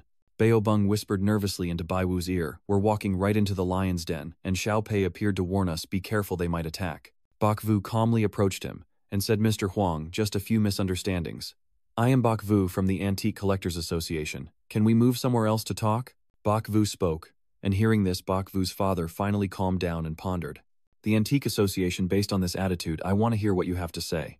Bak Vu still maintained a very confident attitude in front of his father. Then he secretly led both of them elsewhere, and said, "Follow me." The scene shifts to the front yard where two guards are happily drinking. The ancient artifact was neatly placed inside a box. Bak Vu's father stared intently at the box while repeatedly tapping his hand on the table, as Bak Vu and Vuong Bao waited silently for his response. Bak Vu's father sneered and said, "Are you afraid karma might come back on me?" Vuong Bao looked irritated and grimaced. Bak Vu thought that today he would have to use some tricks to make him yield. Mr. Huyn was joking. Bak Vu sipped his tea, and said that according to the rules of the antique shop, this transaction was flawlessly handled, and it was simply a matter of skill. "Are you implying I started trouble?" Bak Vu replied with a smile, "Calm down. As far as I know, this crossbow probably isn't the only one, right?" Bak Vu's father was startled by this statement. Vuong Bao marvels, "This is amazing, Master Vu." Bak Vu's father is confused and thinks to himself, how does he know that? Did the news about the antique spread so quickly? Tupi appeared and said, "Because I am here, that makes the people around Dad see everything as just a joke." Bak Vu continues, "And if it weren't for the fat man's appearance, this treasure might have already been sold by weight like scrap jewelry." His father, overwhelmed, feared that only he and his wife knew the truth. Could it really be impossible? He must have figured it out. Bak Vu's father gritted his teeth and said, "You're wasting your breath. I already sold it, so you're too late." Xiao Po leans in to remind Bak Vu, "It's not sold yet. We only took a deposit of $100 million. His guts really aren't small. If he hears my advice now, there's still time to turn back." Bai Wu's face turned dark and sinister as he spoke. Bai Wu's father stood up and slammed the table, speaking loudly, "I don't have any. You're making things up." Bak Vu revealed his hand and said, "Want me to clarify? Aren't you afraid of having no money to spend or no life to live? Who are you talking to so arrogantly? Do you want to die?" Seeing this, Vuong Bao and Xiao Pei turned around, preparing to fight the two guys. Suddenly, Bak Vu's father seized the teapot, threw it at the two guards, and shouted loudly, "Get out! Go as far as you can get out for me." Before they could react, they were forced to run with their mouths agape. Then the door slammed shut, and Bak Vu's father knelt on the ground and said, "Master, save me, show me a way out, and I will do whatever you ask." Bak Vu's father cried and begged. Bak Vu calmly sat there, holding his teacup and responding, "A few years in prison, at least you can still be alive. So luckily they are outside then. What harm can those thieves selling antiques really do?" Could it be that he doesn't understand? Bak Vu's father kept kowtowing and pleading, "Please, master, I was wrong, save me, save me." Bak Vu then stops pretending, sighs, and sits down to talk. His father replies, "All right." Bak Vu told Weibo, "Keep watch outside." he replied as he left. Sure. Bakvu sighed, saying Fatty is my disciple. I also bear responsibility for not noticing clearly. Bakvu's father clasped his hands and begged, Master, this matter is in the past. Can we not bring it up again? Please, I beg you that day. Bakvu chuckled happily. I got it easily. This time you should tell the truth. Right, Dad. How much longer are you going to keep playing? Bakvu replied, Soon it will be done. Wang Bao stood by the door thinking, if Vu is selling immortal parts, don't even talk about him, even I wouldn't dare to joke in front of him. Wang Bao chuckled to himself. Xiao Pei said with a smile, only after you go back to your brother. Bakvu explains, this item was obtained through excavation, so it should be handed over. Of course your actions will definitely receive praise. I am with you on everything. I will never let you suffer any loss. Bakvu was about to continue when the elder said, you go ahead, just tell me what you want to ask. Bakvu asks, after getting this thing from him, my luck suddenly took a nosedive. I'm worried this item might be strange. Did you notice anything unusual? My father said, so what you said actually reminds me that my luck has never been good since I unearthed it.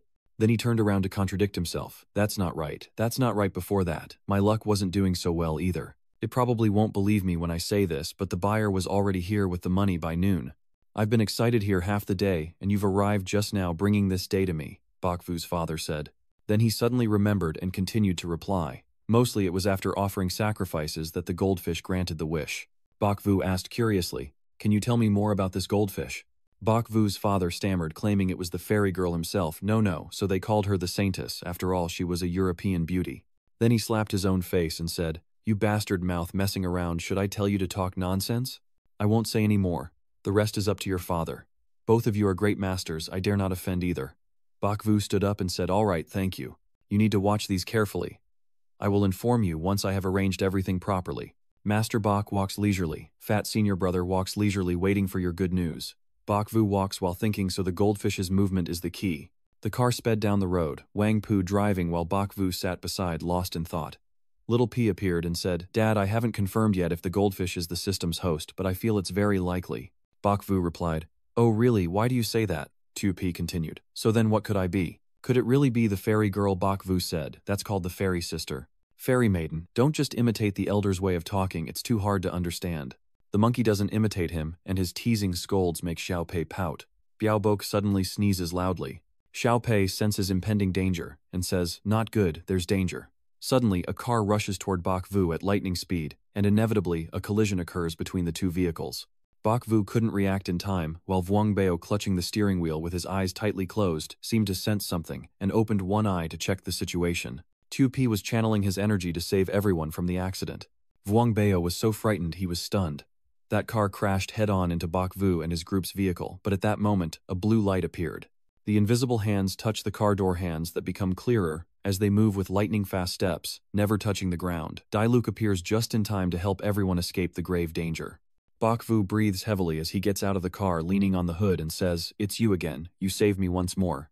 Dali responded without politeness, and she continued, looks like you're not seriously hurt, so I'll be off now. She disappeared quickly while Baiyu hesitated and asked, what is your name? Seeing she had already left, Bakvu shyly said, all right, next time then. Then he opened the door of the Loi Vuong Bao truck to let him out. He was working and thinking at the same time. She must also be a system host, and very interested in him. But the two rescue attempts were likely not malicious. Loi helped the fatty outside, and Baiyu collapsed on the ground, breathless, saying, Fatty, you should lose weight. Seeing that Vuong Bao was still not moving, Baiyu anxiously called out, Fatty, are you okay? Wake up, Fatty, Fatty. Vuong Bao wakes up and shouts. At this moment, Bakvu suddenly remembers and shouts, 2P, 2P. Vuong Bao hugs Bakvu and screams, ghost, ghost. Bakvu asks, where did the demon come from? Don't be in such a panic. Baivu called Xiao Pei, but was confused when there was no response. No way, definitely not you. Bakvu sat and thought. No way, I didn't hit his head. How could I have hurt you? Pei Vuong Bao suddenly spoke from behind him, saying, Vuja, are we already doomed? Vuong Bao tearfully described, I just saw a tiny angel glowing with white light. Did it come to pick us up? Suddenly, Vuong Bao felt something was off. That's not right, we don't trust Wang Jiao, maybe we picked up the wrong person. Bakvu reached out and pinched his cheek painfully. He asked, are you hurt? Vuong Bao frantically cried out, pain, pain, pain, pain. Bakvu immediately scolded, are you sick? If you know you're hurt, get in quickly. Bakvu releases his hand and asks Vuong Bao to see if the car can still move. Vuong Bao responds, oh Bakvu, get up, I'll check on the person in the car. Inside the car, a man sitting in the driver's seat is badly injured on the forehead, groaning in pain. Bakvu opens the car door and asks, "Are you okay? Where are you injured?" The man tremblingly moans. It hurts everywhere, noticing what looks like a cage at the back of the car. Bakvu hurriedly pushes the door open and is taken aback by the scene before him. Behind the car was a cage holding about 4 dogs. Bakvu realized, oh my god, is this the delivery truck for the dog meat shop? At this moment, Boy Big is helping the man out of the car. Bakvu turns to assist and carefully reminds him, slow down, slow down. Bakvu suddenly halted. He noticed a special symbol on the man's forehead, indicating this person was also affected by the goldfish's transfer. Behind Bai Wu, a car is coming. He turns back to watch it. Boyo Vuong has helped the man sit down on the roadside grass. Someone is stepping out of the car. She is a very pretty girl, with hair on both sides, named Tu Cam. According to her, she is an ordinary-looking guy. The guy nervously asked Tu Cam what to do now that they've caused a serious accident, but she remained calm, glancing at his small courage, and saying it was his fault for reckless driving that hit someone, not our problem. The man just helped down by Wang Pai hears Tu Cam's words, then stares and turns to the guy saying, "You go treat him a bit." The guy hesitates and says, "But I'm a veterinarian." Tu Cam frowns. "Emergency treatment should be fine, right?" Bakvu stepped across from the other side of the street and interrupted Tu Cam's conversation. When the others heard Bakvu's voice, they turned their heads back. She smiled kindly and introduced herself. "We are volunteers protecting animals now working with this dog trading operation." Bakvu said coldly, "He's only injured externally, just apply some medicine." Tu Cam quickly turned and ran toward her car. "That's good then, deal with him quickly, come here now." So that's what this was about. Tu Cam called the others inside the car. Lai replied, "Come here." The dog thief hurried back to his car, not letting Tsung Cam and Lai get close. He shouted, "Are you robbing on the road? Do you have any law between Thon Tien and Bak Not?" Tu Cam retorted, making false accusations. "This clearly was your theft. We've known your family for a long time. Tell me the reason. I'm a truck driver. Transporting dogs isn't illegal. If they take this cargo, how can I explain myself?" Bakvu and Wang Biao stood silently aside while Tu Cam quiet refused to admit defeat. She angrily scolds the man for stealing dogs, chaos, and pretending to be innocent. "You're really irritating." Mr. Lai stepped in. Bai Vu calmly intervened to mediate. "Your situation is a bit complicated. I think it's better to report to the police." Li agrees with Bakvu's suggestion.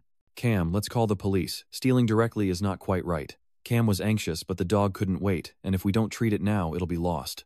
"How about this? I'll buy these dogs. If you go back, you can explain to the owner. We can't just stand by and watch these dogs. They are lives after all, right?" The dog thief nodded firmly at Bakvu's reasonable suggestion. "All right, fine, I agree." Bakvu smiled as he looked at Tu Cam. "I really disapprove of what you're doing. These dogs are just a small contribution from me. Let's go rescue them quickly." Tu Cam didn't really support Bakvu's approach. Her face darkening, she muttered under her breath, "You're not distinguishing right from wrong. You're actually helping the bad guys." The young veterinarian had to pull her arm and drag her away. "All right, let's hurry and save the dogs." Li then clasped his hands together in gratitude toward Bakvu. After settling everything, Tu Cam's group drove away, and Bakvu and Vuong Bao waved goodbye to them. Vuong Bao turned to Bakvu, thumbs up and praising him. "Vujia, are you doing more good deeds again?" Tiny P suddenly appeared now, grinning mischievously. Long Tot is also prone to making mistakes. Bakvu asked about Xiao Pei and where he had gone to play, and Xiao Pei poked his fingers and said sadly, "I don't know why I suddenly stopped moving." Tu Pei quickly cheered up and happily helped Bakvu check his whole body to see if he's okay. Did the accident happen earlier? But luckily, he wasn't hurt. Bakvu remembered Vuong Bao mentioning he saw Tu Pei earlier, so he told the kid he was fine, but it seemed that chubby guy briefly saw him too. Tu Pei glanced sharply at Vuong Bao, seeing him but not daring to scare him to death. Vuong Bao had no idea he was being talked about behind his back. He was busy on the phone, ambulance maybe. "How much longer until we get there? Hurry up." Bakvu sighed bitterly. "Neither of them makes me worry less." Meanwhile, in another development, the veterinarian on Tu Cam's group's car excitedly said, "Do you know yesterday I found a goldfish to repay my promise, and today I actually caught this dog smuggler." It seems she's very perceptive. Lai, sitting in front and focused on driving, completely disbelieves the veterinarian's story about the magic goldfish. "I feel like today is going to be smooth sailing. On one hand, it's Chu Quan's plan, and on the other, thanks to that little guy's rescue." The veterinarian kept rambling about the wonder of goldfish. "Of course I believe it. Many others have tried, and it's truly incredible." The young veterinarian, seeing that Li showed no interest, turned to find an ally on Tu Cam's side. Tu Cam, she felt that this goldfish story, of course, wasn't something he believed either. She turned her head away in annoyance, indicating she didn't want to listen. "You still don't sit properly. Later I'll beat you and shoot you away." too. Cam Nu remembered something and asked Lai, "What was that guy's name? Bach?" Lai replied Bach Vu. From Cam Am quietly remembered the name Bai Yu. The scene then shifts to a luxurious high-rise apartment where they have arrived home. "Master Wang, you should also get some rest and discuss everything tomorrow." "Yeah, go to sleep." After replying, he walked over to the sofa in front and sank down onto it, taking a long breath. Seeing how exhausted Bak Vu looked, Tu Pei appeared, resting her head on his thigh and saying, "Dad Map is right, you shouldn't think so much either, sleep early." Hearing her caring words, Bak Vu gently placed his hand on her head and replied, "I want to too." Then he sighed tiredly and communicated through thoughts, but the goldfish never stopped for a moment. Bak Vu silently pondered the events, recalling that it was Mr. Huine's wish, and as a result, Map became the object of transfer. The person selling the dog also bears the mark of the fish on his body. He might also become a sacrificial victim for someone. This thing is very evil. I worry more people will get involved. Hearing that Xiao Pei directly explained that the wood was poisoned because he didn't keep himself clean, the injured dog seller was being drazoned by someone. This was something with a certain probability of happening, and the goldfish was only pushing up that probability. Bak Vu looked at Little P with a puzzled expression and asked, "Do I feel like this is a system too?" Then she leaned her head against his thigh and looked up to respond. "Messages between systems cannot communicate. This is a fundamental and important logic. Even if you are now very powerful, this is still very difficult."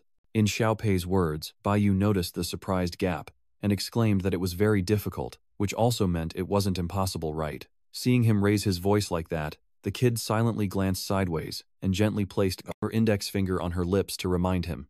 "Oops, aren't you afraid of being eavesdropped on, Dad?" Hearing what Little P said, he turned pale and quickly covered his mouth with his hand. The kid now snuggles into him whining, and later says, "When faced with trouble, I am tired."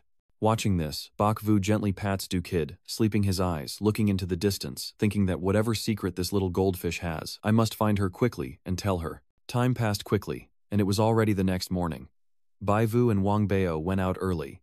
He yawned while walking stretched and asked, "Was there anything delicious to eat?"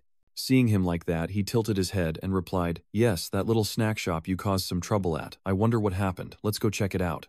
Hearing this, Wang Bao quickly declined. "Not good if we go, now we'll definitely have to wait in line." Seeing his reaction like that, Bai Yu said confusedly, "Even if your food poisoning incident is over, they wouldn't be so lenient." Bio pointed at himself and explained, "It's me who asked the goldfish to send the message for him, and not only did it not cause any trouble, it brought a new opportunity, and it seems someone wants to cooperate." Just upon hearing this fact, Bak Vu was stunned and asked, "Is this all you're doing?" He replied immediately, "Of course." Over here, Little P stands behind him, sighs and confirms, "Yes, it's him. I messed up again. The place he went has changed, but I don't know which local eatery is about to close down." "What you said hit Vuong Bao like a thunderclap, and he exclaimed, "Is this heaven?" Bak Vu then turned to look at him and said, "Why don't you try changing your fate? This isn't like your style." Hearing that, Fat Wang hurriedly explained it was all because of the accidental marriage. It doesn't involve him, but he's still caught up in it. If I keep the door closed, wouldn't I be accumulating karma again? That's why I should move for him first before transferring to myself. That goldfish said everyone only has one shot, but praying for others counts too. Then he hesitated for a moment before regretfully saying, "I can only sacrifice myself." Vuong Bao finished speaking, and Bai Wu helplessly exclaimed, "Oh." He walked on, wondering to himself whether this was a limit of her power or if she had some other intention. Suddenly, hurried footsteps approached from behind, interrupting his train of thought. A guy in a purple shirt rushes past and casually yells that someone jumped off the building live on air, "Go check it out." Hearing this, Bai Vu's face was full of panic. Then he turned around and shouted, "Fatty, come here now." At this moment, 3 kids are trembling in front of a phone on the rooftop with a banner hanging above. "I am the school boss, I deserve to die." The little punk with snot and tears in the middle of the scene looked at the trembling camera with tears running down his face. Down below the building, the crowd kept whispering and gossiping. So what if this kid feels guilty? Still confessing, who would believe it? The broadcasted culprit must be behind this. Suddenly, a middle-aged man burst into tears and shouted, "Little one, come down here and talk, don't do something stupid." Bai Vu has arrived at the scene. Now he looks up at us and thinks, are they really the top students of the school? Shishi caught the question and confidently affirmed, "Yes, 100%. So you think I doubt that I feel like this is how you responded? That's right, she's just a little goldfish." Seeing this, his expression became tense, silently blaming her, feeling that she was the one who lacked discipline. On the rooftop, the punk is crying and telling his story. "After my parents divorced, they both ignored me. I was raised by her. Because I kept causing trouble, she always had to lower her voice when apologizing to others. This time, she even broke her leg because of me. As he spoke, he burst out crying and shouted at the phone in front of him, admitting all his mistakes were his own fault. Those who targeted me dared to hurt my grandmother. I would kill them. Stop, don't listen to him spout nonsense. His grandmother is himself. The gagged guy shouted loud, warning, shut up or you'll kill everyone. Xiao Pei below, seeing this hurriedly, said, it's a mess. Something really is about to happen. Big Fatty on this side just stared blankly watching as Xiao Pei kept reporting. Dad, this is bad. Bakvu hurriedly ran up the stairs and secretly ordered to increase the force. The red-haired guy is now falling to the ground, trembling as he raises his hands to cover himself and stammers. Stop causing trouble. I'm doing this for your own good. The tough guy hearing that erupts in anger and shouts, stop messing around. He struggled free from the scarf-wrapped guy and kicked him, shouting, fuck it, I'll kill you. Instantly, a kick straight to the red-haired guy's face. He staggered and lost his balance after the kick, leaning backward. The eyes of the remaining two guys are extremely fearful and panicked. The red-haired guy is about to fall freely, and the person below jumps in horror, exclaiming, oh my god, he actually jumped. Suddenly, a figure appeared right in front of the rooftop door, rushing there at lightning speed. It was Baiwu who stretched himself out trying to reach. He couldn't help but lament his reckless life. Everyone was too scared to look at the scene before them, some fainting from shock. Fat Wang screamed in fear, as Vujia Bakvu floated in the air holding tightly onto the legs of the panicking person below. If you don't save me quickly, I don't want to die. Bakvu said with difficulty, don't move, I will pull you up right away. Are you sure this isn't dangerous like you said? Hurry up and empower me or we'll all die. Xiao Pei is also desperately calculating the system, but only feels helpless. No, earlier the boosted speed already drained quite a lot of energy. If I keep transmitting energy, I'll faint soon. I calculated pretty well earlier, but I didn't expect this kid to struggle so recklessly. Let's see if there's another way. The thought of a huge figure carrying Bakvu and that man in one go came to mind. If we could exchange her, it would be an easier fix. But with so many people around, wouldn't that make my father mad? Little Pei hesitated, knowing that then his father's problems would only get worse. Bakvu angrily shouted, if you move again, I'll throw you down and you'll die. The person below tremblingly replied, I won't move, I just won't move. Please save me, I don't want to be tilted. This surprised Bakvu. He was so scared he started to stutter. Big guy, hang on a little longer. I'm coming to help you. Bovu was shocked to hear the news, and told Wang Bei, who was about to climb up. Don't go up, you cover from below, but deep inside the brutal truth is that I probably already am down there waiting for your fat body to arrive. Wang Bei immediately agreed. Alright, I'll listen to you. Unlike what Bakvu thought, Wang Bei was deeply worried about him. Take care of him, Vujia. Suddenly, Bakvu felt something above him, a trembling hand grabbing his tense hand firmly. A young man forced himself to pull Bakvu's hand up and said, you can't do this alone, call that person over right now. He already pissed his pants. Bakvu also felt helpless and cursed under his breath. Little P finds something that could be a way to save them. Look there's an awning below that might have a calming effect. The kid quickly told Bakvu that he could go down alone at worst, seriously injured but not life-threatening. Bakvu felt a bit dejected upon hearing that. Seriously injured, in that case it's better not to save him. Suddenly he thought of a solution. Got it, let's do that. Can I send a private message to the fat guy? Xiao Pei twinkles happily. This is simple. Fat Wang hesitantly turned around but collapsed when he heard the familiar sound. It's me, the fat one. I'm using a secret sound transmission spell to talk to you. He was stunned to hear Baivu's voice. The Vu family. Bakvu's warning. Listen carefully. He spoke slowly. Today, this is my fate. Will you be able to get through? It depends on whether you can pick them up later. Of course, if it doesn't work out, I won't blame you. It's just my fate. Bakvu closed his eyes, speaking with a hint of sadness, but from now on you must change some of your bad habits. After hearing those words, Big Fat was filled with determination and an aura of fiery energy. Both Baiwu and Little Pei looked at each other and nodded in agreement. Bakvu sends the message to Fat Wang Bei to catch it. Wang Bei's eyes blaze with fury as he roars, come on. Bakvu releases his grip from the man's leg. The man above screams in horror. Oh my god, the crowd below was too scared to look. The man fell freely, a loud crash echoed and everyone covered their ears. Xiao Pei observes the situation and quickly reports, Dad, the two are just injured, nothing serious. Then Baiyu leaps up vigorously, landing lightly on the ground. Feng Tai relaxed and calmly said, don't worry, he won't die. The canopy of the shop below has a hole punched through it. From within the wreckage, Fat Wang carried the man out hurriedly, looking heroic and unfazed. The man beside him was so scared he was crying and was immediately taken into the ambulance that had arrived earlier. The man on the rooftop, trembling and crying, said, they are the ones we bullied. They teamed up together to find the wishful goldfish trying to bring us bad luck and even implicate our families. Bakvu walks forward with resolve, leaving the two men behind, and anxiously says, There's no choice, we can only do as they say, and come here to beg for forgiveness. Hearing this, Bakvu reflects, if this goldfish keeps going like this, won't it turn into a disaster? I can't let this happen, I have to intervene now. I spoke to the two men, hoping they would learn their lesson from this. Bakvu turned back to persuade them, saying, wake up, if you don't turn back now, there really won't be any chance left. The crowd cheerfully praised Bao Wang's efforts. Fat so tall, yet you have nothing wrong with you. Do you train in martial arts? That's right, you and the one upstairs going together. Vuong Bao could only awkwardly scratch his head. He cheerfully said, I thank you all for your kindness. I am just an ordinary person who helped out of fairness, just doing what's right. Mu Evo, are you done having fun yet? He is now managing affairs. Wang Bi immediately bowed to bid everyone farewell.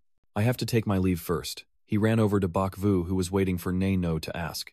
What is Vu family's main business? Bak Vu replied with a bright smile. What do you mean by important matters? Have you eaten yet?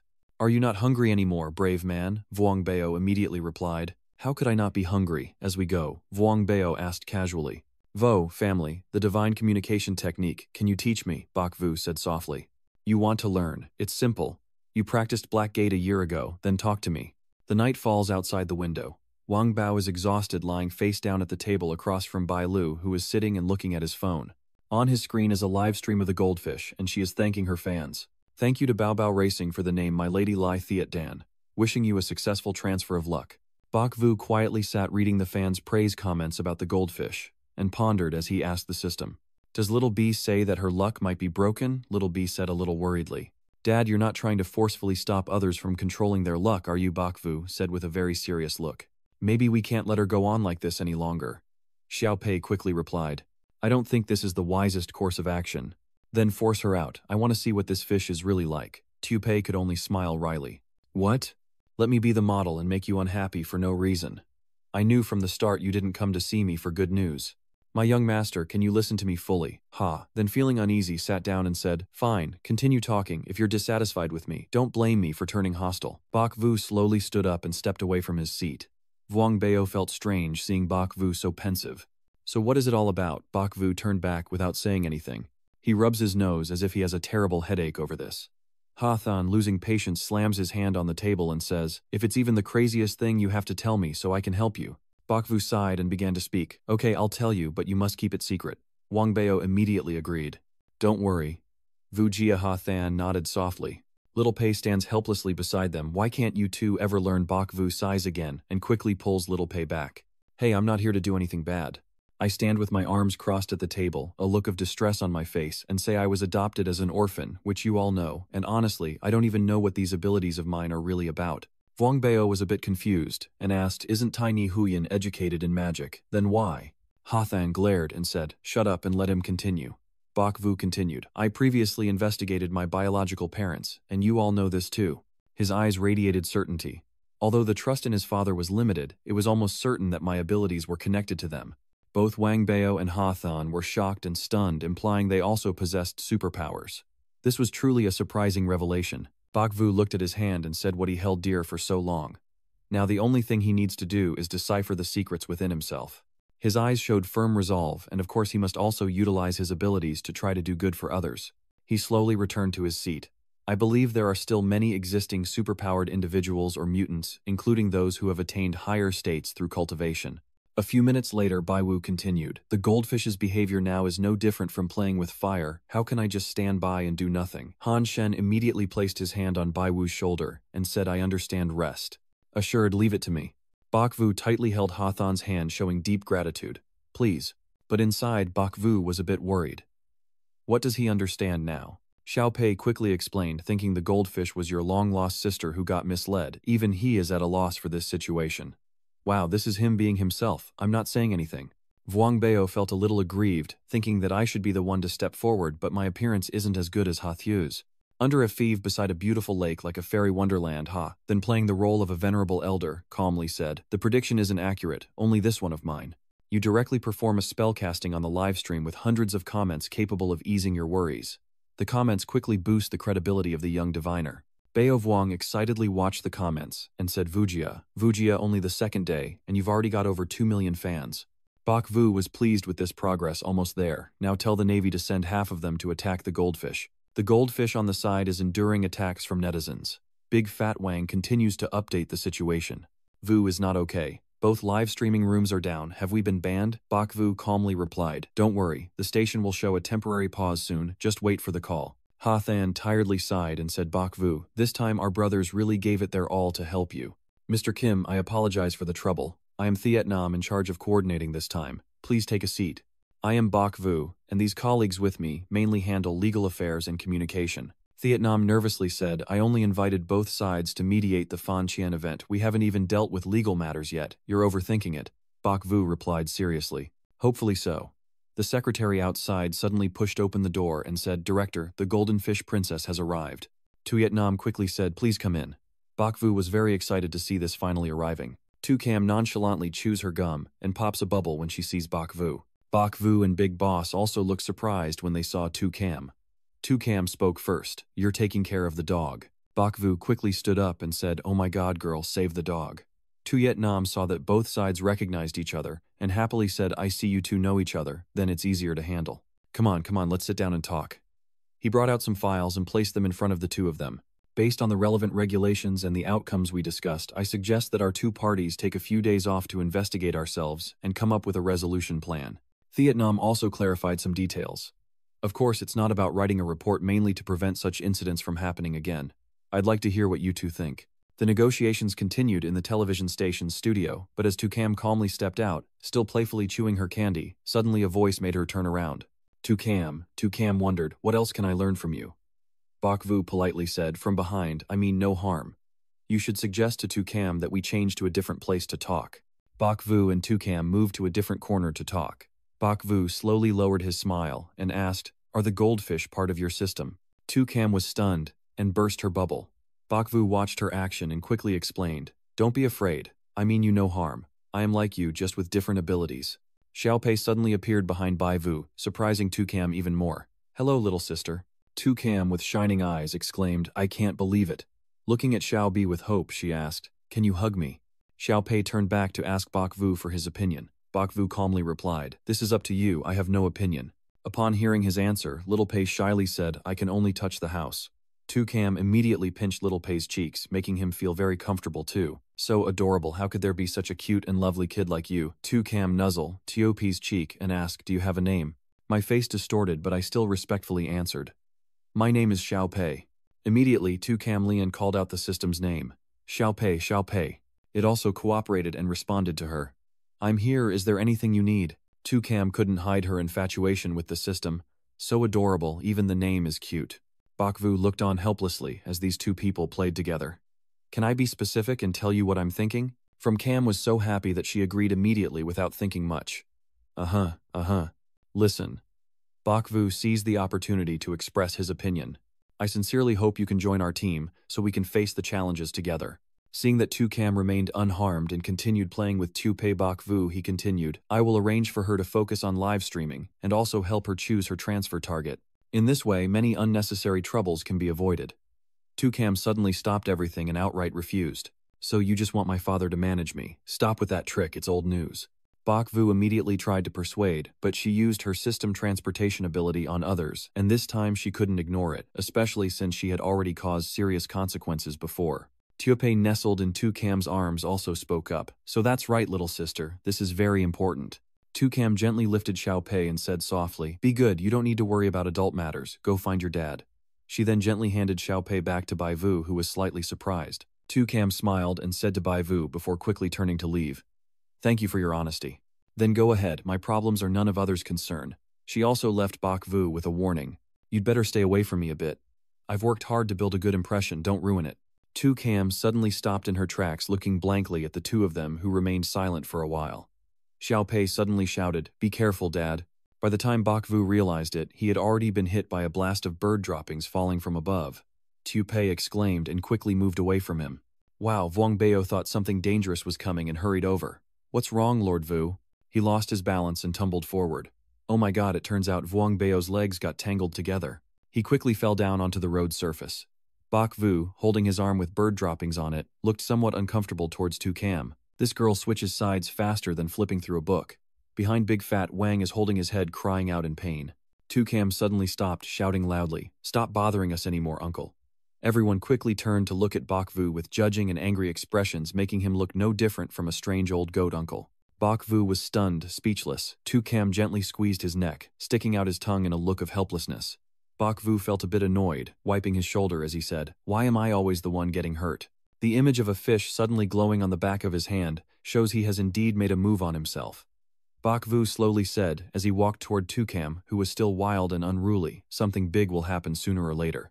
In his mind, he quickly summoned Xiao Pei to work. Xiao Pei acted swiftly his enhanced abilities, waiting for orders, analyzing the source and probability of the surprise. Tu Cam saw this and did not panic but calmly said, "If you don't listen to me, are you going to make a move?" Bok Vu still patiently persuades her. "I'm doing this for your own good, you need to restrain yourself."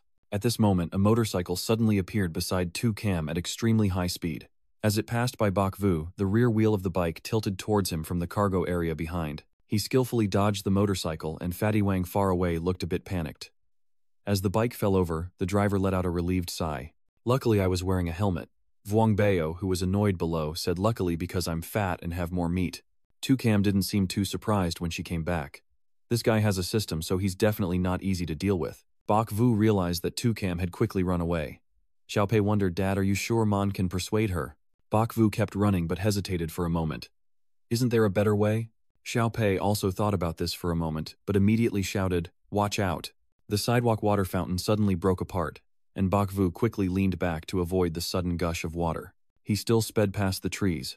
Suddenly, a large branch fell from above the cleanup crew there.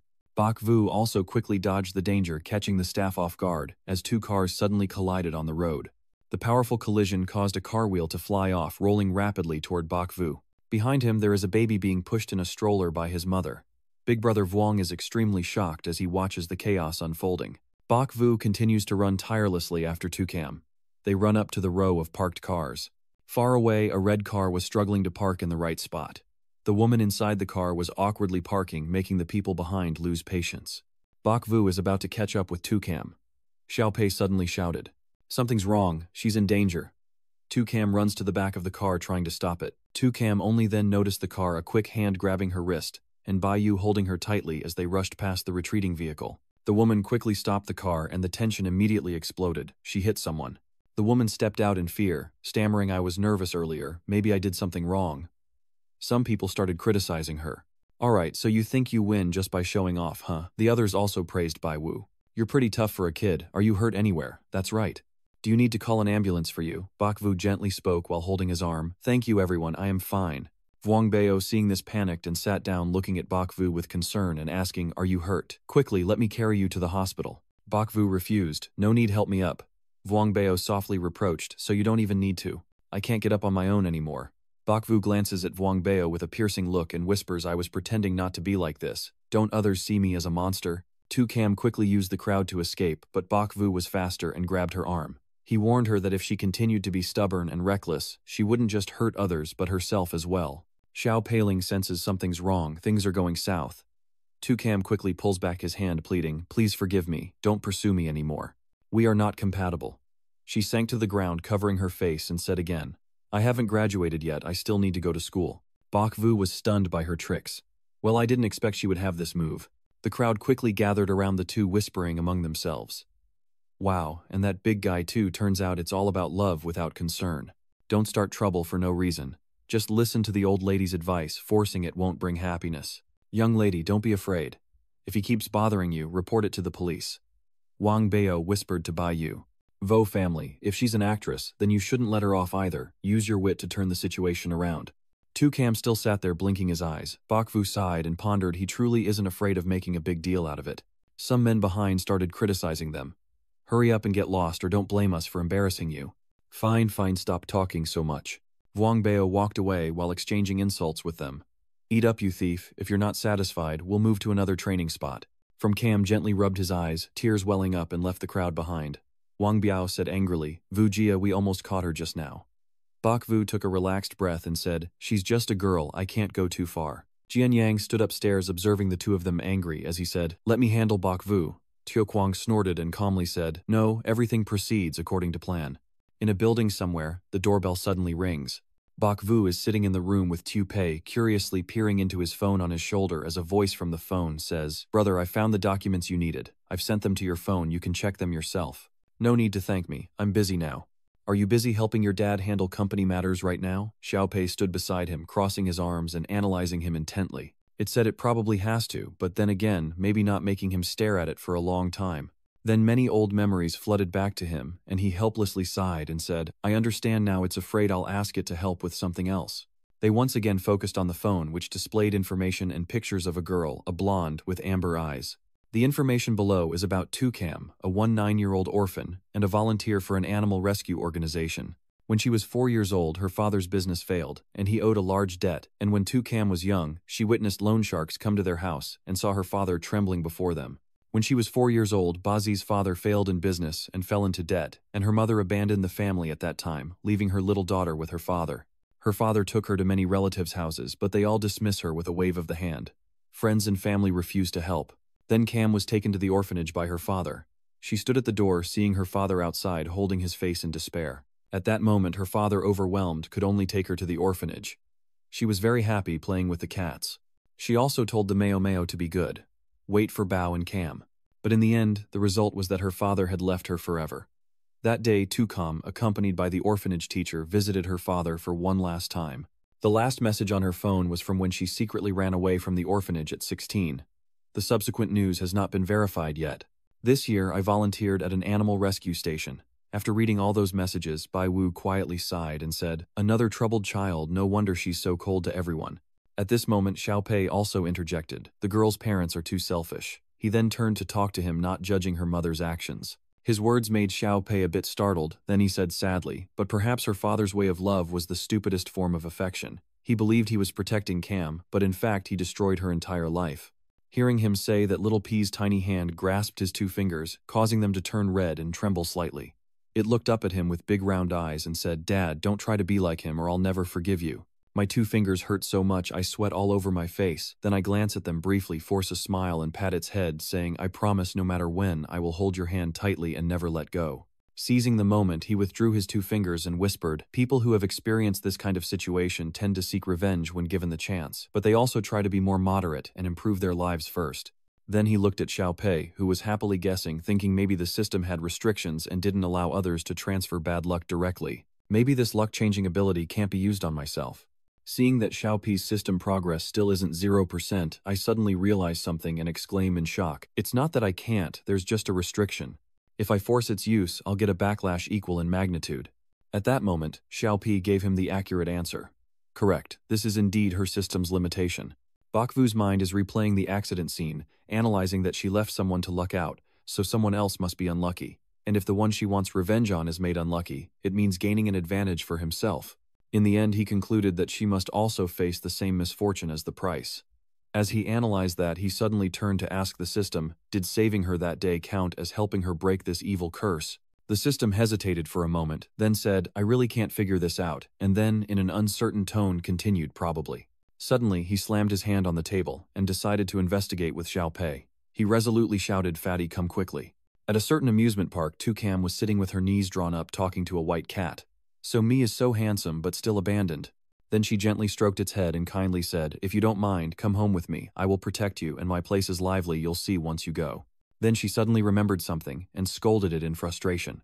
"That's right, explain your reasoning to me. Asking for help is their business, why should they blame me?" Then she picked up the white cat and continued, "Why was no one there to help me when I was unlucky?"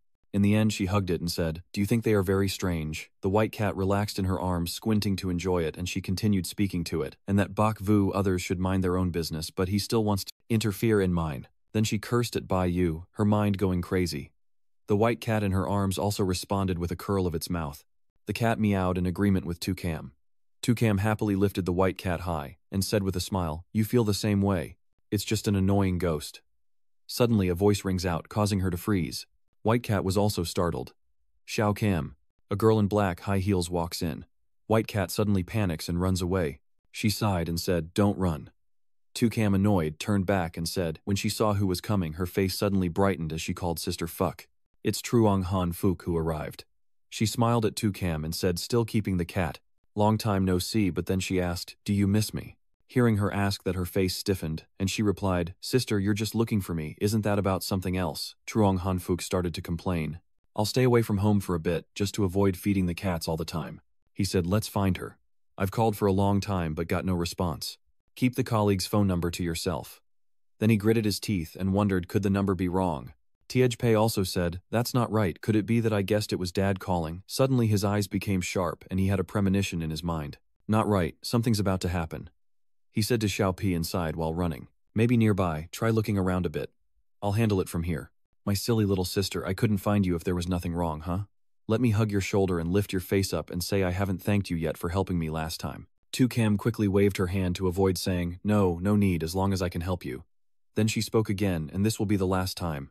Truong Hanfuk heard that and reached up to her face and said, you know. Then she took her hand and said, "But this time, really serious accident happened. If you don't act now, you really finished. Your actions always surprise me." Then she casually took her hand and said, "I warned you constantly, using that kind of skill on someone like him is very bad for both of us." Then she asked, "Have you forgotten?" Zhang Xingfu calmly said, "I haven't forgotten, but I really have no way left." Tukam wanted to refuse and shout, but since she was talking, she didn't notice a man approaching from behind. The man suddenly jabbed a syringe into her neck, making her grimace and unable to react in time.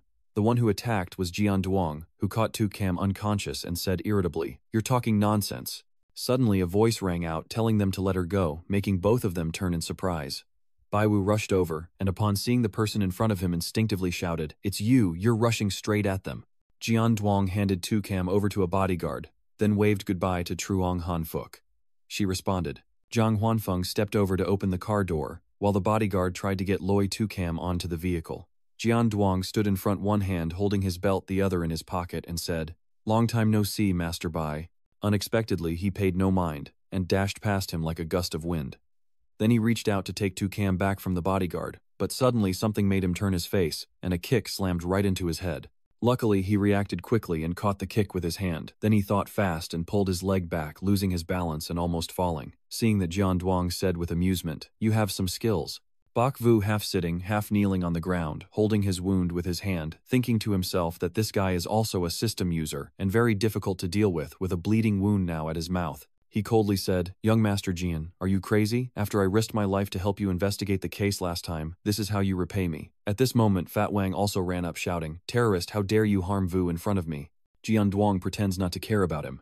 At this moment, Bak Vu suddenly shouted, "Fatty thief."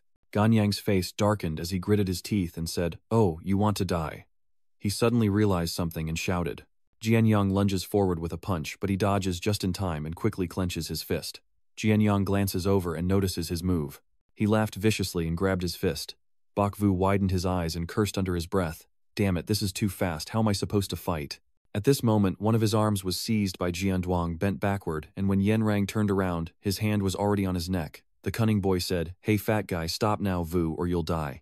Vuong Bao struggling with the other two stunned watches on as Jian Duong chokes him and Bak Vu grits his teeth and asks the system if he can still enhance himself. Little P quickly replied, "Kwang ho, even Dad can't beat him.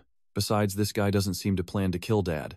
Hearing that, he thought to himself, "What's the reason this time?" Vuong Bao swept the two others aside, grabbed a brick and shouted out loud, "Let go of the Vu family or I'll risk it with you today." Can Duong, holding his neck, coldly snorts and says, "Are those 2 shots enough for you to fight me?" Then he pushes you toward Vuong Bao and continues, "My youth today is good, I'll spare you." He turned his back and warned them, "Stop meddling or next time I see you, you won't be so lucky." At this moment he was clutching his neck in pain, then Bai Wu turned sharply and called out to Len with a cold expression. "Hey, get up and ask him what you really want to do with her." Jianyang glanced briefly and then smiled. "You should know how to handle this, right? Try your luck." Seeing their car leave, Big Son Vuong grabs a brick and curses angrily, "Damn it." He held his hand to stop him and said, "Don't pursue him." Then he exhaled and said, "Looks like another big trouble is coming." Bak Vu and Tio Pei went to the hospital. They looked at something and then appeared thoughtful. Finally, Xiao Pei spoke up first, saying, "Dad, even though your injury isn't serious, you still need to rest for 2 days." He glanced at him in response. The flames are burning up to his eyebrows, there's no time left to relax. Then he began to ponder and say, "That's right, why didn't the heroine show up this time like before?" He said again that she appeared just in time during previous crises. 2P rationalized perhaps because she saw that the enemy didn't want to kill Dad, so she didn't show up. He looked over and answered without seeming to understand her, then leaned in close to him and 2P teasingly asked, "So every time she appears you're not there, how do you figure that out?" "Can I guess?" Does Ba care about her like that? Does he like her? He asked nervously. Why are you in such a hurry? In the end, Baiwu gently ruffled Xiaopei's head and laughed. I admit I was wrong, my little lady. You're generous and kind. Please don't hold it against me. Xiaopei pouted and turned her face away while he apologized outwardly, but secretly he thought, I don't believe you. There's definitely something you're hiding from me. From afar, Wang Bao ran over and called out Vujia. He turned back and asked him, the procedures are all finished. He panted and replied, yes, it's done. Our friends on the road have already passed the message. Hearing this, he walked away and signaled to Wang Bao, we can talk while we're on the road. He immediately responded, okay. As they drove away, Wang Bao started to say, the girl leading the way isn't simple. Her name is Truong Anhai, a colleague of the E-10 International Department. He then began recounting his legendary story. 3 years ago, he was struggling on difficult roads, then suddenly rose to the top. Now his wealth exceeds $1 billion. And you just quietly lean on the car window listening as he speaks before turning to ask mysteriously, guess what? The younger sisters who lived with her back then are acquaintances of ours. But he didn't cooperate and responded reluctantly, it's too Cam. Big brother Vuong sighed in frustration. Vu family, you really are boring. Can't you let me pretend to be a little smarter? Hearing him say that, the boy boredly reached out and replied, fine, I don't mind. Please continue. He continued, I heard that 3 years ago they worked together. Truong Anhai is not correct. She was still named Truong Han Fuk then. Truong Hang Fuk cares for Tu Cam like a biological sister living together with her, and their days are very hard. Hearing this story, his face shows clear boredom. Listening to Bao Thao Thao Bat Tu Yet tell the story, I concluded that they are important people to each other. Tu Cam feels the rare warmth from her, and at the same time she is helping Tu Cam achieve today's success. Now Xiaopei suddenly appeared and asked Dad with her love, shouldn't the goldfish lady's indifference change? Bakvu glanced at her and thought, have we been assigned the wrong roles? Whenever you start asking, I already answer. Before Truong Han Fuk and Tu Cam lived together, they went to apply for a job at a noodle shop. But the restaurant owner said, no, I only hire one person, and since it's so small, what can she do? Then Zhang Han Fuk stepped forward to protect her and said, sir, just let her stay and work for food and board. Your wages are up to you. You can try us out. If you're not satisfied, we can leave at any time. Receiving the job, Tu Cam was again surprised by the mountain of dishes. At that moment, Zhang Hongfu had already pulled her basin of bowls over. She told her not to wash anymore, just leave the cleaned and dried pieces. While they were eating, Truong Han Fuk picked a chicken leg and put it in her bowl. Tu Cam smiled as she looked over and saw Truong Han Fuk chewing on a piece of chicken skin, laughing and saying, I like chicken skin the most, you can have my meat too. Tu Cam happily scooped a drumstick and her own skin onto her plate, then told her, you can also have my chicken skin. She replied that her sister had finished all the meat and she wanted to eat too. When the drunken men caused trouble, Truong Han Fuk protected her from behind and shouted at them. What kind of courage is it to target me and bully a little girl? That guy's shout was so brave. He held the broken bottle of alcohol and said coldly, do you think you're the 13th sister of the Red Star? Then he coldly stabbed the bottle into her face. His henchman saw something was wrong and hurriedly shouted, hey, okay, let's go. Tu Cam, tears and snot covering her face, panicked, said, sis, I was hurt because of me. It's all my fault. What are you crying for? I'm not dead yet. When they returned to the room, they snuggled into the same blanket. Tu Cam held Heng Fuk's hand and asked, why are you so good to me, Sister Fuk? Truong Han Fuk, with a faintly smiling face, replied, because you are the silly lost sister I haven't seen for years. Who else would worry if I don't? Hearing that, Tu Cam smiled with squinted eyes. Then Truong Han Fuk touched her scar and hugged her, saying, we are all weeds blown by the wind. Although fate is unfair, as long as we hold on tight, we can't die. Tu Cam also said, sister, when I grow up, I will definitely be filial to you so you can have a good life. Truong Han Fuk gently hugged her and reassured her, yes, I believe, I just hope you have talent so I can enjoy the blessings. After waking up from the dream, Tu Cam's eyes slowly opened, revealing a picture of Truong Han Fuk smiling at her. I sat up and asked, you're awake, what beautiful dream did you have? She nervously replied, no, nothing. Then turned to ask Sister Fuk, I've helped you many times already. Your family has more wealth than you could spend in several lifetimes. Why are you still not satisfied? Truong Han Fuk pressed close to Tu Cam and hurriedly said, this time someone is out to harm you. She clenched her fists and continued, if you don't help me, I'll truly be ruined. Do you really have no heart to see me go to jail? Hearing that, she suddenly exclaimed, jail? Why would it be like that? What exactly did she do? Suddenly, Truong Han Fuk lowered her eyes and said, you're right, I can't cause you more trouble anymore. She moved her hair aside, revealing the scar on her face, tears welling up as she said, I was careless and was set up by others. I am guilty. Then she lifted Tu Cam's face and said, don't be mad at me, okay? You are also an unfortunate person. Then she turned around, walked away, and continued, promise me, you'll take good care of yourself. Tu Cam clenched her fists in determination and then shouted, I agree with you. The woman stops when she hears that and approaches the door. After Zhang Hanfuk disappears behind it, she bows her head and says thank you. She continued, this really is the last time. Elsewhere, Gan Yang was with Xiao Cheng holding up a USB and saying, if her colleagues find out about this, you know the consequences, but as long as you handle the goldfish, I guarantee it. And all her problematic colleagues will also disappear. He then said, of course what you have is not only these things in 5 days at a certain room. Then frowned and said with a serious face, this many production zones exploding bombs, this is too strange. Strange, I just worry this is only the beginning. Now it's Wang Beo's turn and he says, wow, this goldfish's energy is really intense. What goldfish? Bak Vu immediately glared and said, shut up, can't you stop causing more panic? He then said, that's not important. Hearn's stocks are fine, right? Ha Shen casually replied, my family is fine, but your dad was also called into the city council meeting. After receiving the answer, he started analyzing again and said, well, all explosions stem from internal issues, either the quality of the construction or financial aspects, problems are inevitable. His talks over the past 2 days about EX International clearly show that Goldfish has activated her skill to protect herself. News reports say that 2 major investors from a beautiful country have expressed support for international EX real estate. EX Investment Group is expanding into foreign financial services. International EX's profits are soaring, he speculates.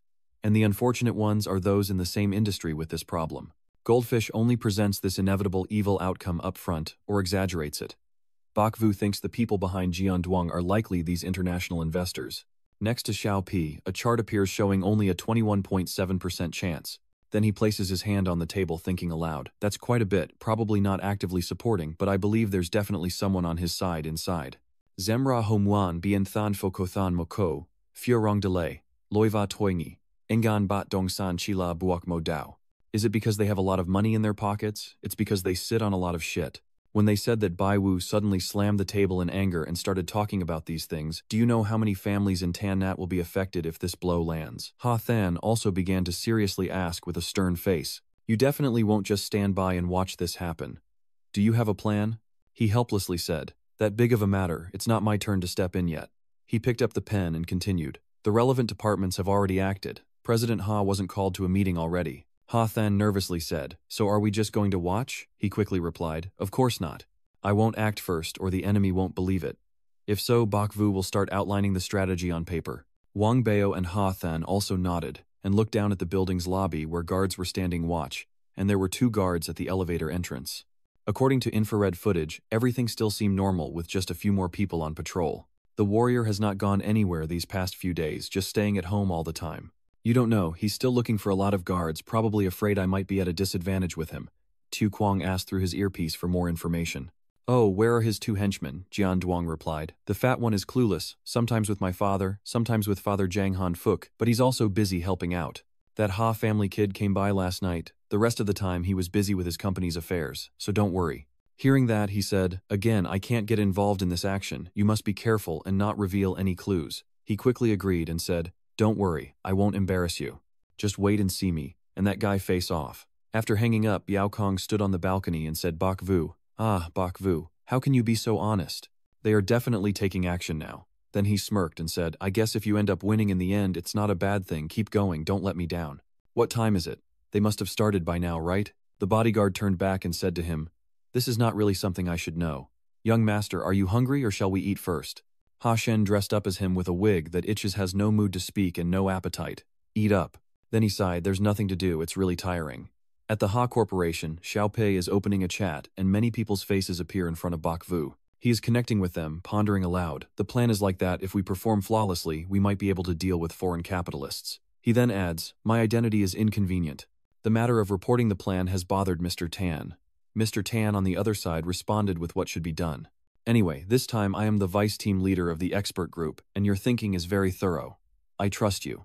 Tun Taiha also stroked his beard and smiled. Bai Wu, what you're planning now is becoming bigger and bigger, reaching new heights. He smiled and replied, Chairman, you're joking. After this is settled, I will visit the old man in his car. Old Master Vo, don't worry about the money. The important thing is the big matter. Our old men have limited cash, but we still know a few people with money. Vo Chi Kwok also said about this major matter, who dares to mess around, leave it to us, and I guarantee you won't run out of ammunition. Emperor Than Than also said, I have permission from both Sister Mo and my grandfather to use the family's money. Now let me see your resources. Bak Vu. Mo Yi Ni also agrees. One sound. Finally, Bak Vu looked at everyone and said, "Thank you all for your wholehearted support. This time, we have to make them feel pain." Now behind him is great support. Dong Thon shouts, "All right, you're also determined to fight back, stand up and say yes, let them come or not return." As Bai pushes open the door and steps out, Wang Bi is waiting outside. He walks past him and says, "Go save the people." Wang Bao suddenly asked, "Did you find the location? I searched the places related to Jian Duong Truong Han Fuk Tu Cam. I couldn't find any." At this moment he finally asked, "Where has Trong Han Fuk been going lately?" He quickly answered, "Just home and the company, no other places." He pulled at his collar and asked, "What about the clients in front of her company?" He replied, "There are so many clients, how could it be?" He turned and asked, "Do you know what is called being under a black light?" He then continued, "The hotel is directly invested in by Zhang Han Fuk's company, and the villa next door is a secret place where she entertains distinguished guests." Vuong Bao, hearing that, suddenly exclaimed, "Oh my god, you know about this too," and then remembered a concern and asked, "What should we do if we encounter that crazy dog Jian Duong?" "What else can I do? Fight to the death. I don't believe he can actually kill me." Hearing him say that, Xiao Pei could only remain silent in fear. Their car was parked opposite a large hotel. Sitting in the car, Wang Bi asked, "Do you think the Vuong family will run away from here?" Bak Vu looked out the window slightly thoughtful and replied, "I've calculated it, the likelihood of the car leaving from the parking lot this way is almost certain." Then he frowned and said, "But I'm struggling here." Vuong Bao scratched his head in confusion and asked, "So why leave close but take far?" He replied, "Because people's hearts are hard to read." He turned around and advised, "What you need to do is steal the goldfish and protect yourself well." "Did you hear that?" Vuong Bao, hearing this, asked with curiosity. "So what about you?" If that kid interrupted him and raised his hand to say don't take risks with him, you're no match for him, understand? Then he casually rested his chin on his hand and continued, "I don't think you need to worry, nothing will happen to me." As soon as he finished speaking, Xiao Pei suddenly appeared. Vuong Bao turned pale in fear and stammered, "That's right, it was him. He was the one who appeared last time when the accident happened." Bak Vu patted Xiao Pei's head and softly said, "It's okay, Xiao Pei. Don't scare him anymore. We're all on the same side." And he stood with his arms crossed, sneering at the trembling Wang Bao behind him. "Huh, a coward now. I'll officially introduce you. This is Little Beta." And before I could finish speaking, Wang Bao pointed at Little P with shining eyes and said, "Wow, what a talented martial artist." He asked, "Is this the divine pet you've accepted?" As soon as he finished speaking, Xiao Pei angrily bit him on the finger, trying to attack again, but Bak Vu held his hand back. It could only curse and say, "Damn it, you all have mouth disease, you fat bastard. I'll settle the score with you later," so he had to speak up and stop it. "Alright, no more jokes, the time is almost here." Wang Bao, terrified, pressed against one side and kept saying, "I was wrong, little girl, I won't dare again next time." After settling the matter in the car, he opened the door and stepped out, leading Xiao Pei and calling out to action. The three of them hid behind a large bush not far from the hotel to observe. "Good boy, go rest for a while." It immediately replied, "Oh, got it." Then it flew away and disappeared into the void. Vuong Bao turned back and was so surprised that he opened his eyes wide. There was a police car parked in front of the hotel. "It's just a routine check. I already have the director handling it." The person on the other end said, "Did I tell you to analyze it? I told you to quickly get everyone out of here. You don't understand, do you?" The person on the other end said, "I'll be there in 10 minutes to meet you at the parking garage." She frowned deeply, then suddenly a long beeping sound rang out. She stared at the phone, but the other person had already hung up. Trang Han Fuk opened Tu Cam's room door to check and saw that she was already asleep. Then she walked to the bed and shook her awake, saying, "Little Cam, wake up, little Cam. I will take you away from here." Tu Cam opened her eyes and sleepily asked, "Where are we going?"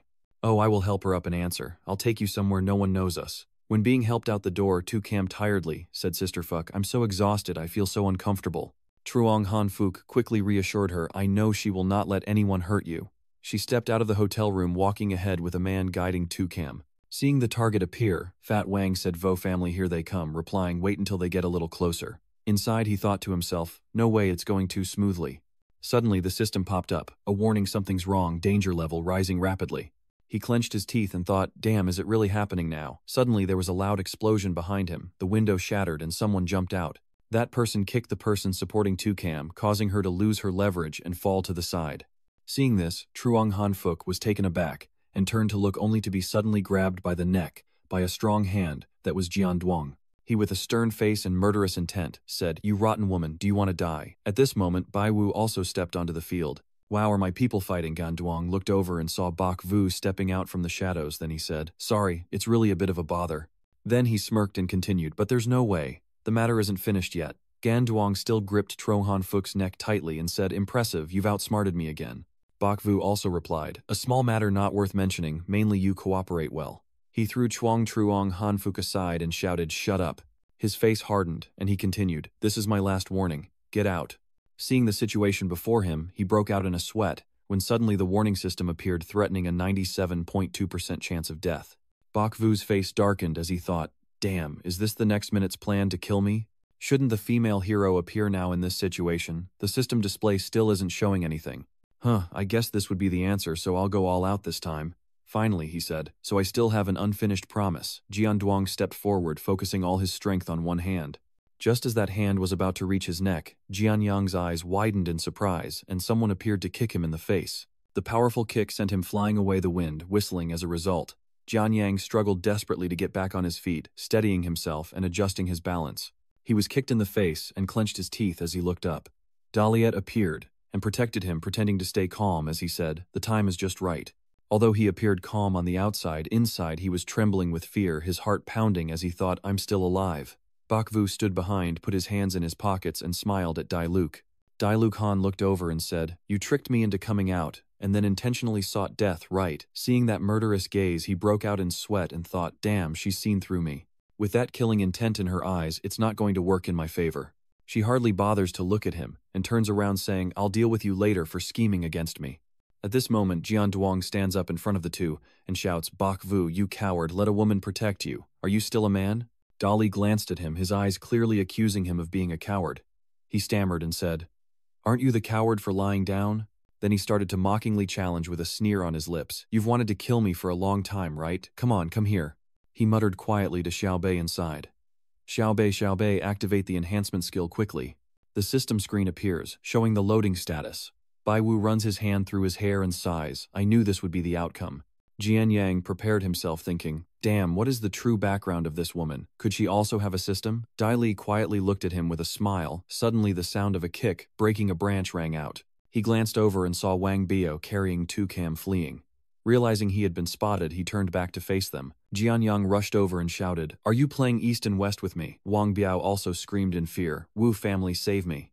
Bakvu urgently turned to Dali and said, hurry up and save the fat one, but Dali stood in front, blocking his way with his hand, and said, I only ensure your safety, the others are not my concern. Finally, Bayo fell to the ground, crying out, oh no, again, Tukam's voice echoed. Tukam lay flat on the ground. Jian Duong approached her and suddenly cast a glance down. So it was Vuong Bayo who hurriedly grabbed his leg. He raised a hand with a cold smile and said, you want to die. Then he punched Vuong Bayo in the face, causing his mouth to bleed, but despite the pain, he was determined to hold tightly onto Jian Duong's leg with both hands, one side of his red-boned face trembling as he whimpered. Bakvu saw this and was very angry. He frowned and shouted, Map, let go now. Then he gritted his teeth and sneered, you cowardly Jian Yang, if you have the guts to target me, what kind of skill is bullying that kid? Hearing that, he got even more excited, repeatedly punching Bayo and saying, don't rush, I'll kill him first, then it'll be your turn. Bakvu suddenly said seriously, listen system, if something happens to Map I will not forgive you. Try me and see. Jian Yang there also sneers and says, if you are so determined, then I will make it happen for you. Bakvu clenched his teeth as he watched Vanguard in trouble, still holding tightly onto Jian Duong's leg. Finally, Dai Luke gave in and sighed before kicking directly at Jian Duong's hand. She quickly charged forward, unleashing a burst of energy that emitted a golden aura, forcing him to shield his eyes, and thanks to that, Big Victor was also propelled away and narrowly escaped disaster. Jian Yang stands facing her, his arm trembling from the kick, and asks, are you the system? Bakvu also looks stunned and surprised, thinking she must indeed be a different form of Xiaobei. Dai Luke reached up to pull his hood back and said, you guessed right, wait for me to come back and settle the score with you. Jian Yang casually flicked his waistband and said, I never thought your system had evolved to this level. Then he suddenly unleashed an unbelievable power from within and shouted, I'm so happy. Come on, let's have a real showdown now. At this moment, Dali runs to stand in front of him, and Jian Duong's system also appears. Bakvu widened his eyes and thought, this is definitely Jian Duong's system. Today is definitely going to be a tough fight. Dai Luke covered his face and said, it's okay if we risk it, there's a 12.7% chance of winning. He looked at her, then thought, big sister, doesn't that make it very dangerous? Then she turned to him and said, isn't Dad paying a lot of attention? Then quickly think of a way, Dad. Hearing her say that, he spat blood and yelled, oh my God. Jian Yang laughed menacingly and said, neither of you are allowed to eye each other anymore. None of you are getting out of here alive today. Then he told the system, Dad, you handle the system, Bakvu is entrusted to me. As soon as he finished, the system slapped him and said, "I've told you many times not to call me Dad." One side of his face swollen red, he covered it and replied, "Yes, master, I was wrong." Then his system said again, "I also do not attack women." Dai Li raised his thumb to Jianduang's system and said, "That's mighty, this is a real man. I like seeing the four of them face each other." Ganyang asked the system, "Master, what kind of good man's technique did you learn? Also, she seems to be just a system." The system replied dismissively, "So overall, I can't handle this kind of thing. The girl is your responsibility. I'll handle it. Bai Wu, so be it." He turned his face and looked over, then said, "But isn't the system's logic that humans shouldn't be killed? And you are not her rival either." The system replied, "I am only responsible for helping you control Bai Wu. How to deal with it ultimately is up to you. And that woman, her setup is the same, don't worry." After talking for a while, the system reached out and tapped Jian Yang on the head, then continued, "Why are you so flaky today? You're not usually like that." Then he held a bump on his head and grumbled, not knowing who was the abnormal one between us. Now Bakvu standing there with a bored scratch sighs and says, "So much for deep father-son bonds, what now?" Then he adds, "Don't fight me, then go to sleep." Jian Yang's system snorted coldly at that boastful remark. As soon as he finished speaking, the system shot forward at him and said, "Let's see if you can hold out in my hands for a few seconds."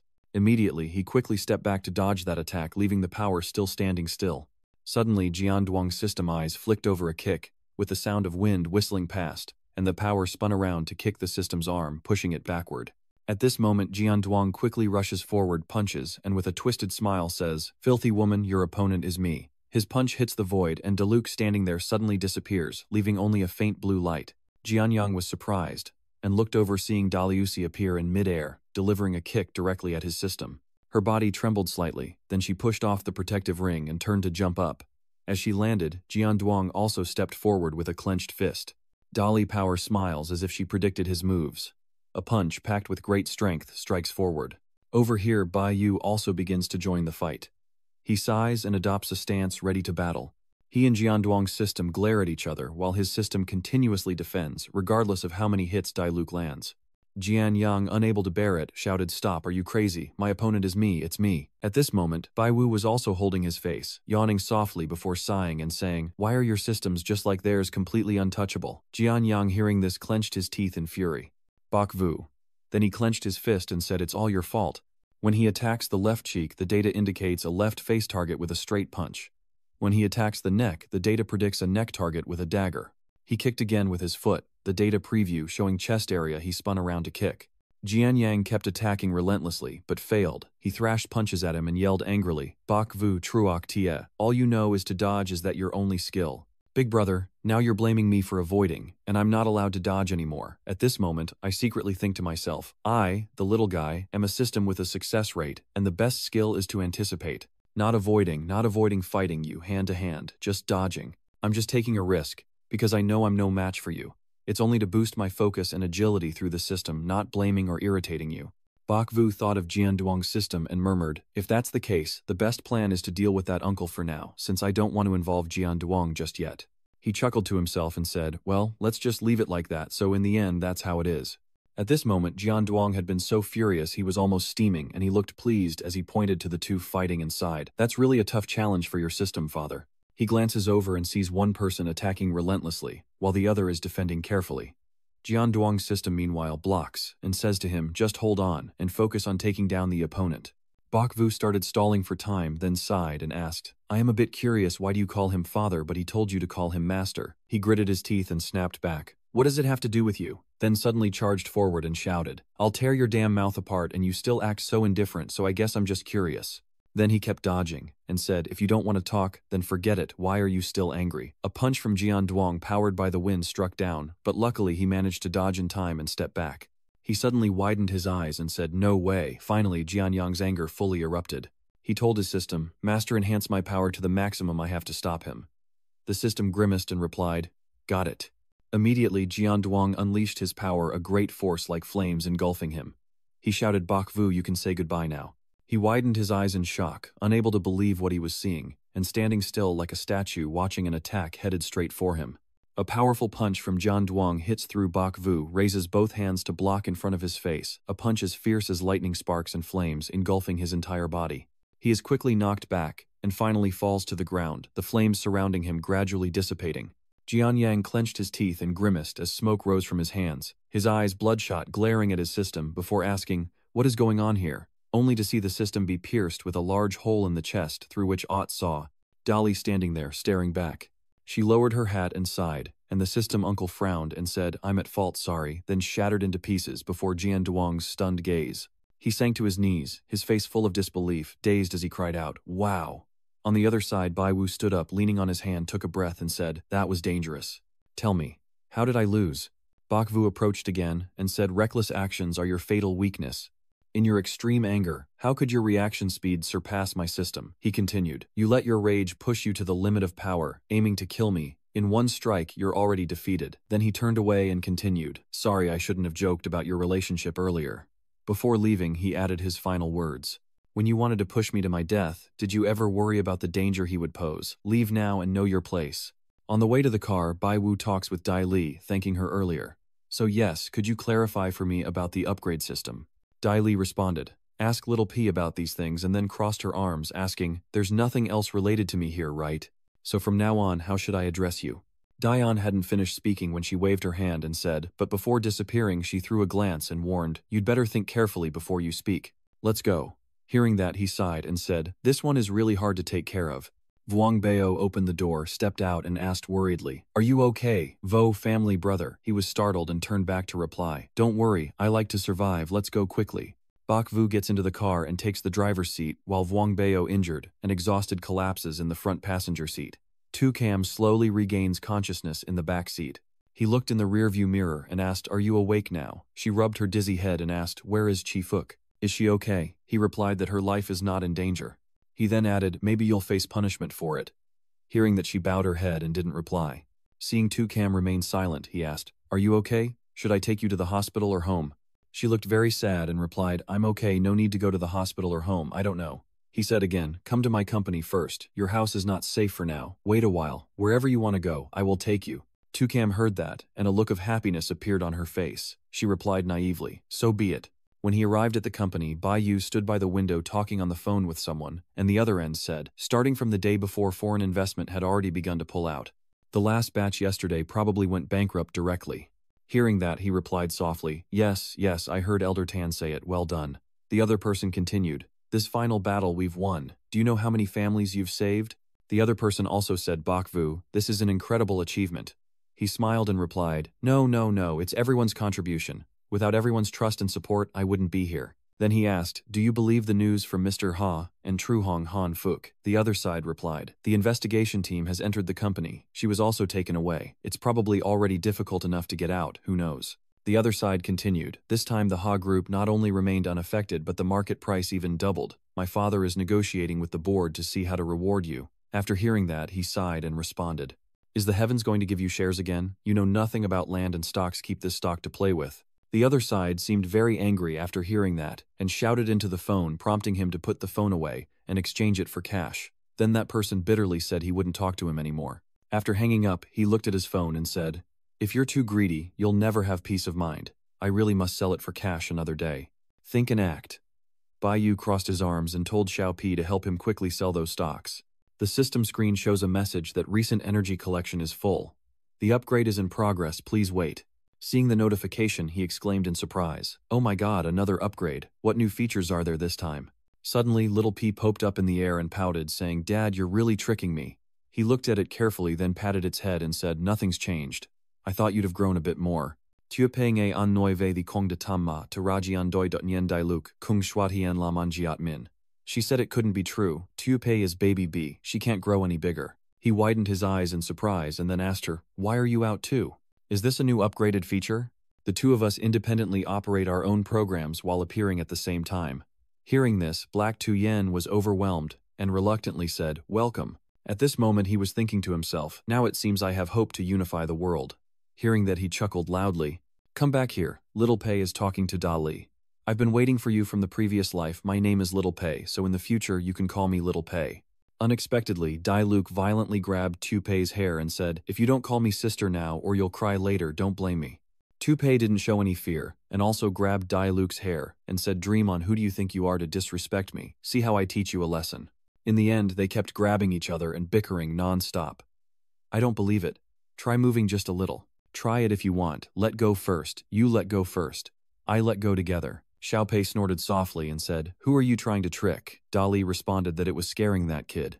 Not be nin hai nuai honu vai dao bok fu nu muon nut ra ani quan yen be min don trung roi sao ne ila kong ko ne thang yen lan nua. Sao doan tho dai than tho dao ngipa. Tai mot noi bie tu novang len tieng noi. Ladoi trong doi dakan. That voice was Xiao Kuang. He stood there looking remorseful, bowing his head and speaking, failing to notice the problem in time and reacting quickly. I feel very ashamed. You know about that too, the man with slicked back brown hair asked, so how do you plan to take responsibility? Another man chuckles mockingly and says, so Jian Yang is your person, he exposes himself like that. How do you usually discipline him? Another person snorts softly and says, who is in charge of this plan? The final failure was because of Jian Yang, you're really happy about it. And finally someone just shrugged their shoulders. That person sighed and said, we also bear responsibility mainly because we trusted this Toa Luan guy too much. The man with slicked back hair quickly objected. Toa Luan's plan has no flaws. There must be an insider leaking information. Another person agreed, saying, I think we need to investigate internally as well. Someone else shouted, stop it, you're just afraid the world will fall into chaos. At that moment, the man sitting with his back turned finally spoke. Enough, this is not the place to discuss other matters. It seems he's the leader, so the others obediently follow and reply. Yes, fine then. The leader then asked, so Xiao, what is your position at Zhaolun? Hearing this, Tu Kuang lowered his eyes, then bowed his head and replied, yes, elder, I will do my best. That person was pleased to hear the response and said, yes, having ambition at your age is a good thing. Keep it up and don't disappoint me. At this moment, Tu Kuang appeared cheerful on the surface, but deep inside he was secretly thinking, my ambition is not limited to just this. After the screen turned off, he stepped forward and thought to himself that he should personally go thank Bai Wu. Now Bai Wu was sitting comfortably in his office when suddenly Wang Bi appeared and called out, Wu family, just a nod of acknowledgement would suffice. Seeing you look tired and leaning on the chair, Big Brother Wang approached and asked, what's wrong? Practice martial arts again last night. He sat back in his chair and replied, less chatter. What's going on? He said it wasn't anything serious. Then he waved his hand and smiled, saying, a unlucky guy came to see you, really not well liked, and he chose today. Forget it, I'll go chase him. Bok Vu stood up and replied, let's go see him. What if something urgent comes up? Bio Wang carefully said, brother, don't move, I'll just invite him in. Suddenly a thought flashes through his mind, and a look of suspicion appears on his face. Is he playing with me? Money-grubbing guy. He reached out to shake your hand and greeted you. Hello, Mr. Bok. Then he introduced himself, saying, I am Tu Kuang. He politely smiled, gesturing towards the chair and said, hello, sir. Mr. Tu, please sit. He set the cup of tea down on the table. Just as Tu Kuang sat up straight, he heard him ask, Mr. Tu, do you have urgent business with me? He replied, of course I came for the cooperation meeting. He smirked and emphasized, cooperation is very important. Now Xiaopei suddenly appeared beside him and whispered into his ear, you'd better be careful, he's also a man with a system. Tu Kuang still sat with his arms crossed, smiling before continuing, it seems you've guessed my identity. He didn't object, just hemmed. Bok Vu sat cross-legged, arms folded, and asked directly, Mr. Tu has probably been paying close attention to me for a long time, hasn't he? Kuang quickly admitted without hiding anything, saying yes, and also mentioning that we've fought several times before. I really admire Mr. Bok's abilities. He just nodded once without replying. He continued, we're both chosen by the system, but what is this system exactly? Why did it choose us? What is its purpose? He finally asked, don't you wonder? Did this question successfully catch his attention? Only then did Xiao Chang begin to get to the main point. What we face is too powerful. To deal with these things, we must unite. Only then can we take control of our destiny. He smiled and replied, I think controlling your destiny is more than just these things, right? Then he got up and went to Tu Kuang and said, it sounds like joining the organization is 100 benefits, no harm plan. He quickly replied, you could say that. He confidently said, each member who joins will receive protection and support from the organization, leading to greater achievements. At the same time, our future will also be bright and grand. Hearing this, Bai Wu turned and asked, do you want me to join not just our big organization but also your small group? Then he answered himself, is there also your little group? Tu Kuang responded, tell your system to help you out. Then he looked serious and continued, this is definitely a good deal. He waved his hand dismissively and said, I don't need help, I'll handle this myself. He then added, whether it's your organization's Hong Wei Lantu or your Hung documentary. He looked down, paused for a moment before saying each word, I am Bok Vu. Finally, he grabbed his cloak with his hand and said he was not interested. Upon hearing this answer, Xiao Kuang fell silent and said nothing more. The two of them parted ways with an unsatisfactory outcome. Bok Vu waved and said, I'll see you off yourself. Tu Kuang replied, no rush, our day of victory is still long. He opened the door and stepped out, and Wang Bao standing at the elevator door was startled. Then he pressed the elevator button and said to him, "Take your time." Coincidentally, when the elevator door opened, Tu Cam was standing inside and said, "You're back, miss." Her footsteps stepped out of the elevator, and suddenly her eyes showed a look of surprise as she caught sight of Tu Kwang, and the two of them brushed past each other. Tu Cam was stunned unconsciously, while Tu Kwang looked down, a faint smile on his face, and Wang Bao hurriedly asked, "Big sister, where did you buy the food?" Tu Cam looked surprised for a moment, then turned away, leaving only the words, "The food at the supermarket downstairs is too expensive. Call for takeout instead," then complained. "What a shabby place this is." Bao nodded in response, overhearing Bai Wu ask Xiao Pei what was said, and he replied, "I'm just a system. I don't know anything about your group's organization." Receiving this answer, he pretended to ponder, and Little Pei added, "But that guy's words still sound pretty credible. I believe that people with systems are certainly not exceptions, including those who don't have grand ambitions like me and the Demon Lord. So there must also be those with dangerous, treacherous intentions to swallow the world. And how terrifying human greed can be is evident when looking at major historical events. I am thinking about the possibility that this system might actually be an extraterrestrial conspiracy trying to overthrow the Earth, and while I was lost in thought, Xiao Pi kept slapping my face to wake me up. The little boy kept hitting and saying, "Dad, wake up quickly. If you keep going like this, your mental state will be in trouble." Finally, Xiao Pei looked mischievously and asked, "Are you feeling better?" Bak Vuti brushed his hair and waved his hand, saying, "All right, it's fine now." At this moment, the kid carefully asked again, "Are you sure, father? How about exchanging the strong little sister for a few more?" Hearing this name, he trembled and quickly refused, then pretended to be resolute, slammed his hand on the table and said, No, I'm completely fine. No matter what the future holds, we must face it positively and live each day well."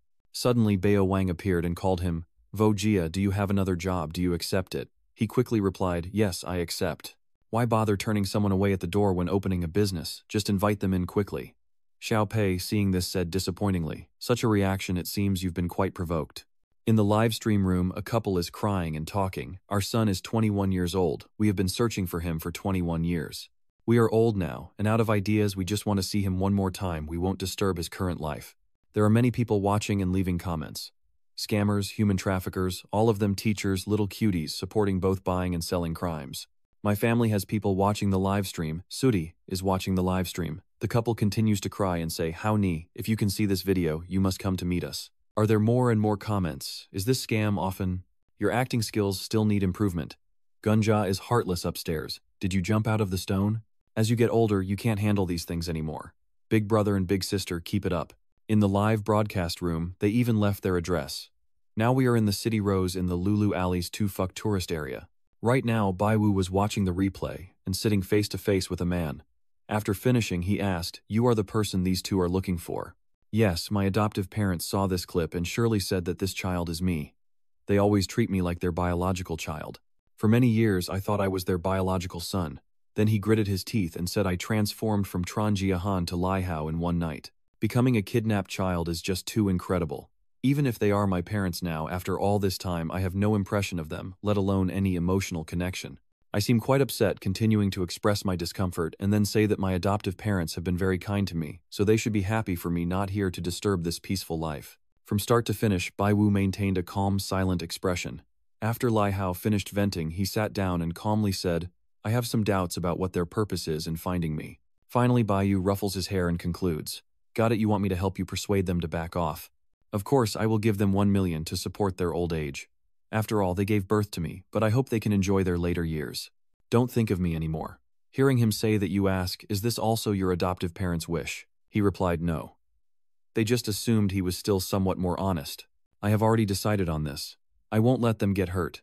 Bai Wu said with a smile, "You are quite filial to them," smiling outwardly, but deep inside you are thinking, "I believe that anyone with money is filial. That person is the one who is."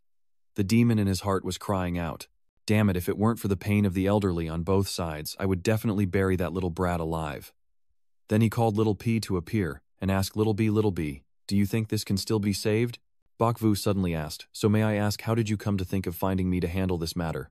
Li Hao pushed up his glasses and replied, "I know this kind of commission isn't your main line of work, but I've heard of your skills, so as long as you can help me settle this matter, just name the price."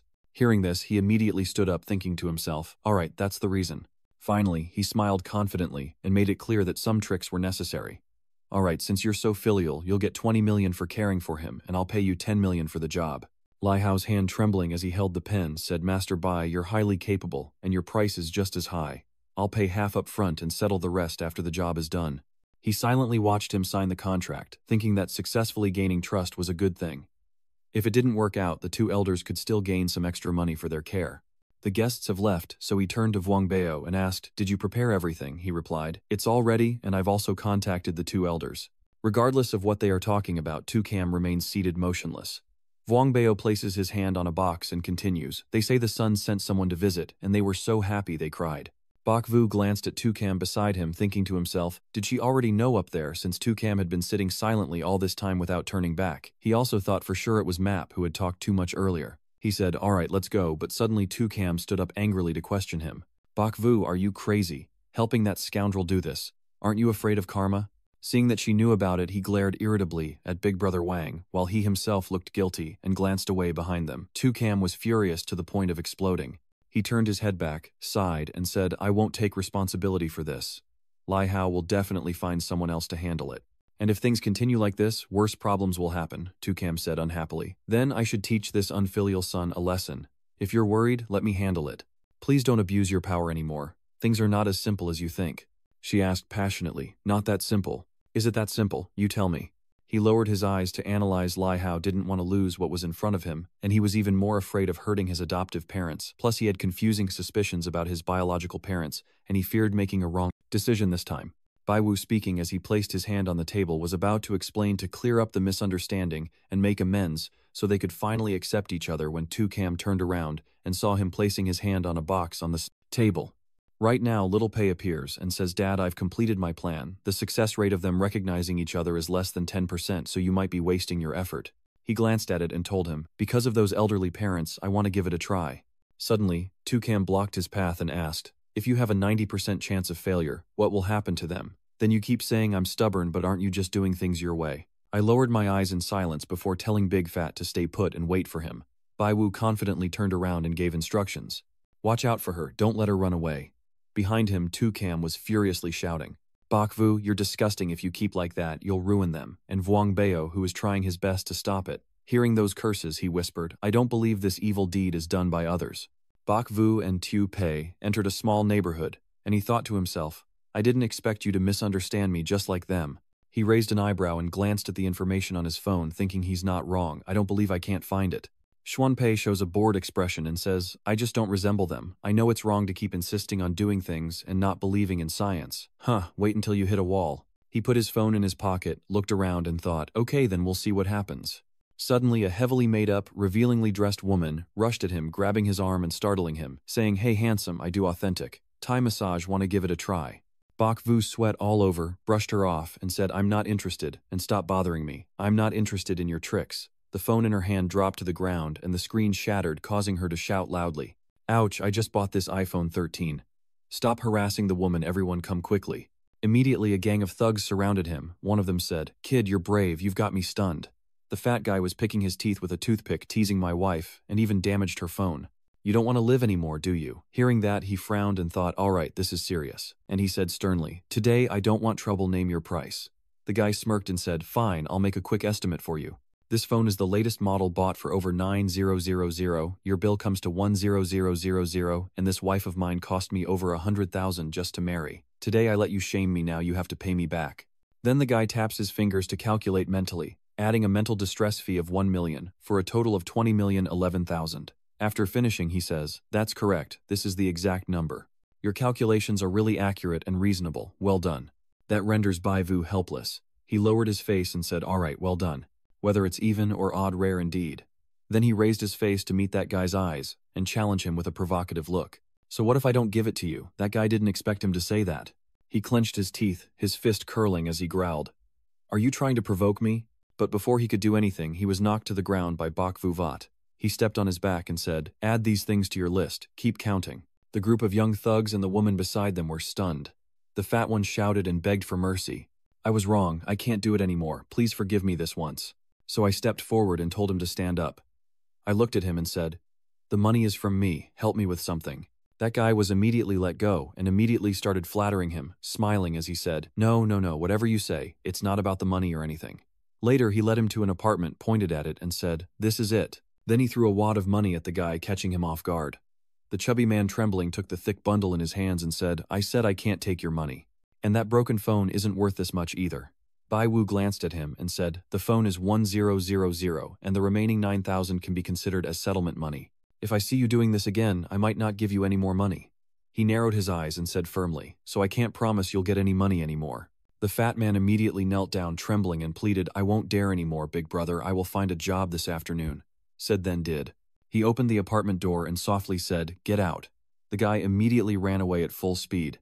He thought to himself, "Sorry, young master is in a bad mood, so you had to encounter this." When the elderly couple opened the door, they were unexpectedly surprised. Bakfu Tiu Sai politely bows and says, "Uncle Aunt, I am a friend of Lai Hao. He had something urgent and couldn't come himself, so he asked me to visit you first." The old man responds, "Thank you, this is a bother for you, please sit down." I sat across from them and asked Uncle and Auntie, "Can you tell me about what happened 20 years ago?" The old lady hugged her face and cried, "Was it all my fault?" "Don't keep saying that. If you want to blame someone, blame those traffickers. We have struggled for 20 years originally, with no hope left." I smile as I listen to them, simply wishing that he can meet someone good and grow up to be someone who can thank the heavens. The old lady then said again, "Until last month the police told us the trafficker had been caught and said Hao Ni might be in the city." The old man added, "So we have come back to life again." The old woman hugged her face and cried uncontrollably, tears streaming down her eyes, saying that if she could really meet her family, even if she died, she could die with peace. Xiao Pei appeared behind him, whispering, "Dad, everything they said is true." He glanced at the kid and responded silently, "Yeah, I know." Then he narrowed his eyes and smiled, saying Uncle and Auntie Lai Hao's adoptive parents have been very good to him, and he's now successful in his career. He continued, "Don't worry, both of them will soon be overwhelmed with happiness," and the old lady tearfully said, Oh, we've truly met good people." Then Bai Wu said Li Hao was very young when adopted, so he doesn't remember many things. He looked at the old lady and continued, suddenly faced with such a major change in his background he was confused when meeting anyone. "Are you saying that?" The old lady hesitated and replied, "It's truly upsetting for Hao Ni." Then he softly said, "I will never forget the kindness they showed, and we will give him some more time. I believe he can come to terms with it." So the old woman replied, "Yes, that's right." Then he searched his coat pocket and said, "That's right, your phone has a photo of him. Let me show you what he looks like now." The elderly couple quickly expressed their gratitude. "Good, that's perfect. You're really thoughtful." But when he took out his phone, he noticed the screen was cracked. He thought, "Oh no, it must have happened earlier." He holds up his phone to explain, "Things fell accidentally on the way. Don't worry, you should be able to see it." The elders look up at him. Suddenly, a young man's voice from the video emanates from the phone, saying, "I don't remember everything from when I was young anymore. Who knows what their true purpose was in desperately searching for me all this time." This makes Bai Vu panic and clench his teeth. He panicked and kept pressing frantically. What if I accidentally played the video? Hearing the voice in the video, the expressions of the two elders turn pale as they stare at him in shock. Bai Vu quickly puts his phone in his pocket and says with a smile, "I pressed the wrong button. This isn't what Li Hao said." He took out a suitcase again and said it was okay. Li Hao asked him to bring some money for the two of them. He forced a smile, opened the suitcase and said, "I mean no harm, just for you two," but one stack of money accidentally slipped out. Then more stacks of money gradually fell out, leaving the two elders too shocked to speak. Seeing the pile of counterfeit bills spilling onto the floor, both of them widened their eyes in amazement, pupils constricted and mouths agape. Bak Vu at this moment was losing his mind, collapsing as if his world was falling apart. Inside the apartment, Vuong Bao was sitting at the dining table with Tukam. He spoke first, saying, "Let's eat together. I'll order our portions." Tukam shrugged wearily, saying she had no appetite. "You eat by yourself." She clenched her fists, looked uncomfortable, and said with a mocking tone, "You talk all noble and righteous, but I see him as a liar. He's after money." Vuong Bao sighed, eating as he said, "This is wrongly accusing Vojia. Even I wouldn't make that kind of money, let alone him." He brings the food to his mouth, takes a bite, and then continues talking. "I definitely believe what he said." But Tukam curiously turned to ask, "What?" He replied while chewing, "I worry he won't meet his wishes." At this moment, Vuong Bao's phone suddenly rang. The caller was Bak Vu. He had to marvel at that. It was incredible. Vuong Bao picks up the phone and says, "Hello Wu family, everything going smoothly on your side?" Is Bai Wu's voice coming from the phone? Is Tukam nearby? He glanced to the side upon hearing that. Tukam shot him a disapproving look and snatched the phone back, leaving Vuong Bao puzzled. She's speaking with an annoyed attitude. "I'm here, tell me if there's anything." Bak Vu, looking disheveled, was on the phone from the hospital, reminding her once again not to act recklessly and to use her skills carefully, but she wouldn't listen. Cam from the other side immediately retorts, "I don't use it." He snorts angrily, daring not to admit it. He clenched his teeth and punched hard into the wall to vent his anger, speaking in a low, threatening voice. You want to mess with me, don't you? But what's the result? Bok Vu regained a bit of composure, took a deep breath, and continued. His father was having a blocked heart and was being resuscitated at the hospital. Are you satisfied now? Bok Vu is standing outside the ward, looking inside through the glass door. Tukam is so shocked by his information that she cannot speak. Wang Bao quickly asked her, "Did you lower the alert for the Vo family again?" Tukam put down her phone, slammed it on the table, and yelled angrily, "I didn't." Her hands nervously fidgeted as she hesitantly explained in a trembling voice, "I only exchanged the money you gave Bok Vu for cash." Tukam sat awkwardly, then started crying, stammering, I know abusing the system is wrong, so I wanted Bok Vu to get fired." Tears flowed down Tukam's face. "I didn't expect this." After finishing, she started crying even harder. Wang Bao calmly took out a tissue to wipe his hands. He speaks to comfort her, saying, "I know you just want the Wu family to understand the difficulty and not back down, so why did you attack the elderly?" He stands up, pats her on the shoulder to comfort her, then sighs softly. "You're still young. Heavenly mistakes are forgiven. Moreover, she didn't mean to, and this isn't entirely her fault. The Vo family and I also bear responsibility." He took a skewer from his pocket and continued, "If anyone is to be blamed, that brat is the real culprit." His words immediately moved Tu Kanyin to tears. She stood up and happily said loudly, "You're right, he's the one who deserves the most punishment." She leaned in close and stared intently at Fat Wang and asked, "Do you think if I let him suffer misfortune, it won't affect his parents?" He calmly replied, "Don't do something impulsive or things will get even messier to handle." She squinted her eyes. "Yes, I will exchange the luck of this unfilial son with his biological father so there will be no more mistakes." Tukam enthusiastically extended his hand and loudly demanded, "Quickly, give me his business card now." Wang Pao hurriedly tried to stop him. "No, you can't." Hearing his advice, she couldn't afford to make another mistake. From Cam narrowed his eyes, glaring at him, a threatening aura emanating from his eyes that scared Wang Bao. "Give it to me." In the blink of an eye, night fell and the building was lit up. Wang Bao saw Bok Vu return and quickly inquired, "You're back. How is Mr. Vo?" He tilted his head, rubbing his neck with a weary expression and tone, and replied, "Still, at IQ, temporarily out of danger." He walks over to the sofa and slumped down exhausted, tilting his head back. Bai Yu, massaging his neck lazily, asks, "Where is Kai Min?" "Is she all right?" Wang Bao replied. "She has gone back to her room to sleep." Vo family, actually about Tukam. Before Wang Bao could finish speaking, he cut him off. "You meant to say she's still just a child."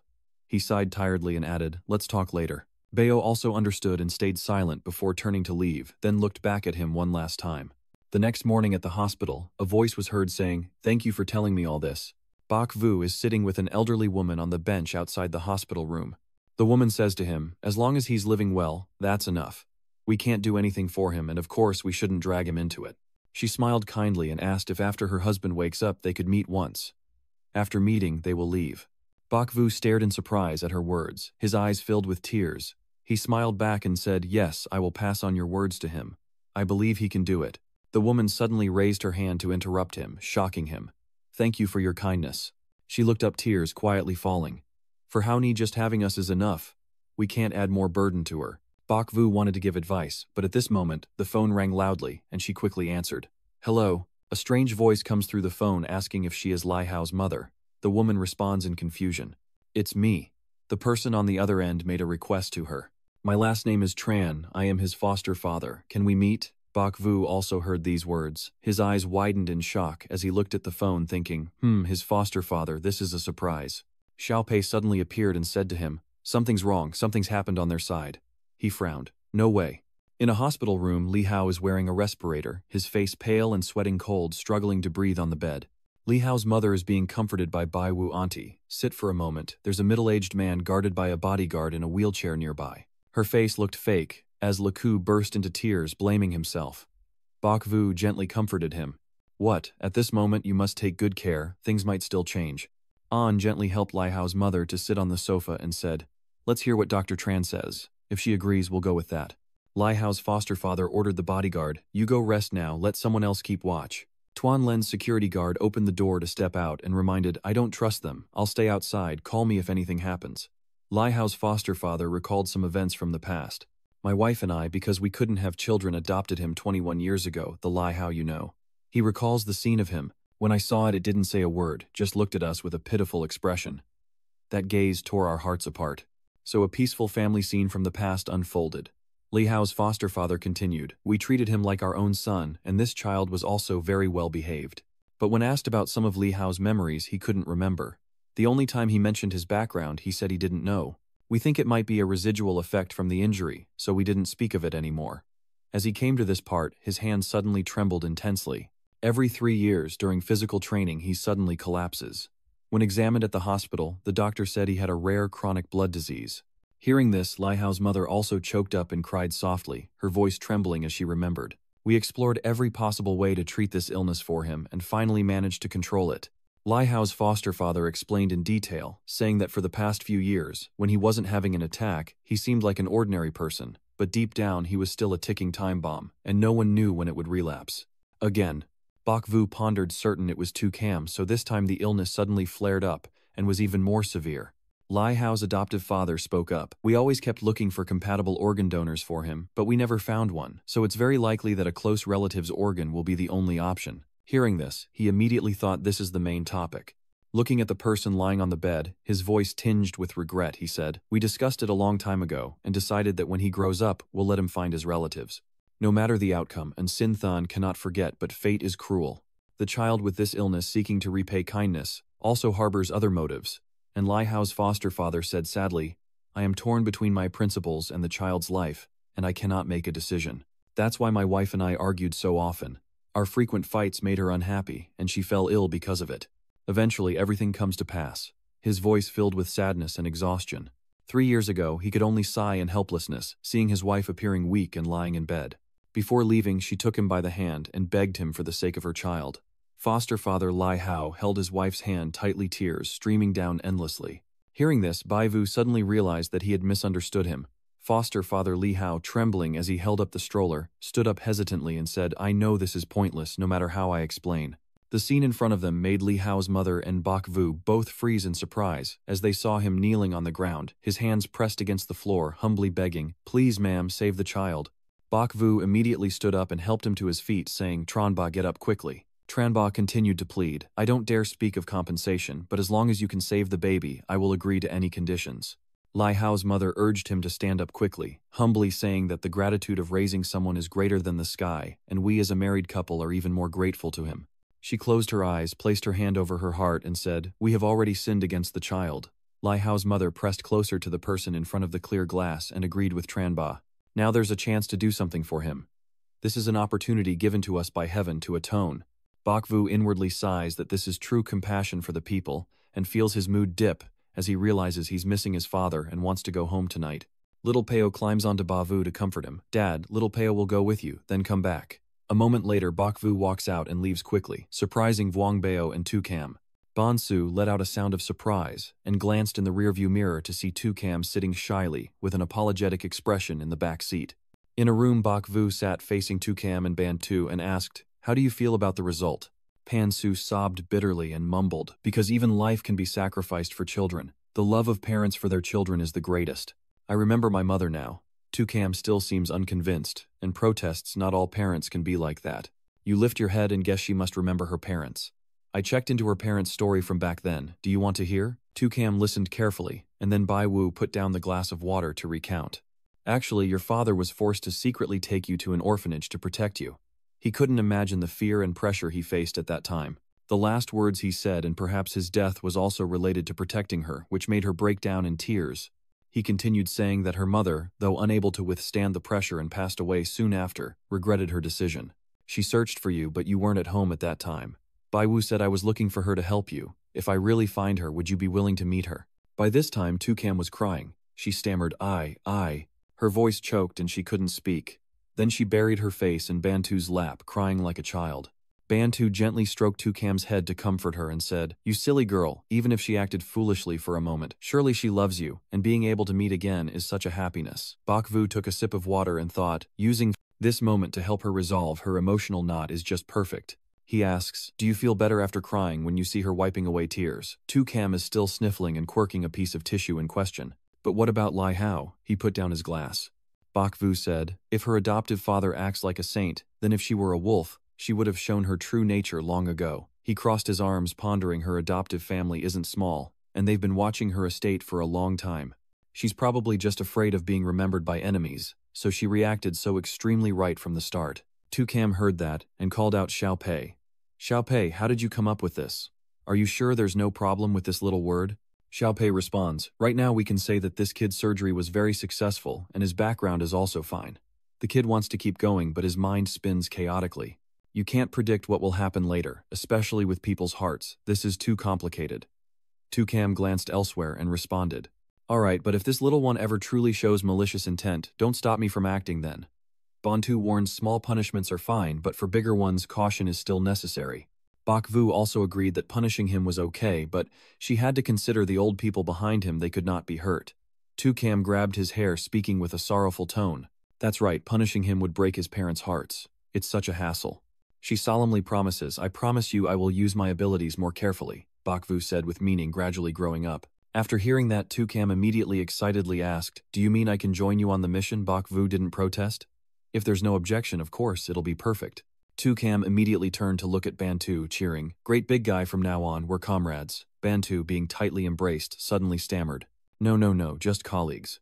Xiao Pei guesses 3 without goldfish. Sisters help, the mission plan won't be that easy to succeed. Is this a reward or compensation? Bak Vu's expression relaxed as he interacted with the talkative kid. Then outside, the lively chatter of the 3 people echoes in the air. Wang Biao speaks up first. Bak Vu, what will you do with this fee? He replied, I donated it all to the organization to find my identity. Cam heard that and anxiously asked, not keeping any at all, are you sure? Yes, I donated everything. Who said I earn money without conscience? A luxurious apartment building with an impressive exterior, some rooms still have their lights on. Below, a couple walks, their dog and a few elderly people are strolling. Miss Ha, what are you busy with? I can't be busy with anything. You came to see me for something, not to tell me there's someone else, right? On the other end, Bai Wu's face looks relaxed as he chats with you. Don't worry, it's nothing anymore. The boss remembers you and wants to invite you for a drink and a chat, but your immediate reaction was really good. He continued, the account is valuable. Throwing it away would be a pity, better to keep it and play since you know your way around. Hearing this, Han Shen interrupted and stopped him. You want to play for yourself, decorate your chubby king, but you seem to be indifferent. Young master, I just want to be a plain rich kid. Suddenly, Little Pei looked up nervously at Bai Yu, worried and reminding him that Hawthorne was dangerous. He was so shocked after hearing that. Bak Vu immediately stood up and warned Hawthorne.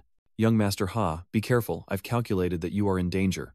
On the other side, he still runs innocently, seemingly not believing and saying, stop pretending to be a deity or a ghost. Isn't it interesting that someone is approaching with a bat behind you? That person hit Hawthorne hard on the back of his head, leaving him unable to defend himself. Hearing the scream, Bak Vu called out, Hawthorne, are you okay, Hawthorne? At this moment, the earphone fell out and Hawthorne collapsed to the ground unconscious. The earphone emitted Bak Vu's voice. Somebody help me save him.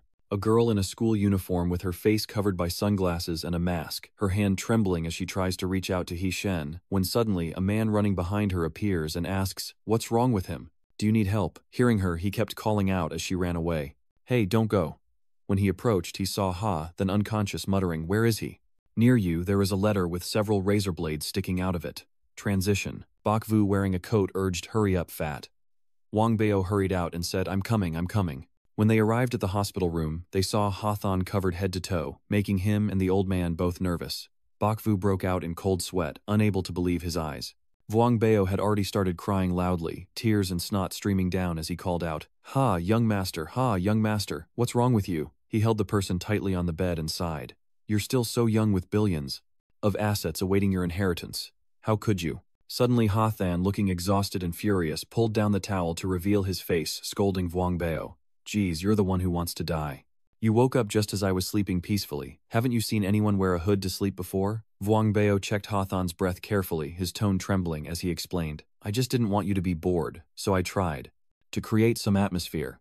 You get even angrier after hearing that. Bai Wu finally lets out a sigh of relief. He starts to think about the incident. What kind of person are you? Such cruelty. Ha Shen rubbed his neck and responded uncertainly. Not stealing or kidnapping, just apparently not to your liking.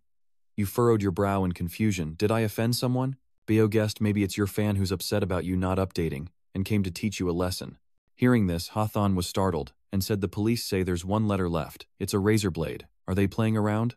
Bak Vu crossed his arms and considered the matter. If so, that's also possible. Wang Bao agreed wholeheartedly. No more updates for you.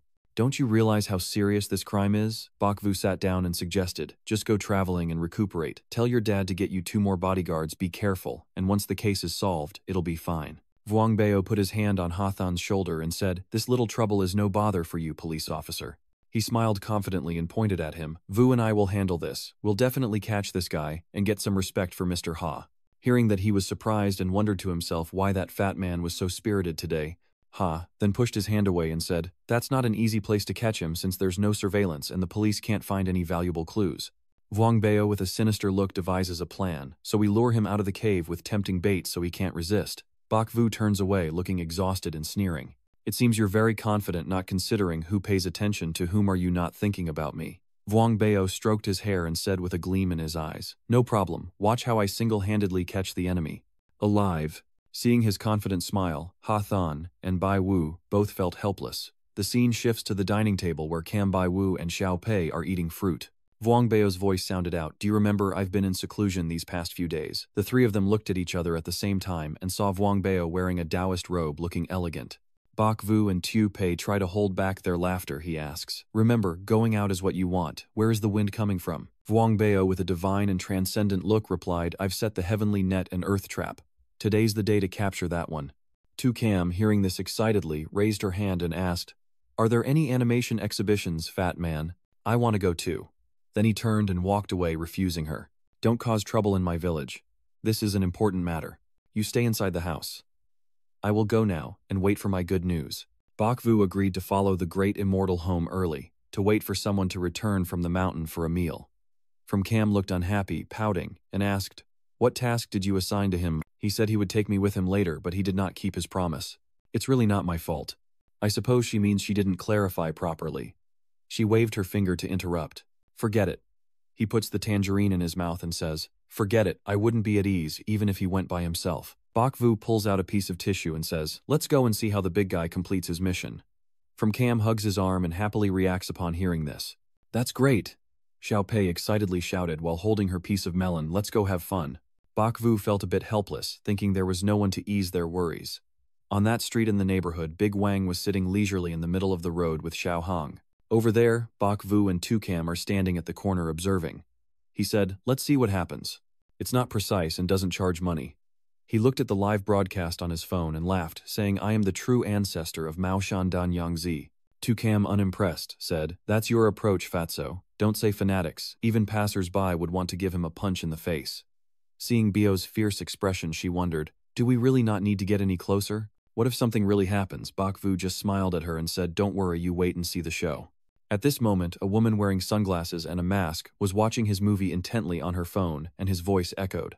I am the Dan Yangzi. It is said that someone is using my name to spread rumors everywhere. He acted like a Taoist priest, squinting with a smile and saying, there's no other way, we can only go down the mountain and do it right.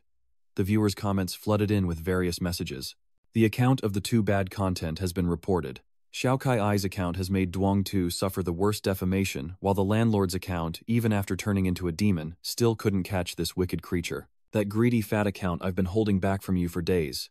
Don't run, watch the magical artifact.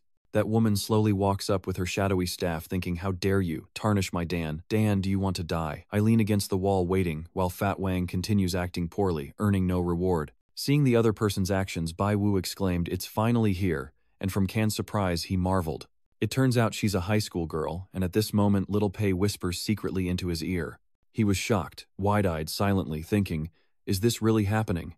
The mysterious person clenched the stick with both hands and charged at him, shouting loudly, damn, you prepare to die. He immediately panicked, clenched his teeth and whispered to himself, damn you. He lost his balance and fell backward. The mysterious person seized the opportunity to swing the staff down and strike him hard. The viewers immediately started commenting non-stop. Does the account Dodo also have action movies? Come on. Does this chubby little Taoist account look familiar? You're not claiming to be an old king, are you? I look more like a landlord's account. It's much more interesting than fighting and shaking your butt. Keep going, don't stop. That hungry account performs so badly, but I like it. At that moment, Big Fat King sprang up to escape his opponent's attack. He stared in amazement, eyes wide open, grip tightening on the baton. He frowned and warned harshly, do as you're told and submit, or don't blame the Taoist for not sparing mercy. The person charged forward, shouting, you go and die, while Fatso gritted his teeth in anger. He reached into his shirt pocket and took out a spray bottle of pepper spray, then sprayed it at his opponent. Magic weapon. He sprays continuously at the opponent and says, "Great, unyielding heavenly dragon. Isn't everyone commenting non-stop about your character's tragic turn? Should the fat crooked Taoist be punished by his sister with the ice spray? Is the cute little account being so unloved by heaven? Don't keep bragging about the landlord account. If you don't like watching, then get out. What's going on with the martial arts scene, waiting for you to switch to that starving account?" The man scoffed coldly, looked at the trembling opponent, then grabbed his wrist and said, "Let the master see your true face." But as he pulled down the mask, the man's face was revealed. Big Wang nervously exclaimed, "Come on, get up for the Taoist." He grabbed the other's arms to lift him up, causing his wig to fall off. This made him turn pale with fear. The man's face was now bruised and swollen, his eyes and lips were puffy, and his lipstick was smudged. Tukam exclaimed in surprise, so it turns out that person suddenly came up with something and struggled to break free from Vuong Bao. He quickly grabbed his weapon and shouted, "Yo, you yet still want to run?" He took out a stun gun and said, "I will subdue you." The electricity shocked him stiff and he eventually couldn't resist and fell down to the ground. He lies unconscious on the ground, as King Bio sternly says, "Don't even think about harming the world." Tukam and Bak Vu step closer from afar. She asks Master Dao, "Are you all right?" "Thank you for your concern, disciple. I am fine." Then he calmly turned to his phone and said, "Everyone is frightened. Everything is under the control of the mountain folk." The viewers kept commenting, Interesting, when is the next episode?" Daily updates, absolutely. Just sand and stones flowing during the live stream. Support you Dao as a practitioner of the way I know how to make tea and pour water. Fatty, I love you, I want to have a monkey baby with you. At this moment he finally noticed his own reflection. Looking at his phone he was astonished and exclaimed, "Oh my god." Looking at the viewer count he stuttered and asked himself, Map, am I famous now?" Then he smiled brightly and said, "Infinite Heavenly Lord." Later that man was taken away by the police, shouting, "Dan Duong Tu, if you don't update soon the world will belong to someone else." Cam crossed her arms in front of her chest and said with a look of resignation, "Sometimes fans' love can be truly frightening." Bak Vu stands behind sighing exhaustedly. Bao Bei Wang grabs his chin pouting thoughtfully, imagining himself jumping joyfully in front of the phone with a pepper spray, saying, "Oh ho, Shishi, great unmatched dragon." He finished the live stream with a pitiful look, begging everyone not to be angry anymore. The chubby man risked his life to make sure he stayed updated. At a high-rise building in the city center, Vuong Bantu sat at his desk and yawned loudly. A hand reached out and opened the door. Tukam enters Bantu's office looking cheerful and full of enthusiasm. The chubby guy stayed up late again last night. Wang Peng, still covering his mouth, yawned and greeted Tukam. "Hello, don't say anymore, just mentioning it brings tears." Tukam held out her coffee to Bantu and drank it to wake up. He shyly raised his hands in front of him to refuse her. "Thank you, I'm not used to this. It's like traditional Chinese medicine." Tukam hurriedly turned away and let out an "oh." But then Tukam happily asked Bantu, "So what about swapping for a bottle of Coca-Cola at home?" As she turned to leave, Tukam suddenly asked again. "Are you cold?" Bantu shyly replied, "Everything's fine, everything's fine." He looked confused, resting his chin in his hand and wondering why they suddenly cared about him so much as the three of them, Bak Vu Vuong Bantu and Tukam, ate together. Bantu was chewing his food when he saw Tukam pick up a big piece of chicken thigh. She squinted her eyes, turned to Bantu and handed him the piece, saying, "Big guy, eat more meat to nourish your body." Bantu shyly hands over the bowl and says, "Thank you." Suddenly Bak Vu suddenly says, more supplements, and it will explode." Vuong Bantu's face looked disappointed as he chewed on the chicken thigh bone without care. Tukam Bat Bin turned to scold Bak Vu, saying he is very polite to others but not to the fat guy. She advised Bayu, "You can't keep bullying him." He awkwardly smiled and said, "I'll take a tissue. I'm full now. Big guy, you can have it." Bantu just silently nodded, then turned to Bak Vu and said, "The Vo family," she already stood up and told him I was full too. Both Tukam and Bak Vu went in different directions. The others went in different directions. Wang Bantu looked confused as the two suddenly stopped eating and went separate ways. Bantu gnaws on a chicken bone, standing up for himself against the Vo family. I wonder what Miss Cam is really up to. Sitting in the tavern, Vuong Bantu was rubbing his shoulders in the kitchen. Tukam came out and called the chubby man. "Is your arm still hurting?" Tukam takes out an old item from her pocket. "Try this, I heard it's very good." Thinking about him all the time, how does she know his hand hurts? Tukam shyly put her hand behind her back and said, "Don't I remember you once saved me when I was injured?" Tukam turned around, waved her hand, and told Bantu to go back to his room, saying don't stay up too late.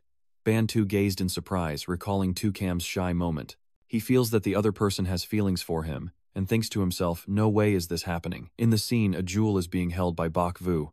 Bok Vu looked at Bantu and said, "If you have something to say, just say it, don't stutter." He awkwardly scratched his head and smiled foolishly. "It's about my brother."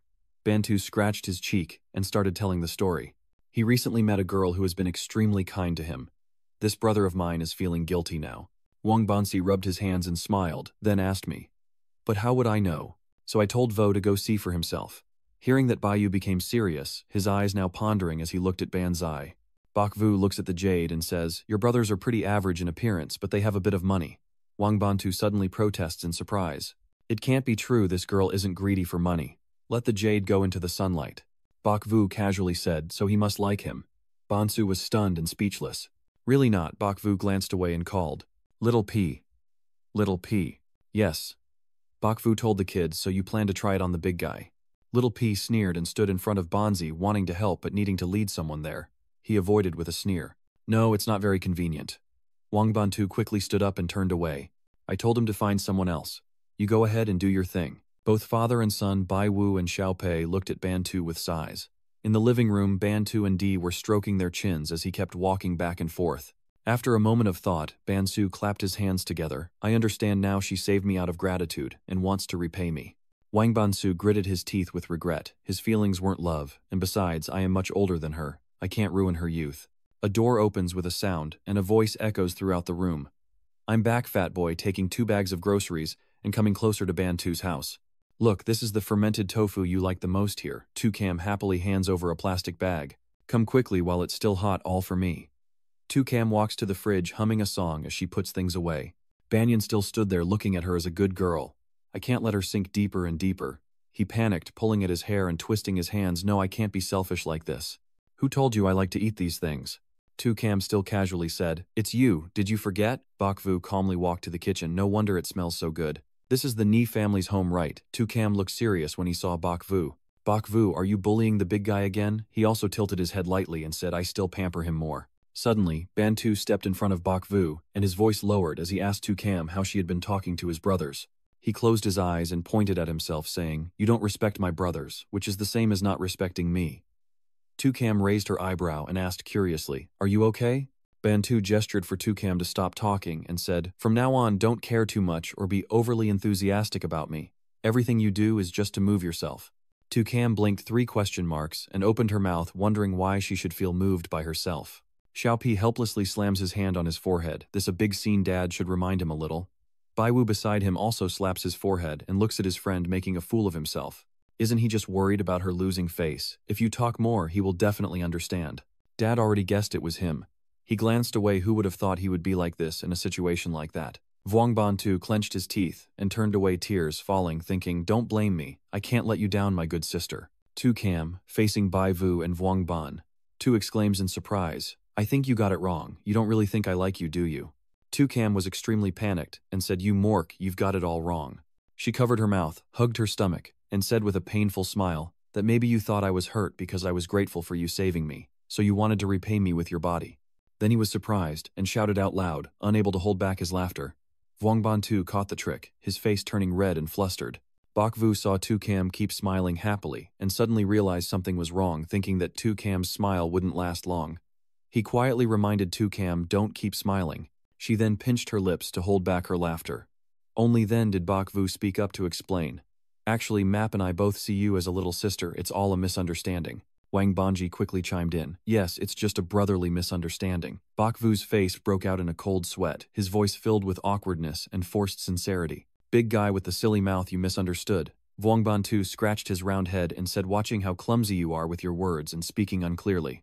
And that little affection of yours wasn't even from when you saved me mostly. It was just because you were too exhausted during the live stream." From Cam heard that he felt embarrassed, avoided eye contact, and responded with a soft, "Is that so, fat guy? I shouldn't have." Vuong Bantu pretended nothing was wrong, laughed loudly, and said, "I was just teasing everyone. I noticed everyone's been under a lot of pressure lately, so I just wanted to liven things up a bit." He smirked knowingly and said proudly, "Do you really believe that? That proves my chubby acting skills have improved a lot." Tu Cam couldn't help but quietly exclaim, "Why does Bok Vu always look so bored and dissatisfied?" "Just kidding, don't be in such a hurry. I'm off to deal with my own business." "Only the 2 of us are left in the room." Bok Vu sighed softly. "Pretty good coordination." Tu Cam sighs softly and quietly, says, "I hope this matter can pass smoothly." At that moment, Xiao Pei suddenly appears and shatters his illusion. This probably won't be quick. What should we do? Did I do something wrong again? I have to save her no matter what. The kid revealed a mysterious look and said, this depends on how well you perform. Hearing that, she immediately grabbed Xiao Pei and kept tickling to tease him. So you better behave really well. Nike was tickled to the point of tears, repeatedly shouting, stop, stop. The room is filled with the intermittent pleas of the little one to be forgiven. I'm sorry, please forgive me. Bok Vu looked on from the side with wide eyes, unable to hold back a sigh, then thought to himself, don't forget that although Tu Cam is 20 years old, she's still a child. Fatty fatty. Thinking of this, he sighed again. At this moment, Wang Banzi was sitting dejectedly in a corner, his mind lost in the clouds, constantly sighing inwardly. Vuong Map, are you still brave enough to live? He clutching his head and shouting, people, see me as your elder, how can you? At this moment, all he can think about is a person playing the erhu to the melody snow falling and the north wind blowing. 3 days later, Bok Vu is relaxing and sunbathing at a pool. You focus intently on the blue crystal ball in your hand. Suddenly, the chubby figure of Vuong Bantu appears greeting. Vo family, did you call me? His face looks dried out like a soggy bread, with black blue eyes like a panda. Bayu couldn't believe it and asked, so you're not fully recovered yet? Vuong Map, making an excuse. None, I just stayed up late streaming last night. It's okay, men. You can't even handle small things like this. Hearing that, I didn't want to press further and change the subject, asking what you'd like to eat and I'll treat you. He quickly replied. Really? Anything is fine, I plan to go out. Suddenly Tu Cam popped out from somewhere, standing behind Vuong Map and asked, are you two sneaking off to eat something good? The atmosphere around Wang Banti was unbearably awkward, and he looked like he was trying to clarify with a sorrowful expression. How could that be? After a long laugh, he continued to ask, what do you want to eat? Tu Cam blinked in thought before speaking. Why not eat instant noodles at home? I bought a lot of new flavors. How about going to a restaurant tonight? A new place just opened nearby. Vuong Bantu immediately bolted away, as if chased by a ghost, running and responding as he fled. No problem, you guys can stay here. I'm going to eat instant noodles. Seeing him leave, Tu Cam sighed and lamented. The fat guy still keeps avoiding you. Bok Vu defended his brother, saying, it would be better to give him some more time. Then he told her, sit here, I have something to ask you about the system. Tu Cam exclaimed in surprise and asked the system back. Bok Vu thoughtfully explained that my system appeared very suddenly that day. I unexpectedly found a lottery ticket and it all started vaguely from there, so I wanted to know how you were doing under those circumstances. Tu Cam Tron waited for a moment before finally saying, my luck was quite sudden too. Maybe when I was 16 and just left the orphanage, I felt like I was cursed with bad luck. At that time, the snow was falling heavily, and Tu Cam could only huddle in a thin piece of clothing. She continued, as for my number, I was a bit luckier. My parents didn't both. When she remembered the strange mark suddenly appearing on her forehead, her voice unconsciously rose. That day on the street had already been supernatural. That night, money was flying chaotically around Tu Cam's resting place. She was surprised, but still bent down to pick up each paper. Suddenly, the people around also erupted into chaos. This is from my side. You're overstepping, pick it up now. There are still many over there. Those people are fighting over the red papers, knocking the little girl onto the cold ground. Back in reality, Tu Cam let out a long sigh and angrily said, but my goldfish system, if used on myself, when luck is on my side, misfortune follows. Doesn't that make you angry? Bok Vu was out of options with her and had to console her. There is cause and effect, everything balances out. Do you think my system only brings good things to me? He called Little P. Little P only appeared briefly and then sighed. It's really not my fault, I just didn't know. Bok Vu's disappointed face said it all. Before he could speak, it was already given back to me. What's in your hand? I've noticed you've been holding it a lot lately. Hearing that Bok Vu held the glass sphere up to eye level and looked at it grimly, he recalled a past memory and said, this is something I found during an investigation before, maybe it's also a system. Tu Cam leaned in and observed with surprise, exclaiming, so the system looks like this. Bok Vu quietly speculated, maybe it's different from us. I never swallowed a crystal ball when I was little. Cam Dai confidently affirmed. I don't have one either. I'm embarrassed and reply, don't worry, I understand. Then my tone turned serious. I guess this might be the system container, so it might not need the master gas to operate alone. Tu Cam turned to ask Xiao Pei, do you think you can fix it? The kid firmly refused. No way, this is too dangerous. Bok Vu Nyat Tri replied, no, that's not right. Tu Pei saying that recharging it might help, but it's also very possible that once the system is activated, it will become uncontrollable. Tu Cam stepped back a few paces, waving his hand and saying, well, let's forget it. Curiosity killed the cat. Suddenly, Bai Wu hurriedly responded, that's right, I have a way.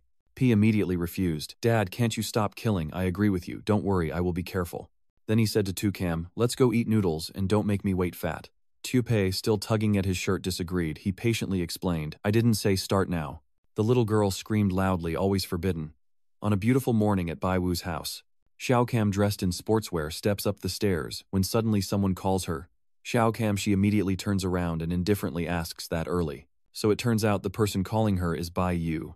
He reached out to call her over and said, come here, I need to see you. Tu Cam approached him and said, I drank a lot last night. I thought you two would still be sleeping. Bak Vu walked to the table. He looked at her. I didn't drink much. Close the door. Tu Cam doesn't know why I called her here. She's quite sober. Bak Vu pulled out a chair and sat down. He had thought about this all night and fought over it all night. His face darkened as he reached a conclusion, and Tu Cam, noticing Bak Vu's unusual expression, anxiously asked, Are you all right? Did something happen? What could it be? Isn't it still about trying to activate System X? Bak Vu's eyes grew serious. Yes, I finally convinced Xiao Pei.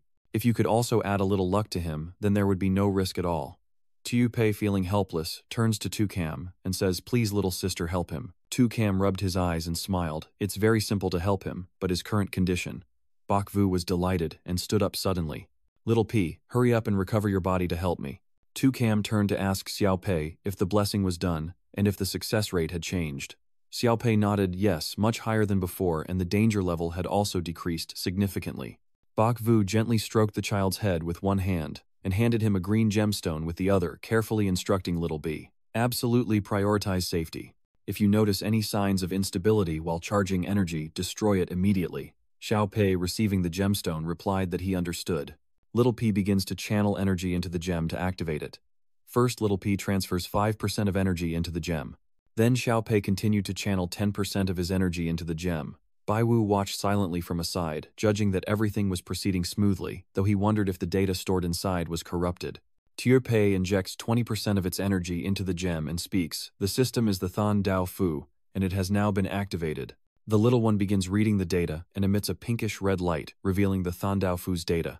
Bai Wu widened his eyes and said, Pure Dharma, could its mission be to purge and eliminate people? Tu Cam was startled and asked in panic. Kill people. Xiao Pei raised an eyebrow. That can't be. It's the most fundamental taboo of the system. I suspect its target is the system.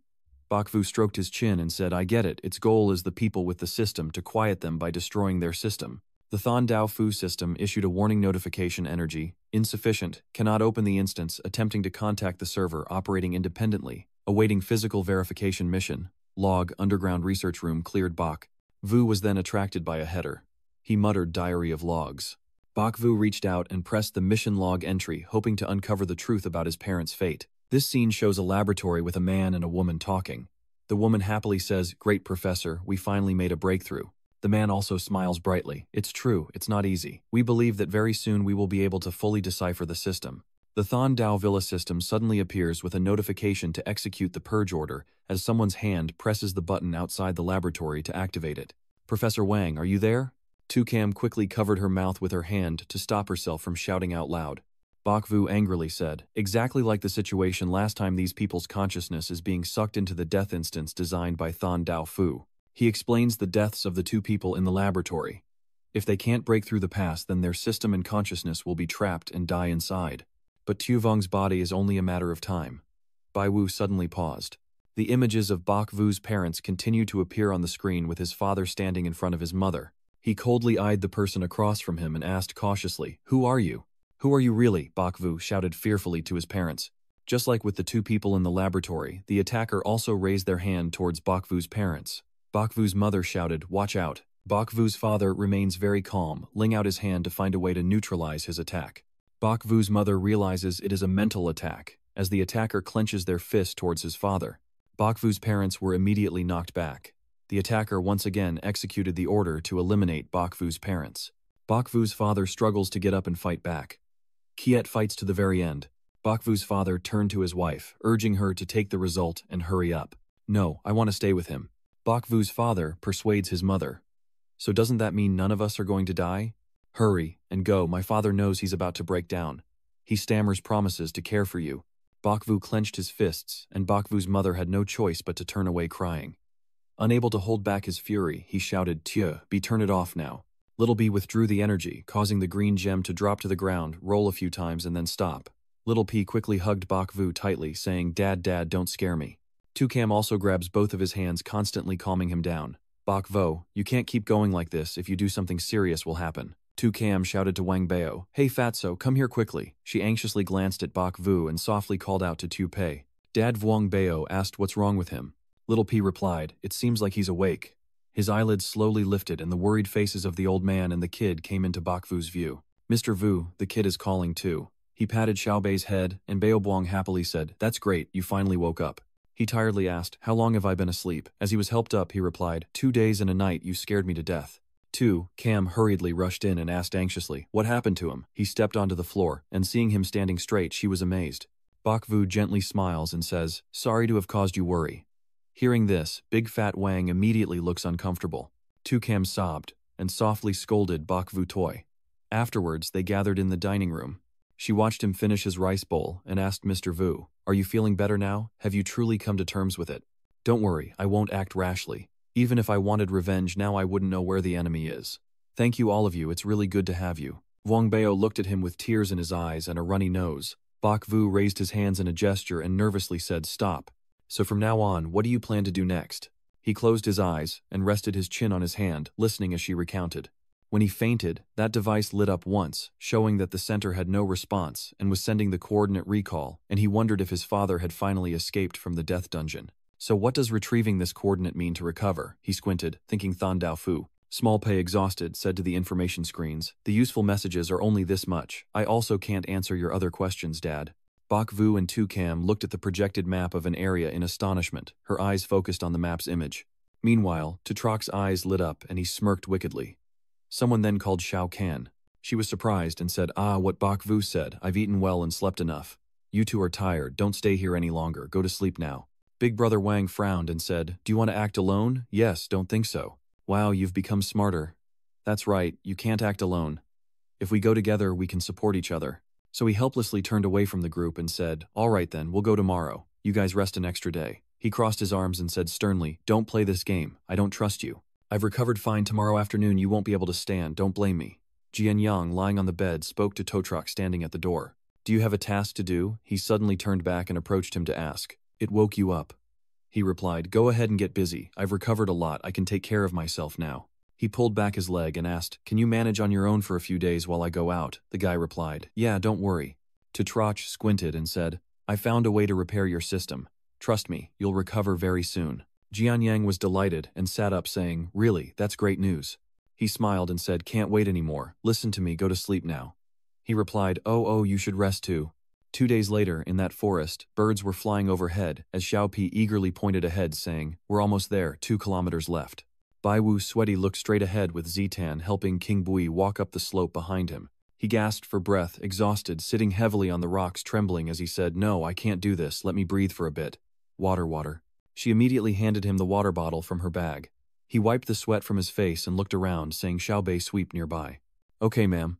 Looking at the data, the kid panics and says, this isn't good, a thermal reaction. The kid shouted loudly, quick, lie down, just as an explosion went off. It swept away the nearby rocks, then suddenly a great force appeared using its power to block the explosion and protect Group Bai Yu. He stared in awe at her back. Xiao Pei patted his chest and said, thank goodness you reacted quickly.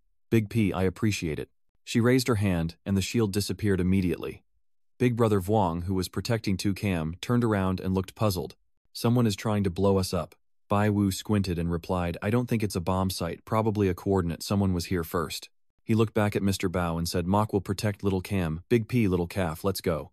But she raised her hand to block him and said coldly, you already took everything away, which surprised him. She continued, but luckily he didn't take everything. He frowned, exasperated and fainting, knowing how to cut off the conversation.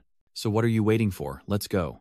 Dailu, arms crossed, gazed at him silently and asked in a low voice, what did you call me just now? Bok Vu, angry, but still clasping his hands together, apologized. You said I was wrong, heroine. Can we settle this with me later? She said nonchalantly, walking away, no longer a threat. Go ahead, leaving him frozen in place. He looked bewildered and confused as Dali's figure disappeared, let out a little sigh, then annoyedly ruffled his hair and muttered about the first thing being the name, making sure his lively aunt was satisfied.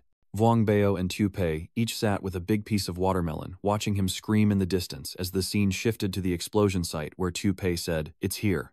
Bok Vu says this is the collapse caused by the explosion. Maybe someone involved got there first and stole the belongings. Vuong Bao says, "Ah, we arrived too late." Bak Vu looked confused, but Xiao Pei was very excited and said, "No, there's still stuff inside, I can sense it." Vuong Bao huffily said, "Only the few of us digging by hand, who knows how long it will take. What are you thinking? If we dig halfway, it'll bury us alive." Xiao Pei stepped forward to reassure them, "Don't worry with the beast, you'll be safe and efficient. The commander, come here quickly, start digging from here. I guarantee you'll finish in half an hour," Xiao Pei said. Following Xiao Pei's words, everyone started rolling up their sleeves and digging into the pile of broken things. They finally reached the last layer and opened a passage. Xiao Pei and Bai Wu went in with flashlights while Tu Cam and Vuong Bao supported each other from behind. Tio Pei said, "The things ahead are not far. Everyone is gradually heading deeper in." Fatty Wang tremblingly said, "Don't be afraid with me, I'll protect you." Tu Cam sneered and said, "Oh, you really are kind, Fatty." A pile of broken items appeared before them. Xiao Pei said what they took was originally here. Bak Vu shined his light on the broken pillar and said, "This stone pillar seems to have been damaged by someone. Did a fight happen here?" Tio Pei led the way. "What we are looking for is on this side." Bak Vu shines his light from behind. Wang Bao says, "Is this some kind of monster's lair?" Bak Vu sighed and said, "Xiao Bei, shine your light." Xiao Bei received. Bak Vu used his hand to search through the pile of bones. Cam rushed forward to help and said, "I'll give you a hand." Bao stood there trembling with fear. Bak Vu finds something, a blue spherical object. He picks it up and asks, "What is this?" Tiny Pei said, "I feel so familiar." When Tiny Pei touches the round object, it immediately turns orange. Bak Vu thinks Min was born together. He tightly holds the object. It suddenly emits a strange light. A beam of light appears from his forehead. Bak Vu shouted, "Xiao Bei." It responded, "I can't assess the threat," as he tightly held the round object. Bak Vu was surprised. "It's locked. I can feel it too," Xiao Pei responded. Vuong Bao Xingyatashe, hope the sky belongs to whoever finds it that day. Looks like your spiritual energy is too overbearing. Vuong Bao, curious, wondered if there was anything else down here. "No, I have to try my luck too," Bak Vu wondered to himself. "So you arrived here first, but they took something away." Suddenly someone shouted into the sky, startling Bak Vu. Wang Bro sits on the ground trembling and says, "Vo family." Bak Vu and Tu Cam both rushed to Wang Bro to see. Both Bai Vu and Tu Cam appeared bewildered as they saw a corpse reduced to a skeleton. Then the scene shifts to two cars racing down the road. Cao Kuang and another man wearing glasses are in the car. He looks back at the coffin behind inside, which is Bak Vu's mother lying motionless. On this side, when Bak Vu saw the corpse, he suddenly realized something, started digging while Tu Cam helped Vuong Bao and called out, "On map tin lai di on map." Bak Vu seemed to see something frantically digging with his hands as the dirt and stones gradually disappeared to reveal the card. He trembles as he takes the card out of his shirt pocket and looks at it in amazement. He starts crying and says, "At last I found my father." Bak Vu collapses and hits the ground hard, shouting loudly. Tio Pei can't hold back the tears. Tu Cam and Vuong Bao also couldn't help but be surprised. That card belonged to Bak Vu's father, whose name was Bak Vo Ban, a senior researcher. Bak Vu painfully kneels before his father's body, while the others stand silently, heads bowed as the scene shifts to a tall building. Vuong Bao sat bewildered, telling Tu Cam, "It's been 5 days, no eating, no drinking, and no leaving the room. Do you really think you're a god?" "But when I went home that day, I thought he was doing okay. I thought he had moved on." Bak Vu appeared in Tu Cam's mind, saying, "Don't worry, I'm fine." Vuong Bao insists that it's fake. It must be fake. She's not mentally unstable from the trauma, right? Vuong Bao stood up and said, "No, I have to go see for myself." Tu Cam stopped him, saying, "Don't be quick. If that were true, Xiao Pei would have jumped on him already." Vuong Bao kept thinking, is he also losing his mind secondhand? Just after Vuong Bao finished speaking, Tio Pei nearby sneezed because of being insulted. It pinched its nose and said, "Damn fat, I'll settle the score with you later." At this moment, Bai Wu was immersed in the system, studying the spherical object he found during the explosion. Xiao Pei looked at Bai Wu and wondered, are they really just so shocked that they're laughing like this? The image of 3 and Bai Wu when he was young appears, showing the two of them happily playing with electric cars. He holds his mother's hand and says, "Mom, let's ride the merry-go-round together." "That won't make you dizzy, it's true." "This will do, Mom." Bak Vu tries to indulge him. The two of you happily run off. "Your father told you to go with him to buy tickets first." Bak Vu's mother irritably said, "My son, you team up with your father to bully your mother. After summer break you'll have to go to school. Do you already know everything your father has taught you?" Mother confidently said, "You have to be checked at home." Bak Vu turned back and told his mother he doesn't want to go to school, he wants to stay with his parents every day. His mother explained that going to school is not just about learning knowledge, but also about making new friends. Bai Vu sadly said, "We've been at school for only a few days since the start, and both of you are no longer here." Dad picked him up and said, "Let's go home now. Dad will cook your favorite chicken drumsticks." He happily agreed, the three of them walking hand in hand happily. Bok Vu said that's right, it's time to head back, the rest of the story will be created when there's more time. Back in the present, Bai Wu wakes up suddenly. Xiaopei worriedly asks, Dad, are you awake? Bok Vu sighed. Xiaopei looked at Bok Vu and asked, Do you want to keep dreaming this dream? Bok Vu gently asked, Are you worried about me? Xiaopei shyly replied, You already know the answer, but it's not just me. If you don't go outside, Bao Tan will be breaking down the door soon. Tupi asked, How is this chain system? Bok Vu tired stretched, and said, It's quite similar to what I think a virtual world formed through consciousness. So what did you build then? Tupi suddenly spun around Bok Vu and An surprised and asked, What's wrong? Stop eavesdropping and come in. Xiaopei shouted. Wang Bao and Tukam rushed into the room anxiously asking, What happened that made him faint again? He moved closer to Bok Vu and asked, Are you feeling better now? Bok Vu replied, Step aside a bit, and my mood will improve. Then Bok Vu pushed Wang Bao away and said, You haven't bathed in days. Wang Bao, looking like he found a source of happiness, replied, With your attitude it seems I'm really recovered. Tukam, standing from afar, said dissatisfied, This diagnosis method of yours is really convenient. Bok Vu replied coolly, Don't worry for you guys, I won't lie down either, I still have a lot to do. Tukam happily said, I'm glad you finally understood that it's great. You don't know how much he's been overworking himself these past few days, not eating or sleeping, and if I suffer, don't expect me to have a good life. Wang Bao lifted his chubby belly and said, Look how thin I've become. Sorry for the inconvenience, you have gained an additional 5.5 kilograms. Up Tukam also joined in, this is possible. Tukuya might gain weight, and Tupe won't back down either. Serves you right, who told you to talk behind my back? Bai Wu chuckled as he watched everyone confront each other. He got up and said, Tomorrow I'll treat you both to a nice meal. Wang Bao happily replied, Really? That's great, let's go have a buffet seafood. Tukam, can we do something different instead of just a buffet? Hearing Xiaocam, Bai Vu smiled and said, So could you two share your leftovers with me? Wang Bao cheerfully said, We haven't eaten either, I'll go reheat the food. The scene shifts to a building where Tu Trach, in pain, is holding his body as an elderly man with white hair and glasses appears. He drains all of Tu Trach's energy, then collapses to the ground. Meanwhile, a female android is being frozen. She received the message, Stay here, and monitor the area, you must return immediately. She quickly took out the round gem from her chest. The stone slowly rises into the air. Then she turns and walks away, leaving Tu Trach lying there as the scene shifts to a place with an open mouth. A man in white rushes to attack the female robot. She is struck and crashes into a stone pillar. A yellow glow appeared behind the man in white as he stood there watching the immobile android. He approaches again and takes a part of the device from the front of the female robot. Then he walks towards the opposite side. Then he collapsed to the ground and dropped the device. The scene shifts to Bok Vu taking everyone to a restaurant. The receptionist greeted, Welcome, do you have a reservation, sir? Bai Yu replied, Yes, Bok. The receptionist smiled and said, Yes, please wait a moment.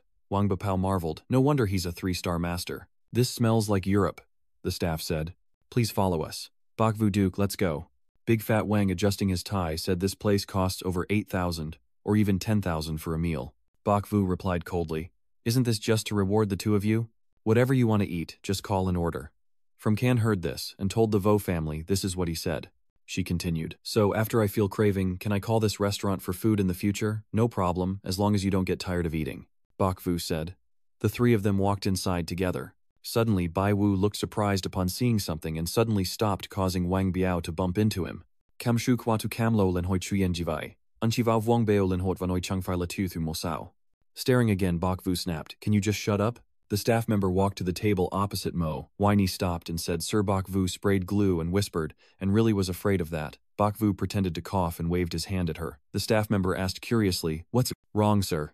Bok Vu glanced at her and said, Could we change seats? The waitress stammered. That's a bit inconvenient, sir. All our tables are reserved. Changing seats is a bit difficult. The staff bowed her head and spoke. Bok Vu sighed and nodded. The staff member tried to persuade him, saying, Why don't you sit down and order first? I'll check if there are any cancellations, would that be okay? Bok Vu sighed and agreed. All right then, Bok Vu said, surprised by Tukam and Wang Bao. You guys call first. Who is it? Wang Bao answers quietly, the ex-girlfriend of the Wu family. Tukam widened her eyes in surprise, smiling cunningly to see what he would do, then stood up and said, You better call him, I'm just going to the bathroom for a bit. Bok Vu naturally knows what she's trying to do, so he looks at her and says, Come on, sit down. Tran Cam sulks and sits down. Wang Bao teases. For this petty trick, have you forgotten what he does?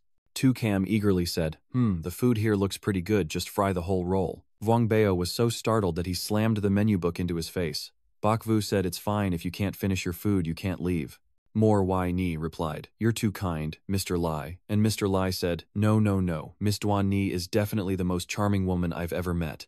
Vuong Bao, sitting nearby, overheard their words and snorted in anger, saying, with that genteel scholar appearance, but just open your mouth and I know you're not a good person." Bak Vu pounded his hand on the table and shot Vuong Bao a glance that made his hair stand on end. Bak Vu, although outwardly indifferent, thought to himself, Duan Ni, such an intelligent girl, how could she be looking for a foolish lover? Everyone else seems so clueless. That sneaky Lai Bian Min said, "I hear you and the royal family are on very good terms." Mo Wai Ni was surprised and asked again, "Don't misunderstand, I just want to leave. I'll be honest. That thick-skinned Lai guy said I heard his family has a rare purple glass ring, wants to buy it for you. I feel only such a precious treasure can be worthy of my Duan Ni." Mu Yini looked uncomfortable upon hearing this. She regained her composure and calmly asked, "The ring, the one not affected by alcohol, right?" Mr. Lai cheerfully replied, "Yes, yes, yes, it is. It seems you have seen it before." At this point, Mu Yinyi no longer beat around the bush and directly said, "Thank you, Mr. Li, for your kindness, but I have something to do, so I will take my leave today." Saying that, she stood up and departed. The Lai guy also stood up and asked, "What did I say wrong?" She simply turned around and said, "Sorry, see you next time." Lai Lo's true nature is revealed, his face turning terrifying. He runs after and grabs Winey's hand, saying, "Wait a moment." She shouted, "Let go of my hand." That Lai guy frowned and said, "You say go and you'll go. Aren't you going to give me a decent explanation?" Bak Vu still sits there, clearly thinking that this guy is just targeting something like a non-drinking issue. A series of images of Emperor Thane Thane and Mui Ni flash through Bai Wu's mind. He wonders why fate keeps forcing him to face these challenges. Mat Kai, on the other hand, doesn't seem suitable to worry. What if he causes more trouble again? Once again, I was assigned the task of going home to meet my parents, which is not impossible. Mo Wai Ni said, "Mom, this is my boyfriend Bak Vo." "Hello, hello, Wai Ni's mother." Bak Vu approached Yini and said, "We are leaving," startling both of them as Yini's father burst into her room with a knife. Bak Vu said, "Do you think you can hide from your parents just by putting on a play?" Mo Wai Ni rushed after him, grabbing his arm. "Can you help me a little? Just this once." At this moment, when Wai Ni is bothered by that Lai guy, and Bak Vu remains silent, Vuong Bao looks at him and thinks, given the temper of the Vo family, he can't just ignore it, but his ex-lover's identity actually makes things complicated. Wu Bao mischievously smiled and thought, "Well, fine, leave it to me." Then he stood up and shouted, "The food still hasn't been served yet, I'm hungry all day." Bak Vu of course knows what the fat guy will do, so he says, "Stay calm and I'll call on you." "It's fine to call everyone, let's see who dares meddle." Vuong Bao shot off like a rocket, causing Bai Wu to almost shit himself and say, "It's not looking good." He rushed over to control the guy named Lai, and said, "The Vo family, just ignore this guy's rotten mouth and keep your mouth shut. So I, the big guy, am in charge now. That Li guy is just crying and crying." "Fatty you." Mu Waini gasped in surprise. "Bai Wu." Bak Vu walks over from a distance and also waves hello. "It's been a long time, Duan Ni." Although he appeared cheerful and smiling on the outside, inside, he was crying rivers saying, "Leave it. La fortune is not a curse. La disaster is unavoidable. Go ahead." That Li surname guy is shouting, "Who are you? Let me go immediately." "What are you, Fat Wang?" you little scoundrel said. "The locals are eager to take down scumbags like you." Seeing the fight, the manager nervously hurried over and asked, "Sir, could you please let go first?" "Say it all slowly." Bak Vu finally spoke. "You said he was the one who made a move on her first, so your friend intervened." The manager asked if Mo needs to call the police. Mo Yini said, "Let him go and he can leave." Vuong Bao gently releases the man with the last name Lai, who shouts, "Get out now." That guy named Li is still not knowing his place and keeps talking nonsense. "I'll take care of this today. If you dare leave Tai's surname behind, what's the point?" Bak Vu replied without hesitation, "I am Bak Vo, welcome at any time." Tenho Li Kao said, "Okay, I remember, we still have many wins ahead." Vuong Bao asked, "Why did you reveal your real name?" Bak Vu from the Vo family replied, "If I have free time, I might as well do it now since he's daring enough to come this far." That Lai guy walked off arrogantly and loudly, then slammed into a vase in the hallway which shattered on the ground, and he fell flat onto the broken glass. He managed to lift his head and shout, "Help, help, I'm injured." The female staff member helped him up and asked, "Are you all right?" The manager ordered to call an ambulance quickly. Bai Wu and Wang Bao turned around to see Tu Cam still peacefully sitting there eating. Vuong Bao said Tu Cam smiled and said, "Don't worry, I won't die." The ambulance arrived at the shop shortly after and took the person away. "What is going on here? Why didn't I just kill him?" The manager said, "I talk too much, go do your work." Mo Waini smiled and said, "Thank you, Mr. Vuong, for your help." Vuong Bao shyly said, "No need for formalities, it's what I should do." "Miss Mo, do you still remember me?" Tu Cam glanced sharply at Mo Waini. Mo Waini looked at Tu Cam and asked, to which the young lady quickly responded, "My name is Tu Cam, I am Mr. Vo's new assistant." Bok Vu shyly replies, our new team member. Mo Wai Ni responds, hello Miss Tu, I am Mo Doan Ni. Bok Vu rushes out and asks, that wasn't Don Ni who refused earlier, right? We only had 2 meals together. Bok Vu quickly apologized, saying sorry, I got a bit talkative, please don't mind. Don Ni replied, it's okay. Bok Vu felt embarrassed and thought, why did I say what's on my mind? I have no intention of developing anything with her, so why am I worried? Vuong Bao was also very surprised by Bok Vu's words and said, what's going on with the Vo family today? How dare she ask that clearly she's insecure? Tukam looked at Mo Wai Ni with disdain and said, she's still holding on to her feelings, this woman's methods are too clever. Vuong Bao is no match for her. Then she suggested that our entire team have a meal together with the 2 Miss Mo sharing a little more. Mo Wai Ni froze, glancing at Tukam, then she picked up her bag and said no thank you. She left the table and said, you all eat, I'll be going now. Bok Vu stammered, I'll see you out. Oh, stay and have some more. I insist on leaving now, but saying I'll treat everyone next time. But before she could take 2 steps, her leg suddenly cramped. Bok Vu worriedly reached out to her and fate took its course as he caught her when she lost her balance. They accidentally collided into each other's embrace and kept blinking at each other in the surprise of their eyes. Mo Yini quickly stepped back and shyly said, thank you. Bok Vu Ga Lang said, it's nothing. Is your leg okay? Duan Ni replies, it's okay. Ga Lang says, I'll still take you home, can you drive with your injured leg? Duan Ni sprayed the glue without knowing what to say, shyly looking away, bowing her head in silence as if pondering something.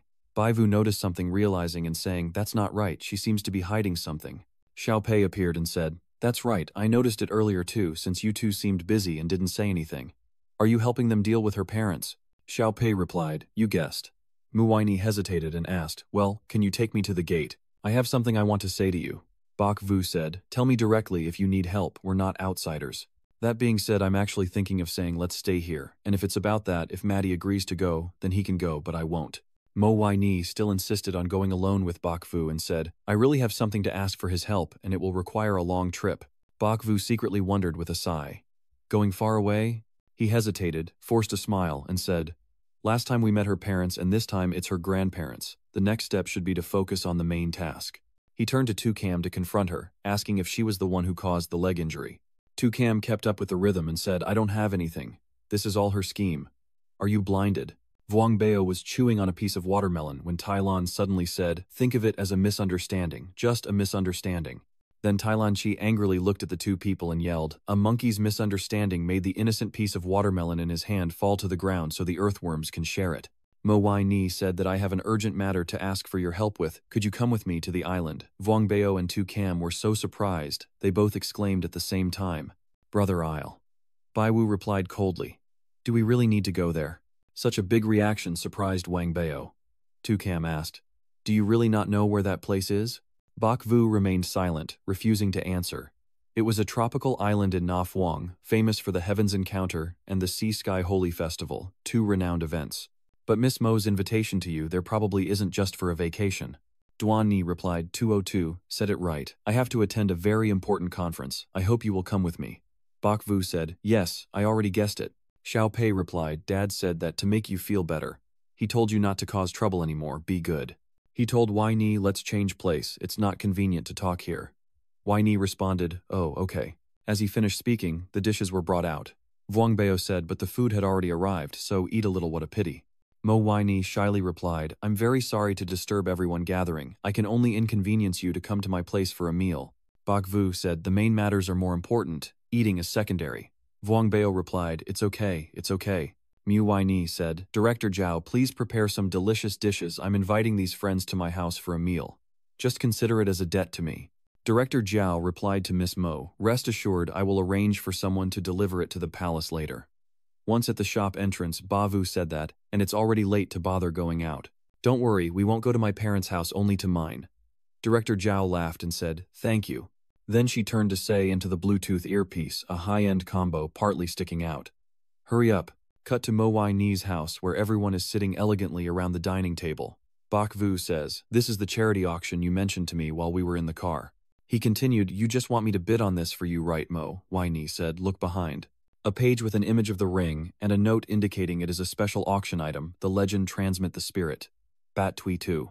Bok Vu exclaimed in surprise. Bat Tui Tu. He continued, so isn't this the one that young Master Li just mentioned earlier? Mo Yini replied, that's right, it's probably the same one.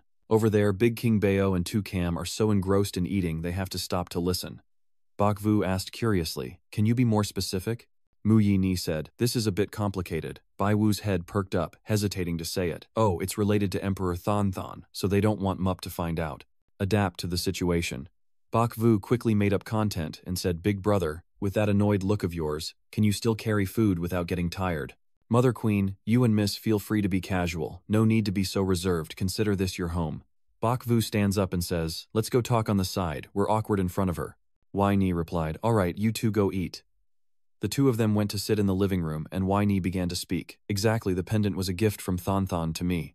Bok Vu replied, understood, continue. Yini said, I know it's very precious to her, so I didn't want to accept it, but Thon Thon was very persistent. Then I stored it in a safe deposit box at the bank, but over a month ago, the bank told me it was missing, Wai Ni said.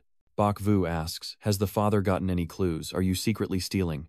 Moini shook her head and said nothing was detected on the surveillance cameras, no hidden clues, it was like everything just vanished. Then I started being followed by all kinds of people. She continued just like Laimu today. Bok Vu lightly shook his glass of wine and asked, how did you get to know him? Muni replied, his uncle and my company have business dealings, but I only had dinner with him twice to save face. Actually, we're not even friends. Miwini nervously said, the matter of Batuitu, even my parents don't know about it. How would they know whereabouts of my place? Moreover, everything happened after this ring went missing. Mo Wai Ni said. Bok Vu responded, that's right, and what's even stranger is that they sent an auction letter for the stolen item to the owner. Bok Vu said this is just illogical. Before Bok Vu could finish speaking about the Qianyu Society's organizers, Tu Cam from the dining table stood up loudly, mentioning the Qianyu Society, causing Wang Bao, who was still biting into a crab claw, to turn and look. Bok Vu surprisedly asked, how do you know that? Tu Cam said as she walked by. Of course, I've been paying attention for a long time. They often hold meaningful activities. This auction isn't going to be simple. All four of them now huddled together to look at the notebook. Bok Vu asked, is this a scratch or some kind of imprint? Looking at the mark on the ring in the notebook, he said it might be a Roman numeral one. Mu Wai Ni said, I also confirmed that the auction item was mine because of this. Tu Cam said, it's possible that one is real and the other is just a fake, but this kind of trick doesn't fool our Wo family. He is our deputy vice president of the Antique Association, you know, Tu Cam asked innocently. Is that true? Is Lord Vo still holding this position?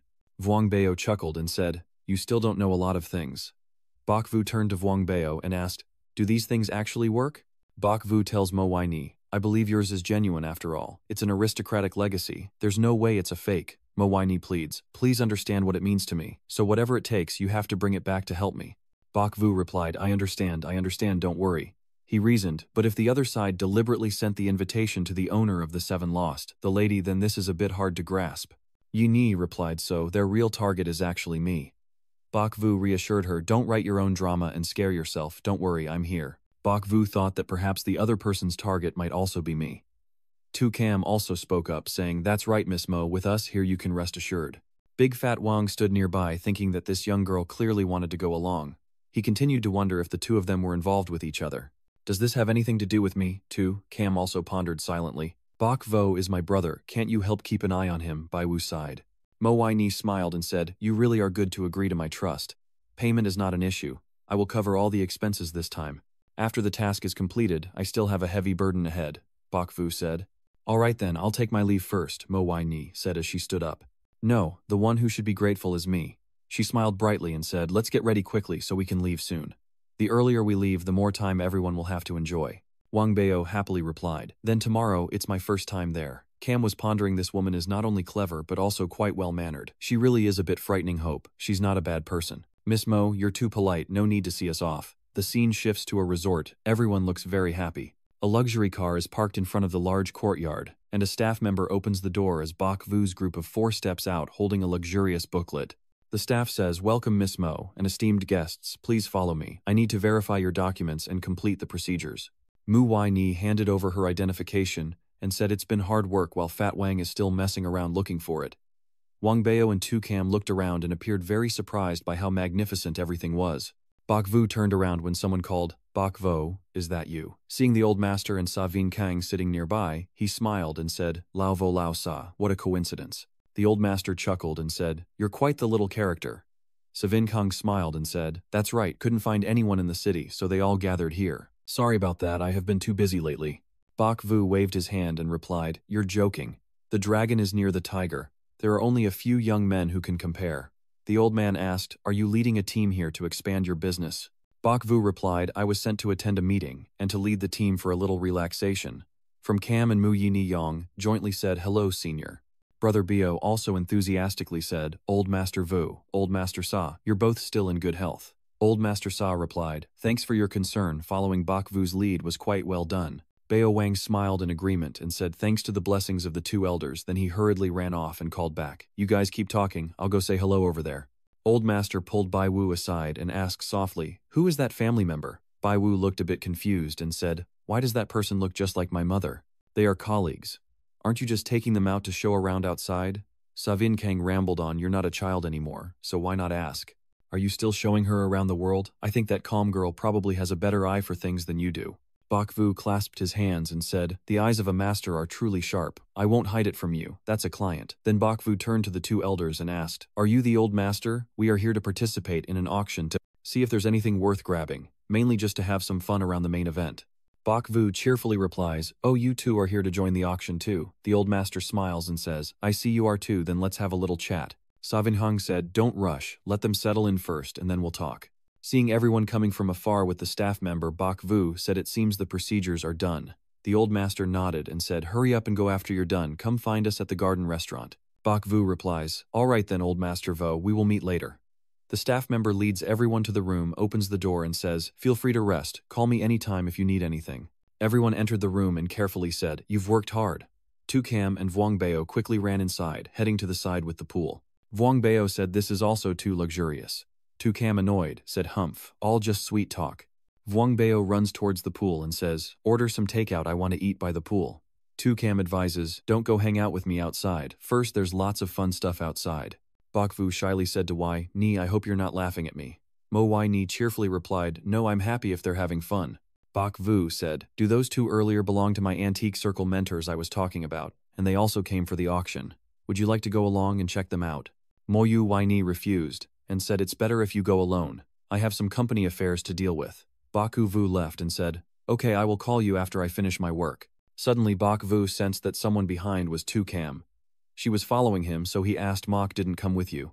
Tu Cam replied, "He wants to enjoy his luxurious time by himself. You go for a walk on your own, and what about you, Vo Bok?" Vu answered, "He's going to Hoa Vien to meet some friends." Suddenly Huang Ponya and a bodyguard from afar walked past Bok Vu and the others, making him turn his head to look. Tu Cam, noticing this, asked curiously, "Do you know them?" Bok Vu immediately shook his head and said, "I don't know, just a strange feeling. The weather is clear," and Bok Vu Vo Chi Kwok and Savin Kang sit around a tea table under the eaves, chatting together. Bok Vu smiled and in a friendly tone asked Old Master Vo, "Do you have any insider information? Let me join and take a look too." Vo Chi Kwok immediately shouted angrily, "Kid, stop playing these tricks. The more you learn, the more slick you become, and now you're coming to us for information." Savin Kang only sat with his teacup leisurely looking over. Bok Vu gently poured tea into a cup for Vo Chi Kwok, with a humble expression, and a faint smile trying to flatter him as he said, "You're quite the instructor. I have no choice but to follow." He looked at him with a scrutinizing gaze. At this moment Savin Kang put the teacup down sharply on the table with a loud clash, and said, I can trust this statement a bit more. Master Vo, please tell him yourself." That's right, the two of you are the most sincere. I'm worried the younger ones will suffer the consequences, go ahead and say it." He crossed his arms and said seriously, "Everyone attending this auction is no ordinary person, and almost all of them are targeting this Ba Tui too." Suddenly his gaze shifted elsewhere as he continued, "Of course the two of us are among them too." Bok Vu, holding his teacup with a mischievous smile, asked, "With so many items at the auction, how do you know I came for that particular target?" Vo Chi Kwok turned pale with anger, clenched his teacup tightly, and angrily shouted, feeling annoyed, not saying another word. He stood up angrily and stormed off. Bok Vu quickly got up, pulled his hand back, and with a smile pleaded, "Please forgive me this time, old Vo. All right, stop teasing Elder Vo, and later I'll share what I know with you." He glanced at Bok Vu warningly, and he immediately caught his gaze, the smile on his face awkwardly fading. He forced a nervous smile and clasped his hands sincerely to reply, "I understand, I will speak once you finish." Savin Kang calmly asked, "So the organizing committee for this auction event is also the Tain Yut Society. How much do you know?" Bok Vu replied seriously, "To be honest, I didn't hear about this before, but the girl next to me is a fan of theirs. The Tinuyet Society we previously investigated appears to be a research organization on the surface, claiming to have some assets, but most are not heavily involved with antiques." He said the antique jewelry world is already complicated, and the background of the Tae Nguyet Society makes people even more uneasy, but surprisingly, they invited some elderly from the antique jewelry circle to attend. After consulting with the old fighter, they decided to come and see what kind of medicine his pot was selling. Vo Chi Kwok calmly took a sip of tea. Bok Vu also sat with his chin in his hand listening attentively. Sa Vin Hong continued to speak, and only after arriving did they realize that not everyone invited was from within the circle. All walks of life, men and women, young and old, but they all share one feature. They are talented people, not necessarily rich, but quite capable. He, holding his teacup, said, and I guess these people are probably aiming at one thing. Already grown up, and yet forced by my nephew to tell stories until I almost can't breathe. Savin Kang lifts his teacup to take a few sips to soothe his throat. Suddenly Baiwu spoke as if he had realized something irrelevant. Wine. Vo Chi-guo still sniffed and looked at him saying, Are you pretending to be stupid again? It seems like you're not actually like that. Bok Vu held up 3 fingers and honestly declared, I truly am not lying this time. My mission this time is truly to attain immortality. But I honestly don't know what its origin is. The client only told me this purple glass ring is very important to her. Vo Chi Kwok had no choice but to wave his hand in resignation. All right, I believe you. That's all I can tell you. Mr. puts the teacup down and asks, Bat Tui Tu is a purple glass ring from the Qing period. Do you know about this? Vu replied, I know. It says so on the auction catalog. Vo Chi Kwok suddenly leaned in close, causing him to startle. He says as if this is just the surface information, but what attracts people the most is its legend. Bai Vu slightly leans back, glancing at him suspiciously. Are you making this up? Who among us antique jewelry sellers doesn't have some stories? Is this trustworthy? Vo Chi Kwok raised his teacup again, confidently smiled and told him whether this is reliable or not is anyone's guess, but the legend is very thrilling. Then he took a sip of tea. He looked at him in astonishment and asked what tomb door this ring was the key to. He replied, and it's even more thrilling than that. This immediately shocked him, his eyes wide open as Vo Chi Kwok raised the glowing green ring on his thumb and said, Whoever possesses any of Tutuul will have enlightenment. Bok Vu stared in shock at the ring and asked what it meant. He crossed his arms and grinned happily, replying, It's the meaning of the figure. Vo Chi Kwok chuckled happily, as if finally getting back at Bok Vu. He held up his 2 fingers in a V shape and taunted him. Hey, flip it again so the kid can taste this feeling too. A crow flying by automatically triggers the effect. Bok Vu also ran out of words. Savin Kang, like an old man looking after children, painfully watched the 2 of them helpless, speaking up. A bad kid and an unrespectable old man. Vo Chi Kwok still happily acts childish, sticking out his tongue, teasing Bok Vu. He slaps his cheek sweat, pouring, then turns away, afraid to meet Vo Chi Kwok's mischievous gaze, secretly thinking how strong the old man's desire for revenge truly is. Savin Kang could not stand it anymore, and stepped in to break the ice. Fine, I'll tell you everything. I heard that those who have experienced the tumult of life can think whatever they want, and acquire what they desire. Bok Vu placed his hand on his chin, pondering wealth, status, eternal youth, heaven. Why do I feel this strange sense of familiarity? Vo Chi Kwok suddenly smiled excitedly and said, I have no interest in this at all, but your appearance has somehow piqued my interest. Bok Vu forced a helpless smile and replied, All right then, I thank you. What does your trustee mean? Tell us, and Vo Chi Kwok will also listen in. That's right, I was the one who said it, Bok Vu said seriously. According to what your trustee told us, this necklace was originally hers, but then suddenly disappeared from the safety deposit box at the bank. Both of them were instantly stunned. Vo Chi Kwok asked excitedly, Wait, is there really such a thing?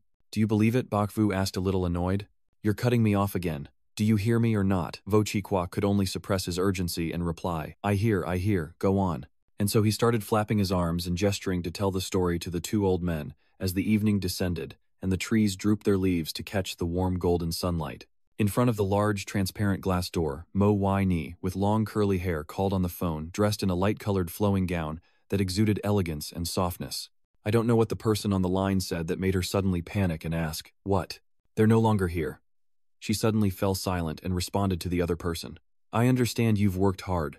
After hanging up, she quietly turned to look at the computer screen displaying a photo of herself and the passionate red-haired Thon Thon standing close together, looking very intimate. They are both beautiful and charming, standing side by side with hands intertwined, but the focus is on the ring with a purple diamond that Mo Wai Ni is wearing. She looked down dejectedly at her empty finger, thinking to herself that getting back Bat Tui Tu would definitely not be an easy task. In the gloomy sky, the wind whispered as Thon Thon and Mo Wai Ni stood together by the beach. Look at this ring called Bat Tui Tu. My grandmother left it to me, and it's my most precious possession. I'm giving it to you. It can protect you from trashy men and help find a good man to spend your life with. Mo Ni was worried and tried to take off the ring, but she said, no, it's too precious to you and I can't take it. Because it is so precious, you must accept it. Please remove me just one last time. Mo Ni was stunned and widened her eyes. She also shed tears, holding the crying Di Than Than in her arms, reluctantly agreeing. All right, I accept. The sky is still dark, and a few birds are flying in the sky. Di Than Than rests her head on Mo Yini's shoulder. Yini wraps her arms around the girl beside her as they sit silently together on the bridge next to the sea. Di Than Than wiped away the tears in her eyes, then stood up and said, so be it. She also reached out to help Mo Ni stand up, then smiled sweetly like the shining moon and said to her, take care. Then she turned her back and left, leaving Mo Ni standing in the wind, watching her figure gradually disappear. Her beautiful face now seemed tinged with a sad, mournful expression, her eyes still gazing at the fading silhouette. The memories end, and now Mo Ni, wearing a thin coat, still stands in the same place in the starry night, carrying a look of gentle sadness. She sighs, her emerald eyes glistening with emotion. Suddenly, she slightly tilted her face to look at the empty path. That was the road where Di Than Than turned her back and left. The next day, the sunlight began to shine through, and Bakvu stood at the door knocking. When the owner of the room opened the door and saw her, he was startled and asked, are you not feeling well? Her fragile appearance was obvious, so it's no wonder he reacted like that. She replied, it's nothing, maybe I didn't sleep well last night. Bakvu was slightly suspicious and wondered, sleep poorly. Why do I look like I'm recalling a painful memory? The system suddenly appears, arms crossed, praising. Ba understands women quite well. He gently smiled and invited Mo Ni to join him. The organizers have the opening event today, and the fat guy has already left. Do you want to go see it with me? Mo Ni replied flatly with no energy. Sure, you go ahead first. I'll tidy up a bit and then come find you. Bakvu asked, do you know where it is? With your dazed look, you're wasting yourself. All right, you start tidying up. I'll wait for you in the lobby. A clear blue sky with white clouds and golden sunshine makes for a perfect day to enjoy. Beside the shimmering blue sea, a grand stage is set on the golden sand. There are quite a few people gathering there to watch the lively scene. On the stage, sexy bikini-clad girls are dancing under colorful lights. The audience below are just as passionate, dancing along. From Cam and Vuong Bao also enjoying themselves immensely. Vuong Bao still enjoyed watching the hot girls blushing and smiling brightly. Bakvu and Mo Ni just happened to arrive at this moment. They both paused when they saw the lively scene in front of them. She turned to Jianyi and said, don't go up anymore, it's enough to watch from afar. He also agreed, saying, I think so too. When the girls on stage went in, Mo Ni put her hand at eye level and leaned up to ask, is the performance over? Bakvu replied calmly, it hasn't started yet, that was just a warm-up. The main performance hasn't begun and it seems they still have a talented female dance troupe to come. She smiled and turned to ask, do you also know about this? He instinctively scratched his head, avoiding her awkward smile as he explained. Listening to Ma told me that she says one thing but means another. Actually, she was listening to Lao Vo. Suddenly the speakers blared with loud music, and the crowd below cheered loudly. Ig! A group of 5 beautiful girls suddenly appeared on stage in a glamorous way, with different poses, making the crowd below cheer even more loudly. Ig! So Than Than can also be a member of the group. She wears sexy clothing, her enchanting face alluring under the lights as they begin their dance performance with Than Than, skillfully writhing and tracing every curve of her body. She arches her back to showcase her large, round, soft, and incredibly sexy breasts with a beautiful face and a confident aura that easily captivates the audience.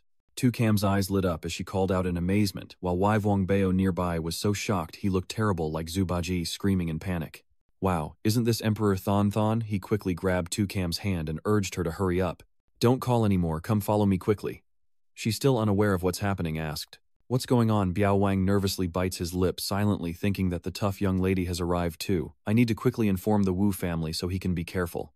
Bakvu quickly realized it was her, and in amazement asked, is this her? Mo Yini, stunned, and in a daze replied yes. He's still in shock, wondering to himself, could it really be her? And why is she a famous female dancer too? The system suddenly appeared and Lok Quan said, that's right, it's her, but she's still fine, hasn't gone professional yet. The little kid happily clings to Baiwu's head while he is frantically wrestling with his own hair, shouting inwardly, damn it, this time it's even more chaotic. Let's stay out of trouble for now. Okay, I got it. Even though he did it casually, it surprised Mo Ni behind him and made her blush, but he didn't care about anything else at the moment. His eyes darkened with a restless, anxious look, worried that this female demon would find out about him and Mo Ni being together. So, why don't you transform right here? Bakvu and Mo Ni are resting beside a tall building, both looking for support and catching their breath. He raised his head and asked, you're sure you didn't leave your phone in the room? She straightened up and vaguely replied, maybe not, I was taking pictures during the performance earlier. Bai suddenly grew gloomy, silently thinking, what did I just say? I don't want to get involved in this trouble. He helplessly pointed his thumb at himself and said, go on ahead, I'll try to look for it.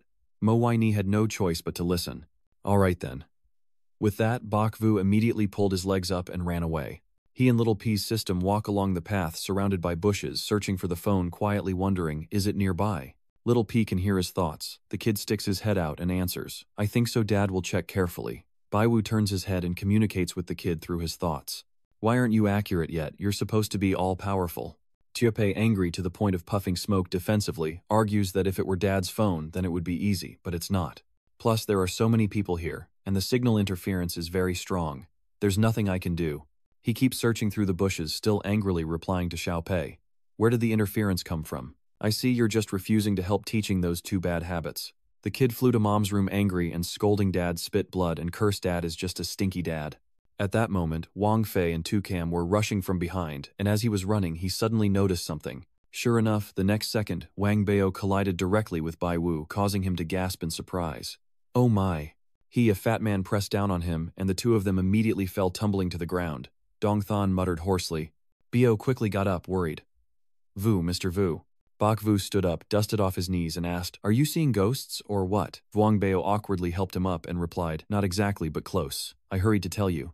He leaned close to Bak Vu's ear and whispered, do you see it too? It has to be her. Suddenly he looked up, ruffling his head, puzzled. So what are you doing here? He tiredly said, the phone of Mo Ni dropped, stop talking nonsense and find it quickly. Wang Bao hurriedly replied. Oh, he leans back slightly, exposing some of his back, and calls Cam. Cam, you help look for it too. Cam crosses her arms, closes her eyes, and responds indifferently. Sorry, I'm tired. She glanced over with a look of clear disgust, secretly cursing in her heart. Why is this dog of a man helping the troublemakers again? Bak Vu seemed to hear it. He looked at Tiu Pei beside him and wondered, silently, is it possible I've caused trouble for them again? Xiao Pei closes her eyes in deep thought. At this moment, suddenly Bak Vu calls out. He heard someone calling his name and immediately looked up reflexively. It turned out to be Emperor Than standing majestically in front of him without him noticing, which made him startle instantly. Chubby Wang behind Bak Vu is sweating nervously. He awkwardly smiles and responds that Than, what a coincidence. I was startled and immediately turned to blame Little P. Gee, Little P, why didn't you warn me a bit? Do you want me to die? Tiu P is angrier than your old man not to be outdone. She slams the table and shouts back. I'm not free either. I was just busy figuring out why Cam was acting like that towards Dad earlier. Who said the matter on the dad's body is so complicated? Why doesn't he find his own cause himself? Bak Vu was angry just now, but now he stands silently before the child's fury. He quickly turns to look at Big Fat Wang and Tucam still showing disdain. Bak Vu Kortam sighs deeply, realizing that this fat guy's foul mouth probably said something about his relationship with Than again. Then this little girl's mind keeps adding salt to the wound, and his true terrible male identity is finally revealed.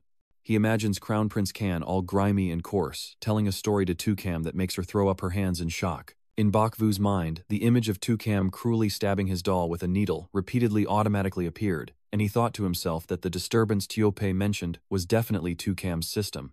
I turned back and drew Donzos on the lion's mouth because of her right. Hearing this, he furrowed his brows in anger. A moment later, Bayou smiled, turned to look at Little P pouting and turning away in a huff. He silently apologized to the kid, saying, don't be mad, I was wrong. You've received your punishment now, let's talk. At this moment, Than softly smiled and asked, what are you two playing at? Bak Vu quickly stammered to explain, it's nothing, Bao's phone lost somewhere, we're just looking for it.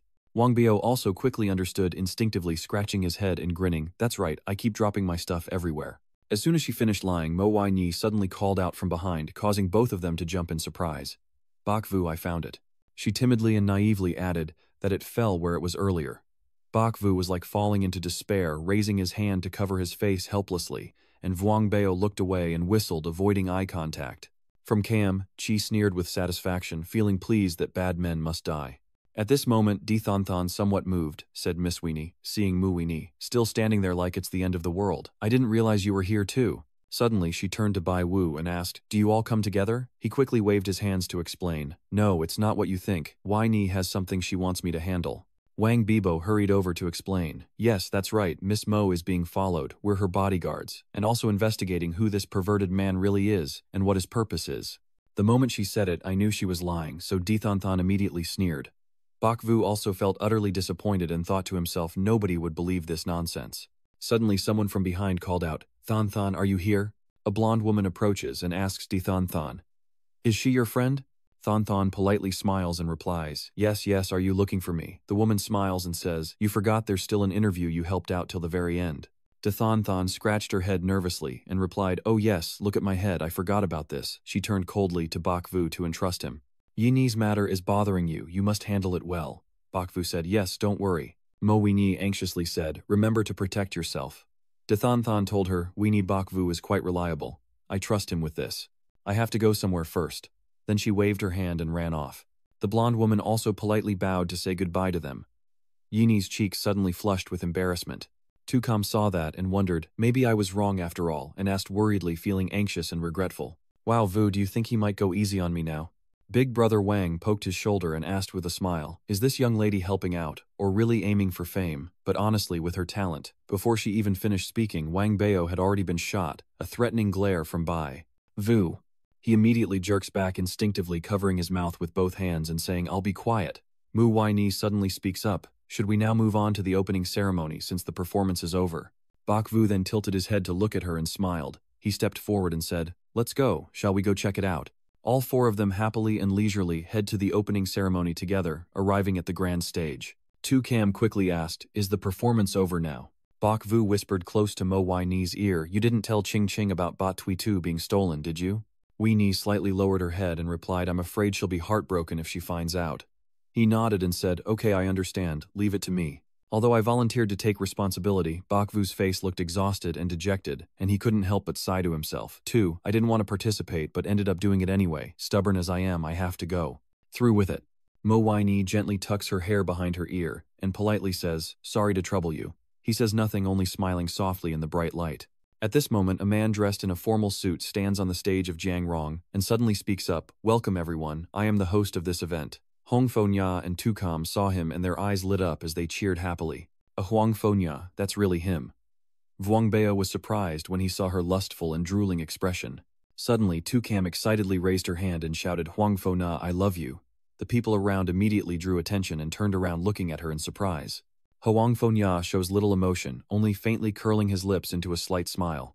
Vuong Bao quickly covers Tukam's mouth. Bak Vu, feeling humiliated, can only hide his face with his hand. Mu Yini also forced a shy smile. Hong Fonya on stage spoke up. I must clarify that he speaks calmly. The entire auction segment of this event will be donated to support children's welfare. Boyle Bao angrily asks from below, do we look like we're here to get drunk or just to hang out? Are you here chasing a star? He sternly reprimanded her. You are dismissed since you are so disorganized and unqualified. You no longer need to participate in the later tasks. From Cam, realizing her mistake, said sadly and regretfully, I was wrong, so am I not allowed to stay?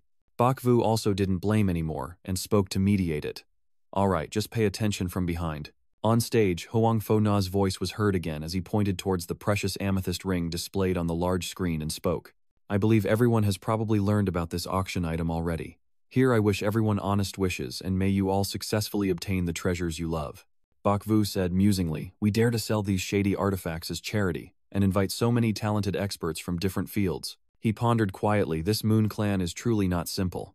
Wang Bao eagerly asked him, so what do we do next?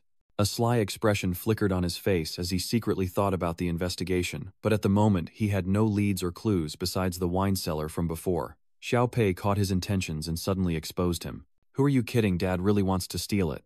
He chuckled softly and looked at the kid, making excuses, saying it was okay for us to do that, just wanting to do a bit of an investigation. Xiao Pei shrugged and said, don't worry anymore, I've checked. Baituizu is indeed on this island, but the exact location couldn't be determined. Bak Vu glances at the kid and sighs just as Mo Weini turns to catch him. She leans close to Vuong Bao but still glances at Bak Vu with concern as she asks, Mr. Vuong Bak Vu, is he alright? Bo Vuong whispered seriously into Weini's ear. That Vu family member, he's probably casting a spell. Conduct an investigation. Yes, I am investigating. At this moment Bai Vu turned around and asked anxiously, what's wrong? Mo Weini looked at him and smiled. No, it's nothing, you go ahead. He forced a smile, heart pounding as he guessed the reason. Wow, when Xiao Pei was talking with that expressive look on her face, her expression clearly didn't hide it. Bai Wu's face sank deeply, secretly thinking Mo Weini is easier to talk to. If others saw her, they'd think she forgot to take her medicine. Yini, I remember you told me that this wine was a gift from the Empress Dowager to you when you came of age, right? Yini affirmed yes. he asked with a soft smile. If this is something precious her family passed down, do you think your Aunt Toot might know the secret of this ring? She immediately said, but she died a few months ago. Bakvu immediately stared in shock and exclaimed. Waini lowered her eyes sadly and said, and it wasn't Thon Thon who told me, I only learned yesterday from the detective I hired. He looked at her silently muttering to himself, Thon doesn't want to bother her. Suddenly someone rang the doorbell sharply and then said hello, room service. All four of them immediately looked toward the source of the sound instinctively. Mo Yi-ni, confused, said I already greeted the director, so why is there still? Bakvu snorted to signal for silence. Big Brother Wang stood up and said I'll go check it out. He cautiously tiptoed to the doorway with an eager look where two waitresses dressed in very revealing uniforms were standing outside. The blonde girl nervously said, you can't do that, senior. What if we're caught? The blonde girl boldly spoke. Shut up, stay silent. It's happening now. She swiped her key card, gently pushed the door open and said to the girl behind her, don't worry, they probably aren't here right now, and what I want to do is important. The girl nervously asked, if they're not in the room, what if we meet that perverted man you mentioned? What should we do? Aren't we just handing ourselves over to him? She firmly replied, the one I'm looking for is him. Fat Wang, hiding behind the large wooden pillar, listens in. He rubs his wrist, smirking and thinking, I want to see what kind of women they are. Dex Than, losing patience, turns around and says to the girl behind her, if you keep dawdling, I'll leave you behind. Before she could finish her sentence, King Bao suddenly lunged at Thon, startling her and making her cry out. The blonde girl nearby was also startled and screamed. He also jolted in surprise when he saw Thon. Thon was the opponent. She clenched her fists angrily and shouted, you bastard pervert, let's see your moves. Immediately afterward, Thon kicked Wang Bao forcefully in the face without mercy. He was knocked to the ground while Thon curled her legs in panic, realizing who she had just assaulted. She gasped in shock and asked, why is it you? Bao sat up holding his face as he responded in kind. Miss, what are you doing just now? Suddenly she opened her eyes in surprise, seeing the others look like they had been caught doing something bad awkwardly, waving her hand and saying, well, everyone's here. The atmosphere suddenly turned silent and very awkward. All I can hear is Wang Banji groaning in pain from holding his nose. Bai Wu recalled what Banji told Thon earlier, that is, right, Miss Mu is being followed, we are protecting her, and also investigating who that man really is, and what his purpose is. Are you joking? Did you bring someone to catch a perverted man? This time, the girl's blonde, bespectacled friend behind her suddenly raised some letters and spoke up to defuse the situation. I was just here to deliver the invitation card. My senior said she wanted to help me, so Thon quickly snatched the pile of letters from the girl behind and happily handed one to him. Yes, we've been volunteering these past few days to help you get ready. Bakvu just sighed helplessly at her. Suddenly, the blonde girl wearing glasses leaned forward and said, there is a big costume party tomorrow. I have to attend, sorry. Then she dashed outside again, not forgetting to turn back and tell the senior girl, you guys keep talking, I'll handle the rest. Thon frowned in annoyance. That's just too unreasonable. Bakvu crossed his arms and calmly made a small request, saying, if you no longer need my help, then let's have a little chat. She stood with her hands on her hips, speaking clearly. Go ahead, who's afraid of whom? He glanced back and saw Mo Yi-ni nodding slightly, understanding the message, and replied, say it. So Bakvu just pointed behind and said, let's go inside and talk. Thon suddenly became very annoyed and grumbled, I'm not free, stay here and leave, I'm leaving. If she likes it, he would indulge her without hesitation and get straight to the point that it's related to immortality. Weenie used to keep it in the bank safe before. With a calm and steady expression, he continued to deliver the news, but not long before it was gone. Mo Yi-ni was stunned and looked at him. Bakvu looked at the other person seriously and continued, I know that is a family heirloom left by your grandmother, related to this ring. Thon lowered her head, her voice filled with sadness and a weak tone. Even this, I also told you. Weenie nervously turned to defend her, saying, Thon, it's not what you think, but her previous sadness was replaced by a rather awkward smile. That's fine, it's all gone cleanly now. At this moment, Toucan was being pulled inside by Bantu, leaving her wondering. What kind of move is this? He only dares to whisper in the other's ear. Don't ask too many questions, hurry up or you'll end up stained with blood. At this moment, Bai Wu held a book in his hand, questioning. So do you know what's at stake in this auction? Thon crossed her arms indifferently, her gaze drifting to another side, dismissing his thoughts. I'm just here to help my friend. Whatever you want to sell is none of my business. Then he flipped to a page with a picture of a purple enchanted ring and said, this might be familiar to you. She closed her eyes tightly and gently placed her hand on her chest. My mother often told me that curiosity kills the cat. Sorry, Sister Yi-ni, I didn't tell you because I didn't want to bother you. She sighed helplessly, feeling powerless. It's over now, but in an instant she returned to normal, turned around, waved her hand and handed over the task, saying, all right, Yi-ni, I leave it to you. I have other matters to attend to. I'm leaving now. Then she walked away. Bakvu's face is extremely serious, while Mo Ni looks worried beyond measure. He falls into a tangled state of thoughts, and this misunderstanding will surely grow deeper and deeper. But as for this immortality potion, she probably didn't say anything she didn't know. Xiao Pei suddenly appeared, leaning on his shoulder and exclaiming, "I'm sorry, women's hearts are like finding a needle in a haystack. I can't help her for now." Mo Ni, exhausted, turns away and says, "I'm a bit tired. I'll go to my room first." He also frowns at her, then ruffles her hair and grits his teeth in frustration. What kind of day is today? Nothing seems to go smoothly at all. He also turned away and left. "Little Pei, let's go back to the room and you keep the kids in check and think things through for me." That night at their house, a phone lying still on the table suddenly lit up. It turned out to be a message from Thon Thon. She sent a message to meet at the usual spot and came alone. Mo Yini secretly opened the door and stepped outside. They meet at a port while two people in the distance hide behind a large rock, spying and eavesdropping. Cam suddenly asked curiously, "So you saw that at midnight you were alone in the dark running out here for what?" Then he excitedly added, "So it's because of them." Bai was stunned and thought to himself, "What are you watching over me all night long for?" When he heard her raise her voice, he angrily reminded her, "Hey, stay put and stay quiet, don't talk." Then she becomes very serious and analyzes the current situation. "Based on what I know about D Thon Thon, she will definitely seek out Mo Ni alone, just as I expected." Xiao Pei appears hugging Tucam's head, both of them making faces that say they don't believe it. On this side, Thon Thon asks, "Did you two get together?" Weenie suddenly clenched her hand on her own. She slowly turned her face away, her expression showing unease and sadness. Yini said nothing more, only firmly and clearly said, "Trust me, it's not what you think."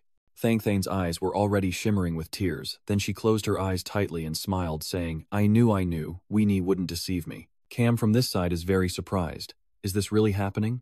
Bakvu irritably complains again. "What do I know anymore? Can't you stop jumping to stupid conclusions and causing trouble?"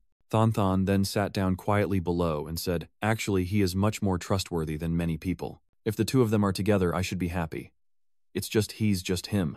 Yi Ni also slowly sat down beside her younger sibling, softly saying, "We've all grown too accustomed to each other." Thon Thon turned to agree. "That's right, his ideas are too many." Then she smiled and admitted also the drunkard. Hearing that Cam on my side held her stomach, trying not to laugh out loud but failing. That was a brilliant summary. I was mistaken to blame you. Mr. Vo then chuckled heartily while clutching his stomach. Little P folds her arms, clearly showing her straightforward attitude, often ignorant and superficial. But then Bai Wu also covers his mouth, smiling with excitement, thinking to himself, "Is this all forgiven for me? That's great. The threat is over. I can finally focus on my work." Both of them secretly sat behind the large rock listening to the girls outside, with Kai Ming frowning in suspicion. "Did you come here just to eavesdrop on these conversations? No way, right?" Bakvu here is exhausted to the point of begging internally. "Come on, ladies, just get to the point, or I really have no way to explain my actions." Thon Thon softly smiled and said, "Weenie, can I care for you like family?" Weenie gently touched her cheek at those words. "Of course we are like sisters." Suddenly she frowned with sadness and asked, "When did Grandma pass away? Why didn't you tell me, Thon?" Thon's mood immediately drops, and she no longer looks at her sister. "Suddenly 2 months ago, but she passed away peacefully." Yini pondered silently and looked into the distance, saying, "Bat Tui Tua is the token she left for me, such an important item, and you've lost it." Thon Thon gently wipes away the sparkling tear from her eye, smiling, as she accepts reality. Sometimes letting go is in accordance with fate. "So you went to Bakvu because of Bat Thank You Tuu, right? After it was gone, many people approached you, actually all for it." As the two girls clasped hands affectionately, Bai Yu, waiting patiently from afar, finally heard what she wanted to hear. And just as the discussion turned to the point, Yen Yi suddenly turned and asked intensely, "Is my sister also a member of the Tai Nuet Society?" "I don't think so, she's just the manager of the girl group." Then she scratched her cheek and continued with a smile. "This time I was invited to perform. They will be back the day after tomorrow. One of their members is busy with personal plans. Luckily, they say, I look a bit like her, so they brought me in as a last resort. I heard that the core team of Tai Nuet Hoi has very strict selection criteria. It's not easy to join. Moreover, I suspect that the Tai Nuet Society isn't something good." Suddenly, from behind Cam jumped up and shouted loudly, "This is spitting blood." Bakvu sits nearby, reciting Buddha's name with this kid. When Thon Thon hears it, she quickly turns around to question him. Everyone there you quick as lighting to grab from him and cover her mouth. Thon Thon isn't a kid to be fooled, so she folded her arms and said in a stern tone, "Bakvu, is it you coming out? If you get caught out, you have to come out too," with a forced smile to cover the awkwardness. "Yes, Thon Thon is quite clever," she chuckled at the corner of her mouth and teased him. "You're really fulfilling your duty, serving him closely 24/7 without getting tired." Bak Vu tried to calm the situation and suggested that big matters need more patience. Let's change places to talk. Mo Wai Ni nearby spoke up. Come to my place. And so all four of us moved there. When they arrived, only 3 people remained without Tukam and Thon. Thon still looked arrogant as she questioned. Hey, where's your assistant? Why isn't he coming with you? Bak Vu heard this and replied she said I would return to my room and that she is already asleep now. She leaned back and said, now you do everything with her big guy and I think he'll be very upset. I'm tired and furrow my brows, shrugging my shoulders. Can't you girls just leave me alone? Talking is more important. Weenie gently pats her on the shoulder. Thon, understanding her sister's meaning, also calms down. All right, go ahead and ask. Bai Wu frowned and said you just mentioned someone gathering information about Bu Tuitu. Yes, at first the person wanted to buy at a high price, but our family wasn't short of money, so it all fell through, and later I gave the ring to Wai Ni. I quietly lifted my water cup and afterwards many people started coming for some reason which annoyed me to death. She said again, I was very curious, so I sought someone to find out about Bat Tuitu. She continued everything can be called incredibly miraculous. Her eyes flicked to one side as she said that people can achieve a bright future. Bak Vu silently thought that this bright future sounded like the words of Lao Vu and the old master, then immediately asked if she could clarify a bit more. Thon closed her eyes, raised her hands to the sides, and explained that this means wishing for everything he receives to fulfill his desires and for his emotions to flourish. And I don't remember what happened next, but maybe something like wishing for everything to go smoothly. Hearing that, Bak Vu felt almost powerless, forcing a stiff smile. If she collected 7 of these, she might summon a dragon with her body. Mo Wai Ni then turned to ask curiously, this ring was given to me by my grandmother when she was alive. Did she ever seek treatment for this illness? Than stroked her chin thoughtfully before replying. When I was young, she often confided in me, but I was carefree then, so I didn't pay much attention to those things. Bak Vu anxious, urging her to reconsider. Go ahead and think again. She scratches her face, glances to the left, remembering Grandma told her to keep this ring carefully and only give it to the right person. So I gave it to Wai Ni. Grandma also said that only the true owner of the ring can realize its value. Bak Vu sat at a distance, observing the two getting close, quietly pondering everything. According to her words, I can only let Thon handle it for now. Only its true owner can recognize its value. What does that statement mean? At that moment, Xiao Pei appeared beside him and casually asked the question.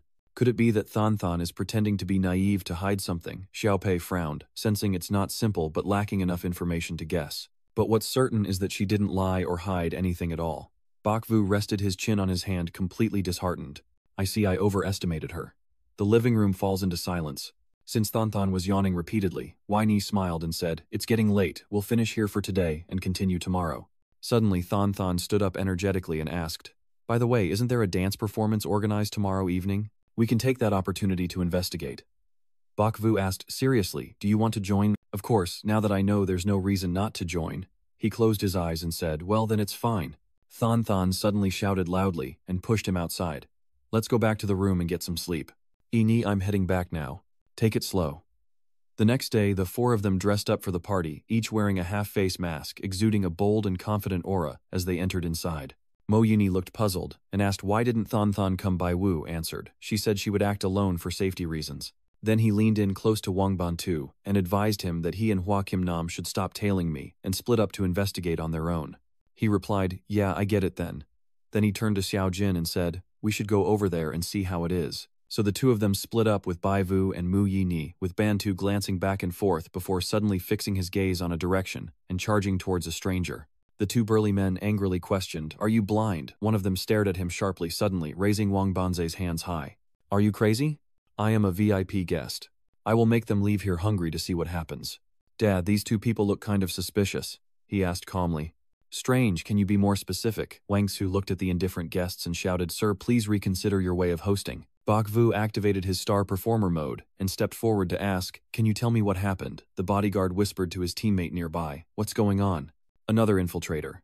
That person just looked once and said nothing in response. Xiao Pei is now holding his head and saying, they are people of the system, just hearing that made my spine turn cold. Bak Vu's mind screams in helplessness. How can I deal with both of them, heavens? Tu Pei calmed him down, saying, don't worry. From what I observe, it's a very gentle type, not threatening at all to Dad. Hearing that he replies, all right then, just don't hurt me. The guard immediately released his grip and rushed back towards him with murderous intent. He was stunned, eyes wide open as the man grabbed his collar and questioned him. What do you want to do? At that moment, someone's voice shouted an order, causing him to halt for a moment. The intruder is Huang Po Na, who sternly ordered, let go now. The guard then released him, no longer holding him back. He pretends to be kind and insincere, smiling as he claims to have failed. I'm very sorry I made you too afraid. Bak Vu straightened Trin Chu's clothes before complaining. Can't you manage your people properly? Are you crazy or what? The bodyguard leans in and whispers into his ear. Boss, they're not guests. So Fonya looked at them suspiciously and asked, Are you two here with the duplicate? Suddenly a voice calling out caught his attention. Mr. Hong Fu. The one coming to rescue is Mo Wai Ni. She hands over an invitation card and explains, They are my friends. Is there a rule in this event that no companions are allowed? Punya calmly replies, It seems no one told me about this. But his eyebrows furrowed deeply in displeasure, secretly recognizing that it was you. Then he smiled again, pretending to take the blame himself. Please don't be angry, madam, it was our oversight. We won't trouble you further if there is anything, please speak to the staff here. Then the two bodyguards also looked annoyed and left. I will take my leave now. Yuni worryingly turned to ask, Are you guys okay? Don't worry. Vuong Bantu nervously pushed between the two and asked urgently, Our identities won't be exposed, right? He stroked his chin and laughed, saying if I'm not mistaken this Hoang Fonya guy is the same. Inside the room his furious voice echoed loudly and a bodyguard was slapped in the face but stubbornly replied, No invitation card should have been turned away. So he was kicked hard in the stomach. Hong Fo-na here was fuming and yelling, and yet she even invited all 7 lords, causing a scene with her people in public. Do you want to get me killed? One of the bodyguards hurriedly argued back. Master, this can't be right, it wasn't us. He was about to go crazy with rage. The other bodyguard suddenly sneered and said, There must be some conspiracy involved. At that moment our best move was to think of a way to fix it. Hoang Fo-na softened his voice and said, Keep talking. The man gradually became more agitated and spoke out, first investigating their purpose, then finding an opportunity. God knows what he took them all down at once, leaving no one behind. Then he suddenly burst into a wild, crazy laugh as if he had escaped, shouting loudly, also taking their belongings. There is still more. Hoang Fo-na slumped into the chair, exhausted, their messy hair covering their face as they cared for 2 tigers. He put his hand on his forehead and tiredly said, Leave me alone, that bodyguard again, having a fit, questioning wildly. Tin Tin, who is the owner, Tin Tin? Hoang Fo-na Feng kept holding the documents and shouting at them. Get out, all of you. The bodyguard leaves the room, obeying the order. Yes, master. He here is extremely troubled and keeps complaining. One is stupid enough to die, the other is truly a fool. If I don't get so angry I die, I'll eventually get hurt and die. I really should eliminate you guys right now. Suddenly a strange voice rang out, making him turn around sharply.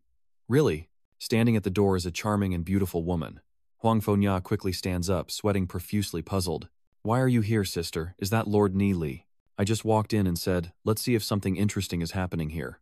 Gently touching the glass box containing the purple ring, I asked, Is there something that's making it difficult for my beloved younger brother to stay hidden? Hoang Fo-na heard this and recounted what had happened. The subordinate's incompetence was so serious that they even invited the original owner of this Bat Tui Tu here. And the person with her isn't easy to deal with either. I've investigated, and that Bai guy might be like us. She points to her head, then sighs with some amusement, then turns to him and says, The invitation from Miss Mo was added by me, you blamed them wrongly. Hoang Fo-na was very surprised and asked back, Why? Why is that? Hears this and replies, Don't worry, the plan is still proceeding as usual, I will meet him. B's side, he's communicating mentally with Xiao Pei. You mean those two are probably her children just like you?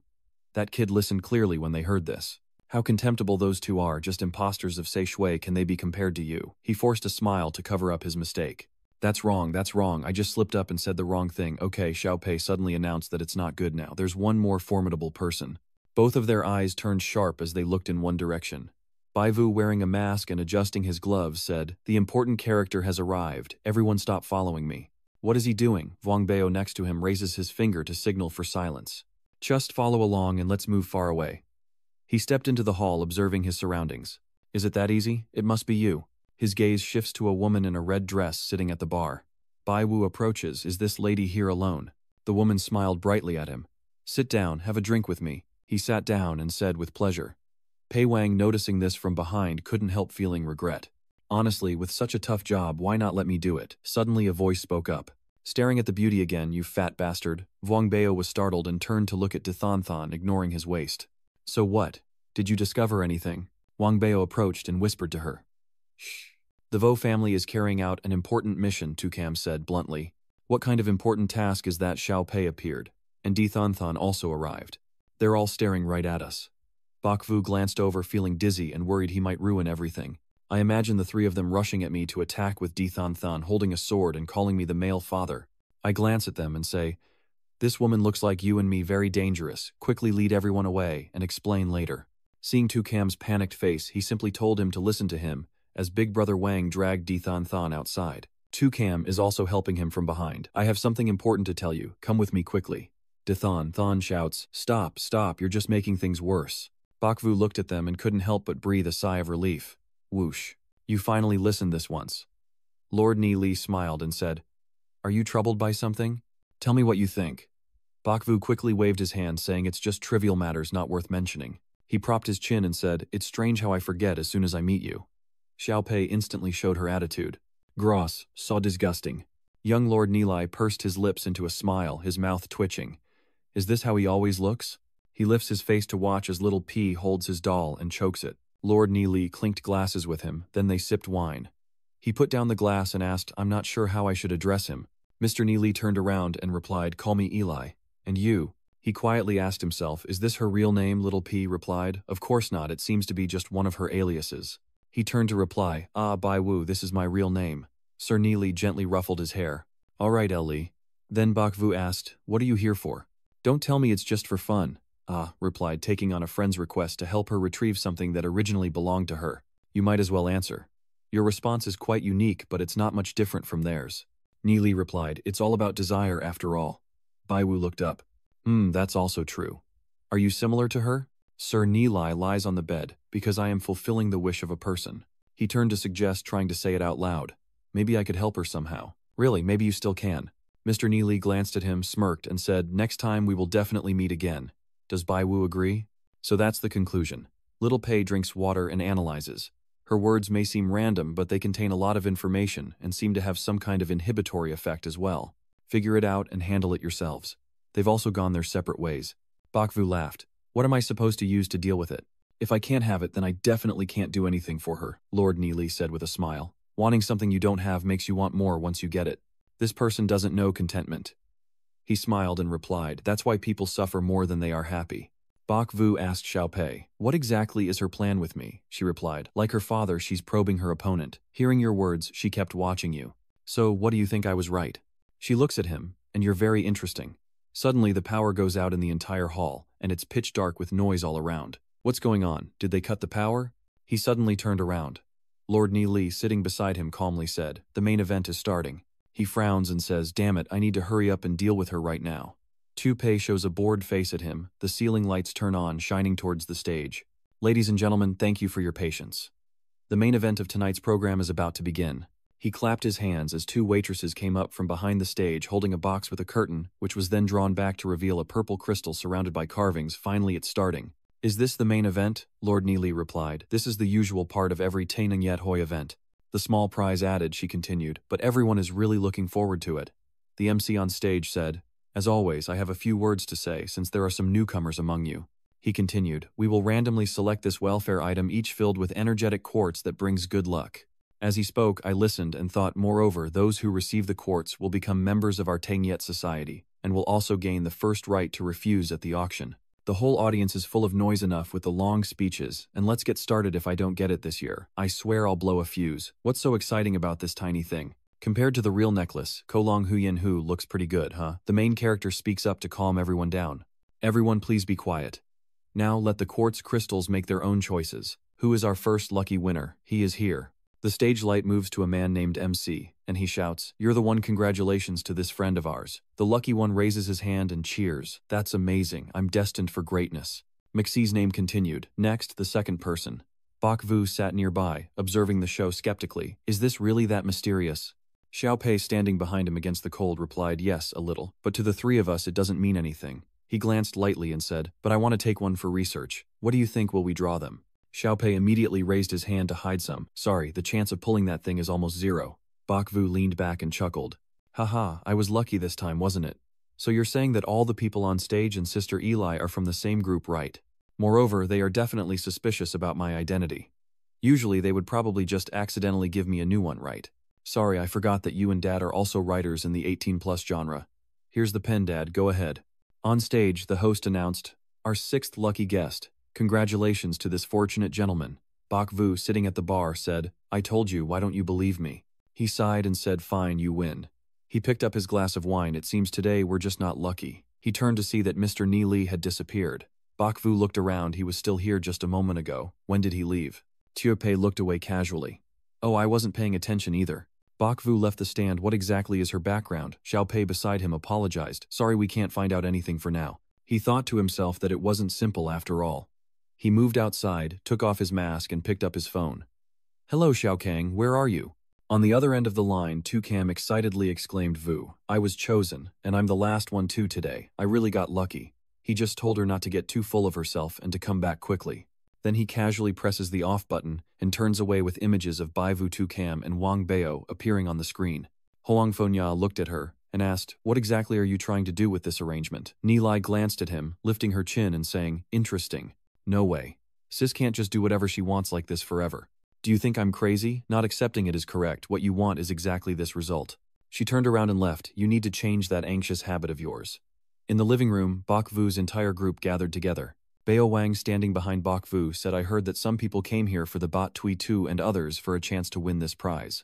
Holding the amethyst in his hand, he looked at it and said, "So, obtaining the Bat Tui Tu wouldn't be that easy. These things are quite practical too." Diane Thon beside her spoke up. "I also overheard these rumors. They said that this quartz stone could fulfill some kind of wish, and some longtime members always wear it with them." After saying that, she showed him her phone. The phone shows the images she just mentioned, illustrating how members always wear the stones as a type of jewelry. Some make necklaces, some make rings, and some make clothes. Moini looked at the photos she pointed to, and I recognized some of the people. She pointed to a man wearing a pendant on his chest, and this person is called Z, the CEO of the erotic game company. In the past, he came to ask me about Bat Tui Tu, and even invited me to participate in activities of the Te Niet Society. Mu Yini continued, "I didn't know about these things back then, so I declined. I remember he once said that only extremely outstanding people could obtain this amethyst." When she finished speaking, Bai Yu looked at Tu Quan with suspicion. Mu Yini continued, "It's not just resources, but also requires status and corresponding achievements." Tu Cam just chuckled softly and held up the crystal, asking, "Has Xiao Pei gone out yet?" It tries to find information. This feeling is a bit familiar. "What is it?" Bak Vu asks again. "What do you mean by that?" Tiu Pei avoids the stone in his hand with a hesitant attitude, feeling a bit of disdain inside. Tu Cam also spoke up from the side, saying, "I also feel the same way about the dislike." He darkly reminded Xiao Pei is only compatible with Xiao Cam, so she can only agree. Tu Cam continued, "We no longer care about those things. After all the purple sapphire has been obtained, we're one step closer to victory." Thon agreed. "That's right, you've worked so hard, but did you manage to get any valuable intelligence?" Bak Vu pondered. "That woman isn't simple. It's better for us to avoid her a bit." Emperor Thon loudly replied, "It's us. I believe it's you." Mui Ni beside her softly called out. Thon, she sighed. All right, be quiet now." Bak Vu hands the gem to Tukam and carefully stores it away. She asked him again, "Vujia, what should we do next?" He stood up and said, "If it's all a mess, then just let it be." Bak Vu turned and walked away, then suddenly pointed upwards and said, "Tomorrow at the auction, let's improvise. Worst case, we'll just cause trouble." Tukam behind him jumped up excitedly. "I like that." Thon behind added, smiling, "This is more like her." At the auction, Bai Wu entered, and he and Muai Ni took their bidding paddles, then sat down. "Good afternoon, esteemed guests. I am Zhen Tokni, the host of today's auction. Our auction is about to begin." Mo Wai Ni asked him, "Have those two seniors of yours arrived yet?" He replied, "Well, they are in the front row, after all old hands in the antique circle." Bak Vu pondered, "It seems this Thakon Tim has persuaded quite a few people to give up, and there are really many entertainers." Suddenly he realized something and turned to look at Mo Wai Ni, whose face showed a hint of worry. He said, "The highlight is at the end. I've arranged everything, so don't worry." Mu Yi Ni nodded in agreement, as the host announced the first item from downstairs. Bai Yu asked Ziyan and the fat guy how they were doing. Tu Pei responds to him, ready in position. The second item starts at 3 million, the bidding begins at 3 million, then 3.5 million. Xiao Pei sat on his shoulder and said, "The atmosphere here today feels more uncomfortable than yesterday." He said it must be related to the Bat Tuituo and Thachan Tim, right? "Is their energy disturbing her?" Tiope irritably responded, "Not sure, but overall she doesn't feel comfortable." The host continued, "The third lot, starting at 12 million yuan, the auction begins." He quietly looked at Xiaopei and said, "Do you think you'll be able to hold out through the next battle? It's okay to rest for a bit if you can't do it." Xiaopei replied, "It's all right. It's not that bad yet." Next to her, Mo Wai Ni noticed that he didn't seem to be in a good mood. She wondered what might have happened to upset him. She called his name Bai Wu. He suddenly realized and turned to look at her. He smiled and asked, "What did you say?" "I couldn't hear clearly." Mo Wai-ni replied to him. "No, it's nothing really." She hadn't finished speaking when the host's voice drowned her out. Chung Jiao congratulates contestant 114 on winning this auction item. The crowd below begins to stir. Next is Bat Tui 2. "At last, I've waited long enough. I need to see who finally wins it." The host then announced, "The main character everyone has been waiting for is finally here. So whose house will the flowers fall on today?" Bak Vu asks, "Are you here?" She replied, "I think so." The crowd below grew even noisier. "It's about to start, no more delays. Get up now, we're only waiting for this drunken idiot." The crowd below begins to cheer. "What are you waiting for? It's about to start, the young master won't hold back." The bodyguard next to him hears the order through his earpiece. Huang Fonya immediately announces, "I apologize everyone. The auction of the item chosen for the original plan has been finally brought forward due to special circumstances. The auction is temporarily suspended today. The auction is over." The crowd below is shouting and cursing loudly. "Do you think we're monkeys?" The man holding number 22 got up and angrily cursed as if you're the villain. "Young master, I've got you backed up. Are those prizes meant for me?" Some people whisper to remind us softly, "Now. Let's go, let's go." Bak Vu stood to the side watching the chaos. "Did someone take his items, or was there something else going on?" Xiao Pei replied, "I don't know either, but for now we're probably still nearby." It nudges its two fingers together as a sign of apology. "Sorry I couldn't warn you earlier." Did he say he's not blaming her for not being able to contact Tu Com Tu? P said, "I'll try." Then Xiao Pei said again, "No, I can't get in contact." He loosened his tie, took Mo Yini out, and then spoke after stepping outside. Bak Vu thought to himself, the atmosphere here is too heavy with evil energy. If the item hadn't gone far, I could definitely get it. In the control room, Gai Ni Li and Huang Po Na looked up at the control panel. On the screen, Bak Vu is leading Mo Wai Ni. Away from there, she glances over, then waves goodbye, and leaves, saying, "I'm going now, handle things here." Huang Fonya frowns and replies, "All right, be careful on your own." Bak Vu is standing on the balcony with Xiao Pei, who is desperately searching for information. After using his power to scan for a while, Xiao Pei suddenly opens his eyes and turns away from him, saying, "I can no longer get any clues. I can't tell if they're no longer here, or if they've been hidden away." Bak Vu listened, then quietly thought, as he looked at it before answering the phone. "Hello, sir." My face became tense.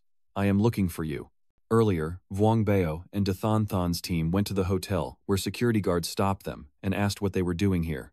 Dathan Than just smiled and brushed it off. We came to get the materials but forgot which room it was." "You ask Vuong Bao next to you." "Hey Bio, which team are you in?" Vuong Bio scratched his head and smiled awkwardly. "I just joined Team 2. The guards asked again, "Team 2. "We are from Team 2. She looked at the guards with wide eyes after hearing that. Emperor Than Than saw everything was exposed and screamed loudly, then they all ran for their lives. The guards behind shouted, "Stop, if you don't stop, I won't hold back anymore." "It's all my fault, my target was too big." Bak Vu sighed. "I can't blame you, neither can I find anything." So Than Than crosses her arms and questions, "You has your special power completely stopped working?" You reply, "It has. It's just a minor problem, but the most important thing is that I can't determine the exact location of Bat Tui 2. He turns to ask Tu Cam. "Xiao Cam, what about you?" She answered sadly, "My power is also hindered." She continued, "But even if I am okay, searching for items is not my strong suit." Everyone else fell silent. Suddenly Wang Bao spoke up. "That's right, I just thought of a word for his trap. Don't react like that, okay?" Wang Bao happily pointed at her. "Everyone knows Teocam can look at fortune, so how could we forget about this?" Tucam quickly waved her hands to refuse. "That's just my hobby, I can't take it seriously." But Bai Wu considered what Vuong Bao said, there was no other choice, and just had to do it. "Xiao Cam, just give it a try." Tucam couldn't refuse after he asked. "Let Than Than hide it for her. Come on, girl." Mo Yini nearby also said there's no need to feel pressured. Tucam sighs softly. "All right, let's take a gamble." She walks to the table, sits down, and starts reading the fortune with the crystal ball. She muttered to herself as LA's crystal ball gradually began to glow. Bak Vu looked and wondered, "Are those English letters I and Lam? Did you take the Bat Tui Tu from the Lam family?" Dathan Than suddenly realized. "I remember now. Do you remember the person I told you about, Sister Wai Ni?" Yi Ni looked at her and said, "Don't rush, take your time." Than Than continued, "When I gave Bat Tui Tu to Wai Ni, did I ever mention that my grandmother once told me that if I encountered any trouble related to Bat Tui Tu, I should find a certain person?" She said firmly, "She is my grandmother's close friend, her last name is Lam." Bak Vu asked her, "Do you remember the address?" Dathan. Than scratched her head and thought, what was that very special place's name again? From Cam was quietly studying someone's fortune, muttering the direction is east. Dathan also remembered, yes, it is indeed east of Dongfuang Town Dong Sun, Old Nai. Bak Vu was right. The city east of here is over 200 kilometers away to the east. Mo Yuni suddenly asked, are the people who bought the T2 wine friends of grandmother Than? So what exactly is her purpose? Bak Vu pondered. Whether friend or foe, we'll find out soon enough. No more delays, we're leaving tonight. Wang Biao loudly said, I will go prepare the car, you all pack up your things and meet downstairs. Mo Ni suggested I stay behind to block their way to make it easier for everyone to act. Dathan also said, I will stay with you and cause trouble when we find them later. Bak Vu asked Than, you can't go. No one recognizes who I am, would they? Mo Ni said. Don't worry, everything here is already arranged by me. Bak Vu announced to everyone, hurry up and pack up, we're leaving soon. He laughed smugly, causing trouble for me, don't expect to have a good time either. At this moment, a mansion is filled with parked cars and police vehicles outside. Inside, police officers sit across from two sides at a table talking. Ms. Hoang Fo Nya, is there anything I can assist you with? Mr. Lam Tu then said. We received reports that this auction was irregular, so we want to understand a few details about this event. Hoang Fo Nya's lawyer said, no problem, I will introduce him later. Jia Vin Kong frowned and continued. Our department suspects that someone in your Moontae society is involved in counterfeit production. Have you heard about that? The lawyer in the other side said, we will hold the opposing party accountable for these baseless accusations.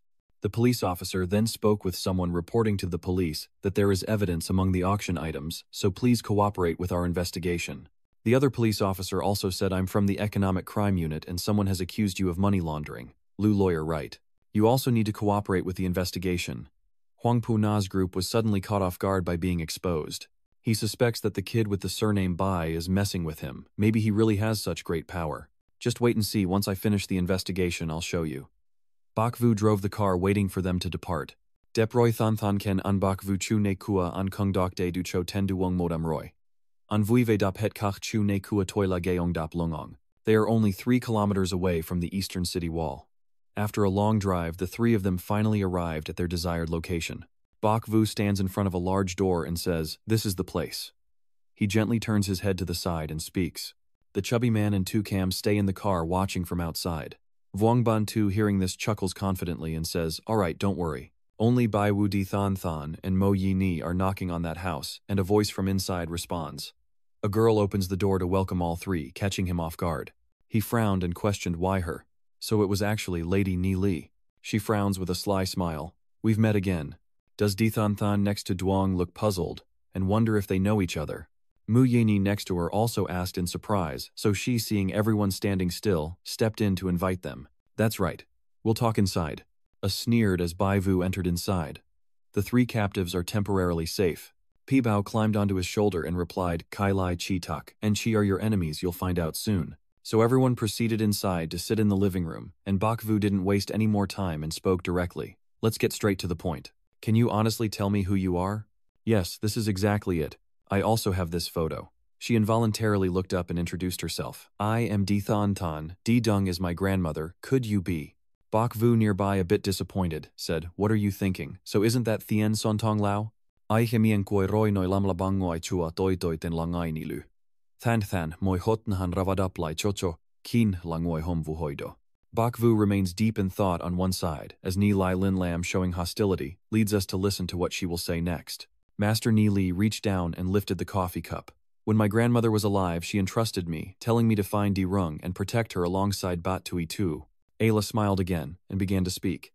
Not long ago, I learned that Bat Tui Tu had appeared at the T Nuyet Society's auction, so I came up with a plan to infiltrate and continued recounting my actions while holding a hot cup of coffee in my hand.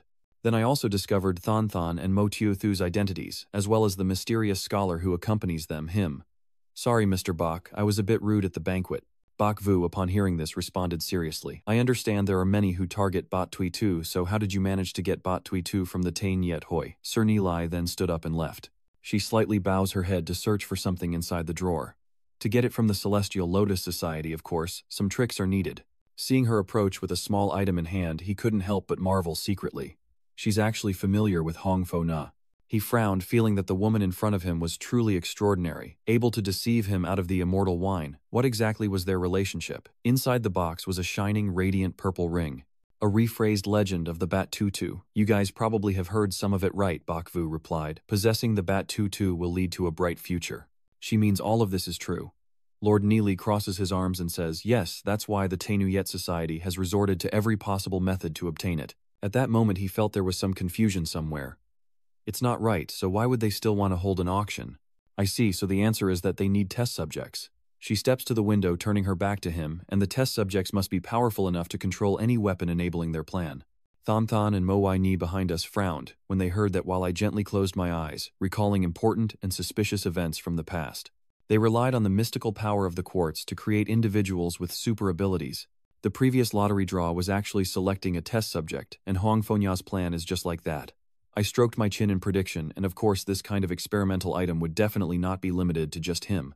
Bak Vu glanced back and said, so then Bat Tui Tu is just a hot potato, no need for it. Sir Neely smiled and asked, are you testing me?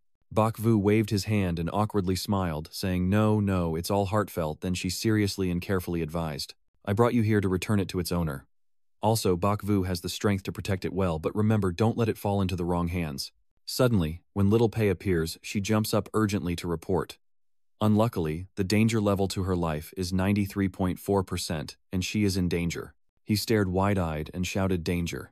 The window shattered instantly, and a mysterious figure stormed in with a sharp knife. He swung the knife past him, and Thon Thon immediately hugged Wai Ni tightly behind him. Bak Vu quickly glanced over and rushed to snatch Bat Tui Tu away.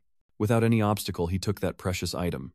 Bak Vu swiftly kicked forward, but he bent down to dodge easily, then ran back toward Nai Ni Li, who was struggling to stand. He raised his knife with evil intent and vicious cruelty, stabbing her relentlessly until she was unable to resist. Then he dropped the knife, leapt out the window, and escaped successfully. Bak Vu, biting her lip with anger and curses, quickly rushes to help Ngai Ni Lai, who is seriously injured, asking anxiously, how are you? She, breathing painfully and gasping, pleads, hurry up and chase after him, don't let him fall into the hands of the bad guys. Wang Banji burst in after hearing a loud noise, only to find everything inside already in chaos. Emperor Thon Thon was very frantic. I will call an ambulance. Please stop, I told you already, do you forget? I'm not an ordinary person. This small wound won't kill me. Tuopi nearby also agrees that it's temporarily not life-threatening. Bak Vu then turned back and asked, hey fatty, come here and give me a hand. Bantu immediately agreed and came over. While everyone helps her stop the bleeding, she still urges them to go. With them here, you should leave now. If you wait any longer, you won't catch him. Did you forget I'm not an ordinary person either? Then Hienngang turned to leave, but not without turning his head back to declare firmly, I will definitely reclaim Bat Tui Tu. Bak Vu immediately hurried after the mysterious man out of the building. As he ran, he suddenly felt that something was off. Strange, no matter how fast or slow he chased, the distance between him and him always stayed the same. At that moment, he guessed that he was afraid I wouldn't be able to catch up, and Little Pei appeared again, confused. I guess so. Do you want to call Sister Dolly out? Bak Vu firmly refused. No need, what did you say when the deal was sealed? Thinking of her coldly cheering you on, go on, you can do it. The look on your face was truly terrible. Suddenly he realized something. He had been standing there like he was waiting for prey, and he wondered silently, aren't you going to run anymore? Then he smiles and says, oh, we're here. Suddenly he kicks the pieces of wood toward him. Bak Vu just arrived, and was suddenly hit by a barrage of flying planks. Suddenly a warning shout rang out, Trung Thuong, Lo Fong reprimanding him before lunging down, and he quickly leaned back to avoid it. Just as he seized the chance to kick forward, he quickly leapt back, dodging the attack, and then vaulted behind him, turning his head with a sly, smug smile. Bak Vu stared in horror and shouted, is it really Nanong? Because right now a shower of bricks was rushing towards him, trying to log him out of the real world. He was able to dodge the first brick, but with the subsequent ones he had to smash them with his hands, and kick one back towards the mysterious figure, who had to grit his teeth and tilt his head to avoid. His right hand was trembling from the impact of the stones, but his face remained serious and resilient. Duantrak, enough is enough. You dare to move. The mysterious guy walks over to the armored boxes in the corner, and kicks one high into the air. It flew so fast that Bak Vu had to marvel. Damn, it's so quick. He used both hands to hold the deadly crystal box, causing his legs to stumble backwards, but before he could rest, he had to face two more crystal boxes rushing toward him. Bai Wu crouched down, but his foot accidentally slipped on a banana peel, nearly falling as he yelled out in anger. Oh my god, if that skull drum keeps moving like this, it's going to hit his head with a deadly blow. Suddenly Dalu appeared like a summer rain, instantly kicking the armored drum away to protect him. The mysterious god opened his eyes wide in horror, while Daliu stood tall like a hero, saving the world cooler even than Bai Wu. He immediately became a huge fan, praising her wildly, the peerless beauty and heroism. She turns to question him. Did you deliberately step on that banana peel? I was just joking, how could I use such dirty tricks? Diluc looks at him with suspicion and scrutiny, sitting in place with a surge of purple energy emanating from his entire body. Even though he was bleeding from the mouth, he still smiled with pleasure. Suddenly, a powerful burst of magic erupted from his body, making his eyes shine with a purple light. Diluc reached out to the side and warned, "Be careful, this guy is strange." He stood tall and screamed like a madman, but his magic power was becoming more and more intense. The more he did, the more he enjoyed laughing wickedly. She felt a wave of unease pass through her, making her more cautious. I muttered, "Damn it, he's super dangerous." "No, this isn't good, he's trying to detonate himself." Bak Vu stepped back nervously. "Oh no, this is a bit too much. Are we going to be able to hold on?" The mysterious god slowly walks toward them and seriously says, "This person also belongs to the system like me. This level of self-destruct attack, even if I can withstand it, I would need to rest for a very long time to recover." Then he pleaded urgently, "No way. If things don't turn out well, maybe we should run." She replied calmly, "Are you joking? Is he going to let me run? And besides, I don't need the ring anymore." Bak Vu was now confused and unable to do anything to help her. Diluc frowned and said, "It is very difficult for either a system or a human body to withstand an attack of this level, unless they fuse, but if they fail, he will also be injured or even killed." Bak Vu, hearing that plan decisively, said 2 people bearing it is better than 1 husband supporting, then smiled at her and said, "I've had enough of these days without my little pea." Then broke into a sweat and warned, "Don't overthink it, in fact, actually the 2 of us." Dailu pushed in front of him and said, "We are one, you don't need to explain." Seeing that Dailu understood, Bai Yu urged her, "Don't think anymore, hurry up, this thing is really about to explode." Hearing that she no longer hesitated, "All right, let's do it. But this is my first time, I'm not sure if I can do it or not." Bak Vu saw the warning signs and immediately started to panic. "Ah, you're not serious, are you?" Dailu channels a source of energy to Bak Vu. Bak Vu's face grimaced slightly as he absorbed the energy. The mysterious masked man with immense power, his eyes shining, rushed towards him and immediately a hand shot out. It seems Bak Vu has tamed his power, a surge of energy surrounds him. He grabs his opponent's head, his eyes shining as he channels his strength, and a circle immediately envelops both of them, causing a gent to shake the heavens and earth. When they approach the magic circle, the mysterious figure vanishes as if dissipated. The circle gradually fades away, and in Bak Vu's hand is a box containing a ring. He looks exhausted, breathes a sigh of relief, and secretly thinks finally managed to handle it. This temptress is truly a source of disaster. Bak Vu leaned on the wall as he walked and asked Xiao Pei, "Are you and Dali, sister?" Okay, Dali immediately frowned and asked, "What did you just call me?" Xiao Pei climbed onto his shoulder and said, it's okay, just need to rest for a bit to regain some energy." Hearing this, he secretly felt relieved. "That's good, everything's fine, now you 2 can rest." Qiu Pei rubbed his eyes and yawned, saying that if anything, just call him. Then he disappeared and Bak Vu's body swayed, trembling as he leaned against the wall, complaining with his legs weak and his whole body exhausted. "Hello Vu Jiatu, Cam and I are here to help you." "Where are you?" Bak Vu replied. "Everything's fine now, I'm just leaving, send me the location." A car appears, and Tu Cam waves at Vujia to get his attention. Vuong Bao and Tu Cam immediately run over, looking like he's about to fall. Bak Vu prays just in time. Van Ban Tu helped him into the car, and asked Vu, "Where are you hurt?" He explained just a little exhaustion. Bak Vu sighed and asked, "Why did you 2 find me? Isn't this just about worrying for you?" So little Cam predicted it, and it turned out to be spot on. Tu Cam, with an expectant look, asked, "Is it okay if I do it?" Bai Wu also didn't hold back praise, saying it was useful at the critical moment and encouraging her to keep it up, to which she chuckled proudly. "Looks like I have some talent in this area too." Wang Banzi scoffed coldly, "This fool." Vu actually kisses her this time to avoid causing trouble, then he bursts into loud laughter. "Kam tu ho hung roi thoi mot kai. De than than ngoi trin gethe, bak vu buok vao lin hoi thum sao roy. You're not in danger, are you, Ngai?" Nilai was bandaged on the bed, but blood was still seeping through the bandage. He pulled the armrest out and said, "Got it back," still went smoothly. Bak Vu took out the box. "Are you probing me? Maybe you mean he wants to borrow a knife to kill someone," Bai Wu said indifferently. "I don't believe you would do such a thing." "Fine then, thank you. So who will keep this then?" Di Than Than looked confused. "You resent us not blaming you, but now you're acting so hypocritically." Mo Weini suggests it's still difficult for you to keep it safe, so Bak Vu nods in agreement. "All right, he told us to talk privately, so you 2 go outside and wait for me." Weini agreed, and the 2 of you continue your conversation. At the same time, she pushed Than Than aside, frowning and showing her displeasure. Bak Vu relaxed only after hearing the door close. An Chi raised an eyebrow with a teasing attitude and asked, "What else do you want to ask?" Bak Vu's expression turned serious as he got straight to the point. "Did you know the guy from earlier? Is he from the sect of the lunar calendar?" "I haven't seen him before. Based on what I know, the Tain Yet Hoi doesn't have someone as formidable as that. Based on what you know, everyone in the Tain Yu Yet Hoi is just a system replica and all failed test items. And Chi honestly answers without concealment. That's right, compared to you, they are definitely not worth mentioning. Bok Vu's eyes flashed with a hint of calculation as he asked. And what about you? He calmly said. I am not like you, not like them. Don't worry, my strength does not threaten you. Bok Vu looked confident. That's right, we're heading back now, but I'm afraid this place may no longer be safe for you. And Chi looks grateful and says, thank you for your concern. I have my own arrangements. Bao Trong frowns and sternly advises, you must protect Bat Tuitu well, and whether to use it depends on you.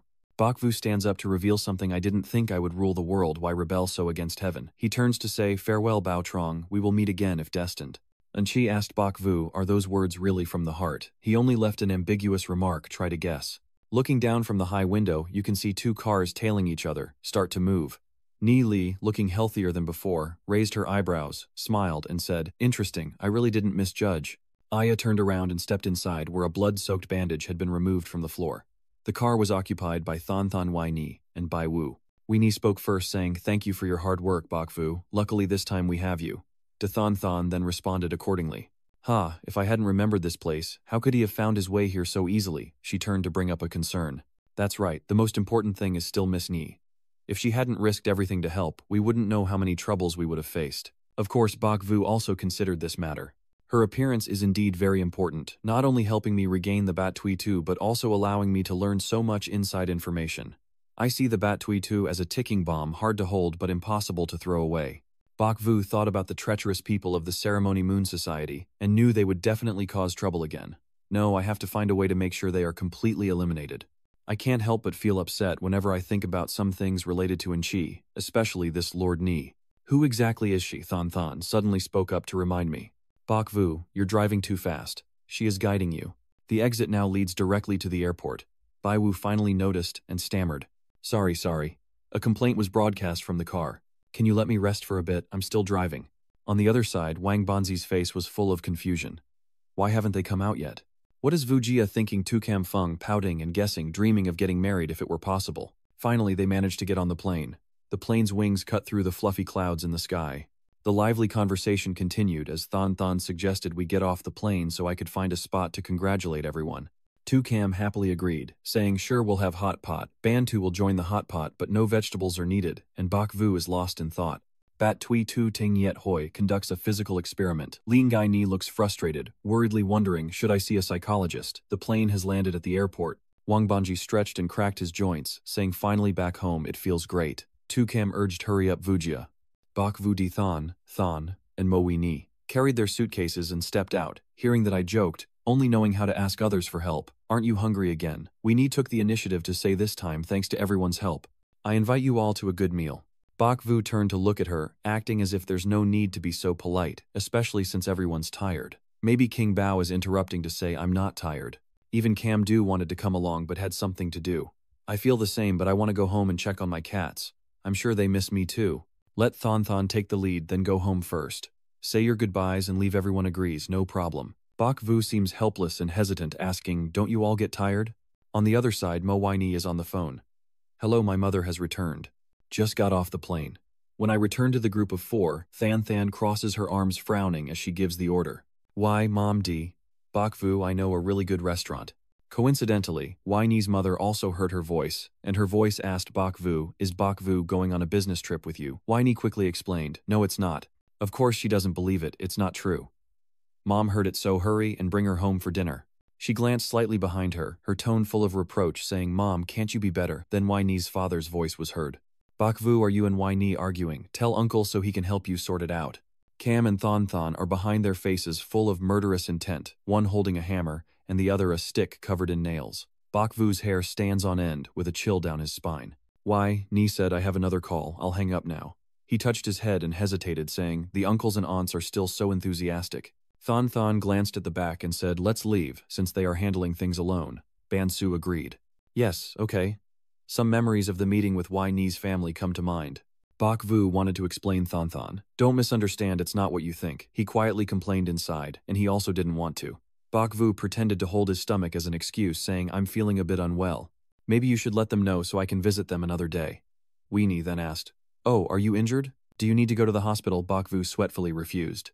No need, 80% is just using the airplane bathroom. My parents, as you know, it's okay, I will explain it to them. He promised I understand definitely another time.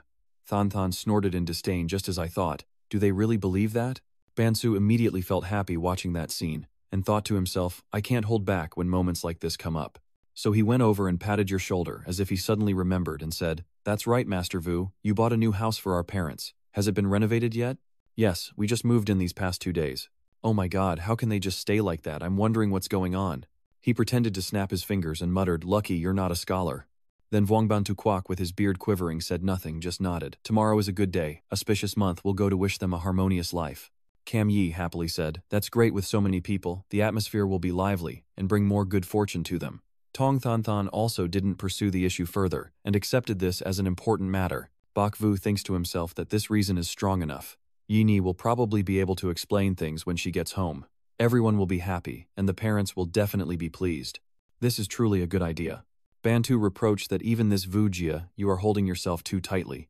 He was stunned after hearing this suddenly serious like that. I really am a bit unaccustomed. Bak Vu closed his eyes, feeling down and blame himself, but what he said makes sense. Calmly reflecting, using gentle persuasion to hold firm, only then can he face everything easily. Than Than, looking unhappy, reminded him, Big brother, you're lost in thought again. Are you truly welcoming or not? Cheer up and be happy. Bak Vu patted his head and explained, How can it not be welcomed? I'm just a bit worried that my parents are too tired. She sniffed discontentedly. Then just go. If we get sick and tired, we can't bear the blame. He walks away, pretending to be generous to see how really mouthy I am. Don't be angry, don't be angry. I'll go to the bathroom later and make a phone call to check on the cleaning. Than Than agreed, go ahead. He went into the bathroom thinking so many girls appeared at his house at the same time his mother had never seen any of them before. Baiyu imagined his father opening his mouth in surprise, while his mother's eyes lit up with happiness, saying, Who is truly the good child I love and cherish? Just thinking about that scene made him want to spiral into depression. Suddenly, Bansu appeared and called Vujia, startling him. Then he stepped forward, ready to punch him and shout loudly. Are you a pervert? Wang Bantu stammers to defend himself. I didn't mean to scare you, I was just distracted.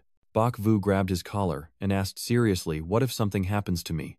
You threaten me, what if I get sick? How do you expect me to react? Wang Banzi didn't expect you to respond so fiercely. No. The crowd of men nearby drew their attention. He leans against the wall, trembling non-stop. Baek Wu saw this and stepped forward to ask, Sorry to bother you, are you in a hurry? The man struggled to speak, saying, It's okay, and asked if it would be convenient for them to talk outside.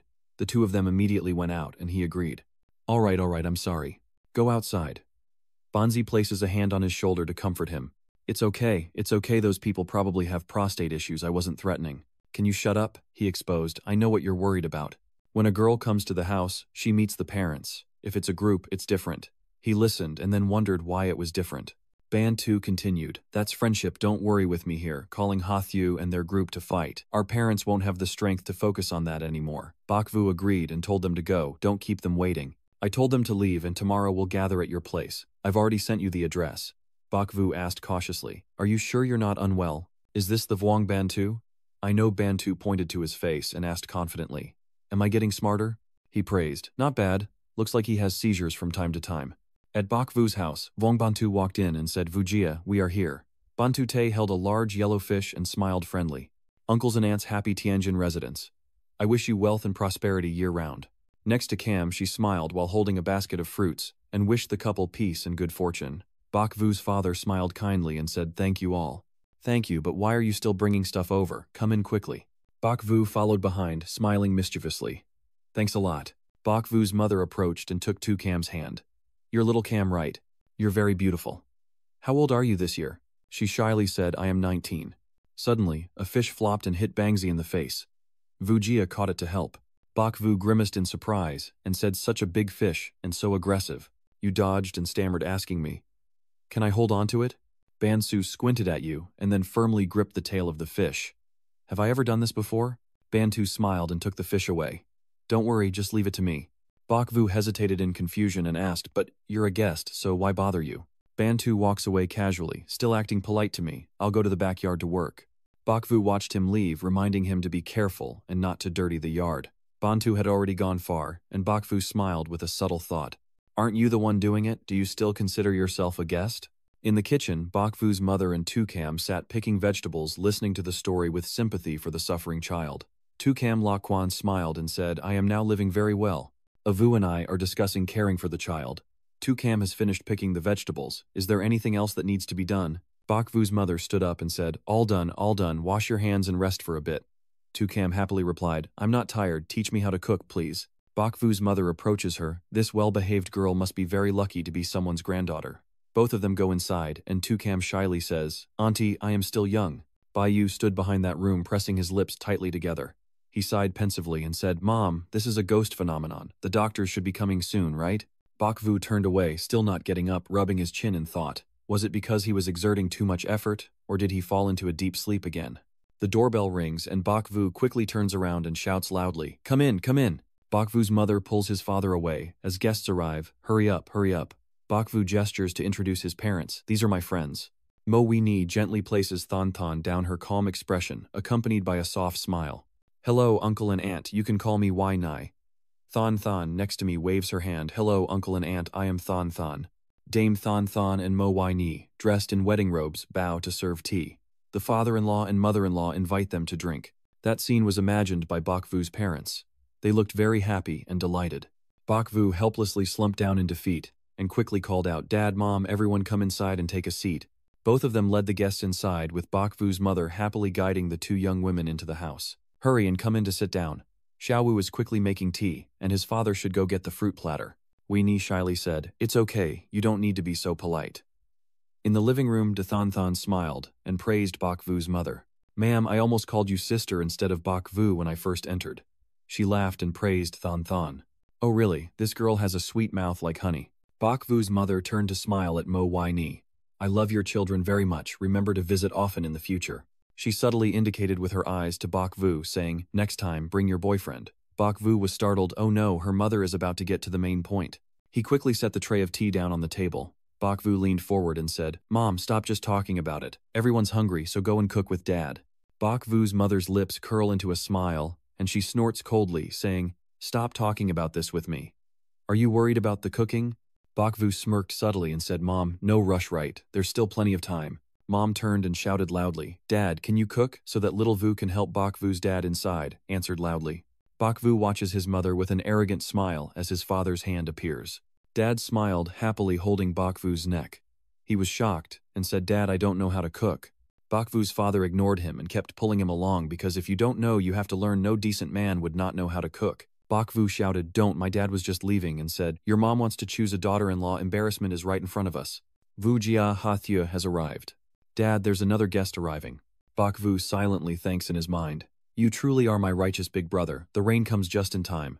Bonsu carried the big goldfish and led Ha Shen inside. Our second young master held 2 bags and greeted him. Anvu, it's been a while. Do you remember me? Bakvu stepped forward and embraced Ha then tightly. I do almost die for missing you. Hathan blushed and asked, Are you being bullied like this? Bakvu calmly said. What are you saying? I just miss you. Is that not allowed? He leaned in close to Hathan's ear and whispered, Help me deal with my mother, or those 2 girls will all be mine. Bakvu's father and the others from the household came over smiling kindly and reminding him, Little Vu, don't let the guests stand there anymore. Come sit and chat. Ha then hesitated to greet Baivu's parents. Hello sir and madam, my name is Ha Then Ha, from the Ha Tan Hai Palace, then from Luong, then Cat Not. He appeared friendly and introduced himself to his parents. My good brother, we haven't seen each other in a long time. When did that happen? When did that happen? Hathan smiled brightly and held up the bag he was carrying. This is some nutritious fruit I brought as a gift for you two. It's the newest batch and has been internationally certified. He then stepped closer to Mother Bai Wu and introduced what was in his bag, without hiding anything from her, explaining that after the injury nearly caused his death, the doctor said he would need at least half a year to recover. The result of giving you this, guess what it is? Grandma asked curiously. As the condition worsened, Hathan was stunned. She truly knows how to joke. Hathan Tan picked her up, and half a month later she was discharged from the hospital. She didn't believe it, and asked Bak Vu, who was stunned. Is it a miracle? Ha Shen confidently replied. Of course. If I hadn't used it myself, how could I dare to give it to you? The restorative factor here is very effective in fighting, aging, and improving body function. Bak Vu's father forced a stiff smile, his lips twitching. Bak Vu, seeing it's okay, says, let's go cook. Bak Vu's father suspiciously asks if this kid is the one selling medicine. Bak Vu chuckled and introduced Hathan's background. Do you sell medicine? He is the young master of the Ha Group real estate company. Bak Vu's father frowned. You even got used to this. Bakvu nervously said. What do you mean I'm scolding someone? Bonzi standing behind him happily laughed. Don't worry, Mr. Bai's family is legit traders, and Vu even once saved his life and his father's. Bakvu's father smiled and patted his shoulder, saying, You're pretty impressive too, kid. He scratched his head and smiled, I guess. Bakvu sighs and thinks people say peace is good. Yen, can we still have a good meal today? Little P sits up, stretches and yawns in the kitchen. Bakvu's father scolds him angrily. You're so silly. Leave it and let me go pick some scallions in the backyard for you. He looked disappointed and obediently followed his father outside. Yes. In the living room, everyone is playing cards. Bakvu's mother loudly shouts that 3 straight pairs are a strong hand. Hathan's face is covered with drawings. He is amazed and questions Bakvu's mother. Hey, the two of us are on the same side, what are you still doing? Her face also has some drawings. Bakvu's mother looked confused and hesitated before speaking. Sorry, she thought the child was a landlord. Thon, the emperor laughs triumphantly as she raises the card. This is perfect, waiting is just for this moment. Thon, played that card and cheerfully shouted with a big laugh. I got 4 of a kind. I won. I am the champion. Bakvu stood awkwardly by the wall, watching, feeling helpless and unwilling to speak. Thon grinned mischievously and continued drawing on Hathan's face. 8 times she drew a turtle on him out of boredom, then complained about Bakvu's mother. Why does she keep forgetting who owns the land? She just laughs and makes an excuse that the little princess was the one who fought well. Whether you cut it or not, we'll still lose. Baiyu sighed and walked away. Hathu, you really shouldn't be playing. If I don't draw you, then who am I supposed to draw? This is just a game of cards. If we switch to chess, well, that's still too early. Walking out into the garden, Baiwu scratched his head, forgetting to ask how many he had picked. Xiaopei hurriedly flew over and shouted, Dad, Bai, it's dangerous. Bakvu, bewildered, asked nervously, What danger? It's me, Dai Lu. When did I offend you? Dali's thin eyebrows furrow, as she leans close to Bakvu's face. You only care about yourself and have long forgotten the promises you made to me, haven't you? He said he wanted to name her, so he submitted the assignment. I just remembered Bakvu came to my mind, I forgot. Dai Lu Cao frowns and approaches, grabbing Bakvu by the collar. Do you have anything else to say, you shitty namesake? It's my fault. I'm too busy, so I forgot. He quickly explained with a pale face. I will definitely do it. Bakvu looked at Dai Luke with a helpless expression. Please retract your supernatural powers. If others see it, will cause trouble. Xiaopei happily looks at the worm he's holding. Babi, just say it quickly. Dali's younger sister has already calculated the chances of you falling for her. Bakvu wiped the sweat from his brow and glanced down at Tiu Pei. Don't harm the host, it's not good for you. He grabbed Xiaopei and awkwardly smiled. If not respecting your height, at least respect the Buddha. She asked Tiu Pei how I treat her. Who in this world is free of mistakes? Dai Lu looks darkly at Bai Wu. Making mistakes is okay, but you have to face the consequences. In the kitchen, Bakvu's father was puzzled. It takes so long to pick a few stalks of scallions. Bakvu in the backyard was nervously pleading with Tiu Pei. Oh my god, why can't you just be clear with her? No way you'll mess around. Today I absolutely need you to give me an answer. Bakvu's father went out back and was surprised to find him complaining. No, if others see this, it won't do me or her any good. Xiaopi helplessly shouted. Dad, bye. In his mind, he imagines Bakvu walking away coldly, while Dai Luke and Tiu Pei kneel on the ground, pleadingly calling him Tuang Kong. He clenched his teeth in anger and cursed silently. How could you do something so heinous? You're a beast. Bakvu's father's voice startled him. Bakvu. Bakvu broke out in a cold sweat, ashamed, as he turned around and said, Dad. Bakvu hurriedly said, Dad, listen to my explanation. Bakvu's father coldly stepped inside. He went inside and spoke. Bakvu nervously swallowed his saliva and threw Xiaopei to Dali. The innocent kid explained, Babi, I was just trying to reason with him earlier. I didn't pay attention to Grandpa. It doesn't matter anymore. Chan Truong Bakvu looked up and said, It doesn't matter anymore. Dali looked down, then asked Xiaopei solemnly, Do you think we went too far? P pouts and complains, If you stop, isn't it just that you want it that way? Bian Wu walks away sadly. This time you girls are satisfied. Come in with me now. Dai Luke looked at the situation and asked Xiaopei, What should we do now? Xiaopei turned away. What else could be done? Just adapt to the situation. Bakvu walks away sadly, his back hunched into his father's hand that slaps his face, angrily scolding him. You beast, how could I raise a son worse than an animal? He holds his cheek and raises his hand to stop him. Dad, please calm down, it's not what you think. Pointing at Baivu's face, his father said, You and you, the mother and child, have already come to the door. Do you still want to chase them away? Are you still human? He rolled up his sleeves, threatening. Isn't it true that you know how to make stuff up? Then go ahead and make it up. If you say it's unreasonable today, I will risk it all with you. Turning inward with a blurry mind, no matter what I say now, they won't believe me. You two stop standing there all dazed and help me. Bakvu's father gently turned to Daliat and said, I'm sorry I wasn't strict enough in teaching him so the kid was disadvantaged. It's hard to say. Dai Luke asked Xiaopei what he should say now. This is not my strong suit. The little one, holding his face in thought, said, I need to think, I need to think. The kind-hearted man smiled and reached out his hand to Tiaopei. It's okay, don't be afraid, he's your grandfather. Suddenly Bakvu's mother burst through the door. She looked serious, then saw Dai Luke and little P crying and wailing. My unfortunate daughter-in-law, my pitiful granddaughter. Caught by Bakvu's mother Da Li was confused and trembling, while Tiu Pei was also crying intensely. Wangban Tutu, Kamha, then Mook Wai Ni, and Dithan were outside eavesdropping. Tukam is very angry, and avoids hitting Bakvu. I despise those scoundrels. I see him as just one of them. Bantu sits beside her, gritting his teeth in fear, trying to think of a way to save her. Should I be called to serve the table next? Feeling helpless, Bakvu suddenly burst out, shouting, Oh my God, I am a wicked, unfaithful, unfilial, ruthless, and unjust person. Aren't you going to come and take me